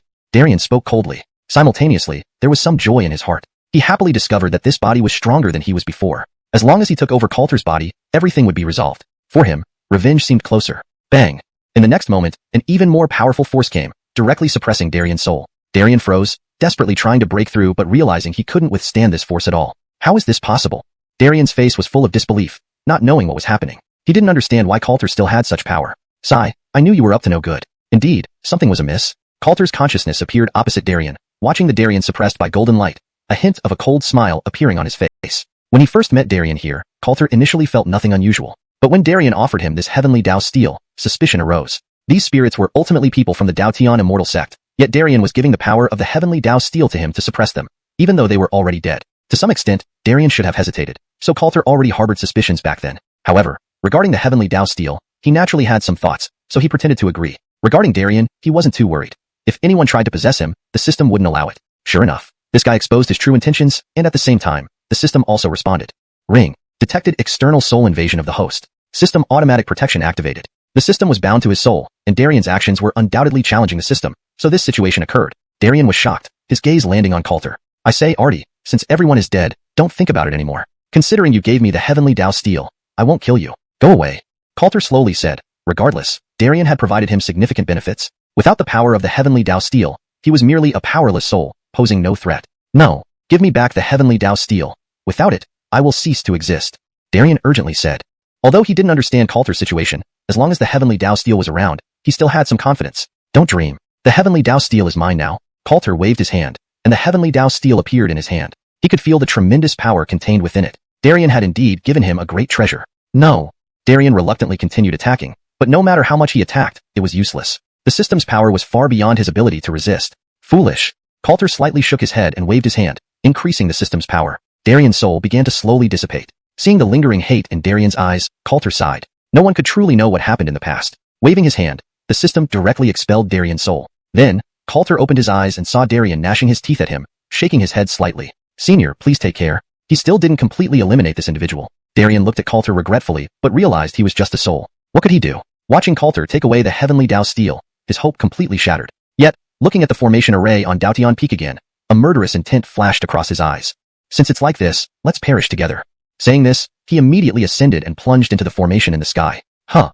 Beneath the formation, a black-clothed figure watched his array in puzzlement. Just now, he felt his formation become overwhelmingly powerful.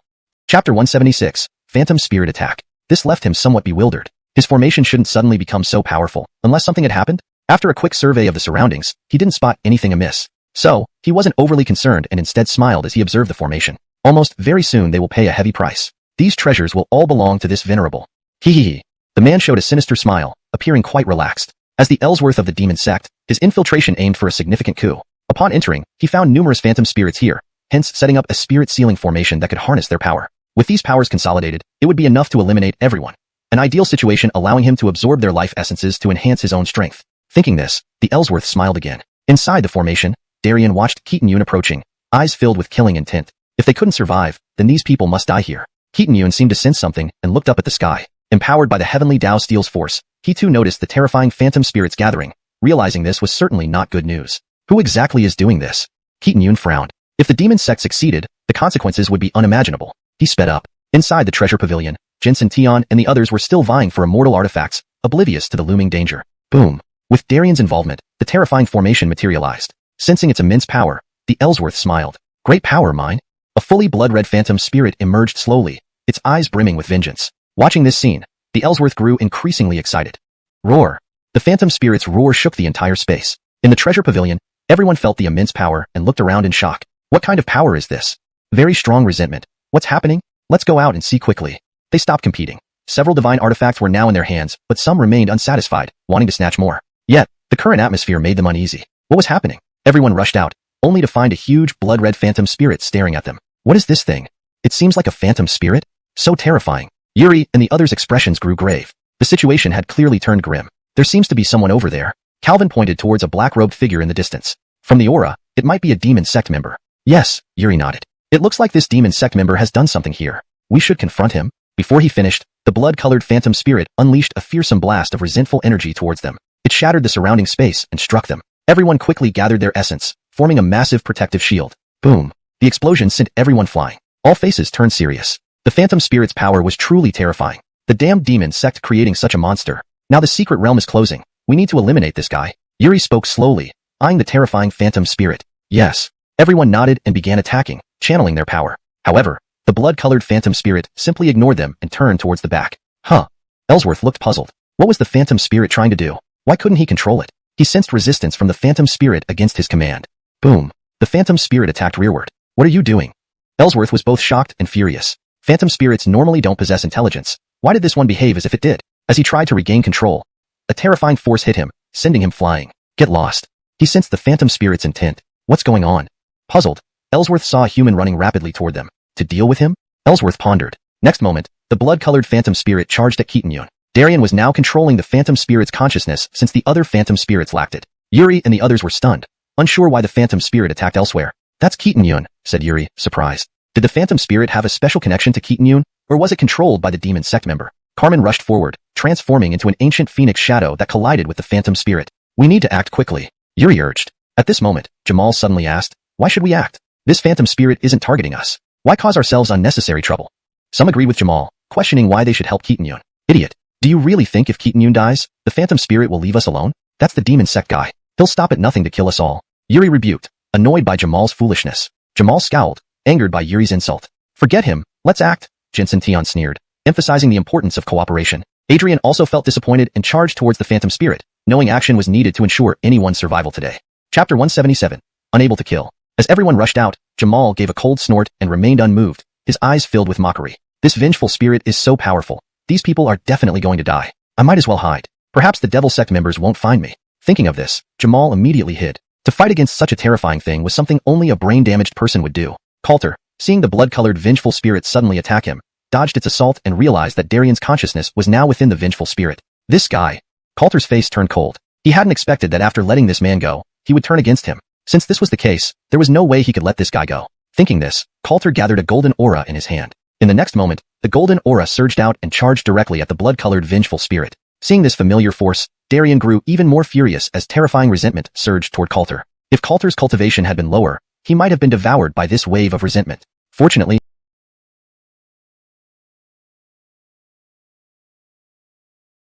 Coulter was strong enough to avoid being swallowed, though it slowed him down. This guy. Feeling his power, Coulter's heavenly way steel began to circulate, releasing strong golden light from within his body. The heavenly way steel represented the purest power and naturally suppressed this kind of resentment, which put pressure on Darien. Ellsworth, seeing he could not control the vengeful spirit, glanced at Coulter. I should kill this boy first. Thinking this, Ellsworth charged straight toward Coulter. From behind, an ancient phoenix force struck, causing Carmen to collide with the blood-colored vengeful spirit. The vengeful spirit's resentment decreased significantly, but, under such circumstances, it still didn't move, continuing to stare at Coulter. Yuri and others attacked continuously from behind, yet the blood-colored vengeful spirit paid them no mind. What did Coulter do to make it so fixated? Everyone was taken aback, confused that despite their attacks, the vengeful spirit wouldn't even glance back at them. Coulter, seeing Darien's fixation, also sneered. Since you're so determined, I'll fulfill your wish. Next, Coulter's aura swirled, and with the powerful strength of the ancient phoenix combined with the heavenly way steel, Coulter slowly transformed into a green ancient phoenix, black patterns spreading over his body. Green flames condensed around him. The heavenly way steel activated all of Coulter's internal strength. What is this? Looking at this overwhelming figure, Yuri and the others were astonished. They hadn't expected Coulter to possess such power. Take this. The ancient phoenix spoke human language. Then, rays of green light emitted like sword chi, palm prints, and 4 paths of green flame concentrated, fiercely landing on the vengeful spirit. The vengeful spirit screamed in agony. Darien's expression darkened. He could feel his own strength unraveling. Damn it! Why does this boy have such terrifying power? Darien stared at Coulter in confusion. The powerful ancient phoenix brought immense pressure. The vengeful spirit is weakening. Everyone, quick, keep attacking. Behind, relentless attacks made the vengeful spirit's body become increasingly illusory. Below, Ellsworth watched in shock. These righteous cultivators were actually so formidable? Or rather, that strong one must be him. Ellsworth looked at Coulter, who had transformed into an ancient phoenix. He sensed that Coulter's strength was immense. No, this can't continue like this. Ellsworth prepared to channel the array's power to empower the vengeful spirit. However, unexpectedly, the vengeful spirit waved its hand toward the array, and more resentment surged back into its body. The blood-colored vengeful spirit unleashed another fierce roar, the sound waves forcing everyone back several steps. Even Coulter retreated a few steps, his expression turning grim as he felt the immense pressure. So terrifying. Jensen Tian couldn't help speaking up. They had never encountered such a terrifying monster. Its power is still increasing.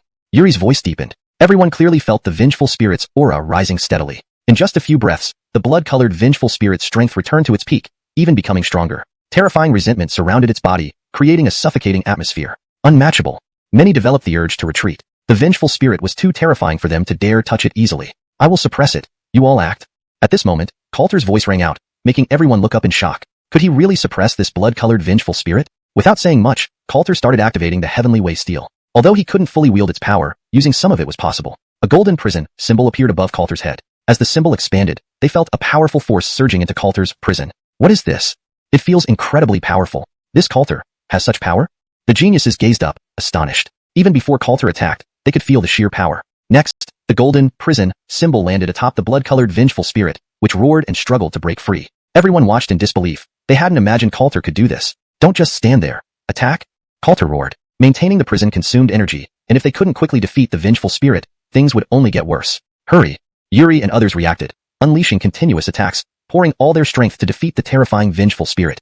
Darien, seeing this familiar attack, became even more vicious. As the revered leader of Daotian Immortal Sect, he couldn't believe he was being bullied by a junior. This fueled his desire to kill Coulter. However, no matter how he struggled, he couldn't resist the prison's power. The Heavenly Way Steel was pure power, easily dealing with such vengeful spirits. To break free, he would need to absorb more strength and blood energy.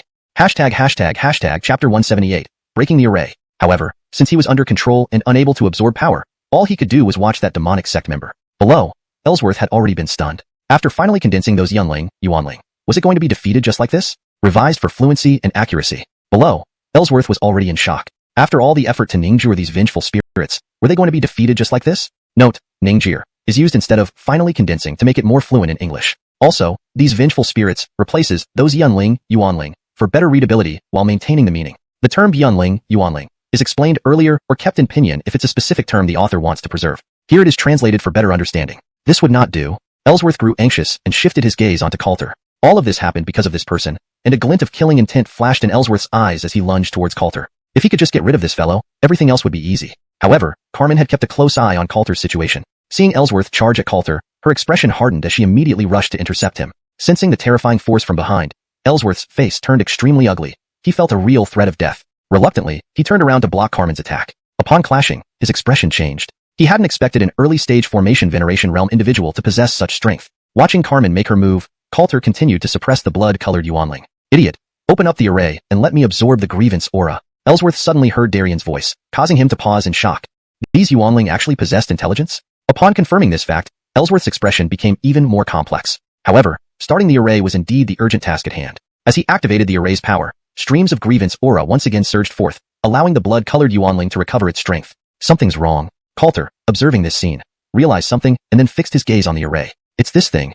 After determining this, Coulter quickly said, Erigo Kinglian, go break the array, or I won't be able to suppress it any longer. Erigo Kinglian, hearing this, looked behind and noticed a hint of spiritual energy. Sure enough, a hidden array appeared before her eyes. Without hesitation, she rushed into the array to find a way to break it. Ellsworth's expression drastically changed as he tried to rush over to stop her, but was blocked by Carmen. This made Ellsworth's face even uglier. Darien also showed some fear but quickly realized something. With a wave of his hand, a streak of crimson light emerged swiftly from beneath Daotian Immortal Sect. Bam!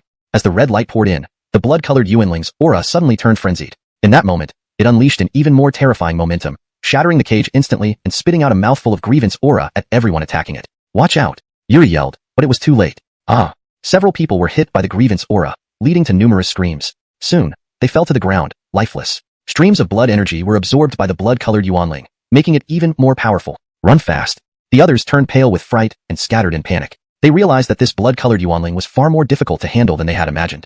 Even Coulter retreated slightly with Carmen, eyeing the blood-colored Yuanling warily. Today, you will all serve as sacrifices for our Daotian Immortal Sect. A horrifying killing intent swept across the entire land, leaving everyone's faces grim. None of them expected to encounter such a terrifying entity here, yet they couldn't leave now. It seemed they had no choice but to fight to the death. With that thought, their expressions grew solemn. Perhaps we should scatter and escape.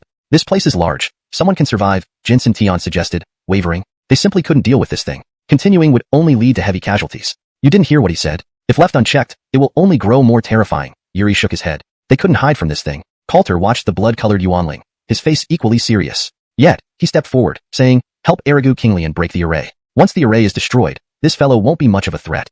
The rest deal with Ellsworth. Hold him back while I stall the Yuanling." Hearing this, Carmen immediately spoke up, "My husband, don't act rashly." Clearly, the Yuanling wasn't something Coulter could handle alone. "It's fine." Coulter waved his hand, understanding that if they didn't solve this problem, none of them could survive. He knew this very well. "And you think you can hold off this Yuanling?" Jamal's voice rang out. From afar, he hid behind, sneering at Coulter. "Acting like this, you'll end up costing many lives. At least I'm better than trash like you." Coulter gave a cold snort and ignored him, focusing instead on the blood-colored Yuanling. "This is the only option." Yuri and the others nodded, realizing that they had no choice but to follow Coulter's plan. Otherwise, none of them would live through today. He really likes showing off. Once he dies, he'll regret it. Jamal and company snorted, imagining Coulter's imminent death. After all, the blood-colored Yuanling's strength clearly approached the Sealed King realm. How could Coulter possibly deal with the Sealed King? Of course, they didn't believe that. Darien, watching Coulter approach, understood where his confidence came from. Die! The blood-colored Yuanling launched an attack at Coulter. Coulter's figure enlarged again, this time taking on a human form, but shadows of the ancient phoenix and nine-tailed celestial fox appeared behind him, continuously supplying power due to their imperial-grade bloodlines. As the heavenly way stone steel pulsed, Coulter's strength magnified. In the sky, two massive figures clashed violently. Others held off Ellsworth. Yuri and the others immediately helped Erigu Kinglian start breaking the array. Found it. Soon, Erigu Kinglian's eyes sparkled as she said, "Attack this array, and I will break it." All right. Everyone gathered their spiritual energy and focused it on the array. Soon, the array, unable to bear the strain, began crumbling with crackling sounds. No. Ellsworth's face darkened. This was his masterpiece, now destroyed like this. He felt a deep sense of injustice, but realized there was nothing he could do about it. As the array shattered, the blood-colored Yuanling's body faltered mid-air. Great opportunity. Coulter, seizing the moment, unleashed immense power in the air, forming a massive sword shadow. Heavenly flame devil-breaking strike. Boom. Powerful divine force erupted, sweeping toward the blood-colored Yuanling. Chapter 179. Fusion. This was an attack Coulter had comprehended from the heavenly way steel, and its power needed no explanation. Moreover, this was a divine art flame that was 100% effective against vengeful spirits. Darien watched as the fiery sword shadow before him grew larger, revealing a look of fear. At this moment, he felt threatened. Even though he was already dead, with the heavenly way steel, he still had a chance to resurrect. But now, Coulter had also taken the heavenly way steel. If he were to die here, he would have no more chances. Yet, how could the massive blood-colored vengeful spirit resist Coulter's attack? Boom. Huge flames burned continuously on the vengeful spirit's body. Without the array providing its strength, there was no way for it to break free from the flames. The only chance left was. Darien endured the pain, and his gaze fell upon Ellsworth. Ellsworth looked dazed. His own array being destroyed was a huge blow to him. He couldn't accept this situation. It took him immense effort to set up this array. Was it all going to be destroyed in an instant? Ellsworth's eyes focused on Coulter. This man ruined his plans. If not for him, these people would have been finished by the blood-vengeful spirit long ago. Thinking this, hatred grew within Ellsworth. I must kill him. Suddenly, he felt a seductive voice echo in his mind. Do you want to kill him? I can give you tremendous power. As he listened, Ellsworth's will was gradually broken down. Kill him. Kill him. Soon, only these words remained in Ellsworth's mind. Darien sighed in relief. This man's will wasn't firm. Combined with the recent setback, he was finding it hard to accept his defeat. Thus, his emotions easily blended, making him vulnerable to Darien's control. Next, Ellsworth directly collided into the direction of the blood-colored vengeful spirit. What is he doing? People were puzzled, unsure of what this person was intending to do. Next, Ellsworth began to fuse with the blood-colored vengeful spirit, emitting terrifying power. Damn. Seeing this scene, Coulter immediately realized something. This Darien indeed did not miss any opportunity. However, in this state, Darien could not truly revive. He could only borrow the body of Ellsworth to exert his power. But since this man was already a great power, Coulter was unsure if he could handle him. Roar. The fusion completed quickly. Ellsworth's eyes flashed with confusion which soon turned into murderous intent. His soul was directly devoured by Darien's powerful soul. Boom. Powerful waves swept across the space. Ellsworth stood in the air, his blood chi converging into a bloody long sword. Everyone gazed at this terrifying blood figure. Even though Ellsworth was at peak venerable realm, his presence at this moment filled them with fear. Such terrifying demonic might force them to bow their heads, unable to face his eyes directly. Yuri looked at Ellsworth and experienced fear for the first time. Then he glanced towards Coulter, realizing the situation was dire. This man seemed to intend on killing Coulter. Although he didn't know why they had such deep-seated enmity, he must prevent harm from befalling Coulter. Run fast. Hearing Yuri's roar, Coulter retreated instantly. Now, this guy was clearly a terrifying monster, and he had no good way to deal with him. Wanna run? Dream on. Youngster, die. Ellsworth roared and charged straight at Coulter. Instantly, a sky of blood rushed toward Coulter, crushing down. Seeing this, Coulter's expression became grim. The heavenly way steel kept issuing warnings, obviously indicating he couldn't take this hit. Thinking this, Coulter raised his hand, and the ancient phoenix power emerged, along with the power of the heavenly way steel consolidating in his hands. A massive shield appeared before him. Seeing this, Ellsworth sneered. Overestimating your strength. Boom. Terrifying waves spread around as everyone stared speechlessly at the ground transformed into a massive deep pit. The entire Mount Daotian shook continuously. Husband. Junior brother Coulter. Two screams rang out. Amidst a cloud of dust, Coulter's figure suddenly flew back. Stopping, Coulter's gaze landed on the opposite Ellsworth. That's interesting. Ellsworth was surprised. He hadn't expected Coulter to escape using external force, showing no visible damage. Youngster, no matter what, you cannot survive today. Ellsworth stared coldly at Coulter, his murderous intent almost tangible. To him, Coulter must die here today. Carmen and others sighed in relief and hurried over to help relieve pressure on Coulter. As for Adrian and others, they glanced once and then retreated. It seemed Ellsworth's target was Coulter, so there was no need for a head-on collision. It was better to let it be. After all, Coulter's life or death had nothing to do with them. They were happy to see Coulter die here. Ergo King Xian also slowly approached, as did Jensen Tian. They knew Coulter could handle this monster. If Coulter died, their troubles would only increase. Thus, they had to help Coulter. Ellsworth did not rush to act. He enjoyed watching his prey tremble in fear. What to do? Yuri looked at Coulter. Now, he could only rely on Coulter to find a way to deal with the enemy. Difficult to handle, but we have no choice. Ergo King Xian, can you arrange an array to absorb his grievance? Coulter looked at Ergo King Xian. She paused, having never tried this type of array. But since Coulter suggested it, she nodded slightly, indicating she would try. Yuri senior brother, Jensen Tian senior brother, you two keep him busy while I prepare a powerful strike. All right. Both nodded and immediately dashed towards Ellsworth. Then, Coulter's gaze turned to Carmen. Chapter 180. Exorcising the Vengeful Spirit. He did not say much, just a look, and Carmen immediately understood Coulter's intention. In the next moment, the call of an ancient phoenix echoed as Carmen transformed into an ancient phoenix and gathered strength behind Coulter. As Carmen's power surged, Coulter's aura became even more terrifying. Eric observed this scene and immediately took action. However, Yuri and Jensen Tian's constant attacks forced him to divert his attention. Although he controlled Eric's body using the Vengeful Spirit's powers, it restricted him from fully deploying his own abilities. He could only use these blood energies. Meanwhile, Alex suddenly conceived an idea, instantly forming an array beneath Eric. Looking at this array, Eric did not take it seriously, considering it just an ordinary one that wouldn't significantly affect him. However, the next moment, several suction forces appeared under his feet, continuously draining his vengeful energy. How is this possible? Eric was visibly shocked. With all his years of experience, he hadn't thought anyone could create such an array. How had Alex accomplished it so quickly? Alex remained calm, her expression serene. As an array sage body, she naturally possessed certain capabilities. Otherwise, how could she be called an array sage body? Realizing something was amiss, Eric noticed Coulter's aura becoming increasingly terrifying. Behind Coulter, spiritual energy surged, merging with Carmen's ancient phoenix power. A massive, green phoenix appeared in the sky. Soon, a sea of flames erupted behind Coulter, sweeping toward Eric with immense firepower. Eric quickly cast seals, gathering all his Eden chi onto the long sword in his hand, forming a blood-red sword chi aimed at Coulter. For better flow and clarity in English, it should be edited as follows. Eric swiftly cast seals, concentrating all his Yun chi, grievance energy, onto the long sword in his hand, forming a blood-red sword chi aimed at Coulter. Note: Yun chi is directly translated here as grievance energy to maintain the fantasy context. However, for smoother reading in English, you may consider replacing it with a more fitting term used in your fantasy world, such as malevolent energy or resentment energy. For even better readability and natural flow in English, the sentence can be: Eric swiftly cast seals, channeling all his malevolent energy into the long sword in his hand, forming a blood-red sword chi aimed at Coulter. Phoenix Exorcism Strike. As Coulter's authoritative voice rang out, a force emerged from the heavenly Dao steel, directly landing on the phoenix silhouette. The phoenix clashed continuously with the blood-red sword chi. Eric felt immense danger. The green phoenix was consuming his blood chi. If this continued, he would undoubtedly lose. No! Eric roared in anger. He had yet to exact his revenge. How could he die by Coulter's hand? His blood chi burst forth again, and two formidable forces collided in the air, pushing everyone back with a tremendous shockwave. Everyone watched Eric, waiting for the outcome. If he didn't perish, they'd have no hope. When the dust cleared, Ellsworth lay dying on the ground, his Yunling Zhili, malevolent spirit power, dissipating. Edited for accuracy and fluency. When the dust finally settled, Ellsworth lay on the ground, barely clinging to life, with his malevolent spirit power steadily dissipating. Did we win? Everyone pondered this question. To this extent, they must have won. No. No. Ellsworth regained consciousness, realizing he had lost, and lost badly. His face turned increasingly pale, unsure how to react. At peak-ranked Venerable Realm, with such formidable power, he still lost to Coulter. A hard pill to swallow. He tried to reassemble the Yunling Zhili, resentful spirit energy, but Alex's array had absorbed all of it, leaving him powerless.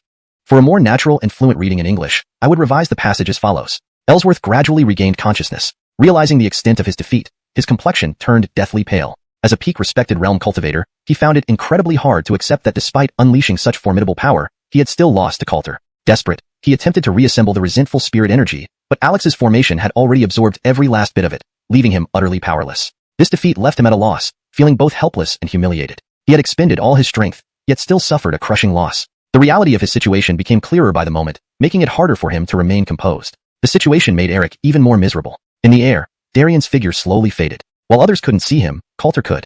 Watching Darien dissipate, he sighed slightly. Perhaps this was his destined end. Had Darien not targeted him, things might have been different. Darien also sighed deeply, acknowledging his defeat. Coulter's strength was indeed terrifying, making his loss unsurprising. Yet, it was regrettable, as his grand plans and deep grudges would remain unfulfilled. Soon, Darien vanished completely. Coulter breathed a sigh of relief, turning his gaze to Eric. What do we do with this guy? Kill him, Yuri coldly said. This man nearly caused their deaths. They must make him pay. Ask if there are any other Devil Sect members here. Jensen Tion warily suggested, looking at Eric. Eric remained silent. It looks like he's ready to die. Let him die here then. Coulter shook his head. It was better to end this man's life. Everyone nodded, swiftly ending Eric's life. They then examined his storage ring, which contained various materials, spirit weapons, medicines, and martial techniques. Seeing this, they became serious. This man was quite wealthy. It wasn't surprising. Those from Devil Sects often accumulated vast wealth through evil deeds. Should we divide these among ourselves? Yuri asked. There were clearly many valuable items inside. Since everyone contributed, they deserved a share. Jamal and Adrian approached. These should include us too. Everyone turned their gazes toward them. Naturally, they would not agree. You're dreaming if you think anything belongs to the Dairagu Immortal Sect, Jensen Tion replied coldly. These men were shameless. We were here, finders keepers. Besides, brother Adrian contributed. Why shouldn't we share? Foolishness. Calvin emitted terrifying pressure, glaring at Jamal and Adrian. Can you be any more despicable? During the most dangerous moments, did this man lift a finger? If not for Coulter, we'd all be dead. Calvin coldly added, unwilling to let these men get away with anything. Take this and go far away. You don't belong here. Yuri threw them a low-grade medicinal pill, showing obvious disdain. Hashtag chapter 181. Haunted by a vengeful spirit. He did not expect Jamal and Adrian to be so shameless. But no matter what, they definitely could not share anything with these two. Who are you insulting? Adrian's face darkened as his gaze fell on Yuri. To him, he had to secure at least some of the items since he had contributed effort. I said, scram. Don't force us to act, Jensen Tion said bluntly, harboring no good feelings towards Jamal and his group. What? You want to wage war with our great Dairagu Immortal Sect? Adrian looked at the weakened Yuri and company, a flash of calculation in his eyes. This comment naturally infuriated Yuri's group. The great Dairagu Immortal Sect was so despicable that they needn't bother being polite anymore. Carly and others erupted with their aura, surrounding Adrian's group. Back off, or you won't leave here alive today. Carly spoke coldly, her eyes filled with disgust. Such individuals should die here. Then let's see. Adrian sneered. His strength was formidable, and he wasn't afraid of Carly and the rest. Just as he was about to attack, a terrifying sword chi suddenly flew towards them. Boom. The powerful sword chi struck his chest, causing Adrian to retreat several steps, a bloody red wound appearing on his chest. His expression turned extremely grim, realizing that Coulter still retained considerable strength. A bad omen. Back off further, or the next strike will claim your life, Coulter said coolly, the threat obvious. Adrian's eyes flashed with caution. If this continued, he might truly be outmatched. He couldn't imagine how Coulter still had reserves in such a situation. Helpless, Adrian could only snort and step back with Jamal, avoiding a direct confrontation. Coulter observed this scene with a cold smile. Others also had icy expressions, disliking such shameless individuals. After distributing the items, most of which went to Coulter and Carly due to their greater contributions, everyone began resting. At this moment, they were divided into three groups. The Great Dairagu Immortal Sect, Coulter's group, who had forged some camaraderie during the battle, and the independent cultivators and mixed crowd. However, Coulter's group didn't have the energy to deal with the others at this point. Late at night, Coulter suddenly sensed something amiss. A very familiar, vengeful spirit force was surging. Again? Coulter became serious, looking around. If it was indeed vengeful spirit force, then things would be quite troublesome. His gaze quickly fell on Carly. Strong vengeful spirit force emanated from her, and she appeared to be in great pain. Strange patterns covered her beautiful face. Not good. Coulter realized something was wrong. It seemed Carly was being overwhelmed by the vengeful spirit force. While others had some traces of the force, it wasn't severe. Under such circumstances, he needed to handle Carly's condition first. During the daytime battle, Carly spent too long within Ellsworth's formation, absorbing excessive vengeful spirit force, putting her in grave danger. As Coulter pondered how to handle the situation, Carly suddenly dashed away. Surprised, Coulter followed her swiftly. Soon, Carly found herself in a corner, her beautiful face twisted in agony. Carly? Coulter called out. Carly abruptly turned back, her amber eyes filled with anguish, but retaining a sliver of rationality. Jensen to me, the vengeful spirit force is affecting you. I'm going to help clear it, endure? Coulter's words reached Carly's mind. She bit her lip, nodding slightly in agreement. Good. Seeing her cooperation, Coulter waved his hand, sending waves of power into Carly's body. This was the power of the heavenly Tao stone steel. Helping Carly clear the vengeful spirit force required relying on its power. Carly's expression eased somewhat, but the vengeful spirit force kept assaulting her body. Even her strong resolve struggled to hold up. Forgive me, Miss Arrigo. Coulter spoke gravely, placing his hand on her shoulder, channeling pure ancient phoenix power into her. The ancient phoenix force, full of righteousness, could cleanse the vengeful spirit force from her body. However, transmitting this force this way was not ideal for a woman. But to purify the vengeful spirit force in her body, this was all he could do. With the dual forces working, Carly's expression gradually calmed. Soon, a faint blush appeared on her face, feeling the external contact. Such intimacy made her uncomfortable. As a pure and graceful immortal maiden, previously she might have acted immediately. However, somehow, Coulter's force felt warm and comforting, preventing any aggressive response. Moments later, the vengeful spirit force was completely cleared from Carly's body. It's done. Coulter exhaled in relief, his gaze on Carly. It had been exhausting. Seeing Coulter's pale complexion and sweat-drenched face, Carly felt moved. After all, Coulter had paid a significant price for her sake. Are you all right? I'm fine, just a little weak, Coulter said, attempting to stand but collapsing onto Carly. Carly's cheeks turned bright red, surprised by the turn of events. Still, she worried more about Coulter's safety, placing a hand on him to circulate spiritual energy to aid his recovery. Sorry, Coulter, recovering some strength, stood up, looking at Carly. Just now, expelling the vengeful spirit force demanded precise control, far more draining than simply attacking it. Chapter 182, Favor. This way, Coulter's expenditure kept growing. This was why he ended up in this state. However, the sensation from before also sent a jolt through Coulter's heart. But upon seeing Alex's expression, he didn't say anything more. It's fine. You were only trying to help me, said Alex with a light smile, not placing too much emphasis on what had transpired. Although she felt a little shy inside, her face showed an indifferent demeanor. Seeing her like this, Coulter sighed in relief and asked, Do you still feel the power of the vengeful spirit? Jensen to Coulter's question, Alex paused for a moment, then shook her head and replied, No, I feel quite all right now. Alex also breathed a sigh of relief as she continued. At first, she could clearly sense a voice constantly speaking in her mind, luring her into doing things. If it weren't for her relatively strong power that allowed her to resist the will of the vengeful spirit, she might have been directly consumed by it. This incident left her with lingering fear.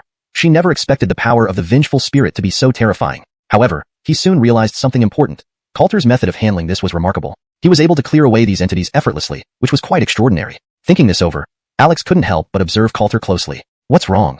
Coulter looked at Alex puzzled, unsure why she was staring at him intently. How did you manage to cleanse those vengeful spirits? If it's a secret, you don't have to say. After some hesitation, Alex decided to ask anyway. This? Actually, it's not difficult, even quite simple, Coulter replied as his expression returned to normal. Vengeful spirits are most afraid of pure yang qi, and my cultivation techniques and constitution are related to fire attributes, allowing me to suppress them easily.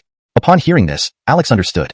It made perfect sense. Thank you, Master Keaton, she said sincerely as she stood up. Ding. Alex has developed a preliminary favor towards the host. Please continue to impress her. Hearing this, Coulter felt delighted.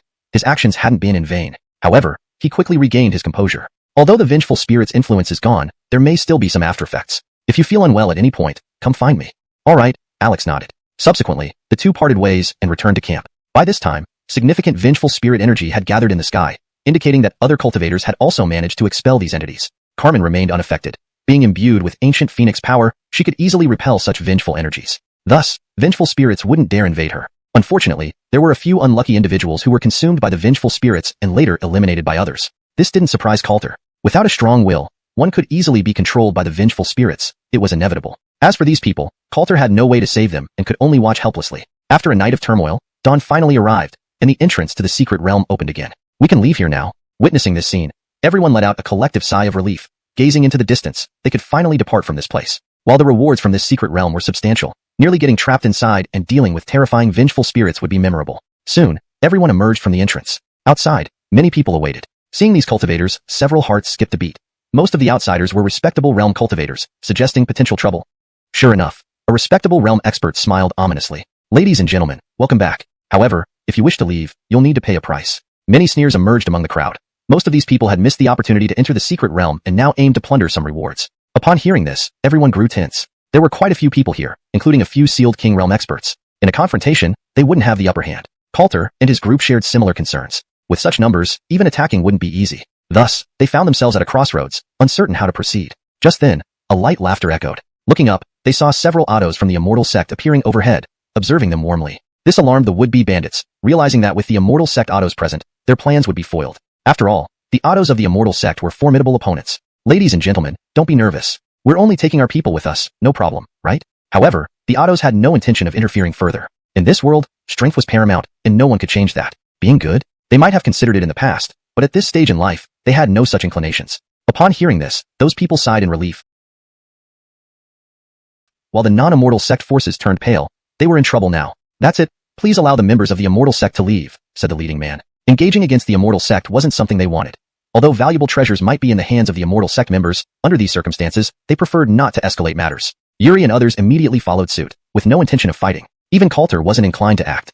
There were simply too many people. He couldn't protect everyone. After gathering together, the immortal sect members were questioned by the autos, though they had no immediate plans to leave. The Latent of Qingyuan glanced at Coulter and Yuri and whispered, "Did you find it?"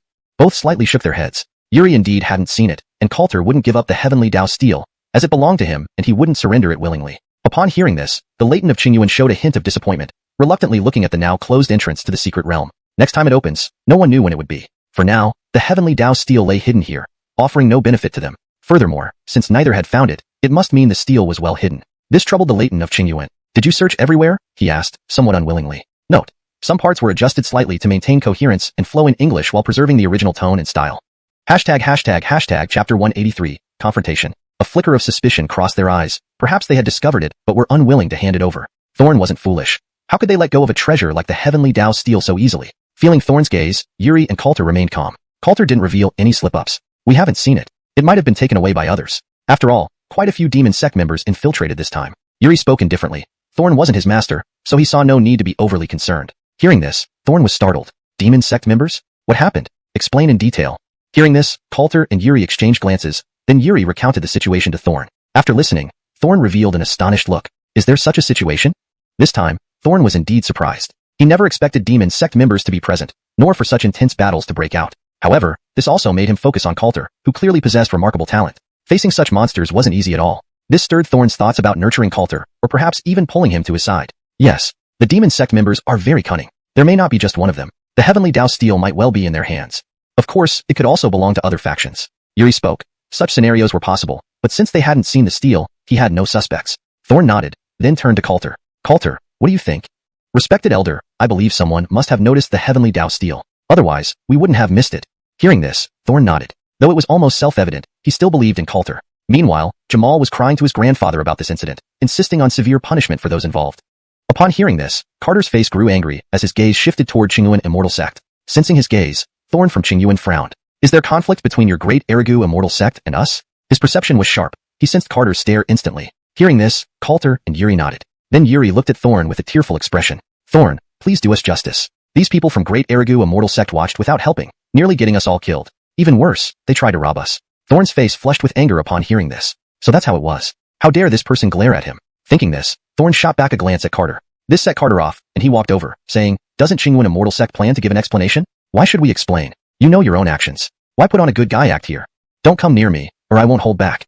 This Thorn had a bad temper and didn't want repeated interruptions. Naturally, he wouldn't show courtesy in such situations. You bully our disciples, and yet expect us to explain? Carter said coldly. What is this targeting of our great Erigu Immortal Sect? Planning war? Humph. If not for those two cowards, who would target you? Such cowardly disciples are only important to people like you. Thorn retorted mercilessly, leaving Carter speechless. The friend from Qingyuan Immortal Sect is right. I've heard from my disciple. Your two disciples did act improperly. At this moment, the fairy from Qingyuan Immortal Sect spoke up. Thorn was surprised. He didn't expect anyone to speak up for them. Coulter looked towards Erigu Qingsheng and realized it must be her contribution. Correct, Elder Erigu. Their actions were indeed excessive. I suggest you get to the bottom of it before speaking further. Other sectados echoed similar sentiments, looking at Great Erigu Immortal Sect. This left Carter uneasy, unsure of what was happening. Do you have something hidden from me? He asked directly, wanting to know what they had concealed. Jamal immediately responded, Crawford, how could I possibly lie to you? Jamal dared not admit it. If he did, trouble would be huge. But Carter wasn't naive. These people couldn't have been called by Thorn to help, and given the short time frame, something was amiss. Seeing Carter's hesitation, Yuri quickly recounted Jamal's actions. After hearing this, Carter's face darkened. He hadn't expected the cause to be this, which made him very uncomfortable. His grandson actually lied to him, making him believe it was Coulter's fault. This time, he felt disappointed. Sensing his grandfather's gaze, Jamal's complexion changed drastically as he hastily interjected, Crawford, it's not like they say. They're lying. Carter pondered for a moment, then said, let's drop this matter. We don't need to dwell on it anymore. He didn't want to continue this conversation and intended to end it. Regardless of what happened initially, he just wanted to focus on his current responsibilities. Seeing his grandfather remain silent, Jamal could only fall quiet, helpless without his grandfather's support. Thorn from Qingyuan sneered, then said, you won't have to fear such things in the future. This old man will ensure they don't act recklessly. Thank you, Thorn. As they conversed, the battle below had become intense. Many refused to hand over their items, leading to numerous deaths. Coulter and Carmen watched, feeling a pang of sympathy. Even Yuri couldn't help but ask, Thorn, shouldn't we stop these guys? They'll kill many more. No need, just focus on your own tasks. Thorn waved dismissively, seeing no point in dealing with them. You just need to understand, this world is as it is. Chapter 184, Displeasure. Without strength, you are nothing more than a lamb to be slaughtered at will. In the sect, we can still protect you. But once outside, that's not necessarily the case. Thorn spoke with an expression of utmost seriousness, clearly wanting them to understand this point. The others nodded, well aware of the reality. As for these people, we can assist them this time, but we cannot do so indefinitely. If they cannot overcome this tribulation, then it is their destined fate. The other autos from the Immortal Sect felt the same way. Hearing these words, Coulter's brows furrowed slightly. He agreed with some points, but he did not think everything should be left to fate. At least, there were things they should intervene in. As Coulter was pondering, Arno and Tori were forced to the side. They had initially tried to leave by giving up some items, but unexpectedly, the opposing party was insatiable and did not plan on letting them go. Arno naturally refused, as these items were crucial for his breakthrough to the rank Venerable Realm. He was unwilling to hand them over easily, thus choosing to resist. However, the disparity in strength quickly put him and Tori at a disadvantage. The situation left them helpless. Tori looked toward the direction of the Qingyuan immortal sect. Christy, who was perched on Coulter's shoulder and now possessed 5 tails, had been in hibernation within the Morong family during the secret realm to awaken her bloodline powers. Seeing Tori in trouble, she couldn't help but whisper softly, "Master, they?" Coulter turned to look, eyes narrowing, almost forgetting about the Morong family. Just as the man was about to attack, Coulter swiftly descended to block the assault. The late-stage rank Venerable man was momentarily stunned, but looking at Coulter's appearance, he became wary. This person is from the immortal sect. Therefore, instead of flying into a rage, he immediately asked, "Young sir, what does this mean?" "I'll protect these two. Give me a little face, okay?" Coulter replied indifferently. The man was taken aback by this response. Thorn, observing the scene, frowned. He had just advised Coulter not to meddle unnecessarily, yet here Coulter was directly interfering. This was not good. It felt like Coulter was defying his orders, which greatly displeased him. "Coulter, come back?" Thorn immediately called out, fixing his gaze on Coulter. If Coulter complied, he could let it slide. Otherwise, Coulter glanced at Thorn but ignored him, focusing on the opponent before him. The man also seemed uncertain, noticing that the immortal sect Otto did not intend to intervene. Do I need to say it twice? Seeing Coulter uncooperative, Thorn's expression darkened. His initial goodwill towards Coulter dissipated. He didn't need someone who disobeyed his orders. Yuri grew anxious, realizing that Thorn might hold a grudge if Coulter offended him. Coulter calmly responded, "Thorn, these two are acquaintances of mine. I can't turn a blind eye, please understand." Foolish brat. Thorn grew increasingly furious. He despised defiance, and Coulter embodied that. "Thorn, please calm down. Coulter values friendship. He doesn't mean to defy you. These two have helped us in the secret realm, so we should repay the favor," Yuri hastily added, hoping to provide Thorn a way to back down without confronting Coulter directly. Thorn's expression eased somewhat, though Coulter's defiance would definitely require a lesson. If so, this matter has nothing to do with our Qingyuan immortal sect. "If you have the capability, resolve it yourself," Thorn declared coldly. Yuri's heart sank, realizing the severity of the situation. Coulter, however, wouldn't be deterred by such threats. Yuri shook his head, thinking Coulter was impulsive, but he couldn't abandon his friend to die. The late-stage rank Venerable man smirked upon hearing this. "Youngster, even now you don't plan to back off. I advise you to move aside. I don't want to hurt you." He knew persuading Coulter to leave was enough. Under these circumstances, Coulter would make the rational choice. But unfortunately for him, that wasn't going to happen. "I suggest you move aside too. I don't want to harm anyone either," Coulter said coolly, drawing a sneer from the man. "With your skill? Hurt me? Daydream all you want. Since you're so stubborn, you'll learn there's always someone better out there," the man said, waving his hand. 2 more late-stage rank Venerable cultivators approached, clearly part of his group. Yuri sighed, ready to speak to Thorn again. "Thorn this?" But Thorn cut him off. "Let it be. Let him learn a lesson. Actions always come with consequences." Thorn appeared nonchalant, believing Coulter deserved a knockdown to temper his arrogance. Hearing this, Yuri understood Thorn's thoughts but doubted these foes could actually harm Coulter. Given Coulter's known prowess, handling them shouldn't be a problem. Thorn would likely regret this decision. Yuri sighed, accepting the outcome. Challenging Thorn might not end well later, but for now, in the center of the field, Coulter faced the trio without hesitation, unleashing a simple punch. "Is that all?" The man showed disdain. Such a punch intending to harm him? Dream on. ####Chapter 185, holding a grudge. Just in the next moment, he felt a terrifying force coming from the opposite side. That fist continuously enlarged before his eyes, and then landed on his chest. Boom. Power surged out, directly throwing him several meters away. He stopped only after colliding with the mountain behind him. The other 2 people looked at Coulter with astonished eyes. A punch that was so powerful, it made even one of their late respect rank members unable to withstand? This person wasn't simple at all. However, they could not just admit defeat like this and immediately charge towards Coulter. Boom boom. 2 clean and swift punches treated these 2 similarly to their friend. They were directly slammed into the mountain, leaving 3 large marks. The entire scene fell silent, and many people's gazes toward Coulter changed. This Coulter's strength was somewhat exaggerated. Being merely an early respect rank member yet defeating a half-late respect rank member so easily, this kind of swift battle made them think Coulter was actually the late respect rank fighter. Crack. Yuri clearly heard Thorn crush something. His fists were already clenched tightly, obviously very dissatisfied with what just happened. In his mind, Coulter should have lost and then begged for his help. He would reluctantly step in to save Coulter. That way, not only would it make Coulter eternally grateful, but it would also highlight his own grace. However, he never expected Coulter to be so strong. Previously, although Yuri said they had teamed up to defeat this blood grudge spirit, he didn't think Coulter had such capabilities. This guy.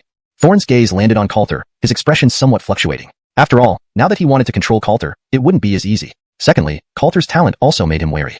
Would his earlier attitude cause Coulter to hold a grudge against him? If he were to make a talented enemy, he wouldn't be pleased. Yuri noticed Thorn's hesitation and quickly said, "Thorn, those 3 are too weak and can't possibly be our match. Why would you need to intervene?" Hearing Yuri's words, Thorn's face relaxed significantly. For him, Yuri's words provided a way out. However, Coulter's lack of respect for him still slightly bothered him. "This kid is really powerful," the woman beside Alex chuckled. Alex nodded in agreement. She acknowledged this point. Coulter's demonstrated power was indeed quite unique. Master, I want to train outside for some time. Upon hearing Alex suddenly speak, the woman showed a look of surprise. After all, Alex had always been someone who disliked crowds and usually focused on self-cultivation rather than going out to fight. So now, she found it quite strange. For some reason, since Alex returned from the secret realm, she seemed different, which also surprised her. After all, she was quite familiar with Alex. Why did you suddenly have this idea? It's nothing. I just feel my strength isn't enough, and I want to improve myself more. Alex said indifferently. In truth, she wasn't sure why she had proposed this. Was it because of that seed? She was also confused but felt compelled by her inner voice to do so. Alright, make your decision. The woman smiled gently, saying nothing more. Alex's strength meant she wouldn't suffer losses even outside, let alone with her array skills, which few could contend with. The trio clumsily got up, their eyes filled with apprehension as they looked at Coulter. Indeed, this disciple of a mortal sect was no ordinary individual. They couldn't even match this person, which left them extremely surprised. What do we do? One of them asked, unwilling to face Coulter again, not believing he could handle this opponent. Run.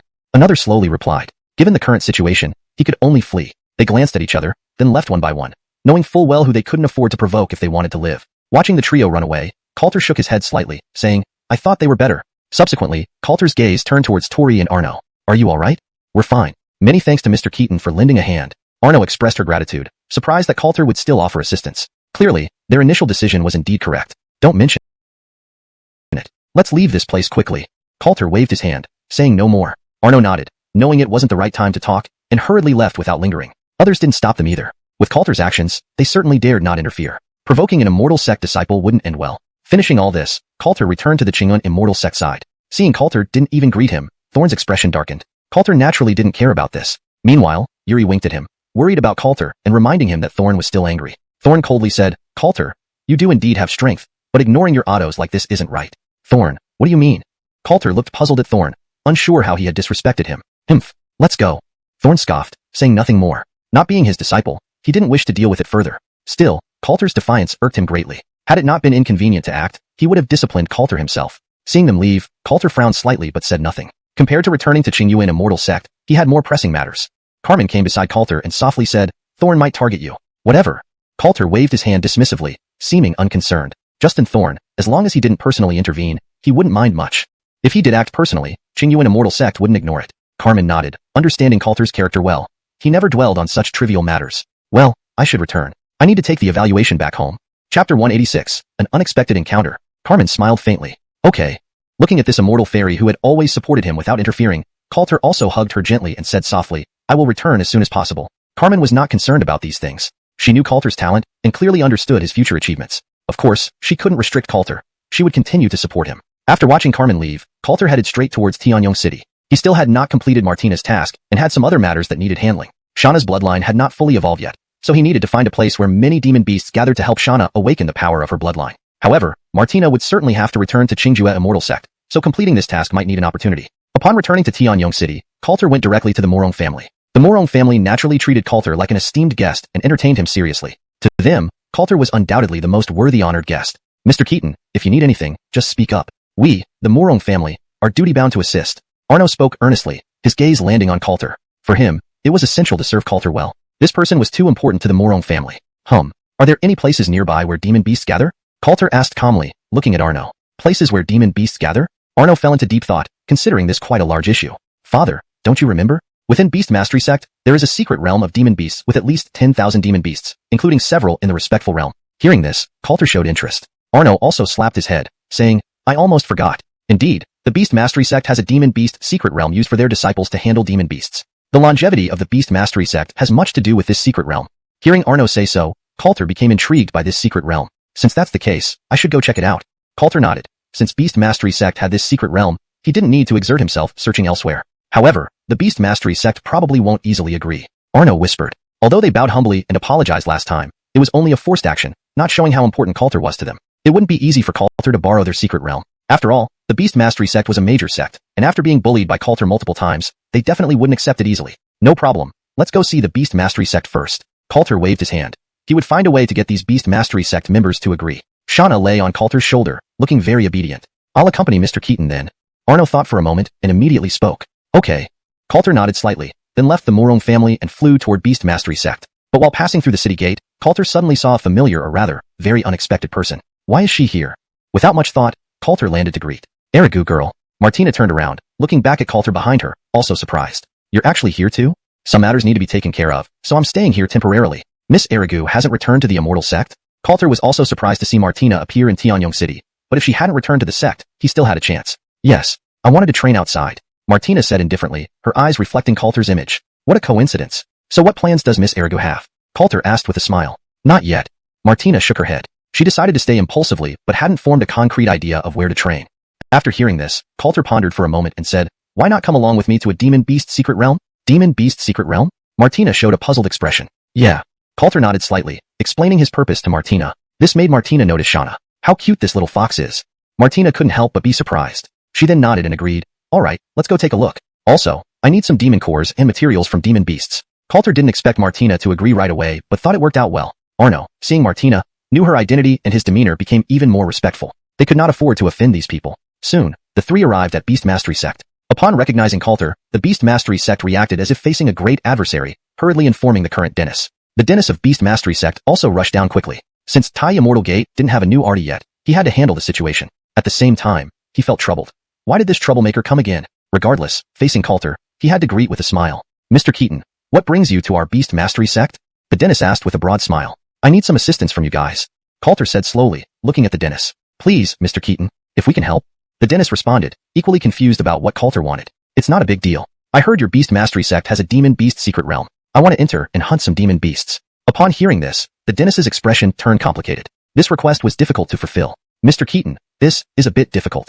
Oh.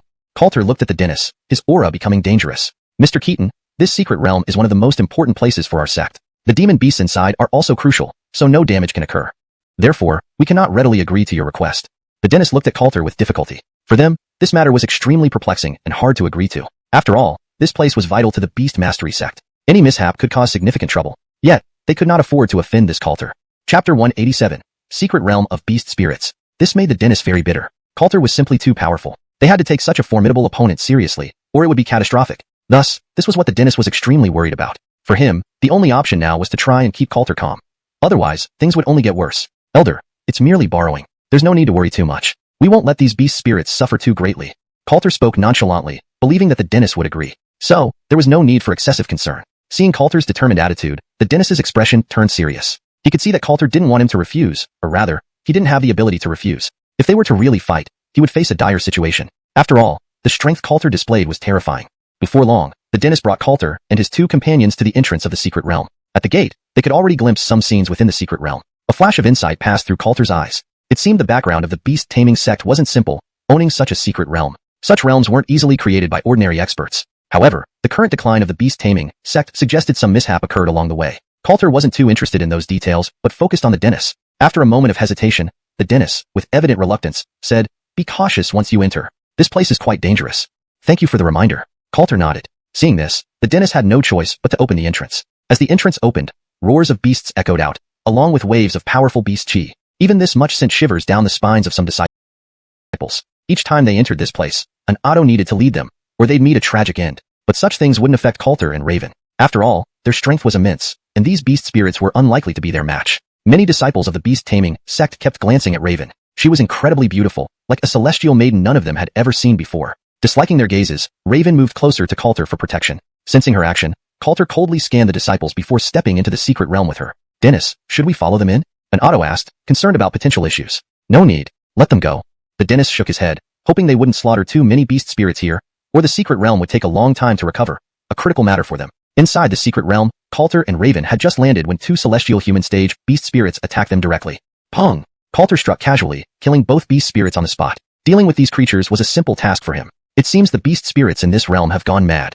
Indeed, normally, they wouldn't dare attack us without sensing our levels, Raven noted, observing the distant surging figures of beast spirits. True, being confined here, this transformation is not unusual, Coulter agreed, then motioned for Xianxia to descend while he retrieved the spirit cores. After Xianxia consumed them, she reached the peak of the celestial human stage, likely ready to break through to the heaven formation stage soon. Next, Coulter brought out the last drop of nine-tailed heavenly fox essence blood. As it emerged, an intimidating pressure spread out. Raven's heart trembled. What kind of power was this? Curious, she watched, realizing it must be some potent essence blood. Her interest grew further. Coulter actually possessed something like this, indicating he was far more formidable than she imagined. With Xianxia consuming the essence blood, a terrifying pressure emerged from her body. Seeing three ethereal figures reappear behind Xianxia, Raven was startled. Nine-tailed heavenly fox?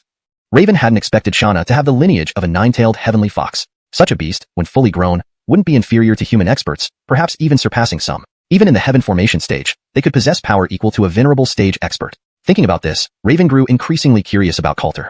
How did he manage to obtain a nine-tailed heavenly fox? Go on, take care of those beast spirits. If you can't handle them, we'll step in. Coulter patted Xianxia's head. Xianxia nodded, transforming into a larger form before charging at the beast spirits. Quickly, a massacre unfolded within the secret realm. The ordinary beast spirits stood no chance against Xianxia.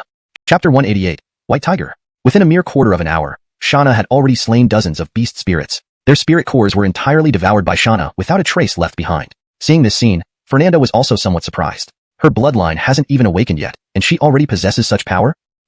Coulter nodded. Naturally, he wouldn't mention that all of this was due to the essence blood. This pure nine-tailed celestial fox essence blood.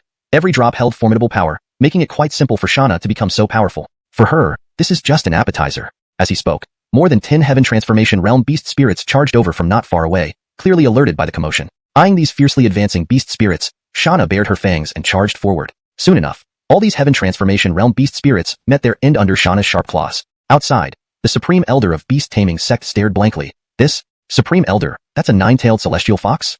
A disciple exclaimed in shock, eyes fixed on the spectacle within the secret realm, his expression becoming extraordinarily astonished. The nine-tailed celestial fox, this was genuine imperial-grade bloodline. Such beast spirits were rarely seen in this world. Who would have thought that Coulter would have won by his side? For them, an imperial-grade bloodline was what they dreamt of, what everyone wanted. The strongest bloodline beast taming sect had encountered was merely regal grade, owned by their founder's pet. Since then, they hadn't even had a regal grade bloodline. Taming an imperial grade bloodline beast spirit was incredibly challenging. Even for these supreme autos, it was almost impossible. Now with Coulter possessing a nine-tailed celestial fox, his breathing quickened. I see it. Coulter actually has such a beast spirit? At this moment, their thoughts became active. Previously, they considered this only a rumor. Now, it turned out to be true. This led them to entertain some ideas, despite knowing how formidable Coulter was. The allure of an imperial-grade bloodline was something the beast-taming sect couldn't resist. Watching their expressions, Arno sneered coldly. Ladies and gentlemen, wake up. Slade Coulter isn't someone you can covet. Be careful, meddling in this might draw disaster upon yourselves. Upon hearing this, the Supreme Elder's expression became serious. He understood Coulter was difficult to deal with. Too many people had already died because of him. They certainly wouldn't provoke this calamity further. However, the obedient nine-tailed celestial fox with an imperial bloodline made them hesitant. They started having second thoughts. Arno observed their expressions, but since they hadn't taken any action yet, he didn't worry too much. Half an hour later, a disciple suddenly said, Elder, this isn't right. They've slaughtered hundreds of beast spirits within just an hour. At this rate, we will suffer significant losses. Jensen to these words, the Supreme Elder felt pain in his heart. But what could he do now? He had already allowed Coulter in. Going back on his word wasn't an option. It's fine. Just a few hundred. There are tens of thousands inside. Don't worry about it. Several disciples grimaced slightly. Naturally, they knew these low-realm beast spirits weren't important to the Supreme Elder. However, others in the sect needed them. Continuing to let Coulter slaughter beast spirits offered no benefits to them. But with the Supreme Elder silent, what could they do? Another half hour later, Coulter, Xianxia, and Fernanda had ventured deeper into the secret realm. After defeating another beast spirit, they suddenly heard a terrifying roar echo through the mountains. This roar was powerful, making both Coulter and Fernanda feel uneasy. It appeared to be a beast spirit with a powerful bloodline. Indeed, this beast-taming sect's secret realm did harbor some impressive beast spirits. This is... Suddenly, Xianxia spoke up, Master, this is a white tiger. A white tiger? Coulter asked in surprise, looking at Xianxia. Can you be sure? Xianxia nodded. With the nine-tailed celestial fox's essence blood within her, she carried all its memories, easily identifying the beast spirit. If it's a white tiger, things are different. Coulter smiled. A white tiger meant imperial-grade bloodline. Such a beast spirit was a treasure trove. They couldn't miss this opportunity. If Xianxia consumed it, it would accelerate her growth. Fernanda also showed interest. Shall we check it out? Coulter asked Fernanda. Sure. They followed the direction of the roar. Watching this scene, the Supreme Elder's pupils dilated. Finished. They shouldn't have discovered it, should they?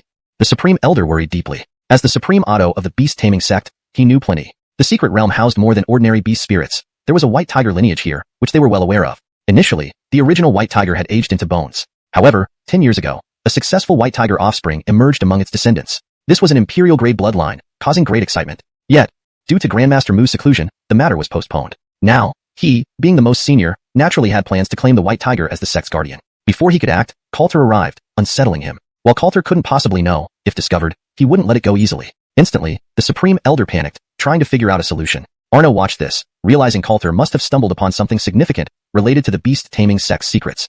##### Chapter 189. The Venerated White Tiger. Thinking of this, Arno was also quite excited, wondering what Coulter and the others had discovered. Coulter and Raven cautiously moved forward. With Xianxia here, they did not need to worry about ambushes. Soon, the three of them arrived in a forest.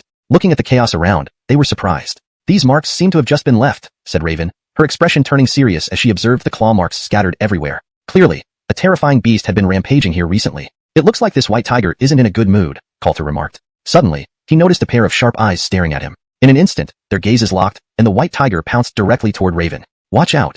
Coulter waved his hand, unleashing a surge of terrifying spiritual energy that blocked the white tiger's attack. The white tiger stopped, its gaze fixed on Coulter, filled with murderous intent. "This guy actually knows how to ambush," Coulter said, becoming more serious. "Be careful, this white tiger's emotions seem off. It appears extremely angry," Raven added, sensing something was wrong. Coulter was also puzzled as the white tiger stared at them intently. "You humans really court death by coming here," the white tiger growled, clearly capable of speech at its level. "What's to fear?"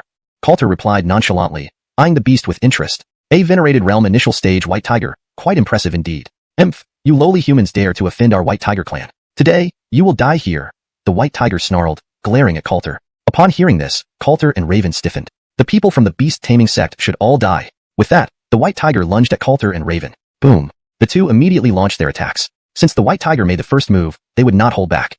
After a few exchanges, the white tiger's expression grew more serious. "I underestimated you. You're different from those weaklings. No wonder you dared to come here," it said, puzzling Coulter and Raven. Outside, the dentist looked somewhat embarrassed. Their disciples had attempted to deal with this white tiger, but failed every time. This only intensified the white tiger's hostility towards humans, making it nearly impossible to tame.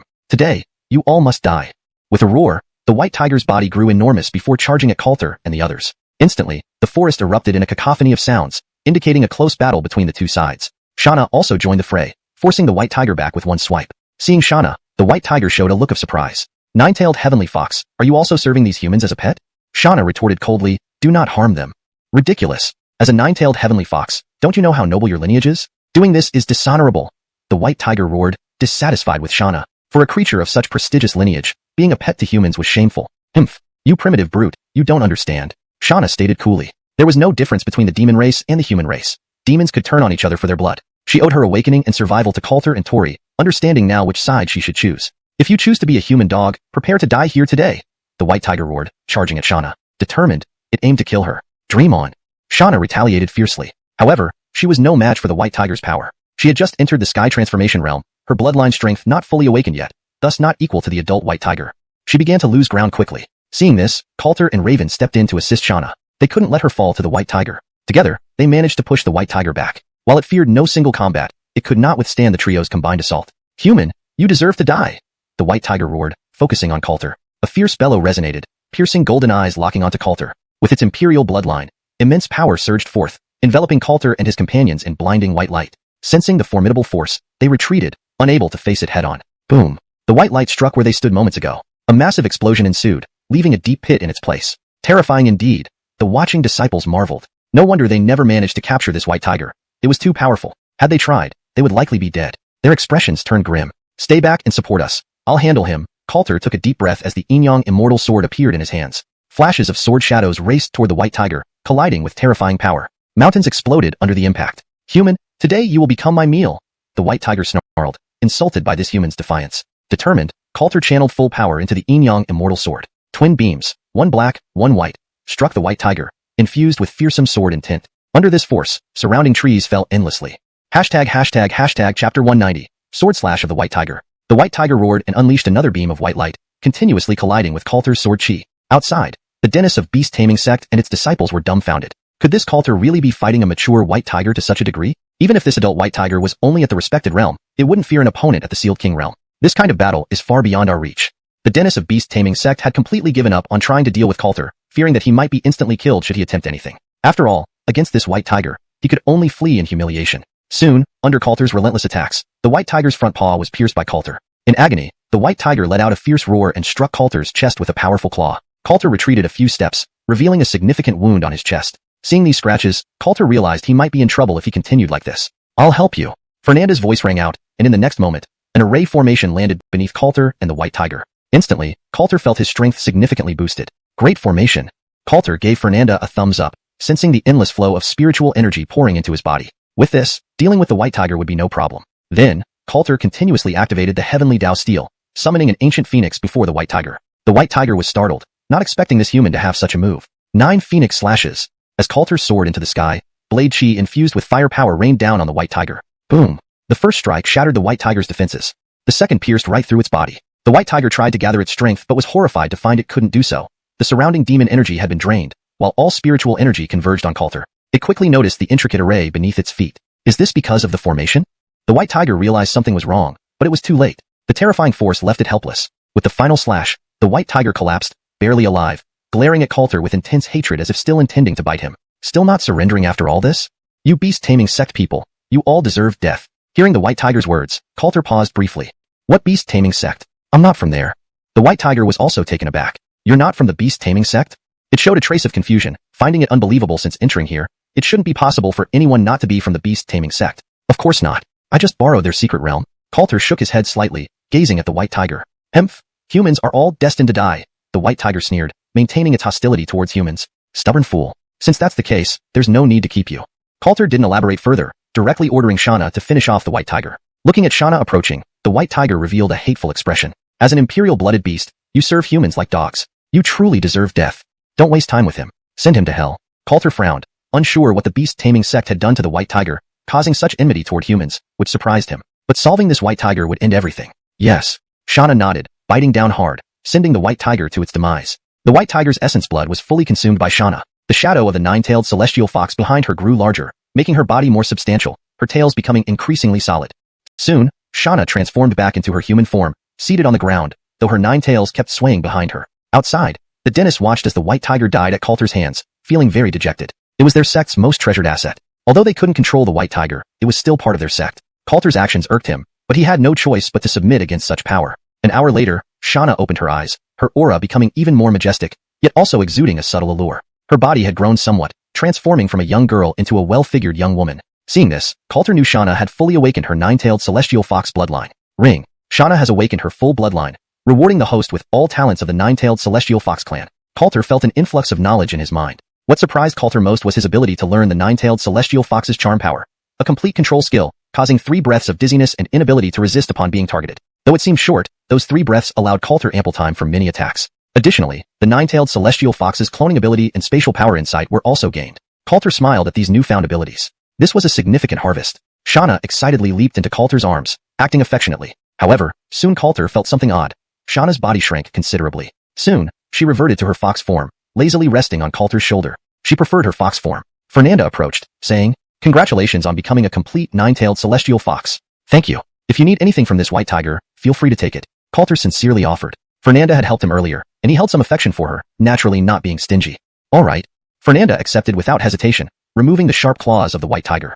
These can be used to create a killing array. Fernanda explained further. Coulter nodded, indicating his understanding. After disposing of the white tiger's remains, the two continued exploring in other directions.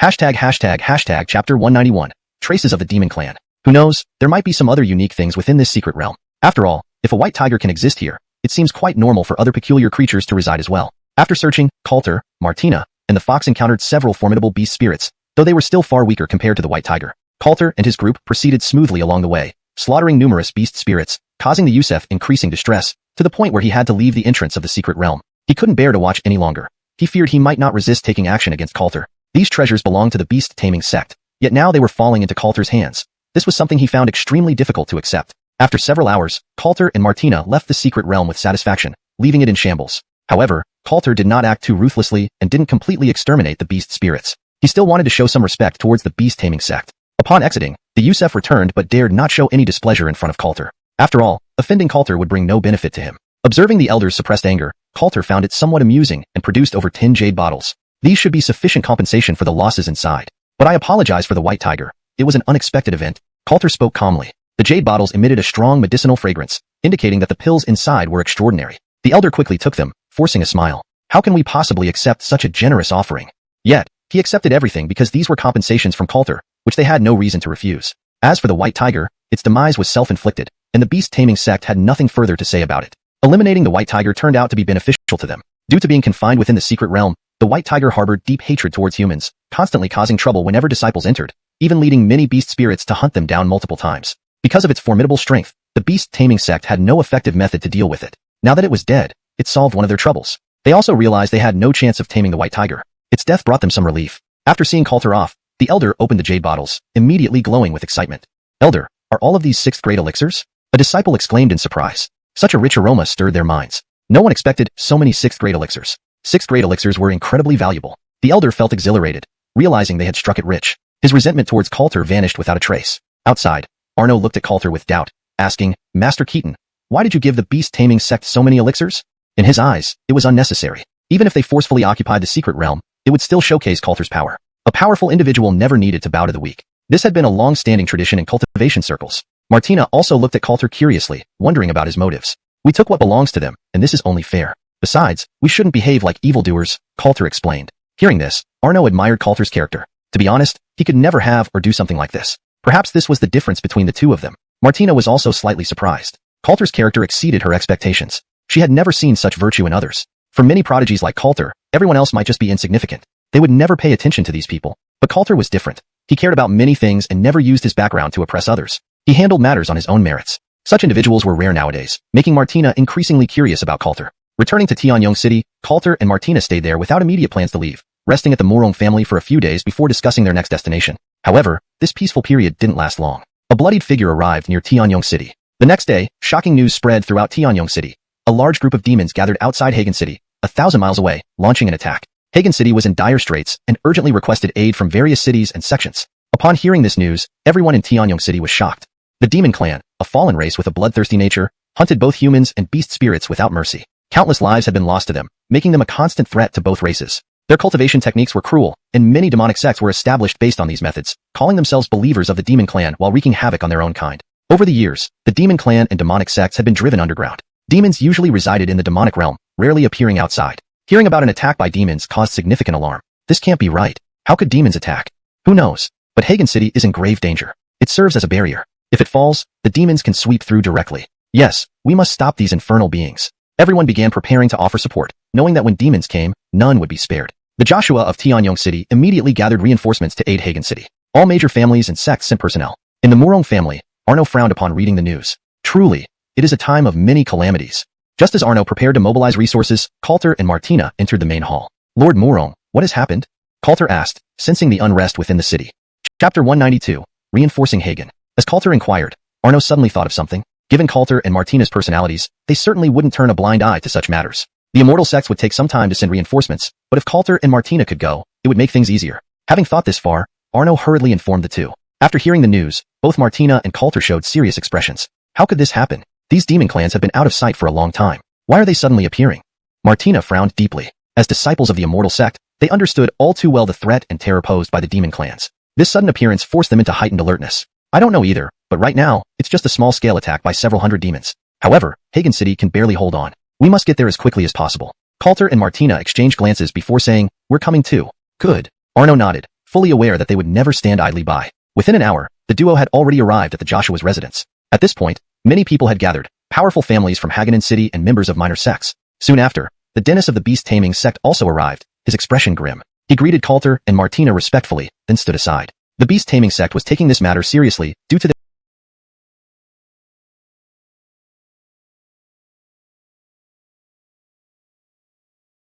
their Mu Selma's actions, which led to much questioning. They were determined to participate in this to restore their reputation. The Joshua of Haganon entered, scanning the room, and his gaze fell on Coulter and Martina, his stern face softening with a smile. Mr. Keaton, I didn't expect you to be here. That sets my mind at ease.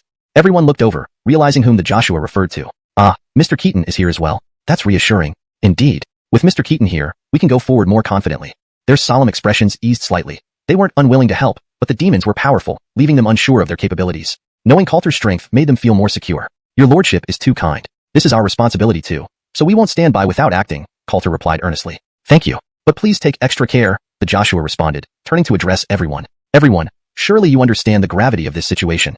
The demon's advance is no trivial matter. We must deal with it swiftly. Hagen City cannot fall. We will need everyone's support. Not at all. Protecting is part of our duty. They shook their heads slightly, acknowledging the danger of the demons. I will stay here to defend Haganon City, so I entrust this task to you all. With a deep bow, the Joshua conveyed his trust. He knew facing these demons would be perilous. Few might survive, perhaps even none. Yet, it was their duty. Allowing demons into Haganon City would be catastrophic for their families and homes. They couldn't let that happen. Everyone returned the gesture before departing for Hagen City. Night fell as they approached the mountains near Hagen City. Coulter, observing the eerily quiet landscape, displayed concern. There's something off about this mountain range. Stopping abruptly, he said gravely. Everyone halted too, deferring to Coulter's judgment. What do you suggest, Mr. Keaton?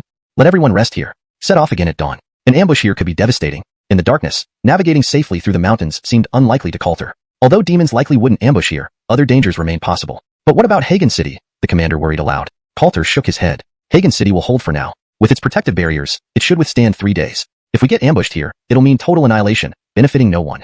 So, let's rest here tonight and set out early tomorrow. Daylight will give us better chances against enemies. The commander and Arno exchanged looks, agreeing Coulter's caution was wise. I'll investigate. You wait here. Coulter was ready to enter. I'll come with you, Martina offered hastily. No. Stay here in case anything happens, Coulter insisted seriously, worried about her safety and needing someone to command the base. Arno and the commander were strong, but against numerous high-venerated realm demons, they'd struggle. Martina nodded silently in understanding. Be careful, Mr. Keaton, Arno cautioned, knowing this wasn't going to be easy for anyone, even Coulter. Got it.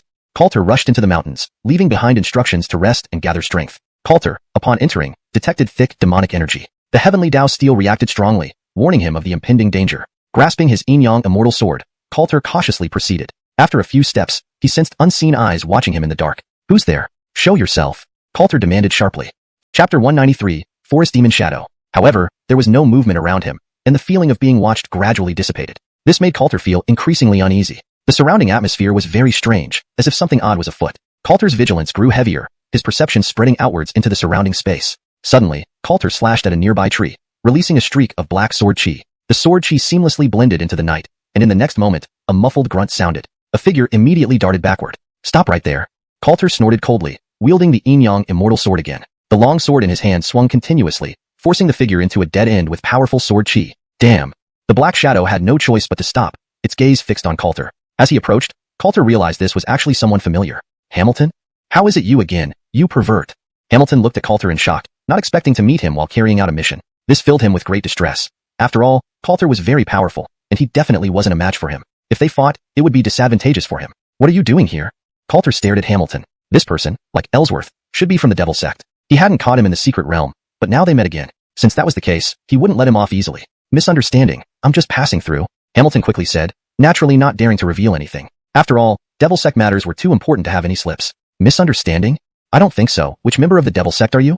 Coulter stared intently at Hamilton, his aura completely locking onto him. If this guy made any move, Coulter would send him straight to hell. I'm really not. These are genuine misunderstandings. Hamilton immediately patted his chest to make assurances. But Coulter naturally didn't believe this, his expression becoming more dangerous. Seeing things weren't going well, Hamilton began to slowly retreat. Where do you think you're going? With a wave of his hand, Coulter cast a massive prison word that restrained him directly. Hamilton's face changed. He realized it would be difficult to leave this place today. Why must you always meddle with me?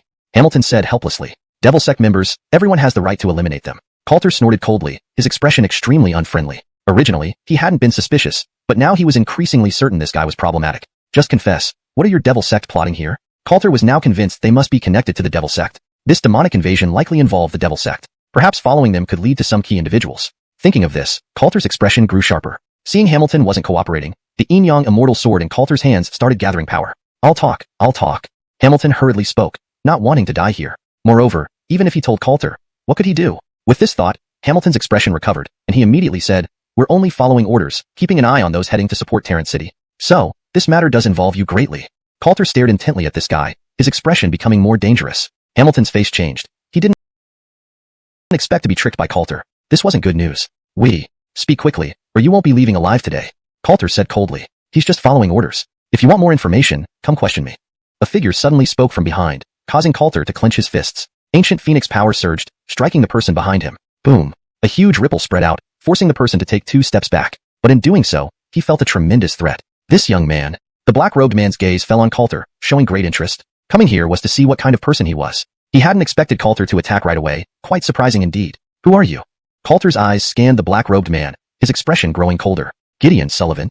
The black-robed man said coolly, then added, young man, you can't prevent what's happening. Leaving now may still save you. Otherwise, dying here will show you how foolish your choice was. Hearing this, Coulter sensed something, his expression becoming graver. What exactly have you done? Very smart. Unfortunately, you lack the power to change anything. Go back. Or dying here would be unwise. Jensen stinting to the Sullivan's threats, Coulter's expression turned serious. So, these demons are related to you? Coulter spoke solemnly. Clearly these demons didn't appear randomly. It was likely due to these guys, possibly part of their plot. If so, the situation was clear. This is our holy religion's grand action. How can you commoners understand our actions? Abandon your resistance. Your fate is to be annihilated by us. Coulter's expression became graver. The situation was worsening. They needed to urgently check on Terrance City. If Terran City really falls, it would be catastrophic. Once the demon army breaks through, things would become increasingly troublesome. It's futile, you can't catch up. Humanity is destined to perish at our hands. So, leaving now gives you a slight chance. Otherwise, you'll all die here today. Sullivan threatened. Looking at him, Coulter understood some things. Seems you're just trying to intimidate. You overestimate yourself. Chapter 194, Purpose of the Demon Sect. Coulter gave a cold snort, his expression turning icy. This man had persistently urged him to leave and hadn't made a move against him.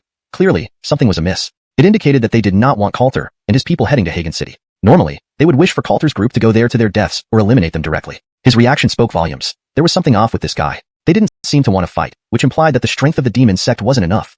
Otherwise, they wouldn't be engaging here. Thinking this, Coulter's expression grew solemn. With this in mind, they needed to rush over more urgently. Otherwise, if something happened at Hagen City, it would be troublesome. Is that so? Then you can try, Sullivan sneered. He didn't believe Coulter dared to make a move here. After all, the gap in strength between them was significant. As a late-stage Jinsen's Veneration Realm practitioner, he didn't need to fear an early-stage Jinsen's Veneration Realm individual. Therefore, they planned to take action and make Coulter pay. Well, let's try then. Coulter snorted, finding these fellows were just posturing. Boom. Immediately, he unleashed a powerful ancient phoenix force directly towards Sullivan and Hamilton. The two venerables quickly dodged and began attacking Coulter from opposite directions. Boom. Simultaneously, both attacks landed, momentarily halting their movements. What's going on? Sullivan was startled as he noticed his speed significantly slowing down. What did you do? Sullivan's gaze landed on Coulter, eyes filled with surprise. Just slowed your speed a bit. Surprised? Coulter said calmly, as the power of the heavenly Tao steel circulated within him. Restraining others like this was quite simple. Not bad, Sullivan nodded, recognizing Coulter's unique qualities. But, it's not enough. Boom. Powerful blood soul force started gathering around him, and soul shadows swelled up, red eyes glaring at Coulter. What is this? Coulter looked in shock, realizing this Sullivan was different. Soul shadow power, merely a classic method of the demon sect. Sullivan sneered and waved a hand, sending a formidable force toward Coulter. Boom. Two immense forces collided, shaking Coulter back 2 steps. His gaze, filled with surprise, fixed on Sullivan. Boy, now you're afraid, right? But it's too late. Watching this, Sullivan felt Coulter wouldn't be a match for him and increased his attacks ferociously. Coulter was taken aback by the distinctiveness of this man's power, indeed feeling some pressure. But, you're rejoicing too soon. Coulter waved his hand, chains of ancient phoenix force trapping Sullivan. More ancient phoenix force surged to the other side, restraining Hamilton. This attack, you cannot block. A golden light condensed in midair, striking Sullivan. Bam! Outside the mountains, Arno and others watched in astonishment at the intense explosion. What's happening? Unclear. Seems like someone's fighting. The leader hesitated, suspecting a confrontation. It must be Slade Keaton. Arno realized instantly. Others nodded, equally surprised. Indeed, it's Slade Keaton. Seems like he was right. There are ambushes here. Arno sighed, thankful they followed Coulter's advice, or they might have faced disaster today, possibly annihilation. Damn it, those demon sect guys actually acted now. A cultivator muttered darkly, deeply resenting the demon sect's actions. Should we help Slade Keaton? Someone asked worriedly, thinking they couldn't just watch idly. No need. Slade Keaton can handle it alone. We'd only cause trouble. Wait here, prepare for battle. Someone might come out. Jensen stinting to Arno. Everyone nodded seriously. Inside the mountains, Sullivan looked disheveled at Coulter, covered in burn marks left by ancient phoenix flame and heavenly fox flame. This guy. Hamilton, clutching his broken arm, eyed Coulter in horror, knowing Coulter was formidable but not expecting this level. Immortal Gate disciples really aren't to be underestimated. Sullivan sighed, acknowledging his defeat. Suddenly, a blaze rose behind them, eliciting smiles from both venerables. Ha ha ha ha boy, looks like you can't catch up. Our plan has succeeded. Sullivan laughed madly, mocking Coulter. How could this be? Coulter gazed at the flames, sensing terrifying auras, unsure of specifics at this distance. Boys, stalling you is our task. By now, Hagen City must belong to the demon sect. When that happens, the demon race will invade unimpeded, and you'll all die. Join us now. Your strength is remarkable. If you join, we'd welcome you. Blah, blah. Bam. Coulter punched Sullivan out, then turned to Hamilton. Should I kill you, or should you speak? Hamilton paled, shocked that Coulter disposed of Sullivan so easily. Wasn't he aware of danger? Aren't you afraid? Afraid? Why should I fear you? Coulter stared calmly at him, saying slowly, do you have anything worthy of my fear? Just a bunch of trash relying on the demon sect's strength. Do you truly think you're impressive? Hamilton's face darkened at Coulter's ridicule. Chapter 195, Arrival at Hagen City. After all, Coulter had shown no mercy at all. Now, you have 3 breaths to consider, Coulter said in the calmest tone, announcing this man's death sentence. Hamilton looked at Coulter and suddenly lost all temper. What do you want to know? Your entire purpose, Coulter asked indifferently. Half an hour later, Arno and others received a message from Coulter and rushed over as quickly as they could. They wanted to know what was happening now. Upon arriving, they saw a battlefield that was nothing but ruins, Coulter, and 2 other corpses. Slade Keaton, what's the situation now? Arno hurriedly asked, sensing something was off. These guys are from the demon sect. They helped the demon race get outside Hagen City, and they're here to block reinforcements. Coulter explained slowly, his gaze landing on Arno. And right now, their main forces are attacking Hagen City. Upon hearing this, everyone's faces turned serious. They realized the situation was not simple, or it was getting more and more complicated. So, what should we do now? Arno looked at Coulter, awaiting his orders. Just now, Sullivan said they have succeeded. We don't know the current situation of Hagen City, but we must rush over now. Do you understand? This time, it might be a mission with very little chance of survival. If anyone wants to quit now, we won't force them. Coulter's expression was grave as he surveyed everyone, fully aware of how dire the present circumstances were. The situation at Hagen City was unknown, and rushing over wouldn't be smooth sailing. Worst case scenario, Hagen City had already fallen, which would mean only one path, death. Jensen stinning to Coulter's words, Arno and the others nodded, but no one chose to quit. For them, this was critical. They would never leave casually. After scanning everyone who showed no change, Coulter nodded too. Very well, then let's charge through. Taking a deep breath, Coulter led everyone towards Hagen City. Meanwhile, chaos erupted in Hagen City. The sounds of fighting, crying, and screams echoed incessantly. All the strong ones of Hagen City were protecting the citizens, retreating continuously. Opposite them stood terrifying figures, eyeing them closely, inching closer step by step. Looking at these figures, the city lord and others' expressions turned heavy. The demon's attack was so sudden, catching them completely off guard. Now, they could only react defensively. Most importantly, they also faced attacks from the demon sect. Under such a predicament, maintaining any form of resistance was already challenging. Joshua, we have nowhere to retreat. Even the back gates are guarded by the demon sect, a guard said gloomily. They were now completely encircled, leaving them in a dilemma. Where are the reinforcements? Shouted the Joshua anxiously. They could die here, but definitely not the citizens of Hagen City. Dying at the hands of demons would be the real agony. Still unsure. Xianxia City says their troops are on the way, but we don't know their exact location. Reinforcements from other places won't arrive anytime soon. Hearing this, the Joshua sighed deeply. Protect the civilians and fall back. They must be unharmed. Yes. The guards nodded, launching attacks on the incoming demons. But these demons were too powerful, making it hard for them to keep up. Their situation became dire when they noticed more demonic figures appearing nearby. How can there be so many? A guard went pale. It was clear they were doomed. Not good, Joshua. Deceased cultivators are being transformed into half-demons.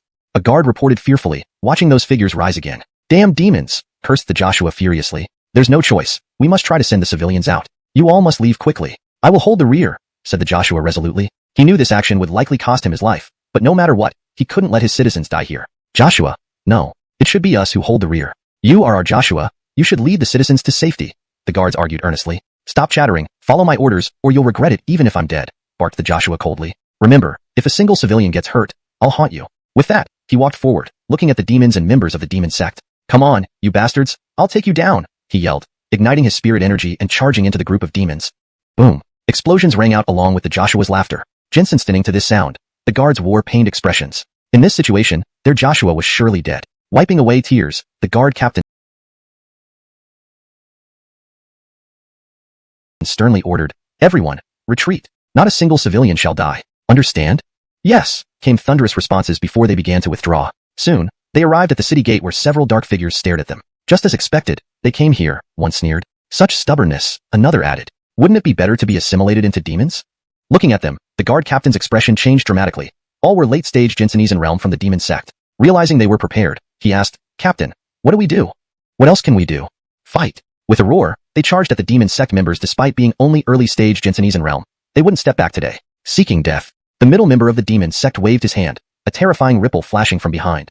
Chapter 196, Divine Troops Descend from Heaven. Boom. One after another, figures crumpled instantly. In the face of such overwhelming power, there was no resistance. The commander of the Draperards looked at this scene, his complexion pale. The disparity in strength was too vast. These people would not stand a chance against the demonic cultists. At this thought, the commander sighed deeply, his whole body trembling with pent-up power. Yo, little rat, do you still plan to fight us? You're simply asking for death. Send them to hell. These people will serve as nourishment for the demon clan's army. Villainous laughter reverberated, striking at their psychological defenses. They were on the brink of collapse at such moments. Attack. Unable to bear the humiliation any longer, a guard roared and rushed forward, intending to die alongside the cultists. But how could he be a match for an opponent at the venerated realm? Bang. He immediately dissipated into a mist of blood in midair. Jensental 6? I'll fight you all to the end. The commander's expression changed drastically, and he charged directly toward the cultist. However, his attack was easily caught by the other party. Futile. Against absolute power, your struggle is meaningless. In the next moment, he was hurled away and landed on the ground. Seeing this, the expressions of all the civilians turned pale. With even the commander defeated, they had no hope left. To hell with all of you. The central figure of the demon cult condensed a crimson glow and slammed it toward the crowd. Desperate, the commander watched helplessly. His broken body could do nothing to change this. Stop. A roar echoed from outside the city walls, capturing everyone's attention. Then, a phoenix-like shadow blocking out the sky crashed in, slamming forcefully into the crimson light. The crimson light shattered into pieces while the ancient phoenix stared down the demon cultists with regal eyes. You beasts go to hell. Coulter was livid. These individuals intended to harm defenseless commoners, something he couldn't tolerate. Phoenix soaring sky strike. Before the cultists could react, phoenix shadows descended from the sky. Boom. Instantly, the entire gateway was destroyed. Everyone watched in shock, mouths agape. Terrifying power. Several guards stared in amazement, but soon became excited. This person attacking the demon cult must be on their side. If so, they could live. How powerful. Outside, several figures dashed in. It was Arno and company. Sensing something amiss as they approached Hagen City, Coulter transformed into a phoenix and flew here at once. Even they were taken aback, realizing Coulter possessed such abilities. When the dust settled, Coulter assumed human form, landing on the ground. The demon cultists by the city gate had already dissolved into bloody mist. The cultists never expected to die so quickly, without any means of retaliation. Are you all alright? Coulter asked the crowd of Hagen City. We're fine. May we ask who the venerable sir is? A guard politely inquired, looking at Coulter. Despite his youth, given Coulter's formidable strength, addressing him as a senior was fitting. I'm the reinforcements from Tianyong City. What's the current situation? Coulter cut straight to the chase. That makes sense. The guard nodded. Given the proximity of Tianyong City, it was natural they arrived first. Then, he remembered something and anxiously said, Senior, our mayor is in great danger. He stayed behind to hold off the demons and cultists. Please, save him. Hearing this, Coulter's heart skipped a beat. I understand. I'll head there immediately. Protect these people. More half-demons are coming. With that, Coulter flew towards the city. Alex wanted to follow but, concerned for the civilians, decided to stay. I'll set up a large formation here. You guard outside. Agreed. Arno solemnly nodded and began assigning tasks. Soon enough, the half-demons appeared before them. Looking at the half-demons, their expressions turned serious. These seem to be humans, a cultivator asked in confusion. Yes, half-demons are originally human, just corrupted. These monsters are the work of the damned demon clans. The commander spat out another mouthful of blood. First aid for you. Men, hold them off. Arno calmly commanded. Although the half-demons weren't overwhelmingly strong, they could withstand them if united. Inside the city, Coulter hurriedly darted through the streets, leaving a trail of afterimages behind. He was anxious, unsure if the mayor could hold on. Soon, he saw a group of demons surrounding an area where spiritual energy erupted continuously. There's still hope. Coulter immediately charged in, his full strength flowing. The heavenly Dao steel resonated vigorously. Caught off guard, several demons were obliterated instantly. The remaining demons, however, recovered and stared at Coulter with crimson eyes. Reinforcements? Mayor of Hagen City looked surprised at the arrival. Seeing Coulter's youth and initial level, the mayor's expression changed drastically. Boy, leave immediately. This isn't a place for you. Instinctively, he assumed Coulter was a lone cultivator offering help. Not wanting to implicate such young aid, he ordered him away. Sir, I came to rescue you. Nonsense. At your stage, you should leave now. The mayor was anxious. Coulter shook his head slightly, unwilling to leave. Showing his true power would resolve any disbelief. Flames emerged from behind Coulter, targeting the enemies. Unclean things, go to hell. Phoenix Starfall. Boom. Countless flames crashed into the demon crowd. Hashtag chapter 197. Overpowering the demons. As waves of flame power erupted, all the demons surrounding the area were set ablaze, starting to wail in agony. Fire was inherently a bane to evil entities, and even more so when it contained the pure power of an ancient phoenix. Under such force, these demons naturally couldn't withstand it. Within half an hour, an empty space had already appeared before the Joshua of Hagen City. Those demons had been burned to ashes, dead thoroughly. This scene not only stunned the Joshua of Hagen City but also left the demons and members of the demon sect in shock. Even they felt fear at this sight. After all, they were not without intelligence. They could experience emotions as well. Members of the demon sect were particularly astonished, unsure where this individual who disrupted their plans had come from. Who is this guy? Weren't all reinforcements blocked? How can an early-stage Zune Respect Realm person get through? The demon sect people didn't understand. Their arrangements should have been foolproof. How could there be any slip-ups? Early-stage Zune Respect Realm? Look carefully at his displayed strength. This kid is definitely not simple, said a demon sect expert with a wary look. What's there to fear? We have so many people, plus the demonic army. Do we need to be afraid of him? That's right, kill him for disrupting our plans. Anyone who ruins our good things must die. Several demon sect experts immediately reached a consensus and charged towards Coulter. Be careful, kid. The Joshua of Hagen City forced himself to gather some energy, preparing to assist Coulter. Suddenly, a gentle force pressed him down. Don't worry, senior. I can handle these guys. Rest well. Saying that, Coulter directly rushed toward the demon sect members. Don't act rashly, kid. The Joshua of Hagen City had no time to stop him and could only watch helplessly as Coulter charged forward. Although Coulter had shown considerable strength just now, he worried about Coulter being outmatched by the cunning and deceitful demon sect members. But soon, he realized his concerns were excessive. These demon sect individuals were utterly powerless against Coulter. In just a moment, several early-stage Zune Respect Realm demon sect members were killed by Coulter. Seeing this, the initially smirking faces of the demon sect people turned stiff. What's going on with this guy? Everyone looked at Coulter with apprehension. His displayed strength far exceeded their expectations. Not easy to say, let's retreat first and let the demons handle him. The demon sect members quickly retreated, sensing something amiss with Coulter. Though they wanted to capture Hagen City, they weren't willing to risk their lives unless they were mad.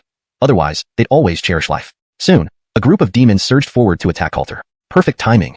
Coulter drew the Yin-Yang immortal sword and swung it, unleashing a black and white sword aura that cut through the demons in its path. However, these demons didn't die easily and soon climbed back up. Be careful, these demons are hard to kill. Only your kind of flames work. The weak voice of the Joshua of Hagen City came over, the aftermath of burning spirit energy having drained him of all strength. Now, He could only see if Coulter could handle the enemies. Coulter nodded slightly, and the fire power from the Yin-Yang immortal sword surged, heading toward those demons. In an instant, these demons started screaming in pain. The terrifying flames put immense pressure on them. After 15 minutes, Coulter had killed over 100 demons, making them think twice about continuing. They weren't immune to fear either. Withdraw. This guy seems off. A demon sect official whispered, looking around. But what about Hagen City? They had barely managed to gain control of half of Hagen City, and certainly didn't want to lose it back to humans. It's fine. We don't need to leave Hagen City. An official waved his hand, and the dark mist immediately enveloped the other half of the city. Seeing the city half covered in demon aura, the Joshua of Hagen City's face changed. All done. Coulter paused, watching the demons retreat into the darkness, unable to pursue them further. Senior, what's going on? Coulter asked, gazing at the darkness, which gave him an ominous feeling. This is the demonic darkness domain. Humans cannot easily step into it. Each time the demons arrive, they start eroding our territory with dark matter, requiring decades to recover. The Joshua of Hagen City sighed, showing his helplessness. This situation had a significant impact on humans. Hearing this, Coulter's expression grew serious. It seemed the demon sect was prepared. Oh right, may I ask who you are, young friend?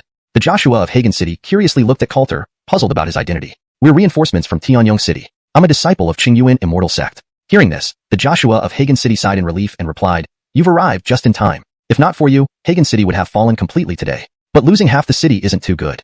Coulter's expression was grave. As long as the citizens are safe, we can retake the city. Hearing this, Coulter nodded slightly. I understand. Did you encounter any ambushes on the way? Recalling the words of the demon sect, the Joshua of Hagen City asked. Yes, but they're resolved. Coulter explained the situation. After listening, the Joshua of Hagen City sighed. Indeed perilous, but your timely arrival really helped us a lot. Saying that, the Joshua of Hagen City bowed deeply to thank Coulter. He knew very well that without this extraordinary young man, Hagen City would now be a ghost town. This gratitude, he must express. Joshua, it's my duty. There's no need for such formality. Coulter hurriedly shook his head and helped the Joshua of Hagen City stand up. No, this is necessary. Hashtag chapter 198. Temporary stability. The Joshua of Hagen City had a serious expression on his face. Right or wrong, he still needed to distinguish clearly. Coulter helplessly indicated that he had received the message. Lord City, your injuries.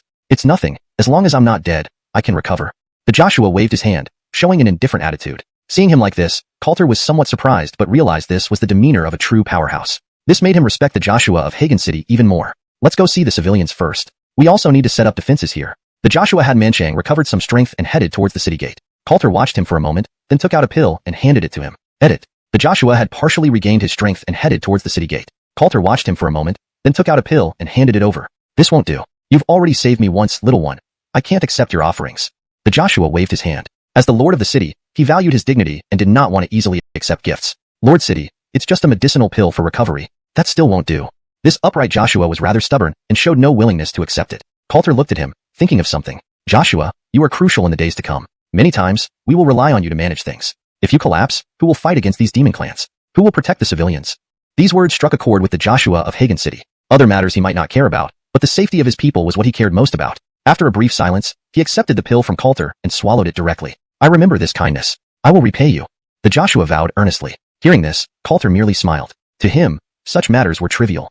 A pill was far less important than having such a Joshua. Arriving at the back of the city, they saw a powerful sword formation protecting the civilians. The Joshua was slightly taken aback. What a formidable sword formation. At least 5th rank? Could it be there's someone else here who's powerful? The Joshua spoke with some excitement. The appearance of this sword formation would greatly aid them. If Hagen City had such a formation earlier, they wouldn't have faced these problems. Coulter didn't need to look to know this was the work of Fernanda. Such a formation indeed played a significant role. Coulter. At that moment, Fernanda's voice rang out as they approached from nearby. The half-demon creatures in these areas have been cleared. However, we couldn't do anything on the other side, so we could only do this much. Fernanda explained. She also understood the situation with the Dark Realm. They couldn't enter it. No problem. This is sufficient. The Yani, seeing the Joshua of Hagen City, respectfully said, Joshua of Hagen, we are reinforcements from Tianyong City. I know. Thank you for coming. I thought the immortal sects would arrive first, but it's actually you.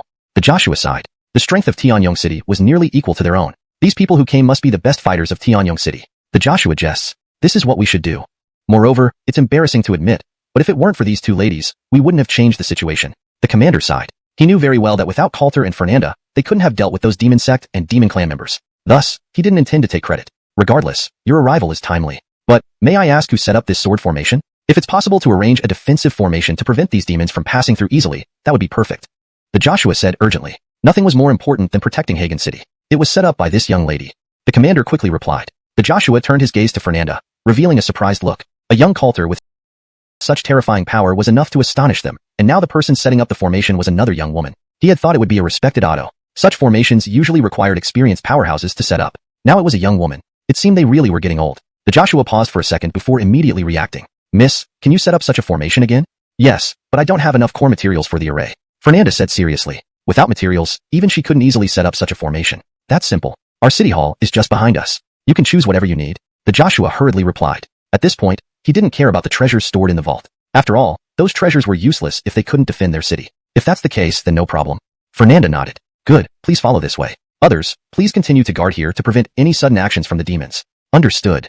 Coulter and others nodded in agreement. Shortly after, Fernanda and the Joshua returned and began setting up the formation. Watching them start, Coulter turned to the Joshua. Joshua, what's the plan going forward? Now our only reinforcements are you all. Defeating these demon clans is still challenging. Those powerful ones among the demons haven't acted yet, which isn't a good sign. So, we must set up a defense line here and evacuate the civilians. The Joshua made a quick judgment, turning his gaze to Coulter. Setting up the defense line is easy, but evacuating them won't be simple. Coulter also spoke up. We don't know how many demon sect members are outside. Though demons won't appear in our rear, the demon sect will. In this situation, we can't spare too many forces to deal with these guys while protecting the civilians. Coulter shook his head slightly. He knew they couldn't allocate resources to handle these tasks. Chapter 199, Defense Jensen. Jensen stinning to Coulter's words, they fell silent for a moment, then nodded slightly in agreement. Indeed, that was the situation. They were well aware that what lay ahead was the most dangerous part. No one knew what horrors might emerge from behind. Especially those from the Devil Sect, they were the most perilous of all. Thus, their faces grew serious. So, Slade Keaton, what do you think we should do? The Joshua of Hagen City asked Coulter after a brief silence. He wanted to hear if Coulter had any good ideas to change the current situation. Let the civilians stay here, and we will protect them. Coulter spoke earnestly. This was the best way to protect them, as it left them with no other choice. Sending them out would only lead to their quick deaths, something the Joshua of Hagen City naturally did not wish to see. Hearing this, the Joshua of Hagen City nodded slightly, signaling his understanding. So, next, we need to set up defenses here. Everyone can share their thoughts, Coulter said. At this point, everyone's input was crucial. I think we should gather and defend together. Otherwise, with the sheer number of enemies, we might not stand a chance, Arno stated seriously. But that won't work either. What if they just surround us? We can go without food, but what about the civilians? The commander of Hagen City shook his head, acknowledging that it wasn't a good plan. Once reinforcements arrive, these demons won't be able to contain us. Although the Devil Sect is blocking our path, their power has limits. They can't hold us off for long. So, as long as we manage to defend this place, that's enough. Coulter slowly opened his mouth, somewhat agreeing with Arno's idea. Defending all of Hagen City completely was nearly impossible, so they could only defend a portion of it. Everyone's expressions turned serious upon hearing this. This meant they needed to give up parts of the city, which was difficult for the people of Hagen City to accept. After all, it was their city. Once demonized, recovering it would be no easy feat. This was what concerned them the most. Seeing everyone fall silent, Coulter looked at the Joshua of Hagen City. Now, only he could make the final decision. Feeling the gazes of everyone, the Joshua of Hagen City sighed wryly before saying, then we shall give up on the city and prioritize protecting the civilians. Making this decision was incredibly hard. For them, Hagen City was something they built with their own hands, and having no emotional attachment was impossible. Giving up Hagen City in such circumstances was painful. However, there was no other choice. The safety of the civilians was far more important than the city. You don't have to be so disheartened. Right now, we only need to fend off the Devil Sect and demons. Rebuilding Hagen City isn't a problem. These civilians are also part of Hagen City. They contributed when it was established. How can the value of a city compare to theirs? The Joshua of Hagen City spoke earnestly, looking around at everyone. So rest assured, I won't abandon Hagen City. Neither will we. The commander of Hagen City and other guards immediately affirmed. To them, Hagen City was their home. They would never abandon it. The civilians of Hagen City definitely won't give up either, so we must protect them even more. Yes. Seeing their morale rise, Coulter smiled. We will help Hagen City with all our might. Thank you, everyone. The Joshua of Hagen City lifted his spirits once more. So, let's start building defensive formations. Show your capabilities, everyone. Yes. Immediately, everyone began reinforcing the defense formations. If they had to fight here, they had to perfect these formations to the highest degree. Elsewhere, black-clad figures appeared within the dark domain covering the city. The leader scanned the area, then coldly addressed, report your statuses. Hagen City is half occupied by us. We failed to take the other half due to enemy reinforcements. Reinforcements? From where? Haven't they been blocked? The man swept his gaze over them, his expression turning cold. And what about Sullivan and Hamilton? No one answered him. In this situation, they already understood. It seems they were both killed. As far as I know, the strongest from Tianyong City is merely an early-stage array respected realm. How could they kill the two of them?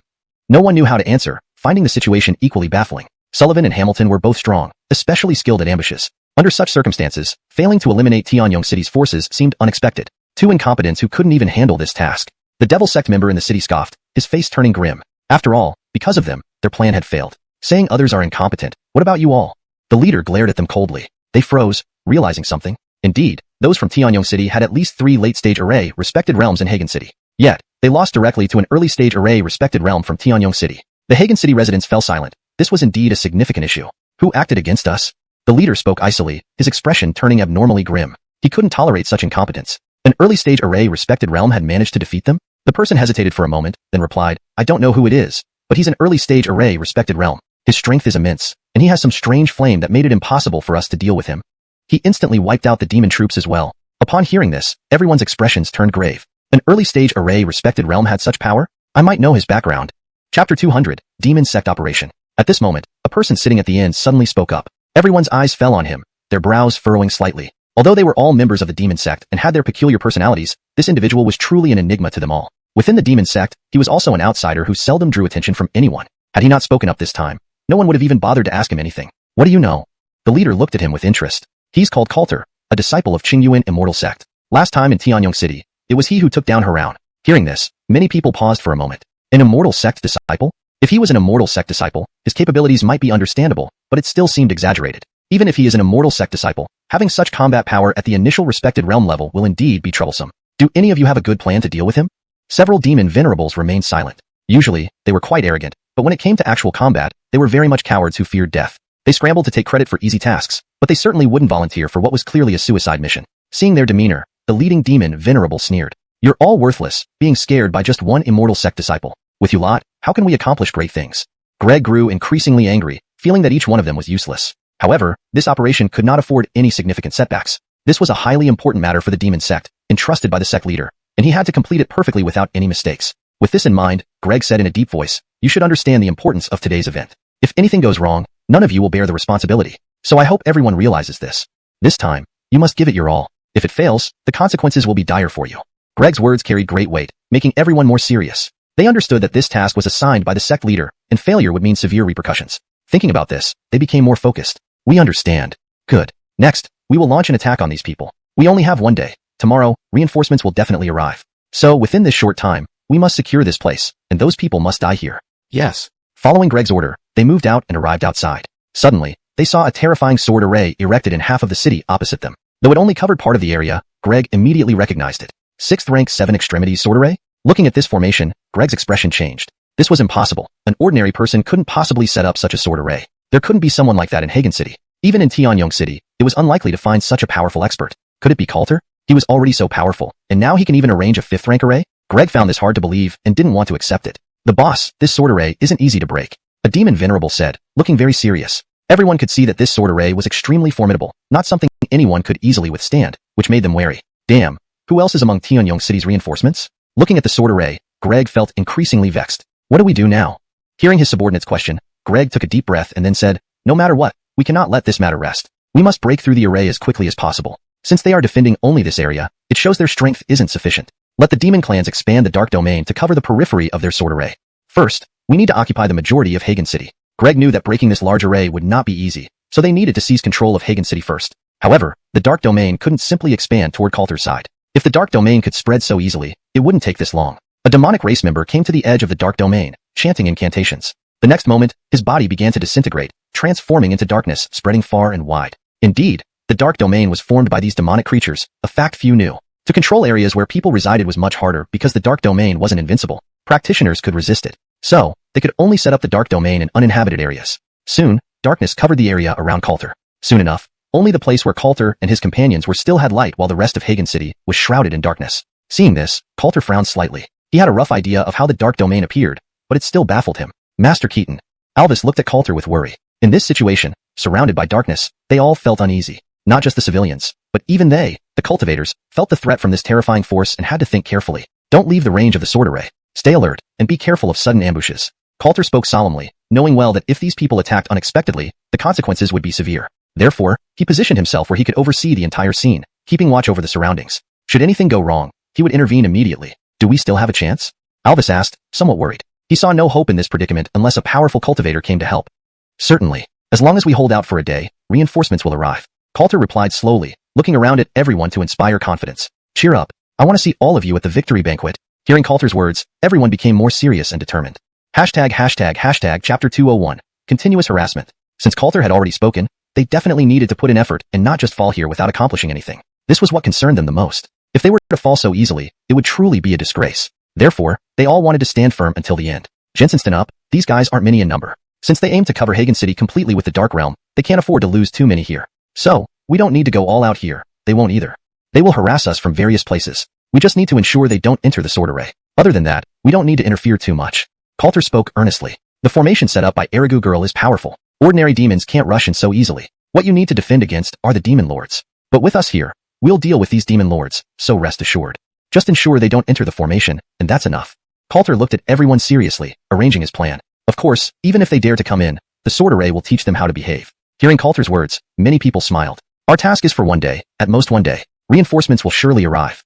Coulter knew very well that those immortal sects wouldn't just stand by and watch, let alone the human alliance. It's just that they were far away and couldn't get here quickly. Yes. With Coulter's encouragement, many regained their vigor, constantly patrolling within the formation. Soon, the attack by the demon sect and demon clans began. Just as Coulter said, they launched attacks from various places, trying to break through. However, all of their attempts were blocked, and for a moment, these demon sect members found themselves in a difficult situation. Things seemed to have taken a completely different turn.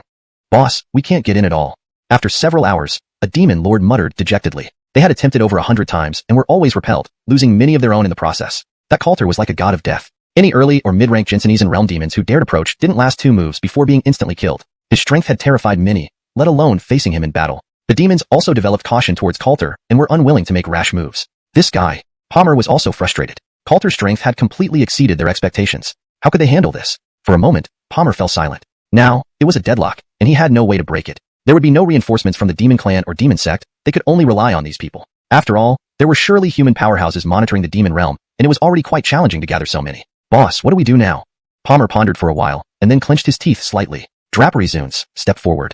At Palmer's words, a shadow behind him moved, twisting into the form of a gaunt old man. Yet, he was completely blended into darkness, making it hard to see him clearly even when right in front of them. The others' faces changed, surprised to find him here, which caught them off guard. Drapery Zunes was Palmer's strongest underling, with formidable abilities and a background as an assassin. He could hide in darkness, making it almost impossible to detect him. Zunes, though powerful, did not match Drapery Zunes' offensive capabilities. This Drapery Zunes was a figure even the demon sect feared, because no one knew when or where he might be watching. Seeing this person made everyone wary. For them, Drapery Zunes represented a nightmare. They never expected Palmer to deploy him. It was not a good sign. Go kill that young man, Palmer said coolly, his gaze fixed on Coulter, who was clearly visible at the center of the sword array. Drapery Zunes glanced at Coulter, nodded without hesitation, and turned into a streak of darkness heading toward Coulter. Beside him, someone immediately added, with Master Drapery Zunes' move, we can certainly eliminate this guy. Palmer nodded. They didn't believe Coulter could evade an assassination attempt from a peak Jinsenese and realm expert. If so, they really had no way to deal with Coulter. Coulter, unaware of the impending danger, continued to observe his surroundings. To keep Coulter distracted, Palmer ensured the harassment never stopped, forcing Coulter to respond rapidly. A round of this left Coulter quite drained. At this moment, a Hagen City guard and its lord approached. Master Keaton, something seems amiss. These demon sect powerhouses aren't few, but continuing this way offers them no benefit. Hagen Joshua voiced his concern, believing these demons must have a plan. They wouldn't be able to take down Hagen City otherwise, a fact he was very certain of. I'm not sure either. Just be cautious. The demon sect is cunning. They may be planning something, Coulter replied, suddenly sensing danger. His expression turned alert. Did this mean danger was near? His perception had always been strong, and the heavenly Dao steel warned him, indicating someone nearby was preparing to strike. But this place didn't seem like a place for demon sect members. Just as Coulter was thinking, a strange figure shot out from the shadow behind a Hagen City guard, a black dagger aimed directly at Coulter's head. Watch out! Hagen Joshua exclaimed in shock, trying to react but too late. Everyone watched helplessly as the dagger stabbed toward Coulter. Damn it! All faces changed drastically. If Coulter died here, the situation would become dire. Considering Coulter's importance, everyone tensed up. To seek death, Coulter reacted swiftly, landing a punch straight on Drapery Zunes' face. Chapter 202. Assassination. Bang! Halden froze, not expecting Coulter's reaction to be so swift. Despite his rapid movements, Coulter still managed to detect his presence. This left Halden utterly baffled. After all, his speed was already at its peak, and even Corey might not have been able to react in time. Yet, a mere early-stage Jinsenese venerable could possess such reflexes? However, Coulter's fist was already closing in, forcing Halden to take the threat seriously. He knew very well that this Coulter wasn't weak. Bang! Halden dodged, but now that he had been marked by Coulter, continuing to hide became almost impossible. He could only passively engage in battle with Coulter. Everything happened in an instant. Seeing that Coulter was unharmed, Joshua Terrence finally breathed a sigh of relief. Join the fight. Just as Joshua Terrence prepared to act, he heard Coulter's voice. No need. You should spread out around the area to prevent them from taking advantage of the chaos. This guy is mine. Coulter's tone was serious. He knew Halden was a tough opponent, but if someone from the demon sect were to take advantage of the situation, the consequences would be disastrous. He wasn't helpless against this man. Joshua Terrence hesitated, but then nodded slightly. Only Coulter could handle this. He trusted Coulter's strength to deal with Halden. Bang bang. After another 2 moves, Halden retreated 2 steps, watching Coulter warily. Scum of the demon sect, you dare to ambush me? Coulter sneered. Halden's attack had been sudden. If not for his quick reflexes and the warning from the heavenly Dao steel, he might already be dead. That was not something he could afford. Young man, your reaction isn't bad. A hoarse, oddly voice sounded. Hearing this peculiar voice, Coulter furrowed his brows. Something was off. This man was no longer purely human. But today, you must die here. As he spoke, Halden waved his hand, summoning a powerful surge of demonic energy that surged towards Coulter. Seeing this, Coulter's expression grew serious. Boom, boom. The two clashed continuously, yet neither could gain the upper hand. Halden became increasingly astonished. How could a peak Jinsenage Venerable fail to overpower an early-stage Jinsenage Venerable? This was a humiliating blow to his pride. Young man, what is your background? Halden had seen geniuses before, but such a genius was rare. Xingyuan Immortal Sect, Coulter. Xingyuan Immortal Sect? Upon hearing this, Halden's killing intent intensified, his attacks becoming more ferocious. Coulter didn't understand why this man suddenly became so formidable, but when cornered, he still had options. In the next moment, two flying swords shot towards Halden, forcing him to stop and block the swords. His gaze shifted gravely to the sword formation. What a despicable trick, using formations. Coulter smirked coldly. So you can talk. A peak Jinsenage Venerable attempting to assassinate an early-stage Jinsenage Venerable. What a noble deed indeed. Coulter retorted sarcastically, his eyes fixed on Halden. This man dared to call him despicable after trying to kill him? Die. Without further ado, Halden rushed towards Coulter, daggers swinging wildly, sending waves of black substance toward him. Boom, boom. The sounds of intense clashes echoed. Corey watched Halden closely, his expression growing grim. This young man, he could see that Halden was struggling to overpower Coulter. This was one of his strongest assets, yet it seemed ineffective against Coulter. This situation left him unsure of how to proceed. After a long silence, the killing intent in Corey's eyes deepened. Coulter must not live. If he survived, it would pose too great a threat to their demon sect. Make the demons attack more fiercely and break the formation quickly. Yes, these demons weren't particularly strong and could be easily commanded. If they were powerful demons, they might defy him. Soon, the demon attacks intensified, causing Coulter some concern. Just then, Halden's dagger sliced past Coulter's left arm. Seeing the wound on his left arm, Coulter realized he couldn't hold back any longer. He hadn't wanted to use full force just to guard against others, but it now seemed insufficient. Halden was a significant threat. Thinking this, a glint of killing intent flashed in Coulter's eyes. In the next moment, a terrifying aura soared into the sky. Phoenix Slash. With these words, a golden-red sword aura cleaved through everything, rushing towards Halden. Bang! This strike severed one of Halden's arms. Damn it! Halden realized he had underestimated Coulter. He had thought Coulter would be evenly matched, but it appeared Coulter had hidden strengths, much more than he anticipated. With this realization, Halden fled towards the distance. He had no intention of dying here. Trying to escape? Coulter snorted coldly. The Yin-Yang Immortal Sword shot out swiftly, piercing through Halden's chest. Halden screamed in agony, falling to the ground, his face pale. Coulter quickly flew over. However, upon seeing the black flesh pulsating from Halden's chest, he was momentarily stunned. You, look all you want. It's all thanks to your immortal sect. Halden's face twisted with resentment. He had once been an immortal sect cultivator, excelling in movement techniques. Unexpectedly, his fellow disciples betrayed him, trapping him in a secret realm to secure a treasure. If it weren't for the demons present there, whose blood and flesh he devoured, he wouldn't have become like this.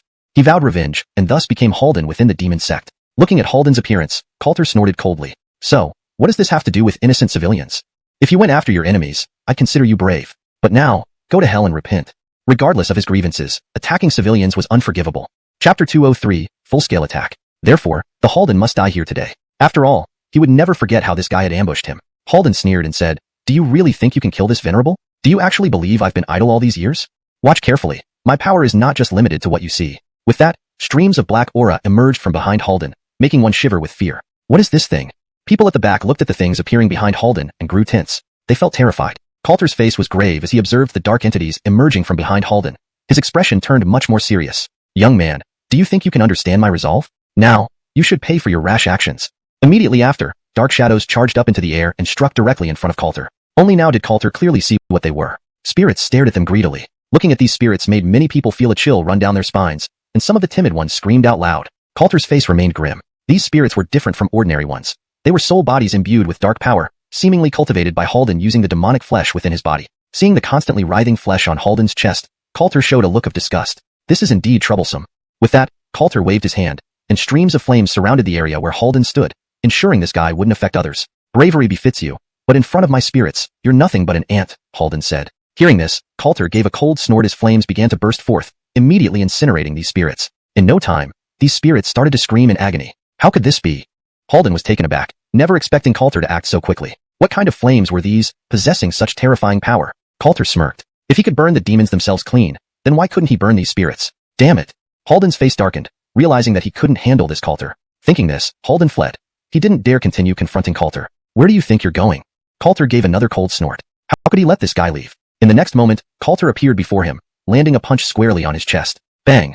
The force sent Halden flying. Landing on the ground, he spat out a mouthful of blood, his face pale as death. You came here and still thought you could leave? Coulter stepped onto Halden's chest. Instantly, Halden screamed in agony, his face turning ashen white. Watching this scene, Coulter calmly asked, "Tell me, what else are your plans? Don't dream if you think I'll tell you."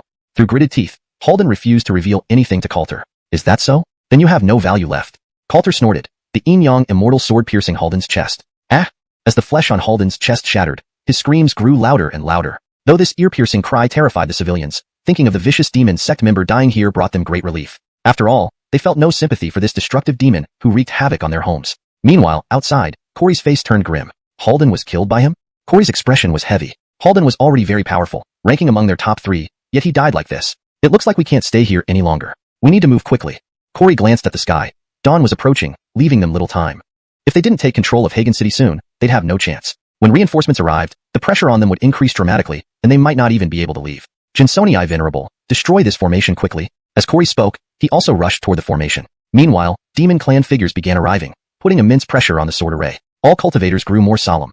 It seemed they truly couldn't hold out. After disposing of Halden, Coulter sensed something and shifted his gaze beyond the sword array, seeing a terrifying figure appear. Seeing this, Coulter's face tightened. A peaked Jinsenese and realm demon. Arno et al.'s faces paled. Did these demon sect members intend to launch a full-scale attack? Bang!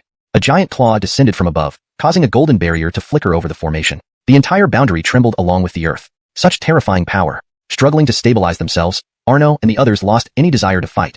It was too terrifying. If this guy broke through, they would all die today. Sighing deeply, they became somewhat depressed. Civilians were already sobbing softly. They felt the threat of death creeping closer. Under this oppressive atmosphere, many of their mental defenses were about to break. Do you all wish to die like this? Hagen Joshua's voice reached everyone, making them serious. Stay strong. While our enemies are terrifying, fearing them this much defeats the purpose of cultivation. Just a few demons, worst case scenario, we go down together. Better than dying helplessly here. Coulter nodded and said, I'll handle this monster. Hold the line. Reinforcements are on the way. Just endure a little longer for a chance to survive. That's right. We can't let these demon sect members succeed. Hashtag chapter 204. Withstanding the giant troll. Alexander also let out an angry roar, dispelling the fear in his heart. Since they had already come here, if they were to die in such a humiliating manner, it would not reflect well on them. Soon, they were all moved by Coulter's enthusiasm and instantly became filled with fiery passion. For them, dying in such humiliation was something they were unwilling to accept. Fight with all we've got. Let's go all out. Roars of anger filled the air, and the formation was no longer dead silent. This brought a smile to Coulter's face. Good. Fight. Coulter laughed aloud and rushed out of the formation, charging at the towering figure outside, which stood several dozen zhang tall. He transformed into an ancient phoenix and collided with it. Boom.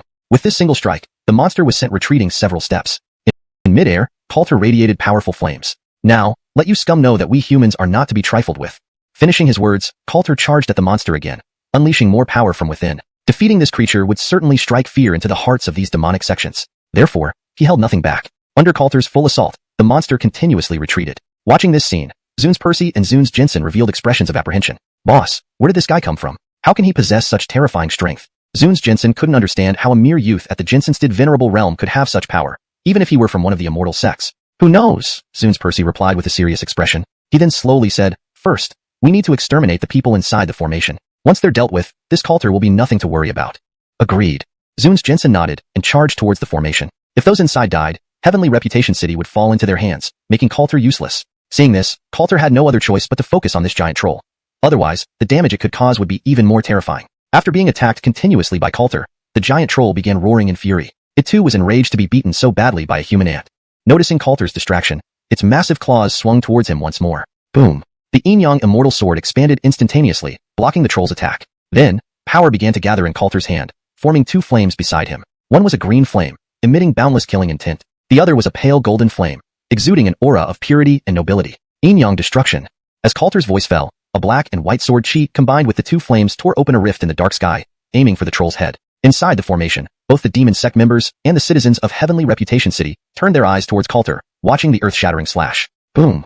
A violent wave of energy surged around, shattering the space nearby. The ground under the troll was completely shattered, and the city behind it was sliced into a huge ravine. Draperl. The sound of someone swallowing their saliva broke the silence. Too terrifying. This guy is really too terrifying. All eyes were on Coulter, unable to believe that such power could come from someone only at the early Jensenstead Venerable Realm. If that slash hit me, I'd probably die instantly. Yeah, this guy is really impressive. Hearing the crowd's murmurs, Zunes Percy and Zunes Jensen exchanged glances, their eyes flashing with caution. They needed to end this battle quickly. Kill. Both the demon sect and the monsters started a frenzied charge. Witnessing Coulter's strength, they felt a significant threat and realized they had to eliminate these people before Coulter returned, or they would all die. Demon sect members valued their lives highly. Though they were crazy, they wouldn't disregard their own survival. Hold them back.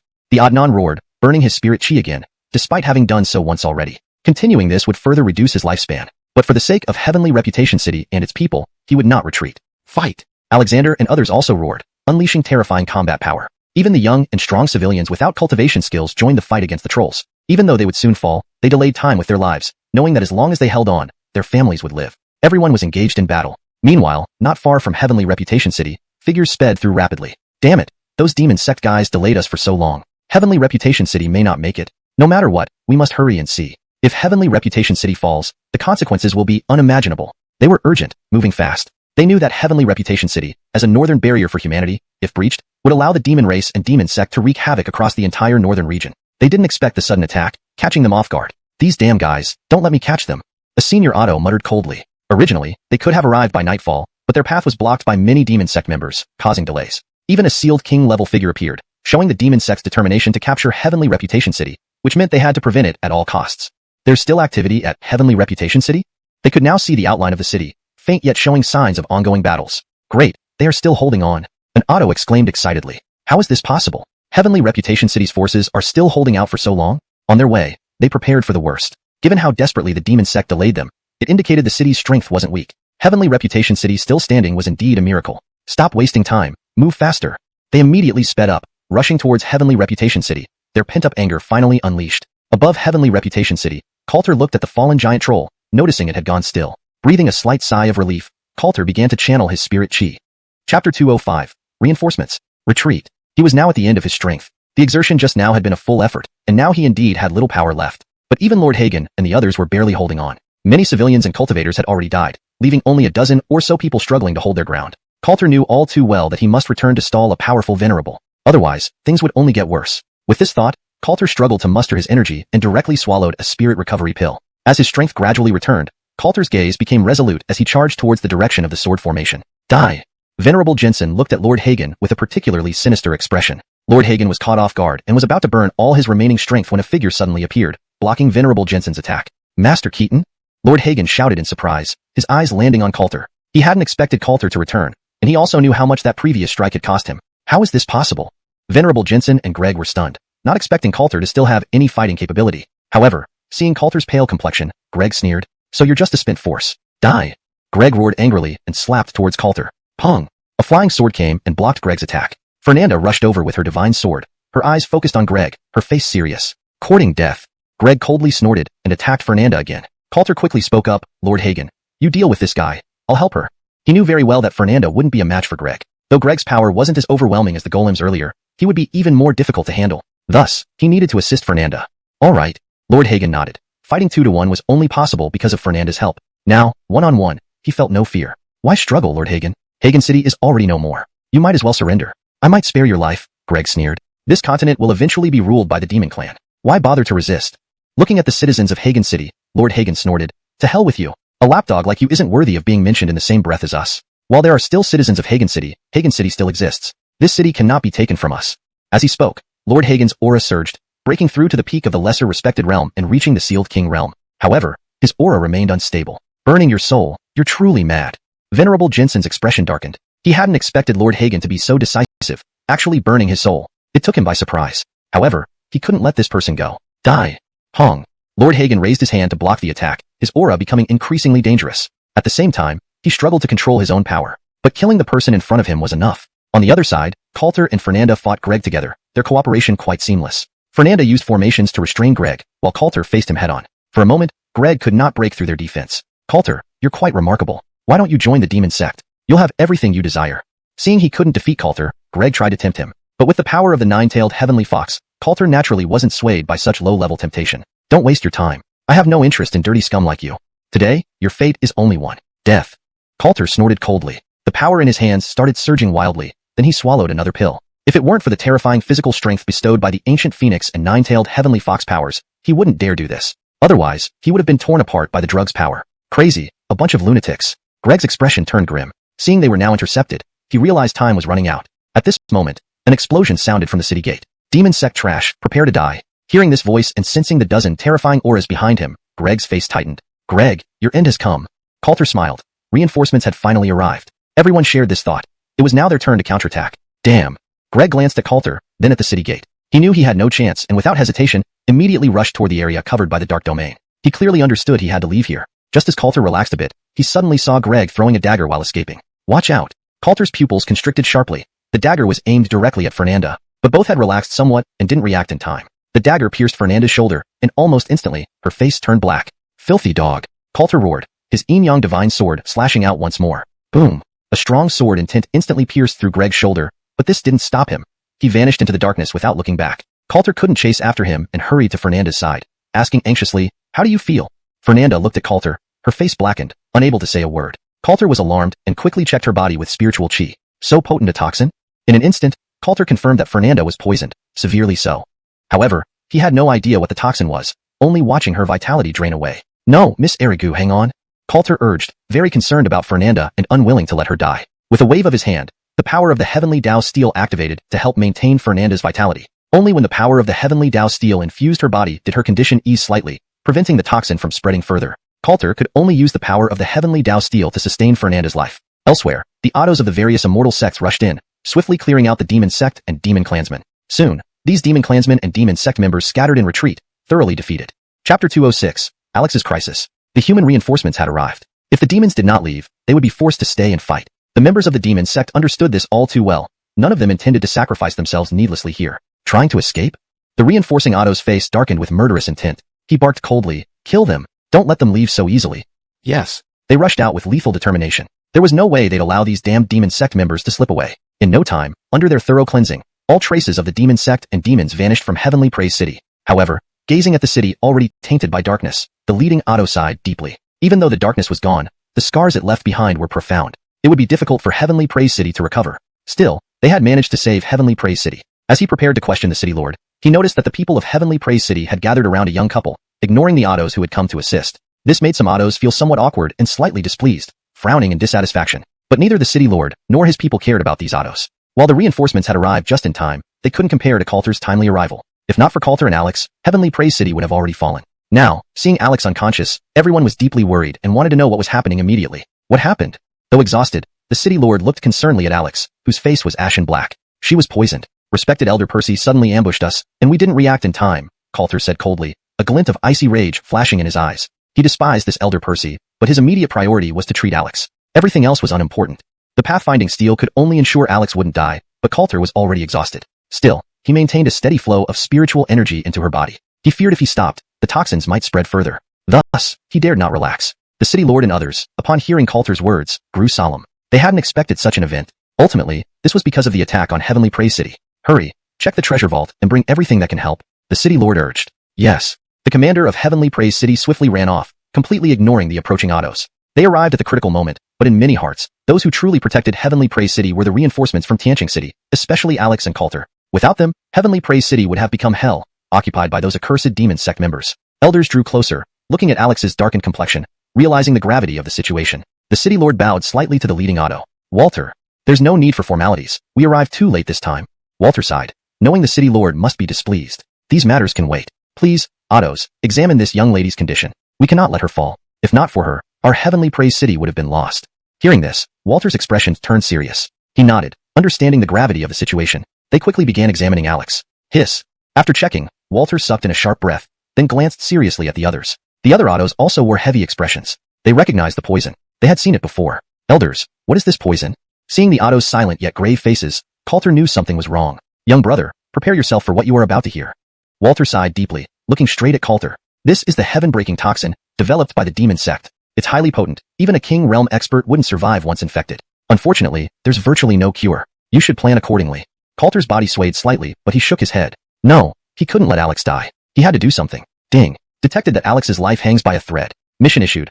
Host must go to the heaven-breaking abyss and find the 3 divine herbs to cure Alex. Seeing the mission, Coulter's eyes lit up, though he knew nothing about the 3 divine herbs or the heaven-breaking abyss. Then, one Otto spoke from behind. That may be so, but I've heard of a possible remedy. Coulter turned to look. This Otto elaborated. According to some rumors, the heaven-breaking abyss houses the 3 divine herbs, which seem capable of neutralizing this toxin. But it's only a rumor, and we don't know if it's true.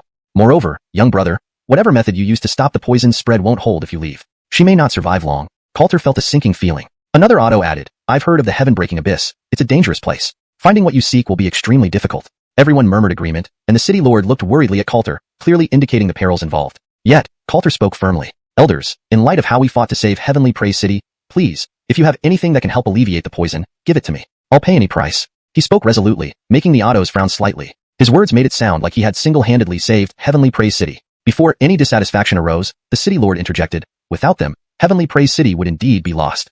Hearing this, the autos grew solemn. Then, the city lord recounted everything that had transpired. After listening, they all regarded Coulter and Alex with newfound respect, especially when they saw the massive fissure in the other half of the city wall.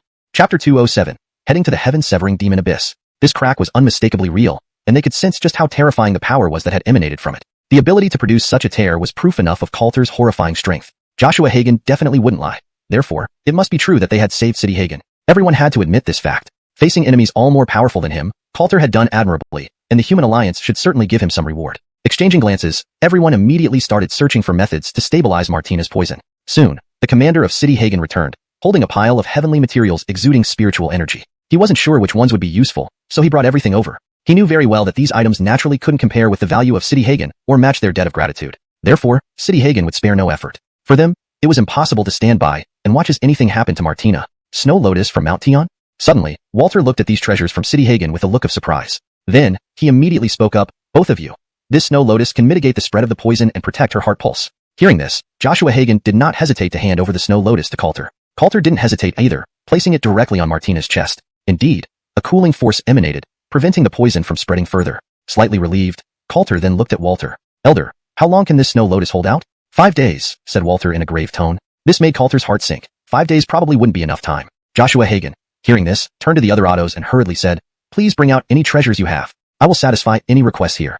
At this moment, one auto shook his head slightly and said, no need. I still have another Snow Lotus. Since they've helped City Hagen so much, we shouldn't let them down and should give it straight away. Thank you. Coulter quickly responded. Soon, everyone produced more treasures, and ultimately calculated that they could stabilize Martina for up to half a month. After that, they were at a loss. The heaven-severing poison had once been inflicted on stronger warriors, but almost no one survived. Thinking of this, they felt somewhat regretful. Seeing Martina's condition stabilized, Coulter asked, esteemed seniors, where is the heaven-severing demon abyss? You want to go to the heaven-severing demon abyss? An auto furrowed his brows. He could see Coulter's talent was quite exceptional, but the heaven-severing demon abyss was no place to be taken lightly. Even Realm Monarch could possibly fall there, let alone Coulter, who was only at the early rank respected realm. Boy, the heaven-severing demon abyss is extremely dangerous. Once inside, it's practically a death sentence. Think carefully. Yes, the 3 divine herbs can be sought after by our sects to help you find them, but the heaven-severing demon abyss really cannot be entered. Various autos voiced their concerns and tried to dissuade Coulter. Coulter, however, slightly shook his head. These items would be incredibly hard to find, so for Martina's sake, he must enter the heaven-severing demon abyss to avoid worse problems. His expression became very determined. Elders, I have some pills here. Please assist me in finding other ways of acquiring these items. If found, please heal her. But the heaven-severing demon abyss, I must go to. Even if there's just a sliver of hope, I will try. Hearing Coulter's resolute words, Joshua Hagen didn't say much, understanding Coulter's character. The other autos also sighed, surprised by Coulter's determination. Since Coulter had already spoken, they couldn't say more. Very well, rest assured. We will do our best to help. The heaven-severing demon abyss is not too far from here. Leave the city heading towards the demon domain direction. Between the 2 territories in the desolate land, you will find a forbidden area filled with poisonous substances. That's the heaven-severing demon abyss. Nodding, Coulter indicated he understood. Most importantly, around the heaven-severing demon abyss, there are surely people from the demon sect. Be cautious. Walter couldn't say much more but added a warning. Thank you for informing me. Coulter nodded, and then looked at Martina. Wait for my return. Without turning back, Coulter left, heading towards the heaven-severing demon abyss. His recovery was complete, and he clearly knew he had only 15 days, so he couldn't waste any time. He needed to get there as soon as possible. Watching Coulter's departing figure, the autos sighed. He's a genuine young man. This kind of youth isn't common. But the heaven-severing demon abyss isn't an easy place. It's likely a one-way trip. Everyone couldn't help but shake their heads. The heaven-severing demon abyss being called forbidden territory was no exaggeration. The dangers were beyond description, so they would never venture there. However, for Martina, Coulter was willing to risk everything, surprising everyone. No matter what, we should wish him safety. Joshua Hagen spoke solemnly, then looked towards Walter. Walter, please help seek these divine herbs. No problem. Walter agreed readily. He liked Coulter's actions, so he was willing to help this young man. Good. Thank you, Walter. After Joshua Hagen and the others left to arrange other matters, Walter went to the other side of City Hagen, looking at the ground with its large crack. He still felt the powerful sword intent. What a formidable prodigy. If he survives, he could change many things. What a pity. Walter sighed, feeling Coulter's strength clearly. Unfortunately, he was going to the heaven-severing demon abyss, a place even he wouldn't easily step into, wishing him smooth sailing. With that, Walter turned away, aware that the aftermath was crucial. Half a day later, a figure sped across the desolate land. The path leading to the heaven-severing demon abyss, Coulter was on his way. Chapter 208. Entering the demon pit alone. For him, it was now or never to venture into the heavenly cut-off demon pit. Half an hour later, Coulter's gaze fell upon a place covered with strange black and purple plants. According to what he had been told, this patch of black and purple flora marked the location of the heavenly cut-off demon pit. As he drew closer, Coulter could see that the heavenly cut-off demon pit spanned a vast area, and the nearby mountains also bore a similar appearance. It was evident that this was indeed the heavenly cut-off demon pit, his ultimate destination. Upon arriving here, Coulter could clearly sense the threat emanating from within. Sure enough, this place was perilous. Recognizing this, Coulter's expression grew serious. Yet, without hesitation, he plunged straight into the boundaries of the heavenly cut-off demon pit. Immediately, a terrifying force surged, forcibly pressing him from the air down to the ground. Coulter steadied himself, noticing that the forbidden power had vanished. It seems that aerial movement is restricted by the rules here.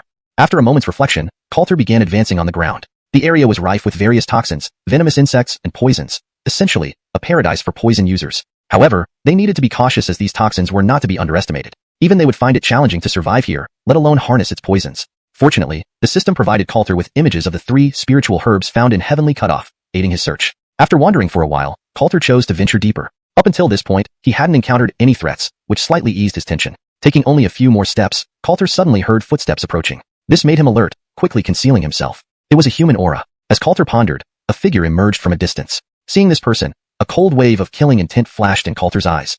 Otis. He was actually here too. Recalling his deeds, Coulter felt intense anger but did not rush into action. What was Otis doing here? Perhaps he held information about the 3 heavenly cut-off spiritual herbs. Thus, he needed to capture him somehow. Otis's expression was grim. Knowing that his mission had failed, he expected severe punishment from the high-ranking figures of the demon sect. Therefore, he dared not return and instead sought refuge in the heavenly cut-off demon pit. He possessed a secret lair here, which had remained undiscovered all this time, considering how no one dared enter such a forbidden area. When he initially constructed this lair, it required considerable effort, but it now served as a fine sanctuary. With that thought, he hastened towards his lair, feeling safe there. Coulter observed him from behind and followed quietly. No matter the reason for his presence, Otis definitely held clues. Moreover, Coulter wouldn't forgive him for his actions against Martina and vowed to make him pay dearly. Soon, Coulter trailed Otis into his hideout, surprised by its inconspicuous nature. Otis was indeed resourceful to have hidden here so well, but today, it was his end. Inside the lair, Otis relaxed completely, feeling absolutely secure here. However, the next moment, a figure appeared before him. Coulter?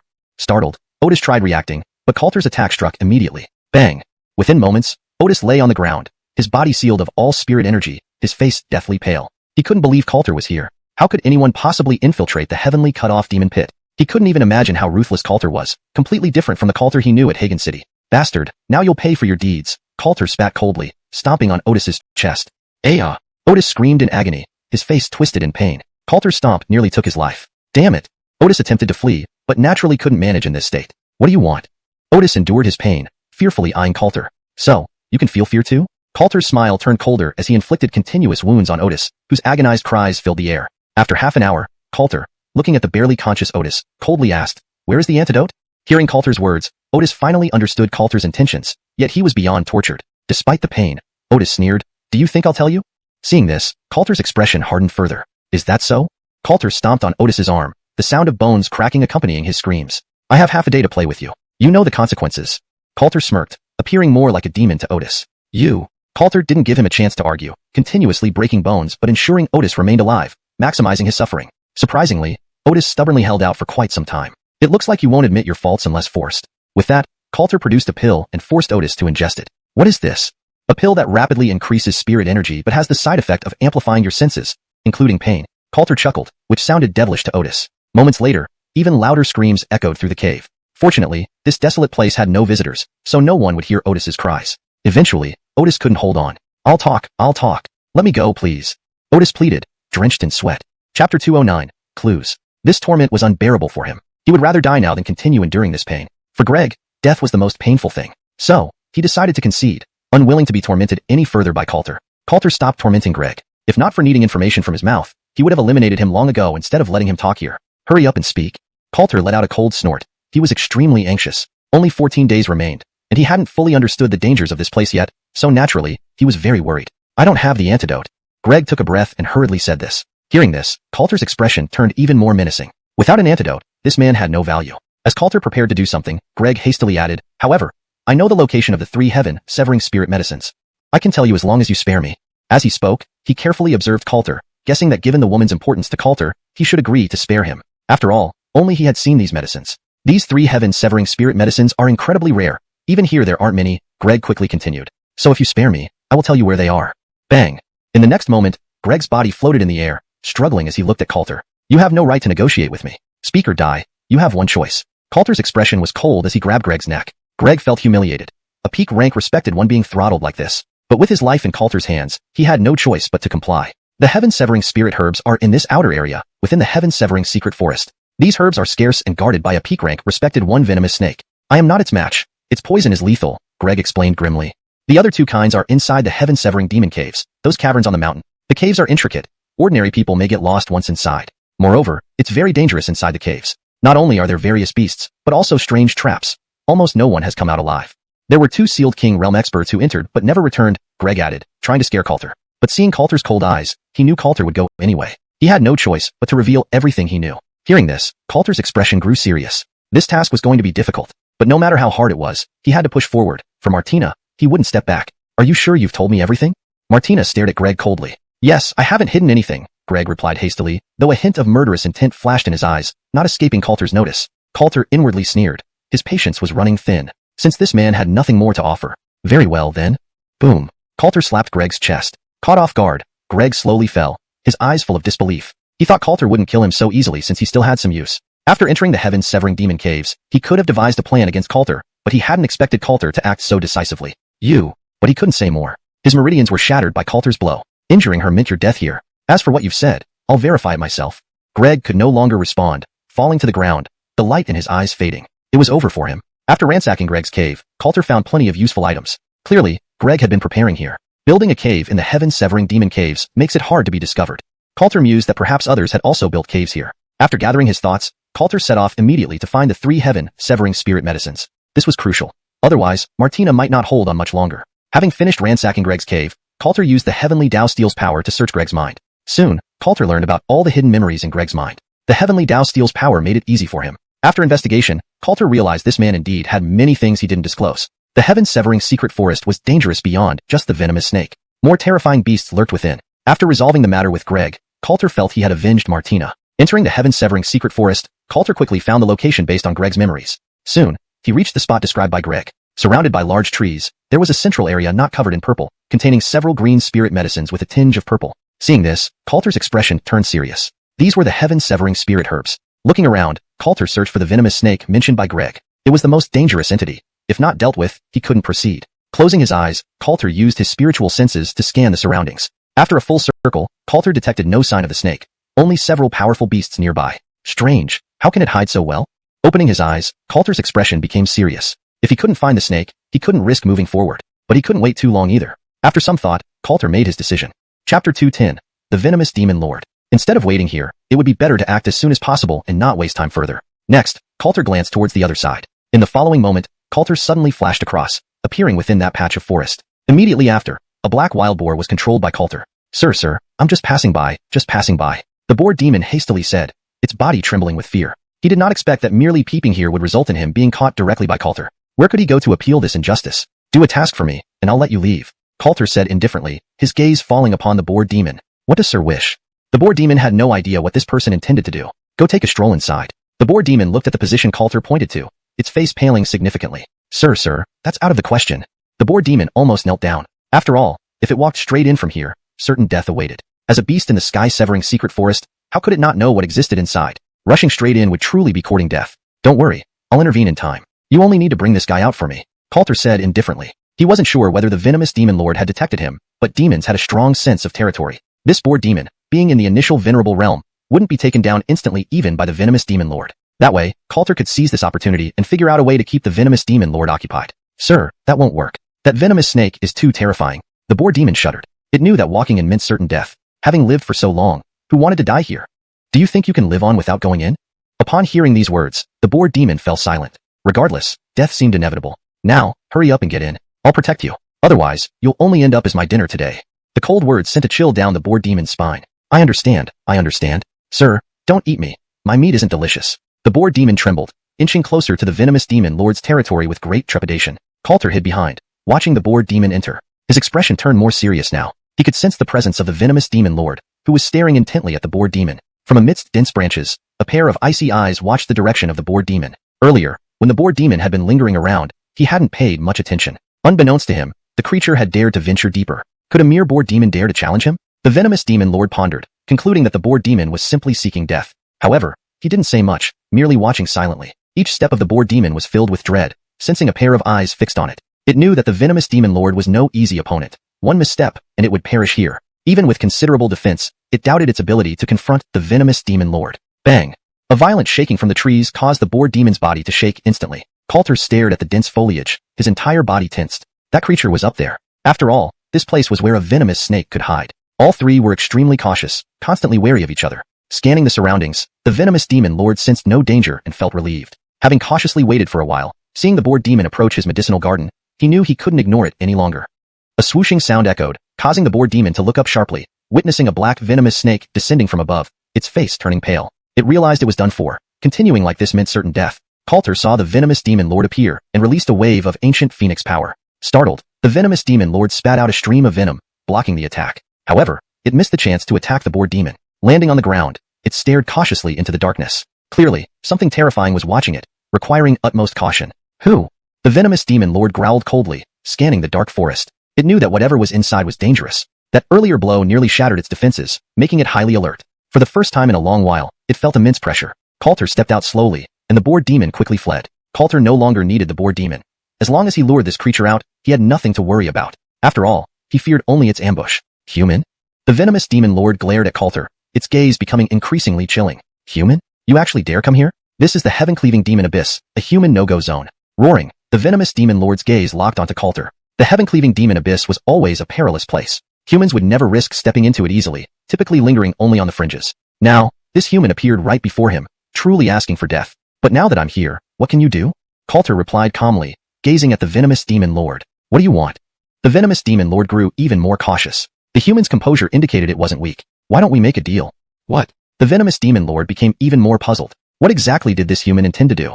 How about 10 heavenly severing spirit herbs? There were over 100 such herbs here. If it offered some, he could leave immediately. Ultimately, he aimed for the spirit herbs, not to kill the venomous demon lord. Hearing this, the venomous demon lord fell silent. Was the human's goal the heavenly severing spirit herbs? If so, it could consider the offer. Battling the human to the death offered no benefits. After a long pause, the venomous demon lord's expression turned cold. Was it fearing a mere human now? Seemed living too comfortably had made it timid. Today, it would let this human's blood water its territory.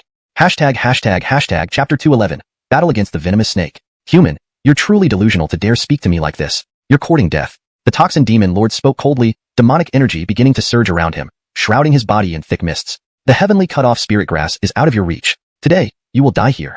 With that, the toxin demon lord charged at Coulter, his venomous fangs gleaming menacingly in the darkness. Die! Bang! Coulter unleashed a punch, and a formidable force erupted from it, clashing with the toxin demon lord. Boom boom boom. Thunderous sounds echoed throughout the heavenly cut-off forest, waking many beasts who looked toward the toxin demon lord's territory. What's happening? Someone dared to challenge the toxin demon lord? Are they looking for death? In the heavenly cut-off forest, the toxin demon lord was undoubtedly the most formidable, and none dared to easily provoke him. Let's go check. Several demonic clans' expressions turned serious as they rushed toward the toxin demon lord's domain. Regardless of what happened, this was no small commotion. If the toxin demon lord were to be slain, they might have a chance to get involved in whatever was going on. The toxin demon lord's heavenly cut-off spirit grass was highly coveted. It not only neutralized toxins, but also had significant benefits for these beasts. If they could seize the opportunity to obtain the heavenly cut-off spirit grass, it would greatly benefit them. Soon, various beasts surrounded the toxin demon lord's territory, their gazes fixed on the battle. Such a powerful human. A few exalted rank beasts focused on Coulter, sensing the terrifying power emanating from him. The toxin demon lord grew increasingly uneasy, realizing that this human was completely restraining him. It appeared that, suddenly, amidst their clash, the toxin demon lord emitted a purple mist from his mouth, spraying it toward Coulter's face. Caught off guard, Coulter absorbed the toxins directly. Cough, cough, cough.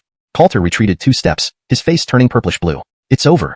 Several exalted rank beast clans shook their heads. They clearly understood that Coulter was doomed, unable to survive after being poisoned by the toxin demon lord. Initially, they thought Coulter could threaten the toxin demon lord, but it seemed he had been poisoned. This human is still too young. That's expected. These humans can't match our demonic clans. This is the heavenly cut-off abyss, a forbidden place for humans. Even the toxin demon lord sneered, feeling confident. He believed this human wouldn't survive the poison entering his body. Thinking this, the toxin demon lord watched Coulter leisurely. Human, stepping into the heavenly cut-off abyss is your gravest mistake. This is the sanctuary of toxins. Cough, cough. After coughing again, the nine-tailed celestial fox's power began to flow through Coulter's body. In just a few breaths, his complexion slowly returned to normal. Huh. The toxin demon lord was puzzled, seeing Coulter gradually recover. This made him realize he couldn't wait any longer. This human was peculiar. Die.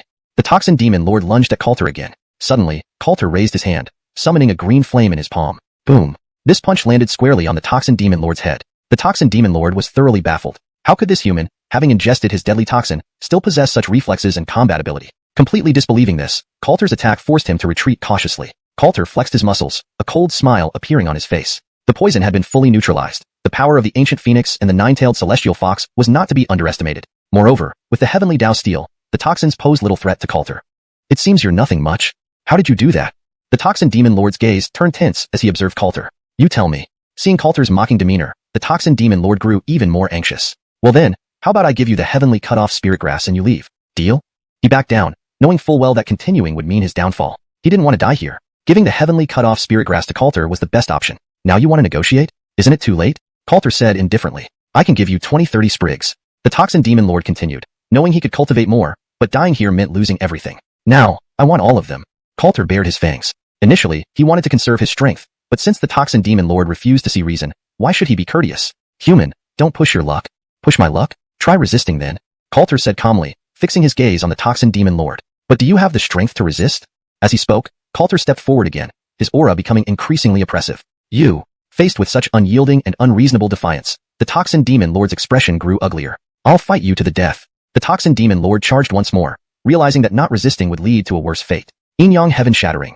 However, before him appeared a sword chi in black and white colors. Seeing this sword chi, the toxin demon lord felt an immense threat. There was nowhere left to retreat. Boom. Dust settled, revealing the toxin demon lord's body split in two. His eyes filled with regret as he stared at Coulter. You brought this upon yourself. I gave you chances. Coulter's icy gaze swept the area, staring at the surrounding demon lords. Not running yet? His voice sent the observing demon lords fleeing in all directions. With the toxin demon lord easily slain, they knew they wouldn't stand a chance against Coulter. Once they dispersed, Coulter approached the heavenly cut-off spirit grass and began gathering it. Along the way, he found other valuable items in the toxin demon lord's fields, adding to his gains. Next was the heavenly cut-off abyss. Looking at the purplish-black mountains, Coulter's expression grew grave. The abyss would be the most dangerous place. Venturing lightly would likely come at a high cost. However, for Fernanda, he had no choice but to take this step. Taking a deep breath, Coulter headed toward the heavenly cut-off abyss. Chapter 212, First Entry into the Devilish Lair. He had no idea what awaited him. However, he must venture into this heaven-severing devilish lair. Moments later, Coulter arrived at the entrance of the central devilish lair. According to Greg's memory, the paths within the devilish lair were exceedingly complex, making it easy to get lost. This was the most troublesome aspect of the lair, so one needed to be fully prepared before entering. Thankfully, he was not entirely without means. By leaving behind some ghostly power as a guide, he could ensure he wouldn't get lost. However, the dangers lurking deep within the caves remained uncertain. Now, he could only enter and see what the situation was like. After marking the first spot, Coulter began his exploration of the cave. Upon entering, a foul, rotting odor immediately greeted him, causing his expression to turn grim. Along with it came an endless aura of eeriness and demonic energy. This made Coulter realize just how dangerous this place would be. Such a hassle. Still, Coulter plunged directly into the cave. The pathways inside were relatively level, which allowed him to proceed without much trouble. He didn't walk long before reaching a crossroads with over a dozen different passageways. Coulter realized that these winding and interconnected tunnels matched what Zune's Percy had described. Leaving behind a trace of ghostly power, Coulter chose a random passage to explore, not knowing where exactly he should go. Even in Zune's Percy's memories, there was no information about these passages. Based on Percy's self-preserving nature, he obviously would not have ventured into them for exploration. Thus, Coulter could only slowly explore by himself. After walking just a few steps, low breathing sounds reached his ears. Coulter stopped and listened carefully. 3 demon beasts. Quickly, Coulter identified the situation ahead.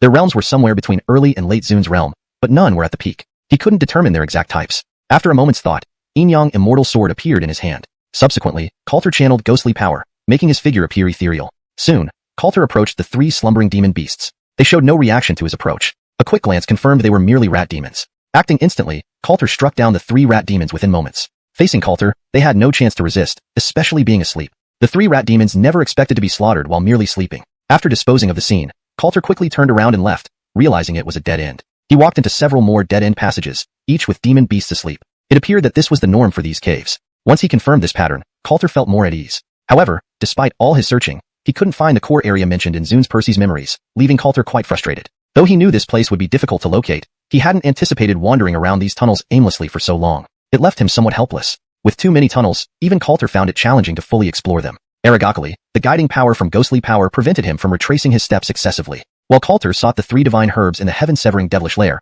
back in Hagen City, Lord Hagen and others discussed something serious. Although they had repelled the demon sect and demon clan, rebuilding Hagen City would be challenging, and its residents were still homeless temporarily. Elders, we now face 2 choices: build a bigger Hagen City or abandon this place, Walter said solemnly. Hagen City had few options. These were the only 2. But either choice presented significant challenges. First, relocating so many civilians would be tough and undesirable. Building a new city also required considerable time and a strong defense force, which they currently lacked. Additionally, the old city needed extensive repairs to be habitable again. Hagen Lord, what do you think? Walter asked. The people are unwilling to leave. So, I believe building a new city is the best choice. Moreover, this dark domain will eventually dissipate, Lord Hagen slowly responded. Naturally, he preferred not to leave his home. After all, who would willingly leave their homeland unless forced? Their expressions turned grave at this realization. Walter nodded slightly, but another Otto chimed in seriously. Defensive strength is an issue. I don't think the demon clan and demon sect will give up easily. They won't let Hagen City off easily. Perhaps it's better to leave here and abandon this place, someone suggested. Abandon? Another Otto scoffed. Do you think abandoning this place ends everything? Giving up Hagen City only opens the way for the demon sect and clan. They can then advance freely. Is this a good thing? Silence fell upon them. Indeed, Hagen City was too important to neglect. Surrendering it would worsen the situation. So, they couldn't abandon Hagen City. But how should we defend it? The Ottos frowned, recognizing the gravity of the issue. At this point, Walter said calmly, there shouldn't be too much of a problem with defense. The Alliance plans to establish a new branch in Hagen City. This will make things much easier. We won't have to worry too much about Hagen City's safety. Hashtag chapter 213. Underground space. Jensen stinning to Walter's words. Everyone's eyes lit up. If that was the case, there would indeed be no need to worry about safety issues. Each branch of the Human Alliance is naturally very powerful. Otherwise, it wouldn't be their branch. And the Human Alliance's defense forces stationed at these branches are beyond question. Thus, Hagen City would be impregnable and not encounter any significant problems. Thinking of this, everyone heaved a sigh of relief. It turned out the Alliance had already planned ahead. With that said, things become much simpler.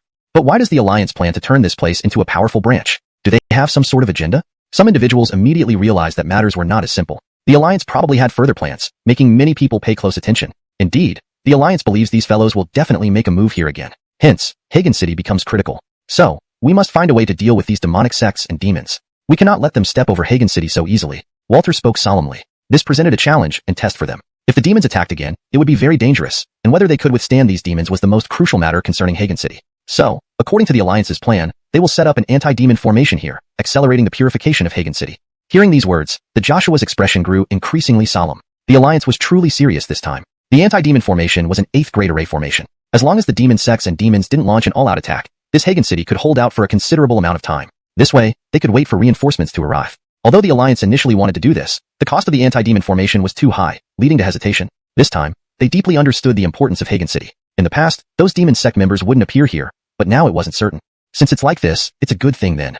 The Joshua sighed. However, what he worried about most was Coulter's situation. Fernanda temporarily stabilized the condition, but if Coulter couldn't bring back the 3 heaven-absoluting spiritual medicines, she was doomed. The Joshua also requested Walter's help, but there was no news on the matter. The heaven-absoluting spiritual medicines were too rare, unless they could invite someone from the King Realm or hire to assist. However, such powerhouses were like dragons seen only in glimpses. They had no means of seeking them out. Furthermore, inviting these people wasn't easy, and by the time they came and went, it would be too late. Now, they could only pray that Coulter could quickly find these things and return. Inside the largest cave of the heaven-absoluting demon pit, Coulter had come here many times. His intuition told him that the core of the heaven-absoluting demon pit was here, though it wasn't easy to find. While Coulter was contemplating, sudden growls emerged from below. Coulter's face stiffened. These growls were very close, seemingly right beneath his feet, which made his expression serious. Under my feet?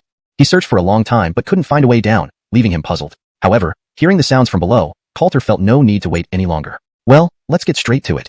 A strong surge flashed and cracked the entire upper layer, gradually expanding the crack. A vast space appeared beneath Coulter's feet. Looking down, Coulter's expression grew increasingly grim. What exactly are these? Below, a huge space appeared. Unlike the demon caves, this area was expansive without tunnels. Everywhere within the space were various strangely shaped plants, appearing quite eerie. Growls continuously roared through the space, sounding exceptionally terrifying. How many beasts are down there? Even Coulter dared not step into it carelessly and could only observe from above. Soon, a massive rat demon appeared in the space below, apparently searching for something. It approached a purple vine, and for some reason, Coulter felt a premonition of ill omen. Next, the purple vine suddenly lashed toward the rat demon. Bang! In an instant, the rat demon was controlled by the purple vine, rendering it immobile. The rat demon struggled, but being restrained by the purple vine left it unable to move. Coulter stared at the purple vine, sensing spiritual energy circulating within it. This is? A hint of doubt and unease rose in Coulter's heart. He seemed to have discovered something significant. The power of the heavenly Tao stone pillar activated, infusing Coulter's eyes with a golden glow. He focused on the purple vine. Sure enough, the purple vine was absorbing the rat demon's essence blood and spiritual energy. What kind of plant is this? Coulter scrutinized the purple vine, noticing that most of the underground area was covered in similar purple vines. To him, it resembled the underworld. If he stepped directly down, he would likely die. Going down there directly would indeed be challenging. Before long, the rat demon turned into a dried corpse. Observing this, Coulter pondered. The space below was undoubtedly terrifying, and he would need to devise another method to descend. According to the current situation, this underground space was likely where the heaven-absoluting spiritual medicines were located. Apart from this place, there was no other possibility. Thinking of this, Coulter felt somewhat troubled. This was indeed not easy to handle. After some deliberation, he hurled a fire spell towards the purple vine. Bang! The phoenix true fire ignited instantly, causing the purple vine to twist and deform. Plants naturally fear flames. Chapter 2:14. The Purple Vine Demon. Despite these purple vines being extremely eerie, they began to tremble when faced with Coulter's flames. However, as they could not see their enemy, it infuriated the sentient purple vines, causing them to twist and contort. The surrounding purple vines seemed to be activated as well, writhing around in search of something. Above, Coulter observed the terrifying amount of vines and grew unusually solemn. With such numbers, there was no way he could move forward. This is a headache, Coulter muttered. As the purple vine demons did not discover his location, they gradually calmed down. The vines wouldn't keep twisting endlessly. Looks like they only act up when approached, but Phoenix True Fire should be able to easily clear them. But even if I do clear them, other demonic beasts will likely still appear here. These purple vine demons were indeed formidable, but the demonic beasts lurking below were also numerous. None that he could afford to provoke lightly. After some thought, Coulter came up with an idea. Instead of fighting these, perhaps I should just resolve all at once. Coulter considered as he conjured flames in his hand, directly tossing them downward. In that moment, all the purple vine demons in the underground space began to twist frantically. If they could scream, it would have been one long roar of agony. They couldn't comprehend what was happening. Why was someone suddenly burning them here? As Coulter threw countless fireballs, the entire underground space lit up with flames. The purple vine demons twisted and tried to escape but found no way out. On the other side, several high-ranking demon lords watched in fear from the darkness. To them, these purple vine demons were deadly, yet now, someone was handling them effortlessly. An incomprehensible feat. Coulter watched the burning purple vine demons, feeling a slight relief. Undeniably, this time he was very lucky. If he hadn't heard sounds and opened this space, rushing in recklessly would have cost him his life today. After all, this place was indeed too dangerous. Seeing the purple vine demons nearly burnt away, Coulter chose a safe spot to descend. He scanned the area, noting that while a few remained alive, they posed no real threat to him. These purple vine demons didn't yield any valuable treasures either. Next, Coulter ventured deeper into the abyss. There was another downward passage, indicating another space beneath, but how it formed remained unclear. Just as Coulter pondered, a purple vine lunged toward his head. Bang! Coulter retreated a few steps, his face grim. Out of the darkness emerged a massive body. Vines continuously swayed towards him, forcing Coulter to keep retreating. Darn it, there's a big one, Coulter murmured. His aura escalated rapidly, surprised that the earlier attack hadn't revealed this large entity. Now, the pressure from this creature was mounting. Soon, Coulter had backed against the opening he created, casting flames forward to illuminate his path. Finally, he saw the massive figure clearly. It was another purple vine demon, but unlike the others, this one clung entirely to a huge stone, merging with it, making it incredibly large. Is this one or many fused together?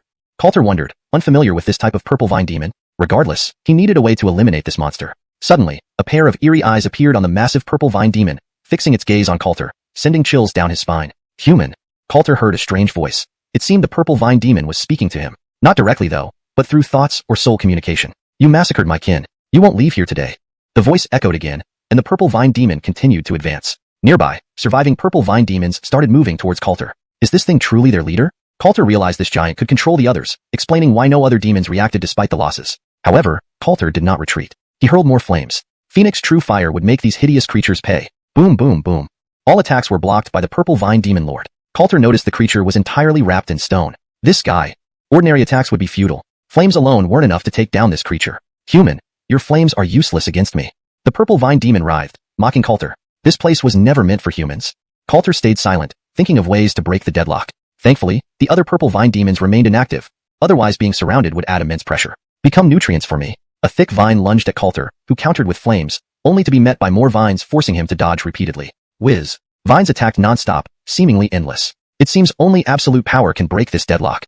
At this thought, Coulter's aura shifted, a sharp sword intent enveloping him. The next moment, a flash of sword light sliced through all the attacking vines. If you think you can kill me, you're far too young. Coulter sneered, gripping the Yin-Yang Immortal Sword tightly. Chapter 2:15. Unexpected gain. Looking at the Yin-Yang Immortal Sword in Coulter's hand, a flash of fear crossed Barak's face. He could feel the terrifying sword intent emanating from it. However, this was his territory. How could he be afraid of a mere human? Vines once again surged from all directions. This time, they moved even faster, leaving trails as they lunged toward Coulter from every angle. Return of 10,000 swords. With a wave of Coulter's hand, thousands of flying swords appeared in the sky, forming shapes around him. As the flying swords continuously swung, all the vines were blocked. This infuriated Xian. Their attacks were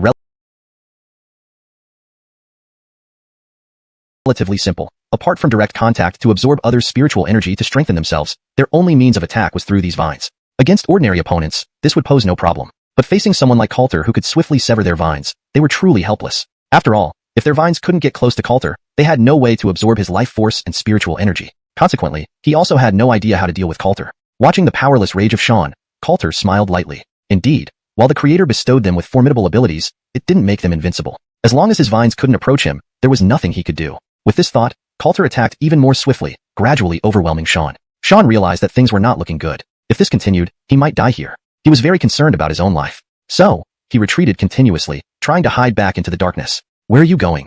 Coulter naturally wouldn't give him this chance. A black and white sword chi flashed by, slicing half of Xian's body to pieces. At this moment, he could no longer remain calm and fled wildly, his vines chaotically waving to block Coulter's attacks. But Coulter's speed was beyond what he could handle. Besides, his vines merely wrapped around rocks, moving much too slowly. Soon, only the central part of his body remained, and his core was exposed before Coulter, trembling. Seeing his shaking leaves, Coulter smiled slightly. I have 2 questions for you. Yes, sir. Xian had lost his arrogance. All he wanted now was to survive. Everything else no longer mattered. After all, at their level, wanting to live was the most normal thing. Having struggled hard to reach this stage, they were reluctant to die easily. Do you know where the Heavenly Breaking Spirit Flower and the Heavenly Breaking Spirit Fruit are? Coulter asked directly. These 2 items were his primary concern. These 2.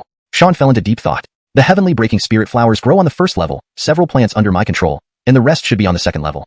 If you need them, you can go directly to my place. Coulter nodded slightly, considering this an unexpected gain. Finding these items was quite important for him. What about the Heavenly Breaking Spirit Fruit? This was the last item he needed to find a way to cure Raven. The Heavenly Breaking Spirit Fruit. I don't know. I've only heard of it, but don't know where it exists. And I dare not descend into the lower spaces. There are truly terrifying creatures down there. Speaking of this, his mind trembled, clearly conveying his fear and dread. This intrigued Coulter. What was down there that made even Xian so scared? After all, Xian was at the peak of the venerable realm. Ordinary demons rarely matched him. Normal demons were large and easily restrained by Xian. Once bound, they had no chance of survival.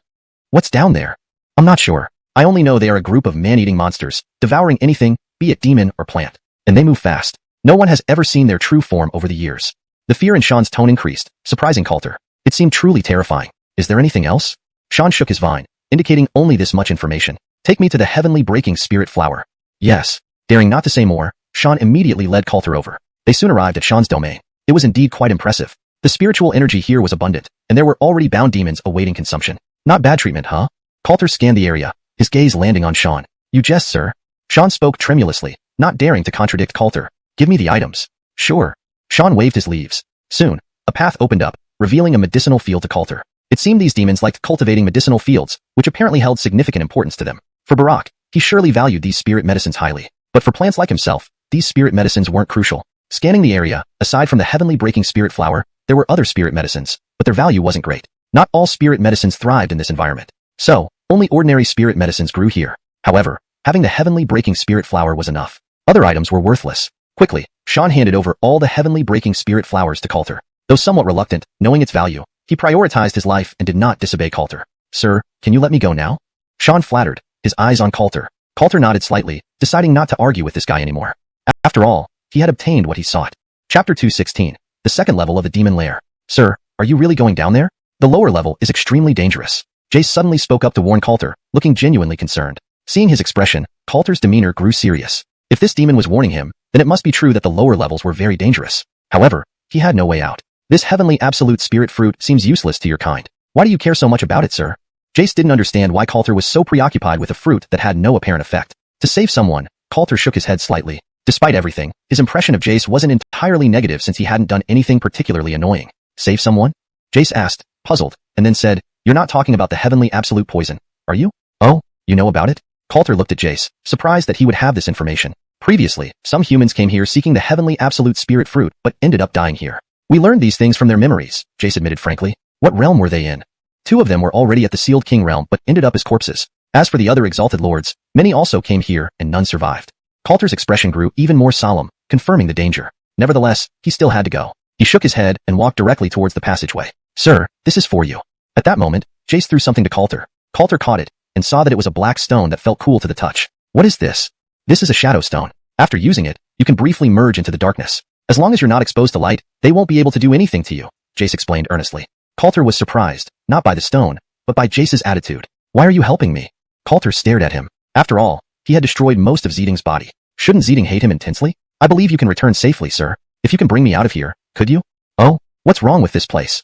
It's fine, but staying here for life means I can't advance beyond the Sealed King realm. I want to leave and grow stronger, Zeding replied firmly. Coulter sensed his resolve and found no malice, yet bringing such a creature along would complicate matters. Don't worry, sir, I am useful. Zeding's vines moved, revealing a box filled with milky white crystals, emanating spirit energy fluctuations. These are spirit energy crystals. We absorb the spirit energy of creatures or from the world around us and form these crystals. Any creature can absorb the spirit energy within each crystal. Many great beings used to keep Zeding demons for this purpose. Some considered it inhumane and banned the practice, causing significant harm to Zeding demons outside. We were sent here by some devil cults. Hearing this, Coulter understood. Even so, the usefulness of Zeding appealed to him. Even while absorbing natural spirit energy, I can produce one crystal every 7 days, which will add to your cultivation time. Though not much individually, over time it added up significantly. Moreover, he could absorb others' spirit energy, making him valuable. After considering, Coulter nodded. If I come back, I'll take you with me, on the condition that you do not harm anyone without my order. No problem. Zeding nodded, delighted. He was willing to do anything to leave this place. Be careful, sir. It's really dangerous down there. It's fine, Coulter waved dismissively, ready to descend. Watching Coulter's departing figure, Jace hoped Coulter would survive and take him away. Moments later, Coulter reached the entrance of the passage. His expression turned serious as he entered the dark, oppressive tunnel. About 15 minutes in, Coulter felt eyes watching him from the shadows. This unnerved him, though he couldn't pinpoint the observer. Indeed, as Zeding warned, the lower levels were bizarre and dangerous. Continuing deeper, he remained cautious. Soon, he reached the second level, equally dark and filled with rustling sounds from unseen creatures. Coulter waved his hand, summoning a ball of flame in his palm. Chapter 217, Shadows Everywhere. The flame in his hand illuminated the surrounding area, allowing Coulter to see clearly. There were no figures around, only piles of bones, human and large demonic beasts. Various tangled plants lay scattered, with no sign of any living creature. It appeared that this was just a mass grave. After scanning twice, Coulter saw nothing and could only continue moving forward. Suddenly, a shadowy figure appeared right before Coulter, claws reaching out towards him. Bang!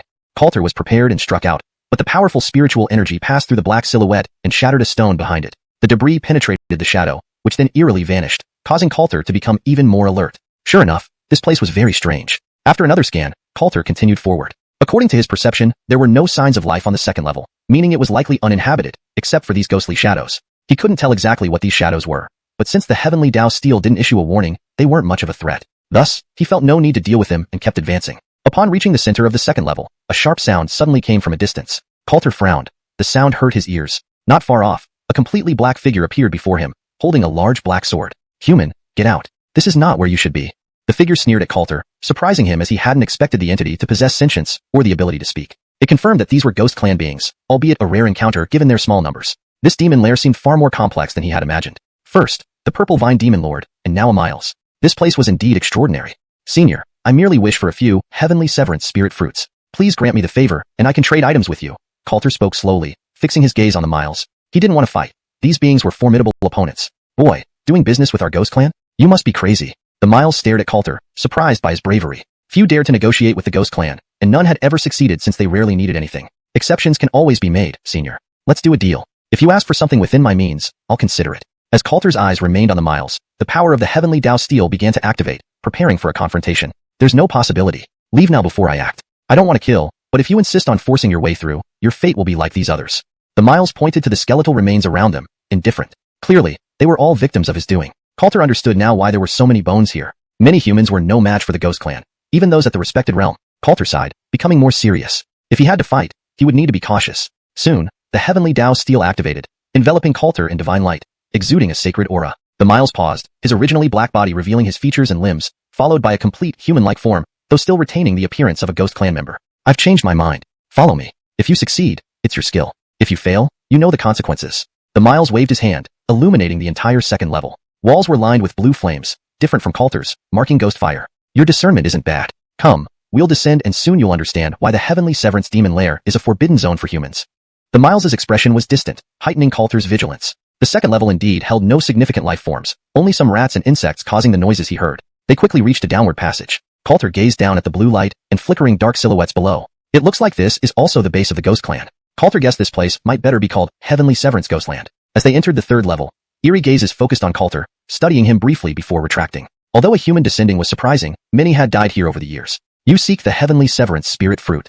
The miles pointed to a massive tree at the center. Under the blue ghost fire, Coulter realized how deep and vast this third level was to accommodate such a tree. On the giant tree hung red fruits, the heavenly severance spirit fruits. Coulter's excitement grew, but he became solemn upon sensing the overwhelming presence around. Apart from the miles, there were 30 other respected realm experts and 2 even stronger presences that made his scalp tingle.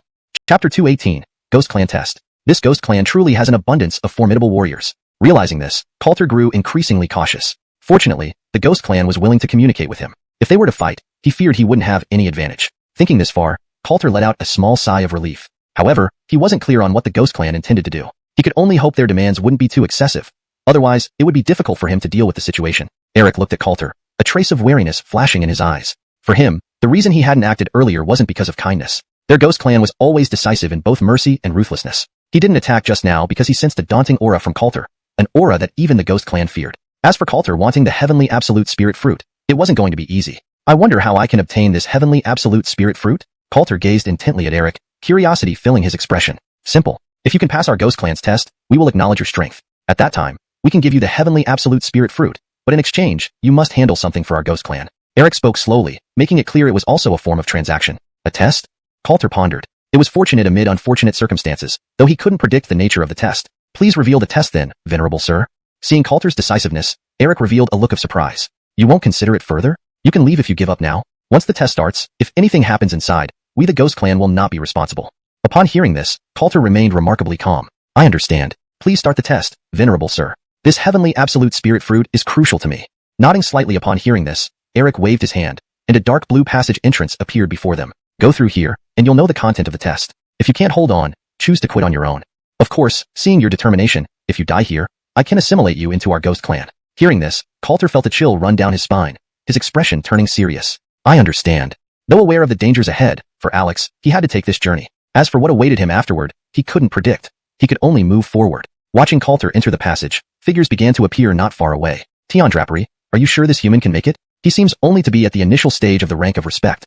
Yes, many humans at the sovereign sealing stage have died here. They probably find it very hard to obtain the item inside the seal. This young man is different. There's an aura around him that makes me wary. Although I haven't figured out exactly what it is yet, he shouldn't be weak. Perhaps he has a chance. Eric said indifferently, his gaze fixed on the passage. Hopefully, after so many years here, if someone can handle it, our ghost clan can also leave this wretched place. A voice filled with malevolence sounded. After a dizzying ride, Coulter found the scenery changing before him. A secret realm? Seeing tomb mounds everywhere, Coulter's expression showed a flash of wariness. He didn't know where he had been teleported directly, but it looked like a secret realm. You're the newcomer chosen by those young ones? At that moment, an oddly voice rang out. Coulter scanned his surroundings, unsure who was speaking. Yes, I don't know how you plan to test me.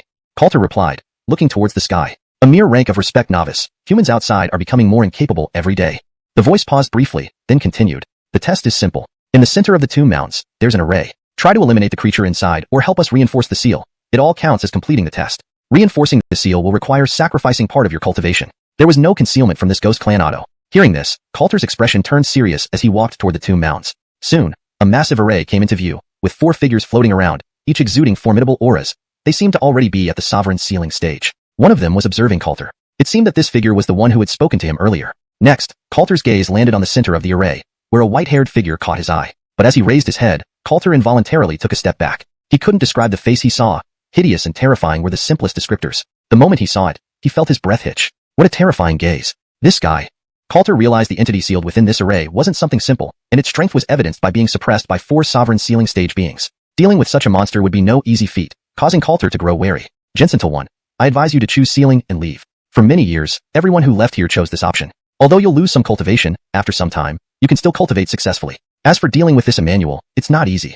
Hearing this, Coulter focused more seriously on the Emmanuel. Kid, I advise you not to meddle. Otherwise, once I'm free, I'll take your life first. Startled, Coulter hadn't expected this thing to speak. Venerable sir, what is this creature? A devouring ghost of the ghost clan. We don't know how it formed, but this thing is extremely dangerous. Initially, the ghost clan tried to destroy it but failed. All we could do was seal it here. If according to your human standards, it's already corrupted by demons. The ghost clan Otto explained a few sentences. After listening, Coulter's expression became even more surprised, not expecting such a story. It indeed took him somewhat aback. Don't worry about his threats. It'll take centuries for this thing to get out. Reinforce the seal once, and it'll be even harder for it to escape. This array was actually learned from humans. Our ghost clan can't reinforce it. The ghost clan Otto explained everything clearly. Note, opinion names should be correct, and the original tone and style are maintained as instructed. Chapter 219, Slaying the Vengeful Ghost. This revelation struck Coulter with sudden clarity. He never expected such a reason to exist. If I can slay him, would any request I make be granted? Coulter inquired. He could sense that the heavenly Tao steel within him seemed excited, and the spectral power was stirring, as if this Emmanuel held significant allure for them. The ghostly expert chuckled upon hearing Coulter's words. If you can slay him, then in the Ghost Clan, you shall have whatever you desire, and from henceforth, you will be our honored guest. Is that so? He naturally did not believe Coulter could achieve such a feat, but if Coulter was willing to try, he wouldn't stop him. Then let me give it a shot. Coulter nodded, then took a step forward, his spectral power slowly surging. The little ghost is courting death. Do you dare enter the formation if you wish to deal with me? The Emmanuel sneered. Although the formation limited his powers, he did not believe Coulter could handle him, even considering Coulter was at the peak of the respected rank like himself. Ignoring this, the power from the heavenly Tao steel began to emerge, forming a faint golden silhouette behind Coulter. This figure quickly changed into the form of a phoenix. With a cry, the Emmanuel froze. The Phoenix clan had a strong suppressive effect on ghosts like him, explaining his suddenly uneasy expression. How is this possible? The Emmanuel watched as Coulter approached, feeling panic for the first time. Having been suppressed here for so long, he never imagined anyone could challenge him. But Coulter's appearance brought him immense pressure. A few Ghost Clan experts looked on in surprise. This young man wasn't simple at all. The power emanating from him seems very effective against our kind, one expert noted carefully. Indeed, even we feel some trepidation, another expert added, their expressions turning serious as they wondered how Coulter achieved this. Coulter smiled at the Emmanuel. It appeared the power of the heavenly Tao steel was enough to subdue him. Since that was the case, acquiring the heavenly absolution fruit was now a must. Just as Coulter pondered this, a fierce glint flashed in the Emmanuel's eyes. Die! A massive wave of ghostly energy erupted toward Coulter. Having accumulated this power for years, the ghost found it irksome to use it against someone so junior. Yet, he had no other choice. Failing to unleash it might result in his own tragic demise. Beware! The Ghost Clan expert cried out in alarm, knowing that vengeful ghost power could cause great harm to souls. But it was too late. The ghostly power had already enveloped Coulter. However, nothing happened to Coulter, causing both the Emmanuel and the Ghost Clan experts to look astonished. What's going on? The vengeful ghost power has no effect on him? Even the Ghost Clan experts were bewildered, unsure what had transpired. Coulter felt all the vengeful ghost power being absorbed by the heavenly Tao steel, returning pure spirit chi to his body. With a thunderous roar, Coulter shattered his mid-respected rank bottleneck, breaking through to a higher level. How is this possible? The Emmanuel looked stunned, never expecting this outcome. He had never seen anyone absorb his vengeful ghost power. This can't be. Impossible. The Emmanuel muttered as more powers surged toward Coulter. Unable to move, he could only rely on this ghostly energy. Yet, regardless of how he attacked, none affected Coulter. This young man. The Ghost Clan experts gaped in shock at Coulter's prowess. No wonder he had such confidence. We underestimated him, they remarked, shaking their heads slightly, though not trying to pry into Coulter's secrets. Ghosts cared less about killing. They merely wanted peace to cultivate and break through to the ghost immortal realm. Killing did not increase their cultivation. Furious, the Emmanuel roared, "No! Stop it now!" Ignoring these cries, Coulter continued absorbing the ghost's power. All the Emmanuel could do was curse, but with no strength left, he was soon destroyed by Coulter. The heavenly Tao steel consumed his remaining essence, continuously bolstering Coulter's cultivation. This energy was vast, nearly pushing Coulter towards another breakthrough, though he still fell short. Nevertheless, his gains were significant. Having dealt with the Emmanuel, Coulter turned his gaze to the Ghost Clan experts. "Senior, I have taken care of it." Confirming there was no remnant, the four Amerigos disbanded the formation, landing below. They examined Coulter with astonishment at the power he displayed. "You're indeed special. Speak up, what do you want?" The leading Amerigo spoke calmly, honoring the agreement and having respect for Coulter's ability to absorb vengeful ghost power, something potentially applicable to them. "I need some heavenly absolution fruits." The four Amerigos were surprised. "Just that?" "Yes." They exchanged looks, finding his request unexpected. After all, heavenly absolution fruits meant nothing to the Ghost Clan. "How many do you need? Take as much as you want. These fruits are useless to us. However, consuming them alone will poison your kind," the Amerigo warned, fearing Coulter might not know this. "I am aware." Coulter nodded, understanding the toxicity. According to the system, the 3 medicinal herbs needed to be used together to neutralize the poison. "Good. I will send you out now." Nodding, the Amerigo waved his hand, and the entire secret realm began to change. Chapter 220, The Gift of the Ghost Tribe. Soon, the secret realm vanished, and their figures appeared on the 3rd level of the heaven-devastating demon pit. Seeing them appear suddenly, the heavenly Halden was taken aback for a moment. "Amerigo, how did you all come out?" The heavenly Halden quickly asked, his gaze fixed on them, surprise and confusion evident in his eyes. "The guy inside has been dealt with," Amerigo replied coolly. "Dealt with?" This statement immediately caused a stir, shocking many powerful members of the Ghost Tribe, who shifted their gazes to Coulter. They couldn't have imagined that such a young man could resolve the Ghost Tribe's long-standing menace. Heavenly Halden was also stunned. He had only suggested it as a trial, not expecting it to actually succeed. Was this human really that powerful? That's right. Thanks to this human friend, from now on, he will be our ally. Should Gentile friend need help in the future, you can always come to us. We can assist within our capabilities 3 times. Amerigo spoke earnestly, making a promise. To the Ghost Tribe, Coulter's assistance was significant. If not for him dealing with the white-haired fierce ghost, the Ghost Tribe would still be facing considerable trouble. "Thank you, Ottos." Coulter promptly responded, aware that these ghost tribesmen were formidable and might prove useful later. Heavenly Ghost, take our friend to collect the heaven-devastating spiritual fruits. These are useless to us. He may take as many as he needs. Yes. Heavenly Halden nodded, fully understanding the magnitude of Coulter's contribution in eliminating the white-haired fierce ghost. Soon, they arrived under the central heaven-devastating fruit tree. Looking at these small red fruits, Coulter's expression turned serious, finally collecting all of them. Friend, you may freely pick these fruits, but be cautious, they are highly toxic. Heavenly Halden cautioned earnestly. Understood. Then, they began picking. During the process, Heavenly Halden couldn't resist asking, why do you need these highly toxic fruits? You don't seem to be part of the devil sect. Hearing this, a glint flashed in Coulter's eyes. To save someone. A friend of mine was poisoned by the heaven-devastating toxin, and I need these fruits to save them. I see. Heavenly Halden nodded. Coulter then asked, Venerable Heavenly Ghost, do members of the devil sect often come here to obtain heaven-devastating spiritual fruits? Indeed. They helped us seal this place, so we provide them with some fruits. However, they've only come twice. They haven't been here for decades. Heavenly Halden replied calmly. I see.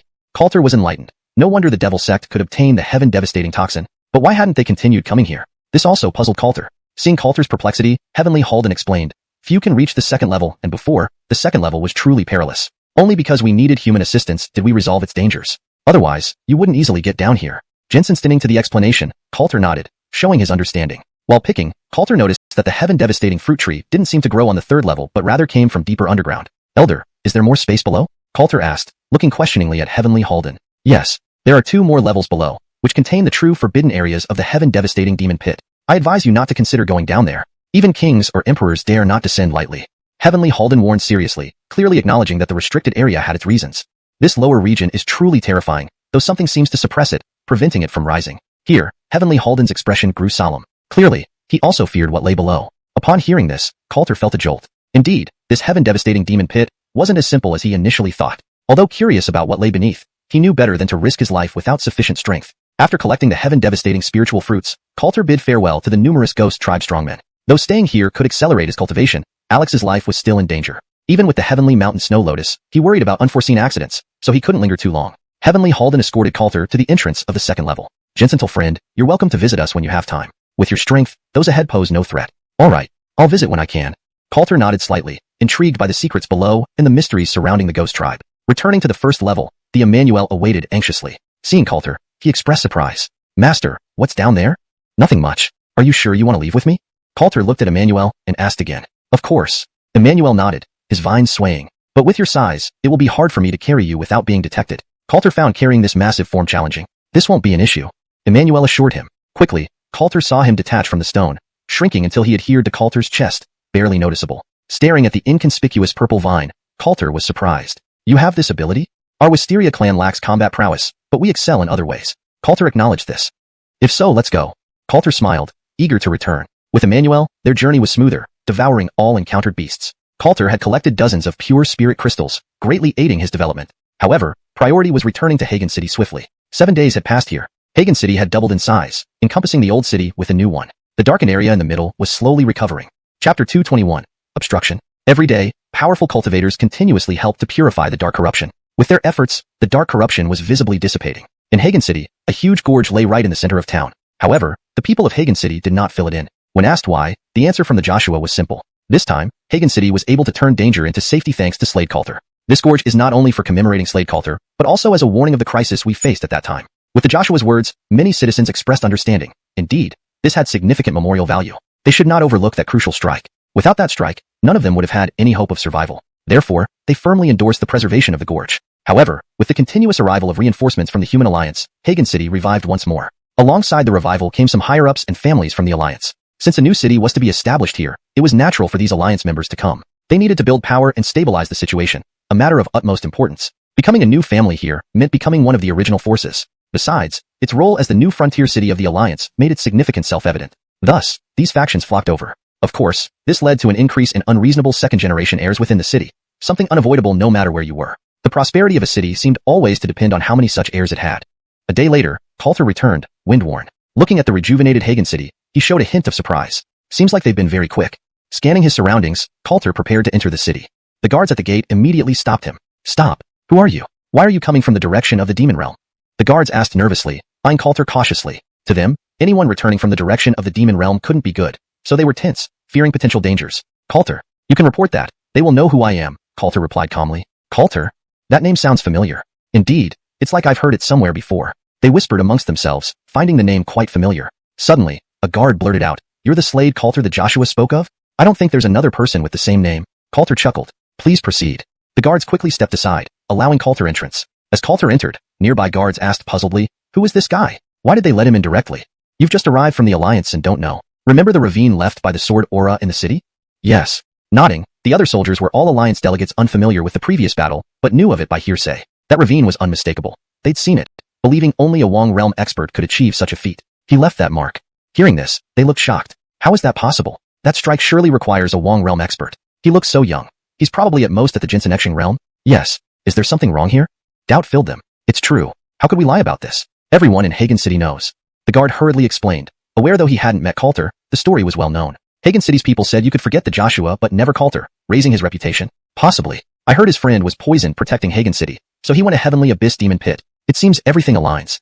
Heavenly Abyss Demon Pit. He must be tough to survive that place. These guards admired Coulter, but maintained vigilance over the city. Upon entering Hagen City, Coulter sensed several powerful presences scanning him. It appeared Hagen City had welcomed many strong individuals. After evaluating, Coulter understood Hagen City's current state. It was now a key border city, explaining the presence of so many experts and expansion projects. Good. Hagen City will be safer this way. Coulter nodded and headed toward the Joshua's residence to find Martina, but after a few steps, raucous noises halted him. "Sir, please spare my daughter. She's only 14.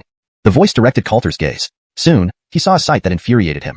A finely dressed man with guards surrounding commoners, grabbing several 14-year-old girls. Move aside. The Joshua's mansion needs these maids. Entering the mansion is an honor. If you obstruct, the mansion won't be polite. As your savior, our demands are fair. Don't be ungrateful." The rich man spoke arrogantly. Coulter squinted. This didn't match his impression of the Joshua. These people seemed malicious. Such behavior threatened to ruin the Joshua's image. Resolving this issue became urgent. "You're lying," Coulter exclaimed. Chapter 222. Intervention. At this moment, an angry voice sounded out. An Adelie man glared fiercely at these people and sternly said, "We know exactly what kind of person the Joshua is. The Joshua would absolutely never use such orders to oppress us citizens. Surely, it must be you outsiders trying to tarnish the reputation of our Joshua. Quickly release the people. Otherwise, even we Hagen City isn't easy to bully." "Yeah." The civilians behind spoke up one after another. They understood the character of Hagen City's Joshua better than anyone. How could he possibly do something like this? Therefore, it must be these fellows who were defaming Hagen City's Joshua. Seeing the agitated crowd, Coulter revealed a hint of a smile. Undoubtedly, these citizens were still reasonable. As for these fellows, a flash of coldness passed through Coulter's eyes. It appeared that someone couldn't contain themselves just as the new city was about to be established. Taking advantage of Joshua Hagen being preoccupied, they did this sort of thing here. He couldn't let them off easily. However, these people had no intention of giving up. Hearing the civilians' accusations, they all sneered. "The fact stands as it is. Don't believe me? Go ask your Joshua. Of course, you commoners should not cause trouble here, or we won't show any mercy. To send your daughters over means they get to enjoy wealth and honor. And now you're actually rejecting. Truly lacking in judgment.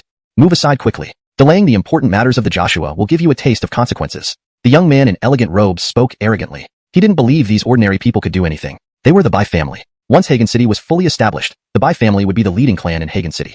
This wasn't something these common people could provoke. Therefore, he acted with reckless abandon. Jensen sticking to his words, the civilians naturally wouldn't agree. These fellows have come here to oppress men and women. If we knew, we would have been better off leaving this place long ago. An Adelie man huffed loudly. "Today, there is no way we will move. Release the people to us." "Old fool, you're asking for it. Give them a lesson so they understand the consequence of offending us." "Yes." Several guards stepped forward, ready to lay hands on these civilians. Watching this scene, Coulter snorted coldly, saying, "Stop right there." Coulter then released a powerful aura, walking straight toward the group. Who are you?"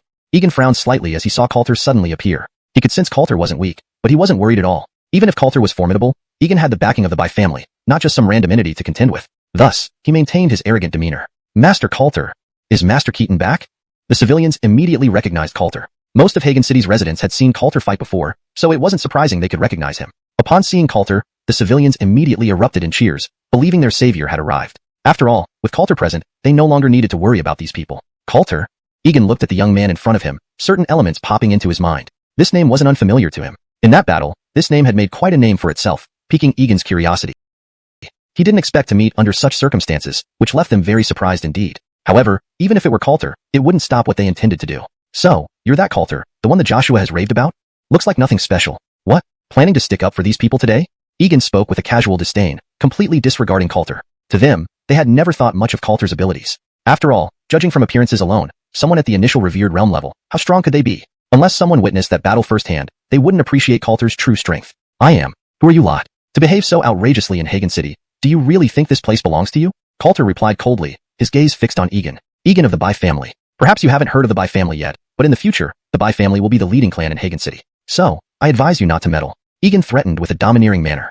Ha, I advise you to scram now. Otherwise, don't expect to leave unscathed today. Coulter's eyes flashed with a hint of murderous intent. For him, he would never stand by idly watching these civilians be harmed. Thus, he would definitely not let Egan off. Looking for death? Threatening the Bai family with you? Egan's henchman became anxious, wanting to act. In the next moment, Coulter crushed the bones in his hand with one grip. The pain made him scream incessantly. What trash dares interrupt? Coulter snorted coldly, his gaze then falling on Egan. I advise you to think carefully, or you'll regret what comes next. You're really asking for death. Coulter, while you have some skill, do you really think you can stand against an entire family? Kneel down now and apologize, and this lord may forgive you. Otherwise, you won't leave Hagen City alive. Egan responded defiantly. As a member of the Bai family, he wouldn't fear Coulter. Jensen-wise, he continued to threaten Coulter. Very well, it seems you're truly looking for death. Coulter nodded slightly. The next moment, a terrifying force swept across, striking harshly on Egan's face. Slap.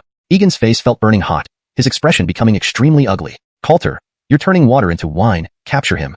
With a wave of his hand, a group of guards charged towards Coulter, each at the early stage of the revered realm. A sharp light flickered in Coulter's eyes. These people from the Bai family were indeed not weak, but that wasn't justification for their oppressive behavior. Egan watched Coulter, revealing a sneer. In his view, Coulter stood no chance against him. This time, Coulter would certainly pay a price. Also, to challenge him here, he wouldn't let Coulter off easily. Boom. In the next instant, the guards he brought along were all flung away, causing his face to turn in shock and disbelief. Not possible. It took Egan a long time to regain his senses, looking at the guards groaning in pain on the ground. Chapter 223, the situation escalates. Egan's face grew increasingly stiff. He couldn't figure out what had just happened. He barely saw Coulter move before all the guards were blasted away. This Coulter. Egan's expression became much more serious. Clearly, he had underestimated Coulter's strength. That attack was indeed powerful. However, Coulter, attacking our Bai family shows you're really asking for death, Egan said coldly, immediately invoking the name of the Bai family to suppress Coulter. This is Hagen City, not your Bai family. Looks like you're still living in a dream, Coulter replied coolly. Seeing the children running behind him, he felt more at ease. If he wasn't worried about hurting these kids, he wouldn't have hesitated to act earlier and wouldn't have wasted words on Egan. Seeing this, Egan's face darkened even more. Coulter, are you truly going to oppose our Bai family? This matter is also arranged by Hagen City. If you interfere now, it means you're opposing Hagen City. Egan quickly explained, his gaze focusing on Coulter. Hagen City? Who would arrange such a thing? I'd like to see for myself, Coulter responded coldly, his eyes on Egan. If it were truly arranged by the Lord of Hagen City, he wouldn't hold back. Moreover, Hagen City definitely wouldn't arrange such things. Coulter was quite certain of this. Ladies and gentlemen, there's no need to worry. As long as I'm here today, they can't harm you. Coulter spoke calmly, indicating that these citizens didn't need to be afraid. Thank you, Slade Keaton. The crowd cheered. Watching Coulter stubbornly oppose him, Egan's expression grew darker. Coulter, you're courting death. Do you think you'll have any good outcome after offending the Bai family? If you regret now... Bang. Egan was sent flying by a massive force, slamming hard into the wall behind him. Enough nonsense, Coulter sneered. If you want to file a complaint, hurry up, this gentleman will wait for you here. He naturally intended to see this through. Otherwise, these civilians he had painstakingly protected would be bullied by these despicable people. Coulter wouldn't stand for it. You. Egan trembled with anger but dared not make a move against Coulter, who was too terrifying. An early-stage respected rank expert couldn't withstand a single blow from him. How could he fight Coulter? You'll regret this. Leaving a threatening remark, Egan immediately began contacting the strong figures of the Bai family. Today, he would make Coulter pay the price. The citizens watched this unfold, feeling somewhat anxious. Will there be any problems, Slade Keaton? Don't worry, let them come if they wish. Coulter waved a hand, showing a carefree attitude. The Otto nodded, but immediately found someone to inform the Bai family. Not far away, many onlookers appeared, though most of them were newcomers and didn't know who Coulter was. They whispered and pointed, seeing how he dared provoke Egan. Lately, the Bai family had become infamous in Hagen City. Egan himself was a notorious young master. Under these circumstances, many held unfavorable views of the Bai family. But the higher-ups in Hagen City were busy dealing with city matters and ignored the situation, allowing the Bai family to act arrogantly. Who is this guy? Provoking the Bai family must mean he's tired of living. It seems the citizens recognize him. His name is Coulter? Coulter? Is he the one who left that Sword Chi ravine in the city? These rumors weren't uncommon in Hagen City, so it was normal they recognized the name. Hearing this, they took Coulter seriously. If it's him, no wonder he dares do this. That's not surprising. A few nodded, finding it reasonable since anyone who could leave such an impression in the city would undoubtedly be strong. At least, not someone Egan could match. But even so, if the Bai family comes, it won't be easy for him. The higher-ups in Hagen City likely won't let anything happen to Coulter. And I've heard Coulter is also a disciple of the Immortal Sect. An Immortal Sect disciple? Many people respectfully agreed. No wonder Coulter was so formidable. This made them look forward to what would happen next, wanting to know how Coulter would handle the situation and how Hagen City would respond. Soon, several figures landed beside Egan, all emitting peak respected rank auras. Coulter glanced at them, getting a general sense of their strength. Gentle Lord, what happened? And Otto looked at Egan. Everyone. This person provoked our Bai family and attacked our people. This matter can't end easily. Egan quickly explained, glaring menacingly at Coulter, confident he couldn't resolve the situation. Oh. The Bai family members looked curiously at Coulter, wondering who he was. Boy, attacking our Bai family is seeking death, the Bai family Otto said coldly, not taking Coulter seriously. State your name, or you won't leave here alive today. The Bai family sure is arrogant. One might think this city belongs to you. Coulter sneered, eyes flashing with killing intent. These Bai family members were becoming unbearable. He shouldn't spare them. What a joke. Soon we will be the first family of Hagen City. Since you're all from Hagen City, you should obey us. Do you want us to settle scores later? The Bai family Otto directly threatened, looking at Coulter. In his view, Coulter surely had no background. If he did, he wouldn't act like this. Now, kneel and apologize. Otherwise, you won't leave. Is that so? When did the Bai family become so powerful? Since when did Hagen City belong to you? A cold voice echoed from afar. Chapter 224. Uncompromising attitude. Aloysius, the Joshua of Hagen City, was walking over slowly, his face extremely grim at this moment. After all, he had heard every word that the Bai family Otto had said just now, which was absolutely unacceptable to him. When had Hagen City become the territory of the Bai family? If not for witnessing it with his own eyes, he would never have imagined how far the Bai family would go. His anger burned fiercely within him. He had to make these people pay the price. As he thought about this, Aloysius's expression grew even colder. Who is this? So reckless and insolent, speaking to us like this? The Bai family Otto was obstinate, and didn't even glance in Aloysius's direction as he spoke arrogantly. However, noticing everyone around backing away, he lifted his head, only for his voice to falter immediately after. City, Joshua? His tone was filled with surprise, never expecting Aloysius to suddenly appear here. He also realized that everything he had just said had been heard by Aloysius. This was not good at all. I'm not qualified to be your Joshua. You Bai family are the real city lords. Aloysius spoke coldly, icy light flashing in his eyes. Today, he would not let them off easily. The Otto from the Bai family looked embarrassed, unsure how to respond. Joshua, this gentleman provoked our Bai family, which made the Ottos very angry. Egan responded quickly, pointing the blame at Coulter. Ridiculous. Where did Slade Coulter go wrong? What is wrong with what he said? You guys dare to provoke Slade Coulter here? The Joshua of Hagen City did not hide his attitude or stance, firmly standing by Coulter. Joshua? We're working for the Joshua's office. Does that mean the Joshua's office should not protect him? Egan's face turned ugly. He hadn't expected Aloysius to defend Coulter so strongly. Not protect him? Are you saying we should protect your kind who only cause trouble internally? If not for Coulter, Hagen City wouldn't exist anymore. How dare you question him here? Let me tell you, Coulter is the honorary Joshua of Hagen City. Seeing him is like seeing me. Today, your Bai family will be held accountable for your actions. Aloysius spoke coldly, giving no face to the Bai family. The Bai family meant nothing without Coulter. Hagen City would be nothing without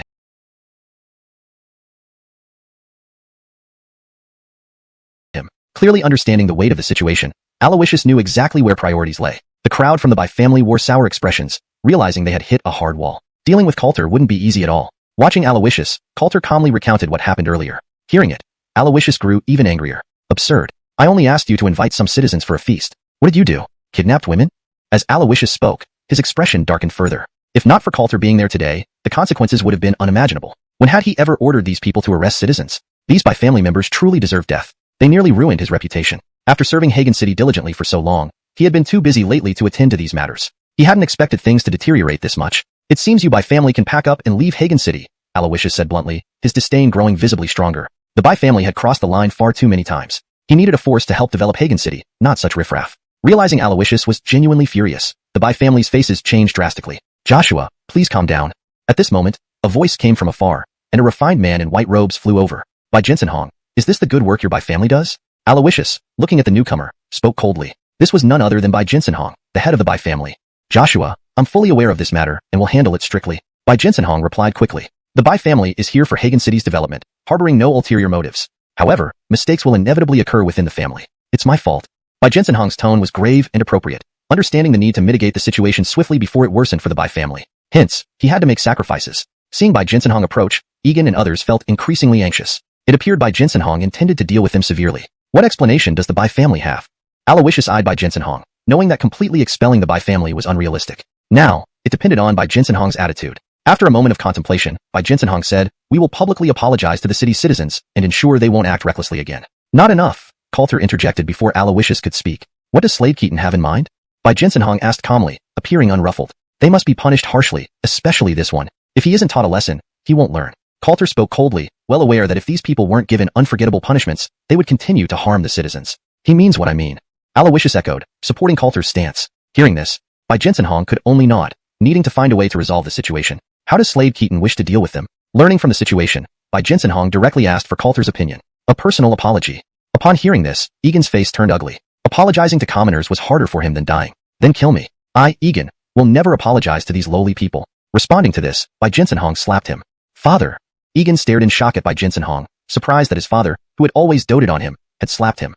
Chapter 225, Hatred. This had never happened before. He had always believed no one could do anything to him, so he had acted arrogantly and tyrannically all the time.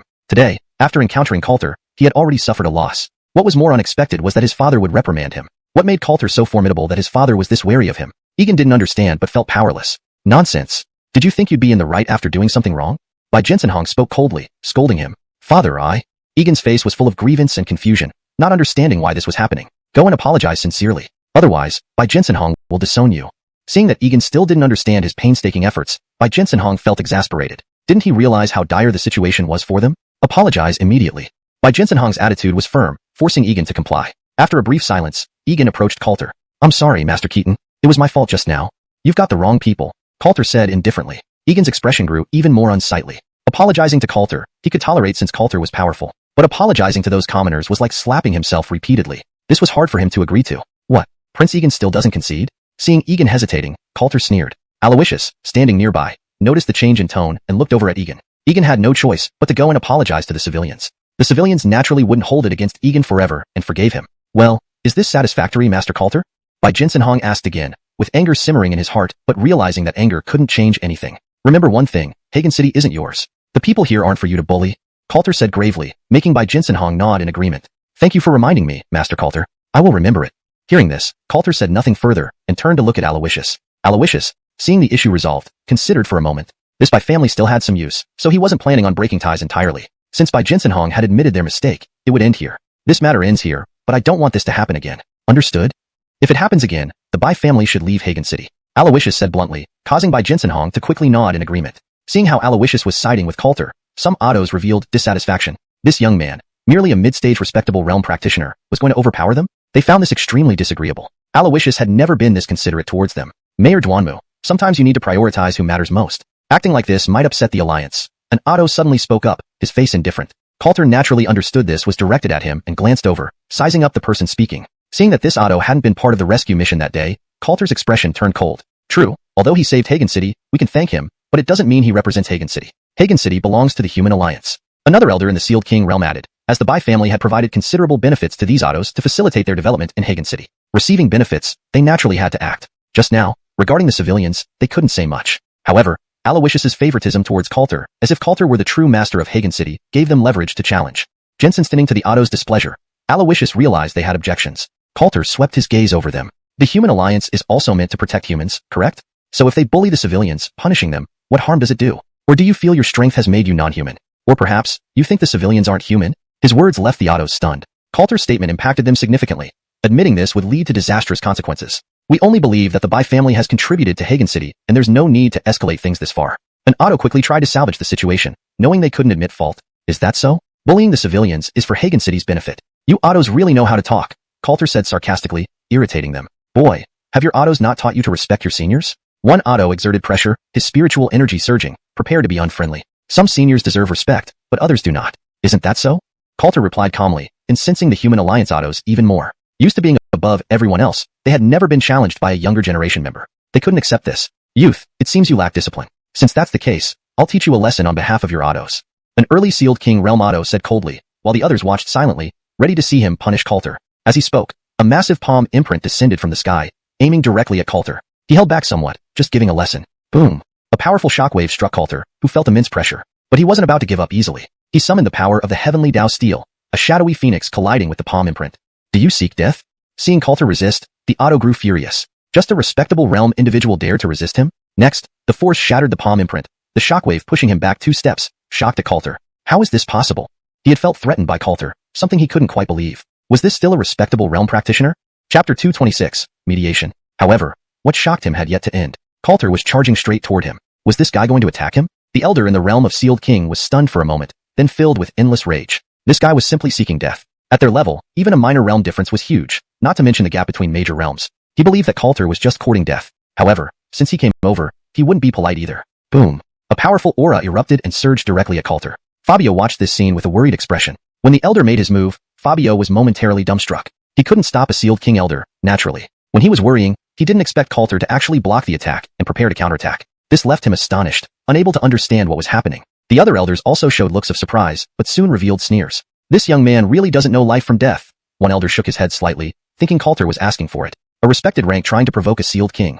What else could that be but courting death? Yul saw the two suddenly clash, with a glint of sharpness flashing in his eyes. Coulter daring to make a move here was obviously looking for death. He would definitely receive a harsh lesson. Egan watched more eagerly, hoping to see Coulter receive a harsh lesson from the sealed king elder, but his face quickly stiffened. The two figures clashed continuously, fighting so intensely that they were hard to separate, seeming unable to determine a quick winner. Seeing this, Egan's face became uglier. What kind of monster was this Coulter? Only in the respected rank, yet able to contend against the sealed king? Such a thing was unheard of. Fabio and the others were equally incredulous, never expecting Coulter's strength to be so exaggerated. The commoners watched excitedly, cheering for Coulter. In their eyes, it was clear who was truly considering them. This kid is not simple, an impartial elder side. Not all elders opposed Coulter. To many of them, they didn't care much about this matter, but Coulter's strength greatly surprised them. Why else could he save the entire Hagen city? At this moment, a figure approached, gaze falling on Coulter with a hint of admiration. Walter. Greetings, Walter. Everyone hurriedly greeted, their gazes focusing on the newcomer. Walter. Fabio also spoke, exchanging a glance with Cohen. He was the first elder to arrive, and also the strongest here, with a high status in the human alliance. Don't worry, I'll handle it. Cohen waved his hand and cast an appreciative look at Coulter. He took Coulter quite seriously. This young man was extraordinary. Perhaps they could recruit this youth into their human alliance. The alliance needed such fresh blood. After witnessing Coulter's sword strike, he had already been very impressed. But back then, Coulter was in a hurry to leave for the Heaven Absolute Demon Pit, so he hadn't said much. He hadn't expected Coulter to return so quickly. Looking at Coulter now, Cohen guessed that Coulter might have truly obtained the 3 spirit medicines of Heaven Absolute. If so, things would be different. The Heaven Absolute Demon Pit was always a forbidden area. Those who entered rarely returned, and those who didn't delve deep. To obtain the 3 spirit medicines, Coulter must have ventured deep inside. The fact that he returned safely spoke volumes. Thinking this, Cohen grew even more anticipatory. The sealed king elder fighting Coulter looked increasingly displeased. He never thought he couldn't overpower Coulter directly, which shocked him greatly. A respected rank person having such power? While he was pondering, Coulter's fist landed on his chest. Bang! The immense force was unimaginable. Coulter possessed such terrifying strength. Boom! The elder was blasted backward, retreating several steps before steadying himself. Onlookers gaped in disbelief. Did Coulter really fend off a sealed king powerhouse? Who was this person? He was too frightening. A respected rank repelling a sealed king. It was only a legend. The elder was naturally unwilling, his face turning ugly. Coulter had to pay a heavy price. With this thought, he prepared to continue attacking. Enough. Stop. A voice stopped him. He paused and looked toward the source. Walter. Seeing Cohen appear, he immediately became respectful. That's enough. I've understood this situation. Coulter is right. This city indeed belongs to the people. Aren't we cultivators supposed to protect our homeland and its people? We can't bully them now. With Cohen's words, their expressions turned serious. With Walter speaking, they had to reconsider. Yes. They nodded, indicating understanding. After addressing this, Cohen's gaze fell on Coulter. Good boy, you're back so soon? Have you gotten it? Cohen looked at him expectantly. Coulter nodded slightly. Walter, take me to Eraguchingyan. All right. Cohen nodded and led Coulter away. Seeing them leave, some neutral elders asked curiously. Joshua, what are they talking about? Hearing this, Fabio suddenly realized something. Ladies and gentlemen, you should know there's a woman poisoned by Heaven Absolute toxin in the Joshua's residence. Yes, we know that. But what does it have to do with this? They had seen Eraguchingyan and felt sorry for her. Chapter 227. Successful detoxification. After all, such a beautiful woman had been poisoned by the heaven-severing toxin. Everyone knew how dangerous the heaven-severing toxin was. It was practically incurable. In their eyes, Martina would soon die here. So they all felt very sorry for her. He went to the heaven-severing demon pit to find the 3 heavenly medicines. Hearing this, everyone looked surprised. They really did not know about this matter. They all knew what the heaven-severing demon pit was. Could this young man actually dare to go there? This was simply unbelievable. Judging by his appearance, he probably didn't delve too deep, and seeing the danger, he should have returned. The Otto who had acted just now snorted coldly, his expression very cold. He did not think that this Coulter could successfully bring out the 3 heavenly medicines. Even they, these kings of sealed realm, dared not enter the heaven-severing demon pit, let alone this Coulter. That's true. The heaven-severing demon pit is not somewhere just anyone can enter. Maybe not. Judging by his look, he should have found the 3 heavenly medicines. Aloysius spoke calmly. If Coulter still had the leisure to deal with these matters, then it meant Coulter had indeed found the 3 heavenly medicines. After all, when they saw Martina injured, Coulter's frenzied state made it clear. So Aloysius was certain that if Coulter hadn't found them, he wouldn't be so calm. This also made Aloysius expectant. If Coulter could come out of the heaven-severing demon pit, that was no small feat. Impossible. The Otto snorted again, firmly believing Coulter could not come out of the heaven-severing demon pit. After all, this was the heaven-severing demon pit, a place even sealed king realm experts avoided. A mere rank-respected realm practitioner absolutely couldn't come out alive. Well, why don't we go and see? Aloysius said calmly. He was quite confident in Coulter. Agreed, let's go see. Everyone immediately reached a consensus and headed toward the Joshua's residence. Bai Jensenhong's eyes flickered and followed them as well. He was also very curious about this matter. He wanted to know if Coulter could really come out from there. Coulter and Cohen had already arrived at an elegant room. Clearly, this was specially arranged by Aloysius. After all, Martina was only poisoned because she helped Hagen City, and in such a situation, they couldn't treat her poorly. Looking at the pale-faced Martina, Coulter's expression became serious. Then, with a wave of his hand, the 3 heavenly medicines appeared in the air. Seeing these 3 medicines, Cohen sighed a little. After so many years, there are very few people who can successfully bring out the 3 heavenly medicines. Coulter, you're really impressive. Cohen said appreciatively. It's just luck. Coulter waved his hand, modestly. Following this, as Coulter channeled his spirit energy, golden spirit energy continuously surged in the air, directly merging all 3 medicines into one. The next moment, white beams of light entered Martina's body. Soon after, Martina's complexion slowly returned to normal, the original paleness replaced by a healthy hue. Seeing this, Coulter smiled. Finally done. This way, Martina should wake up soon. Cohen nodded slightly as he watched Martina recovering. Then he added, although the heaven-severing toxin is almost cleared, do you have extra sets of the 3 medicines? If not, you need some materials to help her recover fully. If you do, combine the medicines and give them to her. After 7 days, she will be completely detoxified. Yes. Coulter waved his hand, and Cohen froze. He saw approximately 100 sets of the 3 medicines. When did Coulter get so many? Previously, even if someone brought some out, it was only 1 or 2 sets which were immediately used for detoxification. Coulter getting so many astonished Cohen. Aragog. Coulter remained humble, but Cohen glanced deeply at Coulter. He knew this wasn't luck. Being able to get so many demonstrated Coulter's great power. Cohen hesitated. Those sealed kings barely got theirs, yet Coulter managed so easily. He was truly a genius. Sir Keaton, I have a request. Please speak. Coulter observed Martina while looking at Cohen. I want a couple of sets of the 3 medicines for cultivation, so that we won't worry about this poison from the devil sect anymore. But rest assured, our human alliance is willing to exchange for it at its value. Coulter shook his head gently, saying, that's nothing. Please take what you need. I have plenty, and they're of no other use. With that, Coulter gave Cohen 3 sets. Given that he had received hundreds of sets, these 3 were negligible. Thank you, Sir Keaton. Rest assured, we won't take it for granted. Your honor. No, this is different. You must take it. These things are what our human alliance owes you. Cohen insisted firmly. Naturally, he wouldn't take advantage of Coulter. The human alliance wouldn't either. All right. Coulter didn't argue, but continued monitoring Martina's condition. Cohen then said, I'll leave you be. With that, Cohen turned and left. Outside, he met Aloysius and others. Seeing Cohen come out, Aloysius asked, how's the situation, Walter? It's all settled. The poison has been neutralized. Cohen answered plainly, knowing what they were asking. That's good. Aloysius exhaled with relief. As long as Martina was fine, he was at ease. Other autos also stared at Cohen in surprise. Walter, he really got the 3 heavenly medicines? Indeed.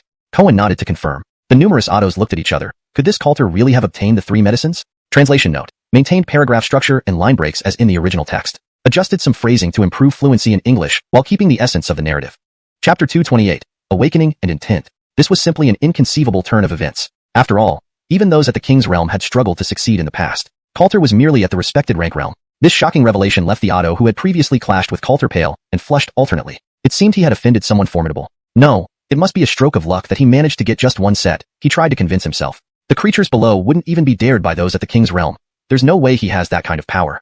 Despite his refusal to believe, other autos silently acknowledged the situation, for they too found it hard to accept any other explanation. Cohen then revealed the 10 sets of Heaven Absolute 3 Spirit Medicine Coulter had given him. The floating sets of Heaven Absolute 3 Spirit Medicine cast an eerie silence over everyone present. They had never anticipated this. These 10 sets were like a slap in the face, leaving everyone speechless. Have you seen? These are gifts from Coulter to our human alliance, intended for us to cultivate and research. Do you understand what these mean?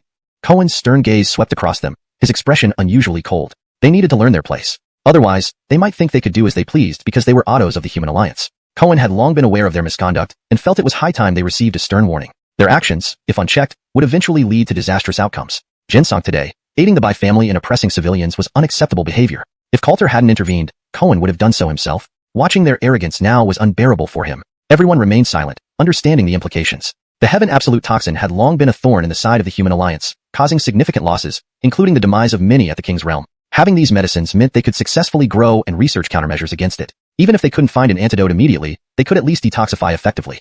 For the human alliance, this was undeniably beneficial. Thus, they recognized Coulter's immense contribution. The auto, too, realized this. Pursuing conflict with Coulter would likely lead to severe punishment within the human alliance. Contemplating this, his face turned deathly pale, unable to face Coulter.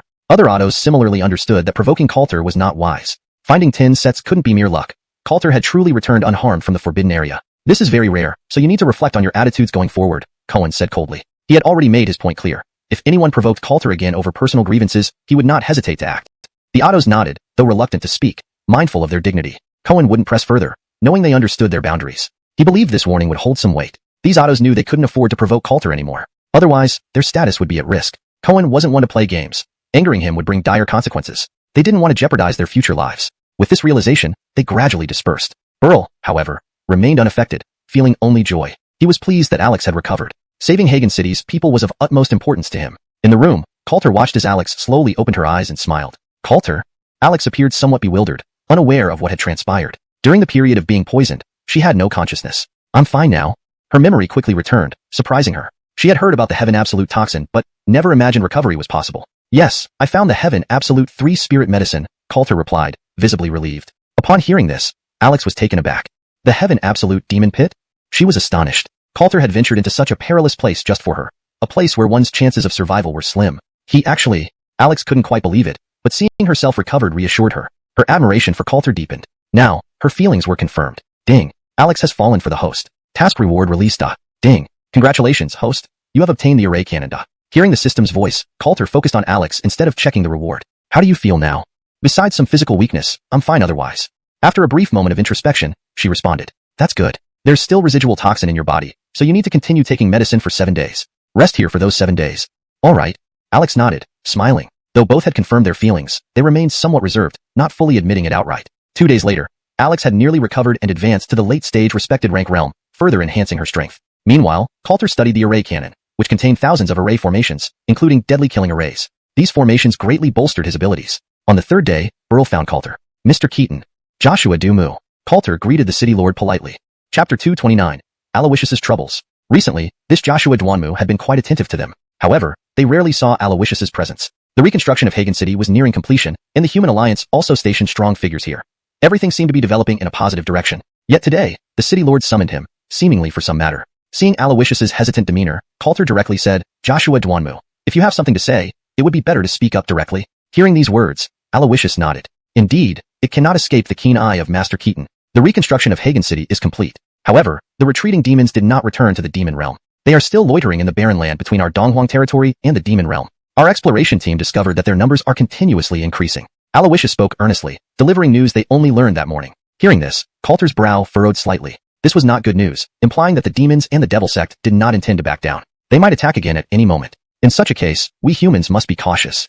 The seal of the demon realm has not been broken. Therefore, they must have constructed a passage somewhere, which allows these demons to appear outside.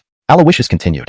After investigation by the Human Alliance, they believe there must be another passage, which could be the key to everything. Hence, they needed to find and close this passage. Otherwise, more demons would appear, which would be disastrous. The headquarters assigned this task to them, even sending reinforcements, but the pressure remained immense. In the morning, numerous autos debated for a long time, without reaching a definitive solution. Handling this issue would be challenging as the devil sect would surely guard the passage heavily. Not finding its location made things even more difficult. Feeling distressed, Aloysius sought Coulter's opinion. In his view, Coulter was intelligent and might provide a unique perspective. After listening, Coulter fell into deep thought. Initially, he didn't expect matters to escalate so quickly. If they didn't find the passage soon, the demons would gather strength and invade again. Why doesn't the Human Alliance handle it directly? Coulter was puzzled. Given the Human Alliance's strength, dealing with such minor issues should be straightforward. Why involve them? The Human Alliance is under significant pressure. The beast race watches closely, and the demon realm also requires powerful forces to suppress it. Headquarters believes that if we cannot handle this, Hagen City would have no reason to exist. Aloysius said gravely. Their situation had been tough over the years with two adversarial races always watching. Thus, their stronger figures couldn't easily intervene in other matters, which explained why they were tasked to solve this problem. Coulter grew serious. He then asked, what about those immortal sects? Won't they send reinforcements? Master Keaton, honestly, few immortal sect disciples are as enthusiastic as you. Most remain indifferent, let alone their autos. Getting them to lend a hand isn't easy. Unless it involves their interests, they will only observe from the sidelines. Jensen to Aloysius, Coulter remained silent, acknowledging the truth. Many immortal sects prioritize their interests above all else. Indeed, higher realms often bred greater apathy, vividly demonstrated by these sect members. Do you have any leads now? Coulter inquired. He knew Aloysius wanted his help but needed more information first. Not yet, but the autos suspect it may be the Donghua demon pit, a place we do not dare to tread easily. There might be issues there. Aloysius explained gravely. Their main suspicion naturally lay in the Donghua demon pit. If they were the devil sect, hiding here would be logical, given it being a forbidden zone where humans wouldn't venture, making discovery unlikely. Hearing this, Coulter pondered deeply. Indeed, it was possible. Master, many black-robed individuals visited the Donghua demon pit recently. We don't know what they did.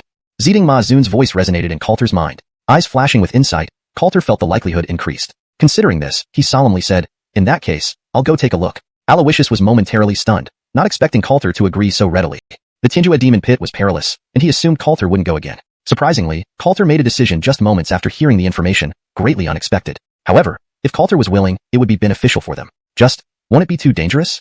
Although he didn't know the exact conditions of the Donghua demon pit, Allowing Coulter to go alone wasn't ideal. Moreover, the passage area would certainly be guarded by numerous strong figures from the Devil Sect, posing immense danger. Even Coulter would face peril, a point Aloysius was clear on. Don't worry. I'm only going to investigate. If it feels off, I'll leave and come back. Coulter shook his head gently. He valued his life and understood that clearly. If this place posed true threats, he'd choose to retreat without lingering too long. As for why he was helping, it was simple. Aloysius had treated them well and provided much assistance. Furthermore, as part of humanity, facing such a crisis, he couldn't stand idly by. Unlike those lofty immortal sects, he would act. Chapter 230. Return to the Demon Lair. Jensen stinning to Coulter's words, it would be false to say that Aloysius wasn't moved. He really couldn't have imagined that in the end. It would be Coulter who went all out to help them. It was extremely surprising. After a moment's contemplation, Aloysius stood up straight and bowed slightly to Coulter. I want to thank Slade Keaton for your sincere assistance. In the future, if you ever need anything, please come to Hagen City. Our city will not stand by idly. Aloysius's tone was exceptionally sincere. Coulter waved his hand slightly, replying, Lord Mayor, there's no need for this formality. I'm only doing what I can. For things I can't do, I won't force myself. Despite his words, he had been giving it his all in every battle. Aloysius naturally saw this, but didn't say much more. Then we hope you will also attend the afternoon meeting. Sure. Coulter nodded, understanding that the matter was serious and needed a discussion. After Aloysius left, Martina appeared behind Coulter. Really go on such a dangerous mission? Hearing Martina's worried voice, Coulter smiled lightly and said calmly, naturally, some things must be done. If we don't do it, who will? Some matters always require someone to handle them. Coulter spoke with a calm expression. To him, it was something he should do. Otherwise, the fall of Hagen City would bring no benefits to them. I'll go with you. Martina spoke seriously, looking at Coulter. She didn't want him to face danger alone. It was too perilous. No way. Coulter refused without hesitation. He knew how dangerous this mission would be. He could go, but he absolutely couldn't let Martina follow. But, if I follow, wouldn't I be able to share some of the burden? Yes, but your injuries aren't fully healed yet, so it's still quite risky for you to go now. So, just stay here and rest, Coulter said slowly, very earnestly. Hearing this, Martina hesitated, as she was genuinely worried about Coulter's safety. Don't worry, I'll return safely, Coulter assured her, his expression filled with confidence. Seeing his serious demeanor, Martina suddenly felt reassured, knowing that Coulter's strength was dependable. Okay. You must be careful. These guys are tough opponents, Martina reminded him, staring intently at him. As long as Coulter returned alive, she wouldn't worry. With that, Coulter smiled faintly, patted Martina's head, and then turned to leave. Watching him go, Martina's expression carried a hint of worry. She had a feeling that things would be very dangerous next. This wasn't a good omen. Her greatest concern was Coulter facing danger, but she understood that Coulter should go. Apart from him, perhaps no one else dared venture into that place. Now, it was just a matter of seeing Coulter's strength. At this thought, her expression became serious as well. Soon enough, Coulter arrived at the council hall of the Joshua's residence. Looking around, Coulter grasped the situation. Except for the Ottos present, there were no other cultivators. This meant they would be under considerable pressure. Thus, this was what Aloysius was concerned about. Slade Keaton has arrived. Seeing Coulter, they all smiled genuinely. To them, Coulter was essential. Without him, they certainly wouldn't dare explore the Heavenly Abyss Demon Lair. All right. Coulter nodded slightly and sat beside Aloysius. Ladies and gentlemen, let's continue our previous topic. What's crucial now is quickly determining the location of the passage. Aloysius spoke solemnly, gazing at everyone. That's right. Based on our estimation, this passage should be within the Heavenly Abyss Demon Lair, but we're unsure where exactly. We need you, young friend Keaton, to investigate. No problem. Coulter nodded and added, however, the demon sect and the demon race will likely try to stop us, so we need you to distract them on the front lines. This can be arranged. We'll ensure everything's set on the battlefield. Cohen responded sincerely, making a firm promise. Good. Coulter nodded, satisfied with this arrangement. Following this, Cohen and others made additional preparations. The operation began soon after, and Coulter headed towards the Heavenly Abyss Demon Lair. Half a day later, he reached the location. Observing this familiar place, Coulter grew serious. It was indeed perilous, and he sensed the demonic aura growing thicker. It seemed the demon sect members were already here. Thinking of this, Coulter took out the Yin-Yang Immortal Sword, ready for unexpected situations. Do you think it's here? Where should we look? Coulter glanced at Purple Vine Demon Venerable. The most concealed areas would be the 3rd, 4th, and 5th levels. Other places might be small caves. Basically, there's no possibility elsewhere. Purple Vine Demon Venerable answered. Considering these words, Coulter's expression showed deep thought. I've got an idea. Coulter's face turned serious as he recalled something and headed toward the Heavenly Abyss Demon Lair. According to his reasoning, the Ghost Clan was a likely option since the demons communicated with them. If they weren't with the Ghost Clan, he could still seek their help. Shortly, Coulter reached the 1st level of the Heavenly Abyss Demon Lair. The surrounding Purple Vine demons sensed Coulter and immediately suppressed their own auras, retreating hastily. They dared not entertain any thoughts against Coulter now. Coulter glanced indifferently, then proceeded to the 3rd level. Moments later, he arrived there. Eric rushed over, surprised by Coulter's sudden appearance. Hashtag chapter 231. Assistance from the Ghost Clan. Kid, how did you come back so quickly? Eric's gaze fell upon Coulter. It had only been a few days since Coulter left, and now he was already back, giving Eric an uneasy premonition. After all, Coulter always gave Eric a different kind of feeling. Senior, there's something I want to ask you.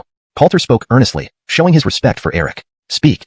Eric waved his hand nonchalantly. Did the demon sect leave behind any formations or passages here? Coulter asked directly. There was no need to beat around the bush. Asking straightforwardly was the simplest approach. Demon sect? Eric furrowed his brow slightly, then after a moment of thought, shook his head. I'm not sure, but we haven't seen the demon sect in a long time. Eric said this calmly, as there was no need for him to lie about such matters. That's good. Coulter nodded. Since it wasn't here, he would have to search elsewhere next. What happened? Eric asked, noticing Coulter's serious expression. He sensed that something major might be happening on the human side. Otherwise, Coulter wouldn't have rushed over. If it were anyone else, he wouldn't bother asking. But Coulter had done a lot to help the Ghost Clan, and they still owed him 3 favors. Therefore, Eric felt he should ask more about it. Coulter looked at Eric, a bold idea forming in his mind. It's like this.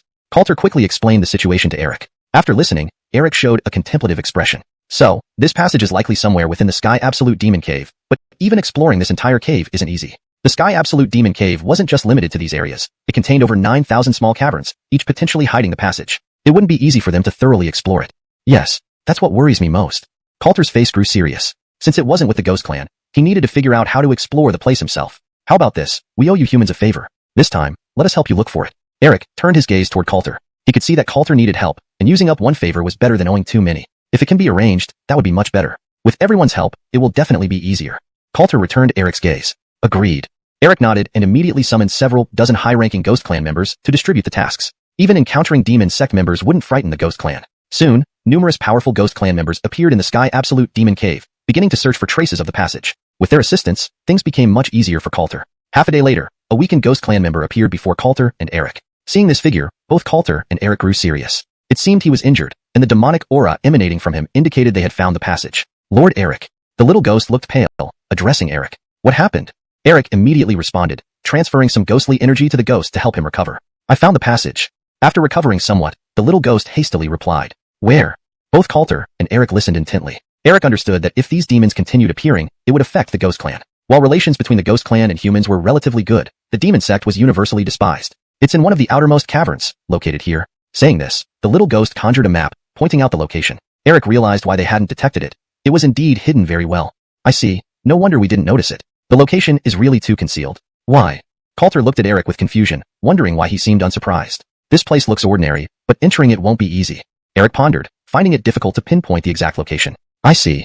Coulter nodded, understanding the situation better. However, I can take you there, but it appears the opponent is quite strong. Do you wish to go?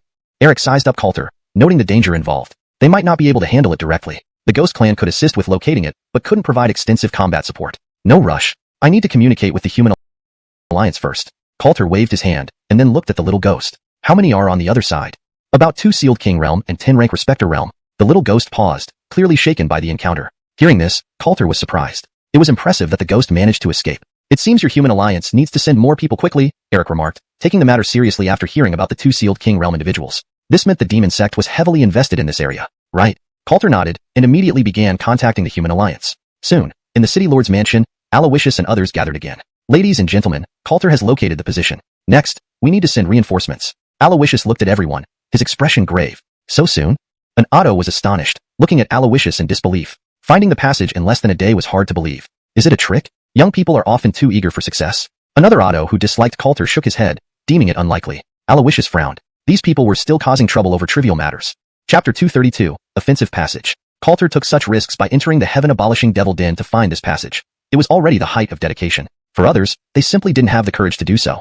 Even in this situation, these people were still questioning Coulter here, which truly chilled Aloysius's heart. If Coulter knew this, he probably wouldn't bother doing anything for them anymore. Aloysius took a deep breath and said coldly, Ladies and gentlemen, Slade Coulter risked his life for Heavenly Reputation City, and you're still questioning him here? Don't you understand the immense risk Slade Coulter took?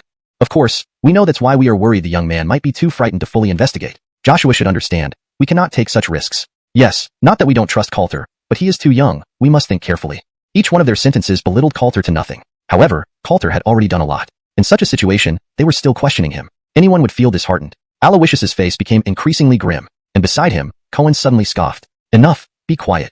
It seems I haven't taught you enough lessons. A young man fights for us old fellows, and now you're going to question him? Do you old guys really want to go into your coffins? Hearing Cohen's icy voice, the Otto's faces tensed up. They almost forgot Cohen's warnings. Prepare to support Slade Keaton. We cannot let him face the devil sect alone in those passages. Everyone quickly nodded. Since Cohen had spoken, they naturally had no second choice under these circumstances. Let's go. Cohen wasted no time, immediately leading everyone out in grand procession. With the devil sect having such defensive setups in the passages, if they did not help, Coulter would surely not be able to cope alone. After getting Cohen's confirmation, Coulter also felt a slight relief. He still couldn't trust the others. Only with Cohen leading could they deal with the Devil Sect members. This was the crucial passage of the Devil Sect, so they would naturally give it utmost importance. This might trigger a major battle, devastating enough to destroy the heaven-abolishing Devil Denver. Under such circumstances, they naturally needed to be well prepared. Upon seeing Coulter communicate with the ghost nobility, Tiandra Parrison's expression turned more serious. Do you need help? Is it possible? Coulter looked at Tiandra Parrison with suspicion. For the Ghost Clan, they probably wouldn't want to involve themselves in this. After all, this matter might result in heavy losses for the Ghost Clan. The appearance of the Devil race here is also not beneficial for us. Moreover, you may not know that what is sealed below is also of the Devil race. In such a situation, we should assist humans, otherwise, the consequences will be unimaginable. Tiandra Parrison's expression changed as well. All signs of nonchalance vanished, replaced by seriousness and gravity. He clearly understood that once the devils revealed themselves, they would not spare the heaven-abolishing Devil Den when they gained enough strength. Unless the Ghost Clan left directly, they would be in grave danger. But after years of operation here, the Ghost Clan would definitely be unwilling to leave easily. In this case, it was better to help the humans win. After all, the Devil race itself was also their enemy. I see. Coulter nodded. If that were the case, the help from Tiandra Parrison would make things much easier. The Ghost Clan's power was quite formidable. Then thank you very much.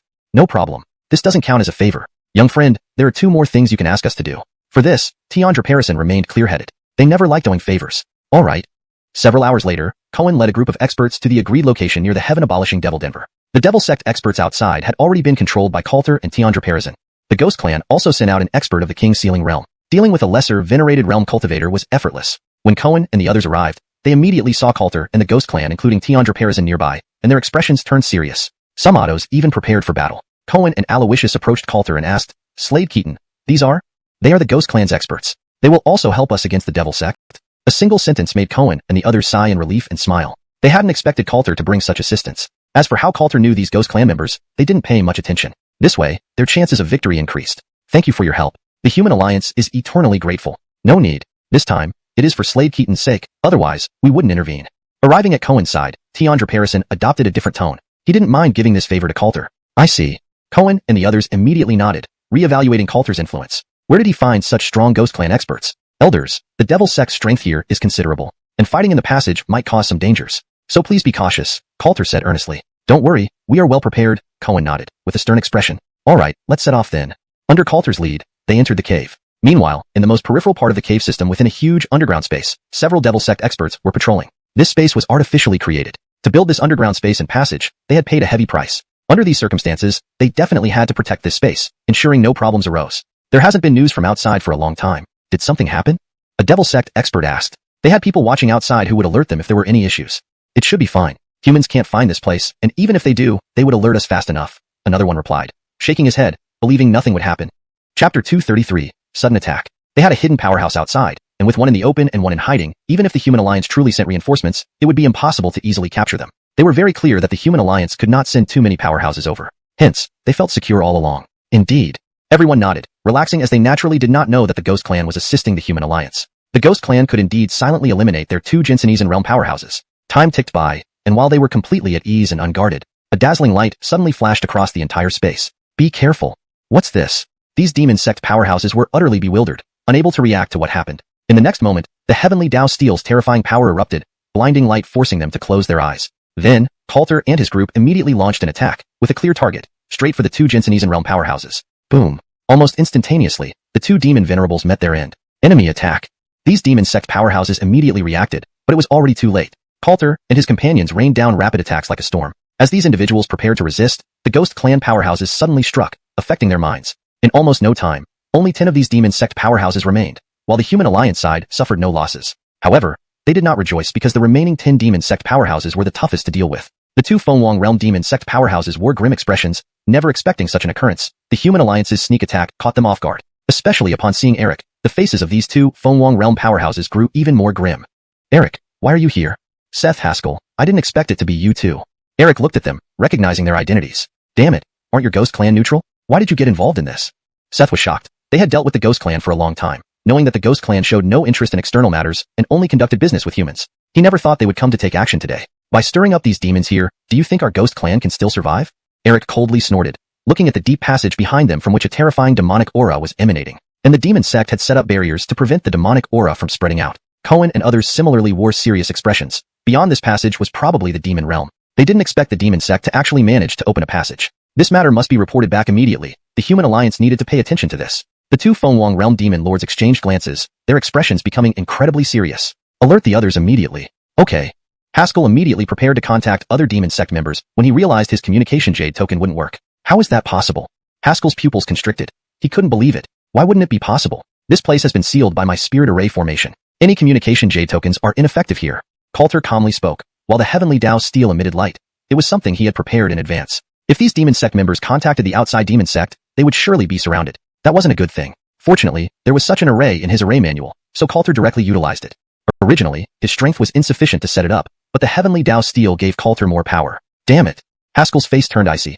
He hadn't expected such a situation. Now, their troubles were growing larger. Now, there's absolutely no way for you to escape. Seeing the formation complete, Coulter slightly sighed in relief. This formation not only blocked communication jade tokens, but also barred their retreat unless these demon sect members retreated into the demon realm. But the demon realm was hell itself, and even the demon sect members would not easily be spared by the demons there. After all, the demon sect and the demons merely used each other. The demons want to come out, and the demon sect needs to find ways to help them. The demon sect wants to confront the human alliance and must use the demon's power. It's not about how close their relationship is.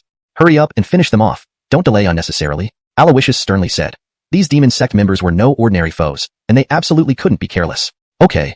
Everyone nodded and quickly attacked. Seth and Haskell were engaged by Cohen and the Ghost Clan's Fengwang realm member, while Coulter focused on eliminating the other demon venerables. Once they finished off the other demon venerables, they would unite to deal with Seth and Haskell. However, the remaining ones were indeed powerful, causing immense pressure on Coulter and his team. Jensen Xianxia was also present here. Coulter immediately confronted him, since the individual who severely wounded Martina included this person. Seeing Coulter approaching, Jensen Xianxia's expression turned ugly. Did you kill Percy Xianxia? Jensen Xianxia asked solemnly. Upon seeing Percy Xianxia's life plate shatter, they were very surprised. Percy Xianxia always kept a low profile, but suddenly dying after leaving Heavenly Praise City left the demon sect baffled. Today, after seeing the Ghost Clan and Coulter, Jensen Xianxia connected the dots. Yes. Next, it's your turn. Coulter sneered, swinging the Yin-Yang immortal sword, releasing a divine beam towards Jensen Xianxia. Jensen Xianxia's expression became grave, well aware of Coulter's strength and not daring to underestimate him. However, he knew he had no way to retreat, and a blood-red tiger demon silhouette appeared behind him, claws slashing towards Coulter. Boom. The Yin-Yang immortal sword struck, releasing beams of light. Wah!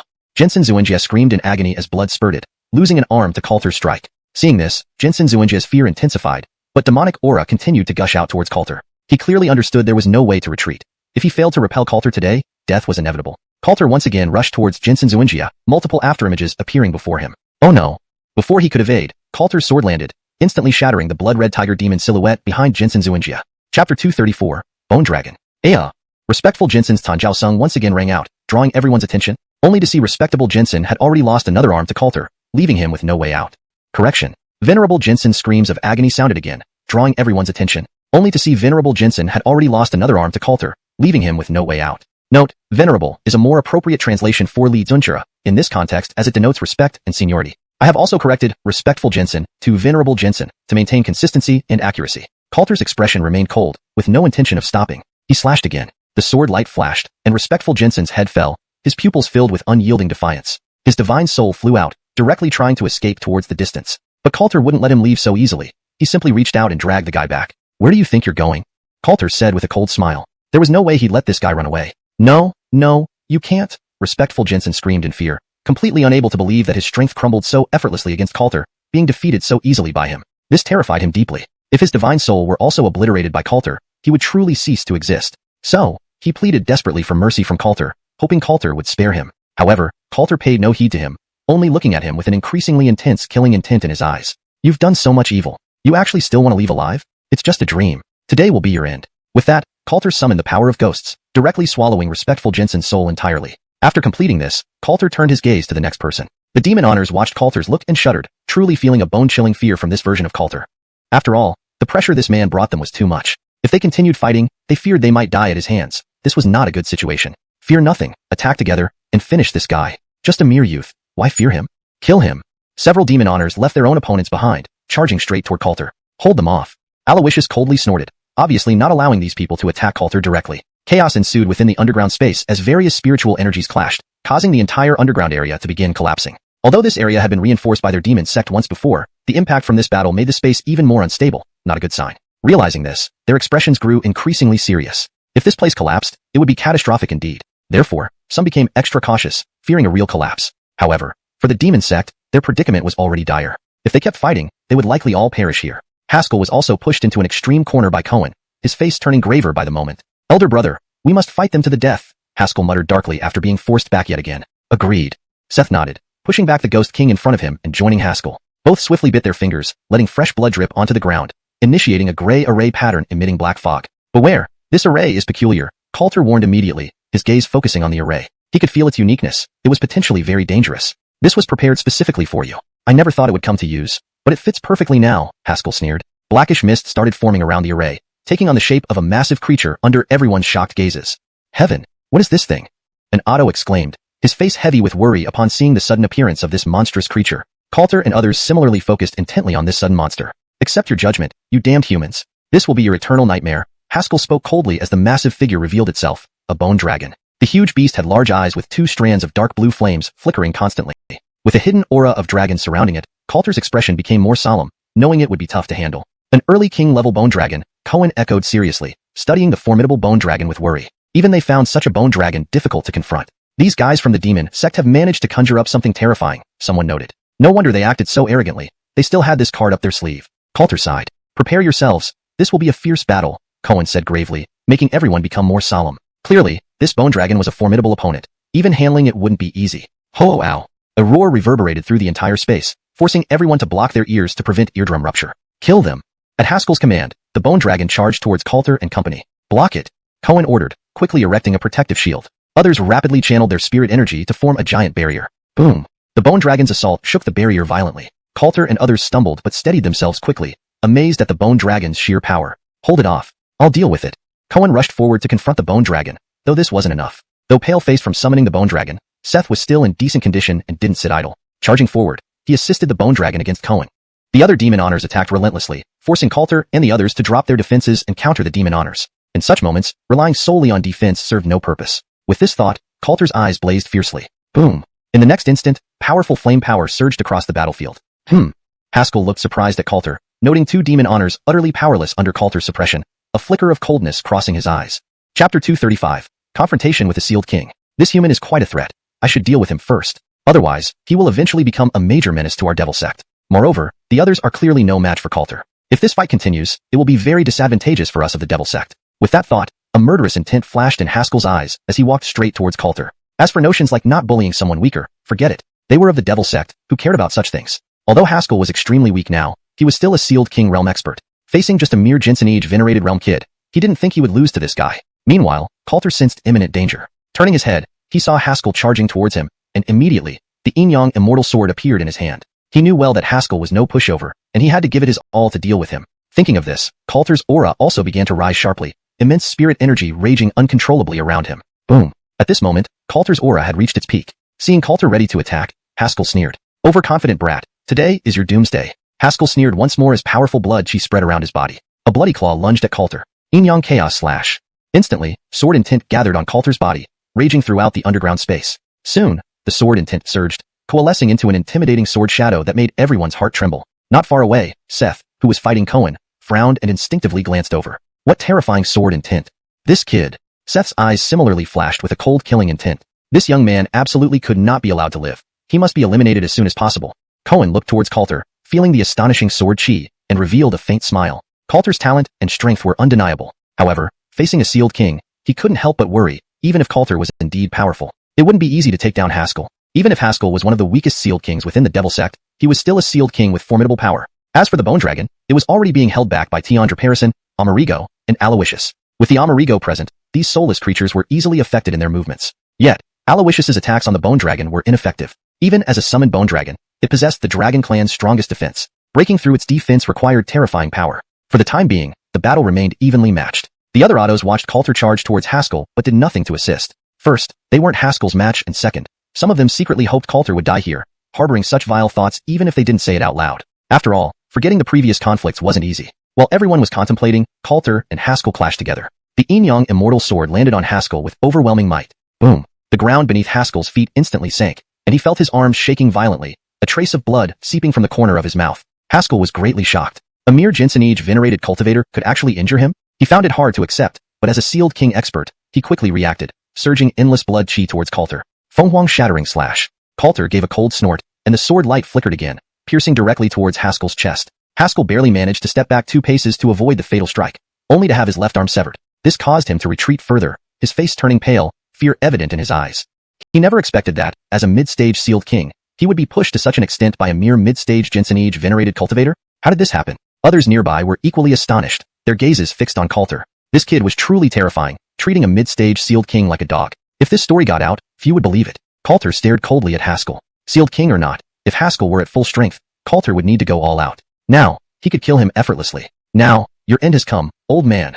Coulter smiled, the powerful sword intent sweeping across the entire battlefield. This kid. Cohen shook his head, watching Coulter, but then noticed Seth distracted. His eyes flashed with fierce light, and he attacked mercilessly. Seth was startled and hurriedly defended, but his mind was preoccupied with concern for Haskell, who was in a dire situation and definitely not a match for Coulter now. In this state, he also suffered a few wounds. Seth, still daring to get distracted? You're dead today. As Cohen spoke, Seth realized the danger and called the Bone Dragon for help. The Bone Dragon roared, breaking through the Amerigo's blockade, and charged towards Cohen. Hold him back. Amerigo snorted coldly, ghost chi spreading throughout the underground space, sending shivers down everyone's spines. Coulter observed the distant situation and realized he could not let Haskell live any longer. Without another moment's delay, he rushed forward. Haskell was already enraged, having an arm severed by a Jinsenage venerated junior.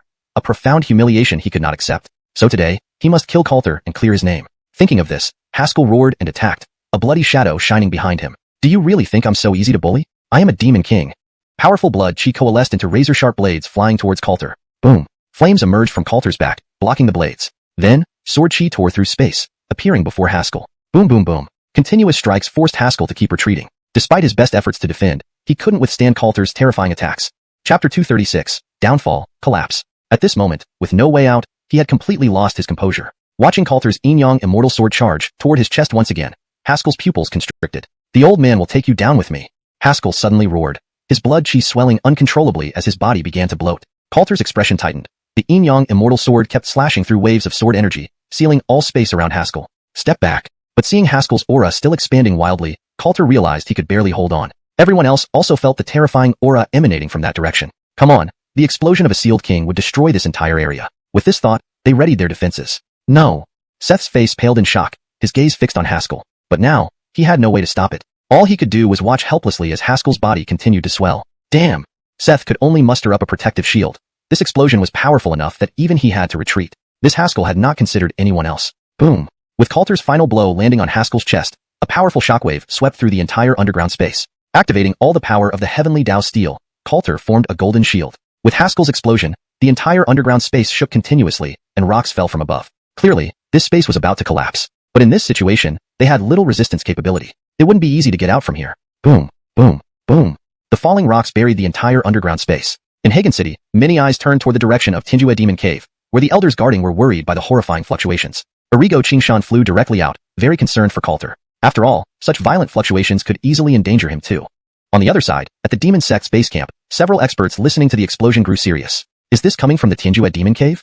It seems so. Could there be a problem with our passage? A demon sect expert said worriedly, turning tense. It's quite possible. Should we check it out? Now? We probably can't go back. Another one shook his head, looking upwards. Nearby, several figures stood silently. Clearly, these were experts from the Human Alliance who had been watching for a while. Cursed, how did they find us? A demon lord's face darkened. Their passage location was extremely hidden. Its discovery took them by surprise. It seems our plan has failed. Gloom enveloped the demon sect. Opening such a passage required a huge price. They felt helpless. Setting up another passage would be troublesome. Well then, these demons are enough. These demons were too dangerous to keep. They were highly bloodthirsty, and if not used against the Human Alliance, they would eventually turn on their own. Demon sect's experts returned to their cultivation places without further action. Now was not the time to war with the Human Alliance. The humans also knew dealing with the demon sect wasn't easy in this situation. They decided to leave it at that for now. At the Tinjue Demon Cave, the northern mountains had collapsed, showing no sign of life. Bang! Soon, sounds of breaking earth were heard as Cohen and others crawled out from the rubble, covered in dust and dirt. But not everyone made it out. Clearly, some were either heavily injured or dead from that explosion. Where is Coulter? Aloysius scanned the area but saw no sign of Coulter. His heart sank. Could something have happened to Coulter? Cough, cough. Not far off, Coulter emerged from the dirt, slightly disheveled. I nearly died there. Coulter sighed. If not for his strong physique and the defense of the heavenly Dao steel, he would likely have perished today. This Haskell was truly mad. Seeing Coulter unharmed, Aloysius breathed a sigh of relief. As long as Coulter was fine, he needn't worry about facing Arigo Qingshan. What about the demon sect people? An elder scanned around but saw no signs of the demon sect members emerging. Beware, they're not dead. Cohen warned, his gaze fixed on the entrance of the passage. Boom. Cracking sounds came from below, and a massive bone dragon emerged from the ground. Everyone's faces tightened. the bone dragon seemed relatively unscathed, its defenses formidable. Quickly, Seth and others emerged from underground, glaring coldly at Coulter and company. Seth's expression was filled with murderous intent as he glared at Coulter, clearly grinding his teeth. Younger generation, I'll make you bury my brother. Seth roared, his killing intent growing. He only had this one brother who died here. He was almost driven mad by it. I think you're dreaming. Cohen stepped in front of Coulter, his eyes locked on Seth. He wouldn't let this guy harm Coulter. Cohen, today is your death day. I don't believe you can protect them forever. Bone Dragon. Following Seth's command, the Bone Dragon roared, emitting a terrifying aura. Destroy them. Seth coldly ordered as the other demon venerables charged out wildly, aiming to eliminate Coulter and company. The Bone Dragon unleashed streams of dragon fire, icy blue flames forcing Coulter and others to retreat. They couldn't risk a direct confrontation given its immense power. Amidst the dust, Seth rushed toward Coulter, demonic aura surging, eyes bloodshot, clearly wanting nothing more than to devour Coulter alive. Chapter 237. Confronting the demonic dragon. Coulter was taken aback as the yin-yang immortal sword appeared in his hand, ready to defend. In the next moment, a figure swiftly appeared beside him, directly blocking Seth. Old man, it's really shameful to attack someone much younger, Cohen sneered, delivering a punch that forced Seth back several steps. I'll kill you first then. Seth was not one to back down and continued attacking Cohen, determined to avenge his brother. Watching Cohen handle Seth, Coulter immediately turned his attention to the other demon overlords. He knew he wasn't their match yet, but those demon overlords would soon suffer. Less than 15 minutes later, all the members of the demon sect were slain, with only 3 casualties on the Human Alliance side and 2 from the Ghost Clan. If it weren't for the explosion caused by Haskell, their losses would have been even smaller. But this was still a significant victory for them. Seth's expression was grim, but with the skeletal dragon present, he did not feel that he would lose. Since that's the case, let's activate this forbidden power, he muttered. Suddenly, demonic aura began emanating from below through an unscathed passage. As the demonic energy surged into Seth's body, his eyes turned blood red, and his features became increasingly sinister. This lunatic is truly courting death. Cohen sighed, his expression becoming more serious. Seth had absorbed pure demonic energy, and his body was undergoing a rapid transformation. Soon, he would become a true half-demon, a very dangerous opponent indeed. This situation was adding immense pressure to them. The same demonic energy was also flowing towards the skeletal dragon above. With a roar, the dragon's body started to transform. Let me show you its true strength, Seth growled menacingly. Though the skeletal dragon had no flesh, terrifying demonic patterns emerged on its white skeleton. Roar!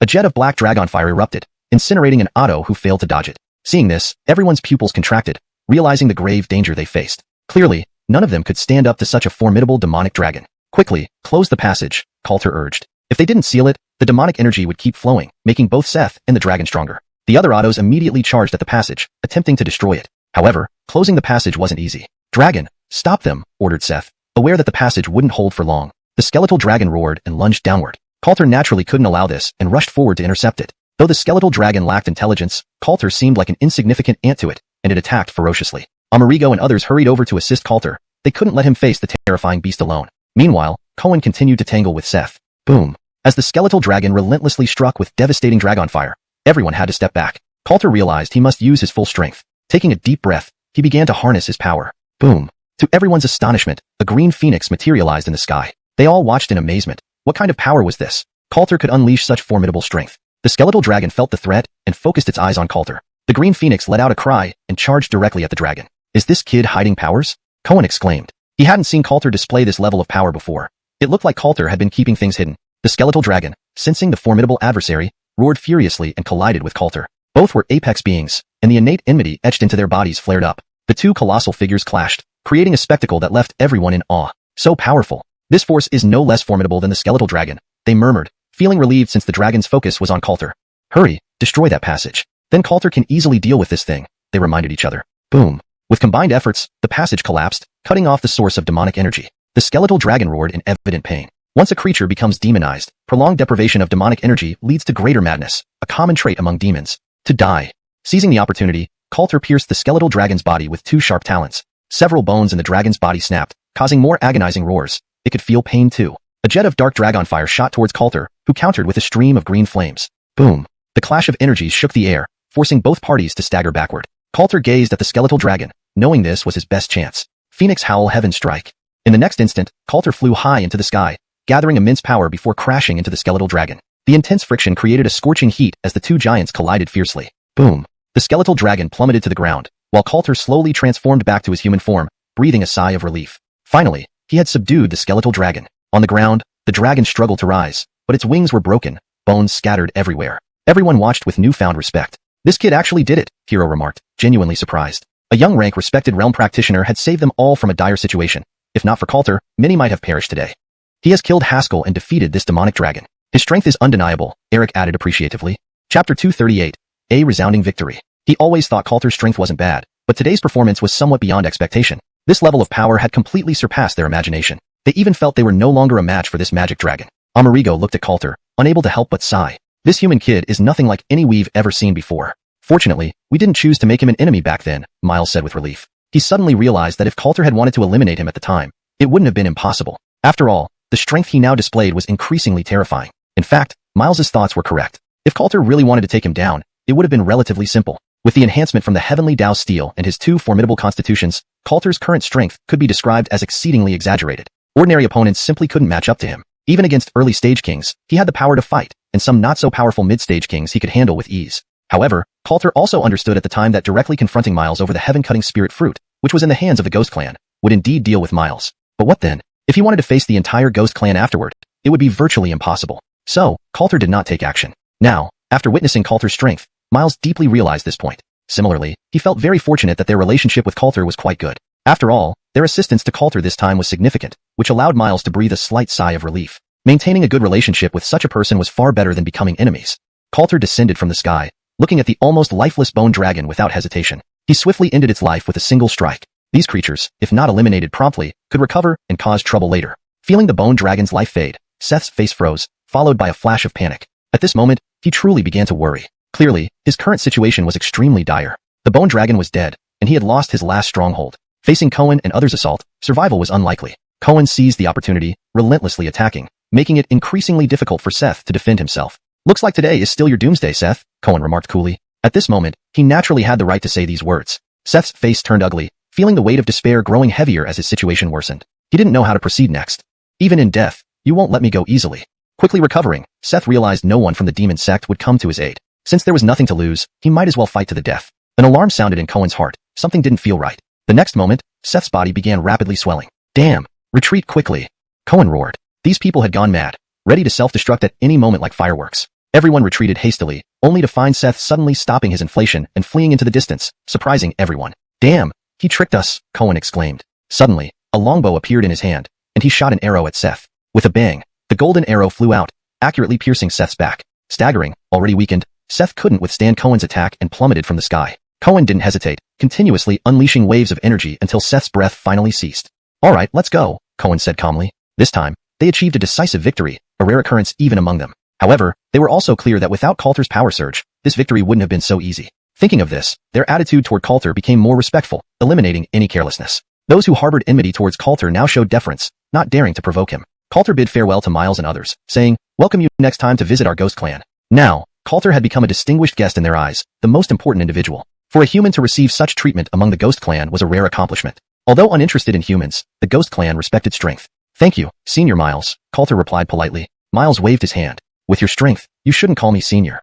Coulter smiled, knowing regardless of his strength, Miles and others were still his seniors whom he respected. After some polite exchanges, Coulter and his group left. Watching Coulter depart, Miles sighed. One day, this young man will become a true hegemon. Indeed, so it's wise to maintain good relations with him, Amerigo agreed, nodding. Coulter's demonstrated strength had earned their respect. On the way back, Cohen continuously praised Coulter.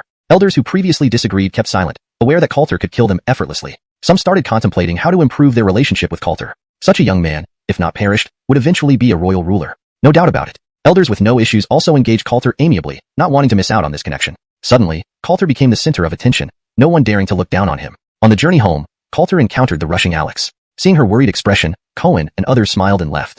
Chapter 239, Departure. Both of them were fully aware of the relationship between these two. In a situation like this, it was natural that they should not stay here as an oversized third wheel. Leaving directly was better to avoid being despised by Coulter. "Why did you chase after me?" Coulter stepped forward and held Fernanda's small hand. Fernanda's face turned red. Although she had resolved her feelings, being so intimate with a man for the first time naturally made her somewhat shy. However, she still earnestly said, "I was worried about you after seeing the explosion." Hearing these words, Coulter revealed a gentle smile. "Don't worry, nothing will happen to me.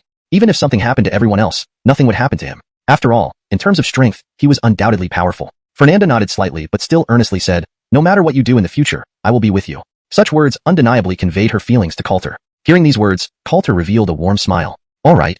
After returning to Hagen City, it immediately organized forces to combat the demons ahead. These demons obviously needed to be dealt with. Otherwise, keeping them around would always pose some hidden dangers. A few days later, all the demons were cleared out, and the demon sect did not appear at all from start to finish, seemingly having abandoned this plan. After the victory banquet in Hagen City ended, Coulter and Fernanda left Hagen City directly. They still had other places to travel. Half a month later, the two looked at the city gate of Xianxia City. Coulter asked, "Is the cuisine god feast they mentioned here?" "It should be. This is the cuisine god feast of 7 Treasures Immortal Sect, which is quite famous throughout the Eastern Wasteland." Fernanda nodded slightly, also feeling some anticipation. The cuisine god feast of the 7 Treasures Immortal Sect was a renowned feast known throughout the Eastern Wasteland. Here, they could taste food made from all kinds of top-tier ingredients. Just one bite would benefit them immensely since all of these were the finest spirit items, greatly aiding their cultivation. Furthermore, there would be a competition here, where the winner could make a request to the 7 Treasures Immortal Sect, which would strive to fulfill it. This was very important for cultivators. So many were heading to the 7 Treasures Immortal Sect to participate in this grand event. Coulter and Fernanda were no exception, especially since it was Fernanda who brought it up. "Let's go. Go take a look." The two entered Xianxia City, which was bustling. Especially due to the cuisine god feast, banners were hanging everywhere celebrating this grand event. Indeed lively. Coulter glanced around. Indeed, befitting a city of an immortal sect, its prosperity far surpassed that of smaller cities like Tianyong City and Hagen City. Even the cultivators walking past were incredibly powerful, rarely seeing any below the heaven transformation realm. "Let's find a place to stay first." Coulter scanned around, sensing the intense hustle and bustle. Ghost houses would probably be full. Sure enough, the inns near the cuisine god feast location were almost completely booked. However, such things posed no problem for Coulter. Casually tossing out a few bottles of 6th grade pills, the innkeeper politely prepared the best room for the two of them. These inns were smart. During such times, they would reserve the best rooms for inflated prices. Coulter clearly understood this and didn't bother arguing with them. Fernanda was somewhat surprised. She hadn't expected Coulter to be so generous. Those were 6th grade pills, and Coulter didn't even flinch before throwing them out. "Don't worry. I can refine many of these pills."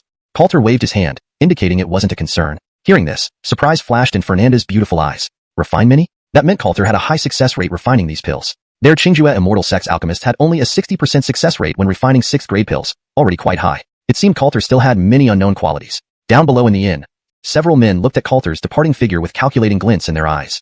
"Brother, looks like we've got a big catch. Such generosity and only at the rank respect realm. Seems like some disciple from a major sect. Himph, follow them closely. Whatever he has, I want it." They whispered, plotting something. Half an hour later, Coulter and Fernanda left the inn, preparing to explore the surroundings. The cuisine god feast was 2 days away, giving them time to see the city. After taking a few steps, Coulter suddenly sensed something and glanced backward. 2 furtive figures quickly dodged, but Coulter saw their movements clearly, leaving him puzzled. What were they planning? "What's wrong?" Fernanda asked curiously, her gaze on Coulter. "We're being followed." Coulter transmitted his voice to Fernanda. Upon hearing this, Fernanda's expression became serious. "Tracked? What did they want? They just arrived here and shouldn't have offended anyone." Thinking about it, Fernanda felt lost, unsure of the situation. "What should we do?" Fernanda looked at Coulter, asking. "Let's see what they plan to do." Coulter spoke indifferently. He wasn't afraid of these people, so he led Fernanda into a side alley to see their true intentions. The two following behind stared doubtfully at Coulter. Did this guy take a wrong turn? Or did he notice us?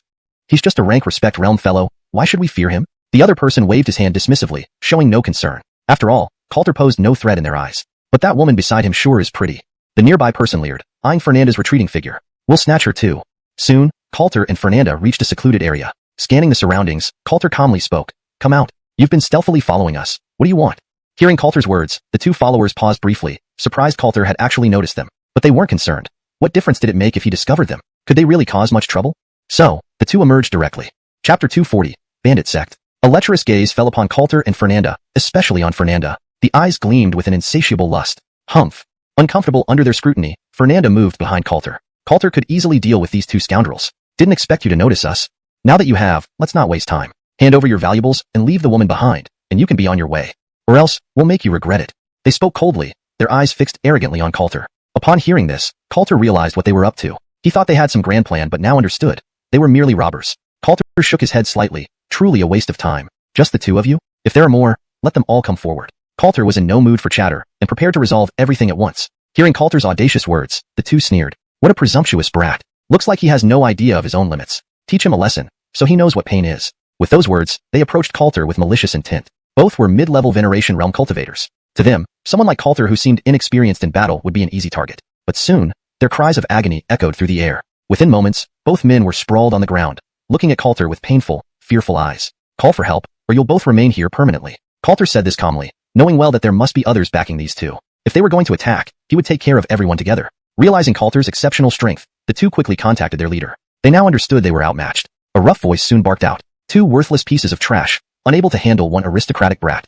Their leader stormed in, glaring at the fallen duo before turning his attention to Coulter with a sneer. Seeing Fernanda afterward, a glint appeared in his eye. He had never seen a woman like her before, and instantly, sinister thoughts filled his mind. Such a woman would be perfect for me. Laying hands on my subordinates, boy, you really don't know when to die. I'll give you two choices. Hand over everything you have, leave the woman, and then get lost.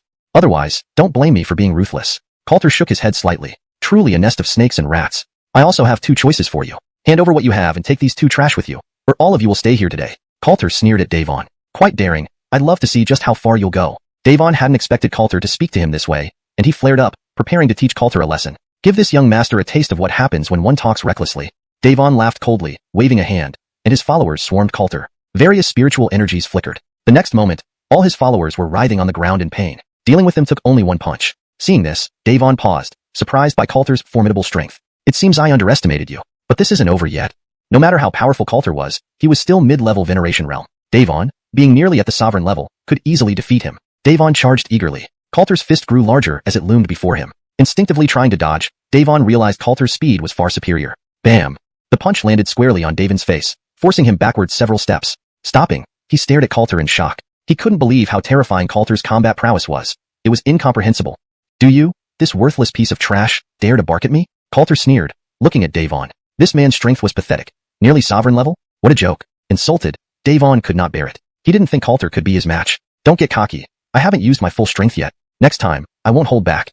Gathering all his strength, Devon attacked Coulter again. Though his aura was impressive, to Coulter, he was nothing more than a clown. Boom. Their fists clashed, and Devon immediately felt an overwhelmingly terrifying force. In the next moment, he flew backward, slamming into the wall, blood spurting from his mouth, staring at Coulter in agony. He could feel as if his internal organs had shifted position, causing immense pain. How? With such limited strength, you dare to rob people here? Coulter said coldly, looking at them. If he hadn't held back, today would have been Devon's last day. Hearing Coulter's words, Devon's face paled from pain. Who are you?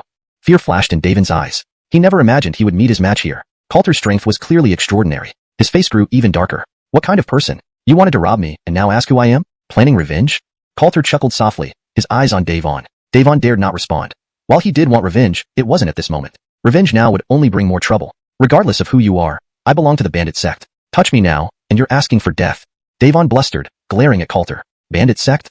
Fernanda showed interest upon hearing the name. You know about it? Coulter looked curiously at Fernanda, having no prior knowledge of the bandit sect. Hashtag chapter 241. The person behind. Seeing Martina's reaction, she seemed to have some knowledge of this notorious sect. I know a bit. They're not a good faction at all. These people engage in robbery and plundering, and they are very well known around here. Martina nodded slowly, explaining further. Doesn't the immortal sect care about them? Coulter looked puzzled. Surely, the immortal sect wouldn't allow such a sect to exist unchecked here. It would harm their reputation. Jensen to this, Martina showed a scornful expression before saying, they have someone backing them up. It's likely that a high-ranking official from an immortal sect is supporting them. They give part of what they obtain to the immortal sect. Moreover, they help the immortal sect do dirty work. Naturally, the immortal sect has no objections to them. They might even approve of their actions tacitly. Others naturally dare not speak out, only avoiding them. These bandits are quite smart. They know who they can offend and who they can't. In recent years, they've thrived. After hearing Martina's words, Coulter was enlightened. He hadn't expected things to be like this. This immortal sect wasn't any better for supporting such a faction. What they were thinking was quite clear. Devon on the opposite side looked arrogantly at Coulter. Now you know my identity, right? Apologize properly if you're smart, or else I... Bang! A burst of spiritual energy sent him crashing to the ground. Be quiet. You don't have the right to speak here, Coulter said coldly, his expression indifferent. He had no goodwill towards such riffraff. Not punching this guy to death already counted as leniency. Lying on the ground, Devon couldn't move at all. A wave of despair washed over him. Could it be that he would die here today? Thinking this, fear grew within Devon. He didn't want to die here. Isn't killing people here inappropriate? And behind them could be someone from the Seven Treasures Immortal sect. Martina hesitated as she looked at Coulter. Coulter pondered for a moment. If it was just himself, he wouldn't hesitate. But he had Martina with him. If these guys were thoroughly offended, it could prevent them from attending the Chef God banquet. Reflecting on this, Coulter hesitated for a while before making a decision. Hand over everything you have, then scram? Coulter said coolly, looking at Devon. Letting them go so easily was impossible. They should learn a lesson. You're going too far. Devon clenched his teeth, speaking through gritted teeth. To them, these items were lifelines, and he certainly wouldn't hand them over willingly. If you refuse, the matter will be simple. Coulter looked at him icily, a cold killing intent evident in his eyes. These kinds of people couldn't be let off easily. Die or hand over your belongings. Choose. Coulter's voice was like that of a cold death god. Feeling the icy killing intent from Coulter, Devon and the others shuddered. They knew Coulter wasn't joking. If they didn't hand over the items, they'd probably die here, which wasn't a desirable outcome for them. After a long silence, Devon reluctantly chose to capitulate, handing over everything unwillingly. Coulter took everything and said coldly, "Get lost. Next time you show up in front of me, you'll know the consequences." As he spoke, he flashed a chilling smile, making these bandits nod continuously. Scram. The group felt a huge relief and left hurriedly. They dared not act recklessly anymore. Given Coulter's terrifying strength, How could they continue causing trouble? Watching them leave, Coulter shook his head slightly. These guys were indeed bullies when it came to those weaker than themselves, but cowards when faced with strength. Martina, on the other hand, said gravely, I'm afraid they won't let this go easily. No worries. If they want to court death, I won't stop them. Coulter replied coldly, already giving these people face by letting them go this time. But if they continued to provoke him, Coulter wouldn't be gentle. Martina nodded slightly. She didn't mind these people either. If they sought trouble, she wouldn't be courteous either. On the other side, Davon and his gang returned to the inn, everyone silent. For them, this was one of the most humiliating experiences. Being beaten so badly by some unknown person was hard to accept. Boss, are we just going to let this slide? One of the men couldn't hold back, glancing at Davon and asking. Slide? Impossible. They must pay a price. Davon said coldly, his expression turning frigid. He wouldn't let this end easily. But even if we wanted to deal with them, it won't be easy. Find help, contact our superiors. This guy surely has valuable items on him. Davon continued. He wouldn't agree to let it go. He must make Coulter pay dearly. They seem important. Should we investigate them? Another subordinate asked worriedly. After all, Coulter and Martina knew about their activities and weren't afraid. Their backgrounds might not be bad. Not necessary. No matter who it is, anyone who provokes Davon must pay a price. Our bandit sect isn't to be trifled with. If we don't make them pay, our reputation will be ruined. Davon waved dismissively, clearly determined. The others, seeing his state, kept their mouths shut. Davon was already furious. They wouldn't want to be targeted next. Better to stay quiet. Davon looked into the distance, his eyes filled with killing intent. Meanwhile, Coulter and Martina continued strolling through the city. Davon's matters were inconsequential to him. If they sought revenge, Coulter would handle it. However, during this period, there were more mixed elements around. Coulter sensed many people watching him. There were still some reckless ones. Chapter 242. Trouble comes knocking. However, these people made no move, seemingly still in a state of observation. For them, there was no urgency to act. Now that they had arrived at Xianxia City, almost everyone here was planning to participate in the cooking god feast. Under such circumstances, they naturally wouldn't leave quickly and would linger around for some time. They had all the time in the world to do things. After an afternoon of wandering, the two managed to find some interesting items and encountered various unique foods. As a city near the Seven Treasures Immortal sect, Xianxia City was most famous for its diverse array of delicious foods. After all, with the cooking god feast held here, it naturally influenced some of the city's culture. After thoroughly enjoying themselves, they returned to the inn. The next morning, a group of unwelcome visitors arrived at the inn. Is this the place? The leader looked at Davon coldly. Yes, sir. I met them here yesterday, Davon respectfully replied. Go bring them out. Today I'll stand up for you, but I hope this won't happen again. The man nodded indifferently. Thank you, sir. Davon was overjoyed. If this person agreed to back him up, dealing with those guys would be like child's play. After all, this person was a core disciple of the Seven Treasures Immortal sect. An unknown outsider definitely wouldn't dare offend someone from the sect. Thinking of this, Davon sneered and headed upstairs. Seeing this scene, the innkeeper frowned and looked at Davon. Sir, if you're looking for someone, you can wait here. Please don't disturb our other guests. He could tell these people didn't have good intentions and couldn't let them harass his guests freely. Davon sneered. Are you talking to us? When did our fiery sect need to reason with you? The innkeeper frowned, not expecting them to be from the fiery sect, which complicated matters. The influence of the fiery sect was significant even here, and he preferred not to deal with them. Those nearby also frowned at the man's arrogance. While they disliked this kind of behavior, the strength of the fiery sect meant they didn't want to easily provoke them. So, the atmosphere became heavy. Though surprised, the innkeeper remained steadfast. Even if it was the fiery sect, they couldn't wreak havoc here. This is Qingmeian. Are you sure you want to cause trouble here? Haven't you forgotten Qingmeian's background? The innkeeper spoke coldly, indicating that they too had powerful backing. After all, an inn near the cooking god feast without significant backing wouldn't last long. This made Davon hesitate. He knew Qingmeian wasn't weak. Then he glanced at Xander, who was a true core disciple of the Seven Treasures Immortal sect, with his father being an inner sect Otto. With him around, Davon felt more reassured. Letting them find someone won't disturb your guests. Or perhaps, Mr. Innkeeper, you could provide us with some information, Xander said indifferently, showing no regard for the innkeeper, seeing him as no threat. The innkeeper furrowed his brow, realizing Xander was no ordinary person. You are? Xander. Upon hearing this name, the innkeeper's expression turned wary. He recognized this name. Xander was well known among the Seven Treasures Immortal sect's core disciples. Realizing he shouldn't provoke him lightly, the innkeeper hesitated. Rest assured, we just want to find someone. We won't cause any trouble, Xander added with an indifferent smile. All right. The innkeeper reluctantly nodded, knowing he couldn't do much against a core disciple, despite his own connections. Thus, he stepped aside. Seeing the innkeeper give in, onlookers realized Xander's importance. It seemed someone was about to face serious consequences. With the innkeeper's acquiescence, Xander smiled and headed upstairs. Meanwhile, the commotion downstairs woke Coulter and Raven upstairs. Feeling Daven's presence, Coulter immediately went to Raven's room. Looks like they've brought backup, Coulter said calmly. Though expected, their quick arrival still caught him off guard. Yes, seems like people from the Seven Treasures Immortal sect, Raven replied, unperturbed. Shall we go down and see? Coulter asked. Sure. Leaving the room, they immediately ran into Davon. Seeing them, his eyes flashed with malice, his demeanor turning icy. You two still dare to show yourselves. Today, I'll see who can save you. Coulter chuckled. Just you? Hardly qualifies. It's not just me. Core disciple Xander from the Seven Treasures Immortal sect is waiting for you downstairs. You can't escape today. Davon sneered, certain Coulter wouldn't leave unscathed. Is that so? Now you're scared, aren't you? This is a major figure from the Seven Treasures Immortal sect. Commoners like you will never be in his league. Now you have a chance to meet him. I advise you to take it. Turning to Raven, he continued, if Xander favors you, consider yourself fortunate. Pound. Coulter punched Davon in the head, sending him reeling before collapsing on the ground. Annoying fool. Coulter dragged Davon downstairs as others watched in shock. Chapter 243, Confrontation with Xander. Damn, who is this guy? He actually dragged Davon down like that. Never seen him before. He must be an outsider genius. Otherwise, how could he dare to treat Davon like a dog and drag him down? The crowd murmured among themselves, their eyes shifting towards Xander. Such actions were undoubtedly slaps in the face for Xander, and it was clear he wouldn't tolerate this. Xander watched this scene unfold, his expression turning grim. He hadn't expected anyone to dare lay hands on Davon right here, and in such a rude manner. It seemed the other party knew he existed. What was he trying to do? Was he challenging him? As Xander pondered, he sized up Coulter and Raven. His gaze soon settled on Raven, unable to look away. What a beautiful woman.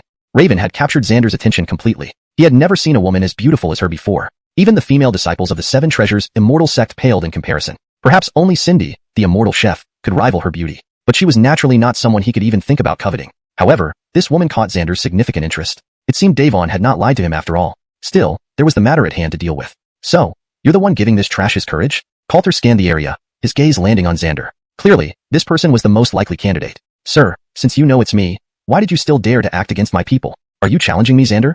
Xander spoke calmly, not taking Coulter seriously at all. A mid-level rank respect realm practitioner might have some skills, but he would certainly not be an opponent for Xander. Challenge? Take your trash and leave. Otherwise, you won't be leaving here unscathed today.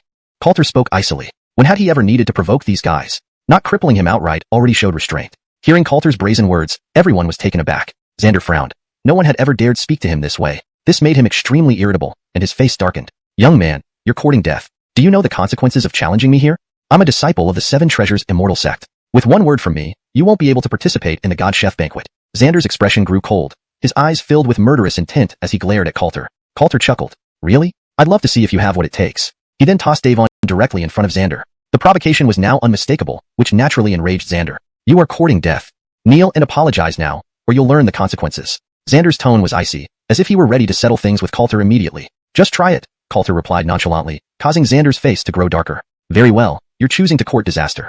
Since you seek death, don't blame me for being ruthless. With that, Xander unleashed a beam of seven-colored light at Coulter. The innkeeper's face changed. If they fought here, who would pay for the damages? Thinking of the potential losses, he felt a stab of pain. But with the two men acting without care, he couldn't stop them in time. Seeing Coulter not evade the attack, Xander sneered. Indeed, just a waste. He thought Coulter might be strong, but clearly not. Faced with Xander's attack, Coulter didn't even seem capable of resistance. How could such a person be worthy of confronting him? Bang! How is this possible? Xander's expression turned to shock. His attack had been effortlessly blocked by Coulter using nothing but his physical strength. It seems you're not much either. That tickling attack is all you've got? Coulter brushed off dust from his clothes, his face mocking. The onlookers stared in disbelief. This guy is so arrogant. Arrogance needs power and capital. He'll soon be dealt with by Xander. Even though Coulter could withstand one strike from Xander, no one believed he could handle him. After all, Xander was a renowned genius of the Seven Treasures Immortal sect, hardly a simple foe. Truly audacious. I was planning to show some mercy, but now it seems unnecessary. Xander snorted, pretending not to be at full power. Your end is coming next. Xander gathered spiritual energy, his body radiating seven-colored light.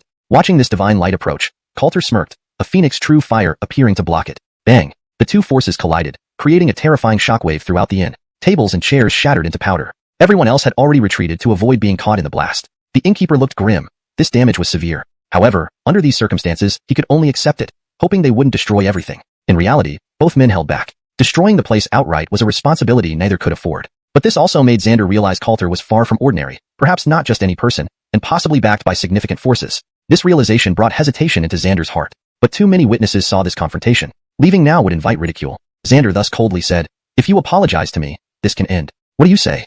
He didn't want the situation to escalate further. After all, the Heavenly Prosperity City forbade large-scale combat. Otherwise, forget about participating in this year's God Chef banquet. Chapter 244, The Golden Invitation. Xander spoke coldly and threateningly. Do you mean to say that your words are more useful than these two invitations? Coulter looked at him, producing two golden invitations in his hand. The moment these two invitations appeared, everyone was boiling with excitement. In fact, they were stunned. How is this possible? Even Xander wore an incredulous look on his face. The Chef God Feast naturally sent out some invitations outside, and these invitations came in many tiers: white, blue, purple, red, gold, 5 tiers in total. The golden tier was the highest rank, and only a few could obtain it. Only someone of the caliber of the fairy chef Amanita could issue a golden invitation, while the Seven Treasures Immortal sect had no such authority. Those who could obtain a golden invitation were few and far between and usually big shots. Coulter and Erigo King Zion might look extraordinary, but how could they possibly possess such a golden invitation? This left Xander completely baffled. It's impossible. How can you own a golden invitation? It must be fake. Xander couldn't accept this situation. If these two really had a golden invitation, it meant he had offended people he absolutely should not have offended. After all, as a disciple of the Seven Treasures Immortal sect, he understood the value of the golden invitation all too well. But never in his wildest dreams did he think that the two random individuals he bumped into would have such invitations. This surreal scenario made Xander's expression increasingly complicated. Others watched in shock as well. The golden invitation for the Chef God feast was extremely rare. Now, two unknown individuals were holding them. It truly was beyond unexpected. This also made them realize that Xander had truly kicked a steel plate this time. These two were far more terrifying than they had imagined. On the other side, Chandler, who had awoken expecting Xander to punish Coulter, now fainted again. Before losing consciousness, he realized he was truly done for. He had provoked an existence he couldn't afford to offend. Now, what do you have to say? Coulter looked at Xander with a smirk. It's impossible. Fairy Chef Amanita would never give an invitation to young ones like you. There must be something wrong. Thinking this, Xander immediately grabbed onto an idea and coldly said, That's right. You must have stolen others' invitations. You're simply asking for death by daring to steal from the Chef God feast. Truly stubborn till the end, Coulter remarked, not surprised by the man's reaction. Trying to make him easily back down wasn't easy. Do you think we can steal such a high-level invitation? Coulter snorted, making the crowd take his words seriously. Indeed, an invitation like this wasn't something one could casually steal. Whoever obtained such an invitation was powerful. How could Coulter have stolen it so easily? Realizing this, their expressions turned serious, implying Coulter indeed had the right to receive such an invitation. Things had completely changed. Everyone now regarded Coulter with respect, realizing they couldn't offend him. Coulter calmly observed them. The origin of the invitation was genuine. It was given to them directly by Cohen. Cohen believed they deserved it, considering how much they helped Hagen City. Just giving them honorary citizenship wasn't enough. So, Cohen directly gave them these invitations to the Chef God feast, which would undoubtedly benefit them greatly. Initially, Coulter didn't know the value of the golden invitation until coming to Xianxia City and hearing about it. As for why Cohen had it, Coulter wasn't sure yet. However, as a powerful Otto of the Human Alliance, Cohen's possession of it wasn't a big issue.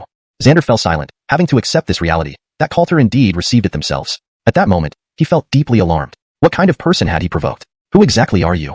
Xander asked, his arrogance from before gone. Not important. Now, I wonder if you still want to question me? Or do you intend to attack guests of the Chef God feast? Hearing Coulter's sarcasm, Xander's expression grew even worse. Now, I need you to give a reasonable explanation. Otherwise, you know the consequences. Coulter spoke calmly, looking at Xander.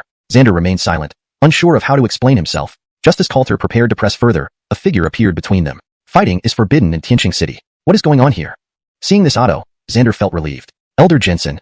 This elder of the Seven Treasures Immortal sect, your disciple attacked a guest of the Chef God feast. Is this your sect's way of treating guests? Coulter seized the initiative, using the golden invitation as evidence. Hearing this, Elder Jensen's gaze fell upon Coulter's golden invitation, and his face changed dramatically. He naturally recognized its significance. Moreover, assaulting a guest of the Chef God feast was deadly news. If word got out, their sect's reputation would suffer. Realizing this, Elder Jensen became serious. Sir, the Seven Treasures Immortal sect will provide a reasonable explanation. Please rest assured, Elder Jensen promised, then looked at Xander. Seeing it was Xander, he was instantly stumped. He regretted sticking his nose in the matter. But now, there was no turning back. Elder Jensen weighed his options quickly, and then addressed Xander officially. Xander, is this true? Aye. Of course it's true. So many saw it. Do you intend to deny it? Coulter cut off Xander with a chuckle. Chapter 245, Punishment and Apology. He was fully aware that this Elder Jensen intended to clear Xander's name. Therefore, he must not let Xander speak first. He needed to solidify the guilt on Xander. Only in this way could these people be left with no room for reaction. As expected, Elder Jensen's expression turned ugly, and Xander did not dare to say anything more. Gentlemen, is this matter true? Reluctantly, Elder Jensen asked the surrounding crowd. He also cast a discreet glance around him, his intention very clear. Many were still fearful of retribution from the Seven Treasures Immortal sect, so they chose to remain silent. However, there were also members from other sects present. For instance, an old acquaintance of Coulter. Mr. Coulter is correct. It was indeed your core disciple who created trouble for him and tried to expel him. Could this be the Seven Treasures Immortal sect's way of hosting guests? A voice emerged from the crowd, and Coulter recognized it immediately, following the direction until he spotted Jensen Tion standing at the back. A playful smile on his face as he watched Xander and Elder Jensen. Others might be afraid, but Jensen Tion naturally wasn't. His own sect was no less powerful than the Seven Treasures Immortal sect, and even if this person wanted to retaliate, it wouldn't be easy. Moreover, this was the Seven Treasures Immortal sect's problem in the first place, and he had merely spoken the truth. Hearing Jensen Tion's words, Elder Jensen's face turned incredibly ugly. He now had no idea what to say. He felt like he was being grilled over a fire. If he didn't provide a reasonable explanation, it would certainly be troublesome. At this thought, he couldn't help but glare at Xander. This guy really was causing him trouble. Xander remained silent, his face sullen as he stood beside them. Given the situation, it is indeed our negligence. Mr. Keaton, rest assured, we will severely punish those responsible. Elder Jensen said helplessly, looking at Coulter and making a guarantee. Now, he had to calm Coulter down first. Although he didn't know who this person was, the golden invitation card in his hand was genuine, and Coulter's identity was clearly significant. Just such a statement won't do. Coulter said with a chuckling laugh, his words implying something deeper. Elder Jensen forced a smile, but internally cursed Coulter. Xander, don't you quickly apologize to this honored guest? Elder Jensen said, knowing well what Coulter wanted. Upon hearing these words, Xander's expression fluctuated, but he still stepped forward, saying through gritted teeth, I'm sorry. The 3 words were delivered with obvious lack of sincerity. Coulter snorted coldly. So lacking in sincerity. Looks like you're just that much. Noble draperist, please pacify yourself. Here is a small gift for you. Seeing the item in his hand, Coulter smiled slightly, then nodded and took it. Pressuring them to this extent was already quite an effort. Attempting any further actions was highly improbable. Thus, Coulter knew when to stop. Provoking them too much offered no benefits. Remember, be more observant next time. And don't cause shame to the 7 Treasures Immortal Sect. Coulter spoke in a chastising tone, which annoyed both Xander and Elder Jensen. But they had no choice but to nod repeatedly. You have spoken rightly, Elder Jensen added. Compensate for the inn's losses, and then leave here. Elder Jensen breathed a sigh of relief. Although his power was considerable, the golden invitation card made him hesitate, especially since he still didn't know Coulter's true identity, making him even more cautious. Soon, the two left the inn. Coulter approached Jensen Tian, bowing slightly. Thank you, Brother Jensen, for your assistance. It's nothing. Just didn't expect you'd be here too, Jensen Tian chuckled, realizing more strongly that Coulter was someone worth befriending and drawing closer. This golden invitation card was probably something no one in their green origin immortal sect could obtain. Coulter's background seemed even more terrifying than he initially thought. Such a person was undeniably valuable. The feast of culinary deities cannot be missed. The two laughed and talked as others hurriedly dispersed. The incident would surely spread quickly. After all, it was big news. On the other side, after leaving the inn, Elder Jensen glanced sternly at Xander. You sure are good at causing trouble, attracting someone like this. These guys, I've never seen them before. Only a select few can obtain the golden invitation card. There's definitely something suspicious about this kid, Xander hastily explained, trying to absolve himself. Hearing this, Elder Jensen fell into deep thought. He found it hard to believe Coulter could produce a golden invitation card, but realized they couldn't easily touch Coulter because of it. Obtaining such an invitation wasn't easy. Two respectable realm experts absolutely couldn't do it. Moreover, since they dared come, it meant the invitation was legitimate. This puzzled Elder Jensen immensely. Regardless, if they can produce the golden invitation card, we can't mess with them easily. Understand? As for their identity, we'll know during the Feast of Culinary Deities, Elder Jensen said indifferently, then looked at Xander. Compensate for the items lost earlier. I'll suppress this incident for you. Thank you, Elder Jensen, Xander hurriedly thanked him. He knew well how disadvantageous it would be for him if this news spread. Beyond offending a guest of Bai Shui Fairy Chef, his own sect might penalize him heavily. If Elder Jensen could suppress this for him, it would be ideal. Elder Jensen waved dismissively and walked away. Once Elder Jensen left, Xander's expression turned completely grim and cold. Coulter, wait for me. The incident was far from over. His resentment toward Coulter only grew stronger. But for now, he had to keep a low profile, as the Feast of Culinary Deities hadn't concluded yet, and he still needed to investigate Coulter's identity. Soon, the entire event spread across Xianxia City, and everyone knew two young men held two golden invitation cards. This piqued many people's curiosity. Chapter 246, renowned for a time. Where did these two people come from? Everyone was curious about this. People with such characteristics definitely didn't have simple backgrounds. If they could find out the identity of this person, they might be able to establish friendly relations with him. With this thought in mind, many began to inquire about Coulter's background. Coulter, however, wasn't particularly concerned about it. Yet, the constant influx of people at the inn made Coulter realize that many wanted to investigate him. This made life inconvenient for him. He couldn't do anything without drawing unnecessary attention. Inside the room, upon hearing all this, Martina couldn't help but shake her head. I never thought we would become famous throughout Xianxia City just because of this. Martina chuckled. At the chef deity banquet, you'll also receive much attention. How do you feel about that?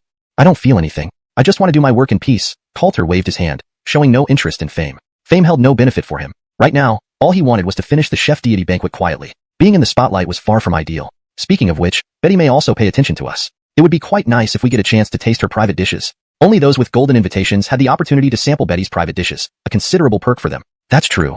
Coulter nodded slightly and said, let's look forward to tomorrow's chef deity banquet. Soon enough, Coulter's identity was uncovered, along with Martina's. After all, they were already somewhat renowned, especially Martina, who was well known as a fairy across the Eastern Wasteland. On the list of the most beautiful women in the Eastern Wasteland, she ranked third. Her identity couldn't remain hidden for long, once people started asking around. Realizing this, everyone was even more astonished. Although both Coulter and Martina were disciples of the immortal sects, getting a golden invitation was no easy feat. With this question lingering in their minds, time quickly moved to the next day. In the center of Xianxia City, thousands of tables had been set up. The chef deity banquet was the most significant feast of the 7 Treasures Immortal Sect, capable of accommodating 10,000 guests. All ingredients used were top-notch and fresh. Every dish was uniquely created by Betty. While not all were made personally by her, each one contained her effort. Those who had tasted her dishes often remained captivated by her culinary creations. However, Betty rarely prepared dishes herself, making the chef deity banquet one of the few chances for people to enjoy her exclusive cuisine. Upon arriving at the venue, Coulter and Martina looked on in amazement. Indeed, it's grand. Of course, this is the grand event of the 7 Treasures Immortal Sect. For them, the chef deity banquet is of utmost importance. Martina surveyed her surroundings calmly, reverting to her icy fairy demeanor. Only in front of Coulter did she occasionally show a rare smile. Let's go inside. All right.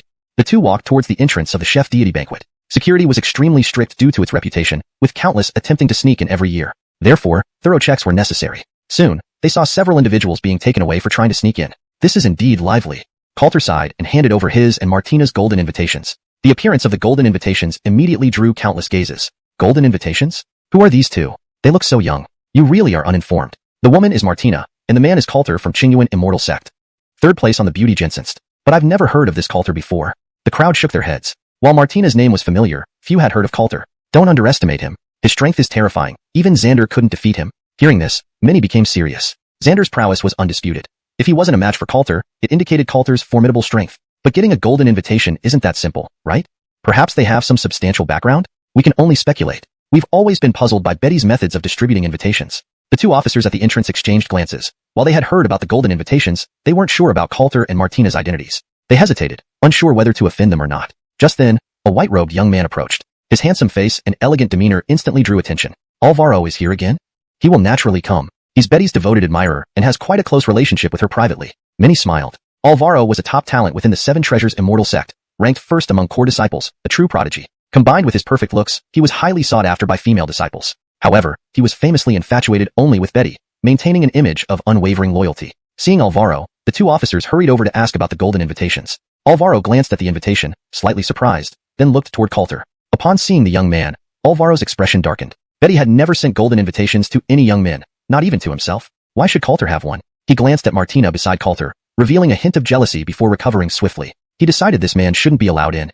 In reality, Alvaro was petty and harbored a strong possessiveness toward Betty, staying chaste solely to impress her. Behind the scenes, he engaged with numerous female cultivators. Betty, however, always treated him coldly. To maintain his image, he kept up the facade of a devoted lover, and his possessiveness toward Betty was intense. Sensing Coulter as a threat, his expression darkened. The invitation is fake.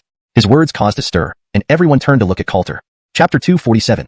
Elena. They never could have imagined that Coulter would actually dare to present a fake invitation to the Seven Treasures Immortal Sect. This was an unexpected turn of events. Is this for real? Someone actually dared to forge a golden invitation? Someone spoke in disbelief. Forging a golden invitation was a huge provocation, not only to the chef god feast but also to both the Seven Treasures Immortal Sect and Elena's culinary expertise. Over the years, many people had tried to sneak in, but none had ever dared to forge a golden invitation. Everyone knew that while other invitations might be disregarded by the Seven Treasures Immortal Sect and Elena, a golden invitation symbolized their dignity and authority. Any forgery would lead to unimaginable consequences. What's impossible? This was confirmed by Lord Alvaro himself. Given his relationship with Elena's culinary expertise, it's clear if something is genuine or not. Now those two are in trouble. Someone said with schadenfreude. The others watched with similar anticipation. Even though Coulter and Martina were disciples of the Immortal Sects, they knew this wouldn't end well. These Immortal Sects might be on par with the Seven Treasures Immortal Sect, but when it came to Elena's culinary expertise, everyone had to give face. Immediately, the surrounding members of the Seven Treasures Immortal Sect surrounded Coulter and Martina, staring at them coldly. Forging a golden invitation. Do you know what crime this is? Coulter and Martina froze for a moment before looking toward Alvaro. Why do you claim this invitation is fake? Coulter snorted. The invitation came directly from Cohen, who, as an influential Otto of the Human Alliance, had no reason to deceive them. Moreover, the seal on the invitation represented Elena's culinary expertise specifically. Why would someone accuse them without a valid reason? This left Coulter and Martina very puzzled. Clearly, Alvaro had an ulterior motive. The crowd turned to look at Alvaro, eager to hear his response. If I say it's fake, then it's fake. Do you think I, Lord Alvaro, familiar with Elena's culinary expertise, would lie to you? That's right. Lord Alvaro knows Elena's culinary expertise well. The invitation must be fake. How disgraceful. They actually dared to forge a golden invitation here. Capture them. Don't let them leave today.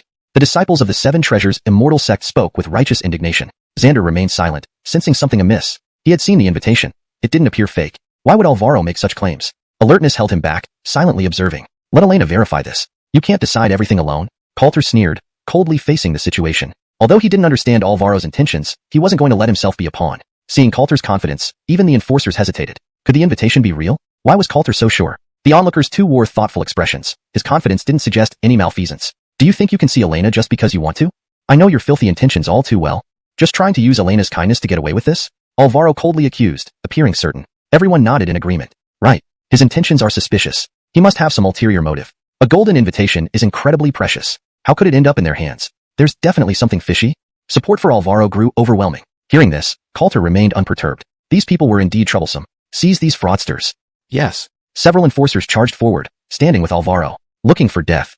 Coulter's eyes flickered with a chilling intent. He unleashed a powerful punch, its chaotic spiritual fluctuations sending the surrounding enforcers flying. To attack me, you need more than mere bravado. Coulter spoke coldly, his gaze fixed on Alvaro. The enforcers looked at Coulter in shock, growing serious. Being merely Sky Transformation Realm cultivators, they weren't a match for Coulter's revered rank strength. You have some skills, but this is the Seven Treasures Immortal Sect's Chef God Feast. If you dare attack here, you're courting death. A crescent moon appeared behind Alvaro, beams of light shooting towards Coulter. Bang! The beams dissipated, leaving Coulter unscathed. Alvaro's expression shifted in surprise. This boy managed to block his attack? As a peak revered rank, he hadn't expected this. Alvaro's demeanor became more serious. I underestimated you, but your strength still isn't enough. A powerful aura erupted, the crescent moon morphing into a full moon behind him, giving him an ethereal appearance. An audacious scoundrel like you dares to brag here? Coulter snorted, Phoenix true fire condensing in his hand as he launched it towards Alvaro. With a boom, they clashed outside the Chef God Feast entrance. Inside, the gathered experts heard the commotion and exchanged puzzled looks. What's happening? Why is there fighting outside? Elena, dressed in white, frowned, thinking no one had dared to fight outside the Chef God Feast for years. Report back to the seniors. 2 young men forged a golden invitation, and Kale Alvaro is dealing with them outside. Hearing this, Elena's face showed surprise. She quickly rose and flew out. I'll check. Watching her urgency, other experts from the Seven Treasures Immortal Sect followed suit, curious about the incident. Reaching the entrance, Elena saw Alvaro and Coulter in battle, frowning sharply. Stop. Alvaro immediately ceased upon hearing her voice, smiling. Amanita, why did you come out yourself? Elena's expression turned cold. She had never liked him, despite his persistent pursuit despite her rejections. Hashtag chapter 248. Humiliating Alvaro. She had told this guy multiple times, but he always dismissed it, stubbornly sticking to her side no matter what. This greatly displeased Cassie. If he weren't the top prodigy of the Seven Treasures Immortal Sect, she would have already disciplined him. Now, she could only barely tolerate him. Sir, what are you doing here? Cassie asked. She merely wanted to understand what was happening and had no interest in anything else. These two forged your invitation, and I caught them red-handed. I was just dealing with them. Forged invitations? This made her pause briefly as she sized up Coulter and Raven, a thought forming in her mind. Where is the invitation? It's right here.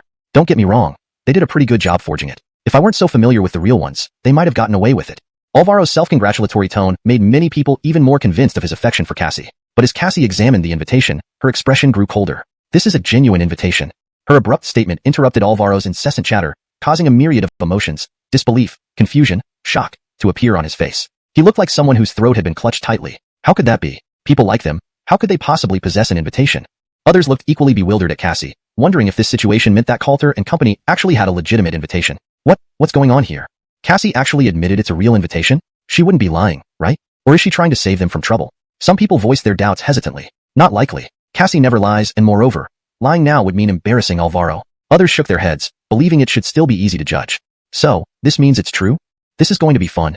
Everyone turned to look at Alvaro, who at this moment appeared very much like a clown, evoking some sympathy. The Ottos and enforcers of the Seven Treasures Immortal Sect exchanged glances, their expressions growing more and more awkward. If this were true, didn't they end up offending Cassie? That wasn't a good development at all. Thinking of this possibility, they became quite worried. Coulter snorted coldly. Fortunately, Cassie had come out. Otherwise, Alvaro would have indeed smeared him unfairly. Coming back to his senses, Alvaro looked at Cassie with disbelief. No way, Amanita. How could people like them obtain your invitation? Are you sure you're not mistaken? My own invitations, could I possibly mistake them? Also, sir, we aren't that familiar. Please don't call me so intimately. Cassie's voice remained calm, making Alvaro's expression turn increasingly grim. In front of everyone, her words clearly embarrassed him and trod on his dignity. He stood rooted to the spot, unsure how to react. He could feel everyone's mocking gaze directed at him. After all, who didn't know that he was pursuing Cassie? Her words made many realize that he was merely a devoted follower, nothing more. Considering his reputation might crumble, Alvaro felt he should do something. Forcing a smile, Alvaro spoke. Amanita, aren't you too kind? Why protect them? Even if they are disciples of the Immortal Sect, forging an invitation is their fault, isn't it? Do you not understand? They are my guests. Cassie's cold voice cut him off mid-sentence, her disdain becoming more evident. This person had rejected her guests and then attacked them. Yet here he was still speaking arrogantly. She would not tolerate such behavior any longer. She never concealed her feelings. Her icy words left Alvaro feeling thoroughly grilled. Alvaro's face darkened entirely, his gaze hostile toward Cassie. Am I being too considerate of you? I've pursued you so diligently, and now you humiliate me in front of everyone. Isn't this too much?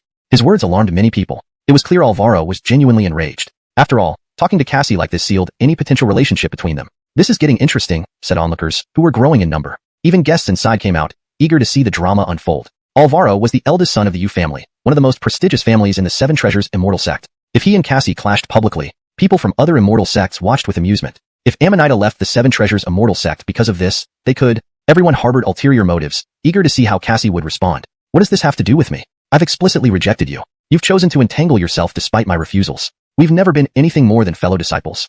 Cassie's voice was cold and unwavering. So what is he? Did you reject me because of this pretty boy?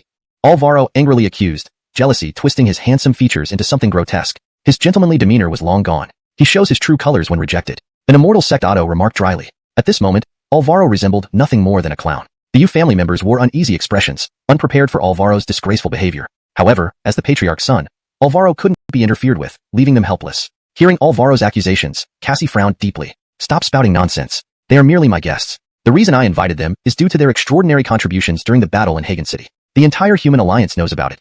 Their achievements will also be announced publicly in the future.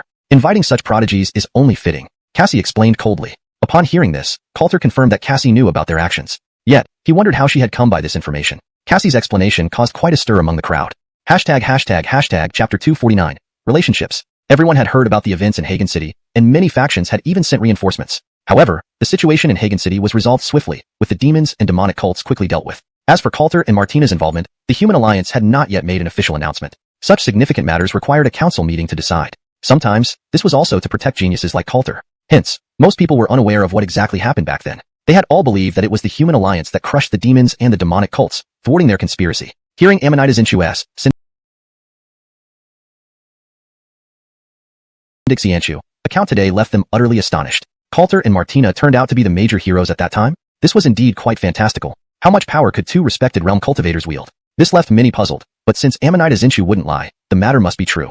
Realizing this, everyone's expressions became more serious. It was reasonable for such individuals to receive invitations, and they should express their respect accordingly. Of course, there were disbelievers, notably represented by Alvaro. Nonsense, what can those two possibly do?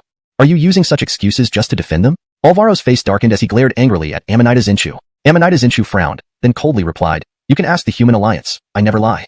Just as Alvaro was about to retort, a chilly voice interrupted him. That's enough. Artie looked coldly at his son, disappointment evident in his eyes. His son's behavior disappointed him deeply, but he couldn't allow Alvaro to continue disgracing himself. He believed Amanita Xianxia, and so did the other Ottos. There was no reason for her to deceive them, especially since the Human Alliance wasn't a place where rumors were easily spread. Alvaro froze, looking towards his father. Go home and reflect on your actions. You are not to leave without my permission.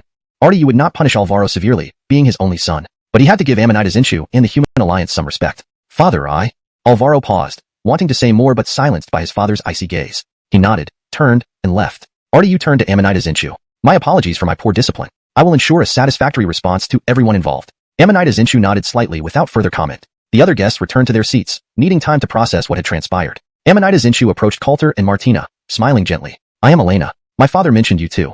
It is truly an honor to meet you today. Coulter and Martina exchanged surprised glances, confirming something they had suspected, Elena's relation to Cohen. No wonder Cohen had two golden invitations. So the famous Amanita Xianxia was Cohen's daughter. Though surprising, this explained how Elena knew them. However, something even more unexpected occurred for Coulter. Ding. Imperial caliber detected. Elena's information appeared before Coulter. He was surprised. He hadn't expected Elena to possess the Imperial caliber. Scanning the details, Coulter understood why. She possessed the 7 apertures ingenious heart, a legendary constitution that allowed extraordinary comprehension of the universe. Greetings, Chef Amanita. They quickly greeted her. Since she treated them courteously, they couldn't overstep. No need for formalities. The feast of culinary deity is about to begin, Elena smiled, leading them inside without any hindrance. The attendants sighed in relief, grateful that Coulter didn't hold anything against them. Otherwise, they would have faced serious trouble.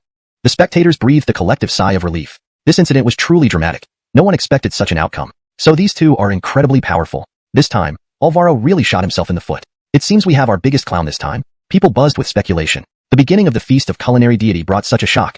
It made them eagerly anticipate what would follow. Meanwhile, Coulter and Martina followed Elena to the foremost table. Only 2 people sat there, a veiled mysterious woman and a white-haired Otto. Neither had left, but their auras made Coulter and Martina take them seriously. Ding. Imperial caliber detected. Information unknown. Please unlock. This shocked Coulter. 2 Imperial calibers at once was unprecedented. The veiled woman beside him matched the description. The woman exuded regal and mysterious aura, arousing Coulter's curiosity. Who was this mysterious woman? It was important for his mission to find out. At that moment, the woman turned to look at Coulter. Her eyes seemed to contain countless stars, filling him with overwhelming pressure. If she hadn't turned away promptly, Coulter might have collapsed. This woman is extraordinary. Coulter grew extremely cautious. For a moment, he felt like he was seen through, which was deeply unsettling. Yet, it hinted at her mysterious origins, certainly not ordinary. Chapter 250. The Divine Chef Feast begins. Seeing that the other party was no longer looking at him, Coulter heaved an inexplicable sigh of relief. Facing this woman, he suddenly felt a sense of fear. However, now that this task had appeared, he had to think of some ways to deal with it. He couldn't just ignore it. Every mission from the system was of utmost importance to him. Only, the difficulty in dealing with this woman probably far exceeded his imagination. Thinking up to this point, Coulter's expression turned more serious. What's wrong? Martina noticed something off about Coulter's demeanor and asked. Nothing. Coulter waved his hand. Then they both sat down. Quite a few eyes around them were scrutinizing Coulter, obviously having learned about his background, now very curious about him. Discussions around him continued unabated. The mysterious woman listened to these discussions and also curiously glanced over. She was curious too. What kind of person could make Elena personally welcome them? Now, looking at him, he seemed rather ordinary. However, considering Elena's respect, both of their capabilities should be decent. Soon, as more people came in, Coulter clearly felt most gazes were on him. This made him feel slightly uneasy. Why were these people staring at him? Was there something special about him? Coulter remained seated, but was completely baffled inside. These people must be very curious. Even if the golden invitation was unusual, it shouldn't cause such a fuss, right? However, the nearby mysterious woman suddenly smiled. Because you're the first man of your generation Elena has ever invited. Naturally, they are very surprised. Coulter was taken aback. On one hand, he was surprised by the fact itself, and on the other hand, he was amazed that this mysterious woman would suddenly speak and seemed to have read his thoughts so clearly. But before he could ask anything, Elena already walked out from the back, various pastries floating beside her. It's starting, someone whispered, anticipation building in their voice. Naturally, eating was the most important part of the divine chef feast. No one knew what new experiences or dishes Elena would bring them this time. Each dish she created usually ended up being imitated, but naturally, none tasted as good as hers, making many feel quite regretful. This is a new pastry I've recently developed. Everyone can try it. With that, Elena waved her hand, and the floating pastries precisely landed in front of several guests. Those at the front were served personally by her, while the rest were served by waitresses. Coulter looked at the crystal-clear pastry before him and was startled. He rarely saw anyone craft pastries like this. The inviting aroma also stirred something within him. Upon tasting it, sweetness spread, and soon, Coulter felt his cultivation slowly rising. That was the benefit of a divine chef. They could turn top-notch ingredients into edible delicacies that would strengthen them. This is blue crystal fish. Someone familiar with various exquisite foods recognized the ingredient. Many were astonished because blue crystal fish was a type of deep-sea fish that was still a rare ingredient even in the eastern wasteland. Moreover, the meat of the blue crystal fish was naturally delicious, enhanced further by Elena's exceptional culinary skills, making it taste even better. Everyone wore delighted smiles. If the first dish alone was so appetizing, what would follow next? After half an hour, everyone looked thoroughly satisfied. The entire hall of the divine chef feast was filled with various spiritual energies. All the dishes had been sampled, and many had entered a state of cultivation. This was the value of the divine chef feast. And it wasn't over yet. The most exciting moment was yet to come, the final 3 private dishes. These 3 dishes were something everyone had been eagerly anticipating. Only a few chosen ones could sample them, determined by tasks proposed by Elena. If someone accepted the task and Elena agreed, they could savor these dishes. In simple terms, it was a transaction set by Elena. This was also the most anticipated part of the feast, where attendees hoped to see Elena's new creations and who would win the right to taste them. People also wondered if they themselves might have the chance to gain access. If possible, they looked forward to it as well. Thus, this was why so many had come. Soon, Elena brought out 3 new dishes. Regarding these, she didn't elaborate much, only briefly explaining their effects and ingredients. Hearing this, everyone grew extremely serious. These were not ordinary dishes. Each could enhance their major realm, causing everyone to look on with rapt attention. Who would obtain these 3 dishes? Thinking of this, they cast glances around. The conditions are simple. 2 require exchanging for some items, and the other requires accompanying me to Araguyan Forest to find corresponding ingredients. Hearing this, many started to ponder. Araguyan Forest wasn't a nice place. It contained the largest population of demonic beasts in the eastern wasteland. Similarly, this forest harbored many superior-grade spirit items and herbs, making it a popular destination. Elena herself visited it frequently to acquire ingredients. So, proposing this requirement was reasonable. However, this time seemed different. Otherwise, Elena wouldn't have spoken so seriously. Everyone fell into deep thought. It was a tough decision. The 3rd corresponding dish was made from a highly valuable ingredient. Missing this chance would mean losing any opportunity altogether. Considering this, many were eager to give it a try. You all can sign up, but only one will be selected. And this choice will happen here. With that, an aerial arena appeared at one end. Clearly, the selection would take place within this arena. This made everyone's expressions grow serious. It seemed Elena and her team had prepared a lot for this occasion. Chapter 251. The Arena Contention. After all, preparing this airborne arena cannot be done overnight. Additionally, only those below the sovereign realm are allowed. Everyone can decide for themselves. If you wish to participate, step onto the arena. Registration will close soon, and those remaining on the arena will be my chosen ones. Elena said indifferently. Those at the sovereign realm entering the falling cloud forest might catch the attention of the sovereign realm beasts. Hence, the best choice is someone just below that realm but still very powerful. This arena indeed offers a good selection method. Many of the invited prodigies were eager to try. It wasn't just about the dish. More importantly, they could travel with Elena for a while. This was something many people dreamed of. Thus, they rushed to sign up, confident in their own abilities. Soon, over 100 people stood on the arena. The arena prepared by the 7 Treasures Immortal sect was vast enough for them to battle. Coulter surveyed the scene and slowly rose. He was also very interested in this dish. Moreover, joining Elena to enter the falling cloud forest was something he must achieve. With the system mission at hand, he had no choice but to go. Seeing Coulter walk up, Martina wasn't surprised. However, many around revealed looks of astonishment. They had all been paying attention to Coulter. His sudden appearance on the stage took many by surprise. Golden invitees rarely participated personally. Elena usually gave them special treatment. This made everyone excited. According to Elena's words, Coulter must be incredibly powerful. They too wished to see what this praised genius looked like. Elena was also somewhat surprised. She didn't expect Coulter to join, but a hint of interest appeared on her face. Her father spoke highly of Coulter and credited him for saving Heavenly Reputation City. So, how strong was Coulter? She also wanted to witness it. As Coulter stepped up, no one else followed. In total, there were 131 people on the arena. Many eyes were on Coulter, wary of this renowned genius. Yet, there were numerous other geniuses present. Coulter saw Xander, Jensen Tion, Calvin, and Adrian. 2 disciples from their Azure Primordial Immortal sect were also there, though Coulter wasn't particularly close to them. Seeing Coulter, Calvin, and Jensen Tion braced themselves. Knowing Coulter's strength best, they hesitated to act rashly. Even if their relationship was good, they knew Coulter wouldn't hold back in such a competition. On the other side, Adrian's face darkened upon seeing Coulter. He was most wary of Coulter. They already had a grudge, and knowing Coulter's prowess, he didn't dare to underestimate him. But now, with so many people and geniuses present, things were different. Everyone, I think we should team up and eliminate this guy, Adrian suggested, his eyes fixed on Coulter. Others turned their gazes toward Coulter as well. Coulter remained calm, seemingly unfazed by the impending group attack. People below watched curiously. If everyone attacked together, even Coulter might struggle. Calvin and Jensen Tion frowned. Though they were wary of Coulter, ganging up was not something they would do. In their opinion, if they fought, it should be an honorable duel. A mob attack held no significance. But others didn't share this view. This is a golden invitee. His strength is unusual. We can't afford to leave such a threat behind. Adrian tried to incite the others. His persuasion stirred thoughts among them. Their expressions toward Coulter grew increasingly unfriendly. Elena frowned. If they allied naturally, it would be nothing much. But this Adrian clearly had ulterior motives. Such a person was never trustworthy. Now allied, all eyes were on Coulter's response. Some who refused to join alliances stepped aside, choosing neutrality. Coulter surveyed the scene, his gaze landing on Adrian. Adrian, haven't changed after all these days, have you? Hearing this, a cold murderous intent flashed in Adrian's eyes. But isn't this showing respect for Brother Keaton's strength? Adrian replied with a forced smile. Don't talk nonsense, take him out. An impatient man couldn't hold back and attacked Coulter directly. Coulter's eyes flashed with golden light as the power of the ancient phoenix erupted. The man felt as if facing a primal beast and was immediately blasted away, falling off the arena. This swift victory impressed many spectators. This kid is indeed exceptional. Yuan brother, did your Azure Primordial Immortal sect have such a genius? You never mentioned it. Nearby, an Otto from the Seven Treasures Immortal sect looked at the Otto from the Azure Primordial Immortal sect. Thornton nodded indifferently. We keep a low profile. That's how our sect operates. Truthfully, he didn't know much about Coulter or his true strength. It seems this contest won't be one-sided. It's getting interesting. These youngsters should give us quite a show. Many powerful figures nodded, acknowledging Coulter's potential. Just how far he would go remained unknown. Attack together. Adrian urged immediately, realizing they mustn't hold back or risk being overwhelmed by Coulter quickly. They surged forward, instantly surrounding Coulter. Although they were many, the arena's space limited simultaneous attacks to about a dozen people. Despite this, the pressure felt immense even for normal cultivators. For Coulter, their attacks were insignificant. Under the eruption of the ancient phoenix's power, attackers were thrown back, falling from the arena. Those who remained fell after a single strike, losing combat ability. Within moments, the initial 100+ people reduced to just 40-some remaining.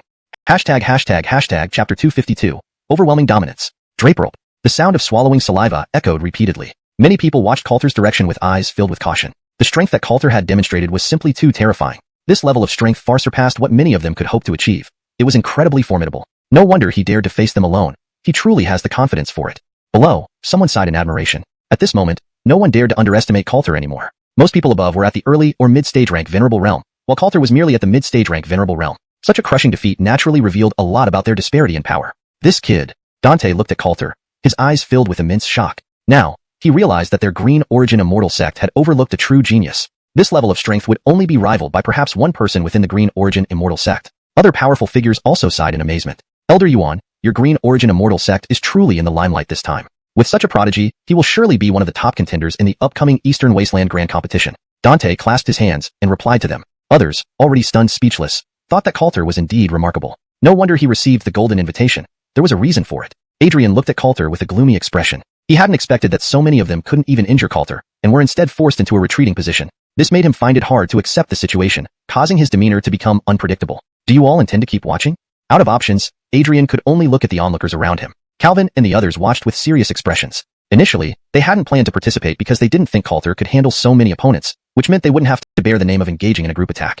But now, it seemed they had overestimated the situation. Coulter's strength had completely exceeded their imagination, and they needed to consider their next move carefully. From behind, Xander stepped forward. For him, not acting now would mean losing the last chance to do so. Moreover, two others also approached, their expressions extremely serious. They realized that if they didn't eliminate Coulter, they wouldn't stand any chance at all. So, they were prepared to give it their all. Coulter remained calm as ever, with the illusory ancient phoenix behind him continuing to grow larger. You want a group fight, huh? Coulter slowly said, and in the next moment, two powerful forces condensed around him. A green phoenix and a nine-tailed celestial fox appeared beside Coulter. Though just illusions, their strength was undoubtedly significant. Attack. As he spoke, he directly launched an assault, not waiting for their attacks to come. Seeing this, many people's expressions became vivid. They hadn't expected Coulter to launch a direct attack, catching many off guard. However, this also provoked some to anger, as Coulter clearly didn't take them seriously. Especially Xander, who harbored jealousy towards Coulter, was now even less restrained. In a moment, a surge of spiritual energy swept through the arena. With over 40 people attacking simultaneously, Coulter might struggle to endure it.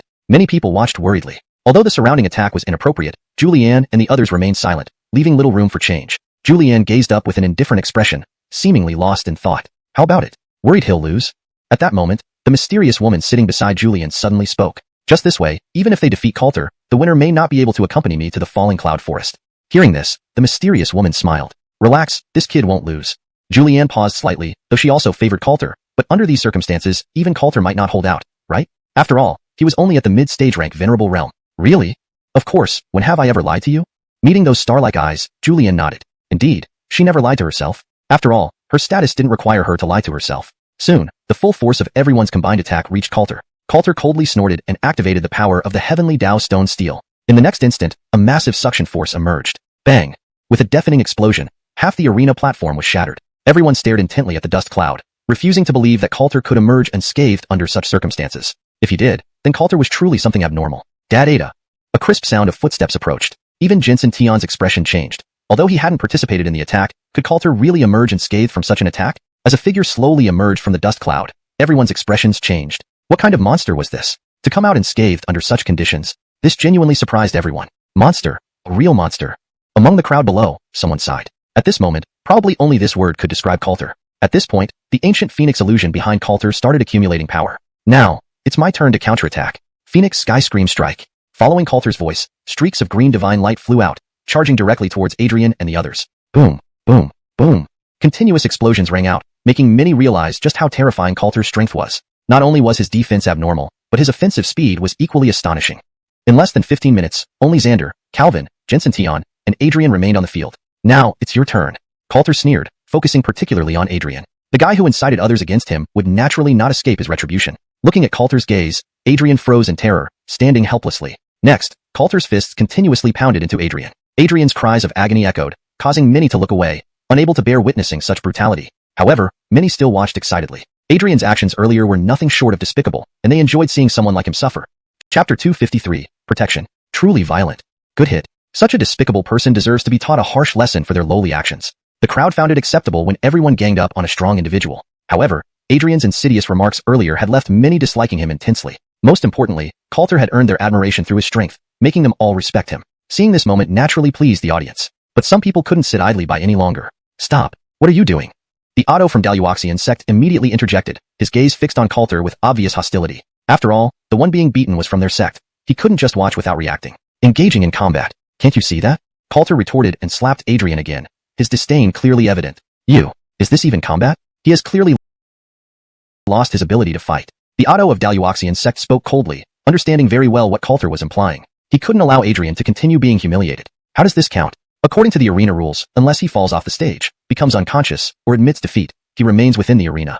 Coulter spoke indifferently before striking Adrian again. Look, he still hasn't admitted defeat. I must say, your Wuxian sect disciples truly have guts. They can endure even under such conditions. Adrian's face was already swollen from the beatings. He wasn't unwilling to concede but was thoroughly beaten and almost unconscious. Even if not fully knocked out, he didn't know how to respond. The Otto of Wuxian sect grew visibly angry, never expecting Coulter to speak thus. It left him speechless. Coulter was right. Adrian hadn't conceded nor fallen off the stage, so the match wasn't over. But it was clearly intentional humiliation, leaving the Otto frustrated. Elder, please don't disrupt the order of the arena. At this moment, Julianne's voice rang out, causing the Otto's expression to falter. If he persisted, it wouldn't bode well for Wuxian sect, especially since Julianne was notorious for being difficult to deal with. If he caused Wuxian sect to lose eligibility due to his actions, it would have serious repercussions. Returning home, other Ottos wouldn't take it lightly. Each immortal sect had only one quota spot, which was invaluable. To lose it due to him would create significant trouble. Thinking this, he sat down, allowing Adrian to bear the consequences of his own actions. Coulter watched this unfold, his eyes on Adrian. Gradually regaining consciousness, Adrian heard his Otto's telepathic message. Fool, admit defeat quickly. Realizing something, Adrian began to speak. Before he could finish, Coulter's fist struck again. Coulter would not let Adrian surrender easily, resulting in another brutal beating, which was becoming unbearable to watch. Adrian could no longer form complete sentences, and Jensen Tion and others stepped back. They knew it was unwise to get involved. Enough. Unable to remain seated any longer, The Doloxian sect Otto summoned a palm strike to suppress Coulter. If this continued, Adrian might die, which wouldn't be good. The palm strike shattered against an even stronger force. What do you intend? Dante coldly questioned, showing no intention of letting this man succeed. Dante, our disciple is about to be killed. You aren't going to stop your disciple? If something happens, the Loxian sect won't let this pass. Why didn't you intervene when he was inciting trouble? If one lacks strength, then they deserve to be beaten. It applies to everyone. Dante spoke nonchalantly. They were not at fault here, so why show this man any favor? While Qingyuan's sect had been low profile in recent years, they weren't to be bullied. As two powerful Ottos faced off, excitement rippled through the crowd. This cuisine deity banquet was turning out to be quite thrilling. Don't go too far, Dante. The Daluoxian Otto's expression darkened. Adrian was already unconscious. If he did nothing today, it would appear that the Loxian sect was weak. Gentlemen, calm down. Harmony brings prosperity. The Qibao sect Otto interjected, knowing it was unwise for the two to continue fighting. The arena rules cannot be violated. If anyone tries to interfere, I won't tolerate it. Dante snorted, releasing a terrifying pressure that alarmed several sect Ottos. His strength exceeded their expectations. An emperor-level cultivator? This elder Yuan is truly concealed. Many looked astonished at Dante, having always assumed these Ottos were peak king level. Now, discovering an emperor level among them came as a shock. The Daluoxian Otto was surprised too. Facing an emperor level, he felt immense pressure, unable to escalate matters further. The Qibao Otto felt awkward, unsure of what to say. He turned to Julianne, hoping she could intervene. Julianne saw that Adrian had been sufficiently punished and calmly transmitted her message to Coulter. That's enough, Master Keaton. Continuing might not be beneficial for you. Coulter nodded slightly, stood up, and looked at the battered Adrian. Next time you meet me, remember to take another route. Otherwise, it won't be this simple. Hearing this blatant threat, Adrian had no choice but to endure silently. Though the Daluoxian Otto was displeased, with Dante nearby, he dared not confront him directly.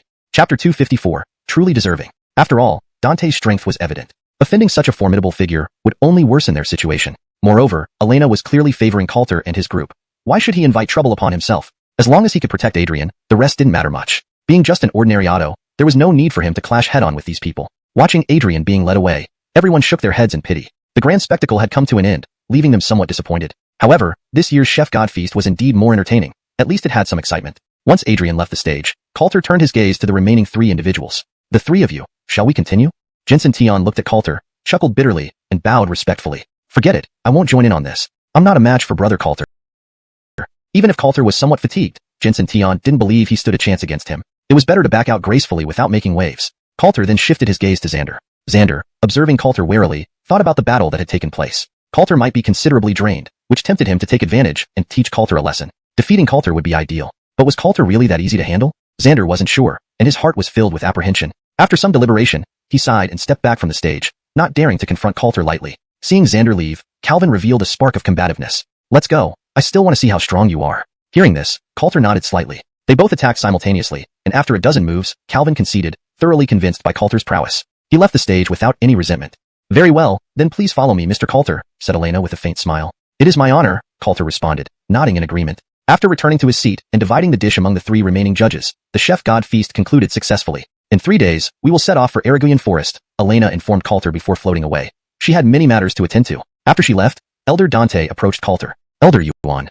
Seeing him, Coulter hurriedly greeted. Having intervened on his behalf earlier, Elder Yuan deserved respect. Impressive performance, Dante smiled, patting Coulter's shoulder. Remember to return to the sect after coming back from Araguian Forest. The Eastern Wasteland Grand Competition is approaching, and you need to participate in the selection. Dante placed great importance on Coulter, ensuring he secured a spot. However, Coulter still needed to go through the selection process. Nonetheless, Dante would recommend him wholeheartedly, confident in his ability to shine in the competition. Understood, Elder Yuan. Returning to the inn, Martina also bid farewell to Coulter. I've been away for too long. I need to return to the sect and participate in the selection. Coulter glanced at Martina, feeling a twinge of reluctance, but nodded gently. Each had their own responsibilities. Be careful on your journey. Contact me if anything happens. All right. Martina nodded, then left. In no time, the Eastern Wasteland Grand Competition would begin, and they would meet again there. After seeing her off, Coulter returned to the inn to rest. The inn residents were exceptionally polite to him now, respecting his newfound strength. 3 days later, Elena arrived at Coulter's inn. Let's depart. Araguian Forest is quite a distance away.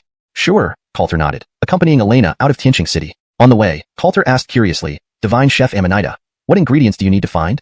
Flame pig leg meat and some medicinal herbs, Elena replied coolly. Call me Amanita, there's no need to be so formal. Surprised, Coulter nodded. This indicated that Elena wasn't averse to him, which could be beneficial. Got it.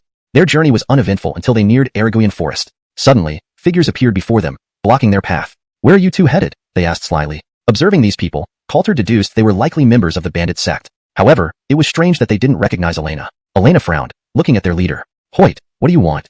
She was familiar with this person and the bandit sect. Though she didn't like the relationship between the bandit sect and the Seven Treasures Immortal sect, she wasn't high enough in rank to interfere. Still, the bandit sect wouldn't dare provoke her without reason. Chapter 255. Grievances heightened. But today, the sudden appearance of these bandit clan members made Elena realize that things were not as simple as they seemed. It appeared that there were people within the Seven Treasures Immortal sect who were dissatisfied with her. That was quite normal. Her character naturally offended people, so it wasn't surprising if some had grievances. Elena didn't overthink it too much. No matter what they did, she could always leave the Seven Treasures Immortal sect if she wished. Being part of this sect was just a casual choice for her. After all, her path did not require the support of any sect. Even outside the Seven Treasures Immortal sect, many would invite her. Chef Amanita, this matter has nothing to do with you.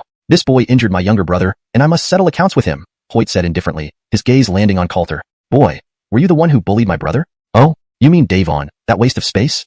Coulter's eyes sparkled mischievously as he looked at Hoyt. Unexpectedly, this guy had an Empyrean King realm brother. However, whether they were targeting him or trying to warn Elena remained uncertain. After all, given their actions alongside Elena, the higher-ups in the Seven Treasures Immortal sect surely knew about it. Boy, you're quite arrogant. Your strength is indeed impressive, but can you remain so defiant against us? Hoyt spoke coldly, knowing very well that Coulter wasn't weak. But they had 5 Empyrean King realm cultivators present, nearly the full strength of the bandit clan. If not for the fear that Elena might intervene, they wouldn't have needed so many. What does the Seven Treasures Immortal sect intend to do? Elena asked bluntly, directing her gaze at Hoyt. Chef Amanita, this is merely personal enmity between Faye and him. It has nothing to do with the Seven Treasures Immortal sect. Hoyt laughed good-naturedly, naturally unwilling to acknowledge the true motives. Enough nonsense. Do you really think I'd fall for your lies? Elena snorted coldly, her demeanor turning unfriendly. She usually avoided getting involved in such matters, but now that they were attempting to harm her friend right before her eyes, she would not stand by idly. If you want to fight, then come through me first. With that, Elena took a step forward, her long black hair swaying gently as powerful energy surged within her body. Empyrean King peak? Coulter gazed at Elena in surprise. This was the first time he saw her display her strength. Though he knew Elena was strong, he hadn't expected her to reach this level. She wasn't much older than him. Thinking this, Coulter felt a twinge of pressure. He felt somewhat like a little brother being protected. Chef Amanita, please don't make this difficult for us. We don't wish to engage you either. Hoyt said casually, eyeing Elena. They knew Elena was at the peak of Empyrean King, but they came prepared. I don't care about your bandit clan's dirty work, but if you want to bully my friend, you'll need to ask this immortal sword in my hand. With a clear resonating sword cry, Elena stepped forward, her gaze calm yet intense. People only knew of her unmatched culinary skills, calling her an immortal chef, but no one had ever seen her fight. Thus, few knew the extent of her power. Hoyt scanned her once and said, 3 of you spar with Chef Amanita, but be careful not to harm her. 3 Empyrean King cultivators stepped forward, surrounding Elena. They dared not take her lightly, ensuring this battle wouldn't be easy. Meanwhile, Hoyt moved toward Coulter. Boy, no one can save you now. Hearing this, Coulter summoned his Yin-Yang immortal sword, calmly watching Hoyt. This opponent was dangerous, but he wouldn't back down. Boom. Before Hoyt could close in, Elena sent one opponent flying and flashed in front of him. Hold it. Your opponents are me. Elena's icy voice rang out. The sight of her strength caused a flash of apprehension in Hoyt's eyes. He hadn't expected Elena to be so formidable. Very well. Let me see the strength of Chef Amanita. Hoyt nodded, both instantly taking to the air while the other 3 Empyrean Kings rushed to aid him. While Hoyt might match Elena, holding her off wasn't easy, so they needed help. As for Coulter, 1 Empyrean King and a group of peak respectful nobles should suffice. Davon also emerged from the crowd, his eyes locked on Coulter. Coulter, do you have anything else to say? His expression was ferocious, imagining Coulter's downfall. Having been humiliated before, he wouldn't show any mercy. Haha, you hide behind others, expecting to face me? Save your breath. Coulter sneered. An early Empyrean King cultivator underestimated him, but it was understandable. No one expected a mid-respectful noble to challenge an Empyrean King. However, soon, they would pay dearly for underestimating him. Arrogant fool. What can you change alone? We aren't pampered young masters. A peak respectful noble from the bandit clan spoke coldly, looking at Coulter. They knew of Coulter's past battles, but never cared about them. In their eyes, junior cultivators were incomparable. Having faced countless life-or-death battles, defeating Coulter would only be fitting. We'll see. Coulter chuckled, preparing for battle. Take down this arrogant one. Yes. Instantly, the respectful nobles charged at Coulter. Watching them approach, Coulter's expression turned serious. These bandit clan members were not easy opponents. Chapter 256. All were no match. Thus, this time he also had to give it his all. Boom. A powerful force surged forth, directly pressing down on these bandit sect members. So strong. One of the bandit sect members revealed a look of surprise. The strength Coulter exhibited was indeed terrifying. Be careful, this guy is genuinely formidable, Davon warned. But in the next moment, Coulter punched the bandit sect member in front of him, sending him flying. Bam. With just one punch, this person died with blood flowing from all 7 orifices. This guy. Davon's expression turned complex as he watched this scene unfold. He hadn't expected that Coulter actually possessed such power. Get him. Several people charged over together. If one person couldn't handle him, could a group really do any better? Boom, boom, boom. Consecutive attacks landed, sending bandit sect members flying one after another. In no time, only 7 or 8 were left standing. The rest, even if not dead, were lying on the ground, having lost all combat ability. You guys are nothing, Coulter sneered coldly. This remark left Davon and company unable to object. After all, facing anyone, Coulter took them down with just one punch, making their pressure immense. The Sealed King Realm expert also snorted coldly at the sight of this. A bunch of good-for-nothings. Let me handle it. As he spoke, he stepped forward, and an enormous pressure washed over. Coulter snorted coldly. Heaven Earth Yin-Yang Array. Activate. As soon as he finished speaking, a huge Yin-Yang magic formation appeared around Coulter's body. Seeing this, the Sealed King Realm expert revealed a surprised look. He felt an unexpected threat here. This Yin-Yang Array looked very different from what he expected. Do you dare enter the formation? Coulter's eyes locked onto the opposite Sealed King Realm expert with a sneer. This was an array he created based on his Yin-Yang Immortal Sword. Within this array, he could harness his most formidable strength. Why wouldn't I dare? Provoked by Coulter like this Sealed King Realm expert could not tolerate it. To him, for a respectable rank junior to provoke him here was courting death. The moment he stepped into the Yin-Yang array, this Sealed King Realm expert furrowed his brows. He immediately sensed something was off. A vague sense of danger rose in his heart. Though he couldn't describe it, he knew he mustn't let his guard down at this moment. The next instant, a powerful sword chi slashed out. Bam! Though this Sealed King Realm expert wasn't weak and successfully blocked this sword attack, more followed. Blade after blade relentlessly pushed back his position. Soon, he was forced into the farthest corner. Looking at the array under his feet, his unease grew heavier. Here comes.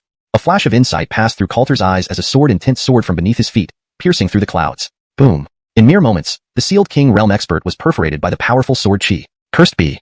Covering his chest, the Sealed King Realm expert's face darkened. Now, he completely lacked the ability to fight Coulter further. Looks like you guys are really nothing much, Coulter sneered, his gaze fixed on him. Under this attack, this guy had no means to resist. He felt aggrieved but couldn't rebut anything. Being forced by Coulter to this extent, it was as good as losing. Above, Hoyt watched this, his face turning increasingly grim. He couldn't describe how he felt now. A Sealed King Realm expert, plus a group of respectable ranks, still couldn't take down Coulter? Then they might as well not live any longer. At this thought, a fierce aura flashed in Hoyt's eyes. True trash. However, his distraction gave Julian a chance. A seven-colored sword chi instantly approached, leaving a wound on his chest despite timely use of spirit energy. These two. Hoyt couldn't have dreamed they would suffer such a blow. Two people pushed them to a hopeless situation. I didn't want to dwell on your bandit sect's filthy matters. But now, I can't possibly let you go without a lesson, Julian said coldly, her immortal sword emitting terrifying divine light. Die. Following Julian's words, the four Sealed Kings above were instantly forced back, while Coulter approached the Sealed King Realm expert below. Daring to come so close, the expert swung his strike immediately, but everything was blocked by the forces within the Yin-Yang array. I've been ready for you. Coulter sneered coldly, placing his Yin-Yang immortal sword at this man's neck. Will you dare kill me? If you do, the Seven Treasures Immortal Sect and the Bandit Sect won't let you off. He threatened fiercely, his gaze locked on Coulter. So what? I've killed Demon Sect members without hesitation. Why not you? A piece of trash who only shows might inwardly. Coulter snorted coldly, his Yin-Yang immortal sword piercing the man's chest. The Sealed King Realm expert looked at Coulter with regret before slowly falling to the ground. A streak of green light flashed as his soul shot towards the distance. However, the Yin-Yang array burst with a black glow, subduing him. Wanna run? Not that easy. Amidst the screams of his soul, the Sealed King Realm expert was thoroughly obliterated. Above, Julianne single-handedly forced back four Sealed Kings, even killing one directly. Seeing her fighting strength, Hoyt grew increasingly wary. No one had ever told them that Julianne could possess such terrifying power. Miss Julianne, we admit defeat this time. If you kill us, the Seven Treasures Immortal Sect won't leave it at that. Hoyt quickly bluffed, knowing he might die today if he didn't bring up the Seven Treasures Immortal Sect. I'll ask them what they mean today. I don't necessarily have to stay in this Seven Treasures Immortal Sect, Julianne said coldly. Their Emo family was comparable to the Immortal Sects. The Emo family was one of the 5 major families wielding real power in the Human Alliance. Chapter 257, Concession. She, Elena, was the beloved daughter of Cohen, the future patriarch. With such a background, even the head of Seven Treasures Immortal Sect would have to give her considerable respect, not to mention just some mere bandit sect member. She wouldn't hesitate to confront even those behind this bandit sect. Upon hearing Elena's words, Hoyt's expression turned serious. He knew that Elena held significant status. This was truly not a good situation for him. Moreover, this mission had failed since Coulter remained unscathed. He would be unable to explain this upon return. While he was deep in thought, Coulter appeared, dragging Davon along. Seeing this scene, Hoyt's pupils contracted sharply. Coulter, let my brother go. Hoyt hurriedly spoke up. To him, Davon was extremely important, the last remaining kin he had left, and he couldn't afford anything happening to him. You came looking for trouble with your men. Do you think I'd let this guy off? Coulter said calmly, his gaze locked on Hoyt. What do you want? The other two Sealed King Realm experts' expressions became grave. They were truly facing a major issue now. However, they also noticed some hints in Coulter's eyes. Hoyt was clearly distracted due to Davon's predicament, presenting a threat to them and making it impossible to face Elena at full strength. It was perhaps better. They exchanged glances and then bolted toward the distance. They weren't particularly close anyway, merely using each other. In such dangerous circumstances, it was best to escape before disaster struck. As for reporting back to Seven Treasures Immortal Sect, that could still be managed. Seven Treasures Immortal Sect only needed this bandit sect's members to accomplish tasks. Everything else was secondary. So, whoever these bandits were, it made no difference. Damn. Watching the two flee, Hoyt's expression worsened. He knew he was in deep trouble. If he didn't find a way to leave quickly, he'd miss his chance. But Davon was still in Coulter's hands, a truly awful scenario. He never imagined their attack would be so easily countered by two people. This was almost unimaginable, yet it also indicated how terrifyingly powerful they were. Not someone they should have dared provoke. They had really hit an iron wall this time. We're just following orders. Is there any need to make things so difficult for us? Hoyt tried to reason, hoping Elena might spare them. After all, Elena seemed quite kind-hearted and might overlook this incident. Just a phrase like, following orders can't resolve this situation, Coulter remarked coolly. Regardless of Elena's stance, he certainly wasn't going to let it slide. Being a late-stage sealed king himself, he didn't intend to let this guy off easily either. At least, not Davon in his grip. So, what do you want? Hoyt asked urgently. If Coulter agreed to release Davon without unreasonable demands, he might accept it. Who sent you? Who ordered you to come after me? Coulter demanded bluntly. Hoyt's face changed, turning bitter. These were things he couldn't easily disclose. Revealing them would likely bring more trouble, especially offending the Seven Treasures' immortal sex powerhouses when he had already angered Elena. That would leave him with no options. His expression twisted in indecision as these thoughts crossed his mind. Can we negotiate another request? Do you think this is a negotiation? Coulter chuckled softly, his eyes fixed on Hoyt. Indeed, it wasn't about negotiating but choosing a course of action. Do you think Seven Treasures' immortal sect will let you off if you go back? Coulter's sudden question startled Hoyt. Having offended Elena, Seven Treasures' immortal sect will use you as a scapegoat. Can you go back?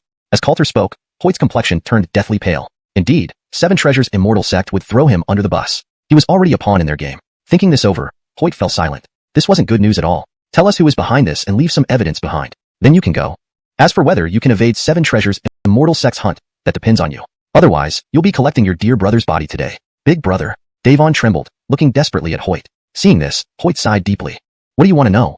Over these years, what dirty work have you done for them through your bandit sect? Confess every detail. And I believe you must have some evidence of them ordering you around. Coulter stated calmly. He knew Hoyt would have kept something as leverage. It was very clear to him. Just what that evidence was, though, remained unknown. But whatever it was, it would strike hard against Seven Treasures' immortal sect. To truly confront them, they needed to target the higher-ups. Dealing with just Hoyt wouldn't suffice. If the masterminds weren't brought down, they could create a new bandit sect anytime. Thus, he needed Hoyt's evidence to make letting them go worthwhile. After all, there would always be others seeking retribution. Elena watched Coulter, somewhat surprised. She hadn't expected him to consider so many factors. It seemed she had underestimated Coulter's abilities. No wonder he could save Hagen City. Such composure wasn't common among young people. Hoyt, too, stared at Coulter in surprise. Coulter indeed had sharp insights and was thorough in actions, leaving no loopholes. This made Hoyt concede gracefully. He understood that giving up this information meant Seven Treasures' immortal sect wouldn't forgive him. But he had no choice. Handing over the evidence now might give him a fighting chance. Dealing with their pursuit would require another plan altogether. Deciding, Hoyt slowly took out a storage ring. Everything you want is here. Saying that, he tossed the storage ring to Coulter. Coulter caught it, and noticed several layers of restrictions on it. Chapter 258, Draperalt. However, for Coulter, this restriction was child's play. After effortlessly breaking through it, Coulter delved into a thought. The next moment, his expression turned cold and stern. The content inside was not only shocking but also unbelievable to him. While he knew that the Seven Treasures' immortal sect had used Bandit Sect to carry out numerous actions, he never imagined these acts could be so heart-wrenching and conscienceless. Were they still considered an immortal sect? Calling them a demonic sect wouldn't be an exaggeration either. Is this everything? Coulter asked icily, his eyes looking in Hoyt's direction. Feeling the murderous intent radiating from Coulter, Elena felt some curiosity. Coulter always appeared carefree, even when surrounded and beaten, he didn't show significant emotional changes. But this time, seeing Coulter so enraged truly surprised her. Elena took over the ring, glanced through it, and became equally infuriated. Beasts, you dare commit such monstrous deeds? She spat coldly, her chest heaving with rage as her gaze towards Hoyt was filled with murderous intent. Hoyt remained silent, aware of how insane these acts were. Therefore, keeping these pieces of evidence was for unexpected needs. Just in case the Seven Treasures' immortal sect wanted to abandon him, he could use this information as leverage. After all, the sect wouldn't want these matters exposed. I've truly overestimated you all, said Coulter. Elena had always assumed they merely killed some people and carried out robberies. She didn't expect that besides those actions, they also kidnapped young girls as cultivation furnaces for some individuals, and did not spare even children. Words like conscienceless couldn't even describe such depravity. Who made you do this? Elena asked icily. These individuals deserve to be judged by the Human Alliance. Bogdan, replied Hoyt slowly. Really him? Elena frowned. Bogdan was well known for being decent and scholarly, never having heard of him committing any heinous crimes. Up until now, Elena held a favorable impression of him. To suddenly learn that he was manipulating the bandits, this was truly inconceivable. Sensing Elena's doubtful gaze, Hoyt hastily said, absolutely true. At this point, there is no reason for me to deceive you. There are also some image stones inside which can confirm it. He had prepared everything for this moment. Hearing this, Elena sighed slightly. She naturally believed him. At this stage, Hoyt had no reason to lie. She was simply shocked that someone like Bogdan would have such a wolf-like heart. This was too difficult to accept. Do other strong figures in the Seven Treasures' immortal sect know? Coulter asked, looking at Hoyt. Most do. However, since the Yu family is powerful, they often turn a blind eye. Some even came to us for business, admitted Hoyt, revealing everything without holding back. This Seven Treasures' immortal sect has rotted from top to bottom, Coulter remarked, then looked at Elena. Perhaps, only Elena within the Seven Treasures' immortal sect was without blemish. Gentlemen, may I leave now? asked Hoyt cautiously, needing to take Davon to a safe place urgently. Facing the sex pursuit would be terrifying. Leave, Coulter responded, letting go of Davon. He wasn't interested in killing them. Letting dogs bite each other would prove more useful. Hoyt, relieved, hurriedly left with Davon, not daring to linger. Looking at their retreating backs, Elena asked doubtfully, should we really let them go? While it was the Seven Treasures immortal sect who arranged everything for Hoyt, he committed the actions and thus bore some responsibility. People like him shouldn't be spared. Not necessary. Letting them fight among themselves is more entertaining. Killing them now would be premature, Coulter responded lightly, his eyes flashing with determination. Hearing this, Elena didn't press further. Coulter had his plans, and she preferred not to interfere. Now what? Should we head straight to the Seven Treasures immortal sect? Elena asked Coulter. Coulter unearthed all this information, yet she felt some indebtedness towards the Seven Treasures immortal sect and wasn't willing to sever ties completely. No rush. Going back now won't help. We need to prepare, Coulter said, a cold glint in his eyes. Since they were going to act, they needed to do it thoroughly and expose the Seven Treasures immortal sect completely. What do you mean? Elena looked at Coulter curiously, not knowing what scheme he had in mind. Spread this news first, allowing public opinion to escalate. That way, we can gather more attention. Coulter understood that just two of them bringing this evidence directly to the Seven Treasures immortal sect wouldn't work. They wouldn't care and might kill to silence them. Since they had already done so much dirt, adding a few scapegoats and eliminating the bandit sect wouldn't change their high status. Thus, to bring them down thoroughly, they needed public support. It seems you already have a plan. Elena focused on Coulter. Right. Make Tianji Pavilion spread the news. As for us, Coulter looked at Elena, then revealed a faint smile. We should focus on something more important for you. Upon hearing this, Elena grew even more curious about Coulter but nodded. Handing this matter over to Coulter was fine. They then headed directly to Tianjian City, a bustling metropolis. Chapter 259, Tianji Pavilion. After all, as a city close to the Araguian forest, Hagen City naturally boasts many formidable experts. Otherwise, it would be unable to withstand an attack by demonic beasts one day. Moreover, this place is the largest market for demon cores in all of Eastern Wasteland, along with various materials from demonic beasts available here for purchase. There are also numerous mercenaries here, who have spurred the development of the entire city. Such a city naturally enjoys popularity among cultivators. Deciding on their course of action, the two immediately set off toward Hagen City. Elsewhere, Hoyt and Davon stood silently in an open space. Davon looked at his Otto brother with concern. Elder brother, what should we do now? He also knew that once Hoyt handed over those items, they would likely have no place to hide in Eastern Wasteland. The Seven Treasures immortal sect would not let them off easily. Thus, they had to consider their next steps carefully. Leave Eastern Wasteland. Hoyt sighed.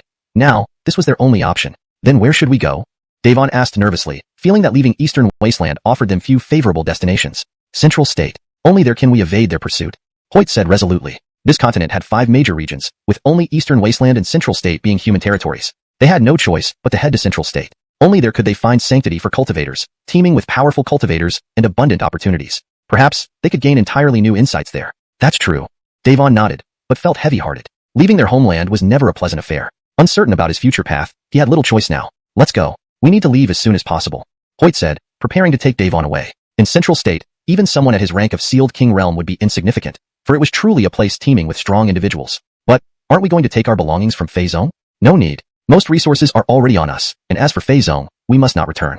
Hoyt understood clearly that visiting Fei Zong again would certainly draw attention from the Seven Treasures immortal sect. They did not know when Coulter and Elena might release the information, so it was best to leave as quickly as possible. Alright. The two headed toward Central State, unsure of what awaited them. A few hours later, Coulter and Elena arrived at Hagen City. Sensing the prosperity of Hagen City, Elena came up with an idea. I'll look for some special demonic beast meat here. There should be plenty. Elena said seriously, as she needed various demonic beast meats for her dishes. Fine. I will go to the Tianji Pavilion and deliver these items. Coulter nodded and pointed to a nearby tavern. We'll meet back here, rest overnight, and then head to Araguian Forest. Sounds good. Subsequently, the two went their separate ways. Coulter made his way to the city center and after asking around, found the location of the Tianji Pavilion. The Tianji Pavilion, the largest intelligence agency in Eastern Wasteland, promised you anything, except what you couldn't afford. Even if they lacked specific information, they would diligently investigate. Thus, it was highly popular. Coulter entered a small alley, put on a black cloak, and proceeded to the Tianji Pavilion. This attire was common among cultivators. After all, dealing and selling information always involved anonymity to avoid unnecessary trouble. Coulter well understood this and was fully prepared. Upon entering the Tianji Pavilion, the environment darkened, and he felt a powerful force briefly examine him before vanishing. Clearly, some formidable individuals were investigating him. That was normal since the Tianji Pavilion housed many experts without whom it wouldn't function. May I assist you, young man? An oddly voice greeted him. Coulter turned to the counter, where an old man lounged leisurely in a recliner. Had he not spoken, Coulter might have overlooked him.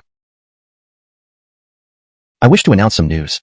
Coulter spoke calmly. It didn't surprise him that the old man gauged his age. He was likely an emperor-level expert. Draperizing this place was an emperor-level powerhouse, highlighting the strength of the Tianji Pavilion. Please tell me. The old man replied casually, treating guests courteously and never refusing anyone. Coulter handed the storage ring to the old man. Surprised, it was the first time he'd seen someone use a storage ring to store messages. But upon inspecting it, his demeanor grew serious, revealing a shift in his aura. Is everything inside true? He quickly asked Coulter, clearly shocked by the gravity of the information. It was significant enough to rock Eastern Wasteland. Even they, at Tianji Pavilion, only knew of the connection between Seven Treasures' immortal sect and Fei Zong, not specifics. This was indeed major news. Certainly. I just obtained it from Fei Zong. Coulter replied coolly, making the Emperor more attentive. How do you wish to disseminate this? Release it all and make it widely known. However, don't rush. Release gradually to keep the Seven Treasures' immortal sect on edge. Coulter coldly instructed, knowing a sudden release would give them time to react, while a gradual one would cause chaos. This was why he sought out the Tianji Pavilion, the only ones daring to confront Seven Treasures' immortal sect. Agreed. The old man nodded, considering the potential impact of spreading this information. What about the cost? Coulter inquired, knowing dissemination wasn't free. There's no need. Seven Treasures' immortal sect engaging in such nefarious acts deserves punishment. The content in this ring is too serious. Whoever sees it will surely be enraged. So, this time we'll spread the information free of charge. The old man spoke earnestly, sincere in his intent. Chapter 260, News Spreads. Coulter was somewhat surprised by the Otto's decision. He hadn't expected this Otto to make such a choice. Disseminating this news would not be an easy task and would undoubtedly bring considerable pressure on Tianjai. After all, their opponent was a celestial sect, whose strength could not be underestimated. Especially regarding these matters. It might very well drive the Seven Treasures celestial sect to extreme lengths. When that happened, they would certainly come looking for Tianjai. Really? A gentleman does not jest. These actions are truly infuriating, the Otto said seriously. He was indeed extremely angry. The Seven Treasures celestial sect, as a righteous celestial sect, had acted in ways reminiscent of demonic sections. Naturally, he could not tolerate this. Although Tianjai may not have been entirely just, he was. Alright, but you can only make copies. I need to keep the originals. Coulter replied calmly. The Otto nodded slightly, indicating no problem. However, he still had a lingering doubt. May I ask, why don't you go directly to the Human Alliance to handle this matter? Hearing this, Coulter chuckled lightly. The Human Alliance? If we handed this over directly, they might take it seriously, but who can guarantee there isn't collusion with the Seven Treasures celestial sect? Not everyone is trustworthy, especially those towering figures, whose thoughts no one can fathom. If they suppress this matter to protect their image, wouldn't that be terrible? The Otto fell silent. This young man did indeed have a clear understanding of things. What he said could very well happen. You're quite smart. The Otto looked at Coulter. His decision was indeed correct. If he went directly to the Human Alliance, it was likely to turn out as described. This way, not only couldn't they expose these despicable people, but Coulter himself might also get into trouble.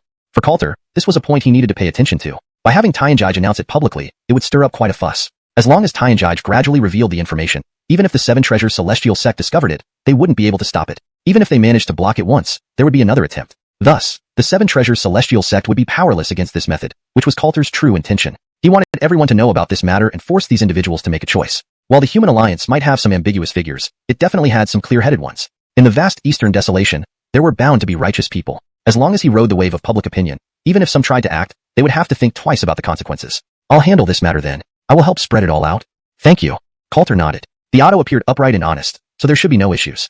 Nonetheless, Coulter wasn't worried because he had backup plans. After the Otto finished making 2 sets of copies, Coulter left Tianjai with the original and 1 set of copies. Then, he headed straight for the Mercenary Alliance. If there was a place where good and evil coexisted, it was the Mercenary Alliance. This place housed all sorts of people, regular mercenaries, desperados, and intelligence peddlers. Information was crucial for mercenaries, making it an excellent place to spread news. Arriving at the Mercenary Alliance, Coulter found himself in an expansive hall. However, his target was not here. After searching, he spotted a hidden door. Once inside, an underground street came into view. Crowds thronged this place, most covered in dark robes concealing their faces, hurrying through the streets. This was the true trading ground of the Mercenary Alliance, a black market and a no-man's land. Here, with money, one could find almost anything, making it a paradise for mercenaries. Many mercenaries bought weapons and elixirs here. This was also where mercenaries obtained intelligence and accepted or issued missions. It was a vital place for the Mercenary Alliance, and even outsiders came here for transactions.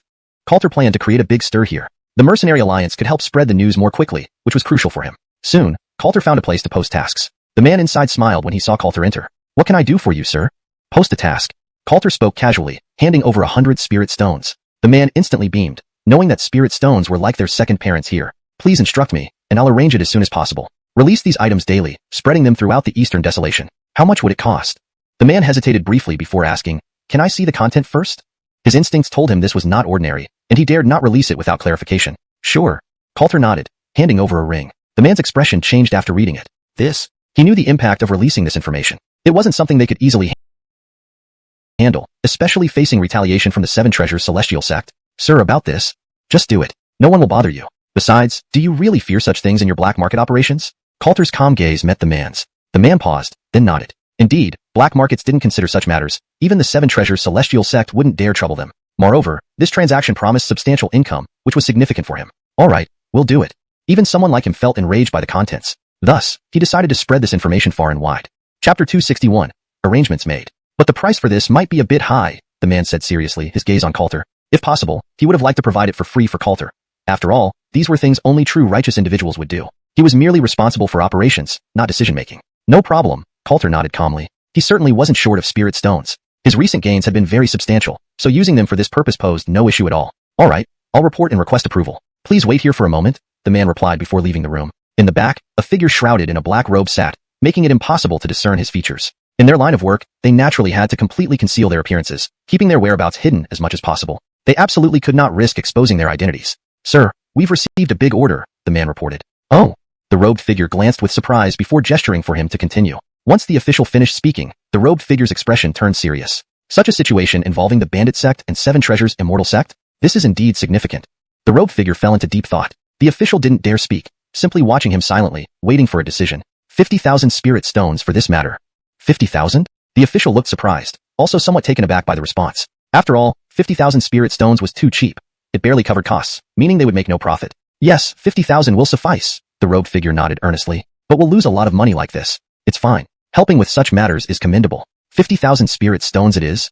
The official's expression grew serious. It seemed the senior agreed with him. Yes, sir. The official nodded, preparing to inform Coulter. Hold on, I'll go out with you. The robed figure suddenly rose, looking determined. The official stood there, bewildered, unsure of the robed figure's intentions. Sir, are you going? To meet this young talent who found these pieces of evidence, it must have been quite an effort.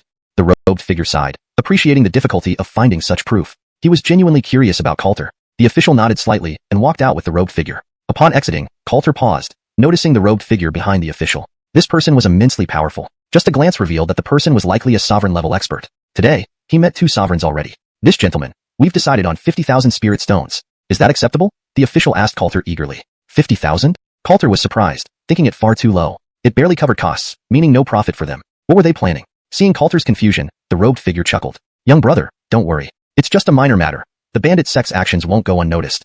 Thank you then, Coulter responded, bowing politely. No matter what, saving some spirit stones was always beneficial. It's the right thing to do. Well then, I'll trouble you both. I still have other matters to attend to. Coulter spoke sincerely, looking at the 2 men. Not at all, please take your time. As Coulter left, the robed figure smiled. This young man is truly remarkable. At his age, I couldn't match his abilities. The official looked amazed. He seems quite young. Yes, probably around 20. His future is boundless. Next time, we should try to recruit him. Yes, sir. The robed figure nodded, then turned to leave. He couldn't waste time and had his own affairs to attend to. Elsewhere, Coulter visited several intelligence dealers, arranging for them to spread the information. Most barely charged spirit stones for their services. The task itself wasn't easily done. Despite charging fees, Coulter paid little mind, spending over 200,000 spirit stones, but it wasn't a large expenditure for him. Returning to the inn, Coulter felt somewhat weary. Juliet noticed immediately, her face revealing concern, evident that Coulter had expended considerable energy. Are you all right? Just a little tired, nothing serious. Coulter smiled. Everything's almost settled. I'm also done. Let's rest tonight. I've booked us rooms. Thank you, Miss Morby. We're friends, no need for such formality. Juliet smiled, now acknowledging Coulter. Right. Noticing Coulter's exhausted appearance, Juliet walked down, seemingly remembering something. Coulter was puzzled about her intention. Suddenly, shouts below made him pause. Miss Morby, actually borrowing the kitchen here? Why is Miss Morby here? People looked astonished, never expecting this. Her unexpected appearance baffled many. Chapter 262. Sensation. Elena usually stayed within the 7 treasures immortal sect, seldom appearing outside. Her sudden appearance in Heavenly Cloud City took many by surprise. Moreover, she was borrowing a kitchen from a tavern.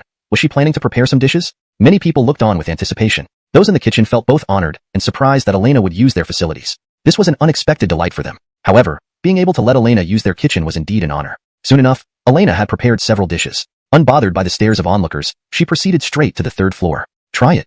Coulter was slightly taken aback at the sight of these delicately prepared dishes, warmth flooding his heart. He hadn't expected Elena to do something like this. It was truly surprising. After all, Elena didn't seem like the type who would go out of her way to be helpful. This gesture clearly showed that she considered him a friend, which wasn't easy. Those around them were equally astonished. It was no small matter for Elena, known as one of the beauties on the top beauties Jensenst, to cook for a man. If it had been an Otto, they might have thought of it as respect for a venerable senior, but now, it was a young man standing before her. This Coulter was exceptionally handsome and certainly not any senior figure. Hence, the relationship between the two couldn't be simple.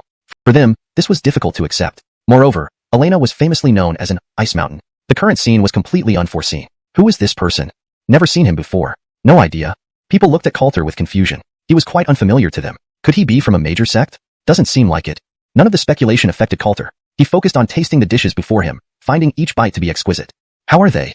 Very good. The most delicious dishes I've ever tasted. Coulter chuckled. He could also sense a significant recovery after eating them. Clearly, this was Elena's way of helping him. Elena smiled faintly at Coulter's praise. It was rare for her to show such an expression. Only Coulter's words could bring this smile. She hadn't fully realized what this meant for her. Seeing Elena's smile, everyone was shocked. Heaven forbid. Elena not only cooked for a man but also smiled here. This was unprecedented. It made them even more curious about Coulter's identity. They were certain that Coulter was no ordinary person. However, there was no way for them to verify his true identity just yet. News quickly spread throughout the city. Not long after, a shocking revelation came from Heavenly Fate Pavilion, exposing collusion between Bandit Sect and Seven Treasures Immortal Sect, along with solid evidence. The entire Heavenly Cloud City was thrown into turmoil. The Seven Treasures Immortal Sect was a well-known force, and such a scandal was unimaginable. If it were merely using Bandit Sect for minor affairs, it might have been tolerable, but this went beyond that. Normal cultivators would be furious upon seeing the evidence, knowing it crossed a line they couldn't accept. Thus, the situation began to gain widespread attention. Many who recalled Elena's appearance yesterday in Heavenly Cloud City wanted to ask her about the matter. But when they arrived, she and Coulter had already left the city. Coulter was well aware of the impending storm, so they departed early to avoid drawing attention from the Seven Treasures Immortal Sect. Fading away quietly, they concealed their identities. The news spread rapidly, fueled by various black market forces. By mid-morning, it had reached surrounding cities and continued spreading quickly. The event drew extensive attention from various immortal sects and human alliances. For now, everyone was watching the developments. These revelations didn't seem to significantly damage the Seven Treasures Immortal Sect. Still, the sect noticed the growing concern and called an urgent meeting. Inside the main hall of Seven Treasures Immortal Sect, everyone wore grim expressions, recognizing the severity of the situation. This sudden turn of events caught them off guard. They knew this issue was critical. If not handled properly, its impact would only worsen. Gentlemen, you've all heard the news. This is a serious matter. What do you think?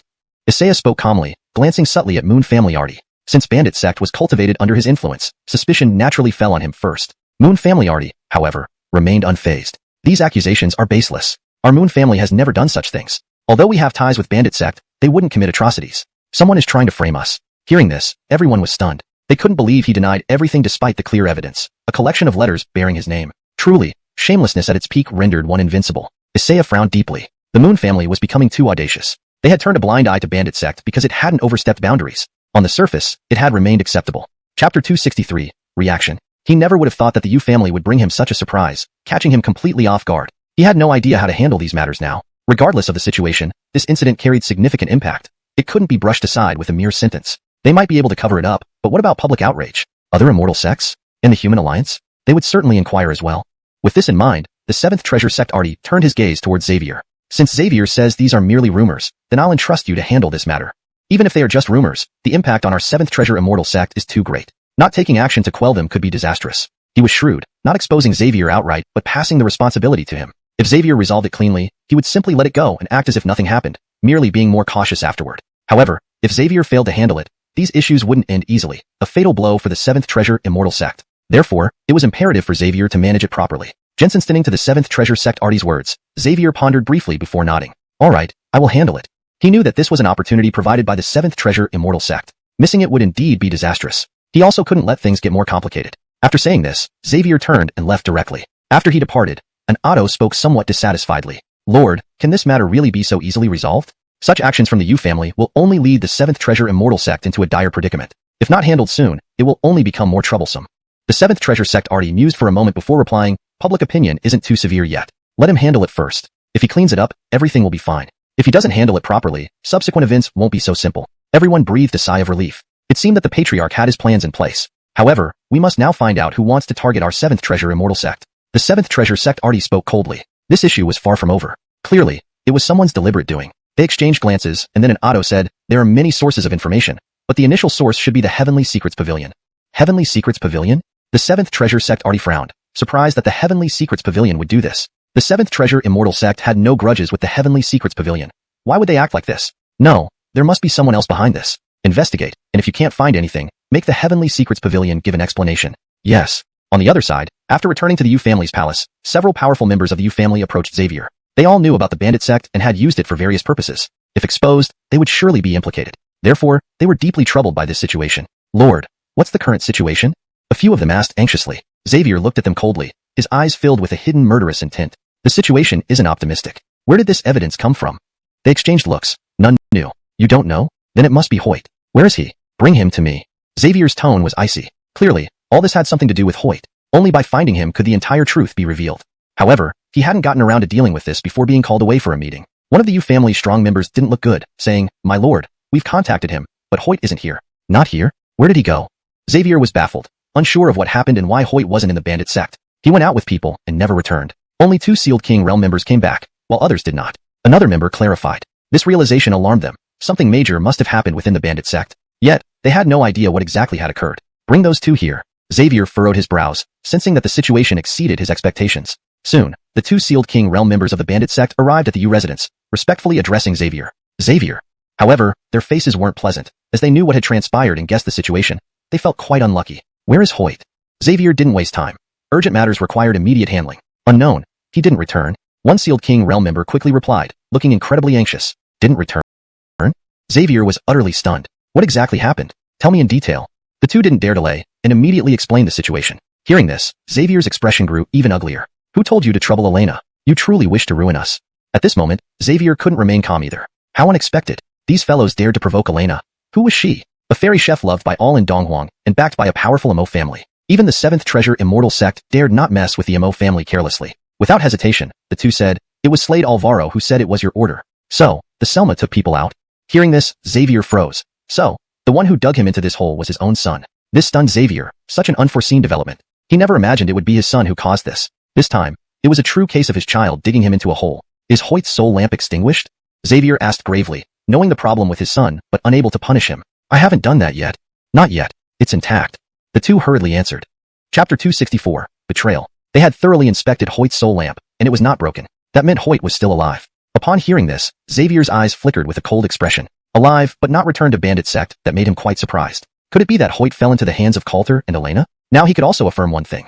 This news must have something to do with Coulter and Elena. After all, Hoyt must have failed because of Elena. This was no good at all. Since they got hold of Hoyt, and Alexei did not know what exactly Hoyt might possess, it really complicated things. The 2 bandit sect kings did not dare speak. They knew clearly that this Xavier was now extremely angry, and if they annoyed him now, things would only get more complicated. So, they had to consider their escape plan carefully. Find Alvaro. After a long while, Xavier chose to summon Alvaro. After all, everyone else had heard about it. If he did not deal with Alvaro, it would not satisfy the public. But the immediate concern was still to think about the matter of Hoyt. What worried him were other pieces of evidence in Hoyt's possession. He felt a headache coming on. He knew at this moment that he would find it very difficult to complete the patriarch's arrangements. Soon, Alvaro arrived in the hall. Now his face was very tense as well. He naturally knew what had happened. He couldn't understand why 5 kings had actually been taken down by Elena and his group. Just how much strength was hidden by Elena. Thinking up to here, Alvaro felt distressed. Now, his father would definitely not spare him. Seeing Alvaro enter, Xianxia snorted coldly. You disobedient son, look at what you've done. Our family will suffer greatly because of you. Xianxia did not mince words. No matter what, he could not protect Alvaro here. There must be punishment. Otherwise, others would definitely grumble. Father, I didn't know it would end up like this. Alvaro knelt on the ground with a pale face after a thud. It's fine for you to want to deal with Coulter, after all, he is only a ranked venerable realm cultivator. But, wanting to deal with Elena? Did you not ask me even once about such an important decision? Do you even see me as your father? Xianxia spoke coldly, making Alvaro's body start to tremble uncontrollably. Father, Alvaro's body trembled, unable to come up with any defense. Truly a disrespectful son. Xianxia snorted coldly, then looked at the others. Now, everyone consider how we should proceed? Everyone remained silent. How could they handle this situation? They were all confused. In this situation, they could only hope to quickly find Hoyt. These messages came from the Heaven Oracle Pavilion. We should go there now and ask them to stop spreading this information, whispered a long-haired man beside them. Xianxia nodded slightly, agreeing that it was a viable method. Then, he slowly said, Ladies and gentlemen, the matter is serious. The Yu family must mobilize comprehensively. Try to stop the spread of information and send people to find Elena and Coulter. Find them or Hoyt at all costs. Yes. Everyone nodded and immediately started to act. Once everyone left, Xianxia turned to look at Alvaro. Go to solitary confinement. Wait until we deal with this, then we'll settle accounts with you. After saying that, Xianxia left directly. He was also furious with this kind of betrayal. If he weren't for having only this son, he might have let Alvaro die right here. Alvaro could only nod, too afraid to protest, leaving dejectedly. As for you two, Xianxia looked at the 2 from Bandit Sect. He clearly knew that if things weren't handled properly, someone needed to take the blame. These 2 from Bandit Sect were perfect candidates. The 2 Bandit Sect kings realized what was going on and their faces changed dramatically. Xavier, this is all Hoyt's fault. It has nothing to do with us. They did not want to die but dared not resist. So they could only beg for mercy. I know, but you should also understand that scapegoats are always necessary. Xianxia said coldly, his gaze icy. Even though they were kings, they were just pawns, which he never cared about. The 2 instantly rushed away, trying to stay alive. However, Xianxia's attack had already landed, and the 2 were controlled, frozen in place. Xianxia, you can't do this. We helped you so much, you can't treat us like this. The 2 roared, staring at Xianxia. They found it hard to accept being sacrificed as scapegoats. Yes, so please help us one last time. The sins of this incident need to be carried by someone. Xianxia replied casually, paying no attention to their words. Moreover, you should understand this is due to Hoyt. If you want to blame someone, blame him. Saying that, Yu Chaosheng waved his hand and they were instantly restrained. Two concealed strong figures had prepared in advance and took control of them. Yu Chaosheng, you despicable scoundrel, you'll meet your end. The two kept roaring and cursing. To them, it was extremely unfair, but it was futile. They could not change the situation, only to be dragged away. Yu Chaosheng remained unmoved, ignoring their curses. He had prepared himself when doing all this, so he felt no guilt and was quite calm. But it's still hard to manage. Yu Chaosheng muttered to himself, considering his next move. Meanwhile, in Falling Cloud Forest, Coulter and Elena were enjoying themselves. They were not aware of what was happening outside, but could guess how troubled Yu Chaosheng would be. I wonder if they like the present I sent them? Note: the names provided here are translated phonetically, pinyin, to ensure accuracy and maintain consistency with the original text. Hashtag chapter 265, at a loss. Coulter spoke lightly, unsure of the current situation, but he was certain that the Seven Treasures Immortal sect would not remain peaceful. He could be sure of that much. Jensen stinning to Coulter's words, Elena also revealed a smile. They will surely like it. Since they have done this, they should pay the price. While not everyone in the Seven Treasures Immortal sect was like this, some must indeed accept punishment. Coulter nodded slightly. This time, the Yu family would naturally have to pay the price. Let's hurry and find the flaming boar. If we go too late, it might be gone. Coulter spoke slowly, his eyes fixed on the Falling Cloud Forest. While this place posed little threat to the two of them, the core area still harbored many powerful beast tribes, so they dared not be overly complacent. All right. Elena nodded. Her aura completely reined in. Even if a peak sovereign realm expert were here, they would only think she was an ordinary person. Another benefit of the Seven Apertures Crystal Heart. On their journey ahead, Coulter did most of the fighting. Elena would easily draw attention from those powerful beast tribes. This is why Elena needed to find a powerful, respectful Sage Realm helper, and Coulter was the most suitable choice. Along the way, even peak sovereign realm beasts were easily dispatched by Coulter. Meanwhile, deep within the Falling Cloud Forest, a graceful woman suddenly opened her eyes. Soon, excitement spread across her face as she abruptly ended her cultivation, rushing off into the distance. On another side, Homer arrived at the Heavenly Mechanism Pavilion in Xianxia City. Many people in the Heavenly Mechanism Pavilion looked at the Yu clan head with apprehension, knowing his presence here wasn't for anything good, especially since he had brought several experts, indicating clear intentions. Homer gazed at the crowd in the Heavenly Mechanism Pavilion and said indifferently, "Have your person in charge come out. Your clan head has matters to discuss." "Why all this show of force? What do you want?" At this moment, an oddly voice echoed, and an old man slowly appeared before him. If Coulter were here, he would recognize this as the same old man he met in Hagen City. His appearance in Xianxia City meant he knew Homer wouldn't let up easily, so he had specially come to deal with Homer. Looking at the old man, Homer's expression turned serious. This person was no easy opponent. "Shay, I didn't expect you to be here." Homer looked at the man seriously. "You certainly didn't think your actions would be exposed, right?" Shay spoke bluntly, holding no goodwill toward Homer. After all, his deeds were such that direct annihilation wouldn't be unjustified. This kind of person was the one who most deserved sanctioning. If not for the timing, he would have already made his move. "Were you behind this?" Homer's expression changed as he looked at Shay, sensing from his words that he was involved. "It wasn't me who discovered it, but the Heavenly Mechanism Pavilion acted on it. What do you plan to do about that?" Shay said calmly, his gaze unwavering on Homer. This left Homer enraged yet helpless. Confronted by this formidable opponent, he couldn't afford to act rashly. After all, this person was very powerful and not someone he could casually deal with. Realizing this, Homer's expression grew increasingly grim. With Shay involved, things became complicated. Given Shay's strength, which was almost equal to his own, Homer knew he couldn't handle this unless the Seven Treasures Immortal sect intervened. However, under the current circumstances, they wouldn't intervene.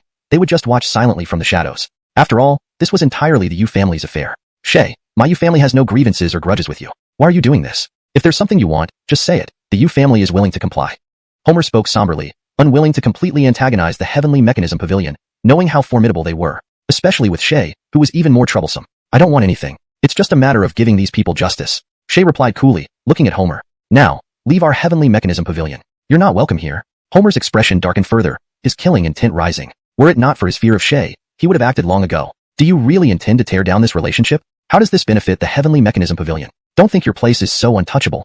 Shay chuckled lightly. "It's not your place to judge us. Right now, it's your Yu family facing a crisis." Homer's expression grew even more ominous, but looking at Shay, he could only leave the pavilion with frustration. Watching him leave, Shay said coldly, "Continue spreading the news faster this time. Notify other branches, all must publish it. Don't let the Yu family intercept it." "Yes." Elsewhere, back at the Yu family residence, Homer watched the growing amount of incriminating evidence, his expression becoming ever more grim. Now, he felt a headache worsening, unsure of how to handle everything. "Clanhead, we may have no retreat left," a sealed king realm expert whispered lowly. Homer understood well, but what could he do now? Could he go all out against the Heavenly Mechanism Pavilion, against Shay? That would be useless and only infuriate the Heavenly Mechanism Pavilion further. At this point, there's only one way left. Homer sighed, looking at the gathered crowd. Someone must make a sacrifice. Everyone was shocked. They had thought of this possibility but never imagined Homer would be so direct, which filled them with dread. None wanted to die, and none wanted this fate. The Yu family is at a crossroads. Everyone, let's draw lots to choose two to take the blame and quell the storm before other factions arrive. Otherwise, things will get much more complicated. Note: names such as Seven Treasures Immortal Sect, Falling Cloud Forest, Heavenly Mechanism Pavilion, and characters like Shay have been transliterated directly, keeping with the tone and style of the original text while ensuring the translation is natural and fluent. Chapter 266, a pleasant reunion. Fate spoke gravely, and now they had only one choice left. Aside from this, there was no other way for them. Of course, this lottery draw would not be fair. The powerhouses of the Yu family exchanged glances, each considering who should step forward. Though they all wanted Fate to take responsibility, it was clearly impossible. Fate was an Emperor Realm powerhouse, and taking on blame was something that was no longer within his purview. So, among the remaining individuals, it would be left to these people. They had no other options. Soon, Fate waved his hand, and 10 plaques appeared in the air. Whoever draws a token with writing on it will be the one to take responsibility. You can rest assured that your descendants will receive the highest level of care, and we will prioritize their cultivation, Fate said indifferently, leaving no room for argument. But everyone knew it was just an empty promise. Everyone hesitated. Seeing this, Fate's pressure emerged. Do I need to ask any of you? He said sternly. Hearing this, the crowd sighed, reaching out to draw their lots. In front of Fate, they had no means of resistance. The results of the lottery were quickly revealed. 2 unlucky Ottos turned pale-faced. The other Ottos felt some relief. At least it wasn't them. At this moment, a rift had already appeared within the Yu family. Everyone knew that from now on, the Yu family could no longer remain united. Watching this scene, Fate said solemnly, "Go back and prepare yourselves. Rest assured, your descendants will receive the best treatment." Yes, the 2 Ottos nodded. Fate was warning them that if they thought about fleeing, they must also consider the fate of their descendants. Thus, they could only wait for death obediently. A few days later, outside, public sentiment continued to escalate. As more events were exposed and evidence came to light, the 7 Treasures Immortal sect and the Yu family faced an unprecedented crisis. Everyone was questioning them, demanding an explanation. Xianxia City was especially enraged, and after long-term suppression, people finally erupted, causing chaos in the 7 Treasures Immortal sect's territory. Major forces also began to understand the situation and couldn't help but sigh. This time, the 7 Treasures Immortal sect truly dug its own grave. It was over for them, and resolving the grudges would now be impossible. Thinking of this, various forces grew restless. They naturally didn't care about the 7 Treasures Immortal sect's plight, but its downfall meant increasing benefits, a huge pie of interest that no one would ignore. So, they eagerly awaited the fall of the 7 Treasures Immortal sect. As for the instigator behind all this, they were continuously wandering through the Araguian forest. Be careful, we are already deep into the Araguian forest. It will only get more dangerous from here. Julian looked around carefully, her expression serious. There could be great demons at the Peak King realm here. It was very dangerous, and they needed to be vigilant. All right, Coulter nodded, his expression turning serious as well. He knew how perilous it could be. Suddenly, a terrifying aura swept past, making Julianne's expression tighten. Be cautious, a very strong aura. Likely a powerful demon with noble bloodline, she said, sensing the familiar presence. Coulter smiled faintly, no worries. Seeing Coulter's calm demeanor, Julianne was startled but remained vigilant. She knew this aura was extremely difficult to handle, not quite Peak King realm, but still very dangerous. Suddenly, a white figure dashed out directly towards Coulter's direction. Be careful. Julianne tried to intervene but was blocked by Coulter. Coulter shook his head slightly, and Julian watched as the figure leaped into Coulter's embrace, rubbing against him affectionately. Only then did Julian see clearly, a breathtakingly beautiful girl whose allure made her realize this was indeed a beast. And this was the same terrifying aura she sensed earlier. Why was this beast so affectionate towards Coulter? Julianne was surprised, unsure what was happening. Xianxia, why are you here? Coulter stroked her head, asking with a smile. This figure was none other than Xianxia. After completely awakening her bloodline power, Xianxia had left Coulter to find a quiet place to digest her newfound strength. Naturally, Coulter hadn't refused, though he hadn't expected to encounter Xianxia here, which took him by surprise. I've been cultivating here and suddenly sensed Master's presence, Xianxia replied with a sweet smile, reining in her power to appear like a docile girl. Seeing this, Julianne was also taken aback. Coulter, this is? Oh, I almost forgot. Cindy, this is my disciple, Xianxia. Xianxia, this is Julianne, also known as the immortal chef Cindy. Jensen stinning to Coulter's introduction, Xianxia looked at Julianne with obedience. Big sister Cindy. In that instant, Julianne was charmed by Xianxia's docility. She could tell Xianxia was a fox, but facing such a compliant fox, she was instantly entranced. Coulter smiled. This was normal. Xianxia's charm worked on both men and women, inherited from the nine-tailed heavenly fox. Where did you find such an adorable little fox? Julianne patted Xianxia's head, looking at Coulter. A lucky coincidence. Coulter smiled too. With Xianxia here, they would have it easier. After all, Xianxia was now at the peak venerable realm, only a small step away from the king realm. Moreover, as a nine-tailed heavenly fox, they could dominate the Araguian forest. Oh right, Xianxia. Cindy needs to find Flame Pig. Do you know where he is? Xianxia tilted her head in thought before nodding. I know. I'll lead you there. Then, Xianxia transformed into her true form, now no longer the small fox, but a massive nine-tailed heavenly fox. Chapter 267, Scapegoat. However, freely controlling her size was not a difficult feat for Zarya. She still preferred her original size, but needed to change to accommodate Coulter and the others. Looking at the 9 fluffy tails behind Zarya, Elena showed a look of shock. 9-tailed heavenly fox? She had heard of these legendary imperial-blooded beasts, never imagining that Zarya would be a 9-tailed heavenly fox. No wonder she felt such immense pressure. Indeed, this beast was terrifying. Coulter smiled slightly without providing too much explanation, merely climbing onto Zarya's back. Elena followed in a daze, feeling it was all too surreal. Coulter owning a nine-tailed heavenly fox as his beast pet only added to his mysterious aura. Encountering such a rare bloodline, let alone taming one, was no easy feat, yet here it was, standing before her.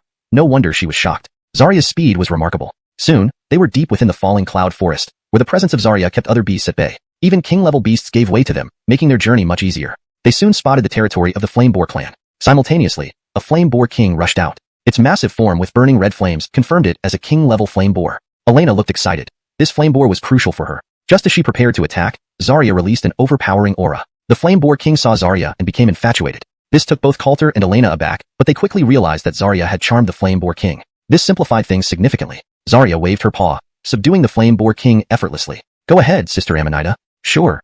Elena nodded, marveling at how smoothly things went thanks to Zarya. Soon, the Flame Boar king was dissected and stored in her storage ring.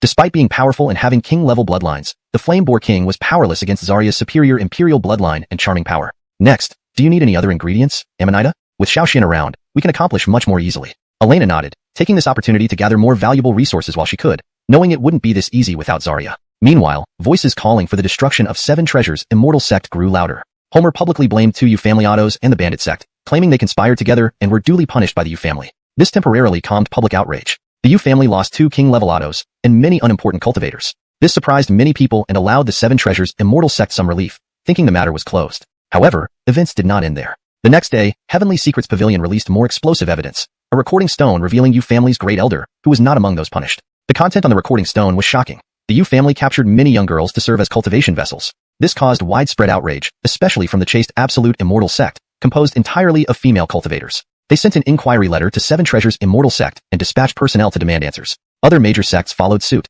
putting immense pressure on 7 treasures immortal sect. Human alliance leaders also questioned the sect. Facing overwhelming criticism, 7 treasures immortal sect fell into chaos. Without a satisfactory solution, disaster loomed large for the sect. In the Yu family, morale was low. The sudden revelation shattered their plans. Homer, typically calm, was at a loss. The situation worsened daily. His room was in disarray as he struggled to cope. He knew the Yu family faced severe challenges. Feeling helpless, he could only vent his frustration. Outside, Yu family's great elder was grim-faced, unsure of what to do next.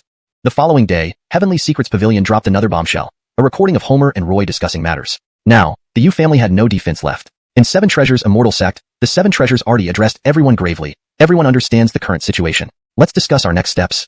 Yu family members were absent. Homer had no intention of attending, and the sect did not want him there either, needing to distance themselves.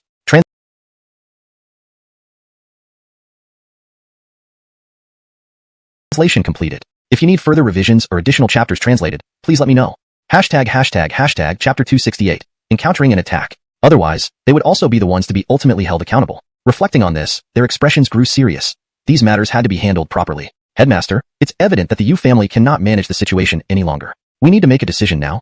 The Grand Auto of the 7 Treasures Immortal Sect looked at their headmaster, his expression becoming serious. Yes, headmaster, we must handle it quickly. Several autos were all equally serious. This was all due to the Yu family's issues, which naturally couldn't directly implicate their 7 Treasures Immortal Sect. They refused to take the fall for others. Though they were powerful figures within the same sect, in such a critical situation, everyone should look out for themselves. There was no need to clean up after these people. Realizing this, their expressions turned more earnest. I know. The headmaster of the 7 Treasures Immortal Sect nodded and fell into deep thought. The only way to deal with this matter was to sacrifice the Yu family. Only then could the issue be resolved perfectly. However, after so many years, the Yu family couldn't simply be sacrificed without thorough consideration of all consequences. That's why he hesitated. Just as they pondered, a disciple rushed in hurriedly. Headmaster, elders, many formidable experts have arrived outside demanding an explanation. The disciple spoke seriously, fear evident in his expression. Clearly, there were numerous strong opponents outside. Well then, let's go see. The headmaster of the 7 Treasures Immortal Sect sighed and led everyone out. In the sky, figures floated ominously, their eyes fixated unkindly on the 7 Treasures Immortal Sect. In the center stood the powerful figures from the Clear Absolution Immortal Sect, who discovered that members of the Bandit Sect had attacked their disciples. Naturally, they wouldn't tolerate such actions. Thus, they came straight to the 7 Treasures Immortal Sect demanding an answer. Seeing the various powerful figures floating in the sky, everyone from the 7 Treasures Immortal Sect grew solemn. If mishandled, the situation could turn catastrophic. Headmaster of 7 Treasures, shouldn't you provide an explanation for this matter? From above, a cold and accusatory voice rang out. The headmaster of the 7 Treasures felt somewhat indignant. His status was not insignificant. These people did not have the right to question them. But because of the Yu family's issues, they had to face this challenge and bear humiliation silently. Regarding this matter, I'm not clear either. So, please ask the head of the Yu family for an explanation. He straightforwardly shifted all responsibility onto the Yu family, giving the 7 Treasures Immortal Sect some leeway to handle the issue. Hearing this, everyone fell silent but tacitly agreed. The headmaster of 7 Treasures was right. It It was the Yu family's doing and didn't involve their sect too much yet. So be it. Soon, Sylvester arrived. Looking at the multitude of powerful figures, he felt a bitter pang in his heart. Clearly, their current situation was dire. Sylvester, committing such a monstrous act. What do you have to say for yourself? All eyes turned to Sylvester, their gazes turning cold. As the main culprit, they wouldn't let him off easily. Ladies and gentlemen, this is a complete miscarriage of justice. Our Yu family absolutely did not commit these acts. None anticipated Sylvester to defend himself like this, truly surprising them. With evidence so solid, you still dare to argue here? The Grand Auto of Clear Absolution sect sternly said, looking at Sylvester. This isn't a defense. The memory stones were sent by others. We didn't know what they were. All content within them are fabrications. We need to confront the leader of the bandit sect, Hoyt, face to face. Sylvester earnestly explained. He had already planned to buy time by denying everything. As long as they kept denying, there was little these people could do. Meanwhile, he had dispatched people to kill Sylvia and Coulter in the fallen cloud forest. If they could find Hoyt, they would kill him too, leaving no witness. What could they do then? This was the best plan he could come up with. Beyond that, he couldn't think of any other way to change the situation. Jensen to him, many furrowed their brows. Indeed, they lacked concrete evidence at the moment. Galen observed Sylvester, seeing through his intentions. Indeed, the images were duplicated, while the key evidence was in Coulter's hands. While duplicated memory stones could be fake, genuine ones could not be falsified. So, Sylvester likely intended to eliminate Coulter. Realizing this, Galen discreetly left, knowing where Coulter and the others had gone. He needed to wait for them there to ensure nothing happened to them. Where is Hoyt then? Many experts asked, looking at Sylvester. We don't know yet, so please help us search for him. Once we find him, the truth will be revealed. Sylvester sincerely replied. Observing his demeanor, many realized the urgency to locate Hoyt. Finding him was essential to uncover the truth. Very well, we will mobilize all our resources to find Hoyt. However, none from your Yu family can leave. We'll keep an eye on you. Hope you won't attempt anything deceitful. The Grand Auto of Clear Absolution sect sternly said, looking at everyone. Of course, I'll keep an eye on them. The headmaster of Seven Treasures casually stated. He wouldn't allow Sylvester to leave under any circumstances. Regardless of whether they found Hoyt or not, Sylvester couldn't cause any trouble. With that, the experts departed, though many still watched closely, preventing any mischief. Sylvester wasn't concerned. He had already dispatched several men against Coulter, including a concealed royal realm expert from the Yu family. In this scenario, he doubted Coulter and Sylvia could survive. Once they were dead, everything would end. At worst, a few Yu family members could be sacrificed to appease the others. Without evidence, they wouldn't have grounds to accuse them. Meanwhile, Galen returned directly to Tianji Pavilion and used its teleportation array to head to Hagen City. Chapter 269, Ambush. He was fully aware that the most critical issue this time revolved around Coulter and Elena. Nothing could happen to them. The shadow stones they possessed were the most damning evidence against the Yu family, and if anything happened to them, it would be a disaster. Therefore, he had to protect Coulter and Elena at all costs. Given the ruthless nature of Homer's actions, it was likely that a royal realm expert had already been dispatched. He needed to reach them in time. As for Roy, the Heavenly Secrets Pavilion had been searching for him as well. Now it came down to a race against time. Meanwhile, Coulter and his two companions had gathered sufficient evidence. They decided to leave the falling cloud forest and see how the situation had developed back home. According to Coulter's estimate, powerful cultivators from other immortal sects should already be attacking the Seven Treasures immortal sect, capitalizing on this prime opportunity. When they reached the edge of the falling cloud forest, Coulter suddenly felt a sense of unease. After scanning the surroundings, he immediately warned, "Be cautious." Quickly, he pulled Elena and Xianxia back. Boom boom boom. At that moment, a series of spells exploded where they had just stood. Elena's expression grew serious, while Coulter and Xianxia stared into the darkness. Coulter and Elena knew exactly who was behind this. You can stop hiding. What's the point of being so furtive? At the sound of Coulter's voice, over a dozen figures slowly emerged from the darkness. Coulter's expression turned grave as he saw them. Despite being cloaked in black robes, the moonlight glowing faintly around them revealed their identities. They were all Sealed King Realm cultivators. More than 10 Sealed King Realms, the Yu family is really sparing no expense. Coulter sneered. It seemed the Yu family had thrown everything they had into this. The people opposite showed no intention of concealing their identities. In their eyes, Elena and Coulter were already dead, so there was no need for secrecy. Where's Roy? He's not here. Can you guess where we've hidden him? Don't worry. This will be your fatal blow. Coulter laughed coldly. He had known what was happening the moment he saw these people. It was simply an attempt to silence them, but it wouldn't be that easy. He wasn't going to let them get away with it. Elena looked at the figures with icy detachment. Have you considered the consequences of your actions? If not for you, would we have had to take such desperate measures? Today, none of you will leave here alive. The several people opposite were also prepared. If not for your filthy deeds, how could it have come to this? You reap what you sow. Coulter chuckled softly. A massive yin-yang formation then appeared beneath his feet. The white array glowed with power, infusing strength into Elena and Xianxia. Coulter had spent this time talking to set up this formation. Otherwise, facing over a dozen Sealed King realms would be extremely challenging for the three of them. Arrogant fools. 2 Jensen's venerated realms and 1 Sealed King realm. Do you really think you can defeat us? One of them is the fairy chef Elena. Imagine the unique pleasure she could provide as our cauldron. One of the Yu family members grinned lecherously, his gaze fixed on Elena. Hearing this, Elena's face darkened further. Animals were animals. The entire Yu family was full of scum. Xianxia slowly transformed into her true form, a 9-tailed celestial fox. Her terrifying aura made several of the foes step back. A 9-tailed celestial fox? The crowd stared at Xianxia with greedy eyes. An imperial bloodline beast, even at the Jinsen's venerated realm, was priceless treasure, and they wouldn't hesitate to capture her. Attack. Following the order, several people charged at Coulter and his companions, aiming to kill. However, the Yin-Yang formation significantly boosted Coulter's group, and given their formidable individual prowess, the dozen sealed King Realm fighters found themselves unable to gain the upper hand. The situation became a deadlock. But Coulter knew they couldn't allow this to continue. It would only worsen for them. After all, the Yu family must have arranged for reinforcements elsewhere, leaving them completely isolated. Cover me while I set up a killing formation. Coulter whispered to Elena, his expression becoming focused. Elena nodded, and her 7 apertures fairy sword appeared in her hand. With one strike, the dozen sealed King Realm Yu family members retreated. She's this strong? They were stunned by Elena's power. Meanwhile, Coulter emitted a powerful aura, causing a vague sense of impending danger within them. They couldn't afford to prolong this. Suddenly, a palm print descended from the sky. Elena's expression tightened. Watch out. With a loud bang, the palm imprint shattered Coulter's partially formed formation and struck him heavily. He spat out a mouthful of blood, his complexion pale. The aura emanating from above was terrifying. Looking up, a figure silently materialized in the sky, seamlessly blending with it. Royal Realm. Coulter managed to whisper 2 words. Clearly, the person above was a Royal Realm expert. The Yu family had sent a Royal Realm powerhouse to deal with them. What an honor. But the immense pressure that came with it was overwhelming. They couldn't hope to contend with a Royal Realm expert. Elena's expression was grim. Is the Yu family truly willing to do this? Elena, if you had kept quiet, I wouldn't have risked confronting you. But since you chose not to, we must resort to other means. Otherwise, the Yu family would only have one outcome. The Yu family Royal Realm spoke calmly. For the sake of the Yu family, what did it matter if he acted as a villain now? Over the years, they had done plenty of dirty work without much concern. This time, however, dealing with Elena was a different story. Cleaning up after her would be a significant challenge. Over the years, they had done plenty of dirty work without much concern. This time, however, dealing with Elena was a different story. Cleaning up after her would be a significant challenge. Chapter 270, just in time. However, this wasn't the time to think about such matters. Since they were already here, they absolutely could not let Elena and Coulter off. These two must die. Otherwise, their influence on the Yu family would be too significant. At this thought, a cold expression appeared on the Yu family emperor's face. He was determined to eliminate these two. If they didn't die, he wouldn't be able to rest easy. Now, I can give you the opportunity to say your last words, or there will be no chance later. Coulter and Elena exchanged glances, their eyes filled with caution as they watched the Yu family emperor. No matter what, this person's threat was too great. If they didn't come up with some other method, it would be very difficult for them to leave here. After all, the threat of an emperor realm was no trivial matter. I'll hold him off, you leave this place. They both spoke simultaneously, seeing the determination in each other's eyes. Nonsense, how can you possibly be his match? Elena looked at Coulter, thinking that he was acting recklessly. A respectful rank individual trying to hold off the Yu family emperor. Wasn't this just talk? She couldn't possibly let Coulter do it alone either. In her view, she should be the one to deal with this emperor. Based on Coulter's and Shauna's abilities, there was still a chance they could escape. As for herself, she could only rely on luck. No, I can't let you take that risk. Coulter shook his head slightly. He wouldn't agree to Elena doing it. After all, he couldn't stand by and watch something happen to her, and her chances against an emperor realm were slim. I still have a way to hold him off. You just leave this place, don't worry about me. Coulter slowly said, looking in the direction of the Yu family emperor.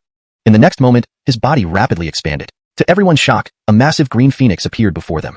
The Yu family emperor also looked over with interest, his gaze falling on Coulter. Interesting, but a mere respectful rank fellow wanting to deal with this emperor? You're truly courting death. The Yu family emperor didn't care. In his eyes, Coulter was nothing but an ant. Maybe not.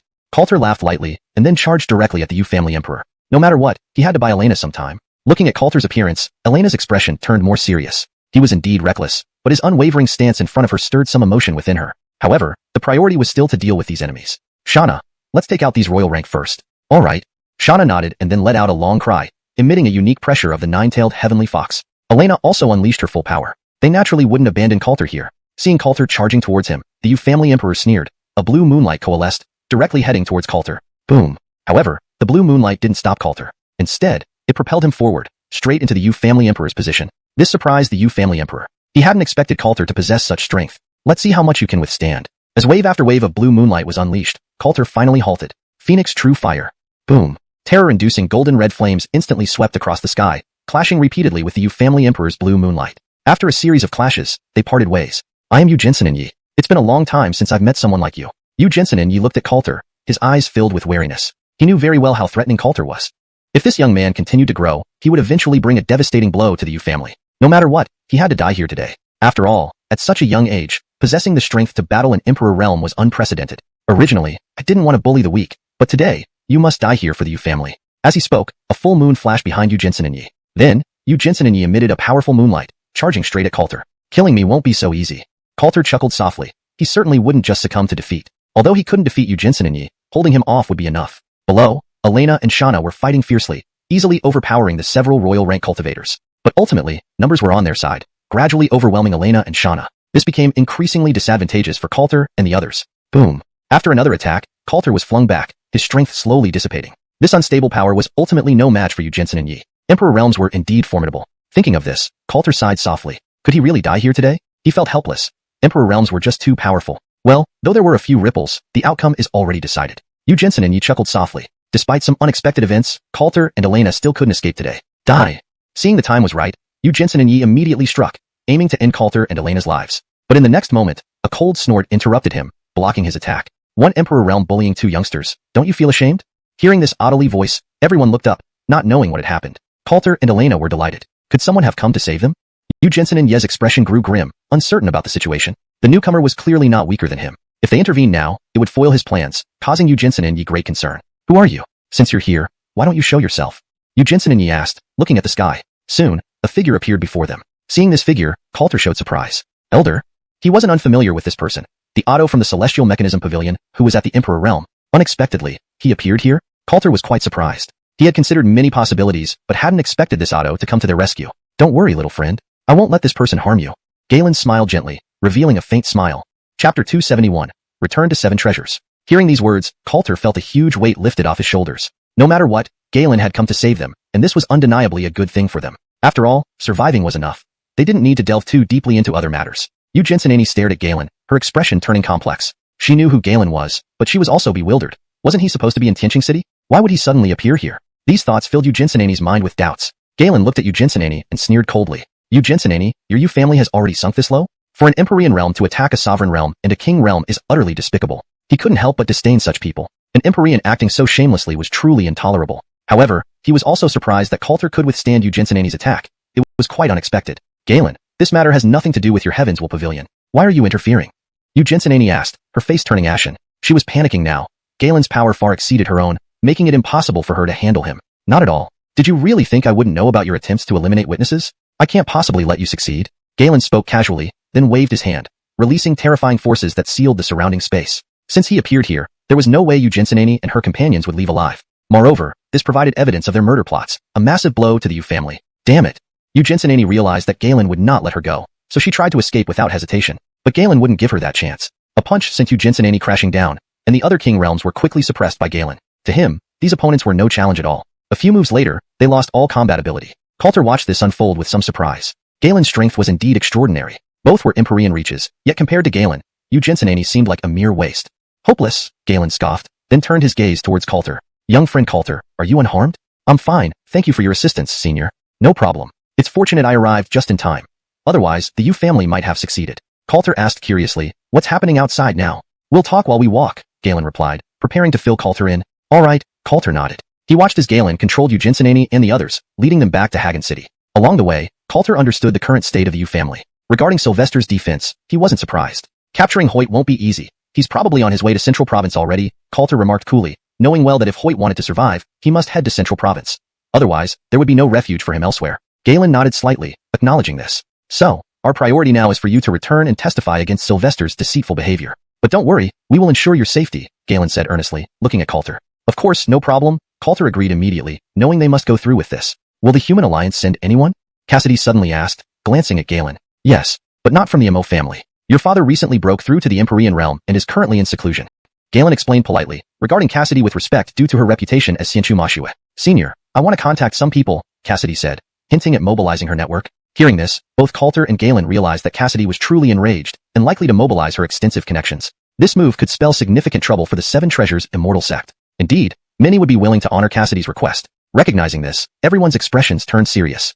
Very well, Galen nodded, understanding the more allies, the better. Half an hour later, Cassidy returned, having contacted numerous individuals. Let's depart, she said calmly but visibly angered by Sylvester's actions. She wouldn't stand by while her friend Coulter faced danger because of this incident. The Yu family would pay a heavy price. Many others flew swiftly towards the Seven Treasures Immortal sect, considering this a major event. They took Cassidy's invitation seriously. In the Seven Treasures Immortal sect, Sylvester anxiously awaited news. Without word from Yu Jinsen and Yi, he grew increasingly worried. However, he still believed Yu Jinsen and Yi, an Empyrean realm, could easily handle Cassidy and Coulter. Other powerful figures waited anxiously, needing concrete evidence but not questioning Sylvester outright. After a long while, Sylvester addressed them. Friends, waiting here won't help. Perhaps you should return home and await news. If we find Hoyt, we'll confront him. As they agreed, a spatial ripple appeared, and Galen arrived with Cassidy, Coulter, and other heavens will pavilionados. Eugensinani and her companions were brought along as well. Sylvester, the evidence you've been seeking is here, Galen sneered, eager to see how Sylvester would react now.